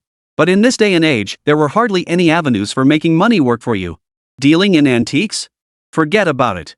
To travel to other cities or provinces, you needed proper documentation from the village or commune authorities, otherwise, even finding lodging would be a problem. Special economic zones? Nowadays, you even needed a temporary residence permit to go there. It wasn't until the 1990s that the temporary residence permit requirement was finally abolished. As for profiteering? Forget it, that'll land you in jail. If the trouble was big enough, come 1983, you might just get to eat a peanut. Buying a house? That's even less likely now. There aren't any commercial properties available for sale at the moment. After much deliberation, only a few simple ideas remained in Chen Shan's mind. First, buy gold jewelry. Gold jewelry isn't expensive now, only a few dozen yuan per gram. By the 20th century, it would have risen to 300 or 400 yuan per gram, making it one of the more reliable ways to preserve value. But for Chen Shan, this was merely a last resort. Second, buy 1980 Maotai to hoard. A bottle of 1980 Maotai costs just a few yuan now, but in the future, it could easily fetch tens of thousands. Buying Maotai is an absolute sure bet. Third, monkey stamps. Monkey stamps were a hot commodity throughout the 1980s and 1990s. With good timing, they could yield substantial profits. Fourth, once you've saved up some money, there was also the wave of 1992 prosperity certificates issued in Shanghai during the 90s. Fifth, the 2008 FIFA World Cup memorabilia. These were only vaguely remembered by Chen Shan from watching countless short videos in his future life. He firmly believed that seizing these opportunities would ensure he never had to worry about basic necessities for the rest of his life. Once the internet era arrived, no need to overthink it, just snap up shares in companies like Matai and Tencent. Then it was all about continuously stockpiling real estate, selling off holdings around 2018 when the time was right. After all, major problems began spreading nationwide by late 2019, and the economic situation never improved afterward. But all this was just a plan. For now, Chen Shan's first step was to make money. 10,000 yuan seemed like a lot, but it was nowhere near enough to accomplish anything substantial. But there weren't many good ways to make money right now. Chen Shan lay on the con, his gaze drifting toward the forest, lips pressed together. Bear gallbladders, wild boar meat, sable pelts, gray fox skins, leopard hides, ginseng. Old forest, whether I live a life of luxury or not depends entirely on you. Chapter 103, The Pact of Two Young Men Seeking Gold Tickets. Chen Shan drifted off to sleep with these thoughts swirling in his mind, and soon he was dreaming sweetly. He dreamed of dominating the ancient forest, capturing massive claws with his bare hands, hunting bears with his knife, gathering countless ginseng roots, and even capturing leopards effortlessly. In the dream, Chen Shan became the most renowned hunter in the northeast, amassing enough wealth from hunting alone to become the richest man in Changhua commune. He held Zhang Wan'er in his arms, laughing so hard he bubbled with joy. Pooh-oh. The pop of a snot bubble jolted Chen Shan awake, dazed. It was already early the next morning. He couldn't help but laugh and cry at the same time. He'd just been daydreaming before bed, only to end up with such a bizarre dream. He gave his thick-haired head a slight shake, as if to prevent the water inside his brain from spilling out, before finally getting up. He felt none of the exhaustion or emptiness that usually came after a long day. Instead, he awoke feeling full of energy. Was this what an 18-year-old body felt like after getting a cheat code? It was incredibly powerful, and the sensation was wonderful. While getting dressed, Chen Shan pondered the super hunting points he'd earned yesterday. Yesterday, he had hunted 17 wild boars, earning 55 super hunting points. He had a few points left over from before. But Chen Shan had used some of them along the way for himself, the old man, Fugui, and others, so he now had a total of 56 points remaining. As for the three dogs, Huzu, Huanglong, and Qinglong each had received 4 super hunting points. In Chen Shan's assessment, Tiger, being a natural-born scent hound, had a stronger foundation than the other 2 dogs. Therefore, after receiving the same point allocation, Tiger still held a commanding lead in scent detection. Qinglong and Huanglong were still slightly inferior to Huzi. 3 dogs are still a bit too few. If we had 4 or 5 dogs at home, that would be just right. These days, every household was struggling. Everyday expenses like food and clothing had to be carefully calculated just to avoid going hungry. For most ordinary families, let alone 4 or 5 dogs, even just one meant one more mouth to feed. 4 or 5 dogs? That was simply unthinkable. Families without means wouldn't dare keep that many dogs. Now, with 56 super hunting points in his possession, Chen Shan's confidence was steadily growing. However, he knew that once he saved up to 100 super hunting points, the system seemed to undergo some kind of change or upgrade. Therefore, Chen Shan was currently saving these super hunting points, adhering to the principle of using them only when absolutely necessary. Still, he had to keep giving the old man an energy potion every now and then. You couldn't let the means justify the ends. After waking up and washing up, Chen Shan glanced at the dogs like Tiger strolling around the yard and couldn't help but smile. You dogs, no trip into the mountains today. You get a day off too. Even hunting dogs couldn't be expected to trek into the mountains every single day. Much like oxen and horses or workers, for that matter, if you make them labor non-stop, they'll eventually wear out. They need a few days off now and then. That's why taking the dogs into the mountains every other day kept them more spirited. I know you're hungry, but don't rush. Big sister will get you something to eat soon. These dogs were now the Chen family's prized possessions. Zhang Xiufan knew that keeping them well fed would make Chen Shan and the others safer when they ventured into the mountains. So when it came to the dogs' food, the entire Chen family had no objections. If they could feed them well, they absolutely wouldn't skimp. Now the dogs were treated like family members, occasionally getting meat to eat, a privilege no other dog in the village enjoyed. Chen Ling also rose early. After washing her face and pouring the water into the ditch outside the courtyard, she looked at Chen Shan and asked, "Brother, why are you up so early?" "Uncle Wenwu won't be here this early. You were all so tired yesterday. You should sleep in a bit longer today." Chen Shan smiled. "I'm not tired at all, sis. Next time I take you to the town fair, I'll buy you a few bolts of fabric. You can make some new clothes for the new year. How about it? Then I'll make a couple of outfits for Mom, Dad, and Grandpa too." Mine doesn't matter, I'm still young, so just something simple will do." Given the current circumstances, Chen Shan really didn't have high standards for clothing. Clothes these days weren't much to write home about anyway, just a few plain colors. His own bearskin coat was far more comfortable. Still, Chen Shan felt his own physical condition was top-notch. He planned to leave the bearskin coat at home for the old man to wear. In winter, the slightest health issue could be fatal for the elderly, so keeping them warm was crucial.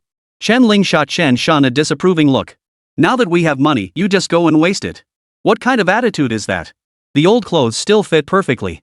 Besides, I'm not a child anymore, why would I need new clothes?" Chen Shan chuckled.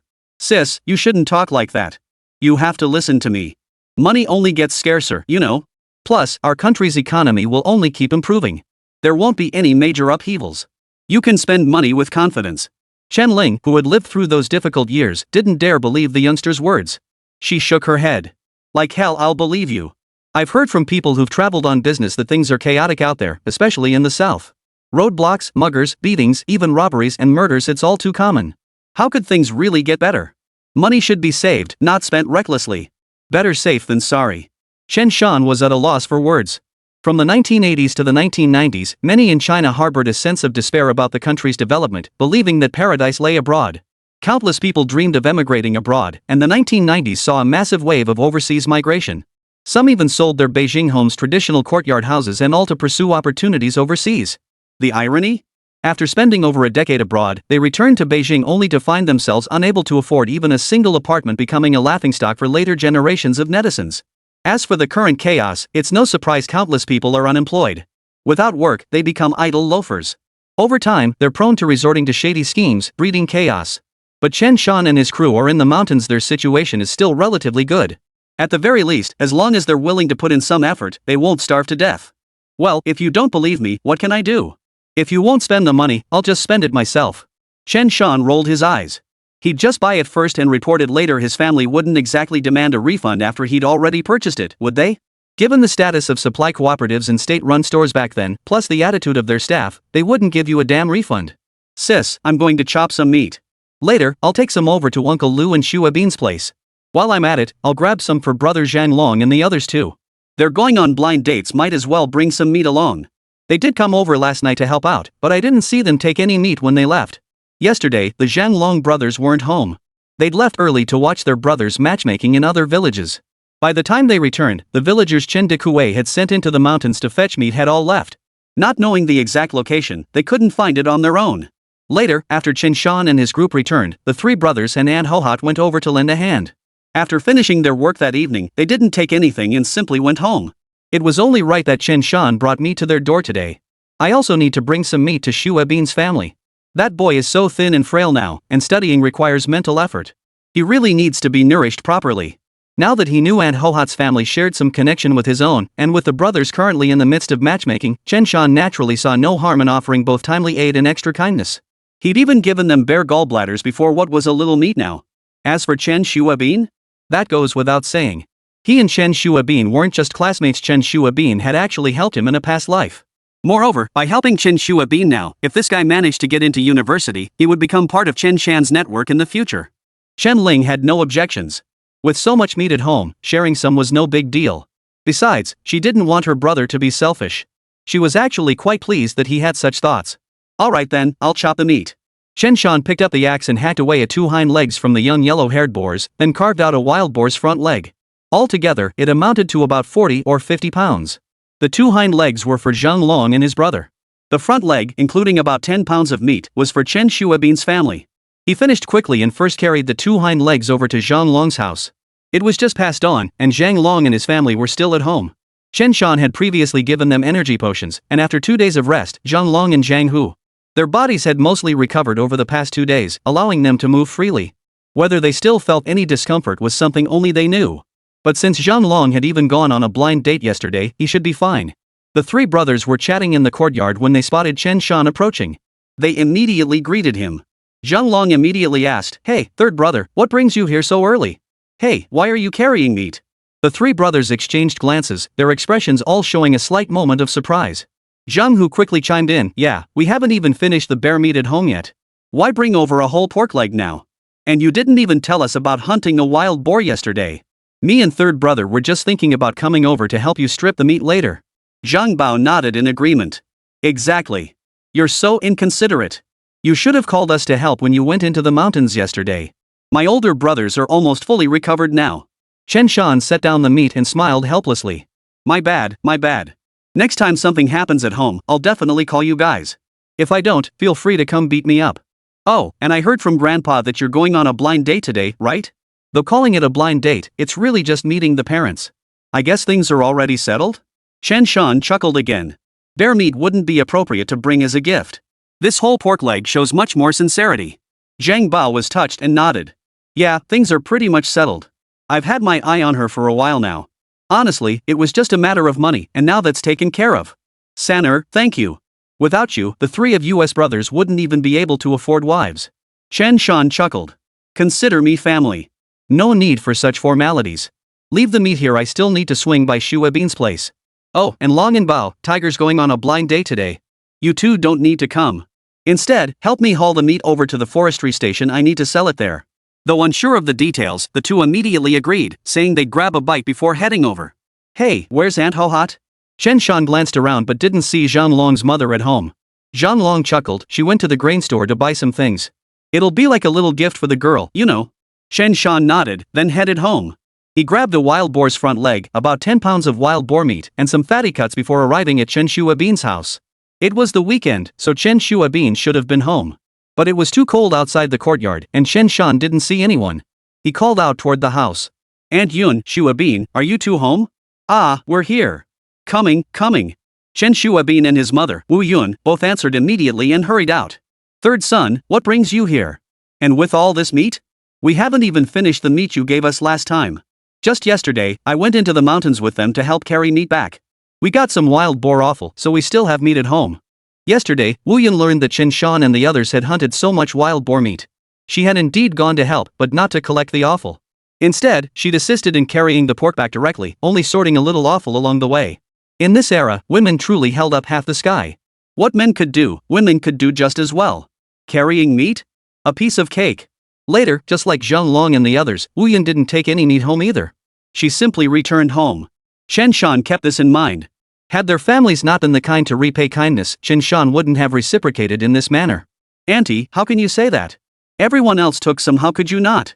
Chen Shan spoke with righteous indignation. Wu Yun and Chen Shuabing were stunned. Even if this kid had meat at home, he wouldn't just give it away like this, would he? Giving away 20 or 30 pounds of meat to people just like that?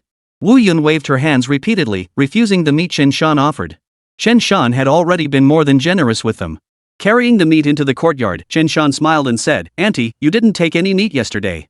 Besides, Shua Bean is doing well in school now. He needs to build up his strength. You really don't need to be so polite. Shua Bean and I are classmates, and I hope he can study hard and build a bright future for himself. Chen Shua Bean was still young and didn't quite know what to say. His eyes brimmed with emotion, his expression struggling to hold back. Third brother, rest assured. I'll definitely study hard and make something of myself. I won't let you down. Chen Shan laughed heartily. Binzi, don't put too much pressure on yourself. Just do your best. If there's anything the family needs, just let me know. He patted Chen Shua Bean's shoulder and smiled again. We're brothers and classmates, no need for formalities. Take this meat without hesitation. Don't hold back, you need to build your strength now. Oh, and Auntie, I got some fatty cuts too. Take it all. Auntie, if money ever becomes a real issue at home, don't feel awkward about it. Just come to my family, no, come straight to me. Think of it as a loan. Shua Bean can pay you back later. Once Shua Bean makes something of himself through his studies, do you really think he won't be able to repay that little bit of money? Wu Yun sighed deeply. Third son, rest assured. With your promise, even if I work myself to death, I'll make sure Shua Bean studies his way to the top. In these times, education truly could pave a path to the heavens. Chen Shua Bean gritted his teeth. Third brother, rest assured. I'm going to get into university. To Chen Shan's surprise, Shua Bean had already made up his mind. He smiled and said, great. Once you get into university, I'll definitely come visit your campus. Chen Shua Bean gave a firm nod, his gaze unwavering. You bet. If you don't come, I'll drag you there myself. Chen Shan agreed readily, deal. This was the pact between two young men. Chapter 104, the secretary arrives, 2 trucks deliver pork. After making the promise with Chen Shua Bean, Chen Shan worried that Chen Shua Bean's mother, Wu Yun, would once again shower him with gratitude. He quickly claimed he had family matters to attend to and hurriedly turned to leave. After Chen Shan left, Wu Yun watched his retreating figure and said, Shua Bean, this third son of Uncle Tianlin's family is someone worth befriending. It was third brother and your second uncle who avenged your father's death. When our family faced its toughest times, none of your uncles helped us as much as the Chens did. No matter how well or poorly you fare in life, never forget the Chen family's kindness. From now on, treat third brother like your own flesh and blood. And regard your second uncle as your own grandfather. Understand? Chen Shua Bean nodded silently. Mom, rest assured. A drop of kindness deserves a spring of gratitude. I won't forget. Wu Yun gave a soft hum in acknowledgement, saying nothing more. Her thoughts suddenly drifted to the homes of Zhang Long and his brothers. She had once pitted Ho-Hot for her hardships. Now, she herself was living a harder life than Ho-Hot. As a married daughter, a woman without a man, and a mother whose children weren't yet grown, life was tough whether at her in-laws or her own parents' home. She had little energy left to care for her own family. Fortunately, Chen Shan had made a promise if real trouble arose, she could turn to the Chen family. She gave a wry smile. Sometimes, family couldn't be relied upon as much as outsiders. After leaving Chen Shuabin's house, Chen Shan chopped up another 10 pounds of meat at home and carried it over to Uncle Lu's place. Ever since his old man stopped going into the mountains, Chen Shan had mostly been using the Type 56 semi-automatic rifle his father had used. The Type 56 semi-automatic rifle he'd borrowed from Uncle Lu's house before was used less frequently now, but he had no immediate plans to return it. It wasn't out of selfishness, wanting to keep Uncle Lu's gun for himself. It was simply that if he returned the rifle, he'd lose his excuse to bring meat to Uncle Lu. And then, Uncle Lu probably wouldn't accept his meat deliveries anymore. The old Red Army soldier still had his principles. Of course, the rifle could also be used by Fuguei. In that case, he might as well keep the gun at home for now. Whenever Uncle Lu wanted it back, he could return it anytime. Carrying a 10-pound slab of marbled wild boar belly meat, Chen Shan arrived at Uncle Lu's house. He saw the old man feeding chickens in the yard. He chuckled, "Uncle Lu, up so early?" Uncle Lu glanced at Chen Shan, his face breaking into a warm smile. "Well, now that life's gotten better, we can even raise chickens at home. The weasels used to wreck my chickens, but thank goodness you got rid of them. Then the village gave me some compensation, so I started raising a few more." When he saw the meat Chen Shan was carrying, Uncle Lu's expression turned stern. "What's gotten into you, kid? Bringing more meat again? I couldn't even finish the last batch you sent, had to give the leftovers to the younger folks at home. Now you're delivering more meat? Isn't this just another way of making me pass it off to the youngsters?" Chen Shan smiled noncommittally. "Uncle Lu, bringing you meat is my way of showing filial piety. Once it's here, it's yours. What you do with it is entirely up to you, I've no say in that." Uncle Lu chuckled. "You youngster. I love your straightforwardness, not a trace of your grandfather in you." Chen Shan chimed in, "Exactly. My mom says I don't resemble my grandfather either." "Ha ha ha." Uncle Lu beamed. "Exactly. If you were anything like that old codger, I wouldn't give you the time of day. By the way, I heard you guys bagged dozens of wild boars yesterday?" Chen Shan nodded. "Yeah, we got lucky. We stumbled upon a wild boar herd and took down dozens at once." "But luck like that? Probably only comes around once every few decades." Uncle Lu fell silent upon hearing this, letting out a long sigh. "This land of northeast China is truly blessed. Back in the day, if only our soldiers could have had access to this much meat, it would have been so much better." Old age brings a fondness for reminiscing and reflecting. Fortunately, Chen Shan was a skilled listener, or perhaps just good at nodding along. After chatting with the old man for a while, once he had finished reminiscing to his satisfaction, Chen Shan, having played the role of a good listener, promised to find time in the next couple of days to hunt down a couple of badgers for him to render into oil. Uncle Lu's face lit up with a smile. After their chat, Chen Shan hurried home. Chen Wenwu would likely arrive before long. This was no small deal. If this collaboration went well, the forestry station might just come back to him for meat orders next time. After all, there weren't many hunters who could bring back such a large quantity of wild boar meat in a single outing. Whether it was due to encountering a wild boar herd or not, the fact remained that with just 5 people, no one in their area had ever pulled off such a crazy feat of hunting over 60 wild boars in a single outing. When he got home, Chen Shan saw his dad, Chen Tianlin, and his mom, Zhang Xiufan, already awake and feeding the dogs in the yard. The meat from the large boar was chopped up, mixed with cornmeal, and cooked to make dog food. The dog food was left to cool on the ground. Only after the signal was given did the 3 dogs gather around, snorting and munching away with obvious satisfaction. Zhang Wan'er and her family also arrived at the Chen household courtyard. Surprisingly, brothers Zhang Long and Zhang Bao had also gathered there. As for Zhang Hu, he had to go on a blind date today and didn't come. For a moment, the Lin family's side became strangely lively. Zhang Long chuckled heartily at Chen Shan. "Third brother, what do you need us for? Just say it plainly, don't treat us like servants."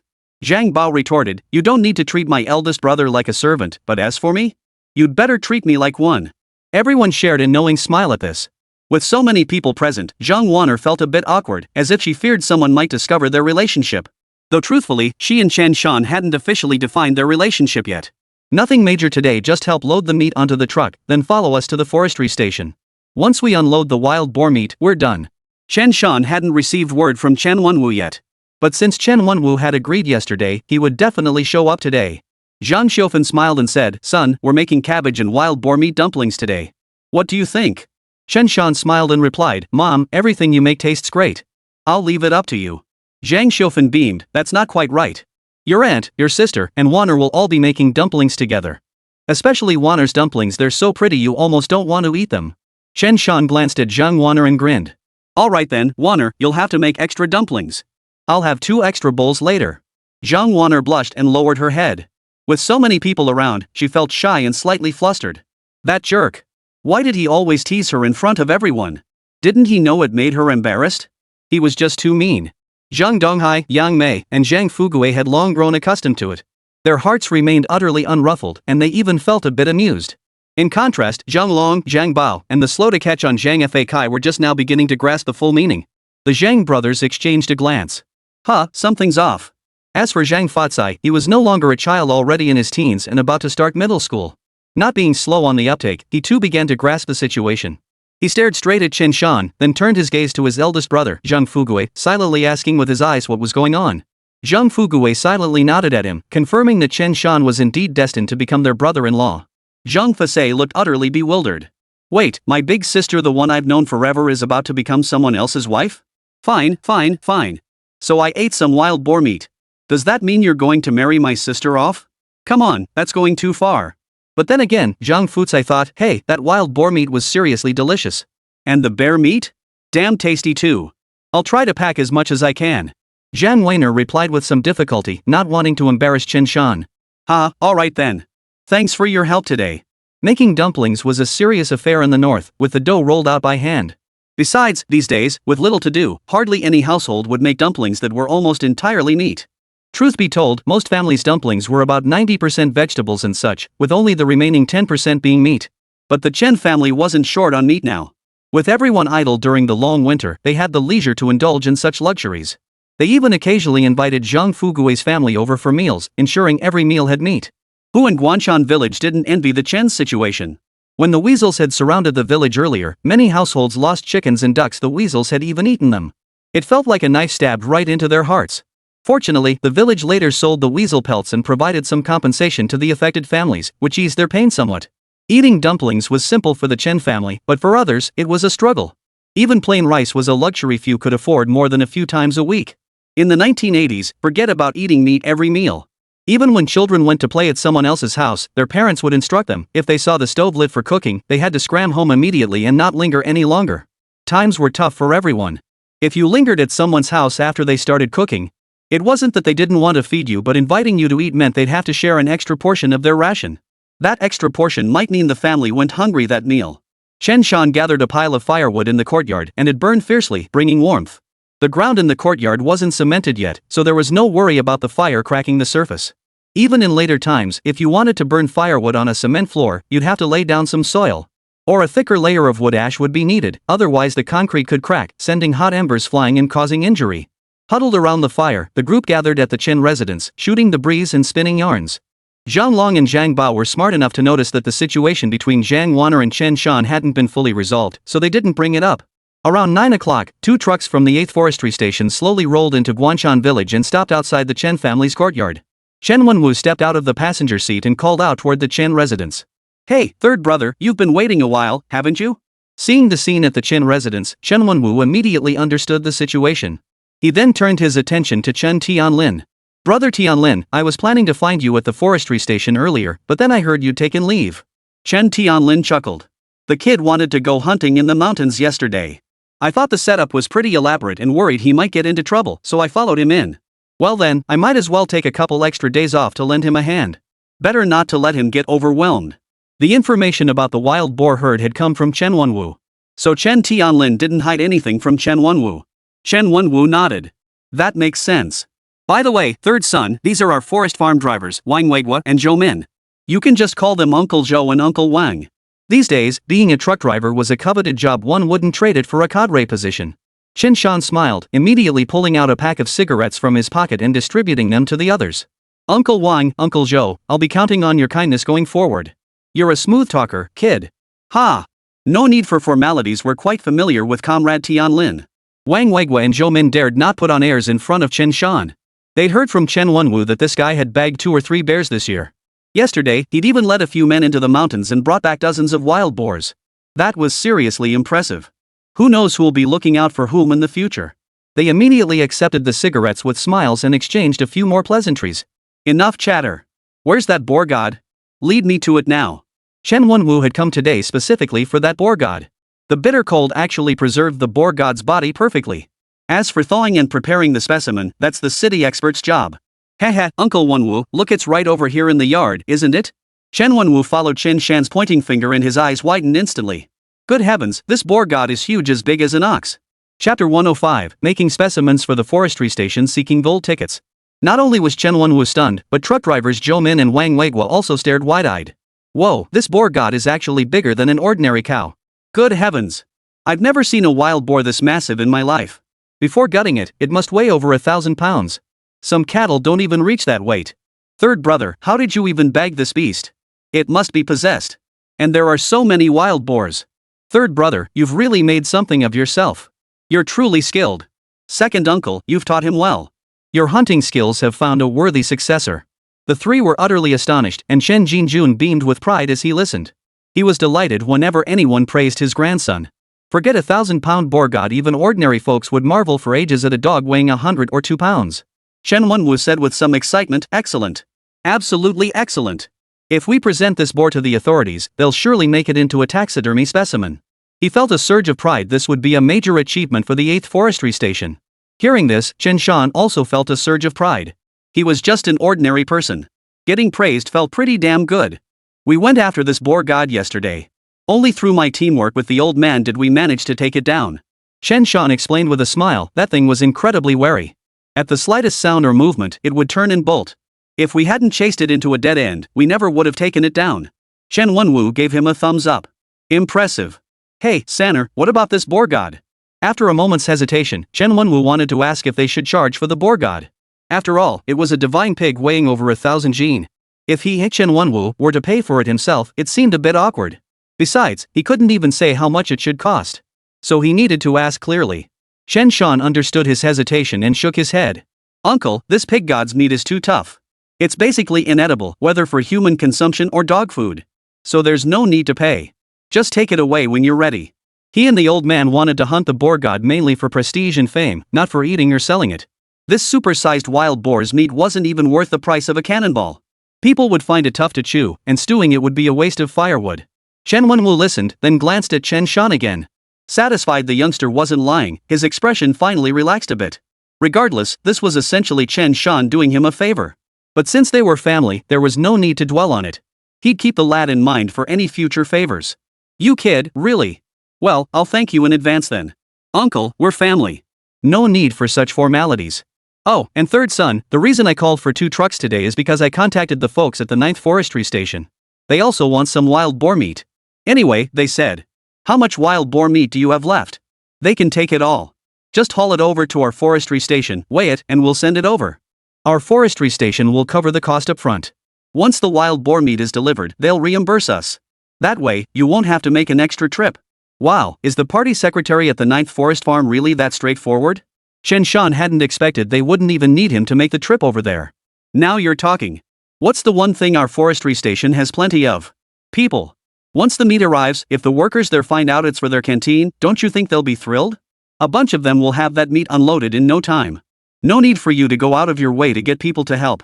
Chen Wenwu chuckled and added, if it weren't for needing to take you to our forestry station to weigh the meat and settle the payment, I wouldn't even bother asking you to make another trip. Alright, cut the chatter.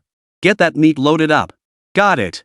Seeing Chen Wenwu's frantic urgency, Chen Shan immediately called Zhang Long, Zhang Bo, Fugui, and Zhang Donghai to help load the wild boar meat onto the truck. The 2 truck drivers also grunted and groaned as they pitched in, helping carry the meat until sweat beaded on their foreheads. Chen Shan did a quick mental calculation. The 8th Forest Farm needed 20 wild boars. For the 9th Forest Farm, Chen Shan also planned to give them 20 wild boars. That would make a total of 40 boars. Adding the meat distributed yesterday to the villagers who helped out, it amounted to roughly a dozen wild boars. Today's boar god essentially meant giving away meat for free. Earlier that morning, he'd also given some meat to Aunt Hohat and the others. After all that, his household still has several hundred pounds of meat left. But he still needed to send some meat to his maternal grandfather, his eldest aunt, and his younger aunt. It's unavoidable. Last summer, Uncle Zheng Chengkai even made a special trip to deliver meat. In the fall, his eldest and younger aunts had also come home to visit them. If they found out he'd hunted so many wild boars, and he hadn't sent them a single piece of meat, the Chen family would be the subject of gossip. Reciprocity in relationships demands give and take. By the time the group had loaded all 40-odd pigs onto the truck, nearly 2 hours had passed. Meanwhile, Zhang Xiufan and Chen Ling had already started wrapping dumplings. Yang Mei and Zhang Wan'er had also come to help, and they worked quickly. Once everything was ready, Chen Shan had Fugui stoke the fire in the courtyard higher. He then went to the grain store to get several packs of Shirlin cigarettes and picked up some loose baskets while he was at it. In between, Chen Shan also called out to Uncle Lu, inviting him over for dumplings later. Uncle Lu hadn't planned on coming. But upon hearing that Chen Wanwu was here, he happily agreed. Returning home with the cigarettes, Chen Shan first examined the Shirlin brand. These cigarettes weren't cheap these days, costing about a yuan per pack. Chen Shan considered slipping them a pack. But that would make him seem too pretentious, and no one would accept it was simply too expensive. Xuan Shan grinned as he tore open a pack of Shirlin cigarettes and handed them out to the group. You've all worked hard. After passing the cigarettes around, Chen Shan finally said, Uncle Zhou, Uncle Wan, Uncle, and Uncle Donghai, take a break. Let's eat some dumplings before heading out. We've been busy for so long we can spare a little more time. Uncle, when I went to buy cigarettes earlier, I called out to my sixth uncle. He'll be here shortly. Wang Weiguo and Zhou Min both froze upon hearing this, turning to look at Chen Wanwu, unsure whether they should agree to stay for the meal. They were quite eager after all, the Chen family had so much wild boar meat. At the very least, the dumplings would surely be stuffed with plenty of wild boar meat, right? The thought of dumplings stuffed with meat made their mouths water. How incredibly tempting. Chen Wanwu wasn't the type to be unkind. He smiled at them. You've worked hard. Let's have some dumplings at my uncle's place before heading back to the forestry station. You two warm yourselves by the fire. I'll go check on things. By now the sun had risen, and with the wood fire burning in the courtyard, the cold wasn't unbearable. After finishing their work earlier, Chen Shan had poured them some loose leaf tea, and everyone still felt warm inside. Inside the house, Chen Shan saw the water in the large iron pot had already come to a boil. Zhang Xiufen spotted her precious son walk in and immediately smiled, saying, Hungry? Just wait a little longer. Chen Ling also beamed, Uncle and the others have plenty of dumplings ready. Don't worry, they made extra, we can have another meal at home tonight. This left Chen Shan, who had been about to ask a question, at a loss for words. His eldest sister Chen Ling had somehow anticipated the very question he wanted to ask. It was almost uncanny. Oh, and Wan'er made quite a few dumplings. When I serve them later, I'll make sure to give you a bowl of the ones she made. Chen Ling's words made Zhang Wan'er, who was tending the stove nearby, blush fiercely. Xiao Ling, what are you saying? She glared at Chen Ling with a cute yet fierce expression. Chen Ling wasn't the least bit intimidated. What do you think I'm doing here? Don't you have a clue? Stop calling me Little Ling from now on, it's sis, got it? Zhang Wan'er. If she really married Chen Shan, Chen Ling would indeed become her sister-in-law. Oh no, my best friend has become my sister-in-law. Chen Shan listened to their bickering with a big smile. Soon, the dumplings were cooked, and each person got a big bowl. The table held soybean paste, vinegar, soy sauce, and the like. Each person could season their own to taste. When Chen Wanwu, Wang Weiguo, and Zhou Min finally took their first bites of dumplings, their eyes widened once more. Pork and cabbage dumplings? Wang Weiguo chewed a couple of times before blurting out. Definitely. And the cabbage is barely noticeable, mostly meat. Zhou Min murmured, utterly delighted. In ordinary households, even if meat was used in dumplings, the filling would be over 90% vegetables. Who would be willing to use so much meat? Chen Shan smiled and said, if you like them, eat more. The wild boar meat filling tastes pretty good. His large bowl of dumplings was indeed all made by Zhang Wan'er. Chen Ling had just served him a bowl. Delicious. I love it. As he said this, Chen Shan deliberately glanced at Zhang Wan'er. Her eyes crinkled with delight at his compliment. Uncle Lu was also eating dumplings as he chuckled, life keeps getting better and better. You young folks should eat more. Consider it sharing the blessings with those elders who've passed on. It's the least we can do to honor their sacrifices through the storms they weathered. Chen Wanwu chuckled, exactly. Eat up, Weiguo, Zhou Min, don't be shy, you won't bankrupt the Chen family with this meal. Their families certainly don't lack for food. Chen Wanwu knew exactly what the Chen family's situation was now. After selling this wild boar meat, the family would likely become 10,000 yuan households. A 10,000 yuan household in the 1980s? Even Chen Wanwu dared not dream of such wealth. And what's more, this wild boar meat hadn't cost them a single penny. Truth be told, the only cost for this dumpling feast was some labor flour and such, since the wild boar meat was hunted deep in the mountains. Well then, we won't hold back. Wang Weiguo and Zhou Min, upon hearing this, dug right in. By the end of the meal, each of them had polished off 5 huge bowls of dumplings, their bellies round as balls. For them, today truly felt like a holiday celebration. Tagging along with the party secretary to haul meat today had paid off big time. After eating their fill, everyone in the room felt stuffed. So Chen Shan told everyone to rest a little longer before heading to the forestry station to haul the meat.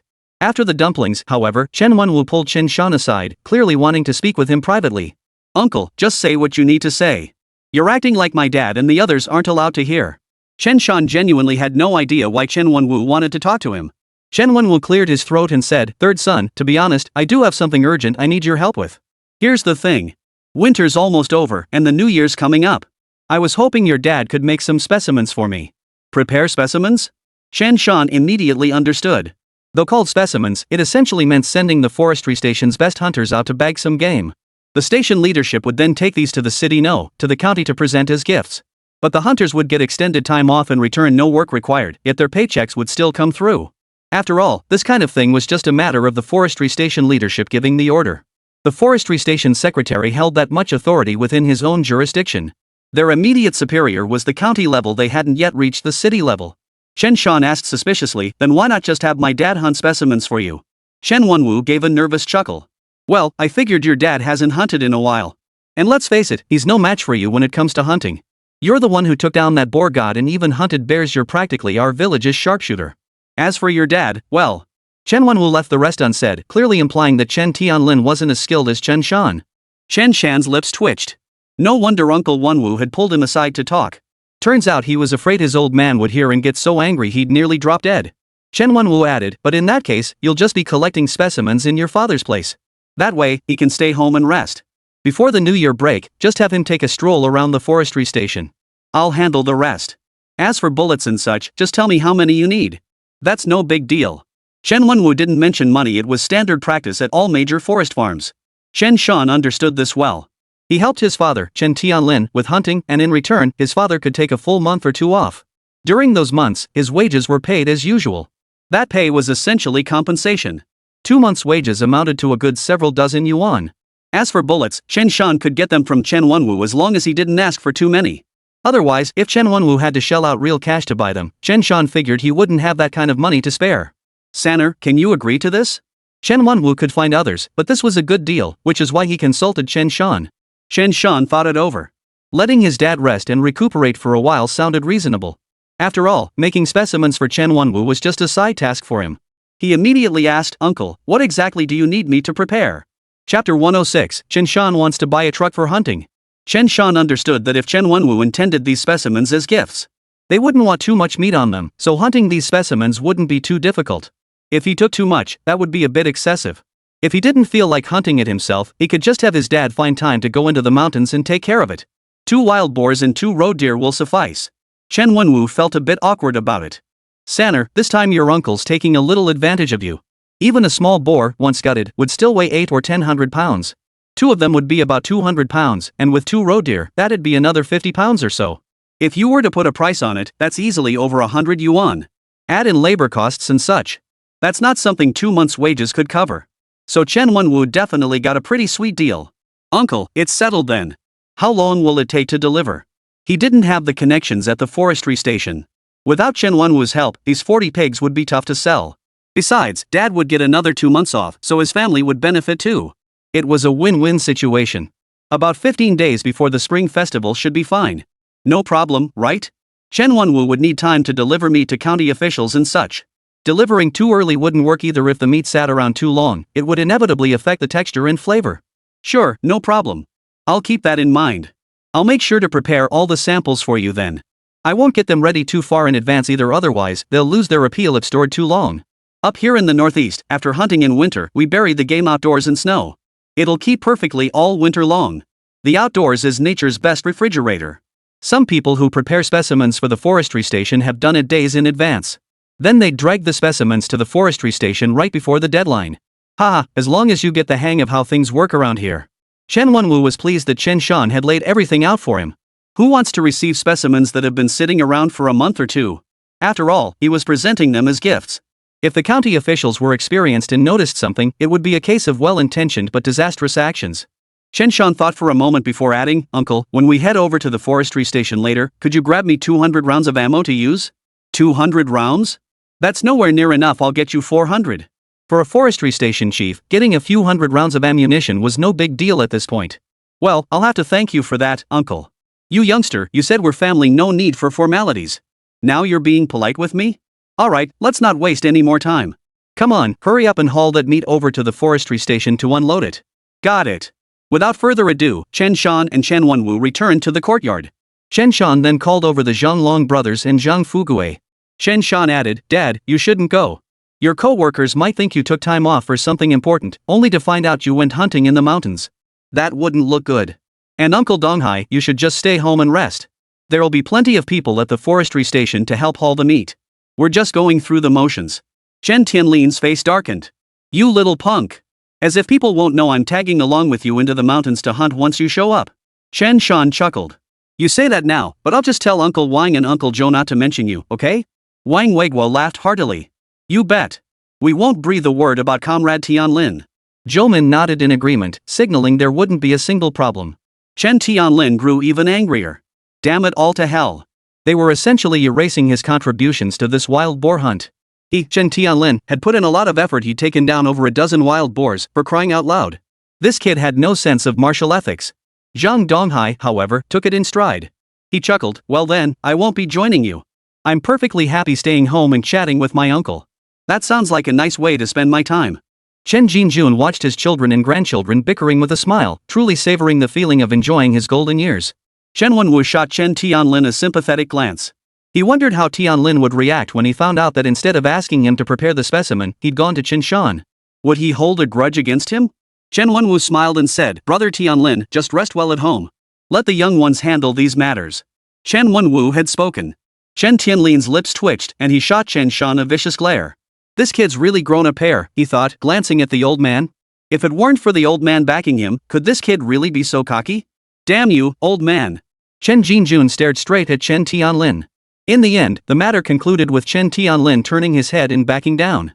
Meanwhile, earlier when loading the meat onto the truck, Chen Shan quietly chopped 2 5-pound portions of meat at home. These were meant as gifts for the 2 drivers. He also chopped up a whole front leg of pork, along with several pounds of bear meat, to give to Chen Wan'er later. But the 3 of them were unaware of Chen Shan's preparations. Before long, Chen Shan sat in the passenger seat next to Wang Weiguo. The brothers Zhang Fuguei and Zhang Long were in the cargo area. These days, sitting in a car and feeling the cold breeze wasn't a big deal. At least it was far more comfortable than walking. Those who could afford a ride were considered somewhat respectable. Seated in the passenger seat, Wang Weiguo started the engine. Chen Shan couldn't help but feel a twinge of envy looking at the truck. These days, getting a truck for hunting seemed like a pretty good idea. After taking over Chen Tianlin's position in his previous life, he'd learned to drive from a forester at the timber yard. But he could only drive, not fix it. A half-baked skill at best. Back in those days, truck mechanics handled repairs themselves. Nothing like some drivers in later times who couldn't even change a damn rearview mirror. So seeing this truck now piqued Chen Shan's interest. And an idea began to form in his mind. These days, private individuals don't have the qualifications to buy vehicles. But if you could get affiliated with an organization, it wasn't impossible to make it happen. After all, without the necessary documents, seals, and certifications from an organization or collective, you couldn't even buy a car. Many companies that rose to prominence in the 1980s operated under the auspices of communes, township governments, or state-owned enterprises. Precisely because of this, although these companies were privately owned. But due to this affiliation, they were naturally considered collectively owned enterprises. The most serious issue is the lack of specific equity allocation, meaning the enterprise belongs to the collective. You claim the enterprise is yours? Come on, it's clearly registered under our XX name. It belongs to the collective. Can the arm really twist the thigh? Anyway, if you're thinking of setting up a front company now, be prepared to lose everything afterward.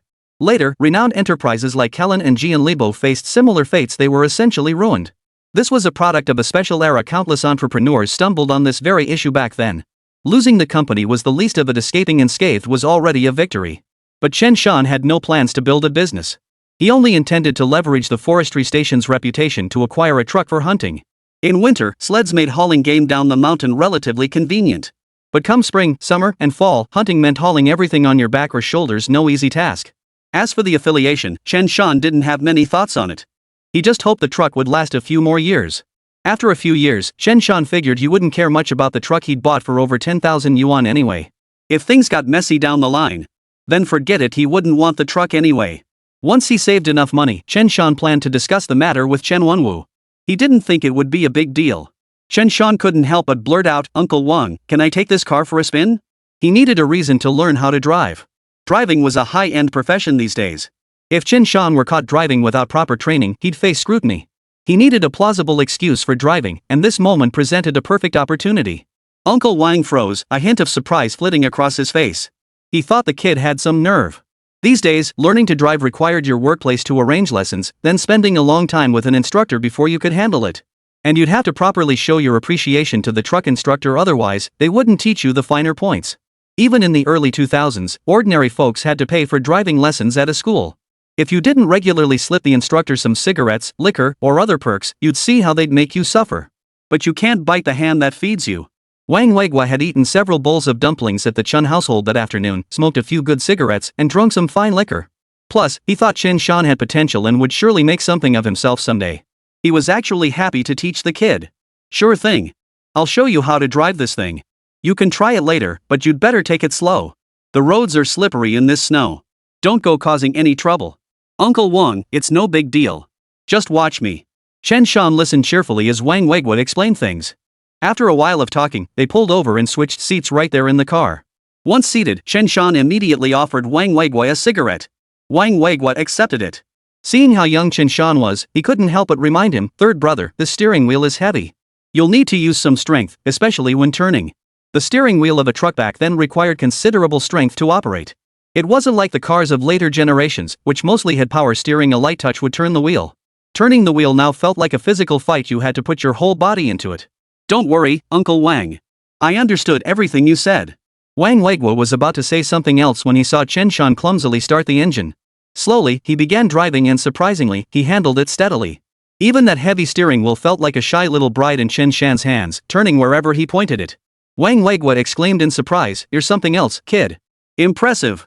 Chen Shan replied with a humble expression, "Uncle Wang, you're the one who taught me well. I understood it the moment you explained it. You're the real master craftsman." Wang Weiguo was utterly astonished to see this kid actually knew how to drive. But Chen Shan's few words of praise tickled his ego. You know what? That kid sure knows how to talk. All right then. Drive carefully, and I'll guide you to the spot. With that, Wang Weiguo lit a cigarette and began puffing away. Chapter 107, Borrowing a Dog. Please vote. In the car ahead, Chen Wan'er noticed the vehicle behind suddenly slow down considerably. Not knowing what Chen Shan and the others were up to, he said, "Don't worry about them. Weiguo will catch up when he's ready." Zhouman certainly wasn't going to worry what could possibly go wrong with an old pro behind the wheel. They drove all the way to the 8th Forest Farm. Along the way, Chen Shan rediscovered the feel of driving from years past and was quite pleased.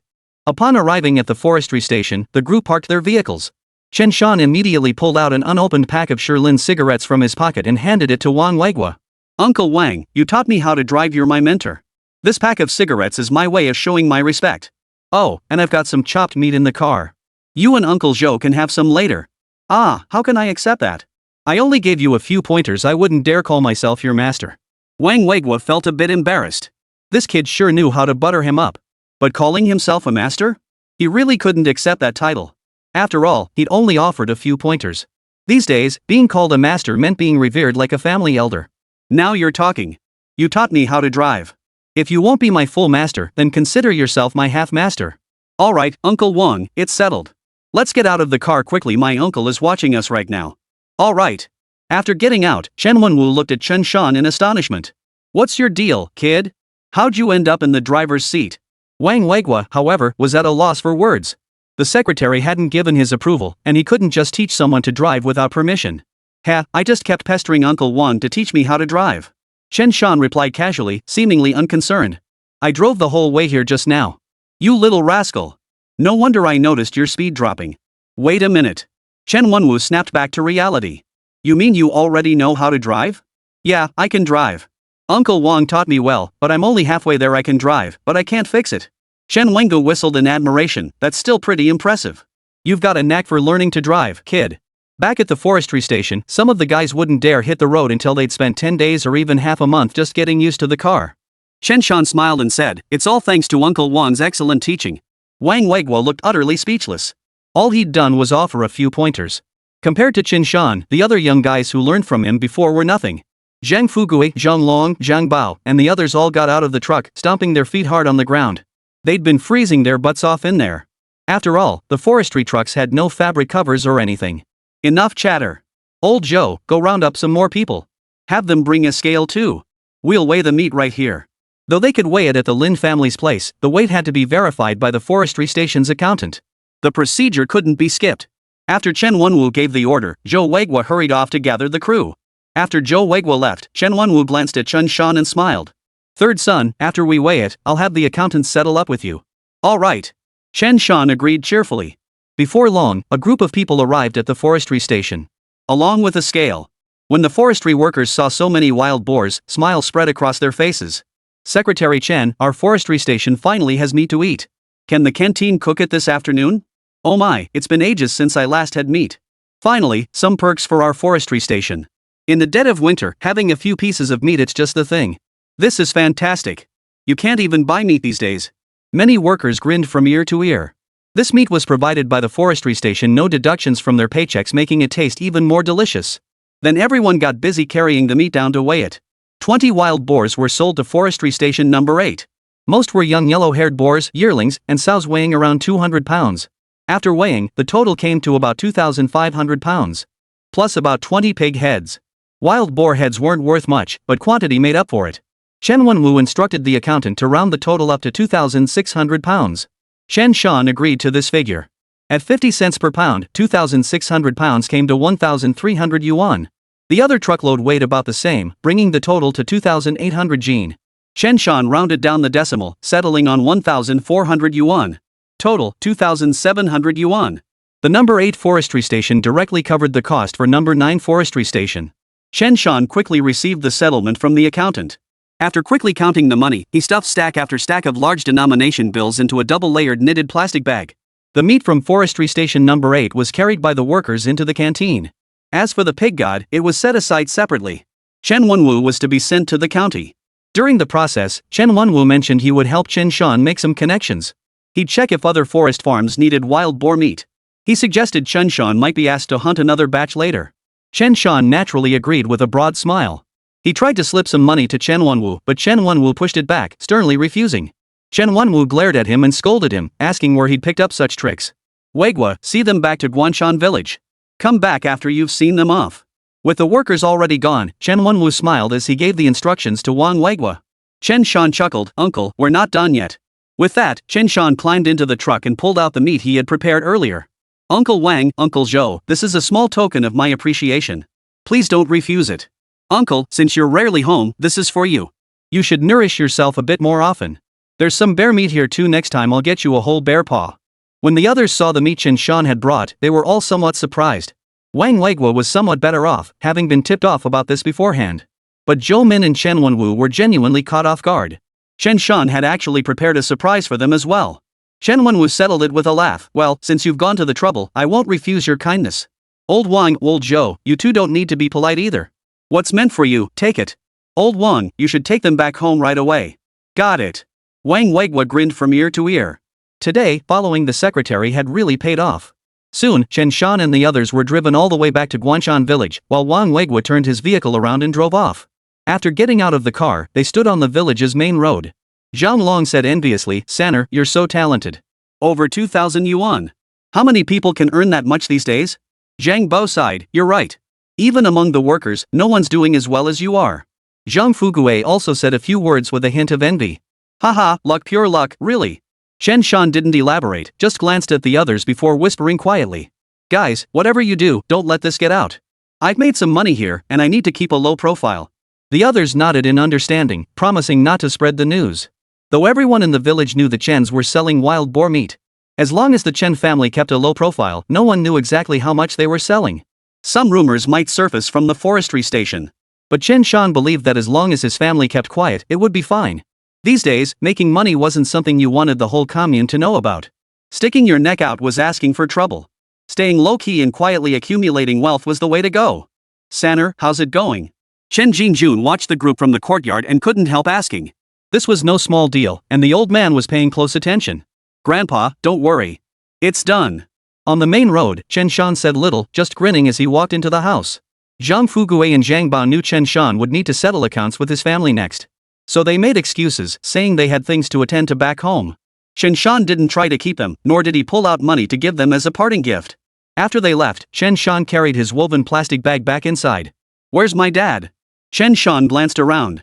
"He's out playing cards," Chen Jinjun replied indifferently. "All right." Chen Shan handed the woven plastic bag to Chen Jinjun with a generous gesture. "Grandpa, 2 carts of meat, totaling 2,700 yuan. Care to count it?" Chen Jinjun rolled his eyes. "Why give it to me? Take the money to your mom." Zhang Xiufen stood nearby, her eyes nearly popping out of her head. Before Chen Shan could hand it over, she cheerfully opened the bag and laid stack after stack of large bills on the table. when the full 2,700 yuan was finally laid out on the table. Everyone in the family, except Chen Shan, was left staring in stunned silence. Chen Ling swallowed hard and said, "Brother, that's a lot of money." Chen Shan smiled warmly. "It really is a lot. Mom, let's visit Grandpa's place these next couple of days. We can bring some meat over and pick up a few things for him and Grandma while we're at it." Zhang Xiufen had been thinking about this for a while. But during the summer, hunting took up a lot of time. If they delivered meat then, it would spoil quickly unless they went early.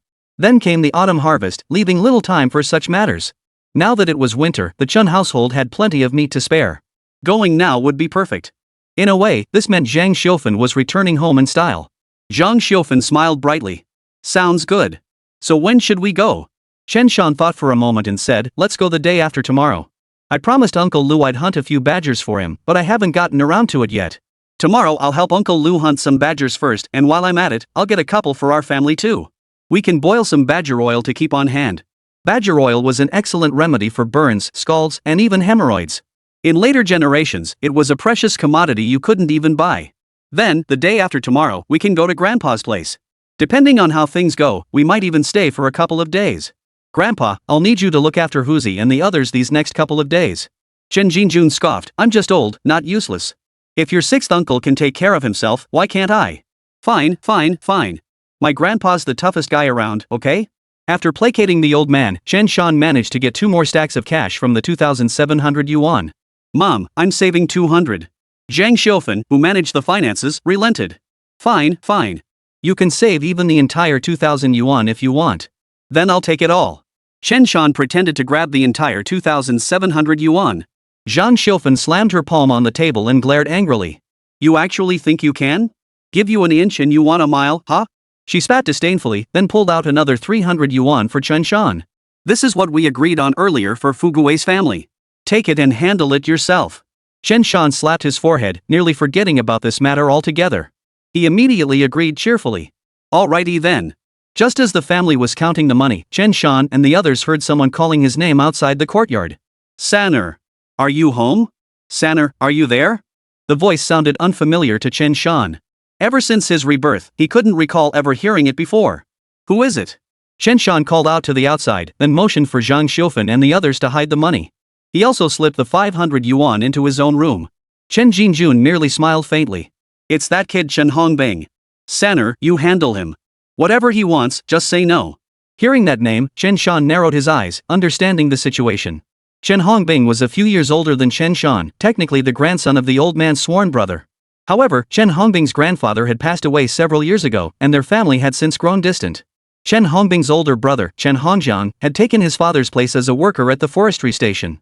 A couple of years back, Chen Hongbing had also been hunting. He'd learned his hunting skills from his own grandfather in Chen Jinjun.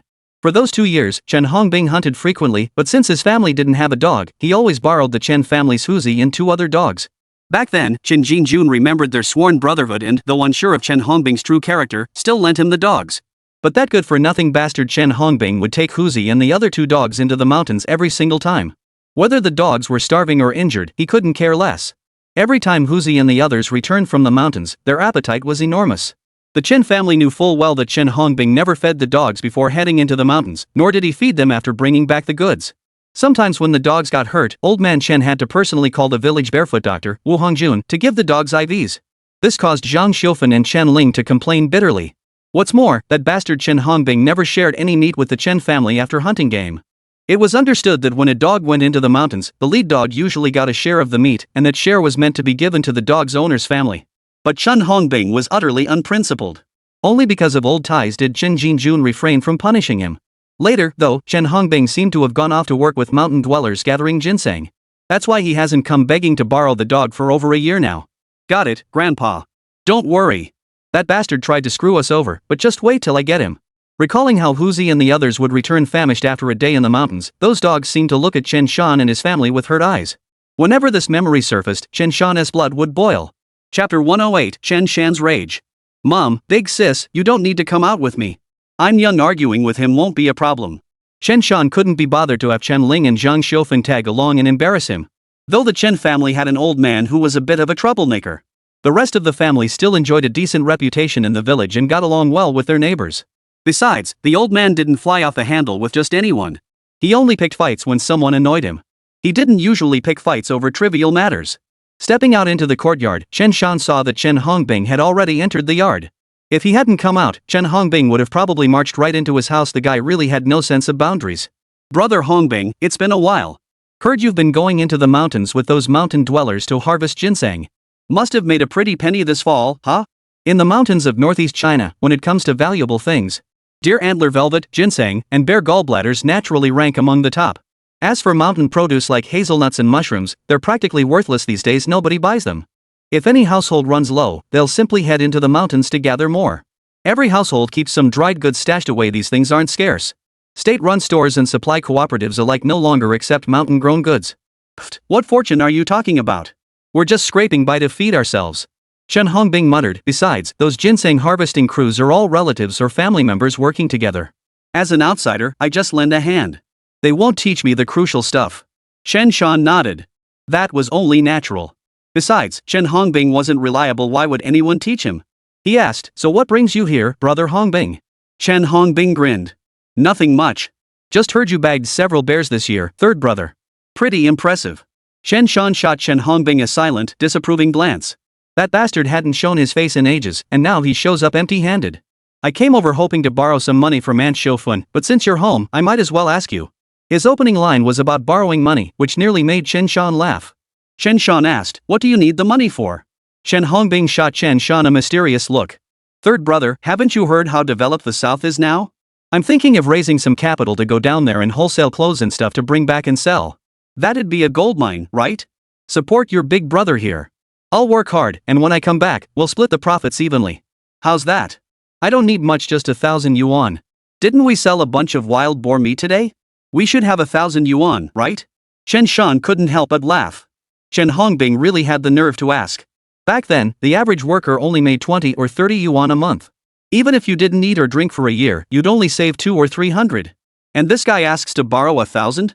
He's got some nerve. Chen Shan sneered coldly, Brother Hongbing, while my family did sell some wild boar meat to the forestry station, the price wasn't high. It's just a little hard-earned money. Besides, I'm getting to the age where I should be thinking about marriage, and my second brother is about to take his college entrance exams. I can't touch that money. No way I'm lending you this money. Money, no matter when, is for emergencies, not for the poor.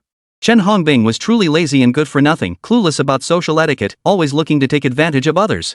Chen Hongbing grew reluctant. Third brother, if not 1,000, then just 300? My business can make big money. Chen Shan shook his head. Brother Hongbing, what you're doing is called speculation, buying low, selling high. If you get reported or caught, you'll go to jail. Forget it. If anyone's willing to lend you money, go ask them. And you're actually thinking of heading south to do business? You might just drop dead somewhere along the way. Besides, you need a travel permit to go far these days. With Chen Hongbing's abilities, he probably doesn't even know which direction to go once he leaves Chanha Commune. Doing business? Forget it. You'll probably just gamble away the money at some card table before you even get started. Chen Shan reiterated, anyway, my family doesn't have that kind of money. Don't even think about it. Chen Hongbing's face darkened. His eyes flickered before he spoke again. Fine, no loan then. I know I'm asking for a lot. But starting up requires significant capital, right? Well, looks like this business deal's off then. Sanner, you've got all that wild boar meat in your yard. How about you give me a few dozen pounds to take home? We haven't had meat at home in a while. Chen Hongbing sighed. Where's my second uncle? I came here specifically to see him. Oh, my grandfather? He's out playing cards. He's busy right now. As for the meat. After a pause, Chen Shan added, it's already been reserved. We have to sell it. Can't give it away. Chen Hongbing flared up, pointing at Chen Shan. You just don't want to give it, is that it? Chen Shan spread his hands and smiled wryly. It's really not available. It's already been sold to someone else. Chen Hongbing gritted his teeth, but remembering he was the one asking for a favor, sighed and said, all right then, Sanner. Since your family plans to sell this meat anyway, I won't take it. How about lending me your 3 dogs to use for a bit? I'm heading into the mountains for a couple days of hunting. I just want to get some meat. That's okay, right? Chen Hongbing knew exactly what kind of person he was. Asking for money was merely a pretext. He figured he might have a decent shot at getting the meat. If he couldn't get the meat, he'd borrow the dogs instead. Both families clearly had some connection. In the end, it was just borrowing a dog. Dogs weren't exactly precious things. Surely the Chen family would be willing, right? If they weren't even willing to lend a dog, that would truly mean tearing apart the facade. Chen Shan still shook his head. Brother Hongbing, sorry, but I won't lend you my dog. Chen Hongbing was already annoyed. Seeing Chen Shan repeatedly refuse him, and now even refusing to lend a few dogs, he felt his face being dragged through the mud. His face darkened. Sanner, the Chen family isn't yours to run yet, is it? Whether we lend the dogs or not isn't up to you. I'll go ask second uncle and Aunt Xiufun. Don't bother. What third son says is what grandpa says. If he says no, then it's no. Chen Ling emerged from the house, her expression equally displeased. She pointed at Chen Hongbing. Hongbing, you know exactly how many times you've borrowed our dog. Have we ever received a single pound of meat from your hunts? No, right? And when you take your dogs into the mountains, you don't feed them in the morning. After you bring back the game, you don't give them any meat either. We didn't say anything before because we couldn't be bothered, but since you've shown no shame, don't blame me for not sparing you any. Chen Ling stood with her hands on her hips, ranting and raving. And that's not all. You shameless jerk. This dog got injured in the mountains, and when you came back, you still made us call Uncle Hongjun to come give the dog 4 fluids and medicine. Have you no shame? If Grandpa didn't respect your old man as his sworn brother, he'd have broken your pathetic legs long ago. What are you doing causing trouble at my place? Think you're so tough? Think the Chens are pushovers? Chen Hongbing was numb with shock. The Chen family was truly tearing apart their facade. Chen Hongbing stammered, I. Chen Shan replied coldly, what do you mean I? Fine, you can leave. This dog? My family won't be lending it out. With the facade shattered, Chen Hongbing abandoned all pretense, glaring viciously at the two. How admirable. Truly admirable. Now that your Chen family has made it big, you look down on us poor relatives, huh? Ha! Smack! Almost the instant Chen Hongbing uttered those words, Chen Shan stepped forward and delivered a vicious slap across Chen Hongbing's face, his tone brutally harsh. You bastard! You really think you're something special? You think I, Chen Shan, won't fight back? You didn't dare mess with me back when I was hustling 2 years ago. You think I've gotten easier to deal with this past year? After slapping Chen Hongbing, Chen Shan grabbed him by the throat and hoisted him off the ground. Chen Ling watched in stunned silence, utterly amazed at how capable her younger brother had become. But damn, that was a good fight. In this era, fights among young people were practically the norm. As long as it wasn't too serious, parents would even watch from the sidelines. Victory earned praise, defeat meant getting scolded back home. Chen Hongbing finally felt a chill of dread. Chen Shan's hands gripped him like pincers, making even breathing feel impossibly difficult. The sheer force of Chen Shan's grip instilled a deep sense of dread. Chen Hongbing, you should know this, killing a person is no different from beating a bear to death. In fact, killing someone is even easier. With a cold remark, Chen Shan flung Chen Hongbing to the ground. Get lost. Don't ever show your face at my place again causing trouble. Chen Hongbing managed a pained glance at Chen Shan, his heart pounding in terror. Only then did he feel his dog's life had been spared. Still trembling, he glanced at Chen Shan one last time before turning and walking away. Chen Ling exclaimed in surprise, brother, you were so fierce just now. Chen Shan's cold expression vanished instantly, replaced by his usual carefree grin. Sis, you're saying that like I'm actually scary or something. Chen Shan chuckled, guys like him? If you don't scare them straight, they'll never know their place. They're the most annoying. Chen Ling sighed with emotion. You're doing just fine like this. At least no one will be able to bully you later. Sanner, you've really grown up. Chen Shan flexed his arms and said, you bet. With these muscles, who'd dare mess with me? And if my future brother-in-law dares to mess with you, I'll beat him to a pulp. Chen Ling flushed slightly at the remark. What are you talking about? I'm not even planning to get married yet. Yeah, right. If you're not getting married, what are you doing stuck at home? Turning into an old maid? Chen Shan grinned. Next time we go to the market, just tell me who you like. That night, I'll tie him up and shove him into your bed. Are you crazy? Talking nonsense. Chen Ling came over and pinched Chen Shan hard. After that, Chen Ling asked, but Sanner, what Hongbing said about going south to source clothes and bringing them back here to sell, do you think that's feasible? Chen Shan thought for a moment and shook his head slightly. Maybe in another 10 years. It's pretty tough to pull off right now. In the 1980s, only Hong Kong and Macau were somewhat trendy. Even the coastal areas, despite their special status, weren't that much better off. But by the late 1980s, coastal cities had been developing for many years. As pilot zones with government support and geographical advantages, they quickly pulled ahead of the rest of the country. By the 1990s, everyone believed the coast was paved with gold. Coupled with poor employment prospects inland, countless teachers, officials, and others suspended their posts while retaining salaries to venture into the coastal special economic zones. This going into business didn't mean heading to red light districts, it meant heading to the coastal special economic zones. Chapter 109, City Folk Hunting in the Mountains? You're asking for death. 10 years? Chen Ling shot Chen Shan a puzzled look. 10 years is enough? Chen Ling, who hadn't finished junior high, still read newspapers regularly. She was well aware of the current gap between China and Western nations. Many people today felt that even if given another 10 or 50 years, might not even be enough to catch up with Western nations. 10 years 20 at most and our country will surpass Western nations in development. Chen Shan wasn't strong in history, but he knew the outcome. How could that be? What are you daydreaming about? Chen Ling couldn't help but chuckle. I told you to read more books, but you went off to fight pigs instead. Chen Ling naturally dismissed Chen Shan's claims as nonsense. We'll see about that. Chen Shan didn't argue with his older sister. Even if he explained it now, few would believe him. Not just ordinary folks, even some high-ranking officials probably thought it impossible. Otherwise, so many high-ranking officials wouldn't have fled to foreign countries. Chen Shan glanced at Chen Ling and couldn't help but chuckle. Sis, how about I take you to the commune market today? Chen Ling glared at him. Who are you trying to fool? What time is it now? The round trip alone would take ages. You're just trying to trick me. Chen Shan shrugged. Then we'll go to the commune in a few days.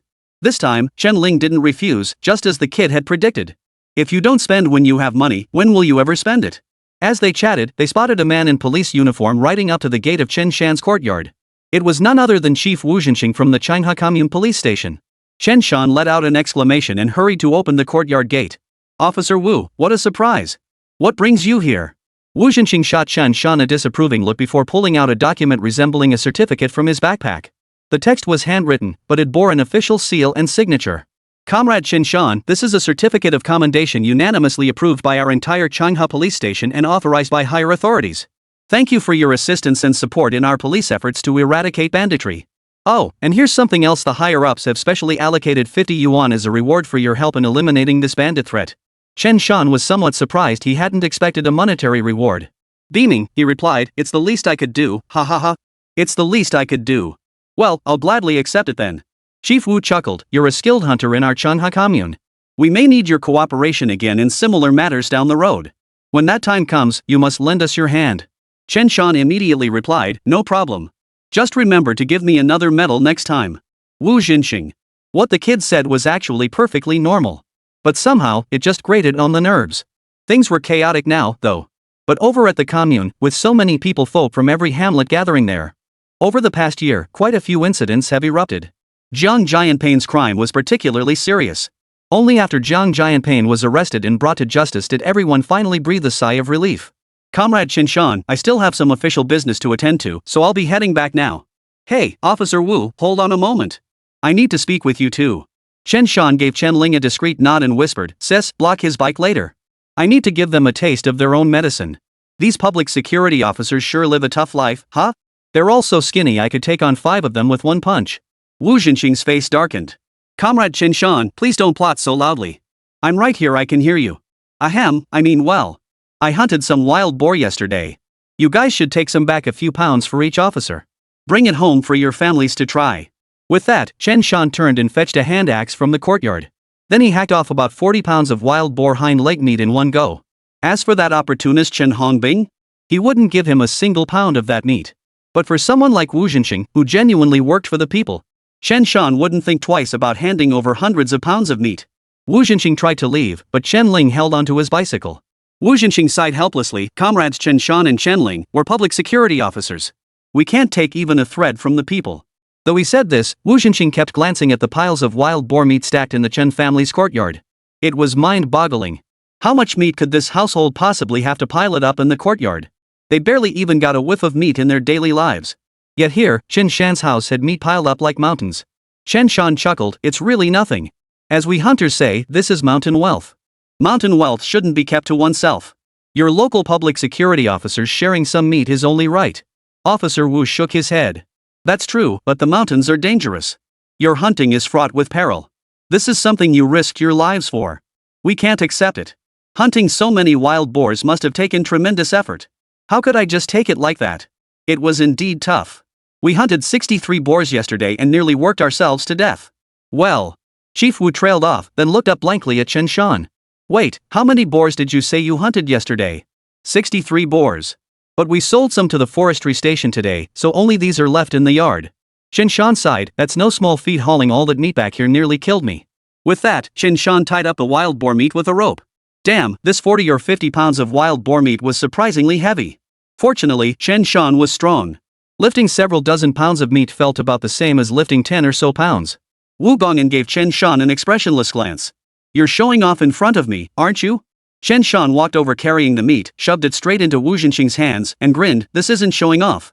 Wu Zhenxing instinctively took the large chunk of meat, but it dropped downward with such force it nearly threw out his back. It was incredibly heavy. This is just to help you accept our goodwill. I'm not bribing you, it's just a token of our people's appreciation. Chen Shan looked at Wu Zhenxing and smiled. Chief Wu, just take it. If you don't take it, I'll drag a wild boar over to your station one of these days. How'd you like that? Chief Wu was thoroughly annoyed by Chen Shan's persistent pestering. Fine. I'll take it, okay? Tying the wild boar meat to the back of his bicycle, Director Wu prepared to make his escape.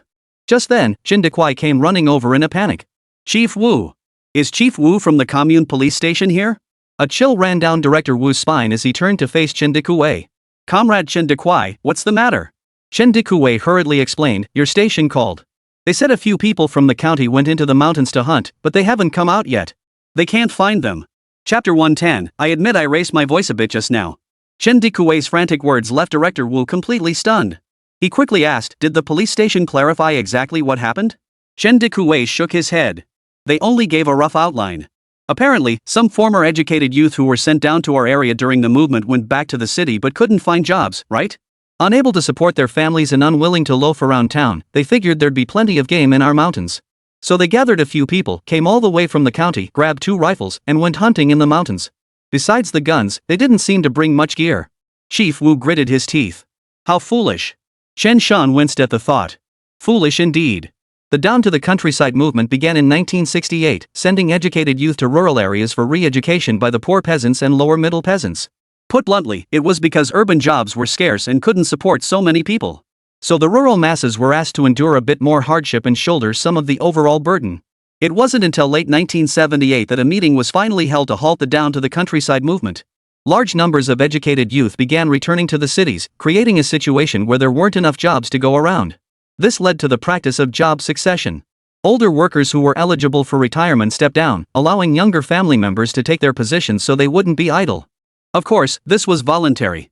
But there were simply too many educated youths, and not everyone could be placed in a position. With so many young people idle, public order became chaotic in major cities and towns across the country. Chen Shan's area was mountainous, so naturally, it had taken in quite a few educated youth back then. A small number of them even settled down in the countryside, getting married. According to the old man, there were several such cases in Guanshan village alone. Some had originally planned to return to the city, but after contacting their families there and learning about the current situation, well, some decided not to go back after all and simply stayed put. Some of those who stayed in the countryside wanted to go back to school, take the college entrance exam, and attend university. But their wives or husbands might not agree. Others worried that once these individuals returned to the city, they might never come back. Such incidents were not uncommon in those days, a minor pang of the times, if you will. As for what became of those educated youths in Guanshan village, Chen Shan had no idea. He did recall one female educated youth who stayed at a primary school in the commune. She had become a teacher, still young and unmarried. Of course, she was only a substitute teacher. She was quite beautiful and made significant contributions to education in Chanha commune. If memory serves, within the next couple of years, that female educated youth returned to the city at her family's request and entered university. Later, she even made a special trip back to Chanha commune to reminisce. By that time, Chen Shan recalled, she had become a prominent figure in the county, holding a leadership position. If memory serves, her name was Feng Qian. Chen Dekwai also grew anxious. What about Officer Wu? What should we do? She's a county official and she was once an educated youth who served in our commune. We can't just stand by and let her die. You know, people were still pretty straightforward back then. Though this matter had little to do with Chen Dekwai, he still insisted that Chief Wu go to the rescue. Chief Wu gave a wry smile. The person is deep in the mountains. It's the dead of winter, freezing cold and snowy. Plus, it's already afternoon. It won't be long before night falls. Once it gets dark, you won't be able to see your hand in front of your face in there. Damn it, who in their right mind would take people into the mountains at this hour? The thought made even Officer Wu feel uneasy. At that moment, Officer Wu immediately turned his gaze toward Chen Shan. Comrade Chen Shan. You don't want to see those educated youths who served in our commune die in the mountains, do you? Chen Shan. Why did this phrasing feel so familiar? Shouldn't this be something I say to others? Like, madam, you wouldn't want me to expose your husband's affairs, would you? Shaking his head, Chen Shan immediately replied, no problem. I can bring my gear and go into the mountains with you. But I'll need to bring Fu Gui along with me. Father and son make a good team. Brothers are the best allies. As my future brother-in-law, Zhang Fugue is someone I can count on. Especially when danger strikes, he won't back down. Chief Wu expressed his gratitude. Comrade Chen Shan, this is truly wonderful. Then hurry and get ready. We'll head out to the commune police station shortly. All right. Chen Shan wasted no time, immediately returning home to briefly explain the situation to his mother, older sister, and grandfather. After listening, Chen Jinjun sighed deeply and said, "Third son, be careful. These educated youths have no other choice. I've heard the conditions in the city are terrible now. If they aren't causing trouble there, they're practically saints. They need saving. Who would willingly go hunting in the mountains unless pushed to the brink? I'm too old to accompany you into the mountains. Let Fugue go with you. Oh, and wear that bearskin coat. Bring plenty of liquor with you, understand? In the dead of winter, liquor can be a lifesaver out there. Have Officer Wu and the others bring some too. They're not hunters. They might not know much about that sort of thing. Grandpa, don't worry. We've even hunted packs of wolves in the mountains before. Bears are hibernating now, so at worst we'll only encounter wolves and jackals. No big deal. Even if bears roamed at night, Chen Shan wasn't afraid. Of course, wandering around outside in the dead of winter. Or perhaps bears stirred from hibernation by some disturbance, venturing out for food. These were called wandering bears. However, after such a bear finds food, they'd usually hurry back to a tree hollow or burrow to hibernate again. If they really kept wandering around outside, even a bear would freeze to death. Zhang Fugue and Chen Shan had down plenty of liquor and packed a bunch of soft, homemade bear fat cakes. He also packed some hard, sticky bean cakes. He stashed plenty of liquor, cakes, and other provisions in the system space for future use. The system space also held canned goods and pastries Chen Shan had secretly purchased earlier. At the same time, Chen Shan had Zhang Fugue bring some food from home. Then, he packed his hunting knife, firearms, ammunition, and even a sled. The sled wasn't for hunting. He was worried that if someone got injured, it would be difficult to carry them in the freezing cold and snow, and a sled would make it much easier. Soon, Officer Wu saw Chen Shan and his group gathering a pile of gear, looking like they were heading into the mountains for a hunt. They even brought a dog along. Wu Gong'en's face darkened, and he boomed, "Comrade Chen Shan, we're going to rescue people, not hunt. What's with all this gear?" Chen Dequan, seeing their gear, was also at a loss for words. Chen Shan immediately explained the situation, and Officer Wu's face flushed with embarrassment. "My apologies. I admit I raised my voice earlier. I apologize." Chen Shan gave him a thumbs up. Flexible and adaptable, no wonder he's the station chief. Chen Shan waved his hand. "Director Wu, you ride back first and figure out exactly what's going on over there. Fugue and I will follow close behind. We won't be much slower than you. Take this meat with you too. It won't make much difference to your speed anyway." "All right." Without further ado, Director Wu hopped on his bike and headed out of the village. "Fugue, let's not waste time either. Hurry up, quick." Zhang Fugue chuckled. "All right, third brother. It's already afternoon. By the time we get into the mountains, it'll be night. You know what? This is actually pretty thrilling. Cut the chatter. Once we're in the mountains, you follow my lead." "Got it, third brother." "If you tell me to go east, I won't go west. If you tell me to hunt black bears, I won't go after tigers." "Cut the crap. All you do is spout rhymes. Are you preparing for a graduate exam or something? Let's go." Chen Shan shivered, pulling Tiger along as he trudged through the snow with Fugue toward the commune. Chapter 111, Dog's Courage. If Chanha Commune was considered mountainous, then Guanshan village was the heart of the mountains. No little train ran to the commune at this hour. Thus, Chen Shan and Zhang Fugue had no choice but to rely on their own two legs. The trek from here to Chanha Commune was over 20 miles. Even by train, it took about an hour. Last time, Chen Shan and Chen Jinjun took the train to the commune supply and marketing cooperative. The journey took nearly an hour. But walking? For mountain folk, it's really no big deal. When it came to saving lives, Chen Shan couldn't very well say no. But before they even left Guanshan village, they heard Chen Dekue bellowing from behind. "Sanner! Sanner! Slow down! Damn it, slow down!" After enhancing himself, Chen Shan not only gained superior physical strength but also heightened hearing. He halted, turned his head, and looked back at Chen Dekue. "Ah, Uncle Dekue, what's up?" Chen Shan genuinely couldn't fathom why Chen Dekue was calling him out like this. Couldn't he have said whatever it was back at his own place? Chen Dekue panted, "Here's the thing. I just called Wenwu and he said a truck loaded with timber was heading to the commune this afternoon to deliver its cargo." "Your uncle Wenwu already called the commune office. They said the truck is on its way back and should be passing by the forestry road outside soon. Uncle Wenwu said you should just flag the truck down later and have the driver take you to the commune. Oh, and the driver's name is Wang Weigua. Uncle Wenwu mentioned you know him." Chen Shan nodded immediately upon hearing this. "Uncle Dekue, got it. Thanks." He hadn't even considered that angle earlier. No wonder he was the village chief. He was quick on his feet and knew how to mobilize resources. But the forestry station really was swamped. It seemed Wang Weigua had been assigned a task immediately upon returning to the forestry station. Chen Dikue waved his hand. Human lives are at stake. This isn't a game. You two hurry up and go. Don't miss the timing, or it'll be trouble. Every minute you're late means another minute of danger for those people. Got it. Chen Shan and Fugue hurried toward the main logging road leading out of the forestry station. It took them about 20 minutes to reach the road. The moment they arrived, they spotted Wang Weigua driving a truck toward them from the other end of the road. Luckily they made it in time. Chen Shan felt it was no small feat. Chen Shan waved frantically at the truck.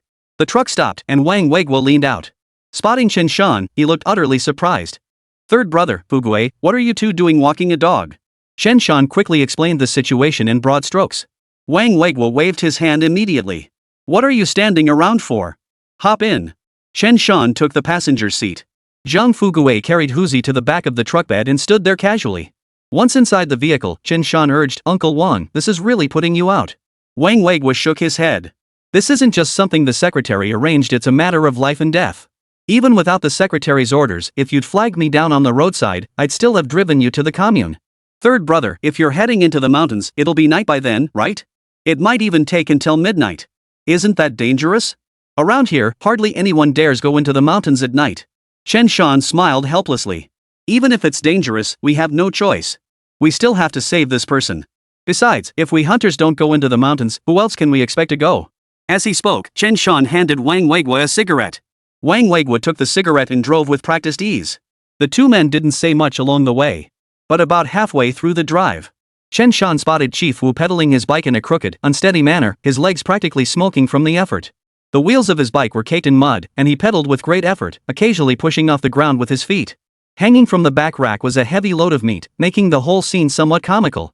Chen Shan sighed inwardly. It seemed Chief Wu had gone through quite a lot to deliver the metals in this blizzard. Uncle Wang, that's Officer Wu from the police station. Pull over and let him load his bike onto the truck. We'll take it to the commune together. Wang Weigua couldn't help but chuckle. All right. Chief Wu was pedaling furiously. Suddenly, a truck pulled up beside him. Startled, Wu's face lit up with relief. He called out urgently, "Comrade." Then a familiar head popped up from the passenger seat, waving at him. "Chief Wu, what are you standing there for? Hop in." Director Wu, ? He'd assumed Chen Shan and the others would be delayed for quite some time. But damn it, they found a truck. What kind of family background is this? But Director Wu didn't ask questions. With Fugue's help, he tossed the meat and the truck into the back of the vehicle and climbed in. After another 40 minutes or so, the truck arrived at the commune police station. Wang Weigua said, "Sanner, I'll wait for you guys. Let me see where you need to go next. If you need a ride, I'll drive you there." All right. No time for small talk. Chen Shan and his group, including Huzi, all entered the makeshift police station. Inside, the others were startled to see Chen Shan and Chief Wu return, especially with dozens of pounds of meat in tow. Besides them, there was a woman inside the station. Feng Qian, in her 20s, was the substitute teacher at the commune elementary school. Feng Qian was quite pretty, though prolonged malnutrition had left her looking sallow and thin. But if she were well nourished, she would undoubtedly be stunningly beautiful. Chief Wu wasted no time in demanding their account of events. According to the accounts of the other comrades, the educated youths who had gone into the mountains knew Feng Qian. The earlier group of educated youths, having arrived from the county, carried guns and some dry rations, yet they didn't even have a single dog. They first visited Feng Qian at the commune school, giving her some supplies. They told Feng Qian where they were going hunting, confidently promising to bring her some meat when they returned. Feng Qian tried to dissuade them, but they insisted they had guns and wouldn't listen to her, insisting on going anyway. After all, they'd come all this way. But by this time in the afternoon, they still hadn't returned. Feng rushed over to the police station to report the incident. The mountain where they went hunting is called Pig King Mountain. Legend has it that many years ago, commune militia members hunted a wild boar weighing 600 or 700 pounds at that very spot. Hence the name Pig King Mountain. Chen Shan frowned and asked, how many people were there in total? Feng Qian didn't recognize Chen Shan, but seeing his hunting attire, she knew he was a hunter. She immediately replied, 5 people in total, including 1 girl. Chen Shan was stunned. Even locals rarely let women into the mountains during spring, summer, or fall. Generally wouldn't let women into the mountains. These educated youths really had some nerve, bringing women into the mountains. Even setting aside the threats posed by criminals and the extreme mountain dwellers, those who've retreated to the hills to live out their days. These mountain outlaws were people who'd given up on life, or had committed crimes in the past, and now hid away in the mountains. These individuals were often ruthless and cunning, and due to their prolonged isolation in the mountains, rarely encounter women, they become easily aroused upon seeing one, often leading them to commit crimes. It's like those long-distance fishing boats, they don't allow women aboard. Women can easily cause trouble. Moreover, women are physically weaker than men. If anything went wrong, they'd only become a liability. Chen Shan looked up at Feng Qian, shook his head, and said, "You're being foolish." Chapter 112, The Promise. Before Feng Qian could retort, Chen Shan spoke. Don't you know how dangerous hunting can be? Feng Qian's lips twitched. Not exactly, but I figured with a gun, it should be fine. Besides, I couldn't talk them out of it. They insisted on going. Chen Shan sighed. They insisted? And you just agreed? Feng Qian frowned. What was I supposed to do? There were so many of them, I couldn't stop them. Then you should have come straight to the police station. Let Officer Wu and the others stop them and give them a proper talking to. Officer Wu waved his hand dismissively. There's no point in talking about that now. Since they haven't returned yet, they must have run into trouble. With that, Officer Wu turned to look at Chen Shan. Comrade Chen Shan, what do you say? Well, what can I say? Chen Shan pondered for a moment before replying, it's at least 7 or 8 li from here to Wild Boar Mountain. The forestry station driver is still waiting for us outside. Comrades, grab some provisions and come with me into the mountains. Oh, and you'll need to bring some liquor yourselves. After accompanying Chen Shan and his group into the mountains last time, Officer Wu and the others understood the importance of liquor in the wilderness. They all nodded quickly. All right, hold on a moment. We'll go prepare a few bottles right away. Feng Qian couldn't help but interject, I'm a bit worried about them. Can I go into the mountains with you? Chen Shan turned his head and fixed Feng Qian with a cold stare. I'm warning you, not only are you forbidden to go, but you're not to entertain any such thoughts either. And once we're gone, don't even entertain such thoughts. Don't cause trouble for everyone, understand? This situation must have happened in his previous life too. But without his influence, Chen Shan didn't know how it ultimately ended. And whether Feng Qian eventually left to attend university was also unclear, whether it was connected to this incident or not. Feng Qian instinctively flinched at Chen Shan's stern expression and nodded. She never imagined she'd be intimidated by a young man. Soon, Officer Wu and the others packed their provisions, loading ammunition and other supplies. Huzi, let's go. At Chen Shan's command, Huzi turned and headed outside. Chen Shan paused, glancing at Feng Qian. Before they left, did they leave anything with you? Ideally something like clothing, preferably unwashed. Ah, yes. Zhang Xian left a set of clothes with me, the one she changed into when she arrived. They haven't been washed. Feng Qian snapped back to attention and hurriedly replied. Alright, we'll swing by your place on the way later. Grab a piece of clothing for me. Huzi's scent was top-notch among hunting dogs. Even without formal training. But as long as Chen Shan gave it a command, it could still track people by scent. Zhang Xian must be the woman among those 5 who went into the mountains. Soon, the group boarded the vehicle. On the way, Feng Qian exchanged a few words with Chen Shan and the others, asking if they could rescue the people. Whether they can be rescued isn't up to me, it depends on whether they're still alive. Or whether they encountered a natural disaster or man-made disaster in the mountains. But from what I recall, there shouldn't be any human threats around Wild Boar Mountain. Don't worry. If we can save them, we will. Chen Shan and the others first went to Feng Qian's residence to retrieve Zhang Xian's clothes before preparing to drive to Boar King Mountain. But Feng Qian called out to Chen Shan, unable to hold back, Comrade Chen Shan, Chief Wu, I'm sorry for the trouble I've caused you. When you return, I'll cook a meal to thank you for your help. Wu hadn't spoken yet. Chen Shan glanced at Feng Qian and smiled, you said it yourself. Feng Qian was hosting guests at the elementary school, and their food rations were probably just enough to get by, maybe not even enough to fill everyone up. Cooking for so many people would likely deplete their food supply in no time. But Chen Shan did have an interest in getting closer to Feng Qian. Not because of her beauty, nor simply because she was a woman. Simply because she was a promising prospect with immense future potential. Making friends with her couldn't hurt. The more connections one had, the smoother life would become down the road. Feng Qian nodded earnestly. I said it, and I mean it. Alright, we'll see each other when we return victorious. Chen Shan and his group got into the car, and Wang Weigua quickly drove them to the main road outside Wild Boar Mountain. After they got out, Wang Weigua couldn't help asking, Third son, should I wait for you here? Uncle Wang, you should head back. It's getting late, and we don't know when we'll return. You go back. Alright then. Be careful, Sanner. Once you're safely back, give me a call at the forestry station so I can rest easy. Don't worry. I'm a hunter. What could possibly happen to me in the mountains? I'll be heading back then. Go ahead. Watching Uncle Wang walk away, Chen Shan gazed at the ancient forest, which seemed to lurk like a predator waiting to pounce. He shook his head. Chief Wu, aren't you afraid? Only 3 officers from the police station accompanied Chen Shan into the mountains this time. The station still needed someone on duty. Serving the people, what is there to fear?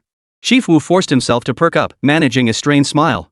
Ha, well then, let's hurry into the mountains. Tisk, it's already getting dark. Once Chen Shan and his group entered Wild Boar Mountain, dense foliage blocked out the sky. Visibility was as poor as if it were night. Director Wu looked worried. We've got flashlights, but I'm not sure if they'll be enough. There are snares and traps all over these mountains, we absolutely mustn't step on them. Zhang Fugui nodded in agreement. Exactly. There are also wolf packs and packs of red dogs in the mountains. We absolutely mustn't run into them. If we happen to run into a big tiger or a leopard or something, that'd be a real treat. The police officers were all frozen in place.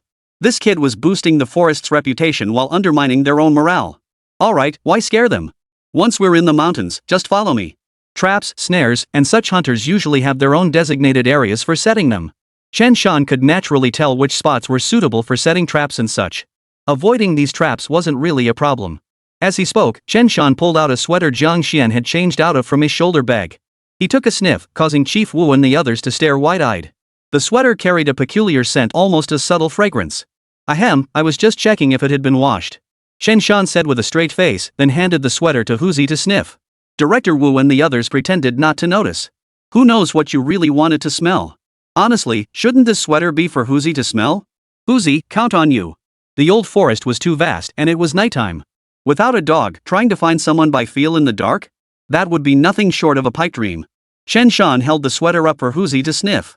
Huzi's nose twitched as he sniffed the sweater intensely. He looked up at Chen Shan, as if seeking confirmation. Chen Shan patted Huzi's head and nodded. Find someone with this scent. Got it? Huzi seemed to be certain. His nose continued to twitch in the air, searching for similar scents. He barked twice. Go. Immediately, Huzi seemed to catch the scent and sprinted off in one direction. Chief Wu froze for a moment. Wait, Comrade Chen Shan, we found them already? Chen Shan shook his head. Not necessarily. The person could be several miles away. Director Wu and the others were stunned. Could this dog really track scents over several miles? Chapter 113, Dead End. Enough with the hesitation. The only way forward is to follow him. Without another word, Chen Shan grabbed his rifle and sprinted in the direction Huzi had run. Chief Wu gave a helpless smile and hurried after him. Chief, it's freezing out here. Even while running, a police officer from a small station still felt the chill. Hang in there. You'll warm up soon. Officer Wu, however, believed their physical condition should hold up. If you're cold, have a sip of liquor. It'll help soon. We need to hurry. If the flashlights run out of power, we'll be in trouble. The 5 of us will use 2 flashlights for now. The others can wait. Chen Shan was pushing the pace precisely because he feared lingering too long in the mountains would take a toll on their bodies. It was winter, and nighttime temperatures in the mountains could drop to -20 or 30 degrees Celsius. This was no joke. Even relieving yourself outdoors required caution, lest you freeze solid. Air pollution wasn't as severe in the 1980s. If the moon was bright, you could actually see the ground clearly. But here, deep within the mountains, the ancient forest stood tall and dense. Even with the moon high in the sky, it was pitch black, impossible to see a thing. Woof woof. Huzi was full of energy. After running a short distance, he would pause to wait for Chen Shan and the others. Once they caught up, he'd sniff the air with his nose. Then he dashed off again in the designated direction. The 5 of them kept running frantically, utterly exhausted. No, not even dogs get this exhausted. On the other side of the jungle, Zhang Xian and the others were now shivering uncontrollably. What should we do? These wolves won't leave. I feel like I'm freezing to death. Zhang Xian, the only woman among them, was already utterly exhausted. Changwen, Luo Chen, Lin Bin, and Hao Jun were also shivering as they clung to the tree. There's nothing we can do. We lost the gun when we fled. Lin Bin gritted his teeth. Feng Qian must know we haven't returned yet, right? She might have already alerted people to come into the mountains looking for us. The group felt disheartened.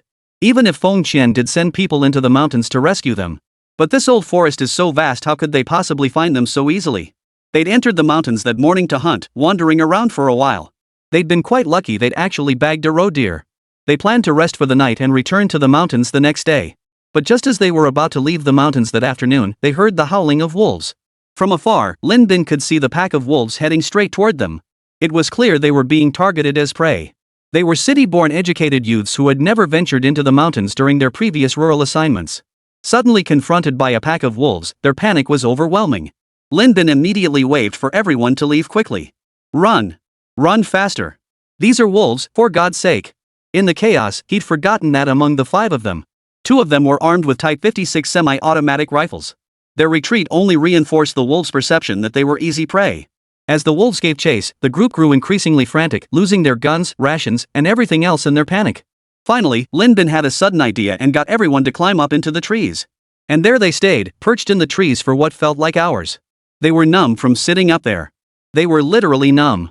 Cold and hungry, Zhang Xian especially felt something was off. Her body felt icy cold, shivering uncontrollably, her hands and feet numb and frozen stiff. Even the pack of wolves below the tree no longer felt terrifying to Zhang Xian. Her thoughts were already slowing down. These symptoms were hypothermia. Not just now. Even in later generations, many people still don't fully grasp what hypothermia truly entails. Woof. Wolf packs hunt with patience. Waiting for hours is no big deal. They relentlessly encircle their prey beneath the trees. They knew that as long as they stayed put, these people would become their meal. Zhang Xian, are you okay? Chang Wen, one of the group, sensed something was amiss. Ah, what's wrong with Zhang Xian? Luo Chen asked urgently. You're cold, aren't you? Lin Bin was already starting to panic. They had each climbed different trees. Originally, they had planned to find an opportunity to escape. But these wolves were far too patient. I'm freezing. Zhang Xian felt her mind had stopped working. But she still managed to utter one sentence. Damn it, if it comes down to it, we'll go down and fight them. We're all going to die anyway. Lin Bin still had a bit of fighting spirit left. But it didn't matter. Bin, we can't. We're starving and freezing, we've got no strength left. The others all showed fear on their faces. They had no knives, no guns. The sky had grown completely dark, and Zhang Xian's condition was deteriorating rapidly. When they called out to her, her responses were barely audible. Damn it, I'll fight them to the death. We're all going down anyway. Lin Bin snapped a branch from the tree, gritted his teeth, and leaped down. But the moment he landed, his legs felt like jelly, he couldn't muster any strength. Damn it, if you're a man, get down here. Lin Bin yelled furiously at the others still in the tree. Let's do this. We're dead either way if we stay up here. Let's go. If Zhang Xian gets hurt later, we won't be able to explain it to our families. Kill them. Seeing Lin Bin take the lead, the others were suddenly filled with courage born of rage. They all leaped down. All 9 wolves froze in place. Standing together, the wolves hesitated to advance. But the pack slowly closed in, encircling the 4.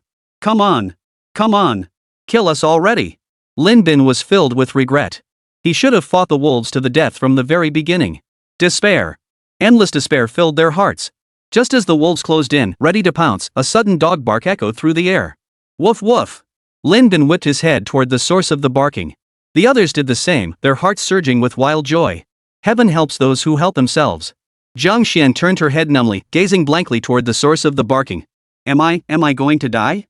She whispered inwardly, spotting the distant beam of a flashlight. It was like seeing the gates of heaven. Don't be afraid, we're coming. Soon, several figures came into view, one of them sprinting toward them with a firearm in hand. Dressed in a black bearskin coat, he charged through the mountains like a raging black bear.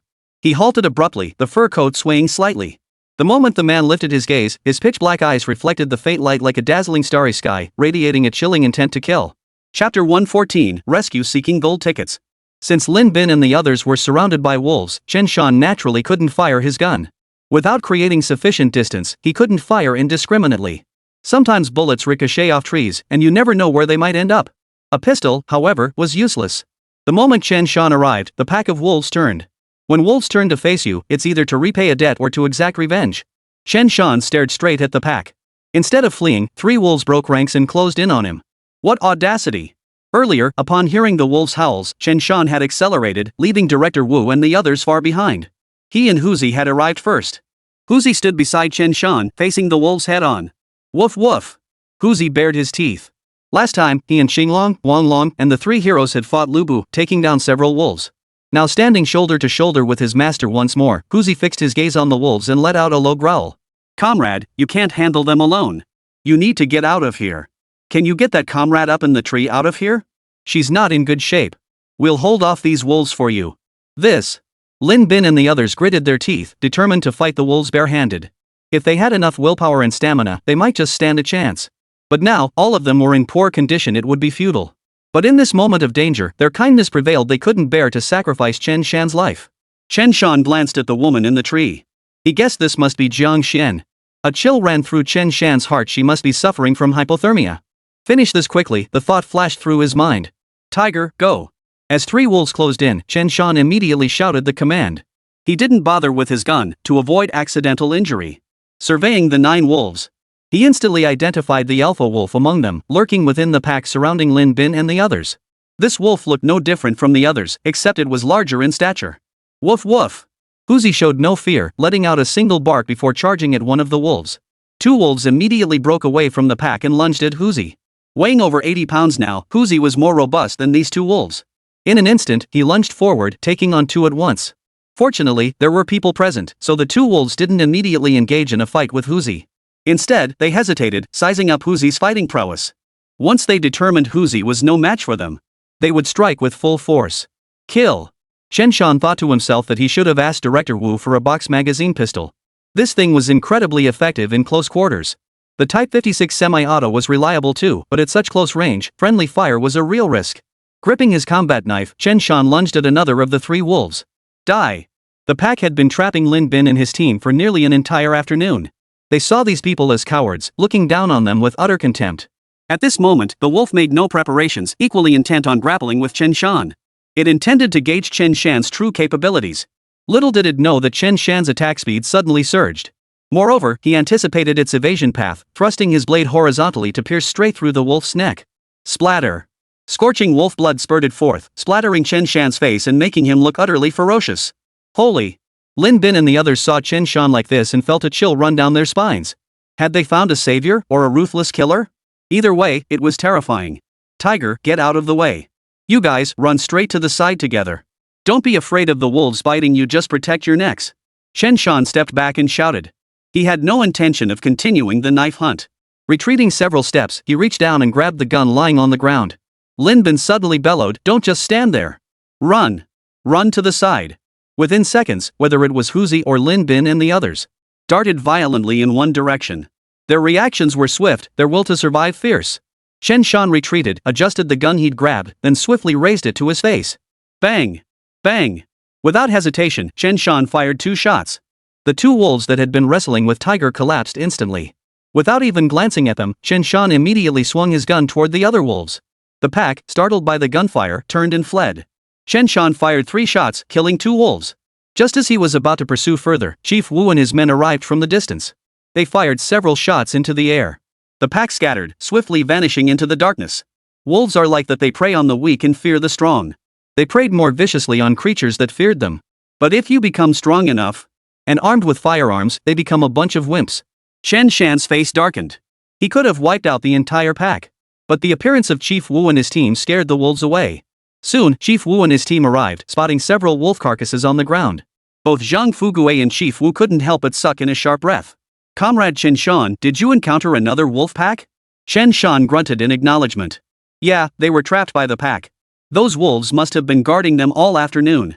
Lin Bin hurriedly said, Officer, thank you. Thank you so much. Hurry. Save Zhang Xianxi, she must be suffering from hypothermia. Chen Shan addressed Chief Wu and his team, you guys find some people to keep watch on the surrounding area. Fugui, go gather some firewood. After speaking, Chen Shan shot Lin Bin and the others a stern glare. What are you standing around for? This mess is your doing. Hurry up and get her down from that tree. Lin Bin and the others scrambled frantically to get Zhang Xian down from the tree. Fortunately, Chen Shan had brought ropes and such. They obediently worked together to get Zhang Xian down from the tree. Faced with Chen Shan's bluntness, none of them dared utter a single complaint. After all, Chen Shan was the kind of tough guy who could hunt gray wolves with a knife. Had Chen Shan not arrived, they would have certainly met with disaster. By the time Chief Wu arrived, it was already too late. Fugui had already gathered the flames, making them blaze fiercely. Chen Shan walked up to Zhang Xian, his brows furrowed as he stared at her. At that moment, Zhang Xian's body had stopped trembling. Her eyes moved more slowly, giving her a dazed look. She stumbled as she walked and her speech was slurred. This was already moderate hypothermia, any further would be severe. Zhang Xian, what's wrong with you? Don't scare me. What should we do? Officer, what should we do in this situation? Lin Bin and the others were stunned, completely flustered, unsure what to do. Death was always a major issue, especially since Zhang Xian was their friend. If she died, they would live with the guilt for the rest of their lives. Officer Wu and his team were also stunned. She must be cold. Let's warm her by the fire. She'll be fine once she warms up, Officer Wu said immediately. No fire, Chen Shan frowned. She's suffering from hypothermia. During moderate to severe hypothermia, hot drinks and direct heat are contraindicated. Otherwise, warming up too quickly can cause hypotension and shock, at which point even a god couldn't save them. Chapter 115, My 50-50 Standoff with the Northeast Tiger. What is hypothermia? Not only Lin Bin, but even Chief Wu and the others were taken aback. They genuinely had no idea what hypothermia even was. Chen Shan gave them a brief explanation of what hypothermia actually was. Many people vanish in the mountains during winter, it's all because of hypothermia. Hypothermia always progresses gradually. It could happen like it did to Zhang Xian. Or it could happen while resting, never to wake again. In most such cases, it's due to the body losing heat. The problem with hypothermia is that it's very difficult for a person to notice it themselves. Before you know it, you're already affected. The group's expressions grew grim. They had no idea how to address hypothermia. What do we do? If this keeps up, Zhang Xian will be done for. Hao Jun, Luo Chen, and the others wore expressions of anguish. Right, Comrade Chen Shan, what should we do? Director Wu and the others looked anxiously at Chen Shan. What else can we do? Just let it be. Chen Shan reached out and touched the clothes Zhang Xian was wearing. For some reason, it was already damp, certainly not warm to wear. Take off her clothes. Without further ado, Chen Shan reached out to undress Zhang Xian. The others watched in stunned silence. What are you standing around for? Help her up. Chen Shan glared at them. They didn't know what Chen Shan intended to do. But they assumed he wouldn't do anything in front of everyone. Chen Shan ignored them and began removing Zhang Xian's clothes.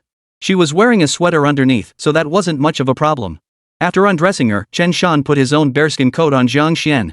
Seeing his actions, the others froze in shock. None of them had even considered giving their own cotton coats to Zhang Xian. Yet this man she just met gave her his incredibly warm bearskin coat. Chen Shan now stood at 1.9 meters tall. Zhang Xian was only about 5 feet 7 inches. Chen Shan's bearskin coat could almost completely envelop her, with her hands able to tuck inside entirely.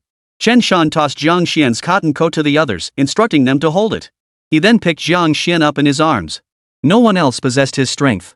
Even if he handed the task over to Chief Wu and the others, they wouldn't have been able to manage it. Carrying her through the mountains would have been impossible. Lin Bin and the others looked somewhat ashamed. Lin Bin quickly asked, Comrade Chen Shan, what about you? Hao Jun chimed in, exactly. Zhang Xian's cotton coat is already damp, and you can't wear it either. What if something happens to you too? Don't worry. I'm in better shape than you guys. I remember there's a hunter's hut on Pig King Mountain. I know where it is, follow me. Fugue, shine your flashlight to light the way. Chief Wu, put out the fire, make sure it's completely extinguished. Comrades from the Public Security Bureau, and the rest of you, we've got these wolves to carry. No matter how tough it gets, we've got to keep going. Otherwise, we're just waiting to die. The biting cold was so intense that even Chen Shan, whose body had been enhanced, still shivered violently as the wind swept past. Fortunately, it would only be for a moment. He could endure this cold. All right, understood. Everyone gritted their teeth and agreed. Fortunately, a wolf only weighed 30 to 50 pounds. Zhang Fugue looked at his future brother-in-law with deep concern. If this future brother-in-law fell ill, his eldest sister would surely give him a hard time. What a headache. Zhang Xian, still somewhat dazed and disoriented, felt a bit lost. She only felt her body suddenly grow warm and more comfortable. She lifted her head and saw a sharply defined face come into view, leaving her momentarily dazed. Don't overthink it. Sleep if you need to. Chen Shan gave her a blank stare. He carried Zhang Xian for about half an hour. Chen Shan finally located the makeshift shelter he'd mentioned. He had been to Pig King Mountain before while hunting with the old man. The shack wasn't big, barely enough space for a few people to crouch inside. If 3 people lay down, it would be packed to the rafters. Fortunately, it had been repaired before, so it could at least shelter them from wind and rain. Inside, dry, withered leaves served as bedding. Beyond that, there were small quantities of rice and other provisions. These were supplies stored here by hunters venturing into the mountains, kept on hand for emergencies. Other hunters could use them. But once used, they must be replenished promptly. They carried Zhang Xian into the hut and wrapped her in a bearskin coat. Chen Shan motioned for Lin Bin and the others to gather around the fire. But Lin Bin and the others were already shivering uncontrollably. After all, they'd been carrying the wolf for another half hour. They were now hungry, exhausted, and sleep-deprived, each in poor condition. Fortunately, none showed signs of hypothermia. Men's stamina ultimately far surpassed women's. Fugui, Chief Wu, gather some firewood and build a fire. With their combined efforts, they soon built a fire in the mountains. Here's some liquor. Each of you take a couple sips, but don't finish it. Fugui, drag the wolves over there to gut them. Keep the pelts intact. Got it, third brother. Zhang Fugui was quite obedient in this regard. Chen Shan took out his own liquor and handed it to Lin Bin and the others. He also exchanged a bottle of energy potion from the system. This one was cold. He poured it down Zhang Xian's throat. When suffering from hypothermia, one must avoid hot water or sudden exposure to fire, as rapid body temperature increases can cause complications. After drinking the energy potion, Zhang Xian quickly fell asleep. After they emerged, Chen Shan informed them that Zhang Xian should recover after resting for a while. Relieved, the group expressed their gratitude profusely, practically ready to kowtow to him. Chen Shan paid them little attention, though he harbored no ill will toward them. The fact that they dared to climb down the tree and fight the wolf, and even urged him to leave when he appeared. That alone proved these people had kindness in their hearts. Nearby was a ravine where Chen Shan skinned the gutted wolf. After a quick cleaning, he set up a rack and began roasting the meat. Here are some flatbreads. Have some to tide you over. Eat slowly. Only after the meat was roasting did Chen Shan finally finish sorting through the chaotic mess. The other four each received a pancake fried in bear fat. Lin Bin and the others were startled when they received the bear fat fried flatbread. Lin Bin froze. "Comrade, how come your flatbread is still soft?" They knew Chen Shan had been in the mountains for some time, and had been delayed for quite a while before that. But how could this flatbread still be soft? That just didn't make sense. Whose pancakes weren't rock hard in the dead of winter? In the mountains, if you wanted to eat pancakes, you had to roast them over the fire for a while. Hao Jun looked astonished. "Yeah, it's freezing out here. Usually, once you fry a pancake, it gets rock hard in no time. What's going on? It's still soft." Luo Chen took a bite, smacking his lips. "Yeah, it's delicious. But it tastes different from the flatbreads I've had before." Shang Wen was utterly bewildered. "You're right. I've never seen anything like this before." They were baffled, struggling to make sense of it. Chief Wu and the others glanced at Lin Bin and his group, then smiled. Chen Shan smiled without comment. Director Wu explained, "These are pancakes fried in bear fat, which is why they're so soft. Let me introduce you to Chen Shan, the hunter from Guanshan village. He's the top marksman in our Changha Kamian hunting bears, shooting wild boars, and even hitting cannonballs are no problem for him." Admiration immediately filled Lin Bin and the others' eyes. They'd come hunting this time, yet after a whole morning, they'd only bagged a roe deer. They hadn't even caught a glimpse of a wild boar. To make matters worse, they'd been chased by wolves and ended up losing their prey, which the wolves had devoured. Watching that had made their eyes red with rage. Chen Shan chuckled and asked, "What did you guys bag today?" Lin Bin looked sheepish. "Just a roe deer. Then we got scared by wolves and scrambled up a tree. Lost our guns and the prey. Spent the whole afternoon up there." Chen Shan was at a loss for words. After a long silence, he could only shake his head and say, "It's a miracle you're all safe." After that, Chen Shan asked, "Is the situation in the county really that bad? That you've been forced to come out to the countryside to hunt?" Lin Bin gave a bitter smile. "To be honest, someone in my family still works for the government, but they can't get us jobs right now. There are too many educated youths returning to the city, and positions are limited. Many older folks have been forced out of their posts and are just sitting at home." After a pause, Lin Bin hesitated. "Some people who can bring themselves to do it are secretly selling things, doing business. If they had any choice, who would want to sell things after being a worker? That's still the better outcome. Some unemployed folks have turned to petty theft and robbery. There are quite a few cases of robbery. Workers of this era had their pride. If someone retired or got laid off and then started a business, they'd be laughed at and looked down upon by others." Chen Shan was taken aback. "What? Selling things on the sly? Doesn't the county authorities do anything about it? These days, there are special departments dedicated to cracking down on profiteering." Lin Bin shook his head. "How could they? People are barely scraping by. If they start cracking down now, it'll only cause trouble. This isn't some big city. They don't enforce it that strictly. As long as it doesn't get too out of hand, they just turn a blind eye." Chen Shan nodded silently, thinking his wild boar meat business might soon expand into the county proper. After all, financial hardship only affected a portion of the population. Most people actually lived quite well in the 1980s. The issues caused by educated youth returning to the cities would ease within a couple of years. Yeah, after the events of '83, things finally settled down completely. No one dared to cause trouble anymore. It wasn't until the 1990s, when many state-owned factories went bankrupt, that the sky truly fell. What Chen Shan still lacked was a truck. Buying one would cost at least 10,000 yuan. His family's savings were nowhere near enough. Still, Chen Shan reckoned he'd probably have enough saved up by the time winter was over. Soon, he planned to hunt down that bear again and finish it off. "You guys are being way too reckless. With zero experience, you actually dared to go hunting in the mountains." Chen Shan shook his head. "Lucky we only ran into wolves. If it had been leopards or tigers, heh. With the 5 of you, you could probably split the odds 50-50 with them, right?" Lin Bin pointed at himself. "Whoa, us against a Siberian tiger? Even at a 50-50 chance?" He couldn't help but laugh, surprised by Chen Shan's unexpected praise. Luo Chen, Hao Jun, and Shang Wen were all taken aback. Had Chen Shan seen their courage facing the wolf pack earlier and thought they could handle big claws? Not bad.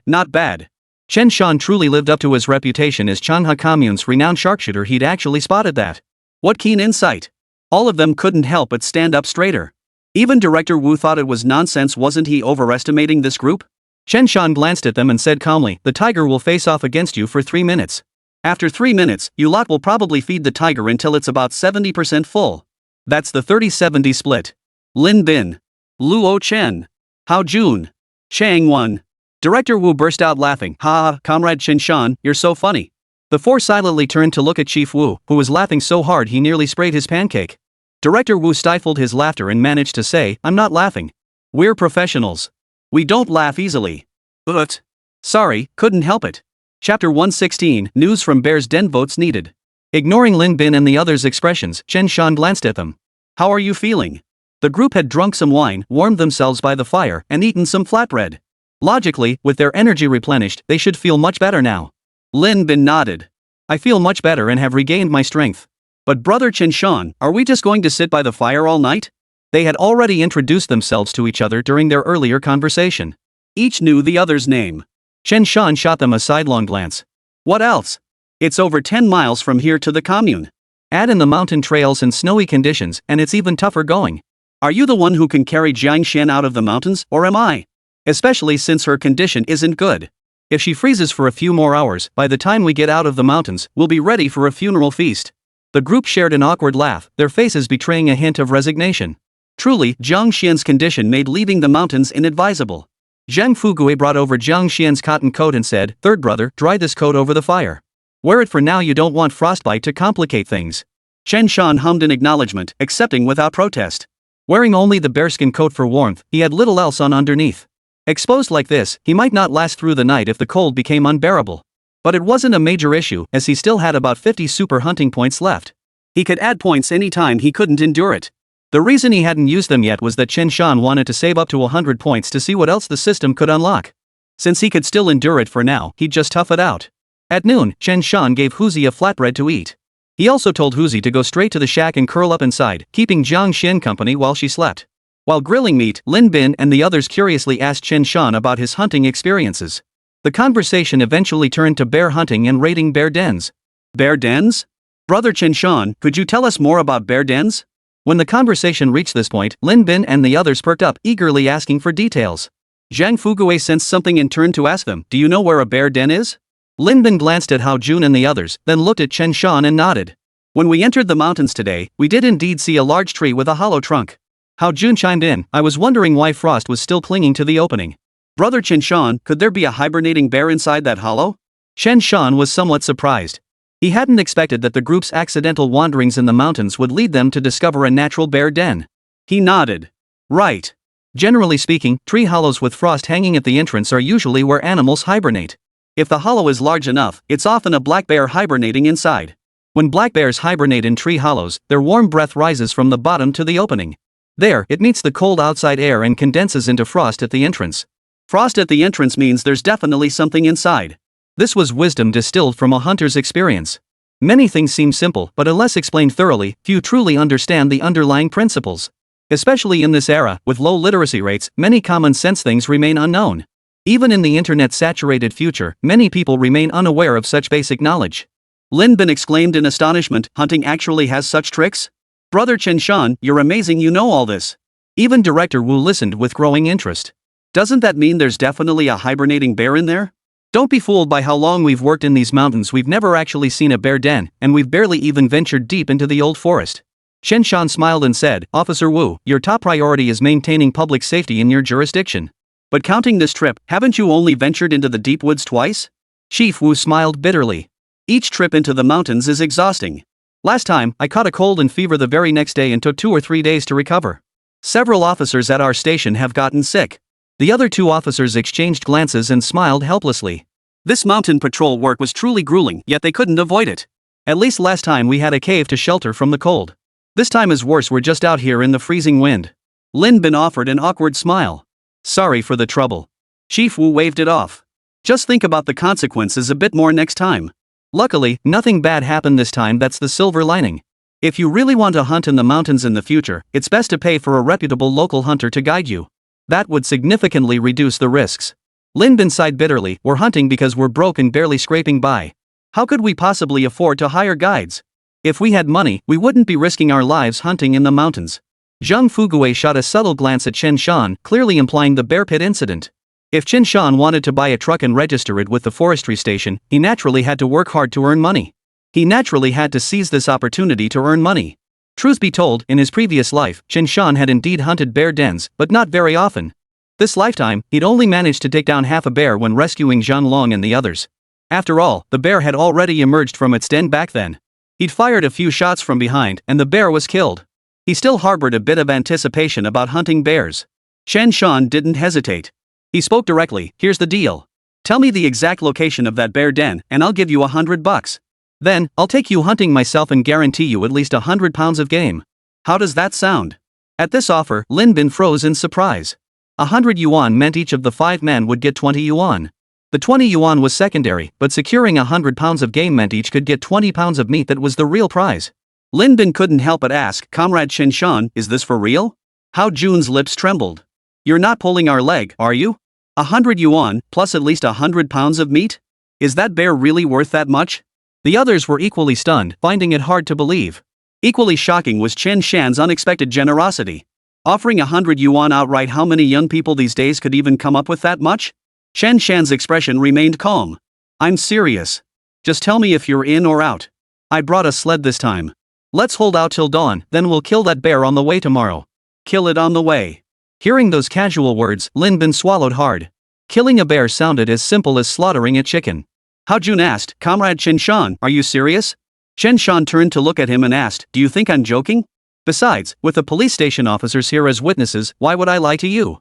Though communes still existed in 1980. On paper, the forests and their wildlife still belonged to the collective.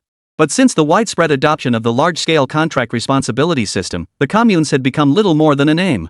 In another couple of years, the higher-ups would officially issue documents to reorganize them. Most communes would gradually be renamed townships or village towns.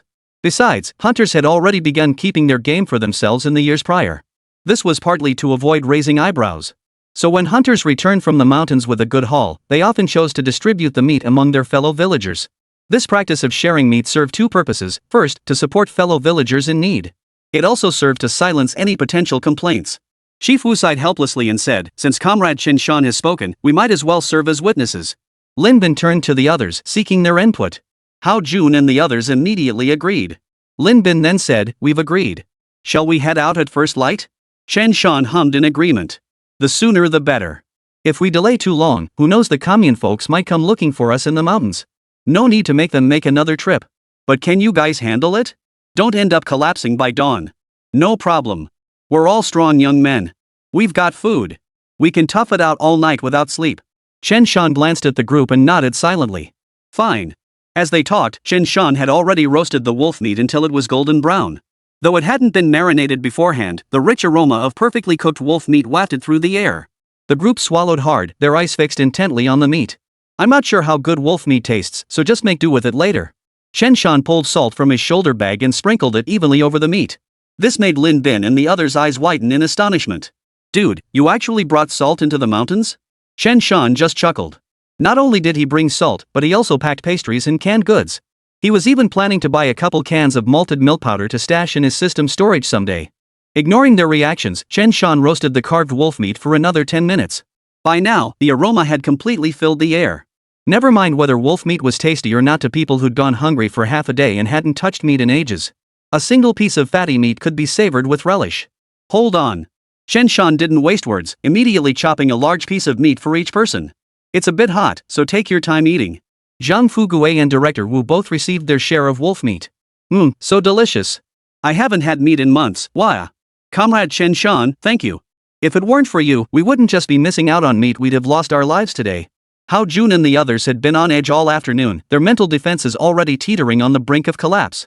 Then Chen Shan and his group appeared, and they managed to hold on. But now, with that first bite of meat sliding down their throats, the sheer psychological relief of emerging from utter despair completely shattered their defenses. Lin Bin held up relatively well, but Luo Chen, Hao Jun, and Shang Wen, 3 grown men, burst into tears. They ate the meat while weeping, creating a rather comical scene. Chief Wu curled his lip. They'd risk their lives trekking into the mountains, nearly freezing someone to death. They were the ones who truly wanted to cry, right? It smells so good. At that moment, a faint voice drifted from the makeshift shelter. Jiang Xian had woken up. Chapter 117, praised to the point of being flattered. Jiang Xian, wrapped in a bearskin coat, was still groggy. Only when she stepped outside and saw Lin Bin and the others still gathered there did she begin to steady herself. Smells so good. Her words brought a collective sigh of relief from Lin Bin and the others, their faces lighting up with bright smiles. Lin Bin hurriedly said, Chen Shan, you're finally awake. Today nearly scared us to death. We thought you were gone for good. Thank goodness Comrade Chen Shan and the others arrived in time. Hao Jun and the others, their mouths dripping with grease, also wore expressions of relief. Knowing Jiang Xian was unharmed, they all instinctively breathed a sigh of relief. Even the three led by Director Wu, their tense expressions softened. Director Wu gave Chen Shan a thumbs up. Comrade Chen Shan, you're amazing. If it weren't for you, we might have really made a mistake this time. Who knows, we could have even harmed Comrade Jiang Xian. Following their usual instincts, they would have assumed Jiang Xian's condition stemmed from exposure and immediately huddled her around the fire to warm her up. But if they'd followed that approach, and Chen Shan's advice, Jiang Xian would have been in serious trouble. Ha? What are you guys talking about? I'm not quite following.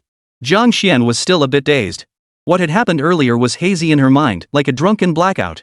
She only vaguely recalled someone holding her for a very long time. Hurry over and sit by the fire. I'll cut you some meat to eat. Chen Shan glanced at Jiang Xian. He knew that if it were just ordinary hypothermia, she wouldn't have recovered so quickly. So the energy potion must have played a role. Since Jiang Xian had woken up, it meant her body had recovered significantly. Sitting by the fire now posed no problem. Chen Shan couldn't help but marvel. Cheating was just so satisfying. It seemed that as long as his grandfather kept drinking the energy potion, he could definitely live many more years. He'd wait until spring to take the old man to the county hospital for a checkup, just to make sure everything was okay. Ah, thank you. Once Jiang Xian sat by the fire, Chen Shan used his knife to slice a piece of roasted wolf leg meat for her. Not sure if you'll like it, but given the circumstances, just make do for now. Sitting beside Chen Shan, Jiang Xian noticed he was wearing her ill-fitting coat while she herself was wrapped in an incredibly warm bearskin coat. Realization dawned on her. Comrade, you must be freezing. Let's swap clothes. You're still weak. Keep the bearskin coat. I'm tougher than you, I can handle it. Take the meat. Ignoring Jiang Xian's reaction, Chen Shan shoved the wolf leg meat into her hands. Ah, thank you, thank you. Chen Shan's abruptness left Jiang Xian momentarily at a loss for how to respond. Xian Xian, eat up. Comrade Chen Shan is a good man. Remember how we were surrounded by wolves today? It was Comrade Chen Shan and his group who saved us. Lin Bin smiled as he briefly recounted the day's events. Jiang Xian listened in utter astonishment, her mind going numb. The wolf leg meat sat untouched in her hands. Wow, Comrade Chen Shan, you're truly amazing. Hunting wolves single-handedly? That's beyond ordinary skill. Thank goodness we met you today. Otherwise, we'd have been wolf meat ourselves. Instead, we're not just surviving, we're eating wolf meat. With that, Jiang Xian took a hearty bite into the wolf leg meat. The wolf meat had been roasted and sprinkled with a little salt. Still warm, it smelled incredibly fragrant. Jiang Xian was so moved she nearly cried. It smells so good, it tastes so good. How could there be such delicious meat in this world? Forget wolf meat, if someone offered her a bucket of hot pig slop to drink right now, she'd still consider it the ultimate delicacy on earth. After all, Jiang Xian had been starving for far too long by this point. Ha, if you like it, help yourself to more. Chen Shan was generous, slicing more meat for everyone. Before they knew it, the entire roasted wolf had been devoured by the group. Lin Bin couldn't help but lick his fingers. After stripping the meat off a single wolf carcass, there must have been over 20 pounds of it. After roasting, it yielded at least a pound of meat. Paired with bare fat pancakes, it would have been more than enough. Lin Bin exclaimed in astonishment, already finished? That was way too fast. Hao Junha chuckled dryly, heh, it's been too long since we've had meat. We just ate a bit too much. Luo Chen chuckled, exactly. We've been starving for so long today, we overdid it a bit.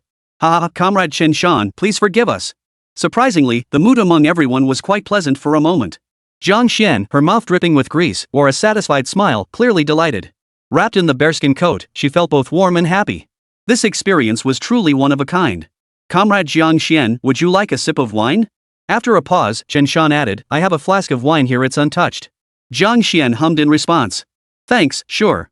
Chen Shan didn't hesitate, immediately handing her the flask. Jiang Xian took a sip and smacked her lips. Wow, that's spicy. She was only in her early 20s and naturally hadn't developed a tolerance for alcohol yet. Is there any more grilled meat? After speaking, Jiang Xian seemed a bit more lively and couldn't help asking. She hadn't expected to find meat to eat out here in the mountains. Sure, we can grill some more later. But are you sure you don't want to rest for a bit? Chen Shan smiled as he glanced at Jiang Xian. No, I'm feeling pretty good right now. Standing up, Jiang Xian bowed to Chen Shan and the police officers. Thank you all.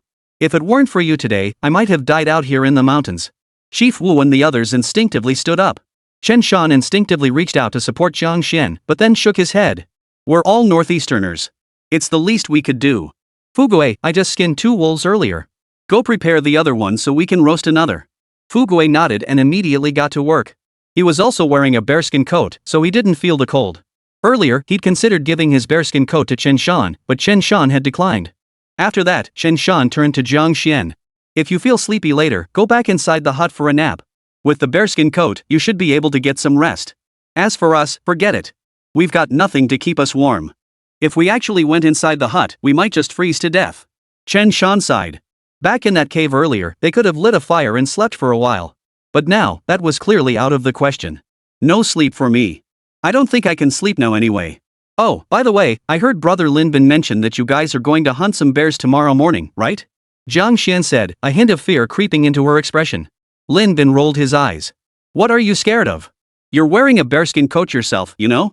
And Brother Fugui over there? He's wearing one too. Zhang Xian turned her head in a daze, staring at the bearskin coat on her own body. Her eyes widened, and a look of utter disbelief spread across her face. Could this bearskin coat be made from the bear you hunted, Comrade Chen Shan? Chen Shan nodded indifferently. That's exactly right. Zhang Xian's face flushed with astonishment. Wow, that's incredible. Chen Shan felt a surge of satisfaction inside. Chapter 118, Black Bear or Terrifying Brown Bear? It must be said, Zhang Xian was indeed quite attractive, possessing an exceptionally pure and somewhat simple charm.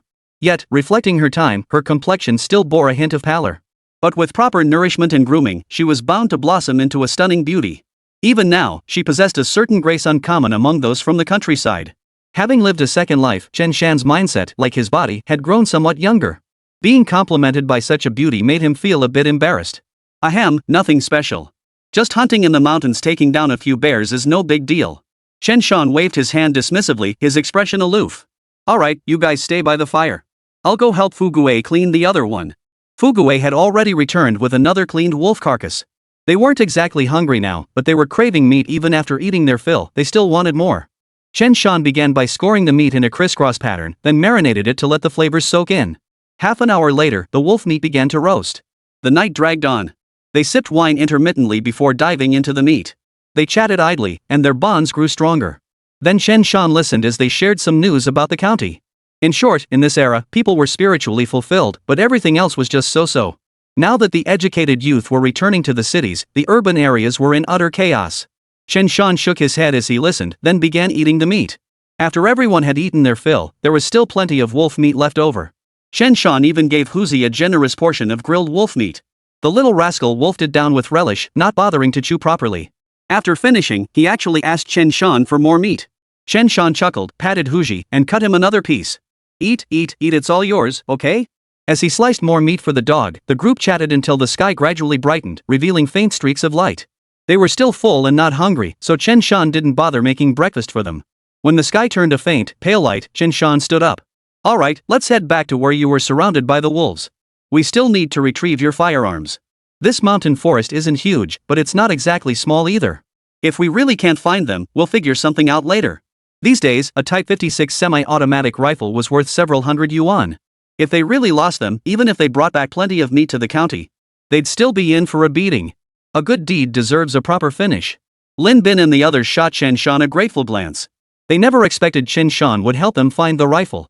Alright, we've got 3 wolves left. We'll tie them to the sled and drag them along. No need for you guys to waste too much energy. Chen Shan, who'd spent years roaming the mountains, still remembered the routes. Alright. Lin Bin and the others nodded in agreement. Carrying dozens of pounds of gear through the mountains was indeed exhausting. Chen Shan turned to Director Wu and his team, smiling as he said, "We'd appreciate it if you could accompany us for a bit." Chief Wu gave a resigned smile. "Then, hurry. We need to get out of these mountains as soon as possible. If we leave too late, who knows what trouble might stir up." Chen Shan and his group naturally had no objections. As far as Chief Wu was concerned, a hibernating bear posed little threat. It should be dealt with swiftly. Chen Shan nodded. "Don't worry. We'll make short work of it, just kill the bears and loot their dens. It's no big deal. Piece of cake." After saying this, Chen Shan led his men to the spot where Lin Bin and the others had been surrounded by wolves the previous afternoon. "This is the spot." After confirming their destination, Chen Shan glanced around and smiled. "You should all remember where you dropped your guns, right? Start searching. Thank goodness it didn't snow last night." Otherwise, finding your guns would have been a real hassle. Thanks, Comrade Chen Shan. We'll start searching right away. Hao Jun, Lin Bin, and the other two immediately began weaving through the old forest. They practically combed every inch within a few hundred meters. It took them a full half-hour before Lin Bin and the others returned, visibly excited. We found them, but the bags holding our rations were torn to shreds. And that roe deer? Nothing left of it. Damn it, those wolves really can eat. This pisses me off. Lin Bin gritted his teeth. This meant they'd gained nothing yesterday. They'd nearly lost lives too. What a colossal loss. Alright, at least we found it. Chen Shan looked at Lin Bin and asked, do you guys remember where that shed was yesterday? Lin Bin scanned the surroundings thoughtfully. I remember the general direction. We'll head over and look around. We should find it soon enough. Alright. Lin Bin and his crew didn't seem too concerned. Perhaps they thought Chen Shan was too fierce, or maybe they figured a hibernating bear couldn't pose much of a threat? After searching for quite some time, they walked about a mile. Finally, on a wind-sheltered slope, Lin Bin and the others found the enormous tree where the bear crouched in hibernation. The tree wasn't withered, it was enormous. Zhang Fugui exclaimed in surprise, "Third brother, even if we all linked arms, I doubt we could wrap our arms around this trunk."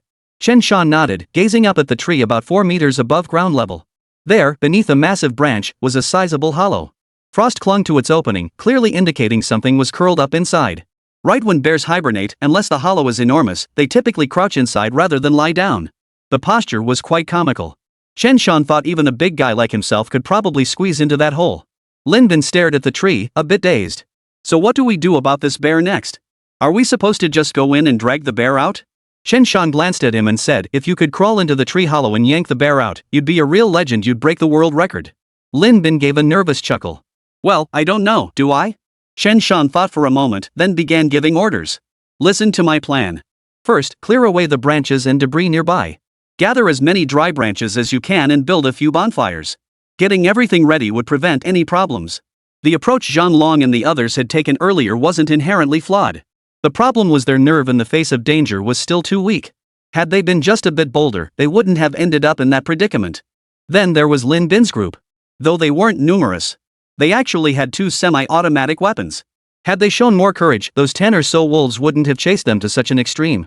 Lin Bin, Hao Jun, and Zhang Fugui immediately listened to Chen Shan's instructions and sprang into action. Huzi kept circling around the big tree, going round and round. But since Chen Shan had scolded him, he didn't bark. The ground was quickly cleared, and 6 or 7 campfires were lit at different locations. Chen Shan looked up at the giant tree, his mind racing with thoughts. Fugui, this tree is massive. We need to be careful. If there's a brown bear inside, we're in trouble. Since his rebirth, the bears Chen Shan had hunted were mostly black bears.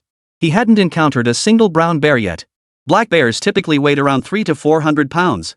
A 400-pound black bear was already considered large. But brown bears? They easily exceed 500 pounds. 600 pounds is the norm, while an 800-pound bear is truly intimidating. A 1,000-pound brown bear?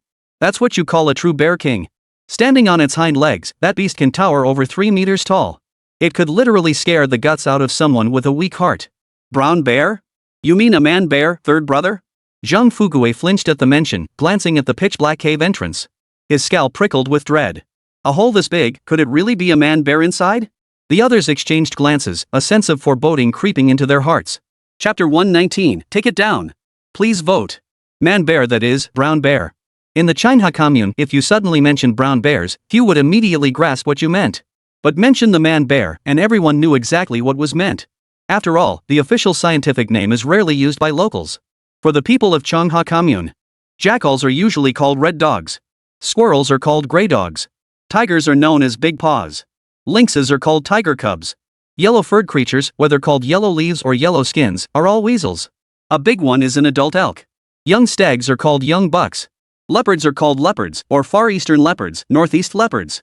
There are quite a few such local hunting terms.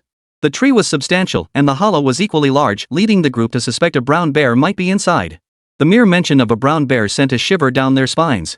Chen Shan stared at the giant tree, grinned, and declared, "Don't worry. Even if it is a brown bear, we'll bring it down today." The others fell silent. A grizzly bear? That was a mountain beast far more terrifying than a black bear. Could they really just kill it? They dared not even entertain the thought. The snow around here has been cleared, right? Cleared. The fires? The fires are all set up, 8 of them, arranged like an array. That should be plenty, right? Zhang Fugui answered eagerly. Chen Shan shot him a glare and nodded. That's enough. You guys get yourselves sorted out and grab something to eat. Like a magician, Chen Shan pulled 5 cans of food from his shoulder bag, along with some pastries and snacks. He had transferred these from his system space earlier and secretly stashed them in his shoulder bag. There were still some bare fat pancakes left. Chen Shan grabbed one, tore it into several pieces, and personally fed them to Huzi. Huzi ate with a satisfied grunt, clearly delighted. Wait, Comrade Chen Shan, you brought canned goods into the mountains? Zhang Xian stared blankly at Chen Shan, wondering how he hadn't smashed the cans while walking. Is this guy made of leopard skin? Not a single sound. Chen Shan chuckled, canned food contains sugar. When you're feeling weak, a little sugar boost really helps. Not only do I have canned goods, but I also brought white sugar. Chen Shan pulled out another bag of white sugar from his shoulder bag.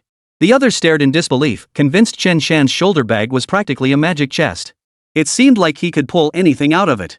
After stowing the sugar back in his bag, Chen Shan took out 5 cans and distributed them to the group. Comrade Zhang Xian, you're just recovering from a serious illness. You should have 1 bottle. You 4 have 2 bottles each. And the 3 comrades from the police station, you also have 2 bottles each. As for us 2 brothers, 1 can of yellow peaches will suffice. Chen Shan quickly divided up the 5 cans. Chief Wu and the others started to protest, but Chen Shan waved them off. No need to thank me. We'll be counting on your help to take down that man bear later. The canned food is mainly for energy. Alright, no more chatter. With that, Chen Shan pried open one of the cans. He and Zhang Fugui quickly polished off the entire can. Zhang Fugui smacked his lips, savoring the taste. Damn, third brother, this canned food is so sweet. It's delicious. Chen Shan also savored the taste. Ah, it really is delicious. It wasn't that he particularly liked canned food, the peach canned fruit really wasn't anything special.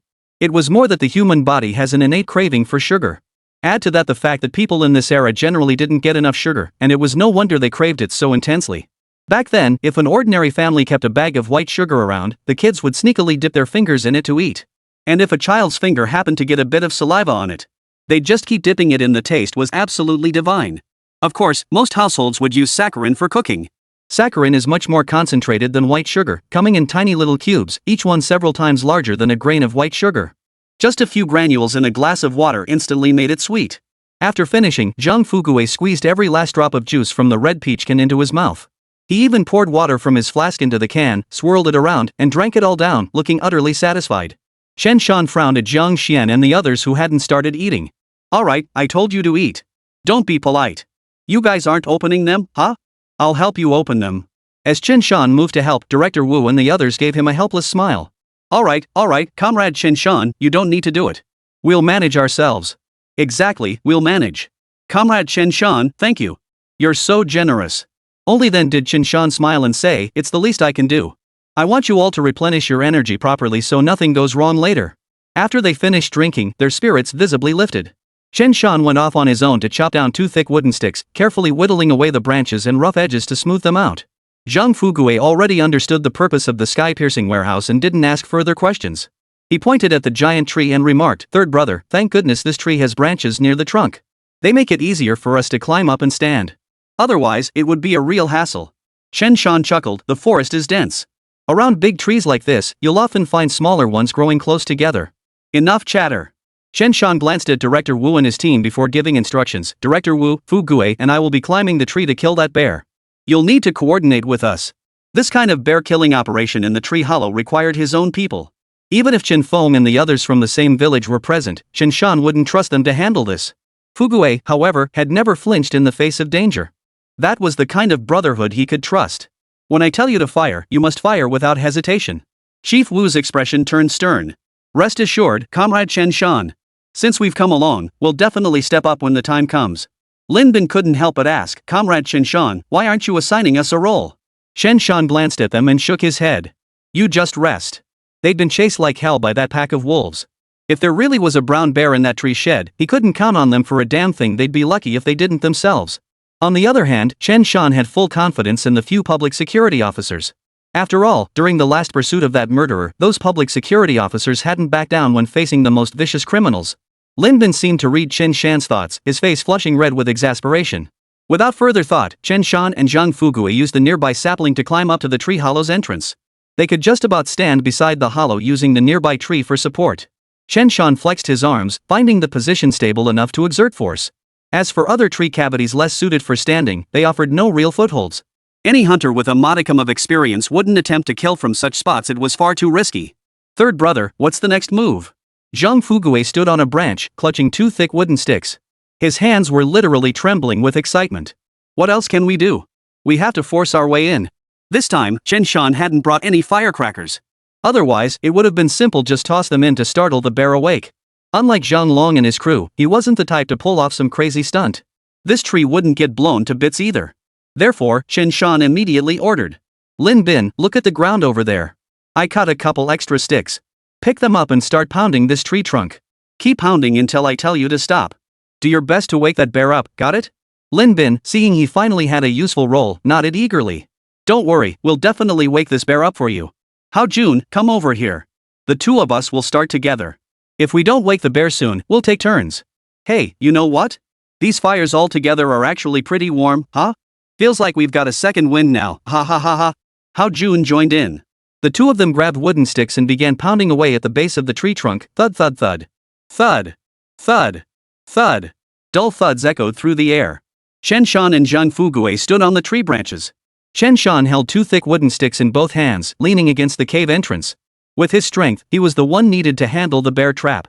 Zhang Fuguei gripped a hand axe. Resources were limited, so they had to make do with the hand axe for now.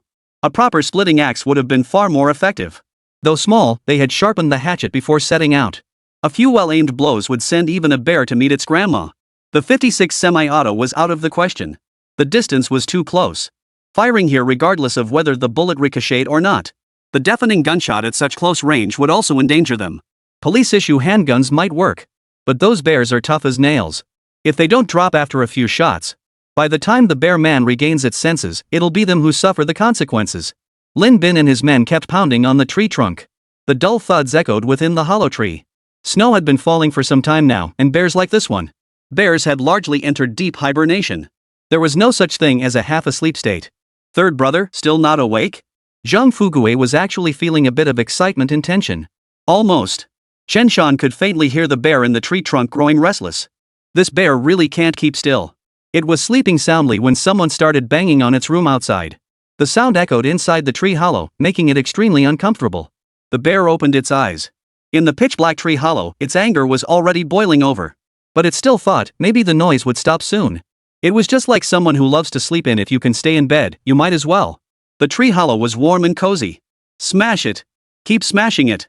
Chen Shan remained expressionless, his ears straining to listen for any sound from within the tree trunk. Lin Bin and Hao Jun gritted their teeth, hammering the tree trunk with trembling hands. Then, the damn bear couldn't hold back any longer. Growling. Suddenly, a roar erupted from within the tree trunk. The sound was so immense it shook the very soul. In that instant, even the morning birdsong in the old forest fell silent. The sheer terror of a bear's might was palpable. Zhang Xian and the others gaped in shock, their lips parted wide. The beast's voice was utterly terrifying, beyond description. It's coming. Chen Shan could already hear the bear scrambling up the tree trunk. Moments later, a pair of bear paws emerged from the hollow, gripping the edge. Then, a massive bear head emerged sideways. This head was enormous, easily 2 or 3 times the size of Chen Shan's. Its thick, fluffy fur made it look even more massive and downright terrifying. After the bear head emerged, it locked eyes with Chen Shan and Zhang Fuguei in a direct, unflinching stare. At that moment, 3 pairs of eyes locked, both sides feeling a bit flustered. Brown bear? Zhang Fuguei, holy, a man bear. Chen Shan, holy, it's huge. Gore. The brown bear roared again. Realizing what was happening, it prepared to swipe at the 2 men with its claws. Those claws were thick, long, and damn sharp as hell, making both of them shudder. If they got scratched by that, they'd be done for. Chen Shan acted with lightning speed. He shoved 2 long wooden sticks he'd prepared earlier, driving them instantly into the bear's paws and both armpits. Then, with a sudden burst of strength, he shoved the sticks further into the tree hollow, wedging them firmly against the wall. Thus, the brown bear's paws were trapped by the 2 sticks, unable to exert force or scratch Chen Shan and his companion. Enraged, the bear let out a roar and began thrashing violently. Damn it! Fuguei, hit him hard on the head. Chen Shan could feel the sheer power of the brown bear. Consider this, at that very moment, the bear was practically suspended in midair. Its only means of climbing up was by digging its sharp hind claws into the tree trunk. But once Chen Shan braced against it, the bear's hind legs tried to retreat downward, back toward the tree hollow. Now trapped by Chen Shan, it was like a sow caught in a trap stuck between a rock and a hard place.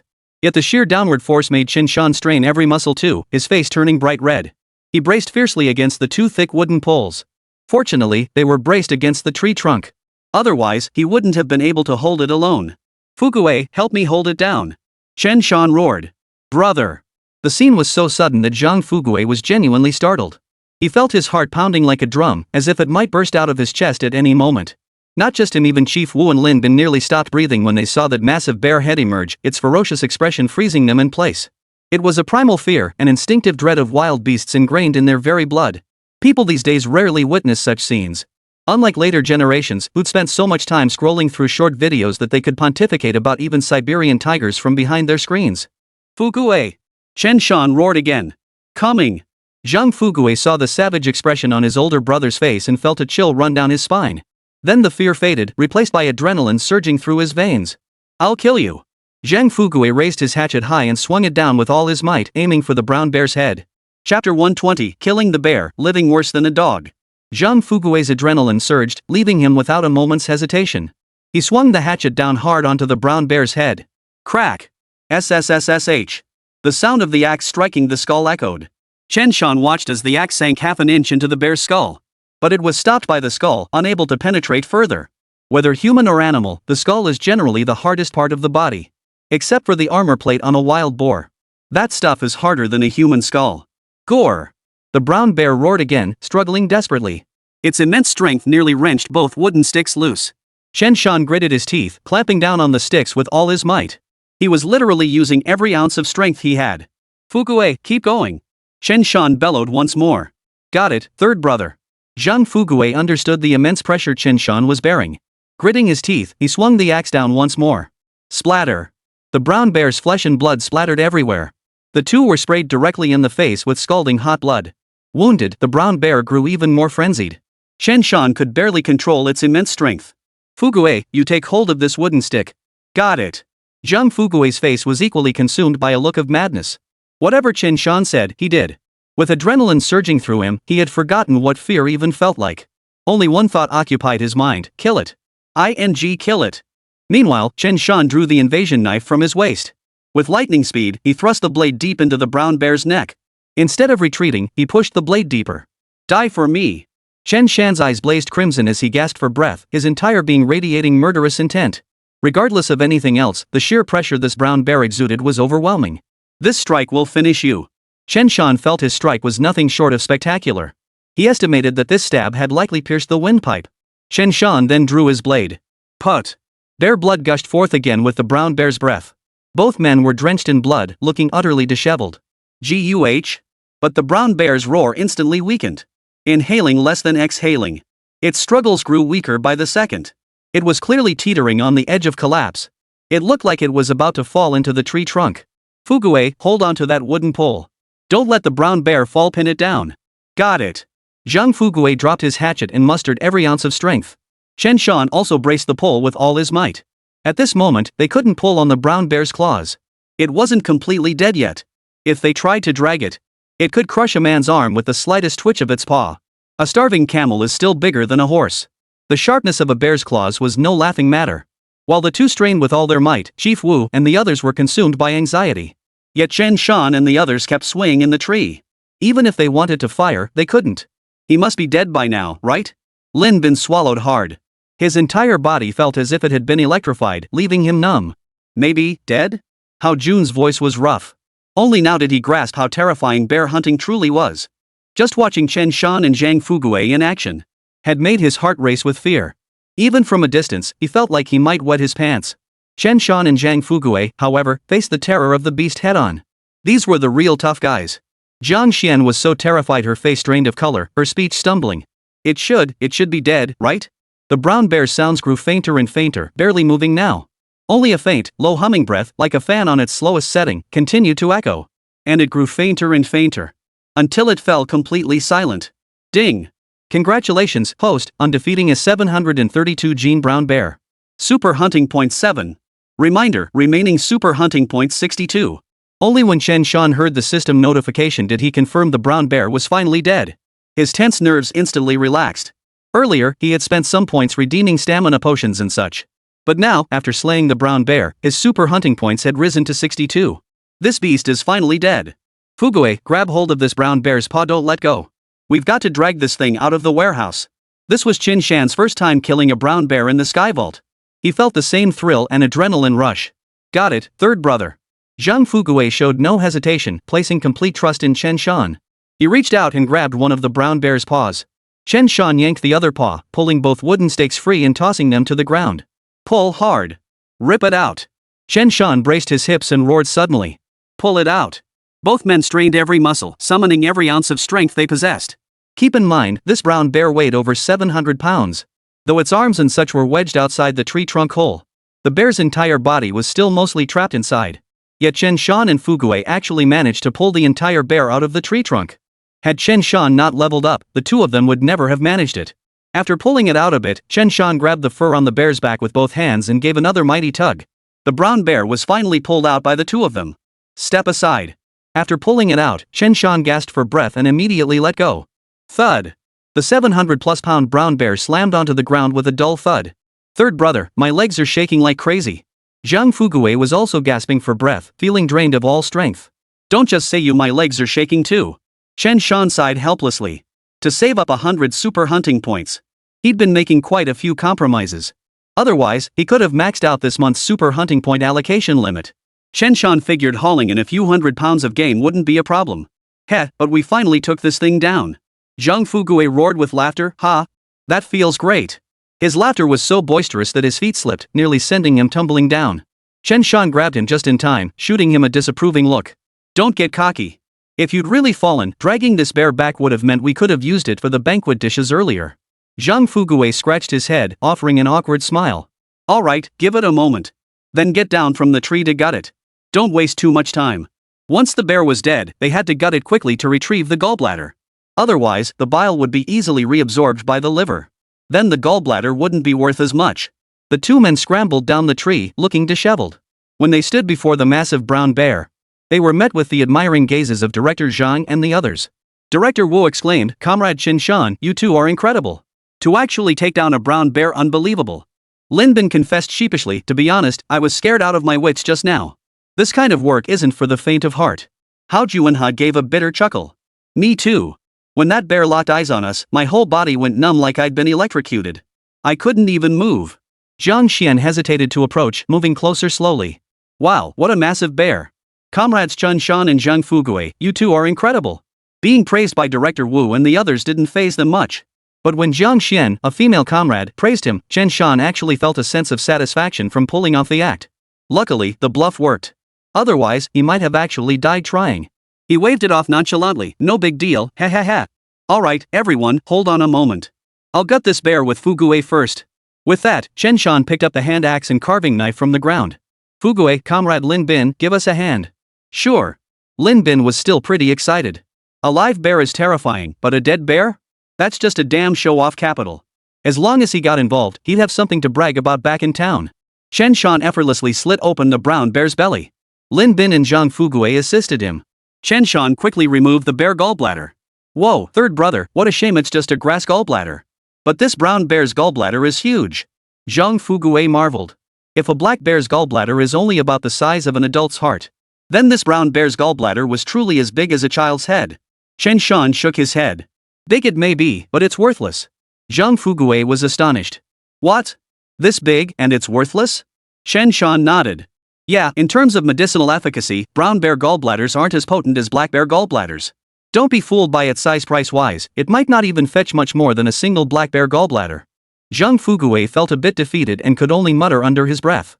Fine, but at least it's worth something. You're right. Every little bit helps. Chen Shan had grown quite relaxed about a few hundred yuan by now. He tied off the brown bear gallbladder and stuffed it casually into his shoulder bag. Though it appeared to be in his shoulder bag, Chen Shan had actually slipped it into his system space without a trace.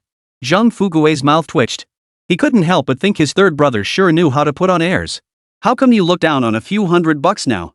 After handling these tasks, Chen Shan began unloading the goods to pay homage to the mountain deity. Brown bear offal had a strong odor, and dogs generally didn't eat it. So Chen Shan cut some bear meat and chopped it into many pieces to feed the dogs. Lin Bin watched with heart-wrenching dismay. Comrade Chen Shan, is this really what dogs eat? Chen Shan glanced back at Lin Bin. You might not see the dog's purpose this time. But remember this, we found you all thanks to Huzu. Without Huzi, who knows where in the mountains you'd be. Truth be told, Huzi is practically half your benefactor. Chen Shan briefly recounted how they'd used an outer garment Zhang Xian had changed out of the previous day, letting Huzi sniff the scent to track them down. He hadn't mentioned it yesterday. Later, he simply had Zhang Xian put the coat back on, layering a bearskin coat over it. Chapter 121, the commune secretary steps in, and the pack of dogs freezes in fear. Huzi doesn't understand human speech, please bear with him. Chen Shan walked over, took the bear meat from Zhang Xian's hand, and fed it to Huzu. You little rascal, what are you thinking about? Eat up. Huzi grew even more confused, but upon seeing his master offering meat, it realized these people weren't demanding its meat. He carried the bear meat to the side and began to eat it with a satisfied grunt. Comrade Chen Shan, we were just a little envious that Huzi always gets to eat meat. Zhang Xian's cheeks flushed red, feeling a bit ashamed for their earlier misunderstanding of Huzi. There's nothing to feel sorry about, whether it's the hunters or tiger. After a pause, Chen Shan looked at them, his expression calm. We all enter these mountains with our lives hanging by a thread. Did you think hunting that bear was easy? The others froze, but recalling the danger they just faced, they all shook their heads. Chen Shan let out a laugh, whether mocking or playful, it was hard to tell. Had either Fu Gue or I made even the slightest mistake in our coordination, that bear's claws would have reached out and torn our throats open with ease. Then it wouldn't just be the two of us dying here. You lot, scared out of your wits, probably wouldn't stand a chance either. Of course, with several public security officers here, you might pin your hopes on their boxer pistols to take down this 700-pound man-bear. Chief Wu and the others shared an awkward laugh. Truth be told, this man-bear was thick-skinned and tough. They genuinely lacked confidence in taking it down before the brown bear closed in on them. If they failed to kill the beast, they might well become souls devoured beneath its paws. Lin Bin and the others swallowed hard. The thought of what could have happened sent a chill down their spines. Cold sweat instantly broke out on their backs. They also realized the dangers of hunting in the mountains. So, you might envy us hunters for our meat. But this is something we've traded our lives for. Chen Shan gestured toward Chief Wu and his team. This is even more dangerous than apprehending criminals. In these mountains, whether it's bears, tigers, or wolves, including leopards, wild boars, and others, any of them could take a hunter's life. Forget the beasts, just this bitter cold alone. If someone gets stranded in the mountains during winter, it's a deadly peril. Forget nighttime, even in daylight, how many people can tell which way is north once they're deep in these mountains? After speaking, Chen Shan pressed further, since you entered the mountains today, can you even tell which way to get out? Lin Bin hesitated. Maybe, sort of, probably? Hao Jun's face twisted in frustration. I can't tell anymore. Zhang Xian looked blankly ahead. Honestly, I wouldn't know which way to go even if I tried. Chen Shan understood. Though the mountain does have slopes and such, many believed heading downhill would lead them out. But in reality, there were often many flat areas. Once you lose your bearings, you're completely lost. This was primeval jungle. Not just now, but even in later generations. Countless people venture into larger, deeper forests only to get lost in the mountains.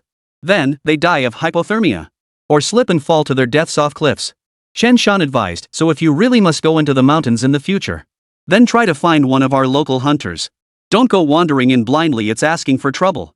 This ancient forest claims countless lives every year. After this ordeal, Lin Bin and the others were understandably terrified. They nodded in bitter agreement, acknowledging the truth in his words. Alright, you guys haven't done much work, so you probably aren't that hungry. We won't prepare any food.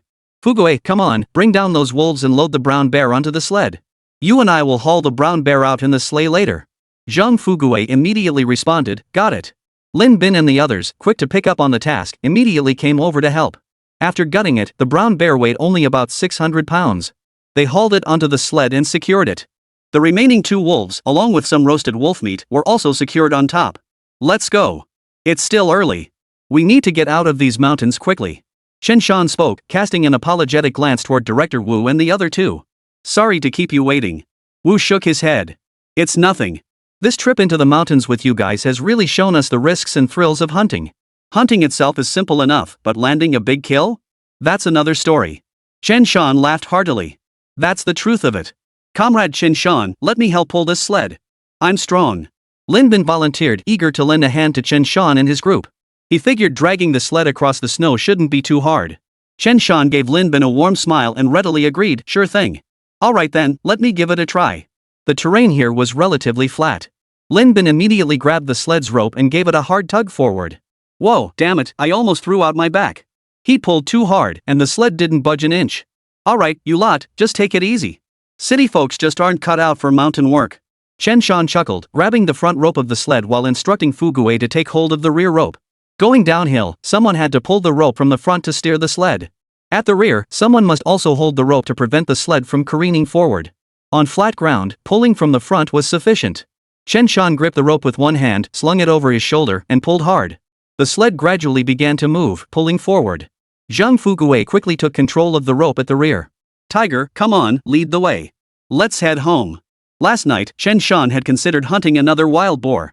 But he realized the sled couldn't hold any more game. Hauling a bear was already pushing it.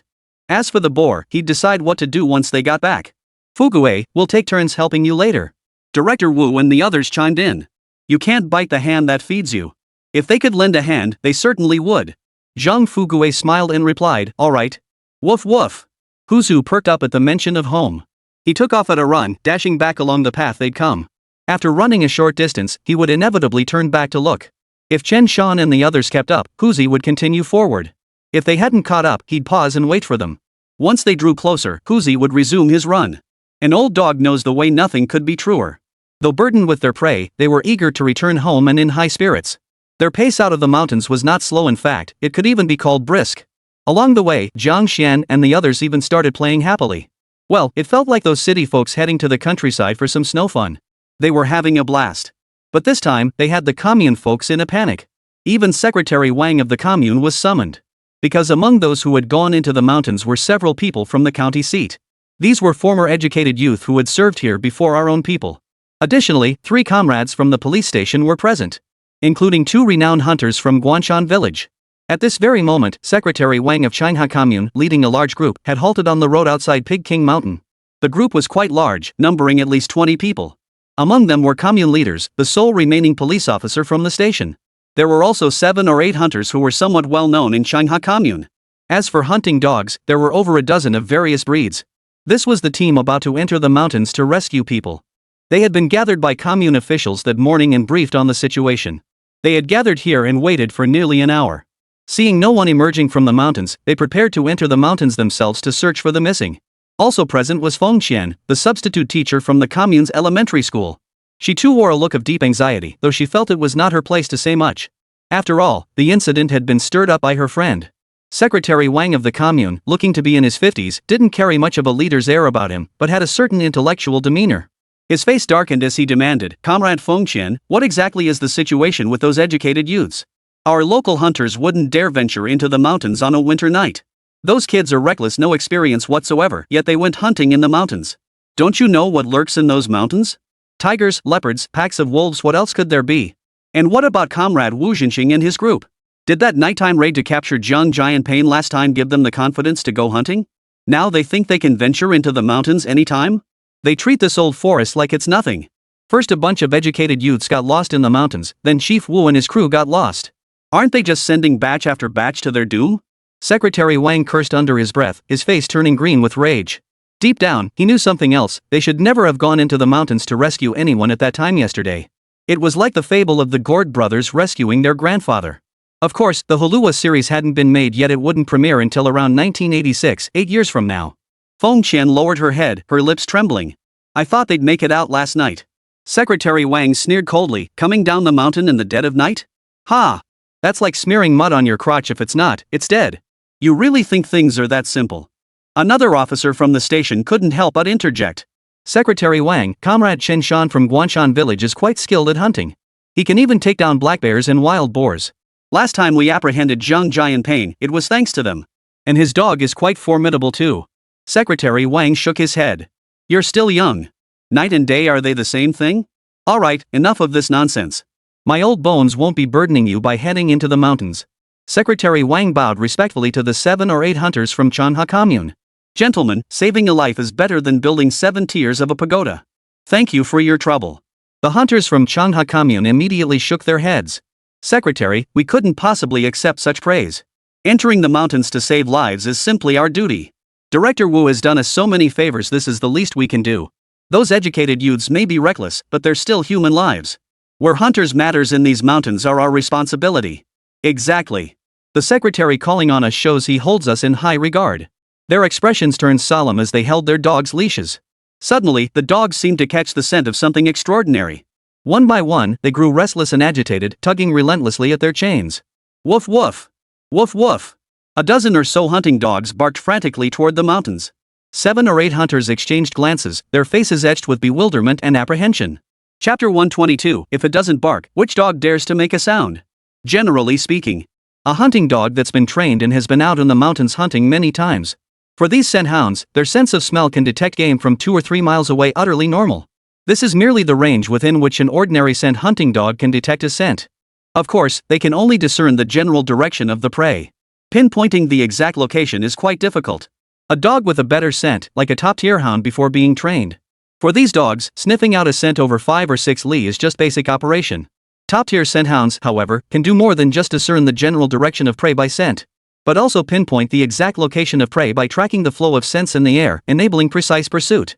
Huzi had also found Zhang Xian and the others by picking up the scent from a single piece of unwashed clothing.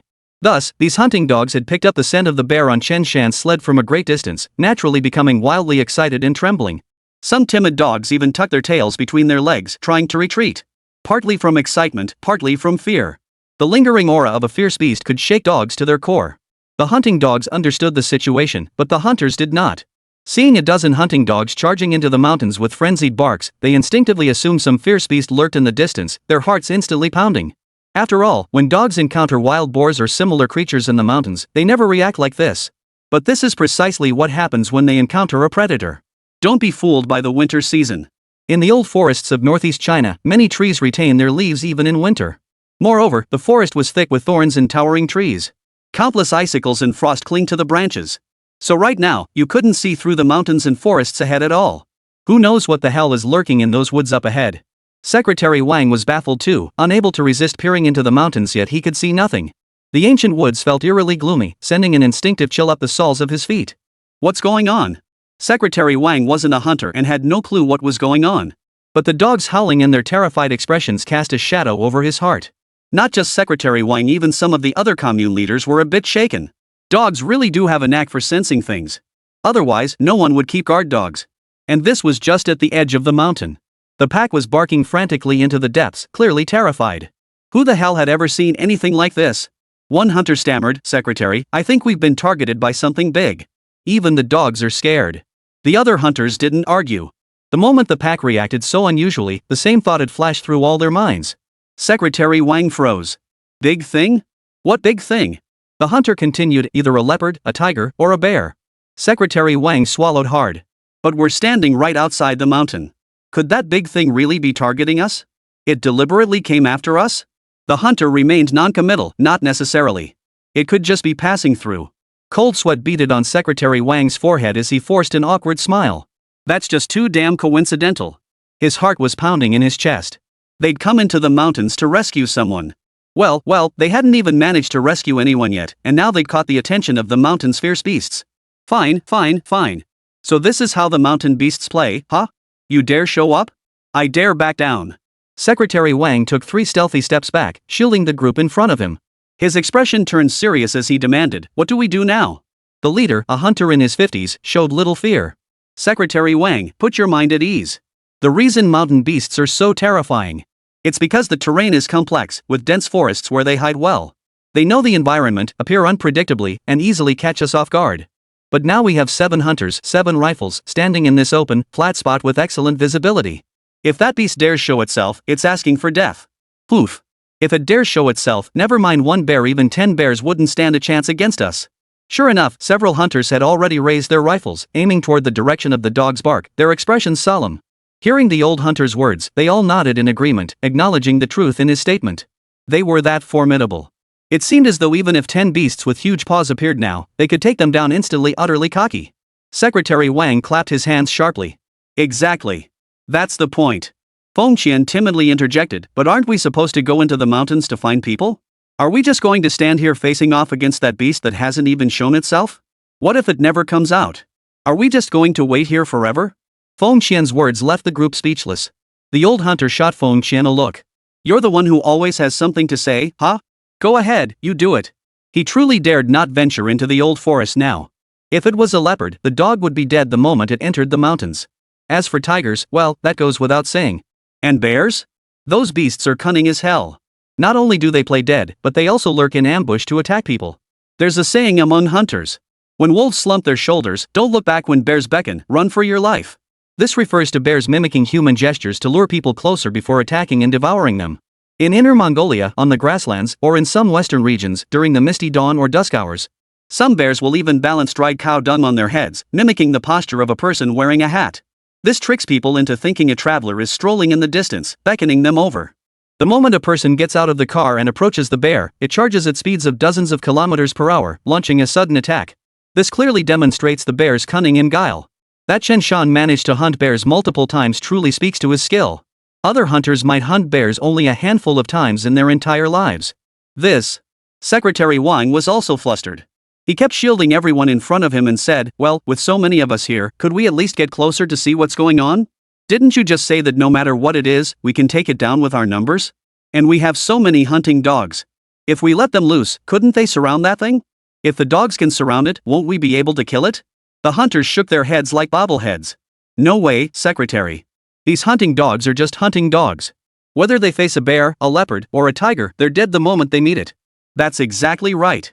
Our dogs wouldn't even have time to run away in front of such beasts. That's just sending them to their deaths." The hunters couldn't bear to send their dogs to their deaths. "Then can't we just shoot randomly into the woods?" Secretary Wang still couldn't let it go. He felt a bit embarrassed. Fortunately, these hunters were even more disgraced than he was. Compared to them, his embarrassment as the secretary seemed minor. The old hunter, however, demonstrated his experience by gently shaking his head. "No. Without knowing the situation, you can't just fire blanks randomly. If you must fire, shoot into the air." Secretary Wang froze. "Why?" The old hunter gave a wry smile. "What if there's someone in the mountains? If we fire into the hills and accidentally hit someone, what then?" Secretary Wang nodded repeatedly. "Damn right, that makes sense. So now," the old hunter declared firmly, "for safety's sake, let's wait a little longer. We'll observe the dog's reaction and then decide whether to go into the mountains." Secretary Wang could only nod in agreement. The other hunters all breathed a sigh of relief. Feng Qian's face betrayed a hint of anxiety, but she knew better than to provoke them further at this moment.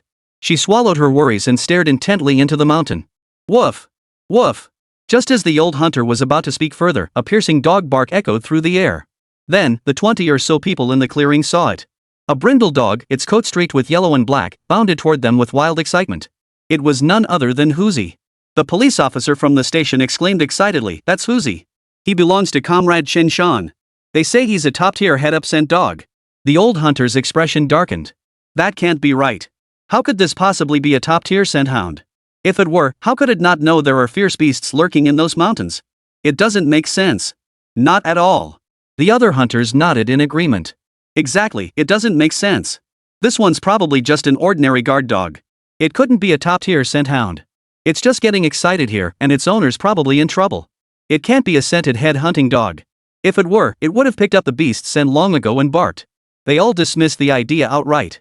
But the moment Tiger appeared, charging forward, halting abruptly, and striding back with head held high, the dozen or so dogs in the area instantly fell silent. Not a single one dared to bark again. It was as if the king of dogs had appeared. Some hunting dogs even instinctively tucked their tails between their legs. Tiger cub had bitten a tiger's rear, taken on a dhole, devoured bear meat, and even helped hunt a wild boar. The scent of every fierce beast was now woven into his very being. To a dog's keen sense of smell, it meant Huzi had battled these terrifying beasts and emerged victorious. To these hunting dogs, Tiger cub was the king of dogs. When winter came, if he didn't speak, which dog dared to utter a sound? The pack bowed in submission. Seeing this, the hunters' faces darkened. "Damn it, we misjudged him. If this isn't a top-tier hunting dog, what the hell is?" Huzi walked over, circled Feng Qian and the police officer's legs, not even glancing at the dozen or so hunting dogs. He simply looked down on them. He was Chen Shan's lapdog, but the king of all the other hunting dogs. Then, Huzi turned his head toward the mountain forest. Woof! Its bark seemed to be telling its master. "You lot, you can come out and show off now." Secretary Wang couldn't help but ask, "What is it doing?" The old hunter dared not speak. All he could feel now was the stinging pain in his face, as if it had been repeatedly rubbed against the ground. It had left him with a psychological shadow. A bold thought formed in Feng Qian's mind. She cautiously suggested, "Could it be possible that Comrade Chen Shan and his team have successfully found the person and are now about to lead them out of the mountains? And perhaps the so-called ferocious beast everyone mentioned earlier was actually the game they hunted? That's why your dogs are so agitated they've picked up that scent." The old hunter's expression darkened instantly. "Impossible. Absolutely impossible." The other hunters chimed in unison, "Exactly. Absolutely impossible." If that were true, wouldn't it mean their earlier claims and the fear they'd shown were nothing but a colossal joke? Besides, that Chen Shan guy seemed like just a youngster. How could he possibly have the skills to hunt a bear?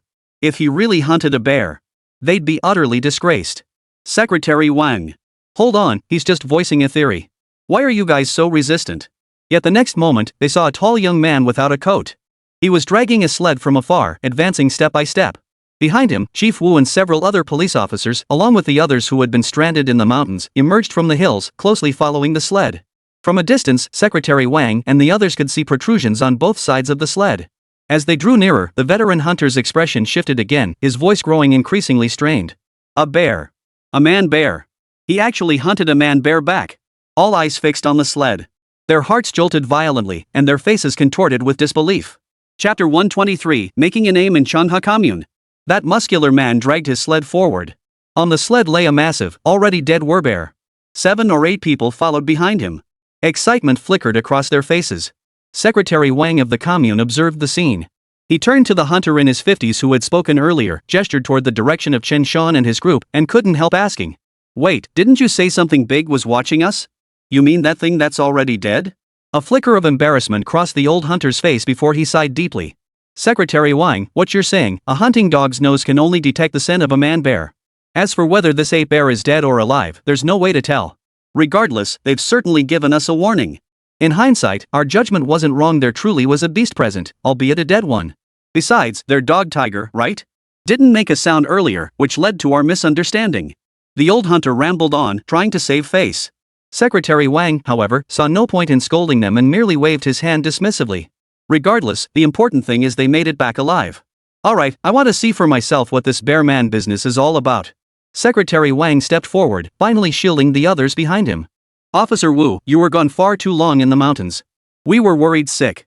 Secretary Wang sighed deeply and hurried over to shake Officer Wu's hand. We'd gathered so many people and were just about to head into the mountains to find you. But we never imagined you'd come out of the mountains yourselves. This is wonderful. Officer Wu's face flushed with embarrassment. We didn't do much. It was Brother Chen Shan who did the heavy lifting. If it weren't for Brother Chen Shan, who knows what would have happened this time. Shaking his head, Officer Wu immediately pointed at the brown bear. Secretary Wang, when Lin Bin and the others went hunting in the mountains this time, they encountered a pack of wolves and were trapped by them. Fortunately, Comrade Chen Shan and Comrade Zhang Fugue were there. They helped drive off the wolves. Later, they happened upon a bear den in the mountains and took care of it while they were at it.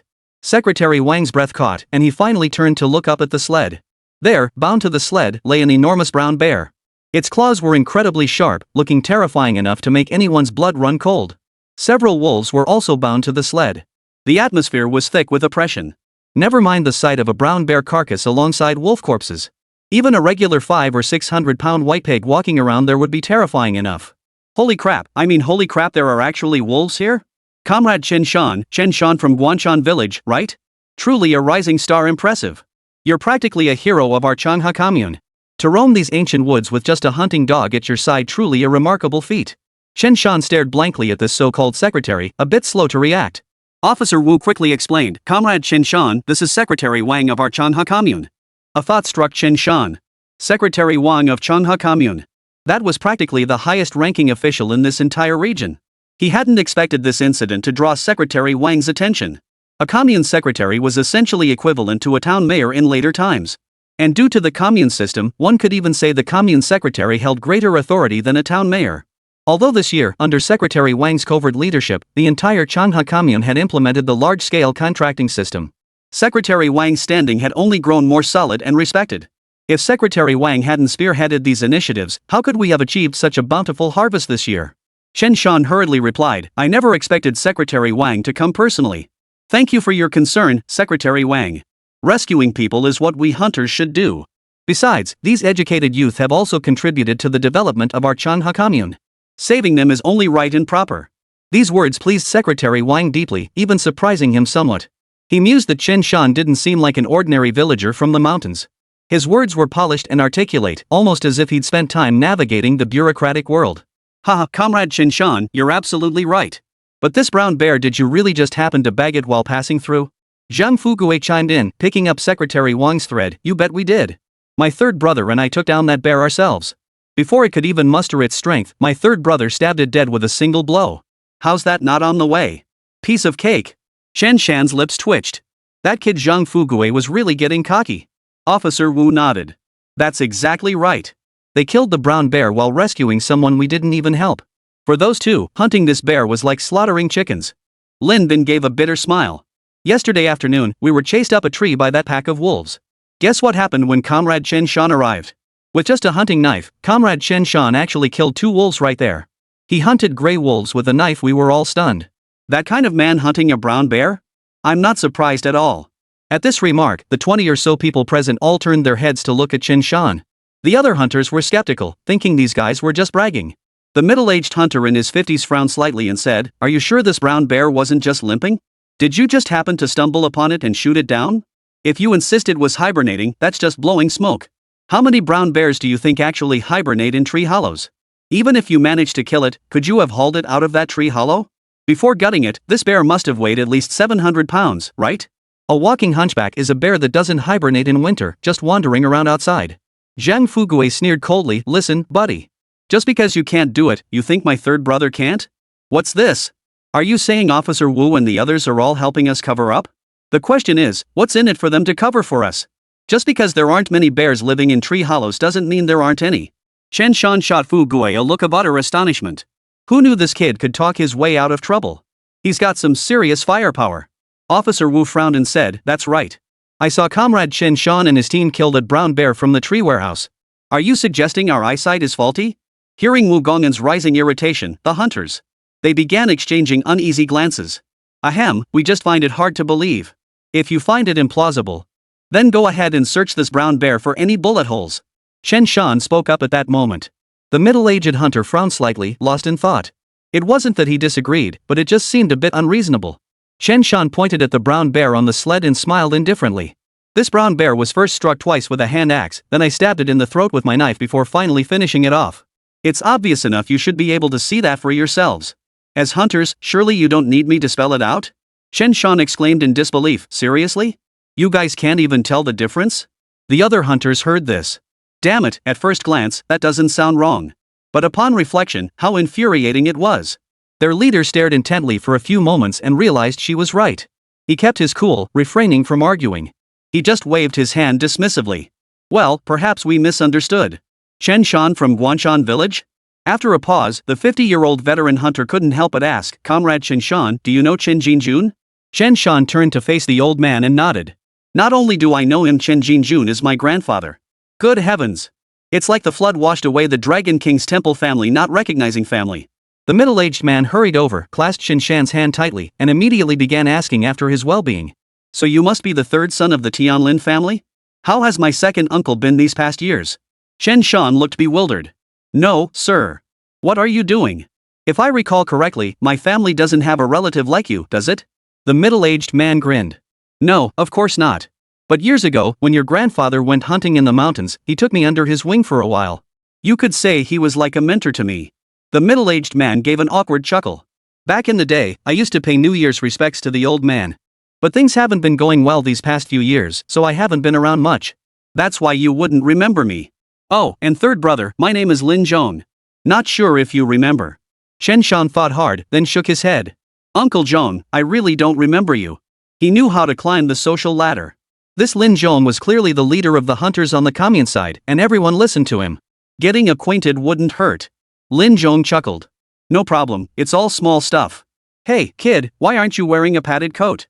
Aren't you afraid of freezing?" At that moment, Zhang Xian seemed to remember something. Her cheeks flushed as she slipped off her bearskin coat and handed it to Chen Shan. "Comrade Chen Shan, I'm so sorry. I genuinely forgot to give you the coat when we came down the mountain earlier." Chen Shan took the coat, slipped it on, and chuckled. "You didn't forget. You tried to shove it at me several times, but I kept refusing." He could tell back then that Zhang Xian hadn't fully recovered. That's why he hadn't taken the bearskin coat back, letting her keep wearing it. As for himself, he genuinely didn't feel particularly cold. Plus, he'd been moving constantly, which actually made him feel like he was bursting with heat. Having that extra layer felt great. Chen Shan added, "Don't worry, I'm in good shape. Nothing bad will happen." Lin Zhong glanced at Zhang Xian, then at Chen Shan, his expression thoughtful. Then he glanced at the bearskin coat, and even took another look at Fugue, his lips twitching repeatedly. What kind of family background is this? Both of them wearing bearskin coats. Did you guys raise that mountain bear? Chen Shan shot him a speechless look. What are you staring at, you old lecher? My heart already belongs to Sister Wan'er, there's no room for anyone else. Alright, Uncle Zhang. Since we're back, let's not waste too much time. Since they were family, Chen Shan took Lin Zhong's earlier words as playful banter and didn't dwell on them. Chen Shan brushed it off as banter, not worth dwelling on. Chen Shan released the reins of the sled and bowed respectfully to the arriving reinforcements. Thank you all for coming to our aid. I'm Chen Shan from Guanshan village. Chen Jinjun is my grandfather. If we happen to cross paths in the mountains in the future, we can team up for hunting. After a pause, he added, or if any of you uncles or brothers encounter a tough nut to crack out here, come find me, Chen Shan. I'll lend a hand for free and help you bring down your prey. Be it bears or big cannon eggs, I'm in. I may be young, but I've got some real skills when it comes to handling a weapon. After speaking, Chen Shan demonstrated his point practically. He pulled apart the two wolves, which had only been gutted. Then, pulling out his hatchet and knife, he first peeled off a strip of bear hide. Then he hacked off about 60 pounds of bear meat. Uncle Zhang, I'm young and don't know how to thank you properly. Please distribute this bear meat among everyone for me. Secretary Wang, please keep an eye on things here, make sure no one gets shortchanged. We've been freezing out here on the mountain all day. We need to head back and warm up with some ginger tea or something, or we'll be laid up for days. Fuguwei, what are you standing there for? Tie up the bear meat, we're heading back to the commune first. As he spoke, Chen Shan shot Feng Qian a meaningful glance. Feng Qian didn't notice at all. She just stared blankly at the dozens of pounds of bear meat, drool practically dripping from her mouth. Do people in these mountains just hand out meat this generously? Dozens of pounds of meat, just given away like that. How long had it been since she'd tasted any meat? Chen Shan spoke calmly, his tone tinged with a hint of amusement. Comrade Feng Qian, if I recall correctly, you said that if we rescued the person, you'd cook for us, right? Feng Qian stiffened slightly before turning her head and gritting her teeth. Yes, I did. Let's go. I'll cook for you all when I get back. A pang of bitterness struck her heart. She knew the meager savings she'd managed to accumulate over the past few days would be completely wiped out today. Little did she know, Chen Shan wasn't the type to take advantage of others. Heh, well then, we'll be taking you up on that offer. Fuguwei, let's go. It wasn't that Chen Shan coveted Feng Qian's beauty, rather, she showed promising potential, making it worthwhile to cultivate a good relationship with her. Besides, he'd helped rescue Lin Bin and the others. What was wrong with scoring a free meal? As they neared the commune, Chen Shan had intended to chop some bear meat for Director Wu and the others. But Director Wu insisted he couldn't accept a gift for doing nothing, flatly refusing the bear meat. After all, they'd already taken some wild boar meat yesterday. Accepting bear meat today would make them look like what? After some back and forth, Director Wu even seemed a bit annoyed. Chen Shan had no choice but to drop the matter, otherwise it would look like he was trying to bribe them. Chen Shan and the others made their way back to a small courtyard near the elementary school. The courtyard was small and somewhat secluded. Fortunately, other households lived nearby, so it wasn't completely desolate. Seeing the surroundings, Chen Shan paused silently before asking, Comrade Feng Qian, if I may ask, do you ever get bothered by loafers or ne'er-do-wells living here? At these words, Feng Qian's eyes suddenly flashed red. She clenched her jaw and uttered a single word in a soft, quiet voice. Yes. Chapter 124, Old Mo, I'm craving fish. A single female educated youth lived here. Even with neighbors nearby, harassment was still unavoidable. In any era, there will always be scum of this sort. Especially with this year's bountiful harvest. Some people, with extra money in hand, found themselves with more free time. Idle hands breed mischief. As the saying goes, satiety breeds lust. Chen Shan asked, how serious is the harassment you're facing? Zhang Fuguwei frowned. No, third brother, are these people out of their minds? Most of the educated youth have already returned to the cities. Those who stay to become teachers truly care about education here. How could those people do such things? But Zhang Fuguwei had picked up on the subtext. So far, it's only harassment directed at Feng Qian. No one had actually come to force her. It's just a few people from the commune who keep trying to get their hands on me. Feng Qian shook her head.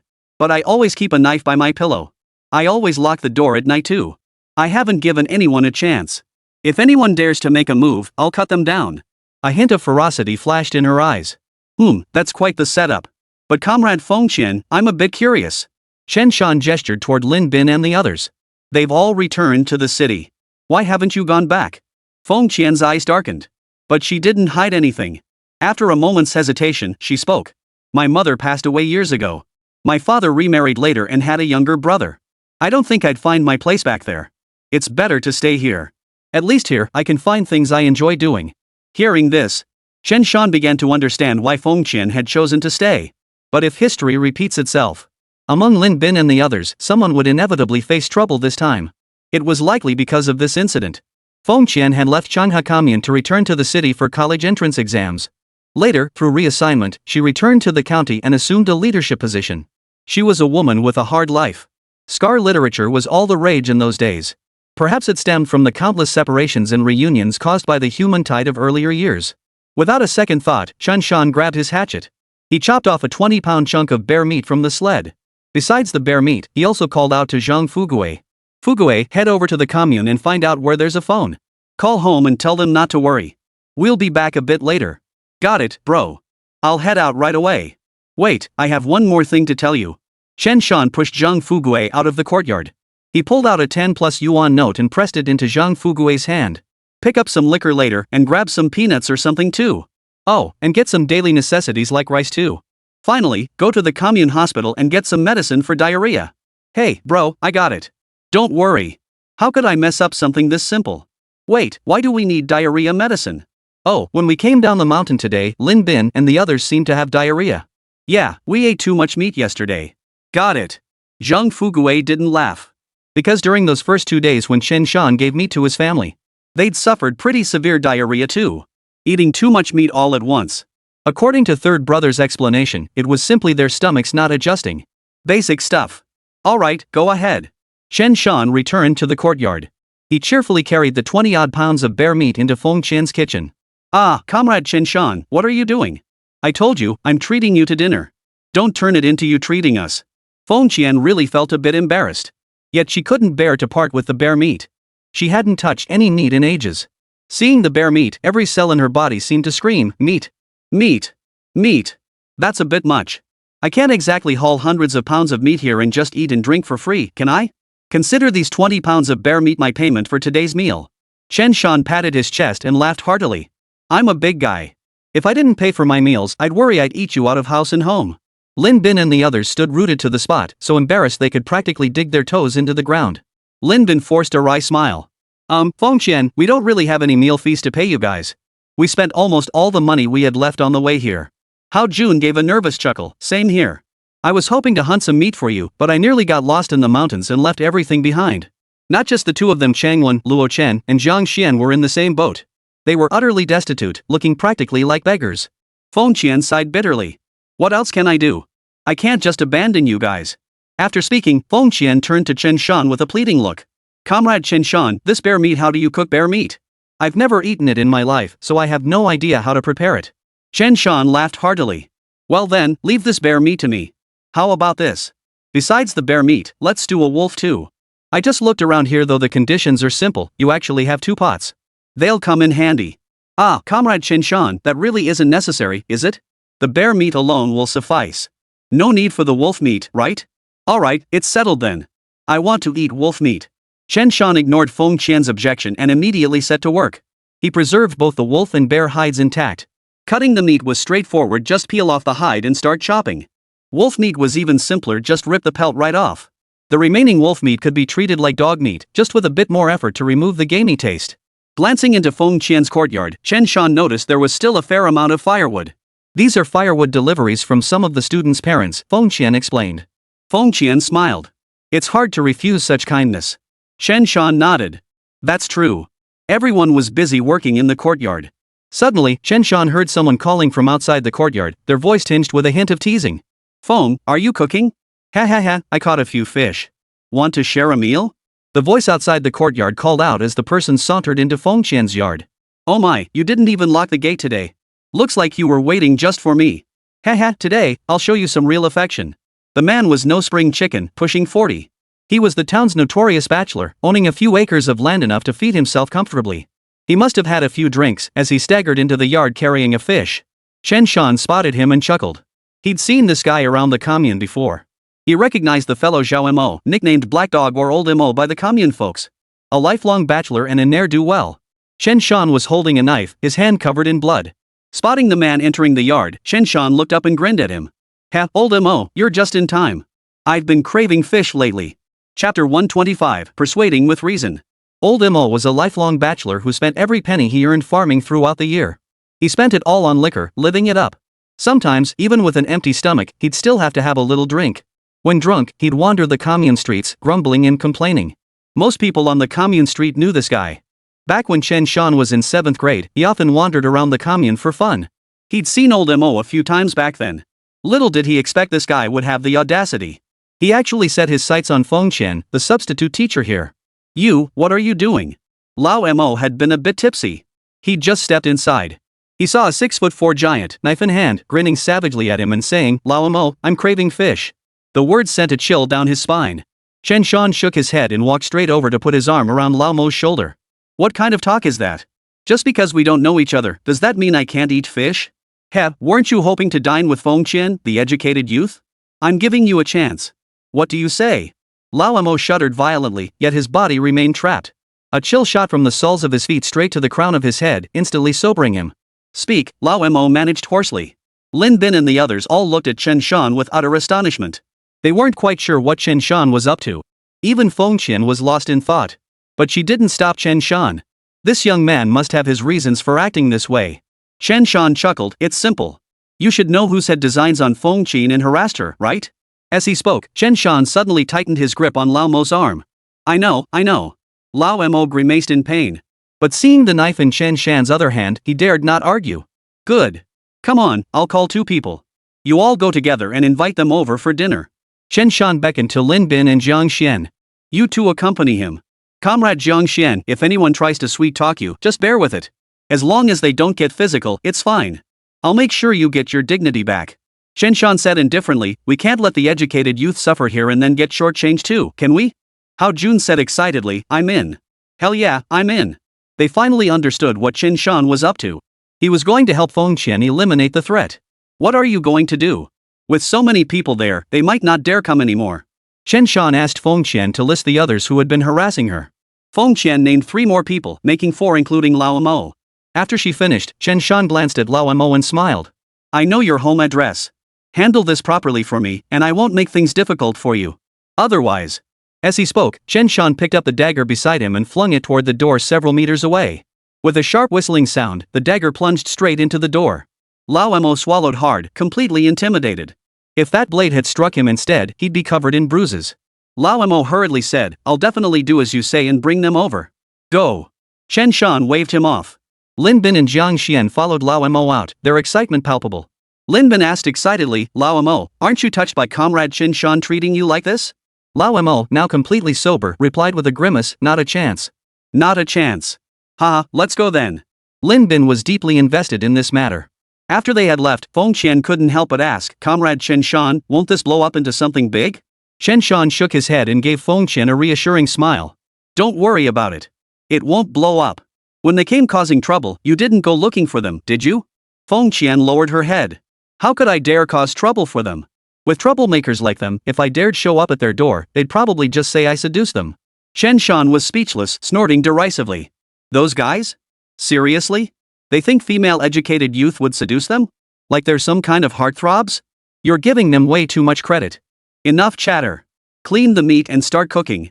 I checked your rice bin earlier, doesn't seem like there's much left. We'll just make some corn cakes instead. We're low on oil too. I'll cut some bear fat for you to render some bear lard. Chen Shan worked efficiently next. He separated the marbled bear meat from the fat, cutting it into chunks. He did the same with the wolf meat, chopping it into chunks along with the bones. He then placed them in boiling water with green onions to blanch and remove the gamey smell. The bear fat was already prepared, slowly rendered to extract the oil. While working, Chen Shan also explained the wonderful uses of bear fat. This left Feng Qian utterly dumbfounded. Midway through, Chen Shan asked, aren't you planning to return to the city to take the college entrance exam and apply for university? The value of a college degree in the 1980s goes without saying. Feng Qian pondered for a moment before sighing, I had originally planned to stay here forever. But today changed my mind. I think I should go to university after all. Chen Shan was surprised. You're confident you can get into university? Feng Qian nodded. Actually, when the college entrance exams resumed 2 years ago, I'd been preparing all along. I just hadn't decided to leave yet. But now I've made up my mind. After finishing this semester, I'll head back to the city to prepare for the entrance exams. Chen Shan immediately smiled. Then I wish you success in your studies and getting into university. Feng Qian glanced at Chen Shan, her cheeks flushing slightly. Thank you. Chen Shan waved dismissively as he bustled about in the kitchen. No need to thank me. No matter how well you do in life, I hope you remember us here in Chanha Commune. We farmers bear too much pressure. If you make it big someday, you'd better give back. Whether it was the educated youth sent to the countryside for re-education in the early years, or the later up to the mountains and down to the countryside movement. Ultimately, it all stemmed from the city's population growing too fast while urbanization couldn't keep pace. There simply weren't enough jobs in the city. With insufficient jobs in the cities, people were sent to the countryside to work and find things to do, to prevent starvation. This essentially shifted the pressure from the cities to the countryside. As a result, the rural areas were truly under immense pressure. The educated youth also caused quite a stir in various places. By the late 1990s and into the new century. Well, now with the frenzied development of urbanization and industrialization, cities are facing a shortage of workers again. So they started pushing urbanization again, recruiting our farmer brothers to work in the cities. In short, the countryside bore the brunt of the hardship, yet reaped the fewest benefits. Later generations saw some brain-dead experts spouting ridiculous nonsense, claiming things like, even the poorest families must have a few 100,000 yuan, right? Or, if you're unemployed, why not drive a car into town to deliver takeout? Well, some folks have had it too good for too long, they just assume everyone else is living like them. It's all about birth. Feng Xian paused, not quite grasping the meaning behind Chen Shan's words. Still, she nodded. This place is like my second hometown. If I ever get the chance, I'll definitely help the people here. Ah, that's good. I believe you. Chen Shan didn't intend to explain further. He only hoped Feng Qian would grow into a conscientious person who could contribute to the development of her hometown. The bear oil's ready, here's the oil strainer. After a pause, Chen Shan scooped the bear fat skimmer onto a plate. He sprinkled a little salt on top and handed it to Feng Qian. You two eat some first. I saved some for the others. You go ahead. I don't really feel like eating oil-soaked noodles right now. Thanks. Feng Qian promptly carried the oil-soaked fish over to Luo Chen, Chengwan, and Hao Jun with a satisfied smile. The three hesitated briefly, even double-checking with Chen Shan to confirm it was indeed for them. Only after Chen Shan confirmed it did they happily tuck into the bear fat-fed grasshoppers. The moment the bear fat braised pork entered their mouths, their eyes widened in astonishment. Holy crap, this is seriously delicious. Bear fat oil noodles taste nothing like the ones made with pork lard. This is absolutely delicious. I can't remember the last time I had meat. Cut it out. We just had wolf meat last night, okay? You guys forgot already? They happily ate the oil-fried noodles. Feng Qian, however, ate just a couple of pieces before heading back to the kitchen to stoke the stove for Chen Shan.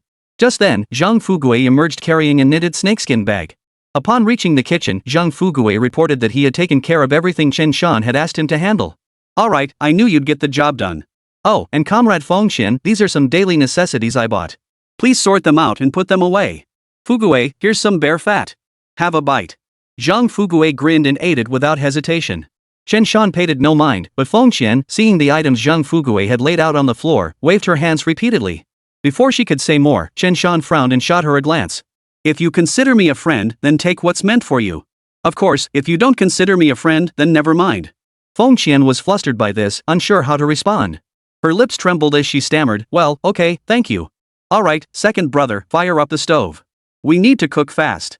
Soon, Chen Shan took some of the seasonings Fugui had bought back and began stewing the wolf meat and bear fat in separate pots. Two stoves blazed fiercely, warming the kitchen. The pots bubbled and simmered, releasing waves of savory aroma. From the chimney connected to the roof, wisps of smoke continuously drifted up into the sky. This meant the family was cooking. The aroma wafting from the kitchen made Feng Qian reluctant to leave. Moreover, her stomach instinctively growled, causing Feng Qian's cheeks to flush slightly. Just then, several excited voices echoed from outside the courtyard. Comrade Feng Qian, we're back. Comrade Feng Qian, we heard you invited us over for a meal, so here we are. Oh my goodness, Comrade Feng Qian, you've finally seen the light and are ready to go all out? We don't mind at all. Ha, this sounds like we're forming a clique, but there are a lot of us here. How thrilling. Chen Shan couldn't help but grin as he listened to the voices outside the courtyard gate. He chuckled in response, good timing, Comrade Feng Qian. I'll handle all these guys' business for you today. Feng Qian's eyes widened. How exactly do you plan to handle it? Chen Shan scoffed, by force, of course. Convince them with reason? That's better, Feng Qian nodded lightly. Zhang Fugui shot Feng Qian a glance, thinking this woman still underestimated his third brother. When third brother said force wins respect. That power wasn't about reason, it was about brute force. Chapter 126, Ask Heaven to judge loyalty and treachery. Alright, let's go see what's happening. Fugui, remember to keep an eye on the stove in the kitchen later, don't let the meat burn to a crisp. I already added the salt. Just keep an eye on the fire. Don't worry, third brother. This little task won't stump me. Zhang Fugui grinned widely, nodded immediately, and followed Chen Shan and the others outside. Meanwhile, Lao Mo, Zhang Xian, and Lin Bin led their group into the courtyard. They were taken aback by the crowd gathered there. Lao Mo, what's going on? Why are there so many people at Feng's place? Yeah, Lao Mo, are you trying to screw us over? Are you out of your mind? You bastard. Among the three, two were young men in their 20s. The other was a middle-aged man glaring angrily at Lao Mo. Chen Shan had already moved unobtrusively to the courtyard gate, blocking their retreat. As for these other three, Lao Mo had mentioned them earlier. The two young men were brothers named Pan Hong and Pan Hui. The middle-aged man was Yuan Jun. When they entered, they hadn't noticed Chen Shan leaning against the gate at all. They naturally overlooked the bare carcass on the sled and walked forward. Lao Mo shrank his neck and said, "It's not my fault. This guy invited us to dinner." Yuan Jun ignored Chen Shan, turning to Feng Qian with a frown. "Feng Qian, you tell us what exactly is your game here?" Pan Hong added with palpable hostility, "Exactly. Feng Qian, what's your game? What's going on? Trying to get someone to take us out?" Pan Hui chuckled darkly, "My family proposed marriage to you before. You know, if you'd chosen any of us, it would have been perfect. But you refused. What's the deal now? With all these men in your courtyard, you can pick any you want. Don't you look down on us brothers now? TSK. I thought you'd finally come to your senses and called us here. Ha ha ha. Feng Qian, have you forgotten where we are?" They'd harassed Feng Qian many times before, but she was always too fierce showing up with a knife, so they never dared to go too far. So they'd only ever resorted to trash talking or occasionally climbing the wall to peek at Feng Qian. They never dared to get physical. Who knew where Feng Qian kept her blades hidden in this courtyard? If they got slashed, they'd be the ones left holding the bag. Feng Qian bit her lip, her face flushed with shame and fury. Lin Bin and the others glared angrily, unsure how Chen Shan intended to handle the situation. They all turned their heads to look at him. After all, they had already returned to the city and were no longer officially part of Changhua Commune. Taking action now could easily cause trouble. That Lao Mo fellow, including these two brothers, had connections. If their relatives and friends swarmed over, they'd be in real trouble, no escape possible. But Lin Bin stepped closer to Chen Shan, making a few gestures to signal him. Chen Shan understood. Lin Bin was signaling that he had already reported the incident to the police station, urging Chen Shan to act swiftly. Otherwise, the police would be arriving any minute. Chen Shan's mouth twitched.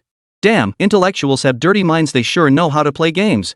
Chen Shan took 2 steps forward, pointed at the two brothers, and said flatly, "You three talk too much." Pan Hong was fairly tall, around 1.8 meters. But he was in his 20s, a bit older than Chen Shan. Seeing Chen Shan's youthful face, he couldn't help but chuckle. "Hey, buddy, you think you're here to play the hero and rescue the damsel in distress?" The younger brother, Pan Hui, pointed at Chen Shan and burst out laughing. "You don't seriously think we're scared of you just because you're a bit taller, do you? Oh, and we heard today at the commune that someone bagged a black bear. Whoa, they say that thing weighed 600 or 700 pounds. 2 guys took it down? Wow, that's pretty impressive." Pan Hui shook his head, his gaze dripping with contempt as he addressed Chen Shan. "If you were that bear hunter, I might give you a little respect. But you? What are you, some kind of joke? What, you expect us to be scared of you just because you're young and don't bathe? That's ridiculous. My brother and I have roamed the Changhua Commune and never feared anyone." Yuan Jun also gave a faint smile. "I've lived this long and never suffered a loss at the hands of a youngster. I'd actually like to experience that loss. As the ancients said, suffering a loss is a blessing." Old Mo kept signaling to Pan Hui and Yuan Jun, urging them to look at the bear by the wall. Pan Hui and Yuan Jun didn't notice, but Pan Hong had already spotted it. He turned his head to look at the bear. Then he saw a wolf lying there, along with a wolf pelt. Pan Hong swallowed hard, a chill spreading through him. This was the very creature that had fought a man-bear today, and it was wearing a bearskin coat. Others might not know, but he knew all too well these mountain folk were ruthless and brutal. Sometimes, if someone got into a dispute with these hunters in the mountains, they'd be killed outright and left to rot in the wilderness. As for the bodies? Well, the wild beasts would take care of them. Forget tigers, leopards, or bears, even wild boars could devour a man. After all, they're omnivores. His second son really knew how to rub salt in the wound. What a bloody jinx. Pan Hong tugged at Pan Hui's sleeve and shot him a meaningful glance. Pan Hui turned to look at Pan Hong, along with Yuan Jun and Lao Mo, who had been exchanging knowing glances. Pan Hui frowned in confusion. "What's with you guys? Are your eyes malfunctioning? Why are you winking at me? If you're sick, go buy some medicine at the hospital." The next moment, Chen Shan strode over, easily grabbing Pan Hui by the collar with his left hand. With a swift tug, he lifted him effortlessly, as if he were carrying a little chicken. He deliberately turned Pan Hui around so he could see the bear lurking behind him. "You bastard, I. Holy." Pan Hui had been about to curse, but his eyes widened as he spotted the massive, dead bear on the sled in the corner. Those sharp claws looked like they could slice his head off effortlessly. Chen Shan stared at him expressionlessly. "What's wrong?" Pan Hui swallowed hard, his voice immediately turning stuttered. No, bro, I admit I got a little loud just now. Sorry. This guy sure knows how to back down fast. If apologies were enough, what would the people's police be for? Smack. Smack. Smack. Chen Shan grabbed the guy by the collar with his left hand and started slapping him hard with both hands. Pan Hui's face quickly swelled up. Kid, don't get too cocky. Ing. Pan Hong was furious. No matter how skilled this kid was, he wasn't armed after all. Besides, there were people all around. Did he really dare kill someone here? He charged forward, aiming a punch straight for Chen Shan's back. Little did he know that Chen Shan seemed to have eyes in the back of his head. He tossed Pan Hui to the ground, spun around, and landed a straight punch squarely on Pan Hong's chest. Thud. Pan Hong, standing at 6 feet tall, was sent flying 3 meters backward. He landed flat on his ass, dazed and reeling. His stomach churned violently, and stars danced before his eyes. Ing. With a casual smile, he subdued the two brothers. Chen Shan then turned his gaze to Yuan Jun. Alright, buddy, come on. Tell me how we're gonna settle this next round. You call the shots. Yuan Jun's expression turned stern. You're so young, how can you act like this? We're educated men, how can we resort to fistfights? We must settle things reasonably. Chen Shan stared at him expressionlessly. When I'm reasoning with you, you want to fight me. Now that I'm ready to fight, you suddenly want to talk reason? How amusing. A sharp slap echoed as Chen Shan's hand struck Yuan Jun's face. Yuan Jun, being older, couldn't withstand the blow and immediately toppled backward onto the ground. For a moment, he dared not get up. Chen Shan then turned his head and pointed at the brown bear, speaking coldly. In my eyes, your lives aren't worth any more than a wild boar, a wolf, or a bear. If I hadn't run into you lot in the mountains, well, ha ha ha ha. The others trembled in fear, their hearts boiling with rage they dared not voice. He was too strong, far too strong. They didn't have the courage to fight back. They even suspected that if they dared resist, Chen Shan would damn well beat them to death right here. Chen Shan chuckled, then his expression turned stern. Let me make this clear, Comrade Feng Qian is under my protection. Anyone who dares to cause trouble for Comrade Feng Qian again, I'll drag you into the mountains to feed the wolves. Pan Hong and the others trembled in fear. As Chen Shan spoke, his height gave him a clear view of Chief Wu and his men approaching from afar. Chen Shan's expression shifted. He promptly wiped some bear blood from the carcass and smeared it across his own face. Pan Hong and the others froze in shock. Was this guy out of his mind? But the next moment, Chen Shan shouted. Help! Help! These people broke into my house and beat me up. They came in to harass decent women and beat me up. Help! Pan Hong and the others froze. Seriously? What are you acting out now? As if Shu Wei Nan would come and uphold justice for you. Zhang Xian and Lin Bin exchanged a glance, then turned to look outside the courtyard. Sure enough, the police had arrived. What the hell is going on? Chief Wu stepped into the courtyard. The moment he saw Chen Shan, he sensed something was off. Chen Shan couldn't possibly have been beaten up, he looked utterly exhausted. Seriously, you people, why do you always have to make such a big deal out of everything?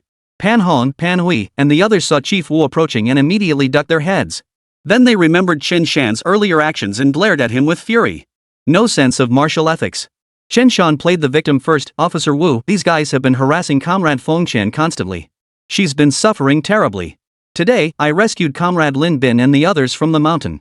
When I returned, I happened to catch these individuals harassing Comrade Feng Qian. I had no choice but to fight these beasts. Look at me covered in blood, bruised all over. Ouch, it hurts like hell. Ask Comrade Feng Qian and the others, they couldn't even pull me away. They surrounded me and beat me. After a pause, Chen Shan pointed at Zhao Mo and added, only Comrade Zhao Mo tried to pull him off me just now. Otherwise, I would have been beaten even worse. Officer, these people forcibly broke into a private residence. It's truly. You must stand up for us. Best to have them shot dead.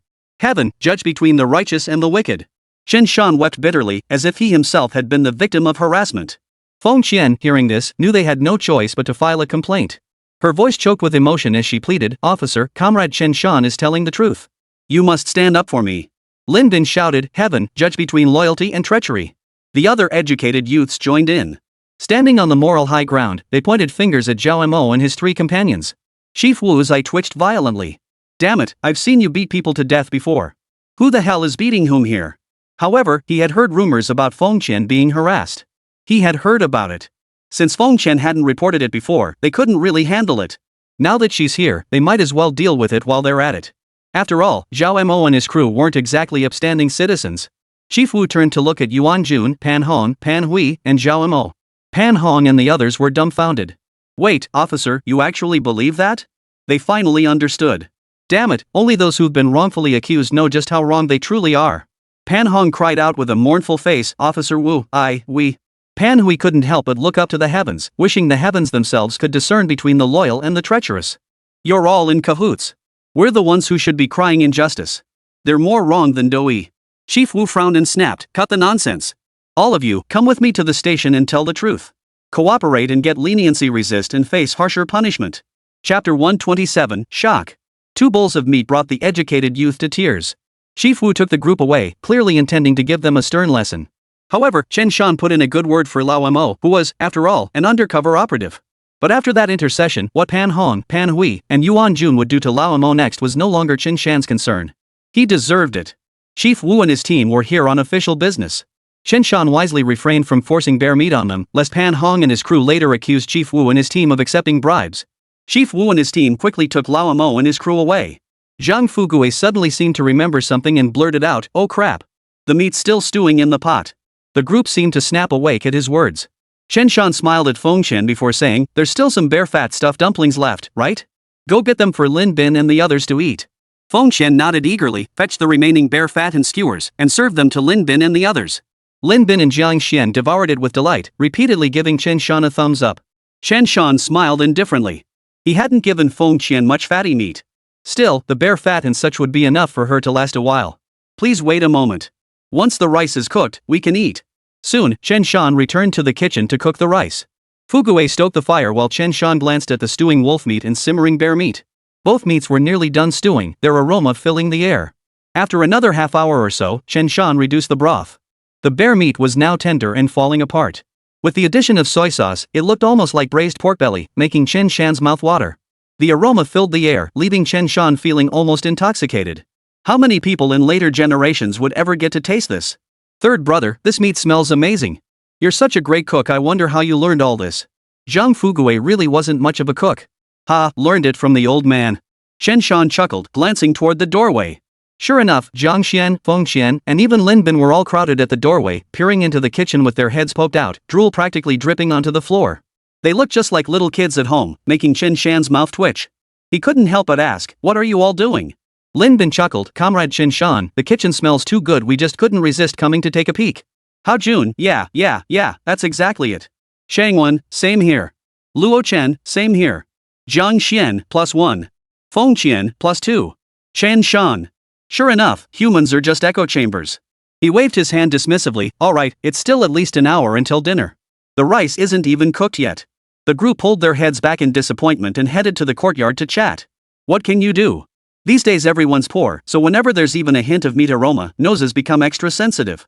After all, their winter staples were either napa cabbage, pickled vegetables, or cabbage, potatoes, and pickled vegetables, or cabbage, potatoes, pickled vegetables, and sauerkraut. An occasional new dish was considered a real treat.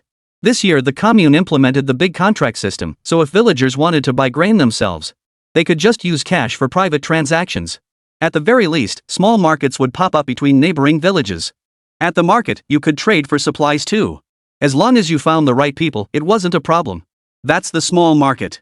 The commune also has larger markets, where the ins and outs are even more complex. As for the city, they even have larger black markets, perfectly normal affairs that every era inevitably has. With a resigned smile, Chen Shan scooped the meat into a basin and set it aside to keep warm. He washed another iron pot, rinsed the rice, and began cooking. Cooking rice in a large iron pot required little special skill. He rinsed the washed rice in cold water, then lit the stove. After the fire had burned for a while, Chen Shan scraped the bottom of the pot with a spatula to prevent the rice from sticking. Then he called out, "Fugue, keep stoking the fire." "Got it, bro, cooking rice is no problem for me." Chen Shan nodded. Soon, the water boiled and bubbles rose in the pot. Chen Shan scooped up some rice with his spatula to check its doneness. It still needed a bit more time. After another while, when the rice was about 3/4 cooked, much of the water in the pot had evaporated. Chen Shan immediately began scooping out the rice water with a spoon. Rice water couldn't be wasted.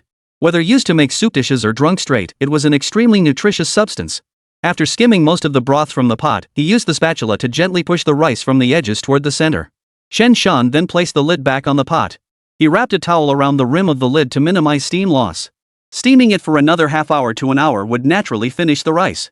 Fugue, turn down the stove a bit, keep a little flame going. I want some crispy rice. Zhang Fugue's eyes lit up. Got it. Pot sticker rice holds an unforgettable memory for rural folk. One bite and the crispy rice was absolutely crunchy. But in this era, opportunities to eat plain rice were rare. No one would deliberately cook rice to make potstick or rice either. That would be too wasteful of rice. But for Chen Shan, it's simply a matter of craving it. Why? Because he had the money. These days, buying grain requires grain coupons. But this year, Comrade Wang, the commune leader, was generous and implemented the big contract system. So privately, when their village bought grain, they could pay directly with cash. Chen Shan and Fugui had coordinated their story about entering the mountains last night. They'd downplay the details for their families so they wouldn't worry too much about the risks. Feng Qian even prepared some pickled vegetables and other side dishes. 40 minutes passed quickly. When Chen Shan judged the time was right, he prepared to lift the pot lid. He called out to the others outside. "Everyone, dinner's ready. Come inside and set the table." Feng Qian's place was rather simple. But the house had several rooms, likely vacated by the commune for the educated youth to live in. The other educated youths had since returned to the city, leaving the other rooms empty. A table was still set up in the living room. In their Changhai commune area, they didn't have the custom of eating on the Kong either. Feng Qian brought over a basin of charcoal embers, looking a bit embarrassed. "The neighbors gave it to us, but there's not much. I usually can't bring myself to use it, but it's perfect for cooking and warming ourselves." Chen Shan studied Feng Qian closely. Her clothes were patched in various places. In truth, few people in the countryside these days went without patches on their clothes. In the 1960s, regulations limited each person to purchasing only about 3 feet of cloth per year. Later, that gradually increased to 6 feet. Later still, the textile industry flourished. In good times, people could buy up to 16 feet. It's said that there were even subsidies for this purpose during weddings. Of course, this applied to better off areas. Those in poorer regions faced greater hardship. It wasn't until around 1983 that textiles became freely available. Even then, it still wasn't enough. Because these things were expensive, and rural folks barely had any spare cash all year round. If they had clothes to wear, who would be willing to buy such fine fabrics? Most people just patched and mended their clothes for another 3 years. Scraps of fabric, however, were cheap. Many people would pick out larger scraps to make clothes and other items. For those who couldn't even afford scraps? Well, then they had no choice but to use recycled cloth.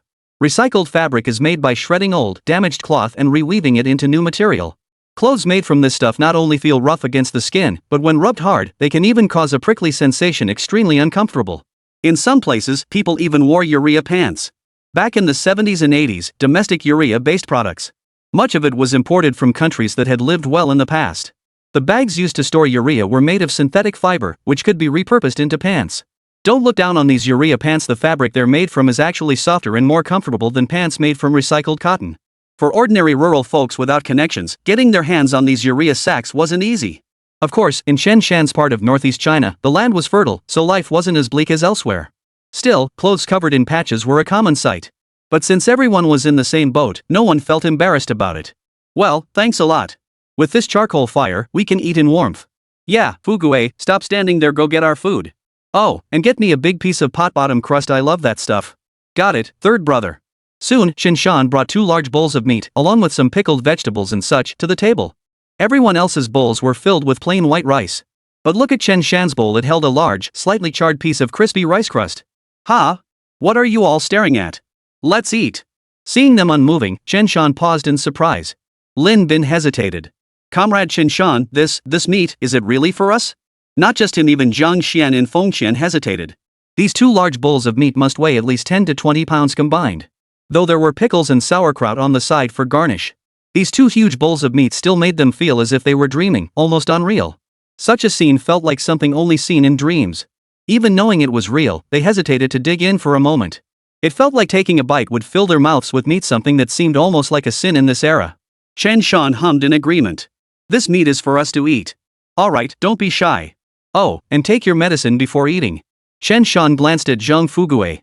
Zhang Fugui gave a sheepish grin before pulling out some medicine for diarrhea. Chen Shan informed everyone that they hadn't eaten such rich meat in far too long. Eating so much all at once would surely upset their stomachs and lead to diarrhea. Lin Bin and the others were surprised to hear that Chen Shan had thought of this. So everyone took some medicine beforehand. Once they had taken the medicine, Chen Shan urged them, "Don't just stand there, eat." He speared a piece of bear meat himself, popped it into his mouth, chewed twice, and immediately offered his own critique. "Tender and flavorful, melts in your mouth, delicious." The others had been itching to dig in all along. Now they couldn't hold back any longer, grabbing their chopsticks and shoveling meat into their mouths. Screw it, eat first and worry later. Moments later, everyone except Zhang Fugui and Chen Shan was eating until tears streamed down their faces. Tears were literally streaming down their faces. Chen Shan was dumbfounded. Wait, what are you guys doing? Eating a meal has actually made you cry? Chapter 128, the highest praise from a man he's impressive. Chen Shan had experienced such hardship in his previous life. But those events from his past life were too distant now.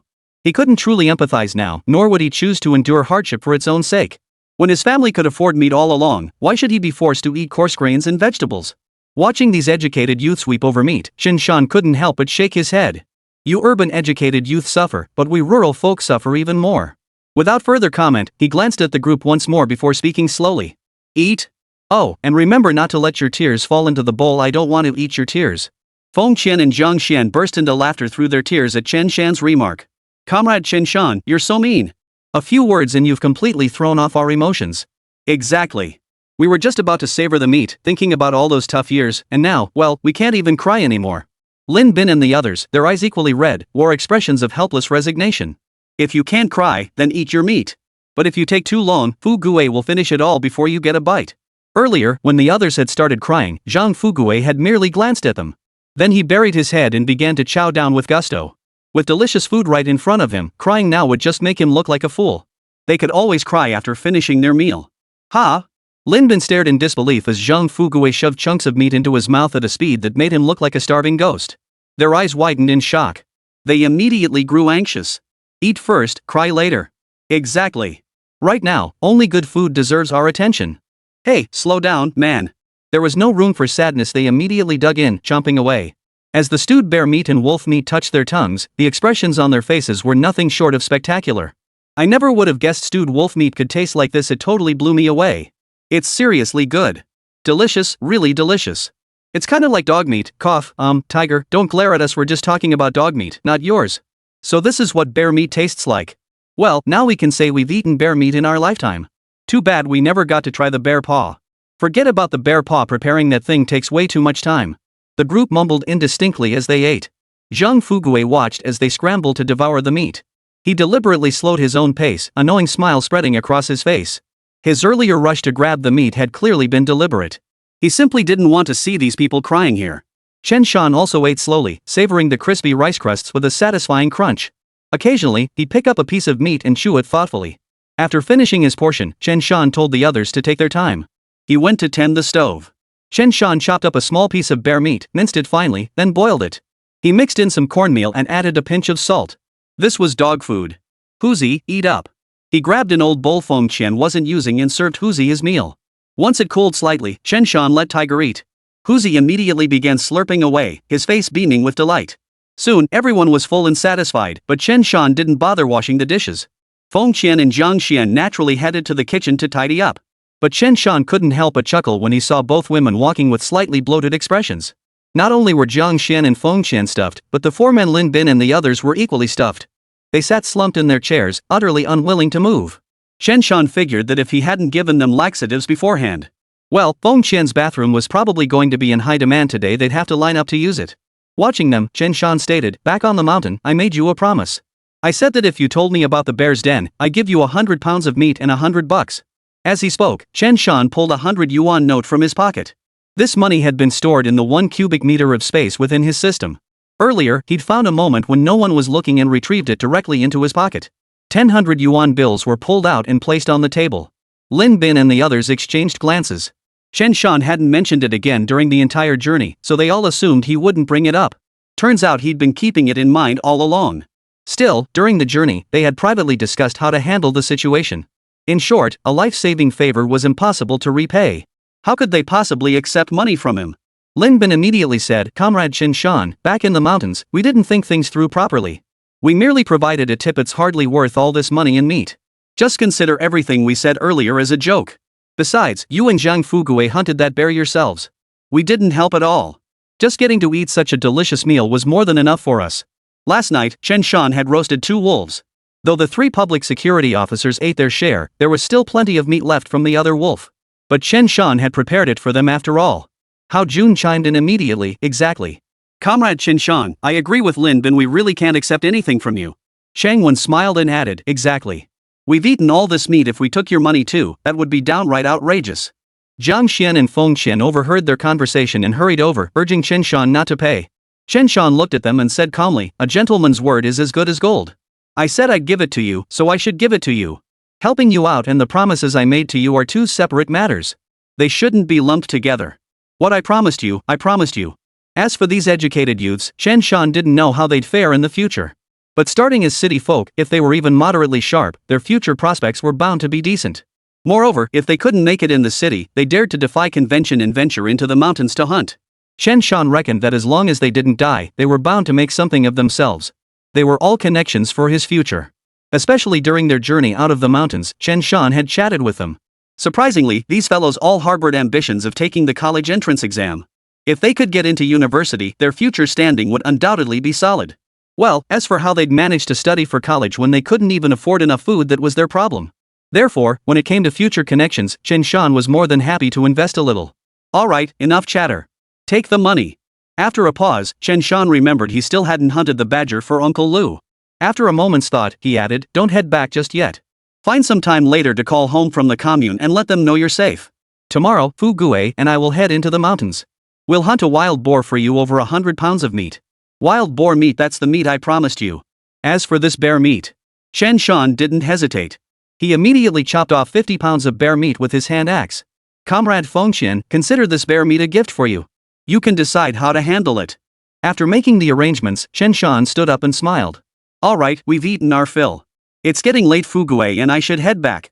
Fu Gue, secure the bear properly. Let's head home. I, third brother, understood. Moments later, after gathering all their belongings, Chen Shan bid farewell to the group and motioned for Zhang Fu Gue to head out. The two quickly vanished into the icy, snowy landscape. Fengqian and the other three remained standing outside the courtyard gate, waving persistently at Chen Shan and Fu Gue's receding figures. They felt a deep reluctance to part, an urge to cry welling up inside them. Jiang Xian's lips trembled as she wiped a tear from the corner of her eye. I don't know why, but even though we spent less than a day with Comrade Chen Shan and the others, it feels like we've known them for years. Fengqian nodded. Comrade Chen Shan isn't even 20 yet, right? Though he's young, he handles things with such seasoned wisdom. He really gives you a sense of security. Lin Bin gave a wry smile. I've met many men, but few earn my genuine respect. This Chen Shan, he's impressive. For a man, being called impressive was the highest possible compliment. How Jun mused, he truly is formidable. A tiger emerges from the deep mountains, that's exactly what this means, isn't it? Changwen hesitated before saying, so, does that mean we're friends with this Comrade Chen Shan now? Luo Chen clasped his hands inside his sleeves and laughed heartily. Of course. If he didn't consider us friends, why would he give us bear meat? Lin Bin shot him a glance. What if he gave it to us not because of us, but for his own reasons? How Jun glanced at the two women. Fengqian and Jiang Xian both flushed involuntarily. Especially Jiang Xian, she could vaguely recall Chen Shan carrying her all the way home last night. Today, Chen Shan had single-handedly dealt with several thugs for Fengqian, leaving an even deeper impression on her. That young figure loomed in her heart like a giant, towering, eternal, and radiating a profound sense of security. It might not be love, but it would undoubtedly become an eternal light in her youth, one that would never fade. Jiang Xian shot the others a stern look. What nonsense are you all talking about? She skillfully changed the subject. As for this money, how should we split it? Only then did the others snap out of their daze, turning to stare at the 100 yuan note in a trance. Comrade Chen Shan was unexpectedly wealthy, utterly surprising. Chen Shan and Zhang Fugui dragged the bear and wolf carcasses toward Guanshan village. Tiger raced along the path with wild excitement, free of any worries, just a big, happy dog. Zhang Fugui deliberately remarked, third brother, I can't help but feel that Comrade Jiang Xian seems to have a bit of a crush on you. Considering this man would soon become his sister's husband, Zhang Fugui felt it was his duty to do a little vetting for his elder sister. Chen Shan shot the kid a glance and chuckled. Kid, she's a city girl. She's going to college. I'm just a country bumpkin. You don't seriously think she'd be interested in me, do you? He paused, then added, I'm determined to be your brother-in-law. What do I have to do with them? Come on, call me brother-in-law ahead of time. Zhang Fugui wasn't sure if he felt relieved or annoyed by Chen Shan's reaction. Bull. You're not my brother-in-law yet. Zhang Fugui grunted under his breath, dragging the bear meat forward with a clatter. You little punk. Think you can test me when your future brother-in-law can't even handle you?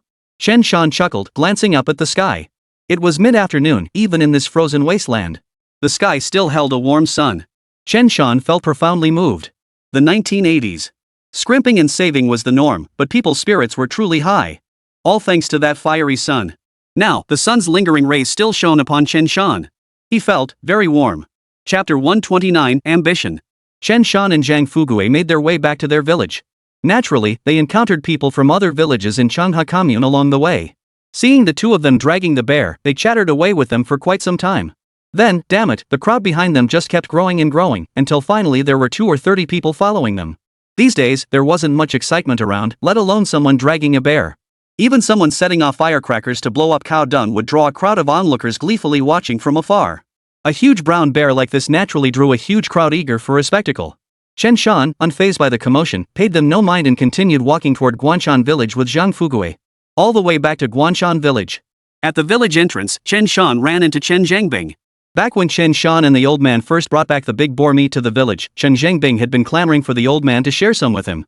He'd helped himself to meat from the Chen household many times, yet never once brought them anything in return. Back then, the old man had scolded Chen Zhangbing directly. Now, seeing Chen Shan and Zhang Fugui pulling the sled into the village, laden with a bear and a grey wolf, he froze for a moment, rubbed his eyes, and exclaimed, "Third brother, weren't you out rescuing someone? How come you dragged back a man-bear instead? Holy crap, that's a man-bear. How the hell did you take it down?" Chen Jinjun had cursed him, and Chen Zhangbing naturally held a grudge. But right now, he was completely stunned by the sight of the bear-man carcass. He couldn't care less about those matters. Chen Shan looked utterly astonished. "Oh? Uncle Zhangbing, you knew I went to rescue someone?" Pulling his sled, he chuckled as he walked. "Well, when I went into the mountains to rescue someone, I ran into a bear den. I just took care of it."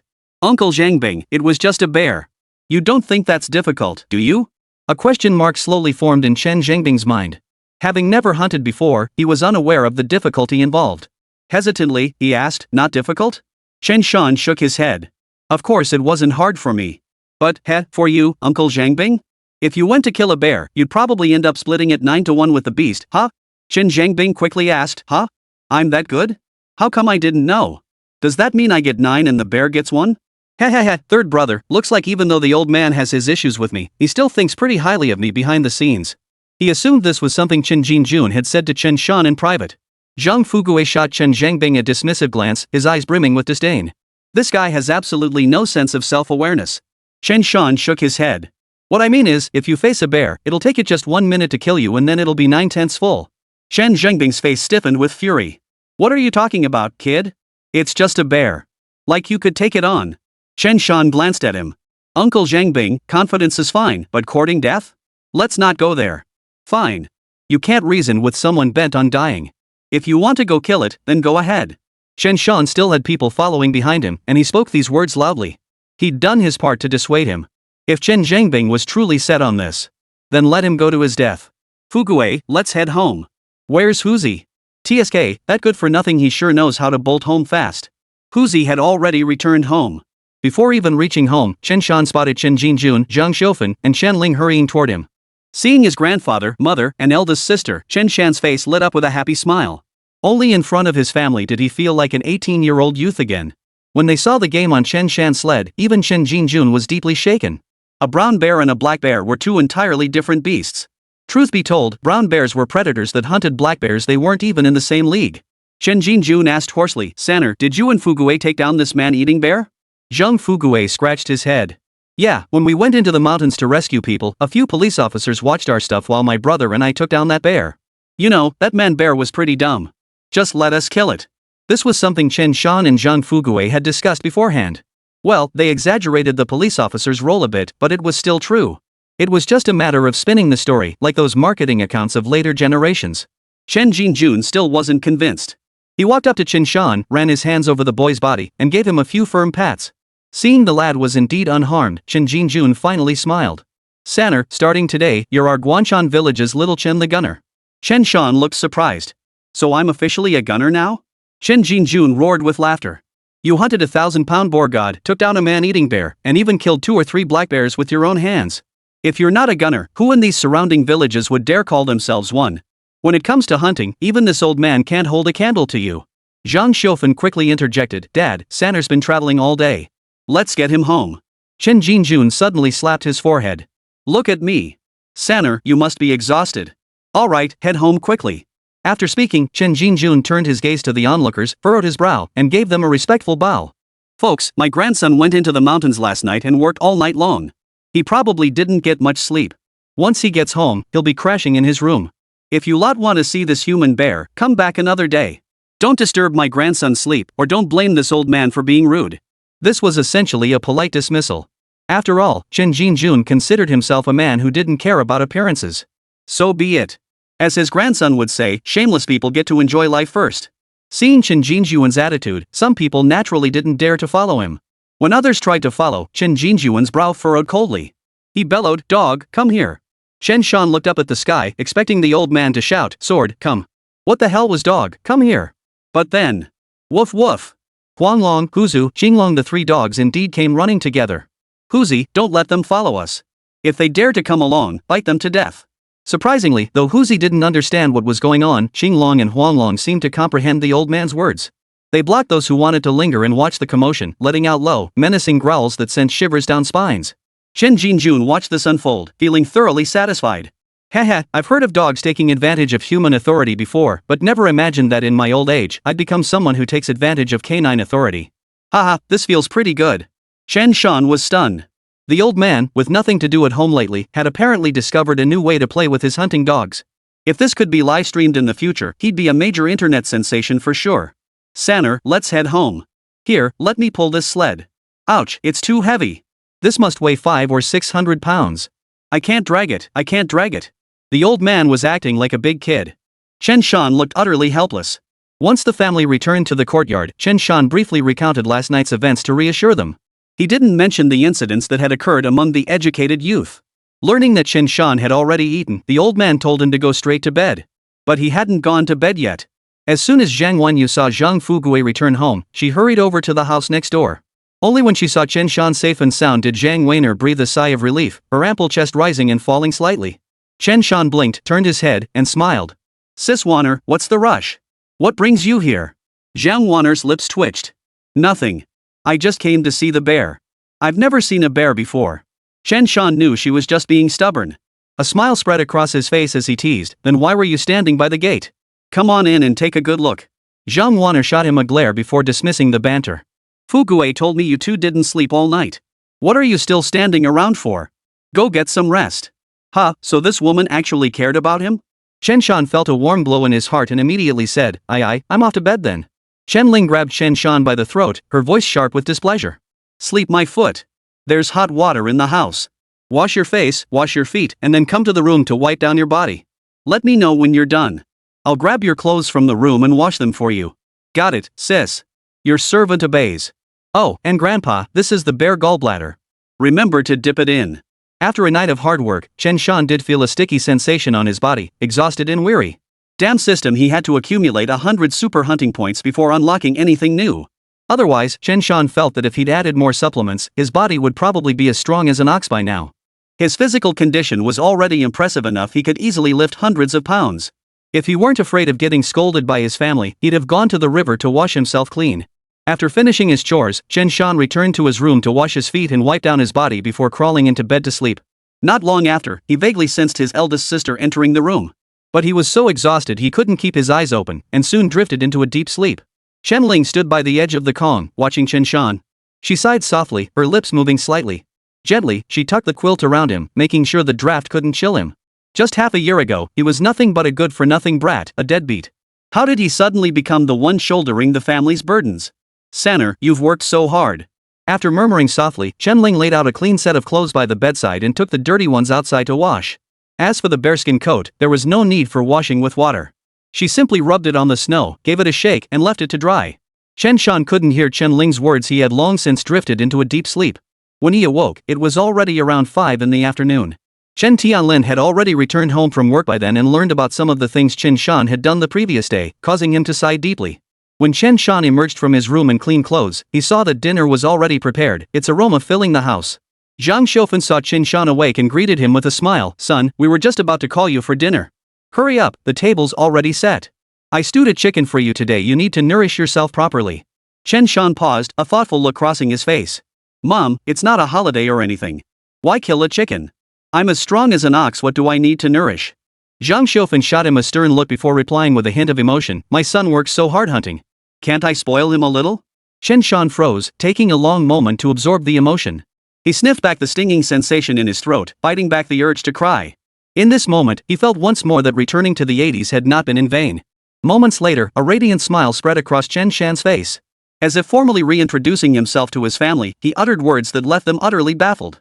Mom, thank you. Grandpa, I'm truly happy to see you again. Dad, you've worked so hard. Sis, you'd better hurry up and find me a brother-in-law. Though this remark was rather baffling, the boy had always been prone to rambling nonsense, so they didn't take it too seriously. Zhang Xiufan, however, felt a bit embarrassed. I raised you from infancy, changing your diapers and feeding you, and you never once thanked me. Today I just made you some chicken soup, and this is how moved you get? Chen Tianlin smiled warmly. You really have grown up. You're different now. Chen Jinjun chuckled wryly. What do you mean so glad to see me again? Makes it sound like I'm already dead.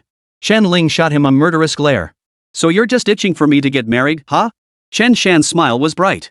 From somewhere nearby came the sound of a neighbor's child reciting lessons. In the courtyard, a cold wind howled, and tiny hailstones pelted the roof tiles.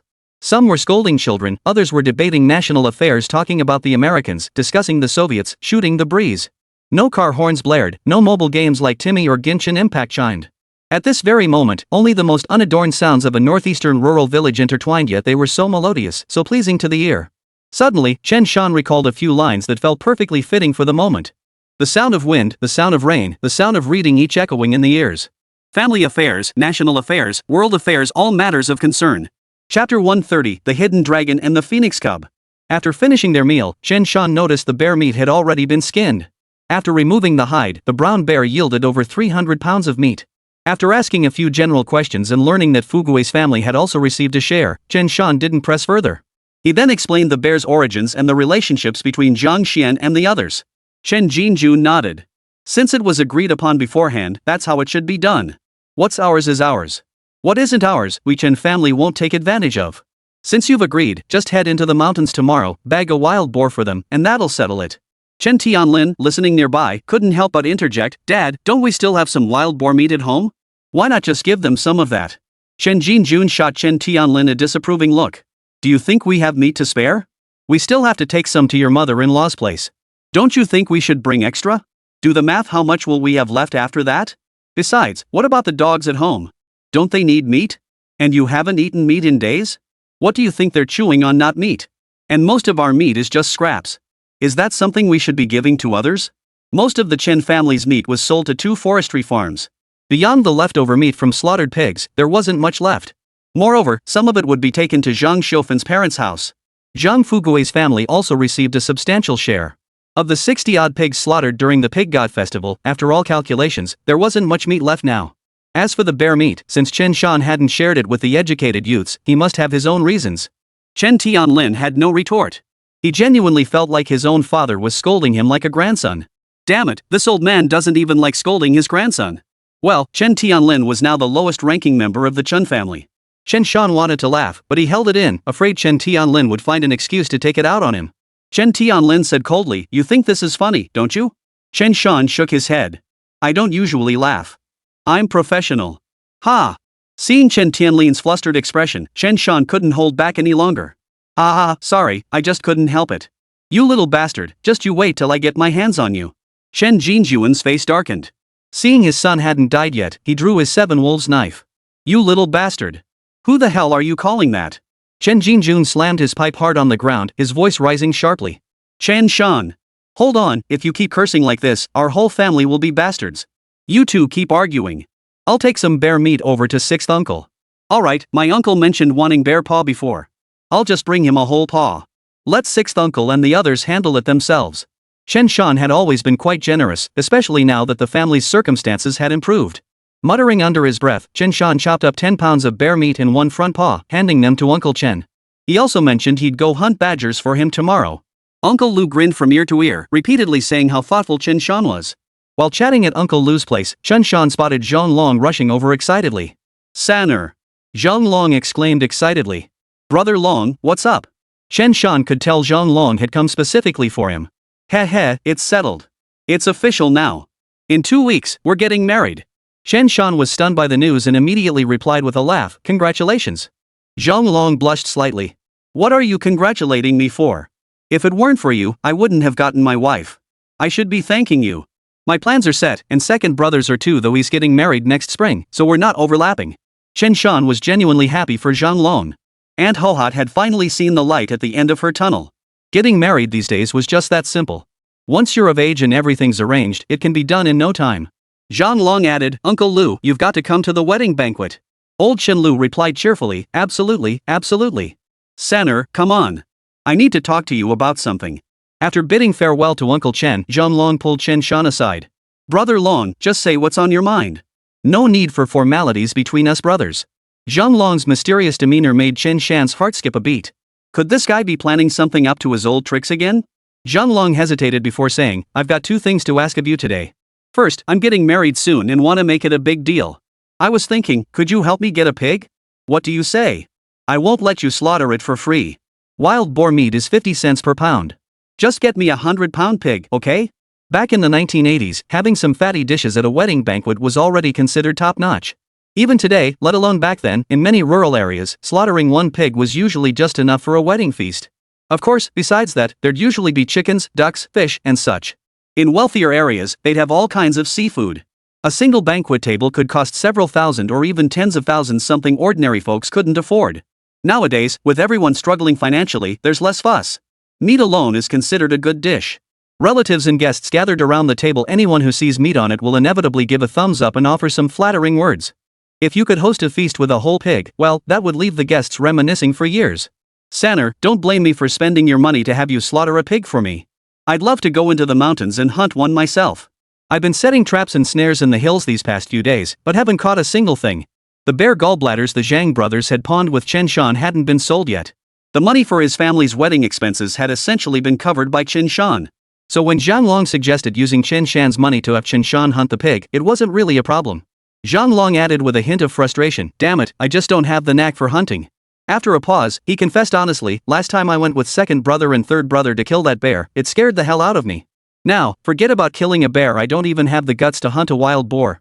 Every time I go into the mountains, I keep glancing around, wondering if something's watching me. I always feel like something in the mountains is watching me. He'd been scared out of his wits after all, he'd nearly died at the hands of that bear. If he wasn't scared of that, he'd be a real tough guy with nerves of steel. Chen Shan chuckled. Brother Long, you're really overthinking this. It's just a pig, what's the big deal? Here's what we'll do. Tomorrow, you come with me into the mountains. I'll hunt a pig for you myself. How about it? No charge for the pig, but you guys will have to haul it out yourselves. Tomorrow, Chen Shan wouldn't just have to hunt a pig, he'd also have to help old man Lu catch 2 badgers. Adding Zhang Long's pig to the list meant he'd need 2 pigs and 2 badgers. Zhang Long slapped Chen Shan's shoulder hard, his tiger-like eyes brimming with tears. Sanner, if you ever need anything from my family, just say the word. I'll go through fire and water for you. Chen Shan chuckled. Alright, enough sentimentality. What's the second thing? At this point, Zhang Long suddenly slapped his forehead and exclaimed, Sanner, do you know my sworn brother named Wu Delengzi? Chen Shan thought hard for a moment before hesitantly replying, you mean Wu the scholar? Though called Scholar Wu, this was actually a nickname given to him by the villagers. Wu Xiaocai's real name was Wu Huasheng, also from Guanshan village. His second nickname was Wu Delengzi. As the name implied, he was a guy who loved pretending to be cultured, but he was also incredibly thick-headed. This guy was a local celebrity in Guanshan village. He could chat endlessly, blow his own horn like nobody's business, and always had some clever trick up his sleeve.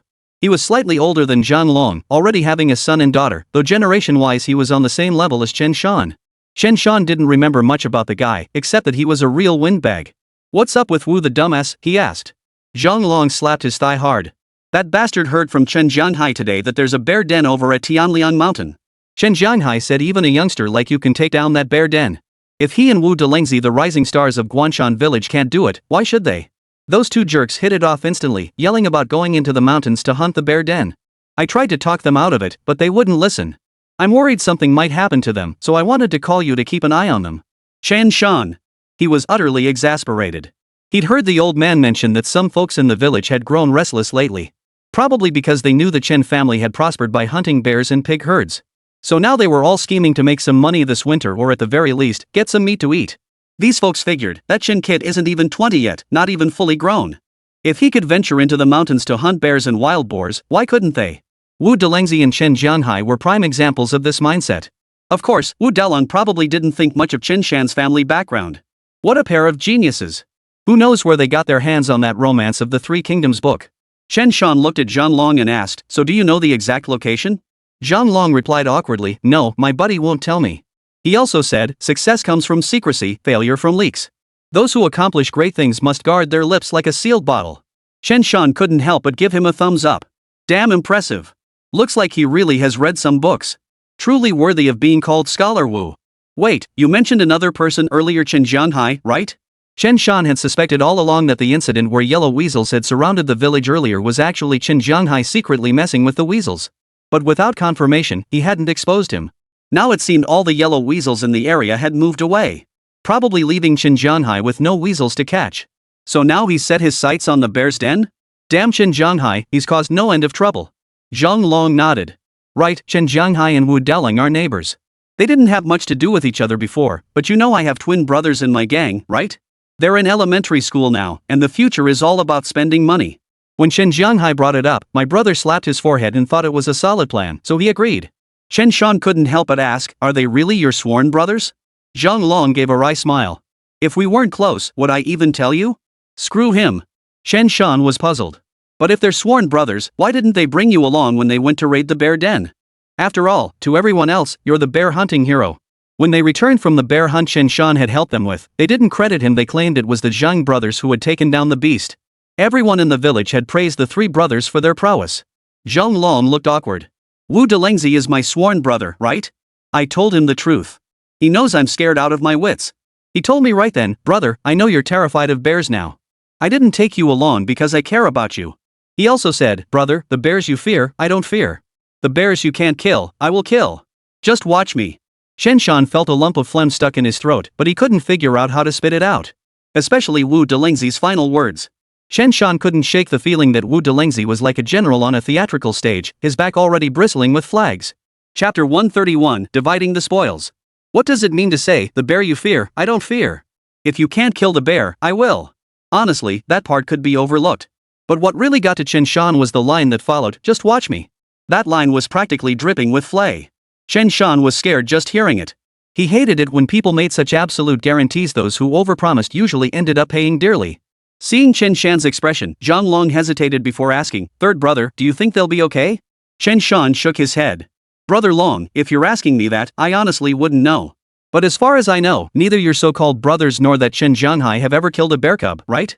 Zhang Long nodded. Not only have they never killed one, my brothers haven't even hunted before. They're all talk. Of course, if anything really happens, my brother's still pretty dependable. Chen Shan nodded silently. That was true with Aunt Hohat's temper. If Zhang Long dared to associate with shady characters, I bet Aunt Hohat would drag him to his father's grave to kneel in repentance. Third brother, if you have a way, please help old Wu. He's got a pair of twins still in elementary school, and my sister-in-law's had a rough life too. Zhang Long wore a pained expression.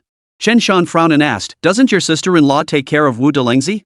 Zhang Long scoffed, they don't know how dangerous hunting really is. They think it'll supplement our income. Chen Shan's face darkened. Then why don't you go talk to your sister-in-law? Zhang Long shook his head. Third brother, it's not that simple.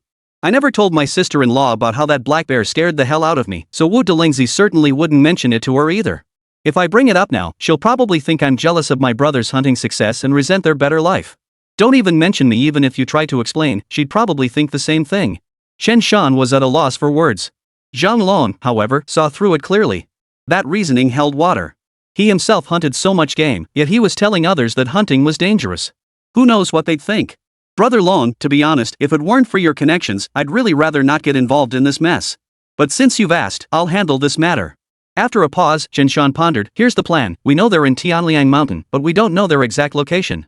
But if you can find a piece of clothing your sworn brother wore, something he hasn't washed yet, I could have Tiger try to track them down. What do you think? Zhang Long froze, then quickly replied, no problem. Tomorrow morning after they leave, I'll ask my sister-in-law to find one. How will you explain it? Chen Shan asked curiously. What's there to explain? I'll just say I need an extra shirt for my sworn brother. My sister-in-law won't think twice, she'll just assume I'm heading into the mountains with him. Zhang Long's words left Chen Shan speechless. Damn, that made perfect sense. Alright then, see you tomorrow. Chen Shan waved goodbye to Zhang Long and headed home. He figured that once this busy season was over, come spring, he'd start thinking about getting a truck. By harvest time, the truck would be perfect for hauling grain. As for money, Chen Shan's family now had over 10,000 yuan saved up. This time, they'd hunted a brown bear and obtained a bear gallbladder. Once they sold the bear gallbladder, they figured they'd have enough money saved up. As for the exact price of a truck these days, Chen Shan would need to do some research later. But when the time came to spend the money, his mother would surely feel the pinch. Back home, Chen Shan saw the old man strolling back from outside with his hands behind his back.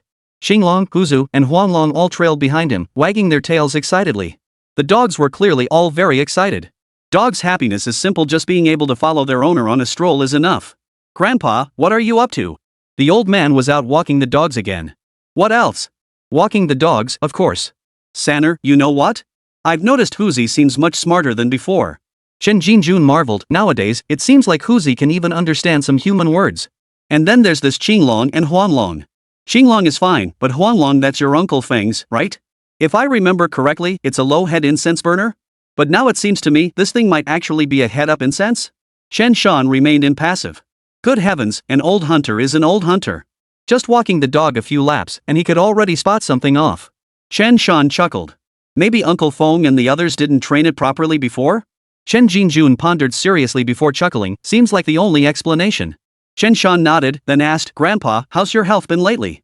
Chen Jinjun walked with his hands behind his back, replying, what else could it be? Haha, I feel great now. In fact, come spring, I might even join you young whippersnappers for a hunting trip in the mountains. Chen Shan's face darkened. Give me a break. Just stay home and take care of yourself. Whatever you want to eat in the future, I'll go into the mountains and hunt it for you. Chen Jinjun pursed his lips. Watching you go hunting in the mountains, this old man is truly envious. Well, keep envying then. Oh, by the way, third son, I ran into your brother Hongbing while I was out walking earlier. Chen Shan looked surprised. Did he say anything to you? He did. He wants to buy a dog. Chen Jinjuan's face wore a look of scorn and mockery. Buy a dog? I didn't even lend him mine when he asked before. What's he thinking, actually wanting to buy one? Chen Shan was genuinely a bit surprised. Chen Hongbing was the grandson of Chen Jinjuan's sworn brother. He'd borrowed Huzi numerous times before. The last time he came to the Chen household to borrow a dog, Chen Shan had given him a stern talking to. Chen Jinjun said indifferently, that dog wants to buy Qinglong for 30 yuan. 30 yuan, that was more than a month's wages for a worker these days, hardly a small sum. And then? What the hell do you mean then? I gave him a piece of. What kind of nonsense is that? If I sold him a dog, it'd be tortured to death sooner or later. Chen Jinjuan's voice turned cold. I told him to get lost. But Sanner, that red guard is petty. You and I both snubbed him.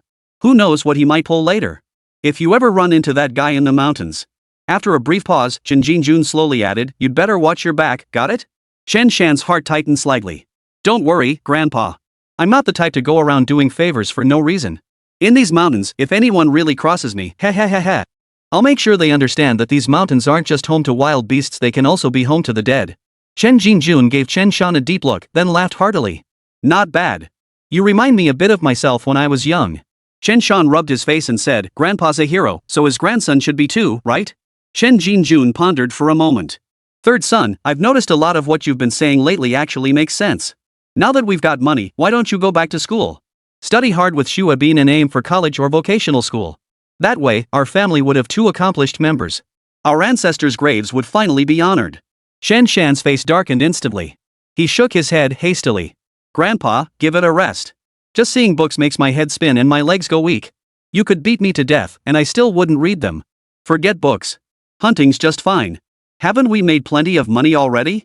Chen Jinjun hadn't thought that far ahead. He sighed, fine. You'll never measure up to your second brother. He's destined to be a man of letters. Chen Shan, however, remained remarkably calm, so be it. As long as I can make money, that's all that matters. Chen Jinjun scolded, Pfft. No ambition. Where's the spirit of the working class? Chen Shan retorted defiantly, I'm a farmer, not a worker. Stumped for a moment, Chen Jinjun looked at Chen Shan and gave up trying to persuade him. He nodded. Fine. You've got your own ideas. Who knows who'll end up better off in the future? Grandpa, let's go home. Aren't we already home?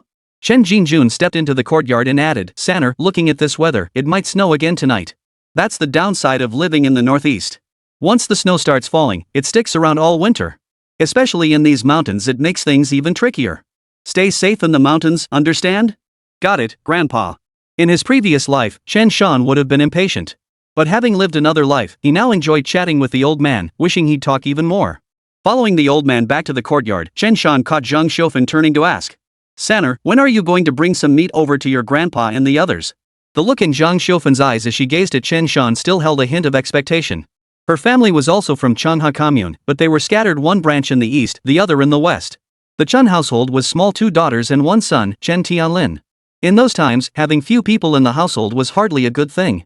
It meant Chen Tianlin alone held the helm of the Chen household. Fewer people also meant they were easier targets for bullying. Having more brothers would have given them a bit more clout in the village. At the time, grandfather Chen Shan's family was not entirely in favor of Zhang Xiufan marrying Chen Tianlin. They feared Zhang Xiufan would be mistreated if she came alone.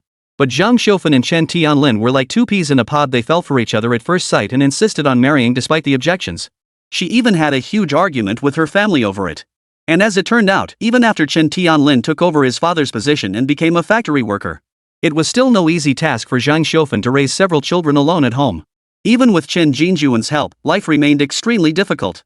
Whenever she visited her parents' home, she was subjected to no shortage of cold sarcasm and snide remarks from her sisters-in-law. This time, Zhang Xiufan planned to bring back 200 pounds of meat to her parents' home to vent her frustration. "Mom, how about the day after tomorrow? If we go to Grandpa's place then, we'll pass by the commune anyway. We can stop by the commune's supply and marketing cooperative to pick up some things." After a pause, Chen Shan smiled and added, "I'll get a cart to haul the stuff." "What do you think?" "All right. I was just worried you'd forget about it, so I wanted to remind you." Zhang Xiufan immediately laughed and nodded firmly. "Then I'll leave it to you." After that, Chen Shan turned to Chen Ling and said, "Big sis, you should come along too." "What do you think?" "Anyway, Grandpa can take care of the dogs by himself." Chen Jinjun chuckled beside them, nodding. "Go ahead, both of you. Give me a couple days of peace and quiet. You two make too much noise at home, it's annoying." Chen Ling hesitated, but Zhang Xiufan tugged her sleeve. "What are you waiting for? Come on, let's go together." Chen Ling had no choice but to agree. The real reason Chen Shan invited Chen Ling was to take advantage of their return trip to get some fabric for his mother, Zhang Xiufan, and his eldest sister. With the new year approaching, it would be best for everyone in the family to have some new clothes. As for the fabric coupons, he planned to ask around tomorrow when he delivered meat to a few educated youths, hoping to get some. "Alright, I'll just tell Fugue a few things, then I'm off to bed. I'm dead tired today." Yawning, Chen Shan hurriedly gave the old man a bottle of diluted energy tonic before heading to the Zhang residence. He hadn't slept for a day and a night either, and was dead tired. Zhang Fugue was the same, he'd been asleep for ages. When Chen Shan arrived at the Zhang residence, he presented them with over 100 pounds of bear meat and a bear paw. The Zhangs tried to refuse, but Chen Shan practically forced it on them, leaving them no choice but to accept. He then explained the situation to Zhang Wan'er, asking her to wake Fugue up early tomorrow morning or even tonight. Zhang Wan'er solemnly agreed, reminding Chen Shan to stay safe in the mountains the next day. After washing up, Chen Shan practically collapsed the moment his head touched the pillow. The next morning, Chen Shan woke up early, feeling refreshed and alert. He estimated it was only around 6 o'clock, with the sky still not fully lit. After waking up, Chen Shan sharpened his knife and prepared some food for the 3 dogs to tide them over. He had intended to fry some pancakes himself, but upon seeing the freshly cooked ones already sitting on the stove, Chen Shan felt a warm glow in his heart. They must have been baked by his older sister and mother last night. After packing the wine and wrapping the cakes in oil paper, he stored them directly in his system space. Chen Shan then checked his tools, like the rifle, before wrapping his leggings and donning his dogskin hat, pulling it down to cover his ears. Glancing at Xinglong and Huanglong, Chen Shan whispered, "We're heading into the mountains today. We won't need many dogs, so you two can stay behind for now. Tiger, let's go." Huzi knew it was still early and didn't protest, trotting eagerly behind Chen Shan as they headed out.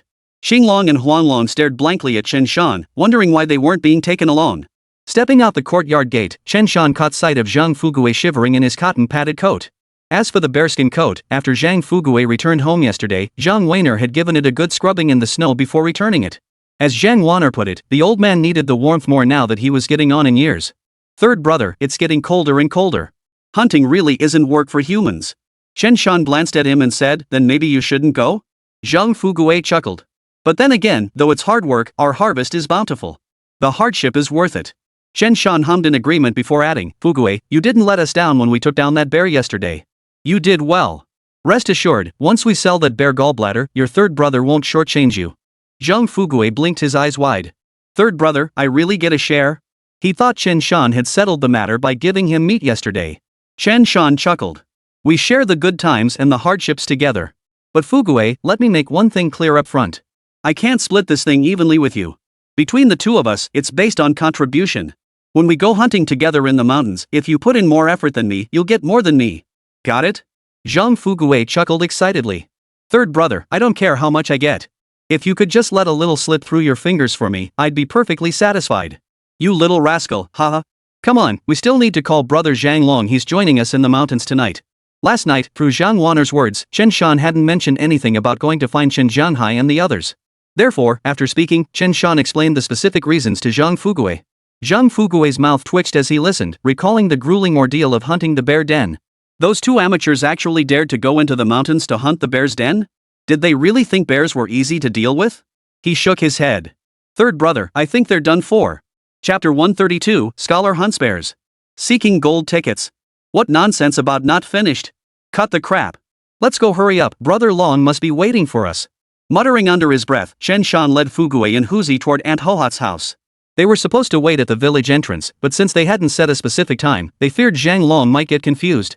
Going straight to the house would be safer. Upon arriving at Aunt Hohat's house, Chen Shan saw Zhang Long carrying a cloth bag and holding a plain-colored sweater in his hand. Spotting them, Zhang Long exclaimed excitedly, "Sanner, I got the clothes."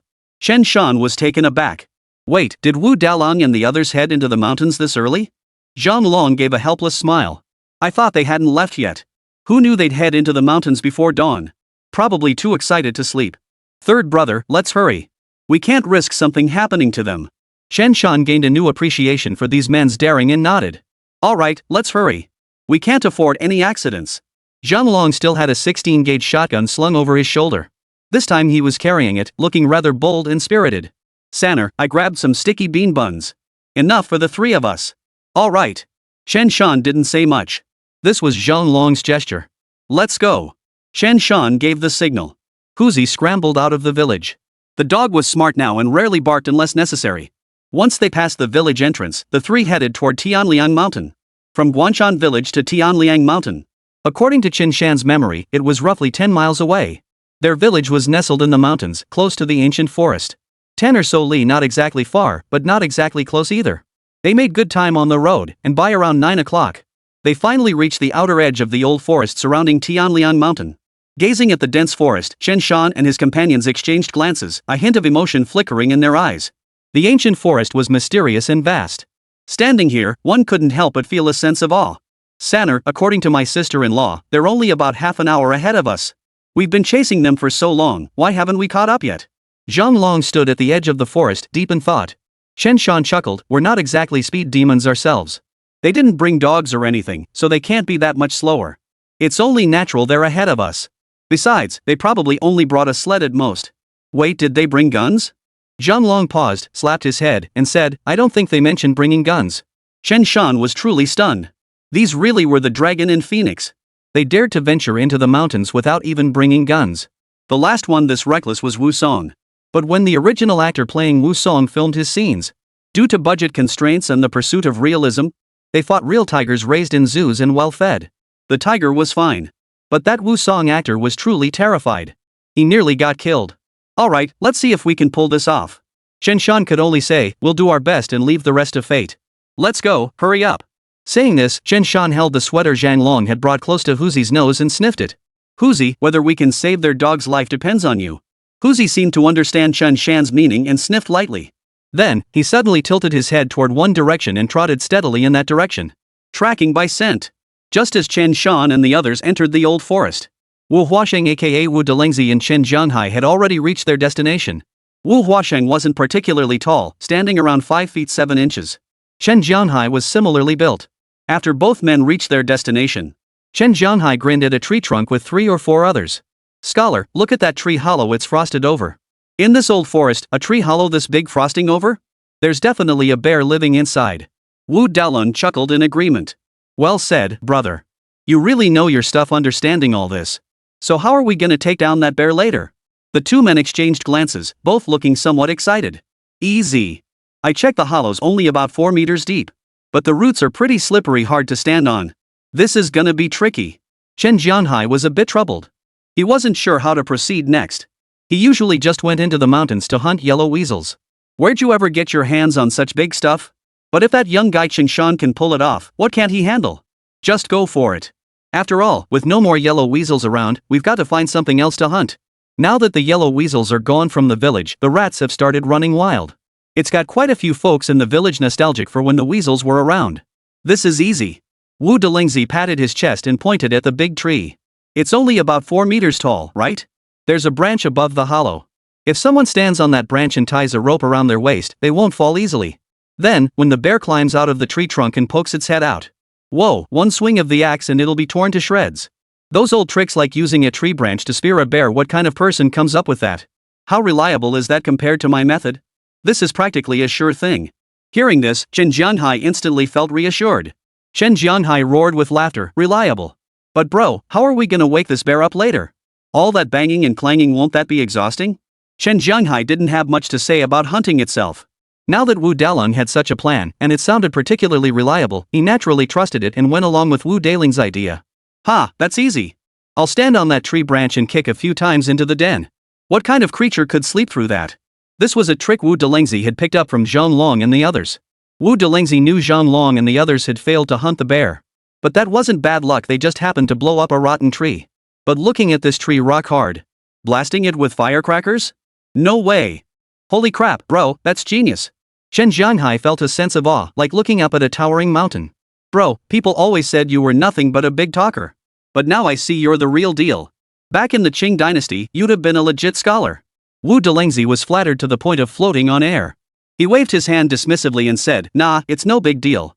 Heck, if I were in the Qing dynasty, I wouldn't just be a scholar, I'd have passed the provincial exams. Chen Jianhai recognized Wu Dalingzi as a man of real ability and continued to praise him, you bet. So, bro, what's our next move? Let's build 2 fires first. That seems like the smart move. If we get cold later, we can warm ourselves by the flames. After a pause, Wu Dalang pulled a small jar from his pocket. See what I've got here? Ha! Salt. Once we've hunted down that bear, we can roast some meat right here in the mountains to fill our bellies. Chen Jianhai gave him a thumbs up.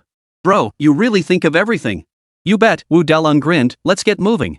After that, the two of them got busy, huffing and puffing. Soon, 2 massive fires blazed brightly. Alright, I'm climbing the tree now. Brother, you'll be waiting below to catch me. Didn't you get a hunting knife? Wu Dalingzi explained, if I don't kill the bear with 1 strike, it'll crawl out of its den to maul me.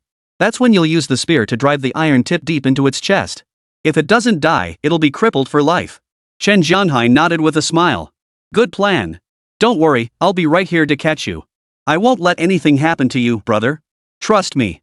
For this mountain expedition, besides some food, they only brought a sled, an ice pick, a tree felling axe, and a few small items like rope. The spear had been sharpened to a point, and with the handle attached, it measured nearly 3 meters in length. As for the axe, it required 2 hands to swing properly. If a bear took that blow, it'd be crippled if not dead. Alright, brother, I trust you. Wu Dalang nodded. Then, using a nearby sapling for support, he began climbing the tree. Once up, he tied the rope to a branch. He looped the other end around his waist just in case he lost his balance while bending over later. The roaring flames provided warmth. A smile spread across Wu Dalingzi's face. My second uncle's son, Chen Shan, isn't half bad either.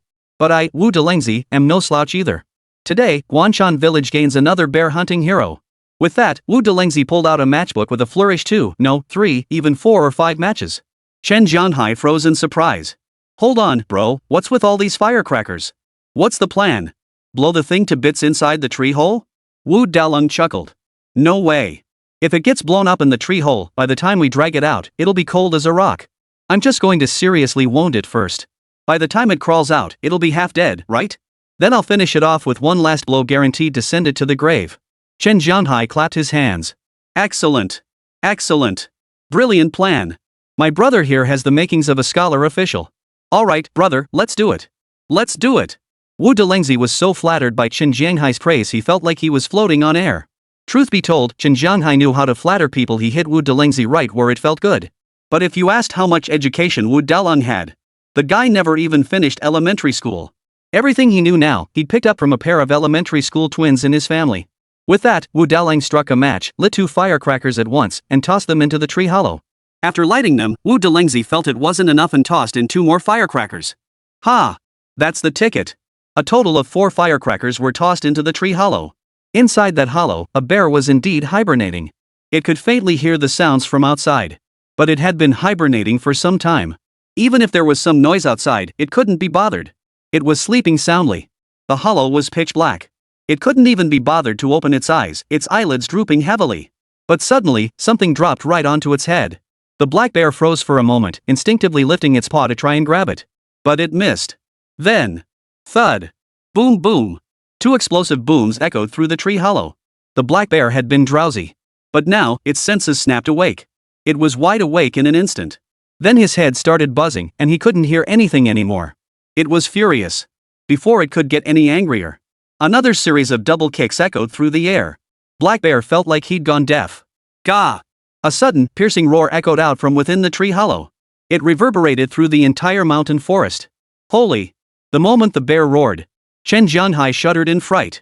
It seemed to awaken a primal fear deep within his bloodline. He swallowed hard, a tinge of dread creeping over him. It's okay, don't be afraid. Wu Delengzi had already raised his axe high. Tied down by the ropes. His entire body leaned slightly downward. Bro, when you spot the bear, give me a shout. So I can give it a whack. Alright. Chen Shan stammered out the reply.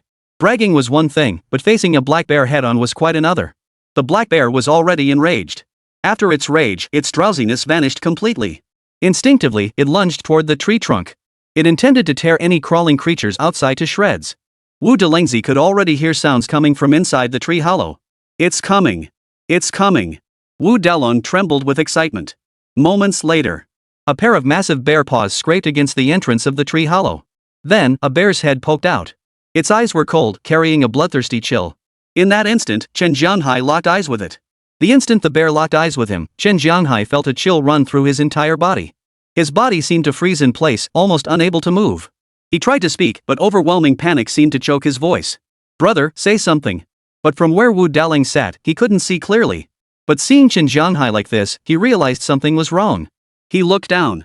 Then, the bear had already climbed out. It turned around. Rear end down, head up. When bears climb down trees, they usually slide down slowly. So in an instant, Wu Daling locked eyes with the bear. The bear's mind was filled with question marks. What the hell was a person doing up here? Then Wu Dalong was stunned too. Holy damn! He was brave. Without a moment's hesitation, the axe swung up and came crashing down on the bear's head. But the bear wasn't afraid of humans. It scrambled upward, reaching out to swipe at Wu Delengzi. As luck would have it, the axe struck the black bear squarely on its back. Right where the shoulder blade was. The blade sank deep into flesh, bone visible beneath. Chen Shan, clutching his knife, could barely move. Only one thought raced through his mind. We're done for. Bro, stab its belly button. Wu Delengzi panicked. I can't move a damn thing. Chen Shan was utterly terrified. Damn it! Grr! The black bear roared in fury. It climbed straight up. Its claws swiped at Wu Delengzi. Chapter 133, Severing Ties. Holy! The black bear's claw lunged forward. Wu Delengzi shuddered, straightened his back, and instinctively fell backward. The axe slipped from his grasp, falling freely downward. It landed squarely on the black bear's head. Black bear! The bear's claws tore straight through his cotton pants, yanking them violently. Rip! The cotton pants ripped apart like paper, cotton filling the air. A foul stench instantly wafted up from his crotch. Wu Daling was so terrified he wet himself. He'd been scheming to trick his buddies Zhang Long and the others into dealing with a bear, yet he nearly got crippled himself. He figured he could handle it. Well, try it and die. Thrilling. The bear paused in surprise, realizing its claw hadn't managed to take this thing down. Anger. Black Bear was still dizzy, his fur curled in places. That was from the firecrackers. His head still buzzed faintly. Shaking his head, the black bear still felt the pain in his back, filled with rage. It continued climbing upward. It would tear that human to shreds. Holy, buddy, get on it. Wu Delengzi yanked the rope tied around his waist and scrambled sideways toward a nearby branch. He swayed unsteadily, his heart pounding in terror. The air was thick with the pungent smell of urine. Chen Shan finally snapped back to his senses. Shivering, he clutched the knife and staggered toward them. Then, he thrust the knife toward the black bear's tail. It was like stabbing a small knife into its butt. What a sight! The black bear froze for a moment, then let out a piercing, furious roar. Grr! It was truly enraged. The bear couldn't even resist covering its own rear with a paw, letting out a shrill, agonized howl.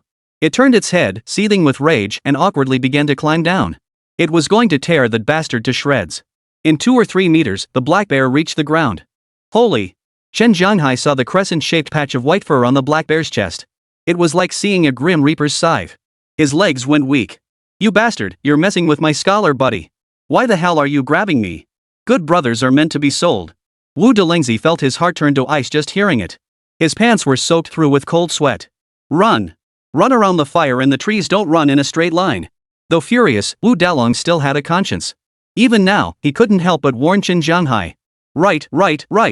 Run around the fire. Chen Shan snapped out of it. The will to survive overpowered his fear. Chen Shan frantically circled the fire, weaving in and out like a snake. He even tossed his knife aside. The black bear huffed and puffed as it gave chase. A grand chase unfolded between the giant and the small. It chased, he fled. He was doomed. By now, Chen Jianghai's legs were about to cramp up from running. His adrenaline surged as he gasped for breath. "Brother, help me!" Chen Jianghai yelled as he ran. He knew that at this moment, it wasn't necessary to kill the black bear. He just needed to outrun his teammates. But his desperate cries only fueled the beast. The black bear, hearing his agonized cries, grew increasingly excited as it pursued him. Its pursuit instinctively quickened. "Coming, coming. I'm coming. Just lead it around a couple more times, I'll grab the tools." Wu Delingzi shivered as he climbed down the tree. Gritting his teeth to suppress his fear, he reached for the axe. "Bro, hurry up and take it down." Chen Jianhai was still a distance away from Wu Delingzi. But when he saw Wu Dalang get down from the tree, he sprinted toward him as fast as he could. At that moment, he couldn't be bothered to go around. Damn it all to hell. Wu Delingzi's eyes bulged wide. He hadn't even picked up the knife yet. That bastard had lured the enemy right here. "You're the one who brought the Japs here?" He'd been trying to make a quick getaway. But a snow-covered branch tripped him, sending him tumbling head over heels. Wu Delingzi tumbled head over heels and landed face first in the snow. His heart sank. He thought, this is it. Before he could utter a sound, Chen Jianghai suddenly lunged toward him. "Damn you!" Wu Delingzi was furious. If this bastard wouldn't let him live in peace, he wouldn't let this bastard live in peace either. He must have been blind to follow this man into the mountains. No wonder his brothers had warned him not to act recklessly. Hunting really had its tricks. He regretted it now. Wu Delingzi grabbed Chen Jianghai's ankle and yanked. Thud. Chen Jianghai crashed down 2 meters in front of Wu Delingzi. "You!" Chen Jianghai's mouth was full of snow as he glared furiously at Wu Delingzi. But as he turned, he saw the bear-like man rise to his feet and stride toward him with an odd gait. Clearly, his rear end was in pain. His guts nearly dropped out of his body. Before the two could even start arguing, the black bear's paw slammed down hard on Wu Delingzi's back. Then, it simply stepped over him with ease. He simply couldn't stop in time. Wu Dalang grunted in pain, his eyes nearly bulging out of their sockets. That single stomp from a beast weighing hundreds of pounds nearly crushed his ribs. Wu Delingzi turned his head just in time to spot the axe lying nearby. Gripping the axe, he prepared to scramble to his feet. The black bear approached Chen Jianghai and shoved him backward with its hindquarters. Then the bear sat down hard on him, making Chen Jianghai scream in agony. Just then, the bear prepared to swipe its paw at Chen Jianghai's skull. But as it turned its head, its gaze locked with Wu Daling's. "Ha? There's another person here? When you die, your balls face the sky. If you don't die, you live forever. Let's do this." Facing mortal peril, Wu Dalang knew that in a showdown, the brave prevail. No backing down. He was already on his feet, axe raised in hand. In the blink of an eye, Wu Dalang roared with fury, swinging his axe straight at the black bear's head. The black bear had already taken a blow to its back from that very axe earlier. It instinctively turned its head to dodge. The axe sank deep into the black bear's shoulder. A searing pain instantly spread through its body. The black bear was enraged. Forgetting all about Chen Jianghai, it lunged straight at Wu Delingzi. Wu Dalang had been prepared since swinging the axe. After delivering the blow, he sprang to his feet and sprinted frantically toward the nearby campfire. The black bear continued its pursuit.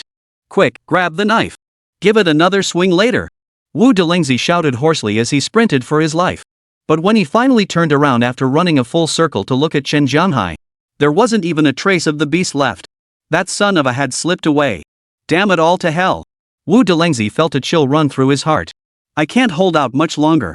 Now he was the only one left in the field. The black bear was surely locked onto him. Invading blade. Wu Delingzi's head spun wildly. He circled the fire while searching for the nice location. This was the downside of not clearing the battlefield beforehand. The snow was deep.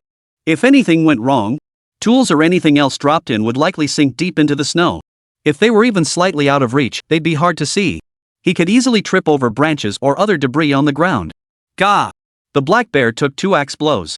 Pianzi was still stabbed once. So their running speed was affected. Otherwise, Wu Daling would have been finished by now. Help! Wu Delingzi was at a loss for words. Meanwhile, on the other side, Chen Shan and his 2 companions followed Tiger's trail. When they were only a few miles away, Huzi began to yell and accelerate into a mad dash. Chen Shan and the others could only scramble to keep up. Just as they neared Wu Delingzi, the 3 of them saw Chen Jianghai limping toward them. Brother Jianghai. Zhang Long was much younger than Chen Jianghai, but they were considered peers. Where's my brother Wu Huasheng? Zhang Long already had a bad feeling about this. Ah, he's back there. Chen Jianghai's expression shifted uncomfortably. You bastard. Zhang Long instantly sensed something was off. He grabbed Chen Jianghai by the collar and demanded, spill it. What the hell is going on? Already scared out of his wits, Chen Jianghai burst into tears. Brother Wu is fighting for his life with that bear. Chen Shan frowned. Cut the crap. Keep babbling like this, and your brother's gonna die. Drag him back here. Hurry up and follow Tiger. Chen Shan hoisted his rifle and sprinted frantically toward the direction Huzi had shouted. Fugue, keep up. Got it, coming. This time, Zhang Fugue wasn't holding a gun, just a sharpened knife. Just as Wu Delengzi was overcome with despair. Woof woof. From afar, Huzi's roar echoed.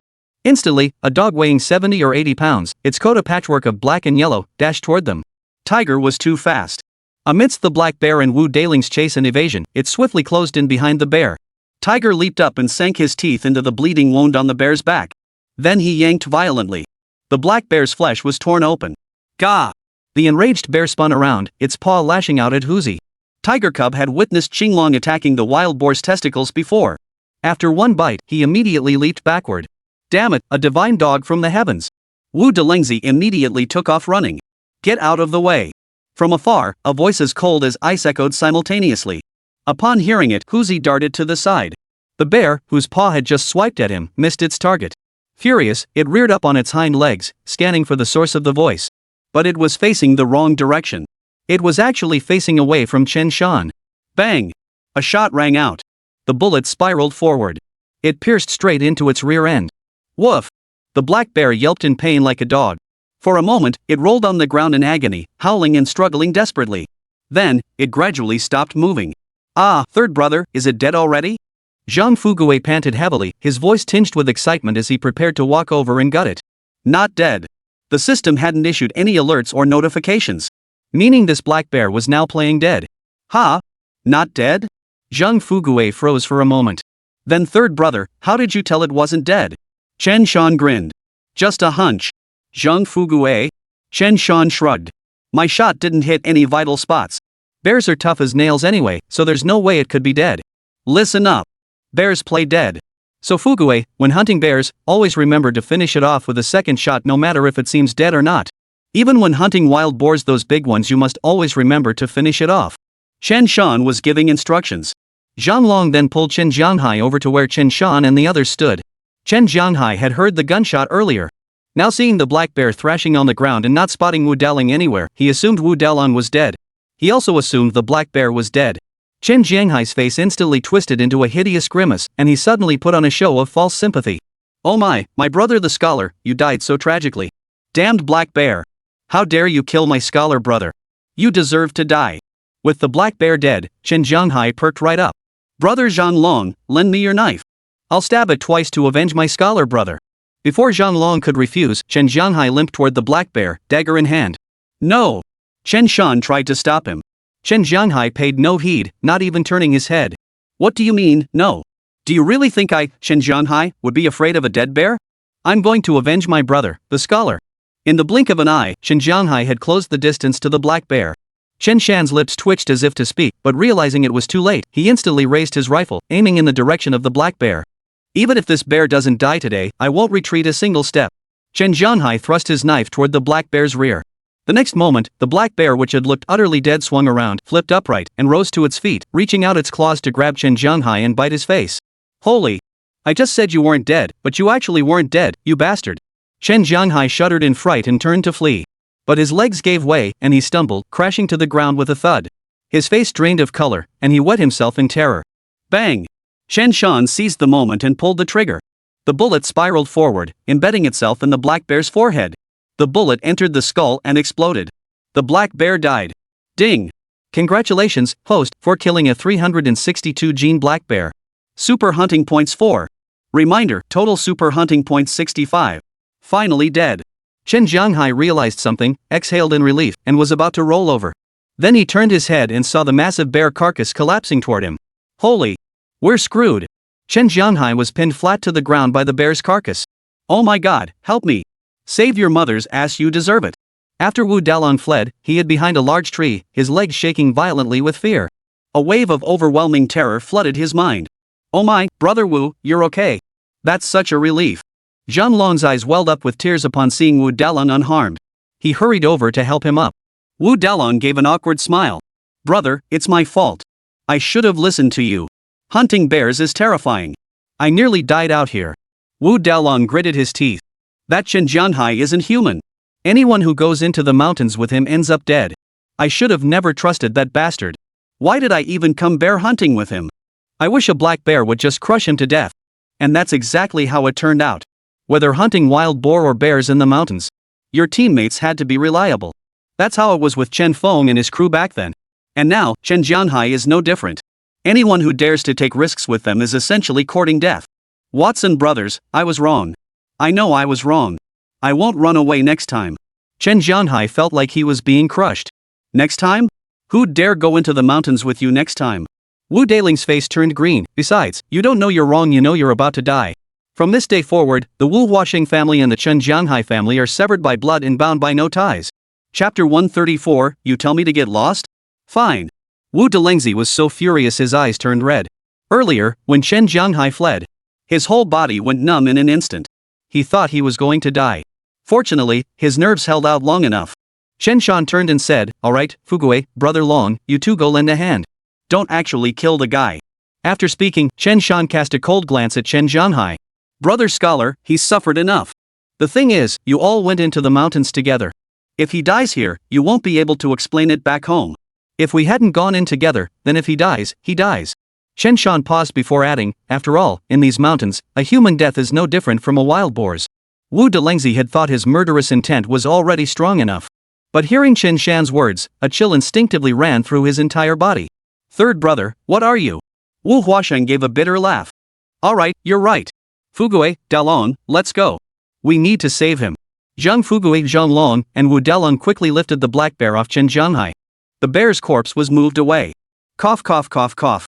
Chen Jianhai immediately rolled over, hunched his back, and knelt on the ground, coughing violently.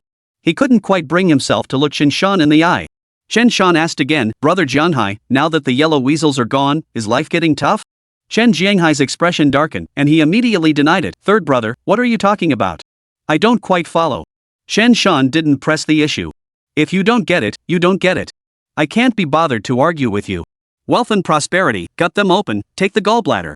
After saying this, Chen Shan added decisively, Brother Jianhai, this bear has absolutely nothing to do with you, right? Chen Jianhai's lips twitched, but seeing Chen Shan's calm, unruffled expression, his heart began to race. I get it, I get it. I didn't lift a finger to kill that bear. It's got nothing to do with me. Chen Shan smiled. You're actually pretty savvy. Chen Jianhai gave an awkward chuckle, not daring to argue.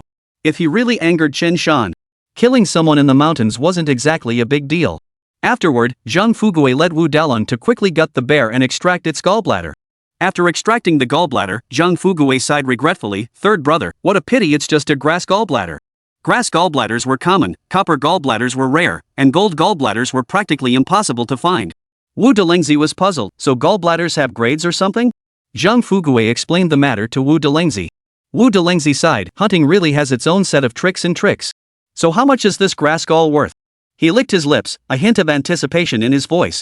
Zhang Fugui had no idea, so he looked to Chen Shan. Chen Shan thought for a moment before answering, around 500 to 1,000. The exact value depends on the quality and weight after processing. Wu Daling's eyes widened in surprise. Holy crap, it's worth that much? Then why haven't I seen many people hunting these bears? Chen Shan glanced at him and said, of course there are. But most of them end up like you, scholar brother, they go out to hunt the bear, and before they know it, they've hunted themselves to death. In the end, they never get to eat the bear meat, but their families end up on the funeral banquet table. Take Chen San Lai from our village, that's exactly what happened to him. He went hunting for the bear's lair, only to lose his own life. Seeing Wu Daling's slightly excited expression, Chen Shan offered a friendly warning. Brother scholar, take it easy. Those bears aren't so easy to kill. Wu Dalong waved his hand dismissively, rubbed his chest, and shook his head, radiating confidence. Brother, you've got it all wrong. Last time, I was unprepared and my men weren't up to the task. If I'd brought you or my brother Dalong, taking down that bear den would have been a piece of cake, a walk in the park. Chen Shan was stunned. Seriously, anyone else in that situation might have developed a psychological trauma. Wu Dalingzi had nearly been killed by that bear just moments ago. And now, not only was he unfazed, he was actually reflecting on his mistakes. I'm thinking about going back to hunt that damn bear next time. You're really something. Zhang Long shuddered. Wait, bro, you're still thinking about killing that bear den? Wu Daolang replied, nah, I just want to kill it. Wonder if there are any other bear dens around. Such a shame. Zhang Long still had that shadow in his heart. He'd been scared out of his wits just now. He thought about his own brother and felt like he was doomed sooner or later. Alright, Fugue, keep going. Got it, third brother. Zhang Fugue chuckled. He immediately used the black bear's entrails to pay homage to the mountain deity. Then he cut up the meat to feed the dogs. Chen Jianghai watched the scene unfold, his lips twitching as he murmured under his breath.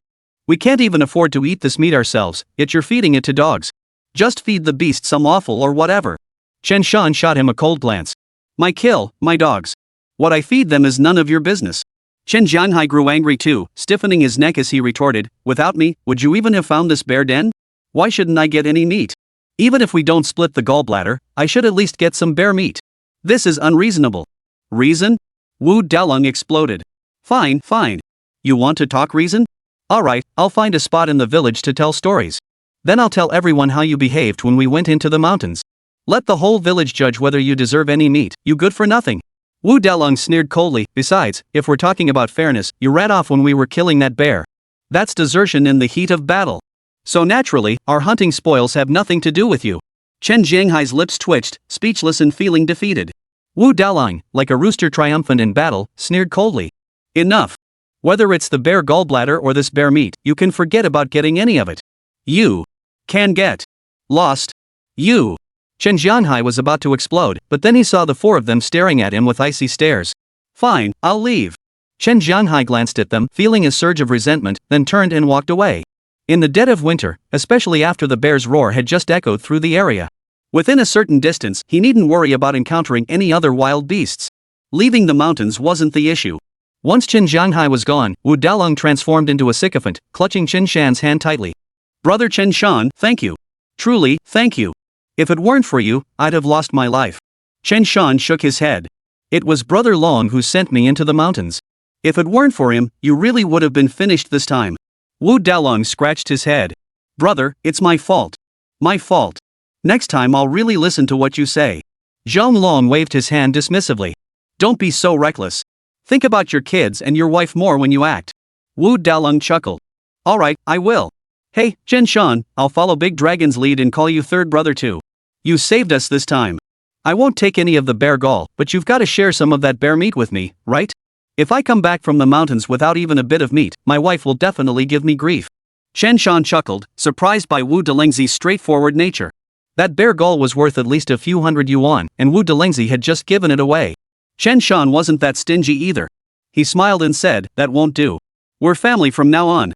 What's found is shared. Here's the deal, after we sell this bear gallbladder, you each get 100 yuan. The rest is mine. As for the bear meat, we'll split it evenly among the four of us. That way, each of us gets a bear paw. Sound good? Earlier, when selling wild boar meat to the forestry station, Chen Shan had also split 300 yuan with Zhang Fugue and the others. While the Chen family had reaped a decent haul. Compared to them, Zhang Fugue and the others might not have gotten much. But in those days, 300 yuan was a fortune. 1,000 yuan household was considered wealthy. A 10,000 yuan household was considered a national-level wealthy family. Even by the 1990s, being a 10,000 yuan household was still something to boast about. Chen Shan felt the distribution was fair. He was the leader himself, and the top dogs were also from the Chen family. Chen Shan believed this distribution sufficiently accommodated his future in-laws. Initial profits couldn't be shared equally, and as for splitting everything down the middle, forget it. Even brothers must keep clear accounts. It was just as Chen Shan had told Zhang Fugue. Distribution based on contribution. Upon hearing Chen Shan's proposal, Zhang Long immediately refused. Third brother, I didn't do anything. How could I take so much? You're flattering me too much. Just give me a share of the meat and call it even. Chen Shan shook his head. Alright, it's settled. Zhang Long looked troubled. But that means I'm getting a huge advantage. After all, Chen Shan had promised today to help him slaughter a pig. Stop fussing. Treat me like family, don't say things like that. Zhang Fugue smiled gently. Big brother Long, let's just leave it at that. Wu Delengzi looked a bit embarrassed. But doesn't that mean I'm getting a huge advantage too? Chen Shan shook his head. Shou Kai, that's not really taking advantage. You were the one who basically inflicted the black bear's injuries. You even acted as bait. Otherwise, I wouldn't have been able to take down that bear so easily. Plus, we'll still need to scout the mountains later. You'll have to pitch in. Wu Dalong perked up. Alright, since you think I'm capable, I'll take that advantage. From now on, just give me a shout whenever you need something. I'll go through fire and water for you. Chen Shan looked utterly speechless but still nodded with a smile. Deal. But to be honest, Wu Delengzi had zero experience. Yet when it came to hunting bears, he didn't flinch an inch. Sometimes being thick-skinned has its perks like sheer guts. Getting mauled like that by a bear, not only was he unafraid, but he seemed even more excited. That was rare. Come on, load the bear onto the sled. We'll go hunt 2 wild boars later. And while we're at it, dig up a couple of badgers. Having promised old man Lu for so long, Chen Shan felt genuinely embarrassed if he didn't deliver now. Ah, hunting boars? Sounds good. I feel this will be much easier than hunting bears. I'll definitely have it in the bag. Chen Shan. Here we go again. This guy is back. Let's go. Chen Shan motioned for the others to secure the bear, then began dragging it out of the mountains. Once they'd covered a decent distance, Chen Shan finally had everyone set down the sled carrying the bear. Leave it here for now. We'll come back for it after we hunt some wild boar or something. This time, 2 yearlings should be enough. As for those massive boars, Chen Shan wasn't interested in hunting them just yet. They'd be better off feeding them to the dogs. If anyone found out about that idea, Chen Shan would surely be dragged to the commune to write a big character poster and face public criticism. If it weren't for the fact that people barely got any meat these days, who would even think wild boar tasted good?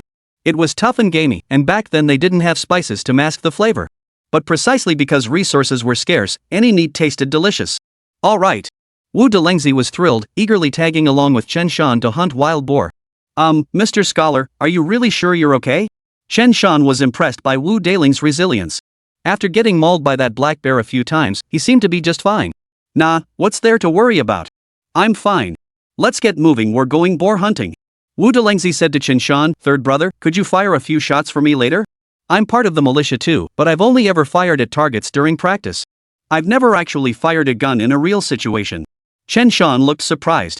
Hey, scholar brother, weren't there spring hunts a few years back? Didn't you join the spring hunting team? Wu Dalong chuckled awkwardly. Nah, too many people. Didn't get picked. Chen Shan nodded immediately. Alright, I'll let you fire a few rounds when the time comes. Chapter 135, The Boar Rider. Cut the chatter. Let's go. Chen Shan, Fugui, Zhang Long, and Wang Delengzi walked another 2 miles or so. They had been following Tiger the whole time. Huzi wasn't moving particularly fast now. After eating and drinking his fill, Huzi was full of energy. Generally speaking, dogs can't sustain intense, continuous treks into the mountains. Like humans, they lose their drive when overly fatigued, tending to slack off and drag their feet in the mountains. But these past few days had been manageable. Huzi mainly served as a guide in the mountains, and they hadn't been tasked with tracking wild boars or the like.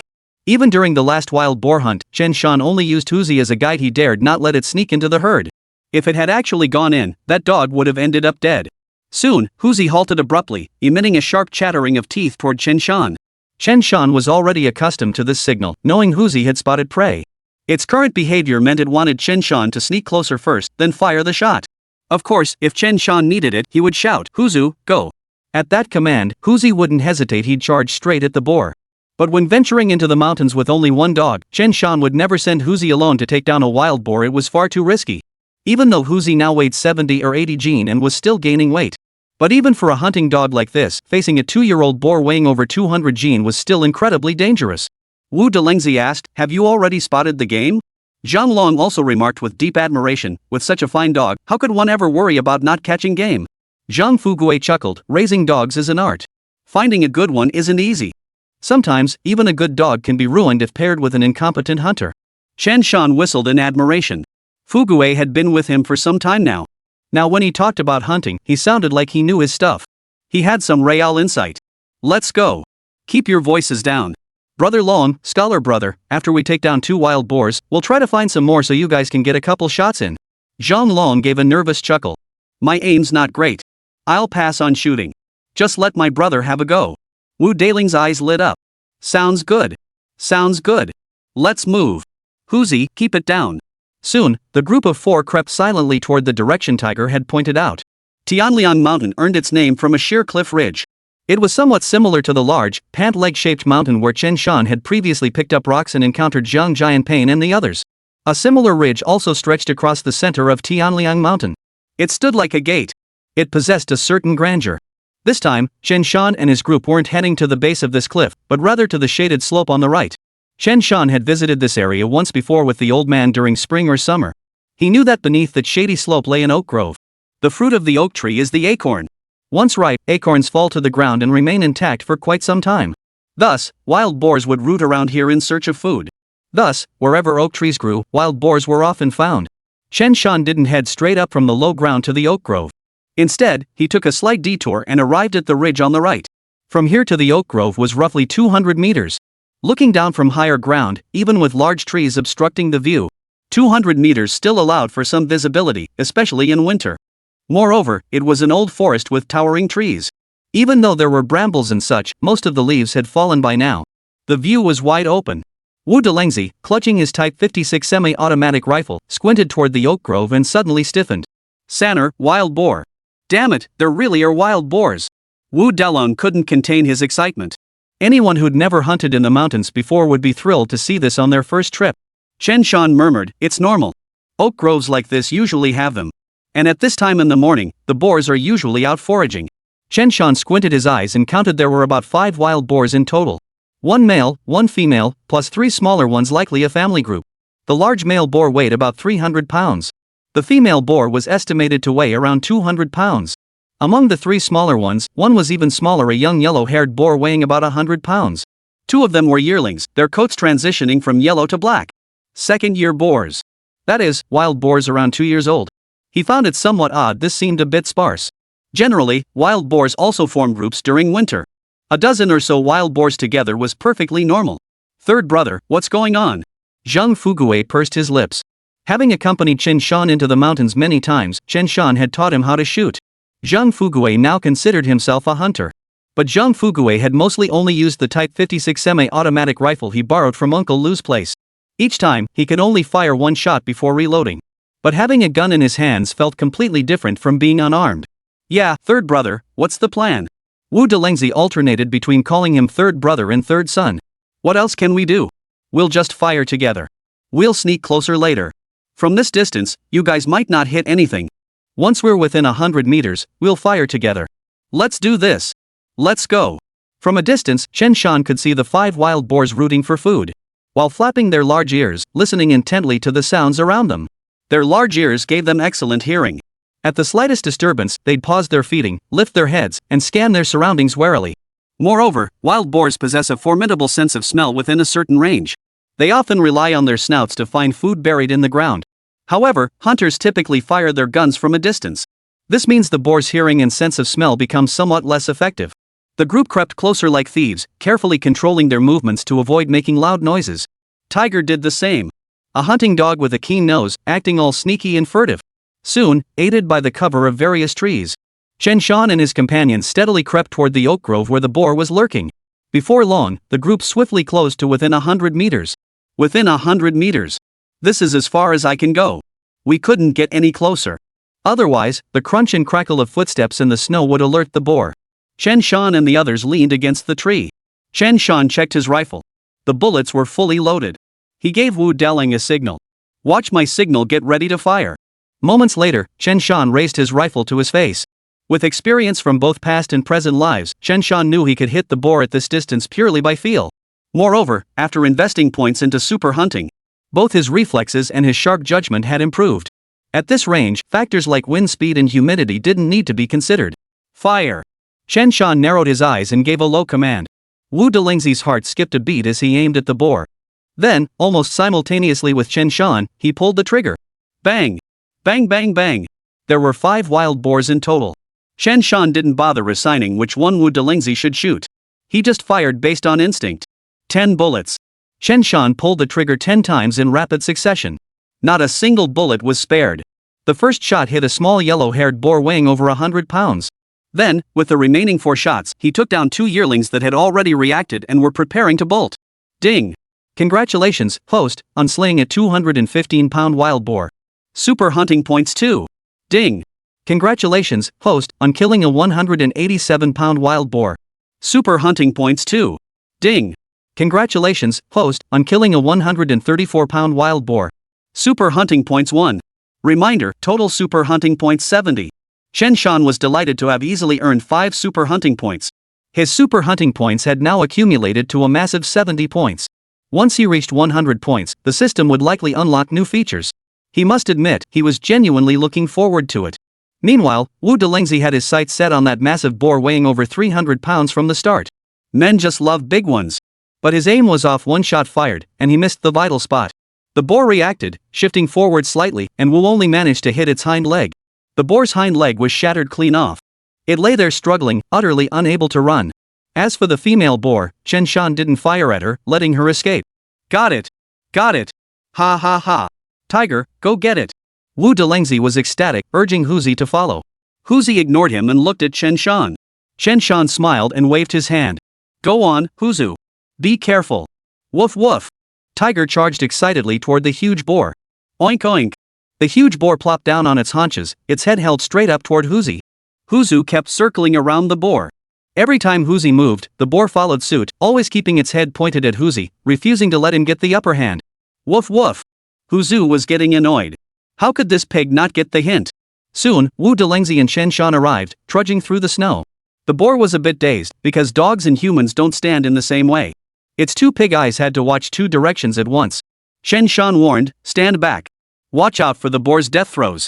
Wu Dalun laughed heartily, its tusks are barely even growing yet. At best, it's half a cannonball, and I've already broken its hind leg. How could it possibly fight back in its death throes? At most, it might squeal one last time before dying, but fight back? Wu Delengzi flashed a knowing look. Besides, if it could run, it would have run long ago. It wouldn't be waiting for us to come over. The boar panted heavily, its breath turning into white mist in the winter air. This pig's done for. Sanner, Dalon, and Fugue let me finish it off. Zhang Fugue couldn't help asking, brother scholar, how do you plan to kill it? Wu Daling chuckled, it's simple, isn't it? With my spear in hand, the world is mine. I'll just walk right up, stab it through the throat, and bleed it out. It's no different from slaughtering pigs at home. Chen Shan scoffed, hey scholar brother, isn't your dagger just a stubby handle? Use the long dagger to stab it, that's safer. If you really get your hands dirty, I'll give you a little taste later, you'll be done for. Wu Delengzi wasn't one to ignore sound advice. He nodded. You're right. Fine, you guys keep an eye on things. I'll do the stabbing. Chen Shan was eager to collect super hunting points. Since Wu Dalong was interested, he didn't bother fighting for the pig's head. He wasn't short on a few points now. Ha, little piggy, here I come. You know what? Wu Dalong really had some guts. That 300-pound wild boar seemed like nothing to him. Chen Shan was bold because he was high. But Wu Delengzi? He was just plain dumb and bold. He seemed to have no clue what the word fear even meant. He strode forward, wielding that axe whose handle had been partially chopped off, leaving only about 2 meters of shaft. As he drew near, the boar instantly turned its head toward Wu Delengzi. Chen Shan warned, brother scholar, watch out. If that boar charges at you, one kick could send you flying. Don't worry. What could possibly go wrong with killing a wild boar with a broken leg? I've got this under control. With that, Wu Dalong gripped the spear with both hands, grinning as he thrust it fiercely toward the boar's neck. I'll stab you to death. Huzi moved at the perfect moment, sinking his teeth into the boar's hindquarters. Though the boar's hide was tough, its rear hadn't been scraped by mud much, making the flesh soft a weak spot. Originally, Huzi had aimed for the 2 testicles dangling beneath the boar's hindquarters. But the boar had been sitting the whole time, keeping them hidden. Without other dogs to assist, Huzi dared not bite the boar's neck directly to lock on with his jaws. So he had to settle for the softer spots. Little did he know, Huzi acted faster than Wu Delengzi. When wounded, wild boars behave somewhat like black bears, they become reckless, determined to crush everything in sight. The pain from the dog's bite spread throughout its body. With a loud bellow, the boar reared up. With only 3 legs left, it charged recklessly toward Wu Delengzi. As for the spearhead, because the boar lunged forward, it actually pierced the armor plate on the boar's shoulder and even missed its mark slightly. With a sharp clang, sparks flew. The spear thrust with such force that its already slender shaft snapped clean in two. The boar, propelled by its momentum, charged straight at Wu Delengzi. Zhang Long, Chen Shan, and Zhang Fugui were instantly dumbfounded, completely frozen in shock. Wu Delengzi, you mother ing. His smile froze instantly as he instinctively leaped. But Wu Delengzi ended up landing on the boar's back, his feet pointing skyward. As for his face? It was pressed right against the boar's tail. Try to hurt me, and I'll bite you to death. Wu Delengzi clamped down on the wild boar's tail and bit down hard. He nearly bit the tail clean off. Wah! The boar let out a blood-curdling scream. It charged recklessly toward Chen and the others. Wu Delengzi clung fiercely to its back, letting it run wild. Brother, save me! Wu Delengzi cried out in sheer terror. Chen Shan was utterly speechless. Even a sure thing could go wrong. This Wu Delengzi must be a walking disaster magnet. Get out of the way! Chen Shan barked, drawing his blade from the boar hide scabbard at his waist. Then he strode forward, gathered his strength, and kicked the charging boar squarely in the shoulder. His foot tingled slightly, as if he'd stepped on a rock. The massive boar, already limping on only 3 legs, lost its balance completely, swaying unsteadily. Now, struck by Chen Shan's tremendous force, it instantly lost its footing and collapsed to the ground. Wu Delingzi let out an ouch as he rolled several times before getting stuck against a tree. He was utterly disheveled, his face bruised and swollen, questioning his very existence. Chen Shan seized the moment, lunging directly at the boar. Zhang Long and Fugui quickly joined in, pinning the massive boar down. The boar's legs kicked wildly. If an adult were kicked in the chest or thigh by that, well, it would be either death or serious injury. A kick to the face would be even worse. Thud. With the boar pinned down, Chen Shan plunged his knife into its neck. Oh! The boar thrashed wildly, letting out a blood-curdling scream. Chen Shan coldly drew his blade. White blade in, red blade out. With each breath, pig's blood gushed forth like a burst water pipe. It took a full 2 or 3 minutes. Only after the boar had made its final death throes, its 3 legs stiffening straight, did it finally cease to live. That's enough. Let go. Chen Shan released his grip first and stood up, his gaze turning to Wu Delingzi, whose expression was somewhat complicated. Brother scholar, you looked pretty cool riding that pig just now. Wu Delingzi wished he could sink into a hole. Zhang Long chuckled, yeah, bro, was that pig's but tasty? First time I've seen someone gnaw on a wild boar's rear end raw. Learned something new today. Wu Delingzi protested, bull. I was gnawing on the pig's tail and it looked like there was pig on it too. Ugh. Chen Shan was speechless, silently giving him a mental thumbs up. What a badass. Chapter 136, 9-turn intestines and the badger's appearance. What does pig taste like? Zhang Fugui couldn't help but ask. Zhan Long chimed in, equally curious, yeah. What does pig poop taste like? Wu Daling's face turned green, you're so curious? Aren't you going to taste it later? We've got 4 pigs right here. If you want to eat, you'll be stuffed later. The 3 plunged into a deep discussion about the taste of pig dung, arguing passionately. They even got into a heated argument, nearly exchanging friendly greetings to each other's relatives and parents. Chen Shan couldn't help but ask, if you really want to try it, I have a way. It'll let you taste pig poop, but you won't actually be eating it. How's that? All eyes instantly turned to Chen Shan in astonishment. Zhang Fugui asked curiously, is there such a clever trick? Wu Delingzi quickly chimed in, feed them. Feed them. Stuff them to death. Chen Shan smiled and explained, simple. Just clean these wild boar intestines, then use the broth from blanching them. Finally, pour it back in to make 9-turn original flavor intestines. The aroma will hit you instantly. 1 bite, and it'll sober you right up. Hearing this, the others shook their heads wildly. What's the difference between that and eating poop? We might as well just eat poop. Wait, so you guys actually want to try it? Seeing the 3 of them debating so earnestly, Chen Shan was genuinely impressed. You guys are something else. Well, I'm speechless. Now hurry up and gut those boars, get moving. These 4 boars, even after gutting them, will still weigh close to 400 pounds. It'll be tough to load them onto the sleds. But it wasn't a big deal. Between Wu Delingzi's own sled and the ones brought by Chen Shan and Zhang Long, they had 3 sleds in total. One of the sleds was reserved for hauling the bear. The remaining 2 sleds would easily handle the 4 wild boars. After all, a light dusting of snow had fallen overnight, leaving the ground icy and slippery. Pulling the sleds was effortless and not nearly as troublesome.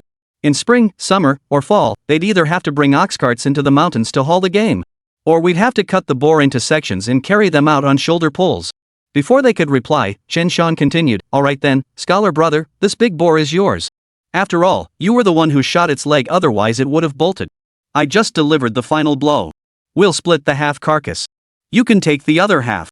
As for brother Dalong, this nearly 200-pound yearling boar is yours. You're getting married soon, right? That little yellow one's too small. We won't split that pig, I promised you that before we went into the mountains. As for this yearling boar, I promised the educated youths I'd get them some meat. This one's theirs, they tipped me off about that bear den. Once we gut this boar, it should yield over 100 pounds, more than enough. So between me and Fugui, we'll split this little yellow piglet and this half side of the big boar. Fugui, you don't mind, right? Chen Shan's words startled everyone for a moment, but they quickly shook their heads. Zhang Long nodded. Sanner, I won't bother with thanks, that'd be corny. As for anything else, well, when I get married, we'll drink to it. Our bond's in the liquor. Wu Dalong was stunned too, finding that wild boar was entirely thanks to Vuzi, their lead dog. Otherwise, he wouldn't have even caught a glimpse of one. Forget half a boar, even just 1 leg would have made him perfectly satisfied. Yet Chen Shan had actually given him half a side of meat. A 300+ pound boar, even after gutting it, would still yield at least 200 pounds. This half pig meant he'd gained over 100 pounds. Sanner, no, brother Chen Shan, this is too much. Wu Dalong shook his head. I didn't do anything, almost caused trouble instead. If not for your help, I'd probably be carried out on a stretcher today. How could I possibly get so much wild boar meat? I feel unworthy of this. Wu Huasheng might be reckless, but he was still a sensible man at heart. He couldn't just accept such a generous gift. He had previously thought Chen Shan's hunting success was just luck. Well, seeing it today, he finally understood that hunting was indeed difficult and required skill. Earlier, when he was clinging to the boar's back, he glanced back and saw Chen Shan kick the 300-plus pound beast right to the ground. That kind of force just wasn't something an ordinary person could muster. Especially when hunting the bear one shot straight to the skull. In that regard, he'd at most consider Chen Shan somewhat skilled. But what was truly remarkable was this: in an era when every household was barely scraping by, just trying to fill their bellies and make ends meet. This guy, though he could just hand out over 100 pounds of wild boar meat to others. How many people could do that? No wonder his brother Zhang Long holds Chen Shan in such high regard. Wu Delengzi was thoroughly convinced. Chen Shan smiled and said, "Brother scholar, you're too kind. I'm treating you like family, that's why I'm giving you so much. Otherwise, why wouldn't I give it to that jerk Xin Zhanghai? You're my brother Zhang Long's sworn brother, which makes you my brother too. Take this wild boar meat. Bring it home to your wife and my niece and nephew to help them build up their strength, okay?" Zhang Long chimed in with a smile, "Brother, really, no need to be so formal. Third brother is just that generous and straightforward. From now on, treat him like your own kin." Wu Dalang paused, stood up, and shook his head surprisingly. He hadn't hurt himself. His voice trembled slightly as he said, "Sanner, I won't say more. Thank you." His reason for hunting bears was twofold. First, he was naturally bold. Second, his family was truly struggling. After all, his family had no laborers. All year round, they relied solely on farming for their grain. Hardly any money ever made it into their pockets. His wife and children hadn't tasted meat in ages. The last time they had any meat was, well, the last time. As the head of the household, how could he not be anxious? And hunting this wild boar? He couldn't help but feel a bit of fear in his heart. Perhaps there was a hint of wanting to show off his hunting skills. But more than that, if he didn't take action and fight for it, how much meat would he get when it came time to divide it up? What he hadn't expected was Chen Shan's generosity. He actually gave him half the boar meat. So what if it was a big boar? These days, how many people would kill for some wild boar offal and can't even get it?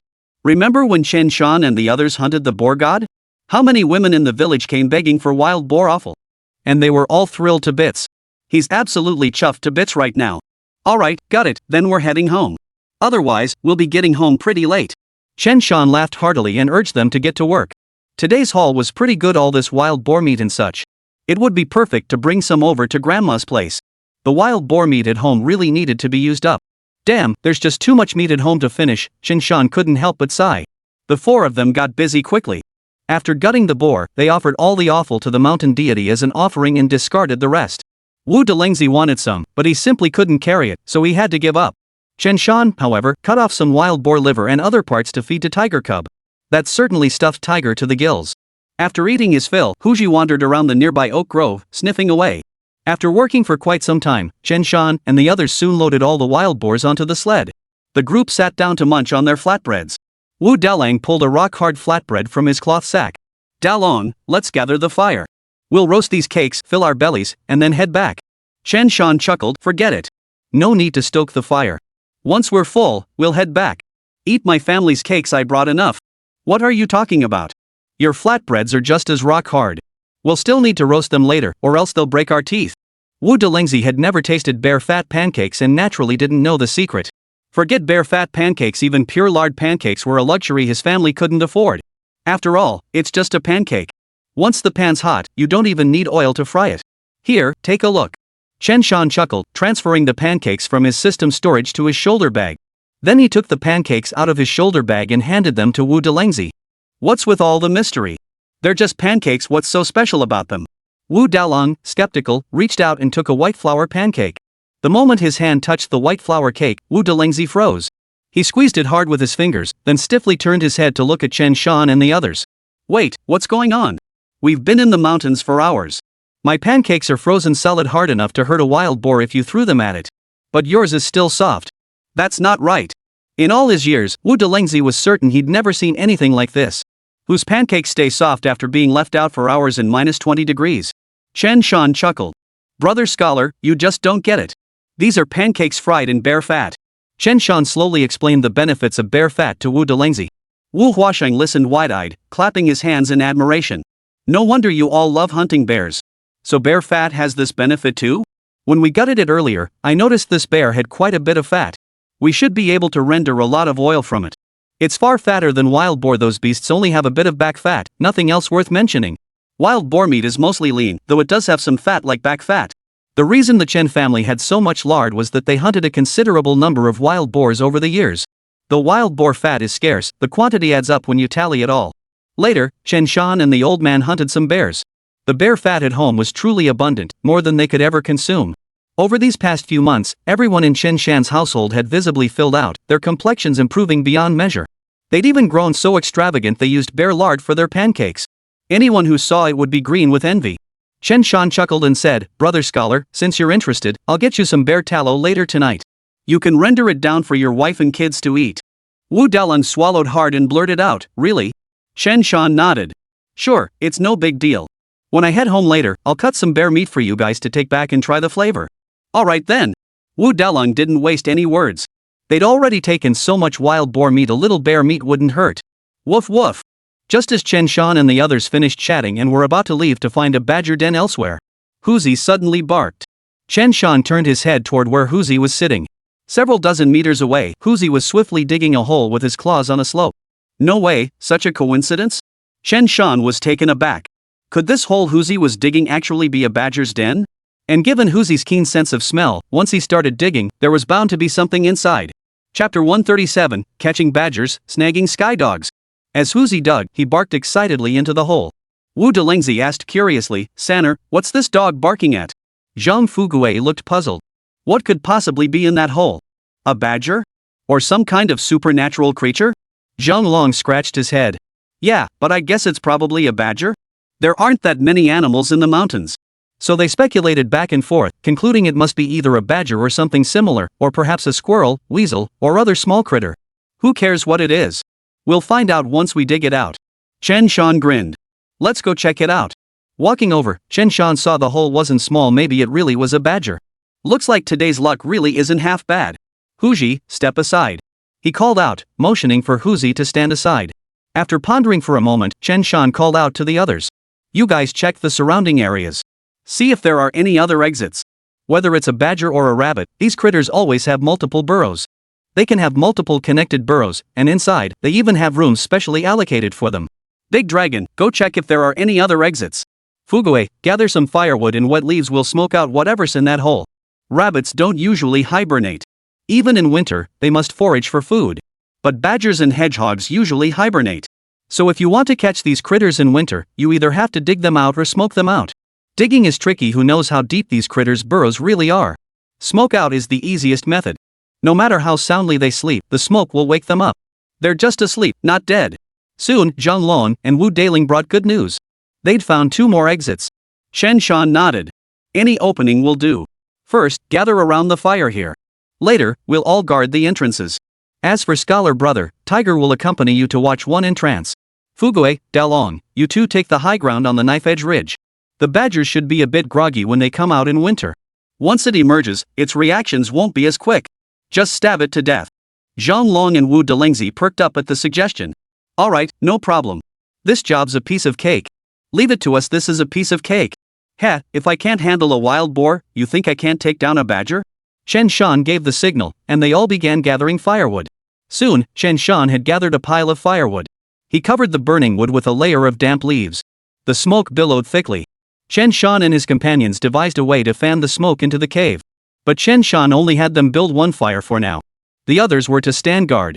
Within 10 minutes, smoke began seeping out of the other caves. Except for the 2 caves where no fires had been lit. Smoke now emerged from a 3rd opening.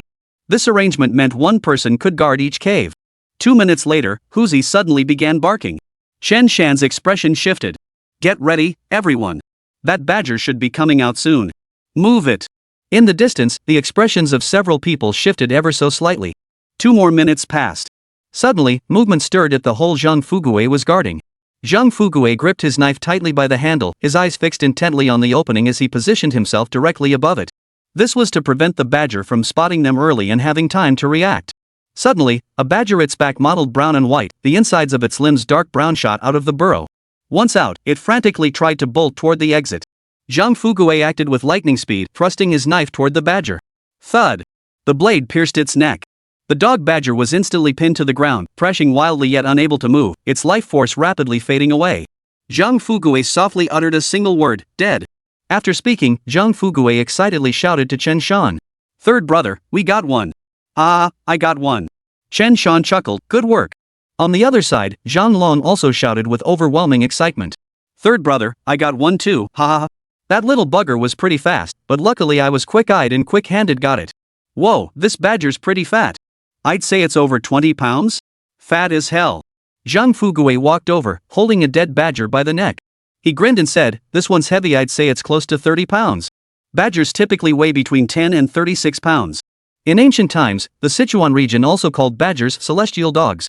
Winter had only just begun, so it was normal for badgers to have stored up fat and be a bit plump. Wu Delengzi, however, looked troubled and grumbled, why aren't any badgers coming out on my end? Seriously. Chen Shan chuckled, getting 2 badgers from one hole is already pretty good. That's enough. I promised 6th uncle quite some time ago. If I don't deliver now, it'd be downright embarrassing. Thank goodness Tiger did us a huge favor today. Chen Shan bent down and patted Huji, beaming with joy. Tonight when we get back, you're getting a special treat. Alright, let's hurry back. Otherwise, it'll get a bit late. Truthfully, it wasn't even noon yet. By the time they got back, it wouldn't even be 4 o'clock. They still had plenty of time. Wu Delengzi was still puzzled, why didn't the badger run toward me? I want to hunt badgers too. He'd just gotten a taste of the thrill of hunting today and was hooked. This stuff is like fishing, it gets addictive. Chen Shan rolled his eyes. Guess your luck just wasn't up to par. Enough chatter. Let's go. Just 2 badgers, toss them on the sled and we'll haul them back. After finishing up, Chen Shan chose a flatter path leading out of the mountains. The 4 were in high spirits. Wu Delengzi even started singing happily, his voice echoing through the mountains like a ghostly wail, giving Zhang Fugui goosebumps. Zhang Long frowned darkly. Bro, could you please stop singing? I can't take it. Wu Daling's old face flushed. Ha, I'm just happy.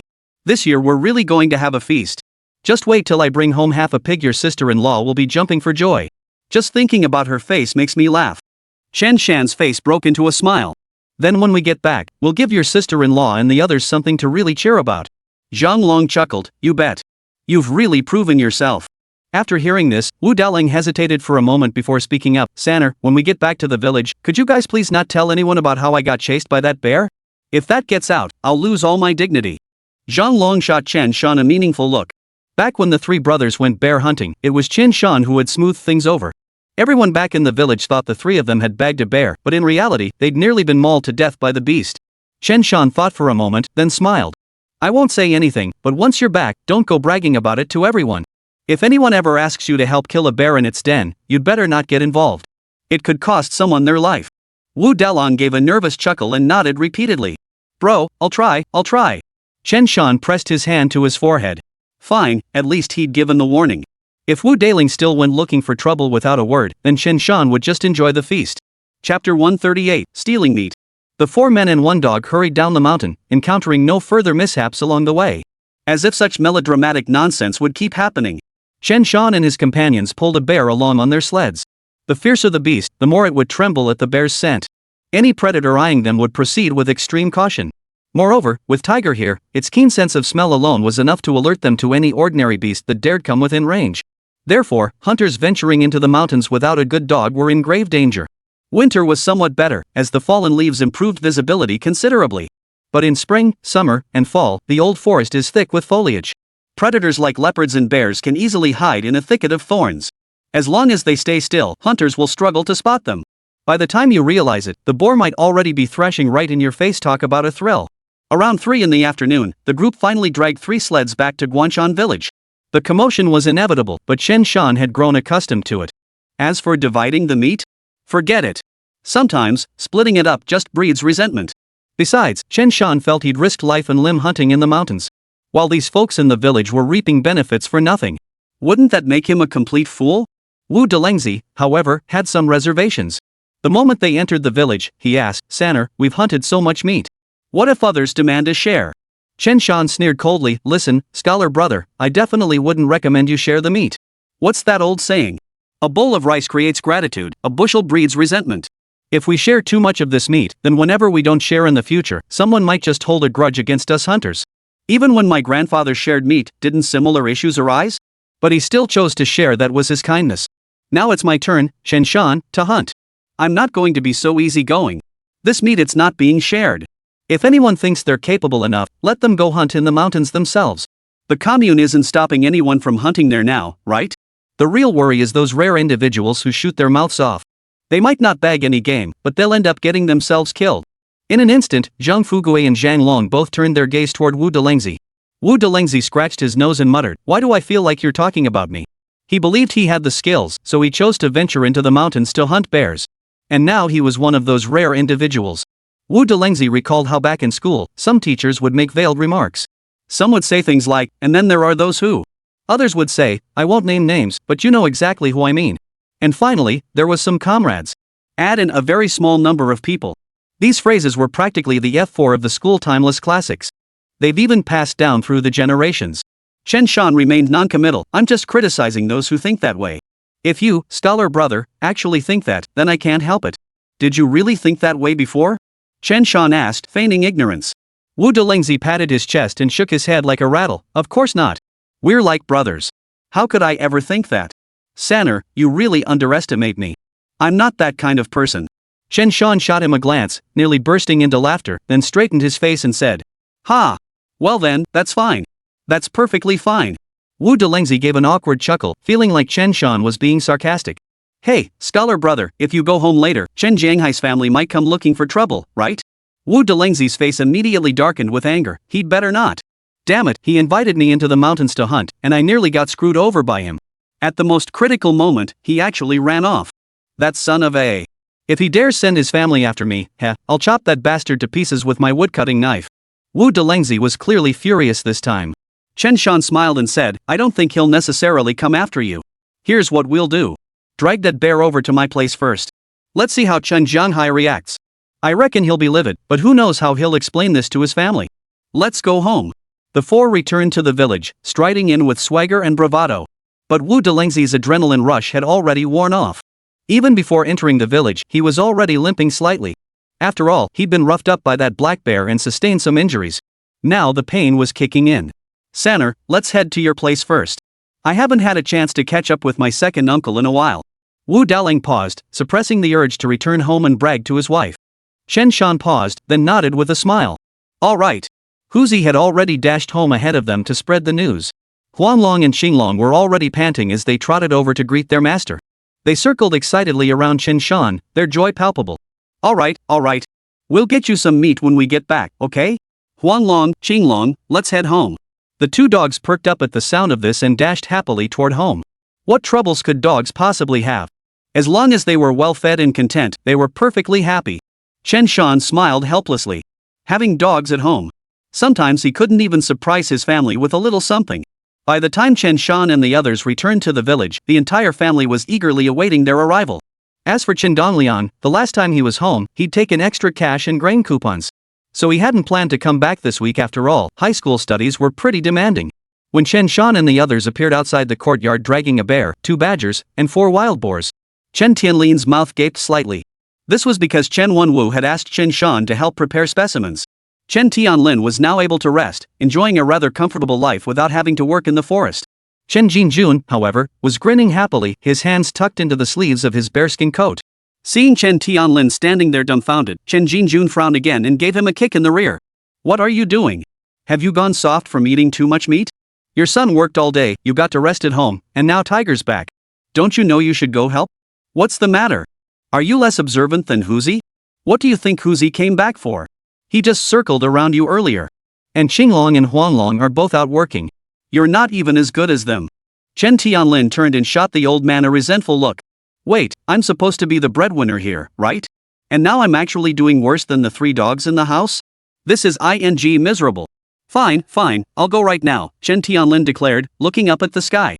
"Dad, what are you going out for?" "No need, we're all back now." Chapter 139, The Chen family's impressive combat prowess. Chen Shan only caught Chen Tianlin's final grumble before grinning and dragging the sled into the courtyard. "Chen Tianlin. Useless piece of junk. Your son doesn't need you anymore," Chen Jinjun said coldly. Chen Tianlin shut up. But only for 3 seconds. He couldn't help asking, "Third son, why didn't you call me when you went into the mountains today?" Chen Shan paused for 3 seconds before replying, "You're getting on in years. I was afraid you might encounter danger in the mountains. Chen Tianlin snapped, I'm older, but I'm not old. Chen Jinjun murmured, oh? So you're implying I'm too old? No, Dad, I didn't mean that. Don't misunderstand me, Chen Tianlin panicked inwardly. Chen Shan chuckled. Outside the courtyard, a crowd had gathered, all eager to see the game Chen Shan and his father had hunted. Countless eyes glowed with envy. Here they were, still eating coarse grains and vegetables day after day, while look at Chen Shan. Every other day, he dragged game back from the mountains. Envy could kill a man. When did hunting become so easy? Many were already scheming. Chen Hongbing, who had previously wanted to borrow a dog, was among them. His gaze kept drifting over the Chen family's dogs, his mind clearly filled with all sorts of thoughts. At that moment, another voice rang out from the crowd. Oh my, Sanner, you're back. Good to see you're home safe. My son Jianghai went hunting with you guys in the mountains today. You bagged a wild boar and a bear. How much meat are you planning to share with him? A sharp, high-pitched female voice rang out, and Chen Shan immediately saw a broad-shouldered, sturdy woman striding toward them. It was none other than Chen Jianghai's wife, Zhao Guofang. Zhao Guofang had a loud voice, and she wasn't the only one who had come to Chen Jianghai's house.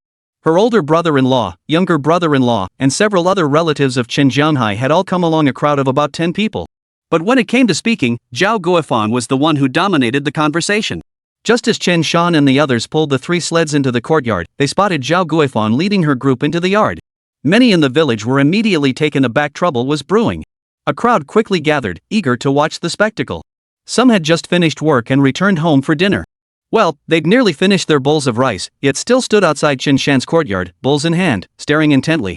They found the spectacle incredibly entertaining, murmuring and discussing among themselves. Well, this doesn't look good. Who knows? But I heard someone say that this morning, Wu Daolong and Chen Jianhai went into the mountains together to hunt bears. Who knows how it ended up with Wu Daolong and Chen's third son coming back together? They didn't just ditch Jianhai, did they? If that's the case, that's pretty shady. The crowd murmured. Chen Jinjun and his group were completely baffled. They had no idea what was going on. They'd assumed Chen Shan had gone into the mountains merely to hunt. They had grown accustomed to this routine over time, so they didn't ask any further questions. Zhao Guifang took the lead, confronting the entire Chen family. Chen Jianhai followed behind Zhao Guifang, his gaze flickering slightly, yet he still stiffened his neck to look at Chen Shan. Zhao Guifang pressed him, third son, we're all close kin in this village. I won't say anything about you hunting wild boars or such. But that bear meat and gallbladder, no matter what, shouldn't our family get a share for Jianhai? In truth, Zhao Guifang wasn't entirely clear on the specifics. Chen Jianhai had been vague in his explanation. He'd only vaguely mentioned they went into the mountains to hunt bears.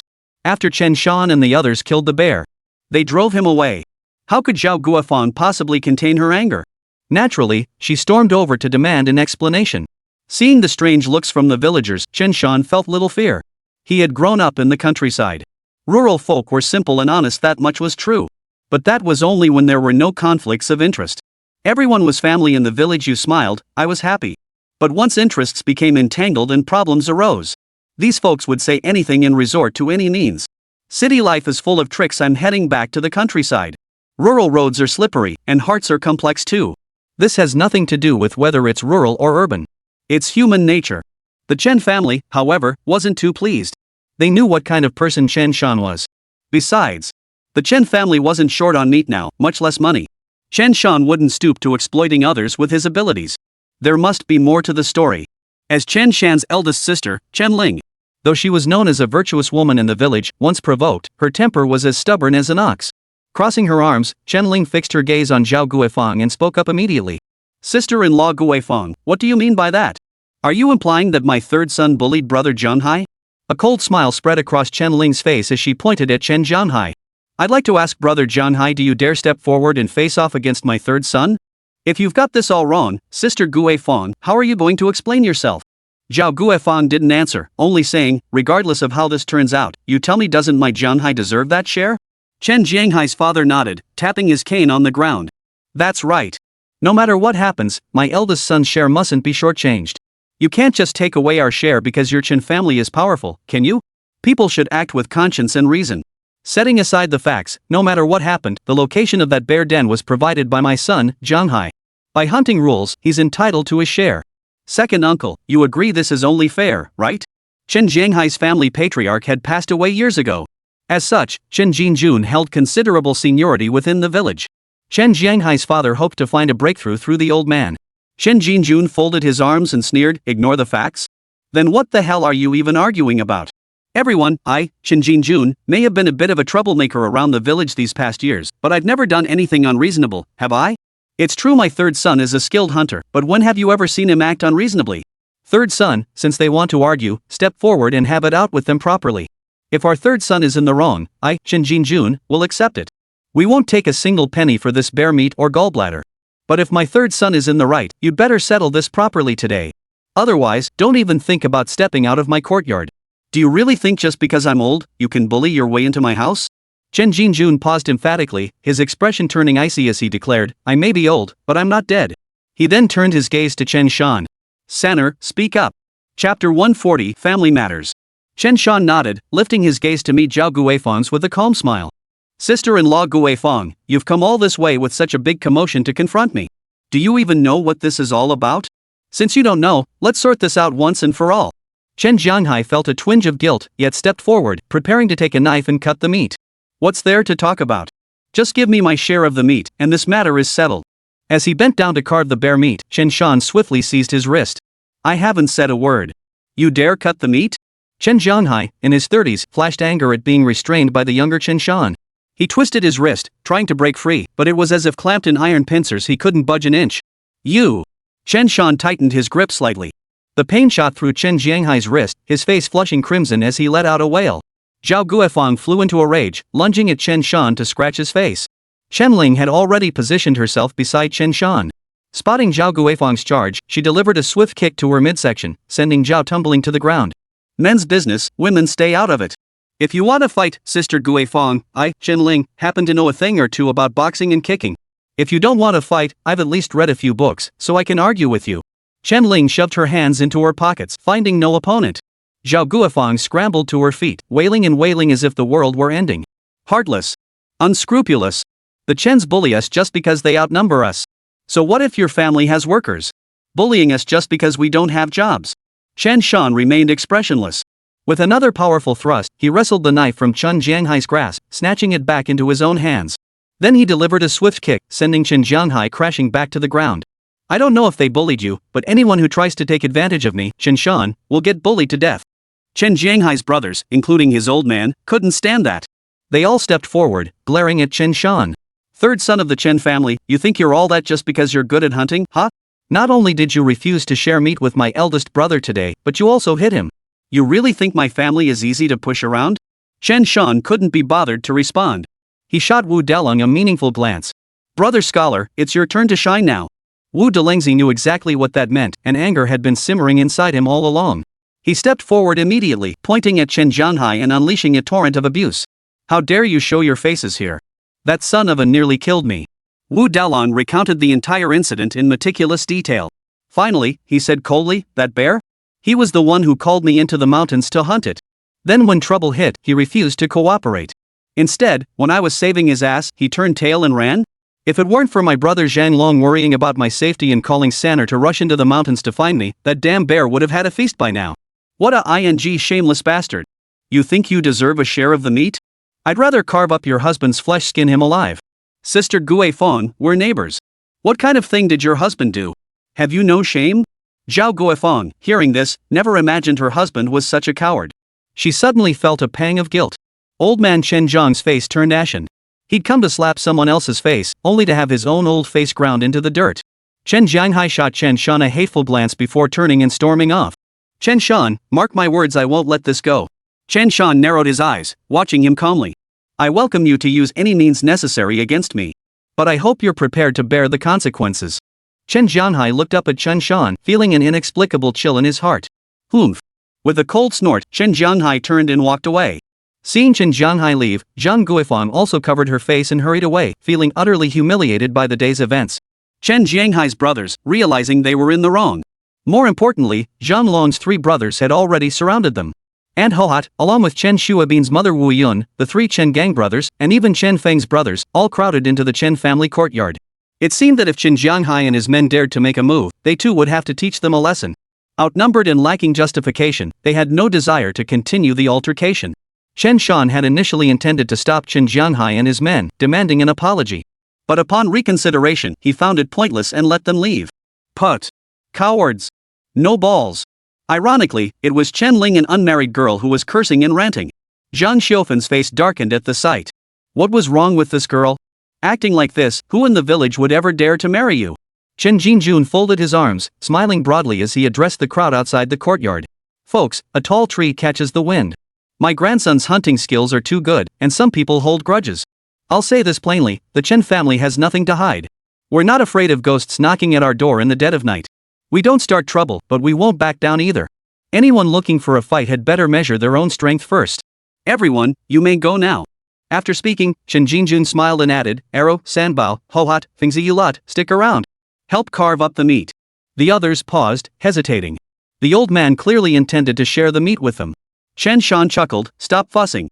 There's so much meat, we can't handle it all ourselves. The others chuckled at this and readily agreed. Soon, the Chen family courtyard bustled with activity. Several dogs circled around.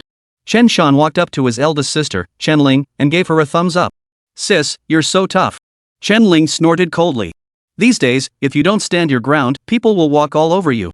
You've forgotten some things. I used to help Mom fight people back in the day. Chen Shan looked puzzled.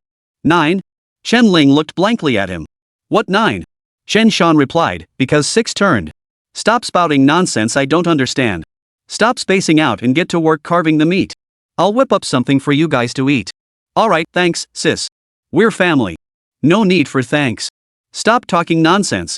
Anyway, Chen Ling felt like this younger brother of hers had been saying things she couldn't understand lately. If it weren't for his usual goofy grin and mischievous antics, she'd swear this kid was a completely different person who'd somehow ended up in her house. Zhang Xiufan beamed as she motioned for Chen Ling to warm up the leftovers from lunch to tide Chen Shan and the others over. Chen Feng and the others started helping Chen Shan and his group strip the wild boar and bear meat. With so few people, Chen Shan wasn't worried about their help. He'd just set aside a bit of meat to share with them later. Chen Shan specifically instructed them to leave one 200-pound yearling boar untouched. He planned to let those educated youths skin their own meat later. How they handled it was their business. Chen Shan wouldn't interfere. After all, this was a promise he had made to them. A man's word is as good as gold. Chapter 141, cautiously firing a blind shot seeking gold tickets. The group worked together to strip the meat, moving swiftly. Wu Dalong chuckled, third brother, it felt so satisfying to confront them just now. Too bad your big brother Jiang Hai didn't have the guts to act. If only his family had dared to make a move. It's been ages since I last got to settle things with someone face to face. Chen Tianlin rolled his eyes. You guys, get a grip. This time, our two families have become sworn enemies. That Chen Jianghai, he's known to set traps and snares in the mountains. Son, be extra careful when you go up there from now on. If you spot any of his people, just walk away. Before Chen Shan could speak, Chen Jinjun cut in, your father's right. We're not worried about your one-on-one skills. What we fear is them spotting you early and ambushing you. You could die without knowing why. Wu Delingzi froze, sucking in a sharp breath. Uncle Tianlin, second uncle, it can't be that bad, right? Chen Jinjun sneered coldly. Not that bad? You came into the mountains late. You don't know how many people were buried in these old woods back in the day. Just remember what I said, third son. And you guys Dalong, right? You're the scholar, aren't you? And Fu Guwei. When you go into the mountains from now on, keep your wits about you. Our family's getting better off, but you never know when someone might get a screw loose and start hatching some nasty schemes. Facing the old man's admonitions, Chen Shan listened attentively without impatience. Grandpa, rest assured. I'll be careful. Besides, I always take my dogs into the mountains. Whether it's tiger, green dragon, or yellow dragon, they'll alert me to any people or game in the distance. If anyone tries to mess with me, who knows who might end up getting taken care of. These dogs of ours really are treasures. Everyone bustled about, and Zhang Wan'er also came over to help. As for Chen Shan himself, he wasn't resting either. Instead, he moved closer to Zhang Wan'er and began showering her with attention. Sis Wan'er, are you tired? Want to take a break? Sis Wan'er, what kind of meat do you want tonight? How about bear paw? If not bear paw, how about pork ribs? Sis Wan'er. Chen Shan's behavior drew frequent sidelong glances from the others. Zhang Donghai and Zhang Fugui's faces darkened. This kid was getting more and more out of hand. He was practically about to get physical right in front of them. Son of a. Zhang Long and the others already knew about this incident but kept quiet. Instead, Chen Feng, Chen Tai, and their brothers exchanged meaningful glances at Chen Shan, murmuring in astonishment. Chen Tianlin and Zhang Donghai had grown up playing together since childhood. Their bond was naturally close. Well, now this kid Chen Shan has set his sights on Zhang Wan'er. This would only strengthen the family ties. But why does brother Donghai look so dark and gloomy? Is he upset? Chen Ling stepped out and overheard. Sanner, she couldn't help but say, you need to rein yourself in. Chen Shan spread his hands helplessly. Sis, this is already the result of me holding back. In their past lives, they had vowed to be together. But Chen Shan died suddenly at the construction site, and all their promises became as fleeting as moonlight in a mirror or flowers in water. Zhang Wan'er's cheeks flushed crimson from Chen Shan's persistent attention. Now she was almost afraid to come to the Chen household. Every time she came over, that bastard Chen Shan found ways to tease her. Yet strangely, whenever he teased her, though she felt nervous and shy at first, yet afterward, when she reflected on it, she found herself strangely unable to shake it off. She seemed to, rather like this feeling. That bastard. He's so damn infuriating. Chen Shan gazed at Zhang Wan'er's flushed cheeks and broke into a bright smile. Lao Shi once said, true feelings are scarce in this world. A woman's blush speaks louder than 1,000 words. But since rouge came along, it's hard to tell genuine emotion from pretense. Lu Sun also said. Later still came makeup and beauty filters, blurring even the distinction between men and women. That's exactly what Lu Sun said. After spending considerable time, the group finished preparing the meat and other ingredients. As previously agreed, each person took their share of the meat. As for the bear meat, Chen Shan took half aside for himself. Fugue, Zhonglong, and Wu Delengzi divided the remaining half. As for the bear skin, Chen Shan claimed it. As far as Chen Shan knew, few in the village knew how to make a bearskin coat. He had no idea who the old man had learned the skill from back in the day. For Chen Feng and the others who came to help, Chen Shan gave each of them 10 pounds. That was no big deal. But Chen Feng and the others each only took 5 pounds of meat. Aunt Hohat Zhang Long's mother refused to take any extra meat. Zhang Bao and Zhang Hu were the same. Aunt Hohat said, Sanner, I know you treat us like family, which is why you're willing to share so much wild boar meat with us. But we also consider you family. So we'll take what we should, but we won't take what we shouldn't. That's how we keep our relationship strong for the long haul, right? Chen Shan nodded. Alright, Aunt Hohat. I understand. Only then did a smile appear on Aunt Hohat's face.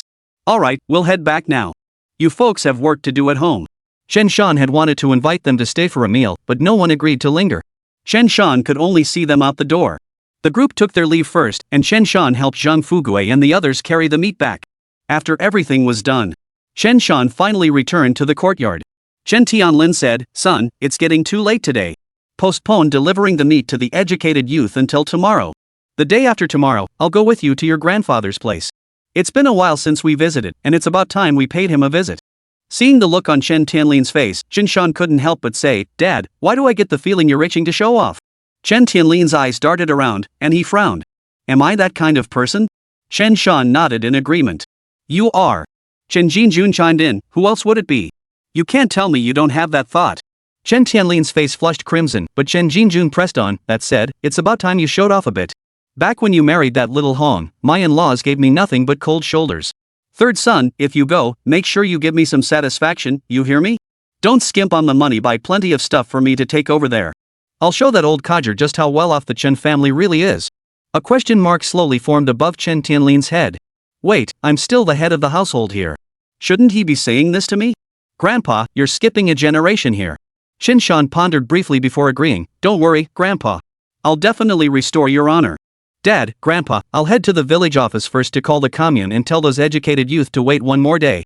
Then I'll deliver 2 badgers to 6th uncle I promised him ages ago. Go on, hurry up. Chapter 142, Poison Dogs. Chen Shan headed to the village office to make the call first, planning to return later to deliver the badgers to 6th uncle. But as he thought about delivering the badgers, Chen Shan suddenly remembered they still had a few unsold sable furs at home. But since the family wasn't short on cash, he decided to hold on to them for now. In fact, Chen Shan was even considering hunting some yellow weasels. But yellow weasels were the kind of creatures that bullied the weak and feared the strong. Last time, Chen Shan had been too ruthless, stripping the spirits bare and destroying their shrines. After that, yellow weasels had all but vanished from Guanshan village. Chen Shan reckoned that within a few years, yellow weasels would likely vanish from the entire 10-mile radius around Guanshan village. Those weasels must have moved away. Seriously, was it really necessary? Then he thought of Wu Delengzi and chuckled to himself, muttering, Wu Delengzi going home, his family must be pretty happy about that, huh? In his previous life, he'd never heard of Wu Dalong and Chen Jianghai going into the mountains to raid a bear den. This was likely another change brought about by Chen Shan flapping his butterfly wings. Now, Wu Daling's haul might just inspire others to venture into the mountains for hunting. Chen Shan reckoned that some stubborn souls might even venture into the mountains to hunt bears. Shaking his head, he pushed the thought aside. He couldn't stop those who sought death. What needed to be said, he had already said. Wu Delengzi had no idea whether his wife, daughter, or son were pleased. But he was certainly pleased. Wu Dalang was dragging his sled home, humming a tune as he went. Chen Shan had given him half a wild boar carcass, plus about 40 pounds of bear meat, and a whole bear paw. Altogether, that was over 100 pounds of meat. When had Wu Dalang ever scored such a bountiful haul? As he hurried home, his wife Lu Ping charged at him wielding a kitchen knife. They were still a few yards apart, about 5 or 6 meters. Lu Ping gripped the knife, halted her steps, and fixed her gaze on Wu Delengzi. Cold sweat instantly broke out on Wu Delengzi's forehead. "Honey, I just went into the mountains to hunt. You don't have to be so scary, do you? Coming at me with a knife." Lu Ping frowned. "I'm not here to kill you.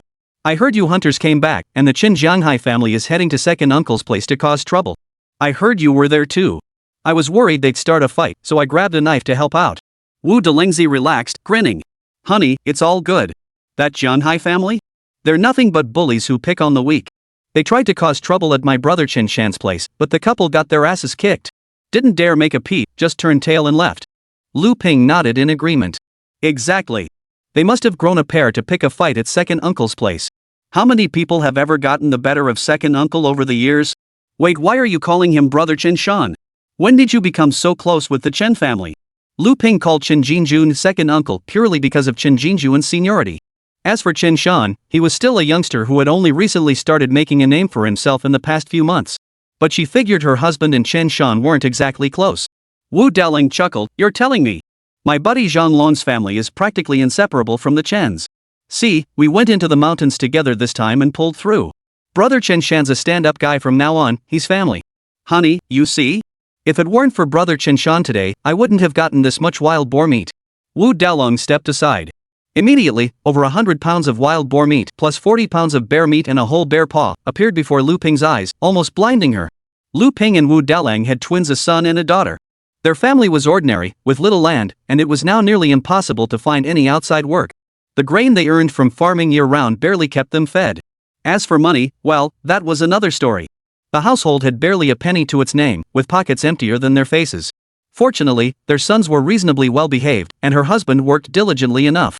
Though he did enjoy shooting the breeze with neighbors and wasn't always the most reliable, they managed to get by. Lu Ping remembered that the few times they'd eaten meat this year were thanks to the Chen family sharing some with them. Later, she followed the Chens into the mountains and scavenged some wild boar offal. What the Chens dismissed as wild boar offal was a rare delicacy in her eyes. Her son and daughter ate with such relish, always clamoring for more wild boar offal. But the remaining wild boar offal was meant for the New Year celebrations. How could they possibly eat it all? Lu Ping stared at the pile of meat, the cleaver clattering to the floor. Her lips trembled as she stammered, Huasheng, this meat, is it really ours?" Wu Delengzi, seeing Lu Ping's reaction, paused slightly before nodding firmly. "Yes, wife. All this meat, it's all ours now." Back when they were struggling in the mountains, Wu Dalang hadn't felt much.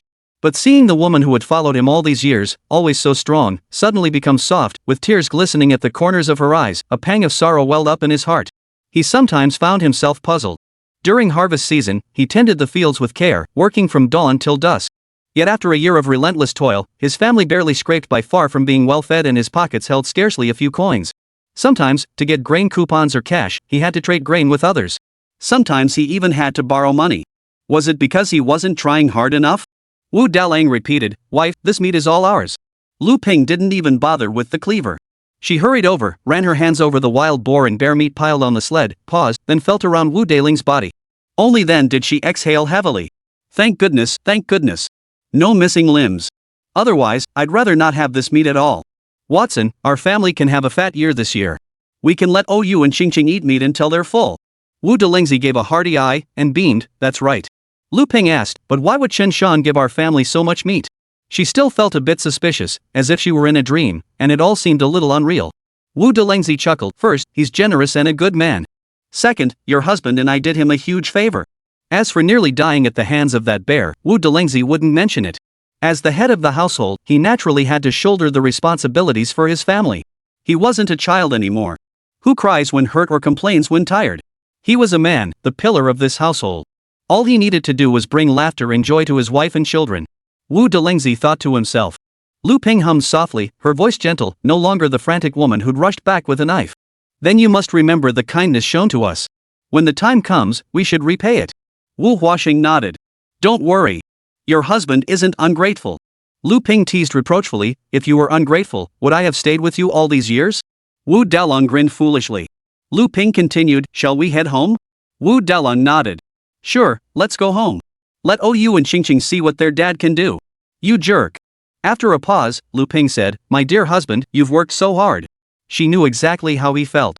No matter how good Chen Shan was, he could only share this much meat with her husband. Her husband must have taken risks. He didn't say it. So she wouldn't ask. Wu Huaxing chuckled softly, ha. Honey, let's go home. Mei Chem, let's go home and stew some meat for the little one. Wait, I forgot to pick up the knife. Could you please not say such a downer thing when we're having fun? Fine, I won't pick it up. Go to hell.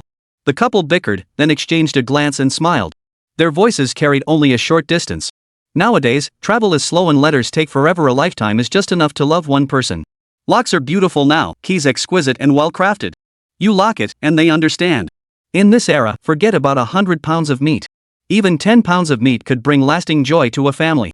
Yet in later generations, even with meat on the table daily, countless people still cannot taste happiness. What people in later generations take for granted is what they dream of now. Lu Ping felt she was already living in a dream. Chen Shan made a call back to the village, asking the educated youth to wait one more day. He had already informed them that the wild boar meat had been secured. He would deliver it to them first thing tomorrow morning. Besides that, Chen Shan planned to settle the debts owed to Zhang Long, Wu Delengzi, and Fugui within the next couple of days. This money was for the bear gallbladder, which he had paid them in advance. That way, when the bear gallbladder sold, there'd be no need to split the proceeds later, no chance of forgetting. After all, it was only 100 yuan each, and he, Chen Shan, could afford it now. With these thoughts swirling in his mind, Chen Shan headed back home. He immediately encountered Chen Hongbing walking toward the main road outside his courtyard. Chen Shan glanced at him. Chen Hongbing, however, shuffled away timidly without exchanging a word. Chen Shan's brow furrowed. Having lived a long life across both his past and present existences, faced with Chen Hongbing's reaction, Chen Shan naturally grew suspicious and began to analyze the situation. Refusing to lend the dog, yet withholding the meat, that's like slapping him in the face. This bastard wouldn't dare mess with me, but... A startling thought suddenly flashed through Chen Shan's mind, and his expression abruptly turned icy. Chen Hongbing, if you dare lay a finger on my dog, you're dead. Only then did Chen Shan realize that likely many in the village wanted to deal with his dog. Jealousy makes people hideous. If Chen Hongbing really intended to do something, it would only be stealing the dog or poisoning it. Chen Hongbing had looked after Tiger for a while before. If he wanted to steal the dog, it might have been possible before Chen Shan had enhanced Tiger. But now? Forget it. Besides, with Huanglong and Qinglong around, any stranger daring to enter the yard would be barked at in no time. I hope you know what you're doing. But he wasn't worried. After receiving super hunting point boosts, the three dogs Tiger Cub, Azure Dragon, and Yellow Dragon had become sufficiently intelligent. They naturally learned to refuse food. Unless Chen Shan or Chen Jinjun had specifically instructed someone, or personally handed them over. Or if Chen Shan and Chen Jinjun didn't personally feed them. The three dogs would never eat. This is what top-tier hunting dogs are all about. After Chen Hongbing and Chen Shan passed each other, Chen Hongbing's expression instantly turned grim. You could have lent me the dogs. I just wanted to borrow them for hunting, to get some meat. Why must you be so stingy? Since you won't show mercy, don't blame me for being ruthless.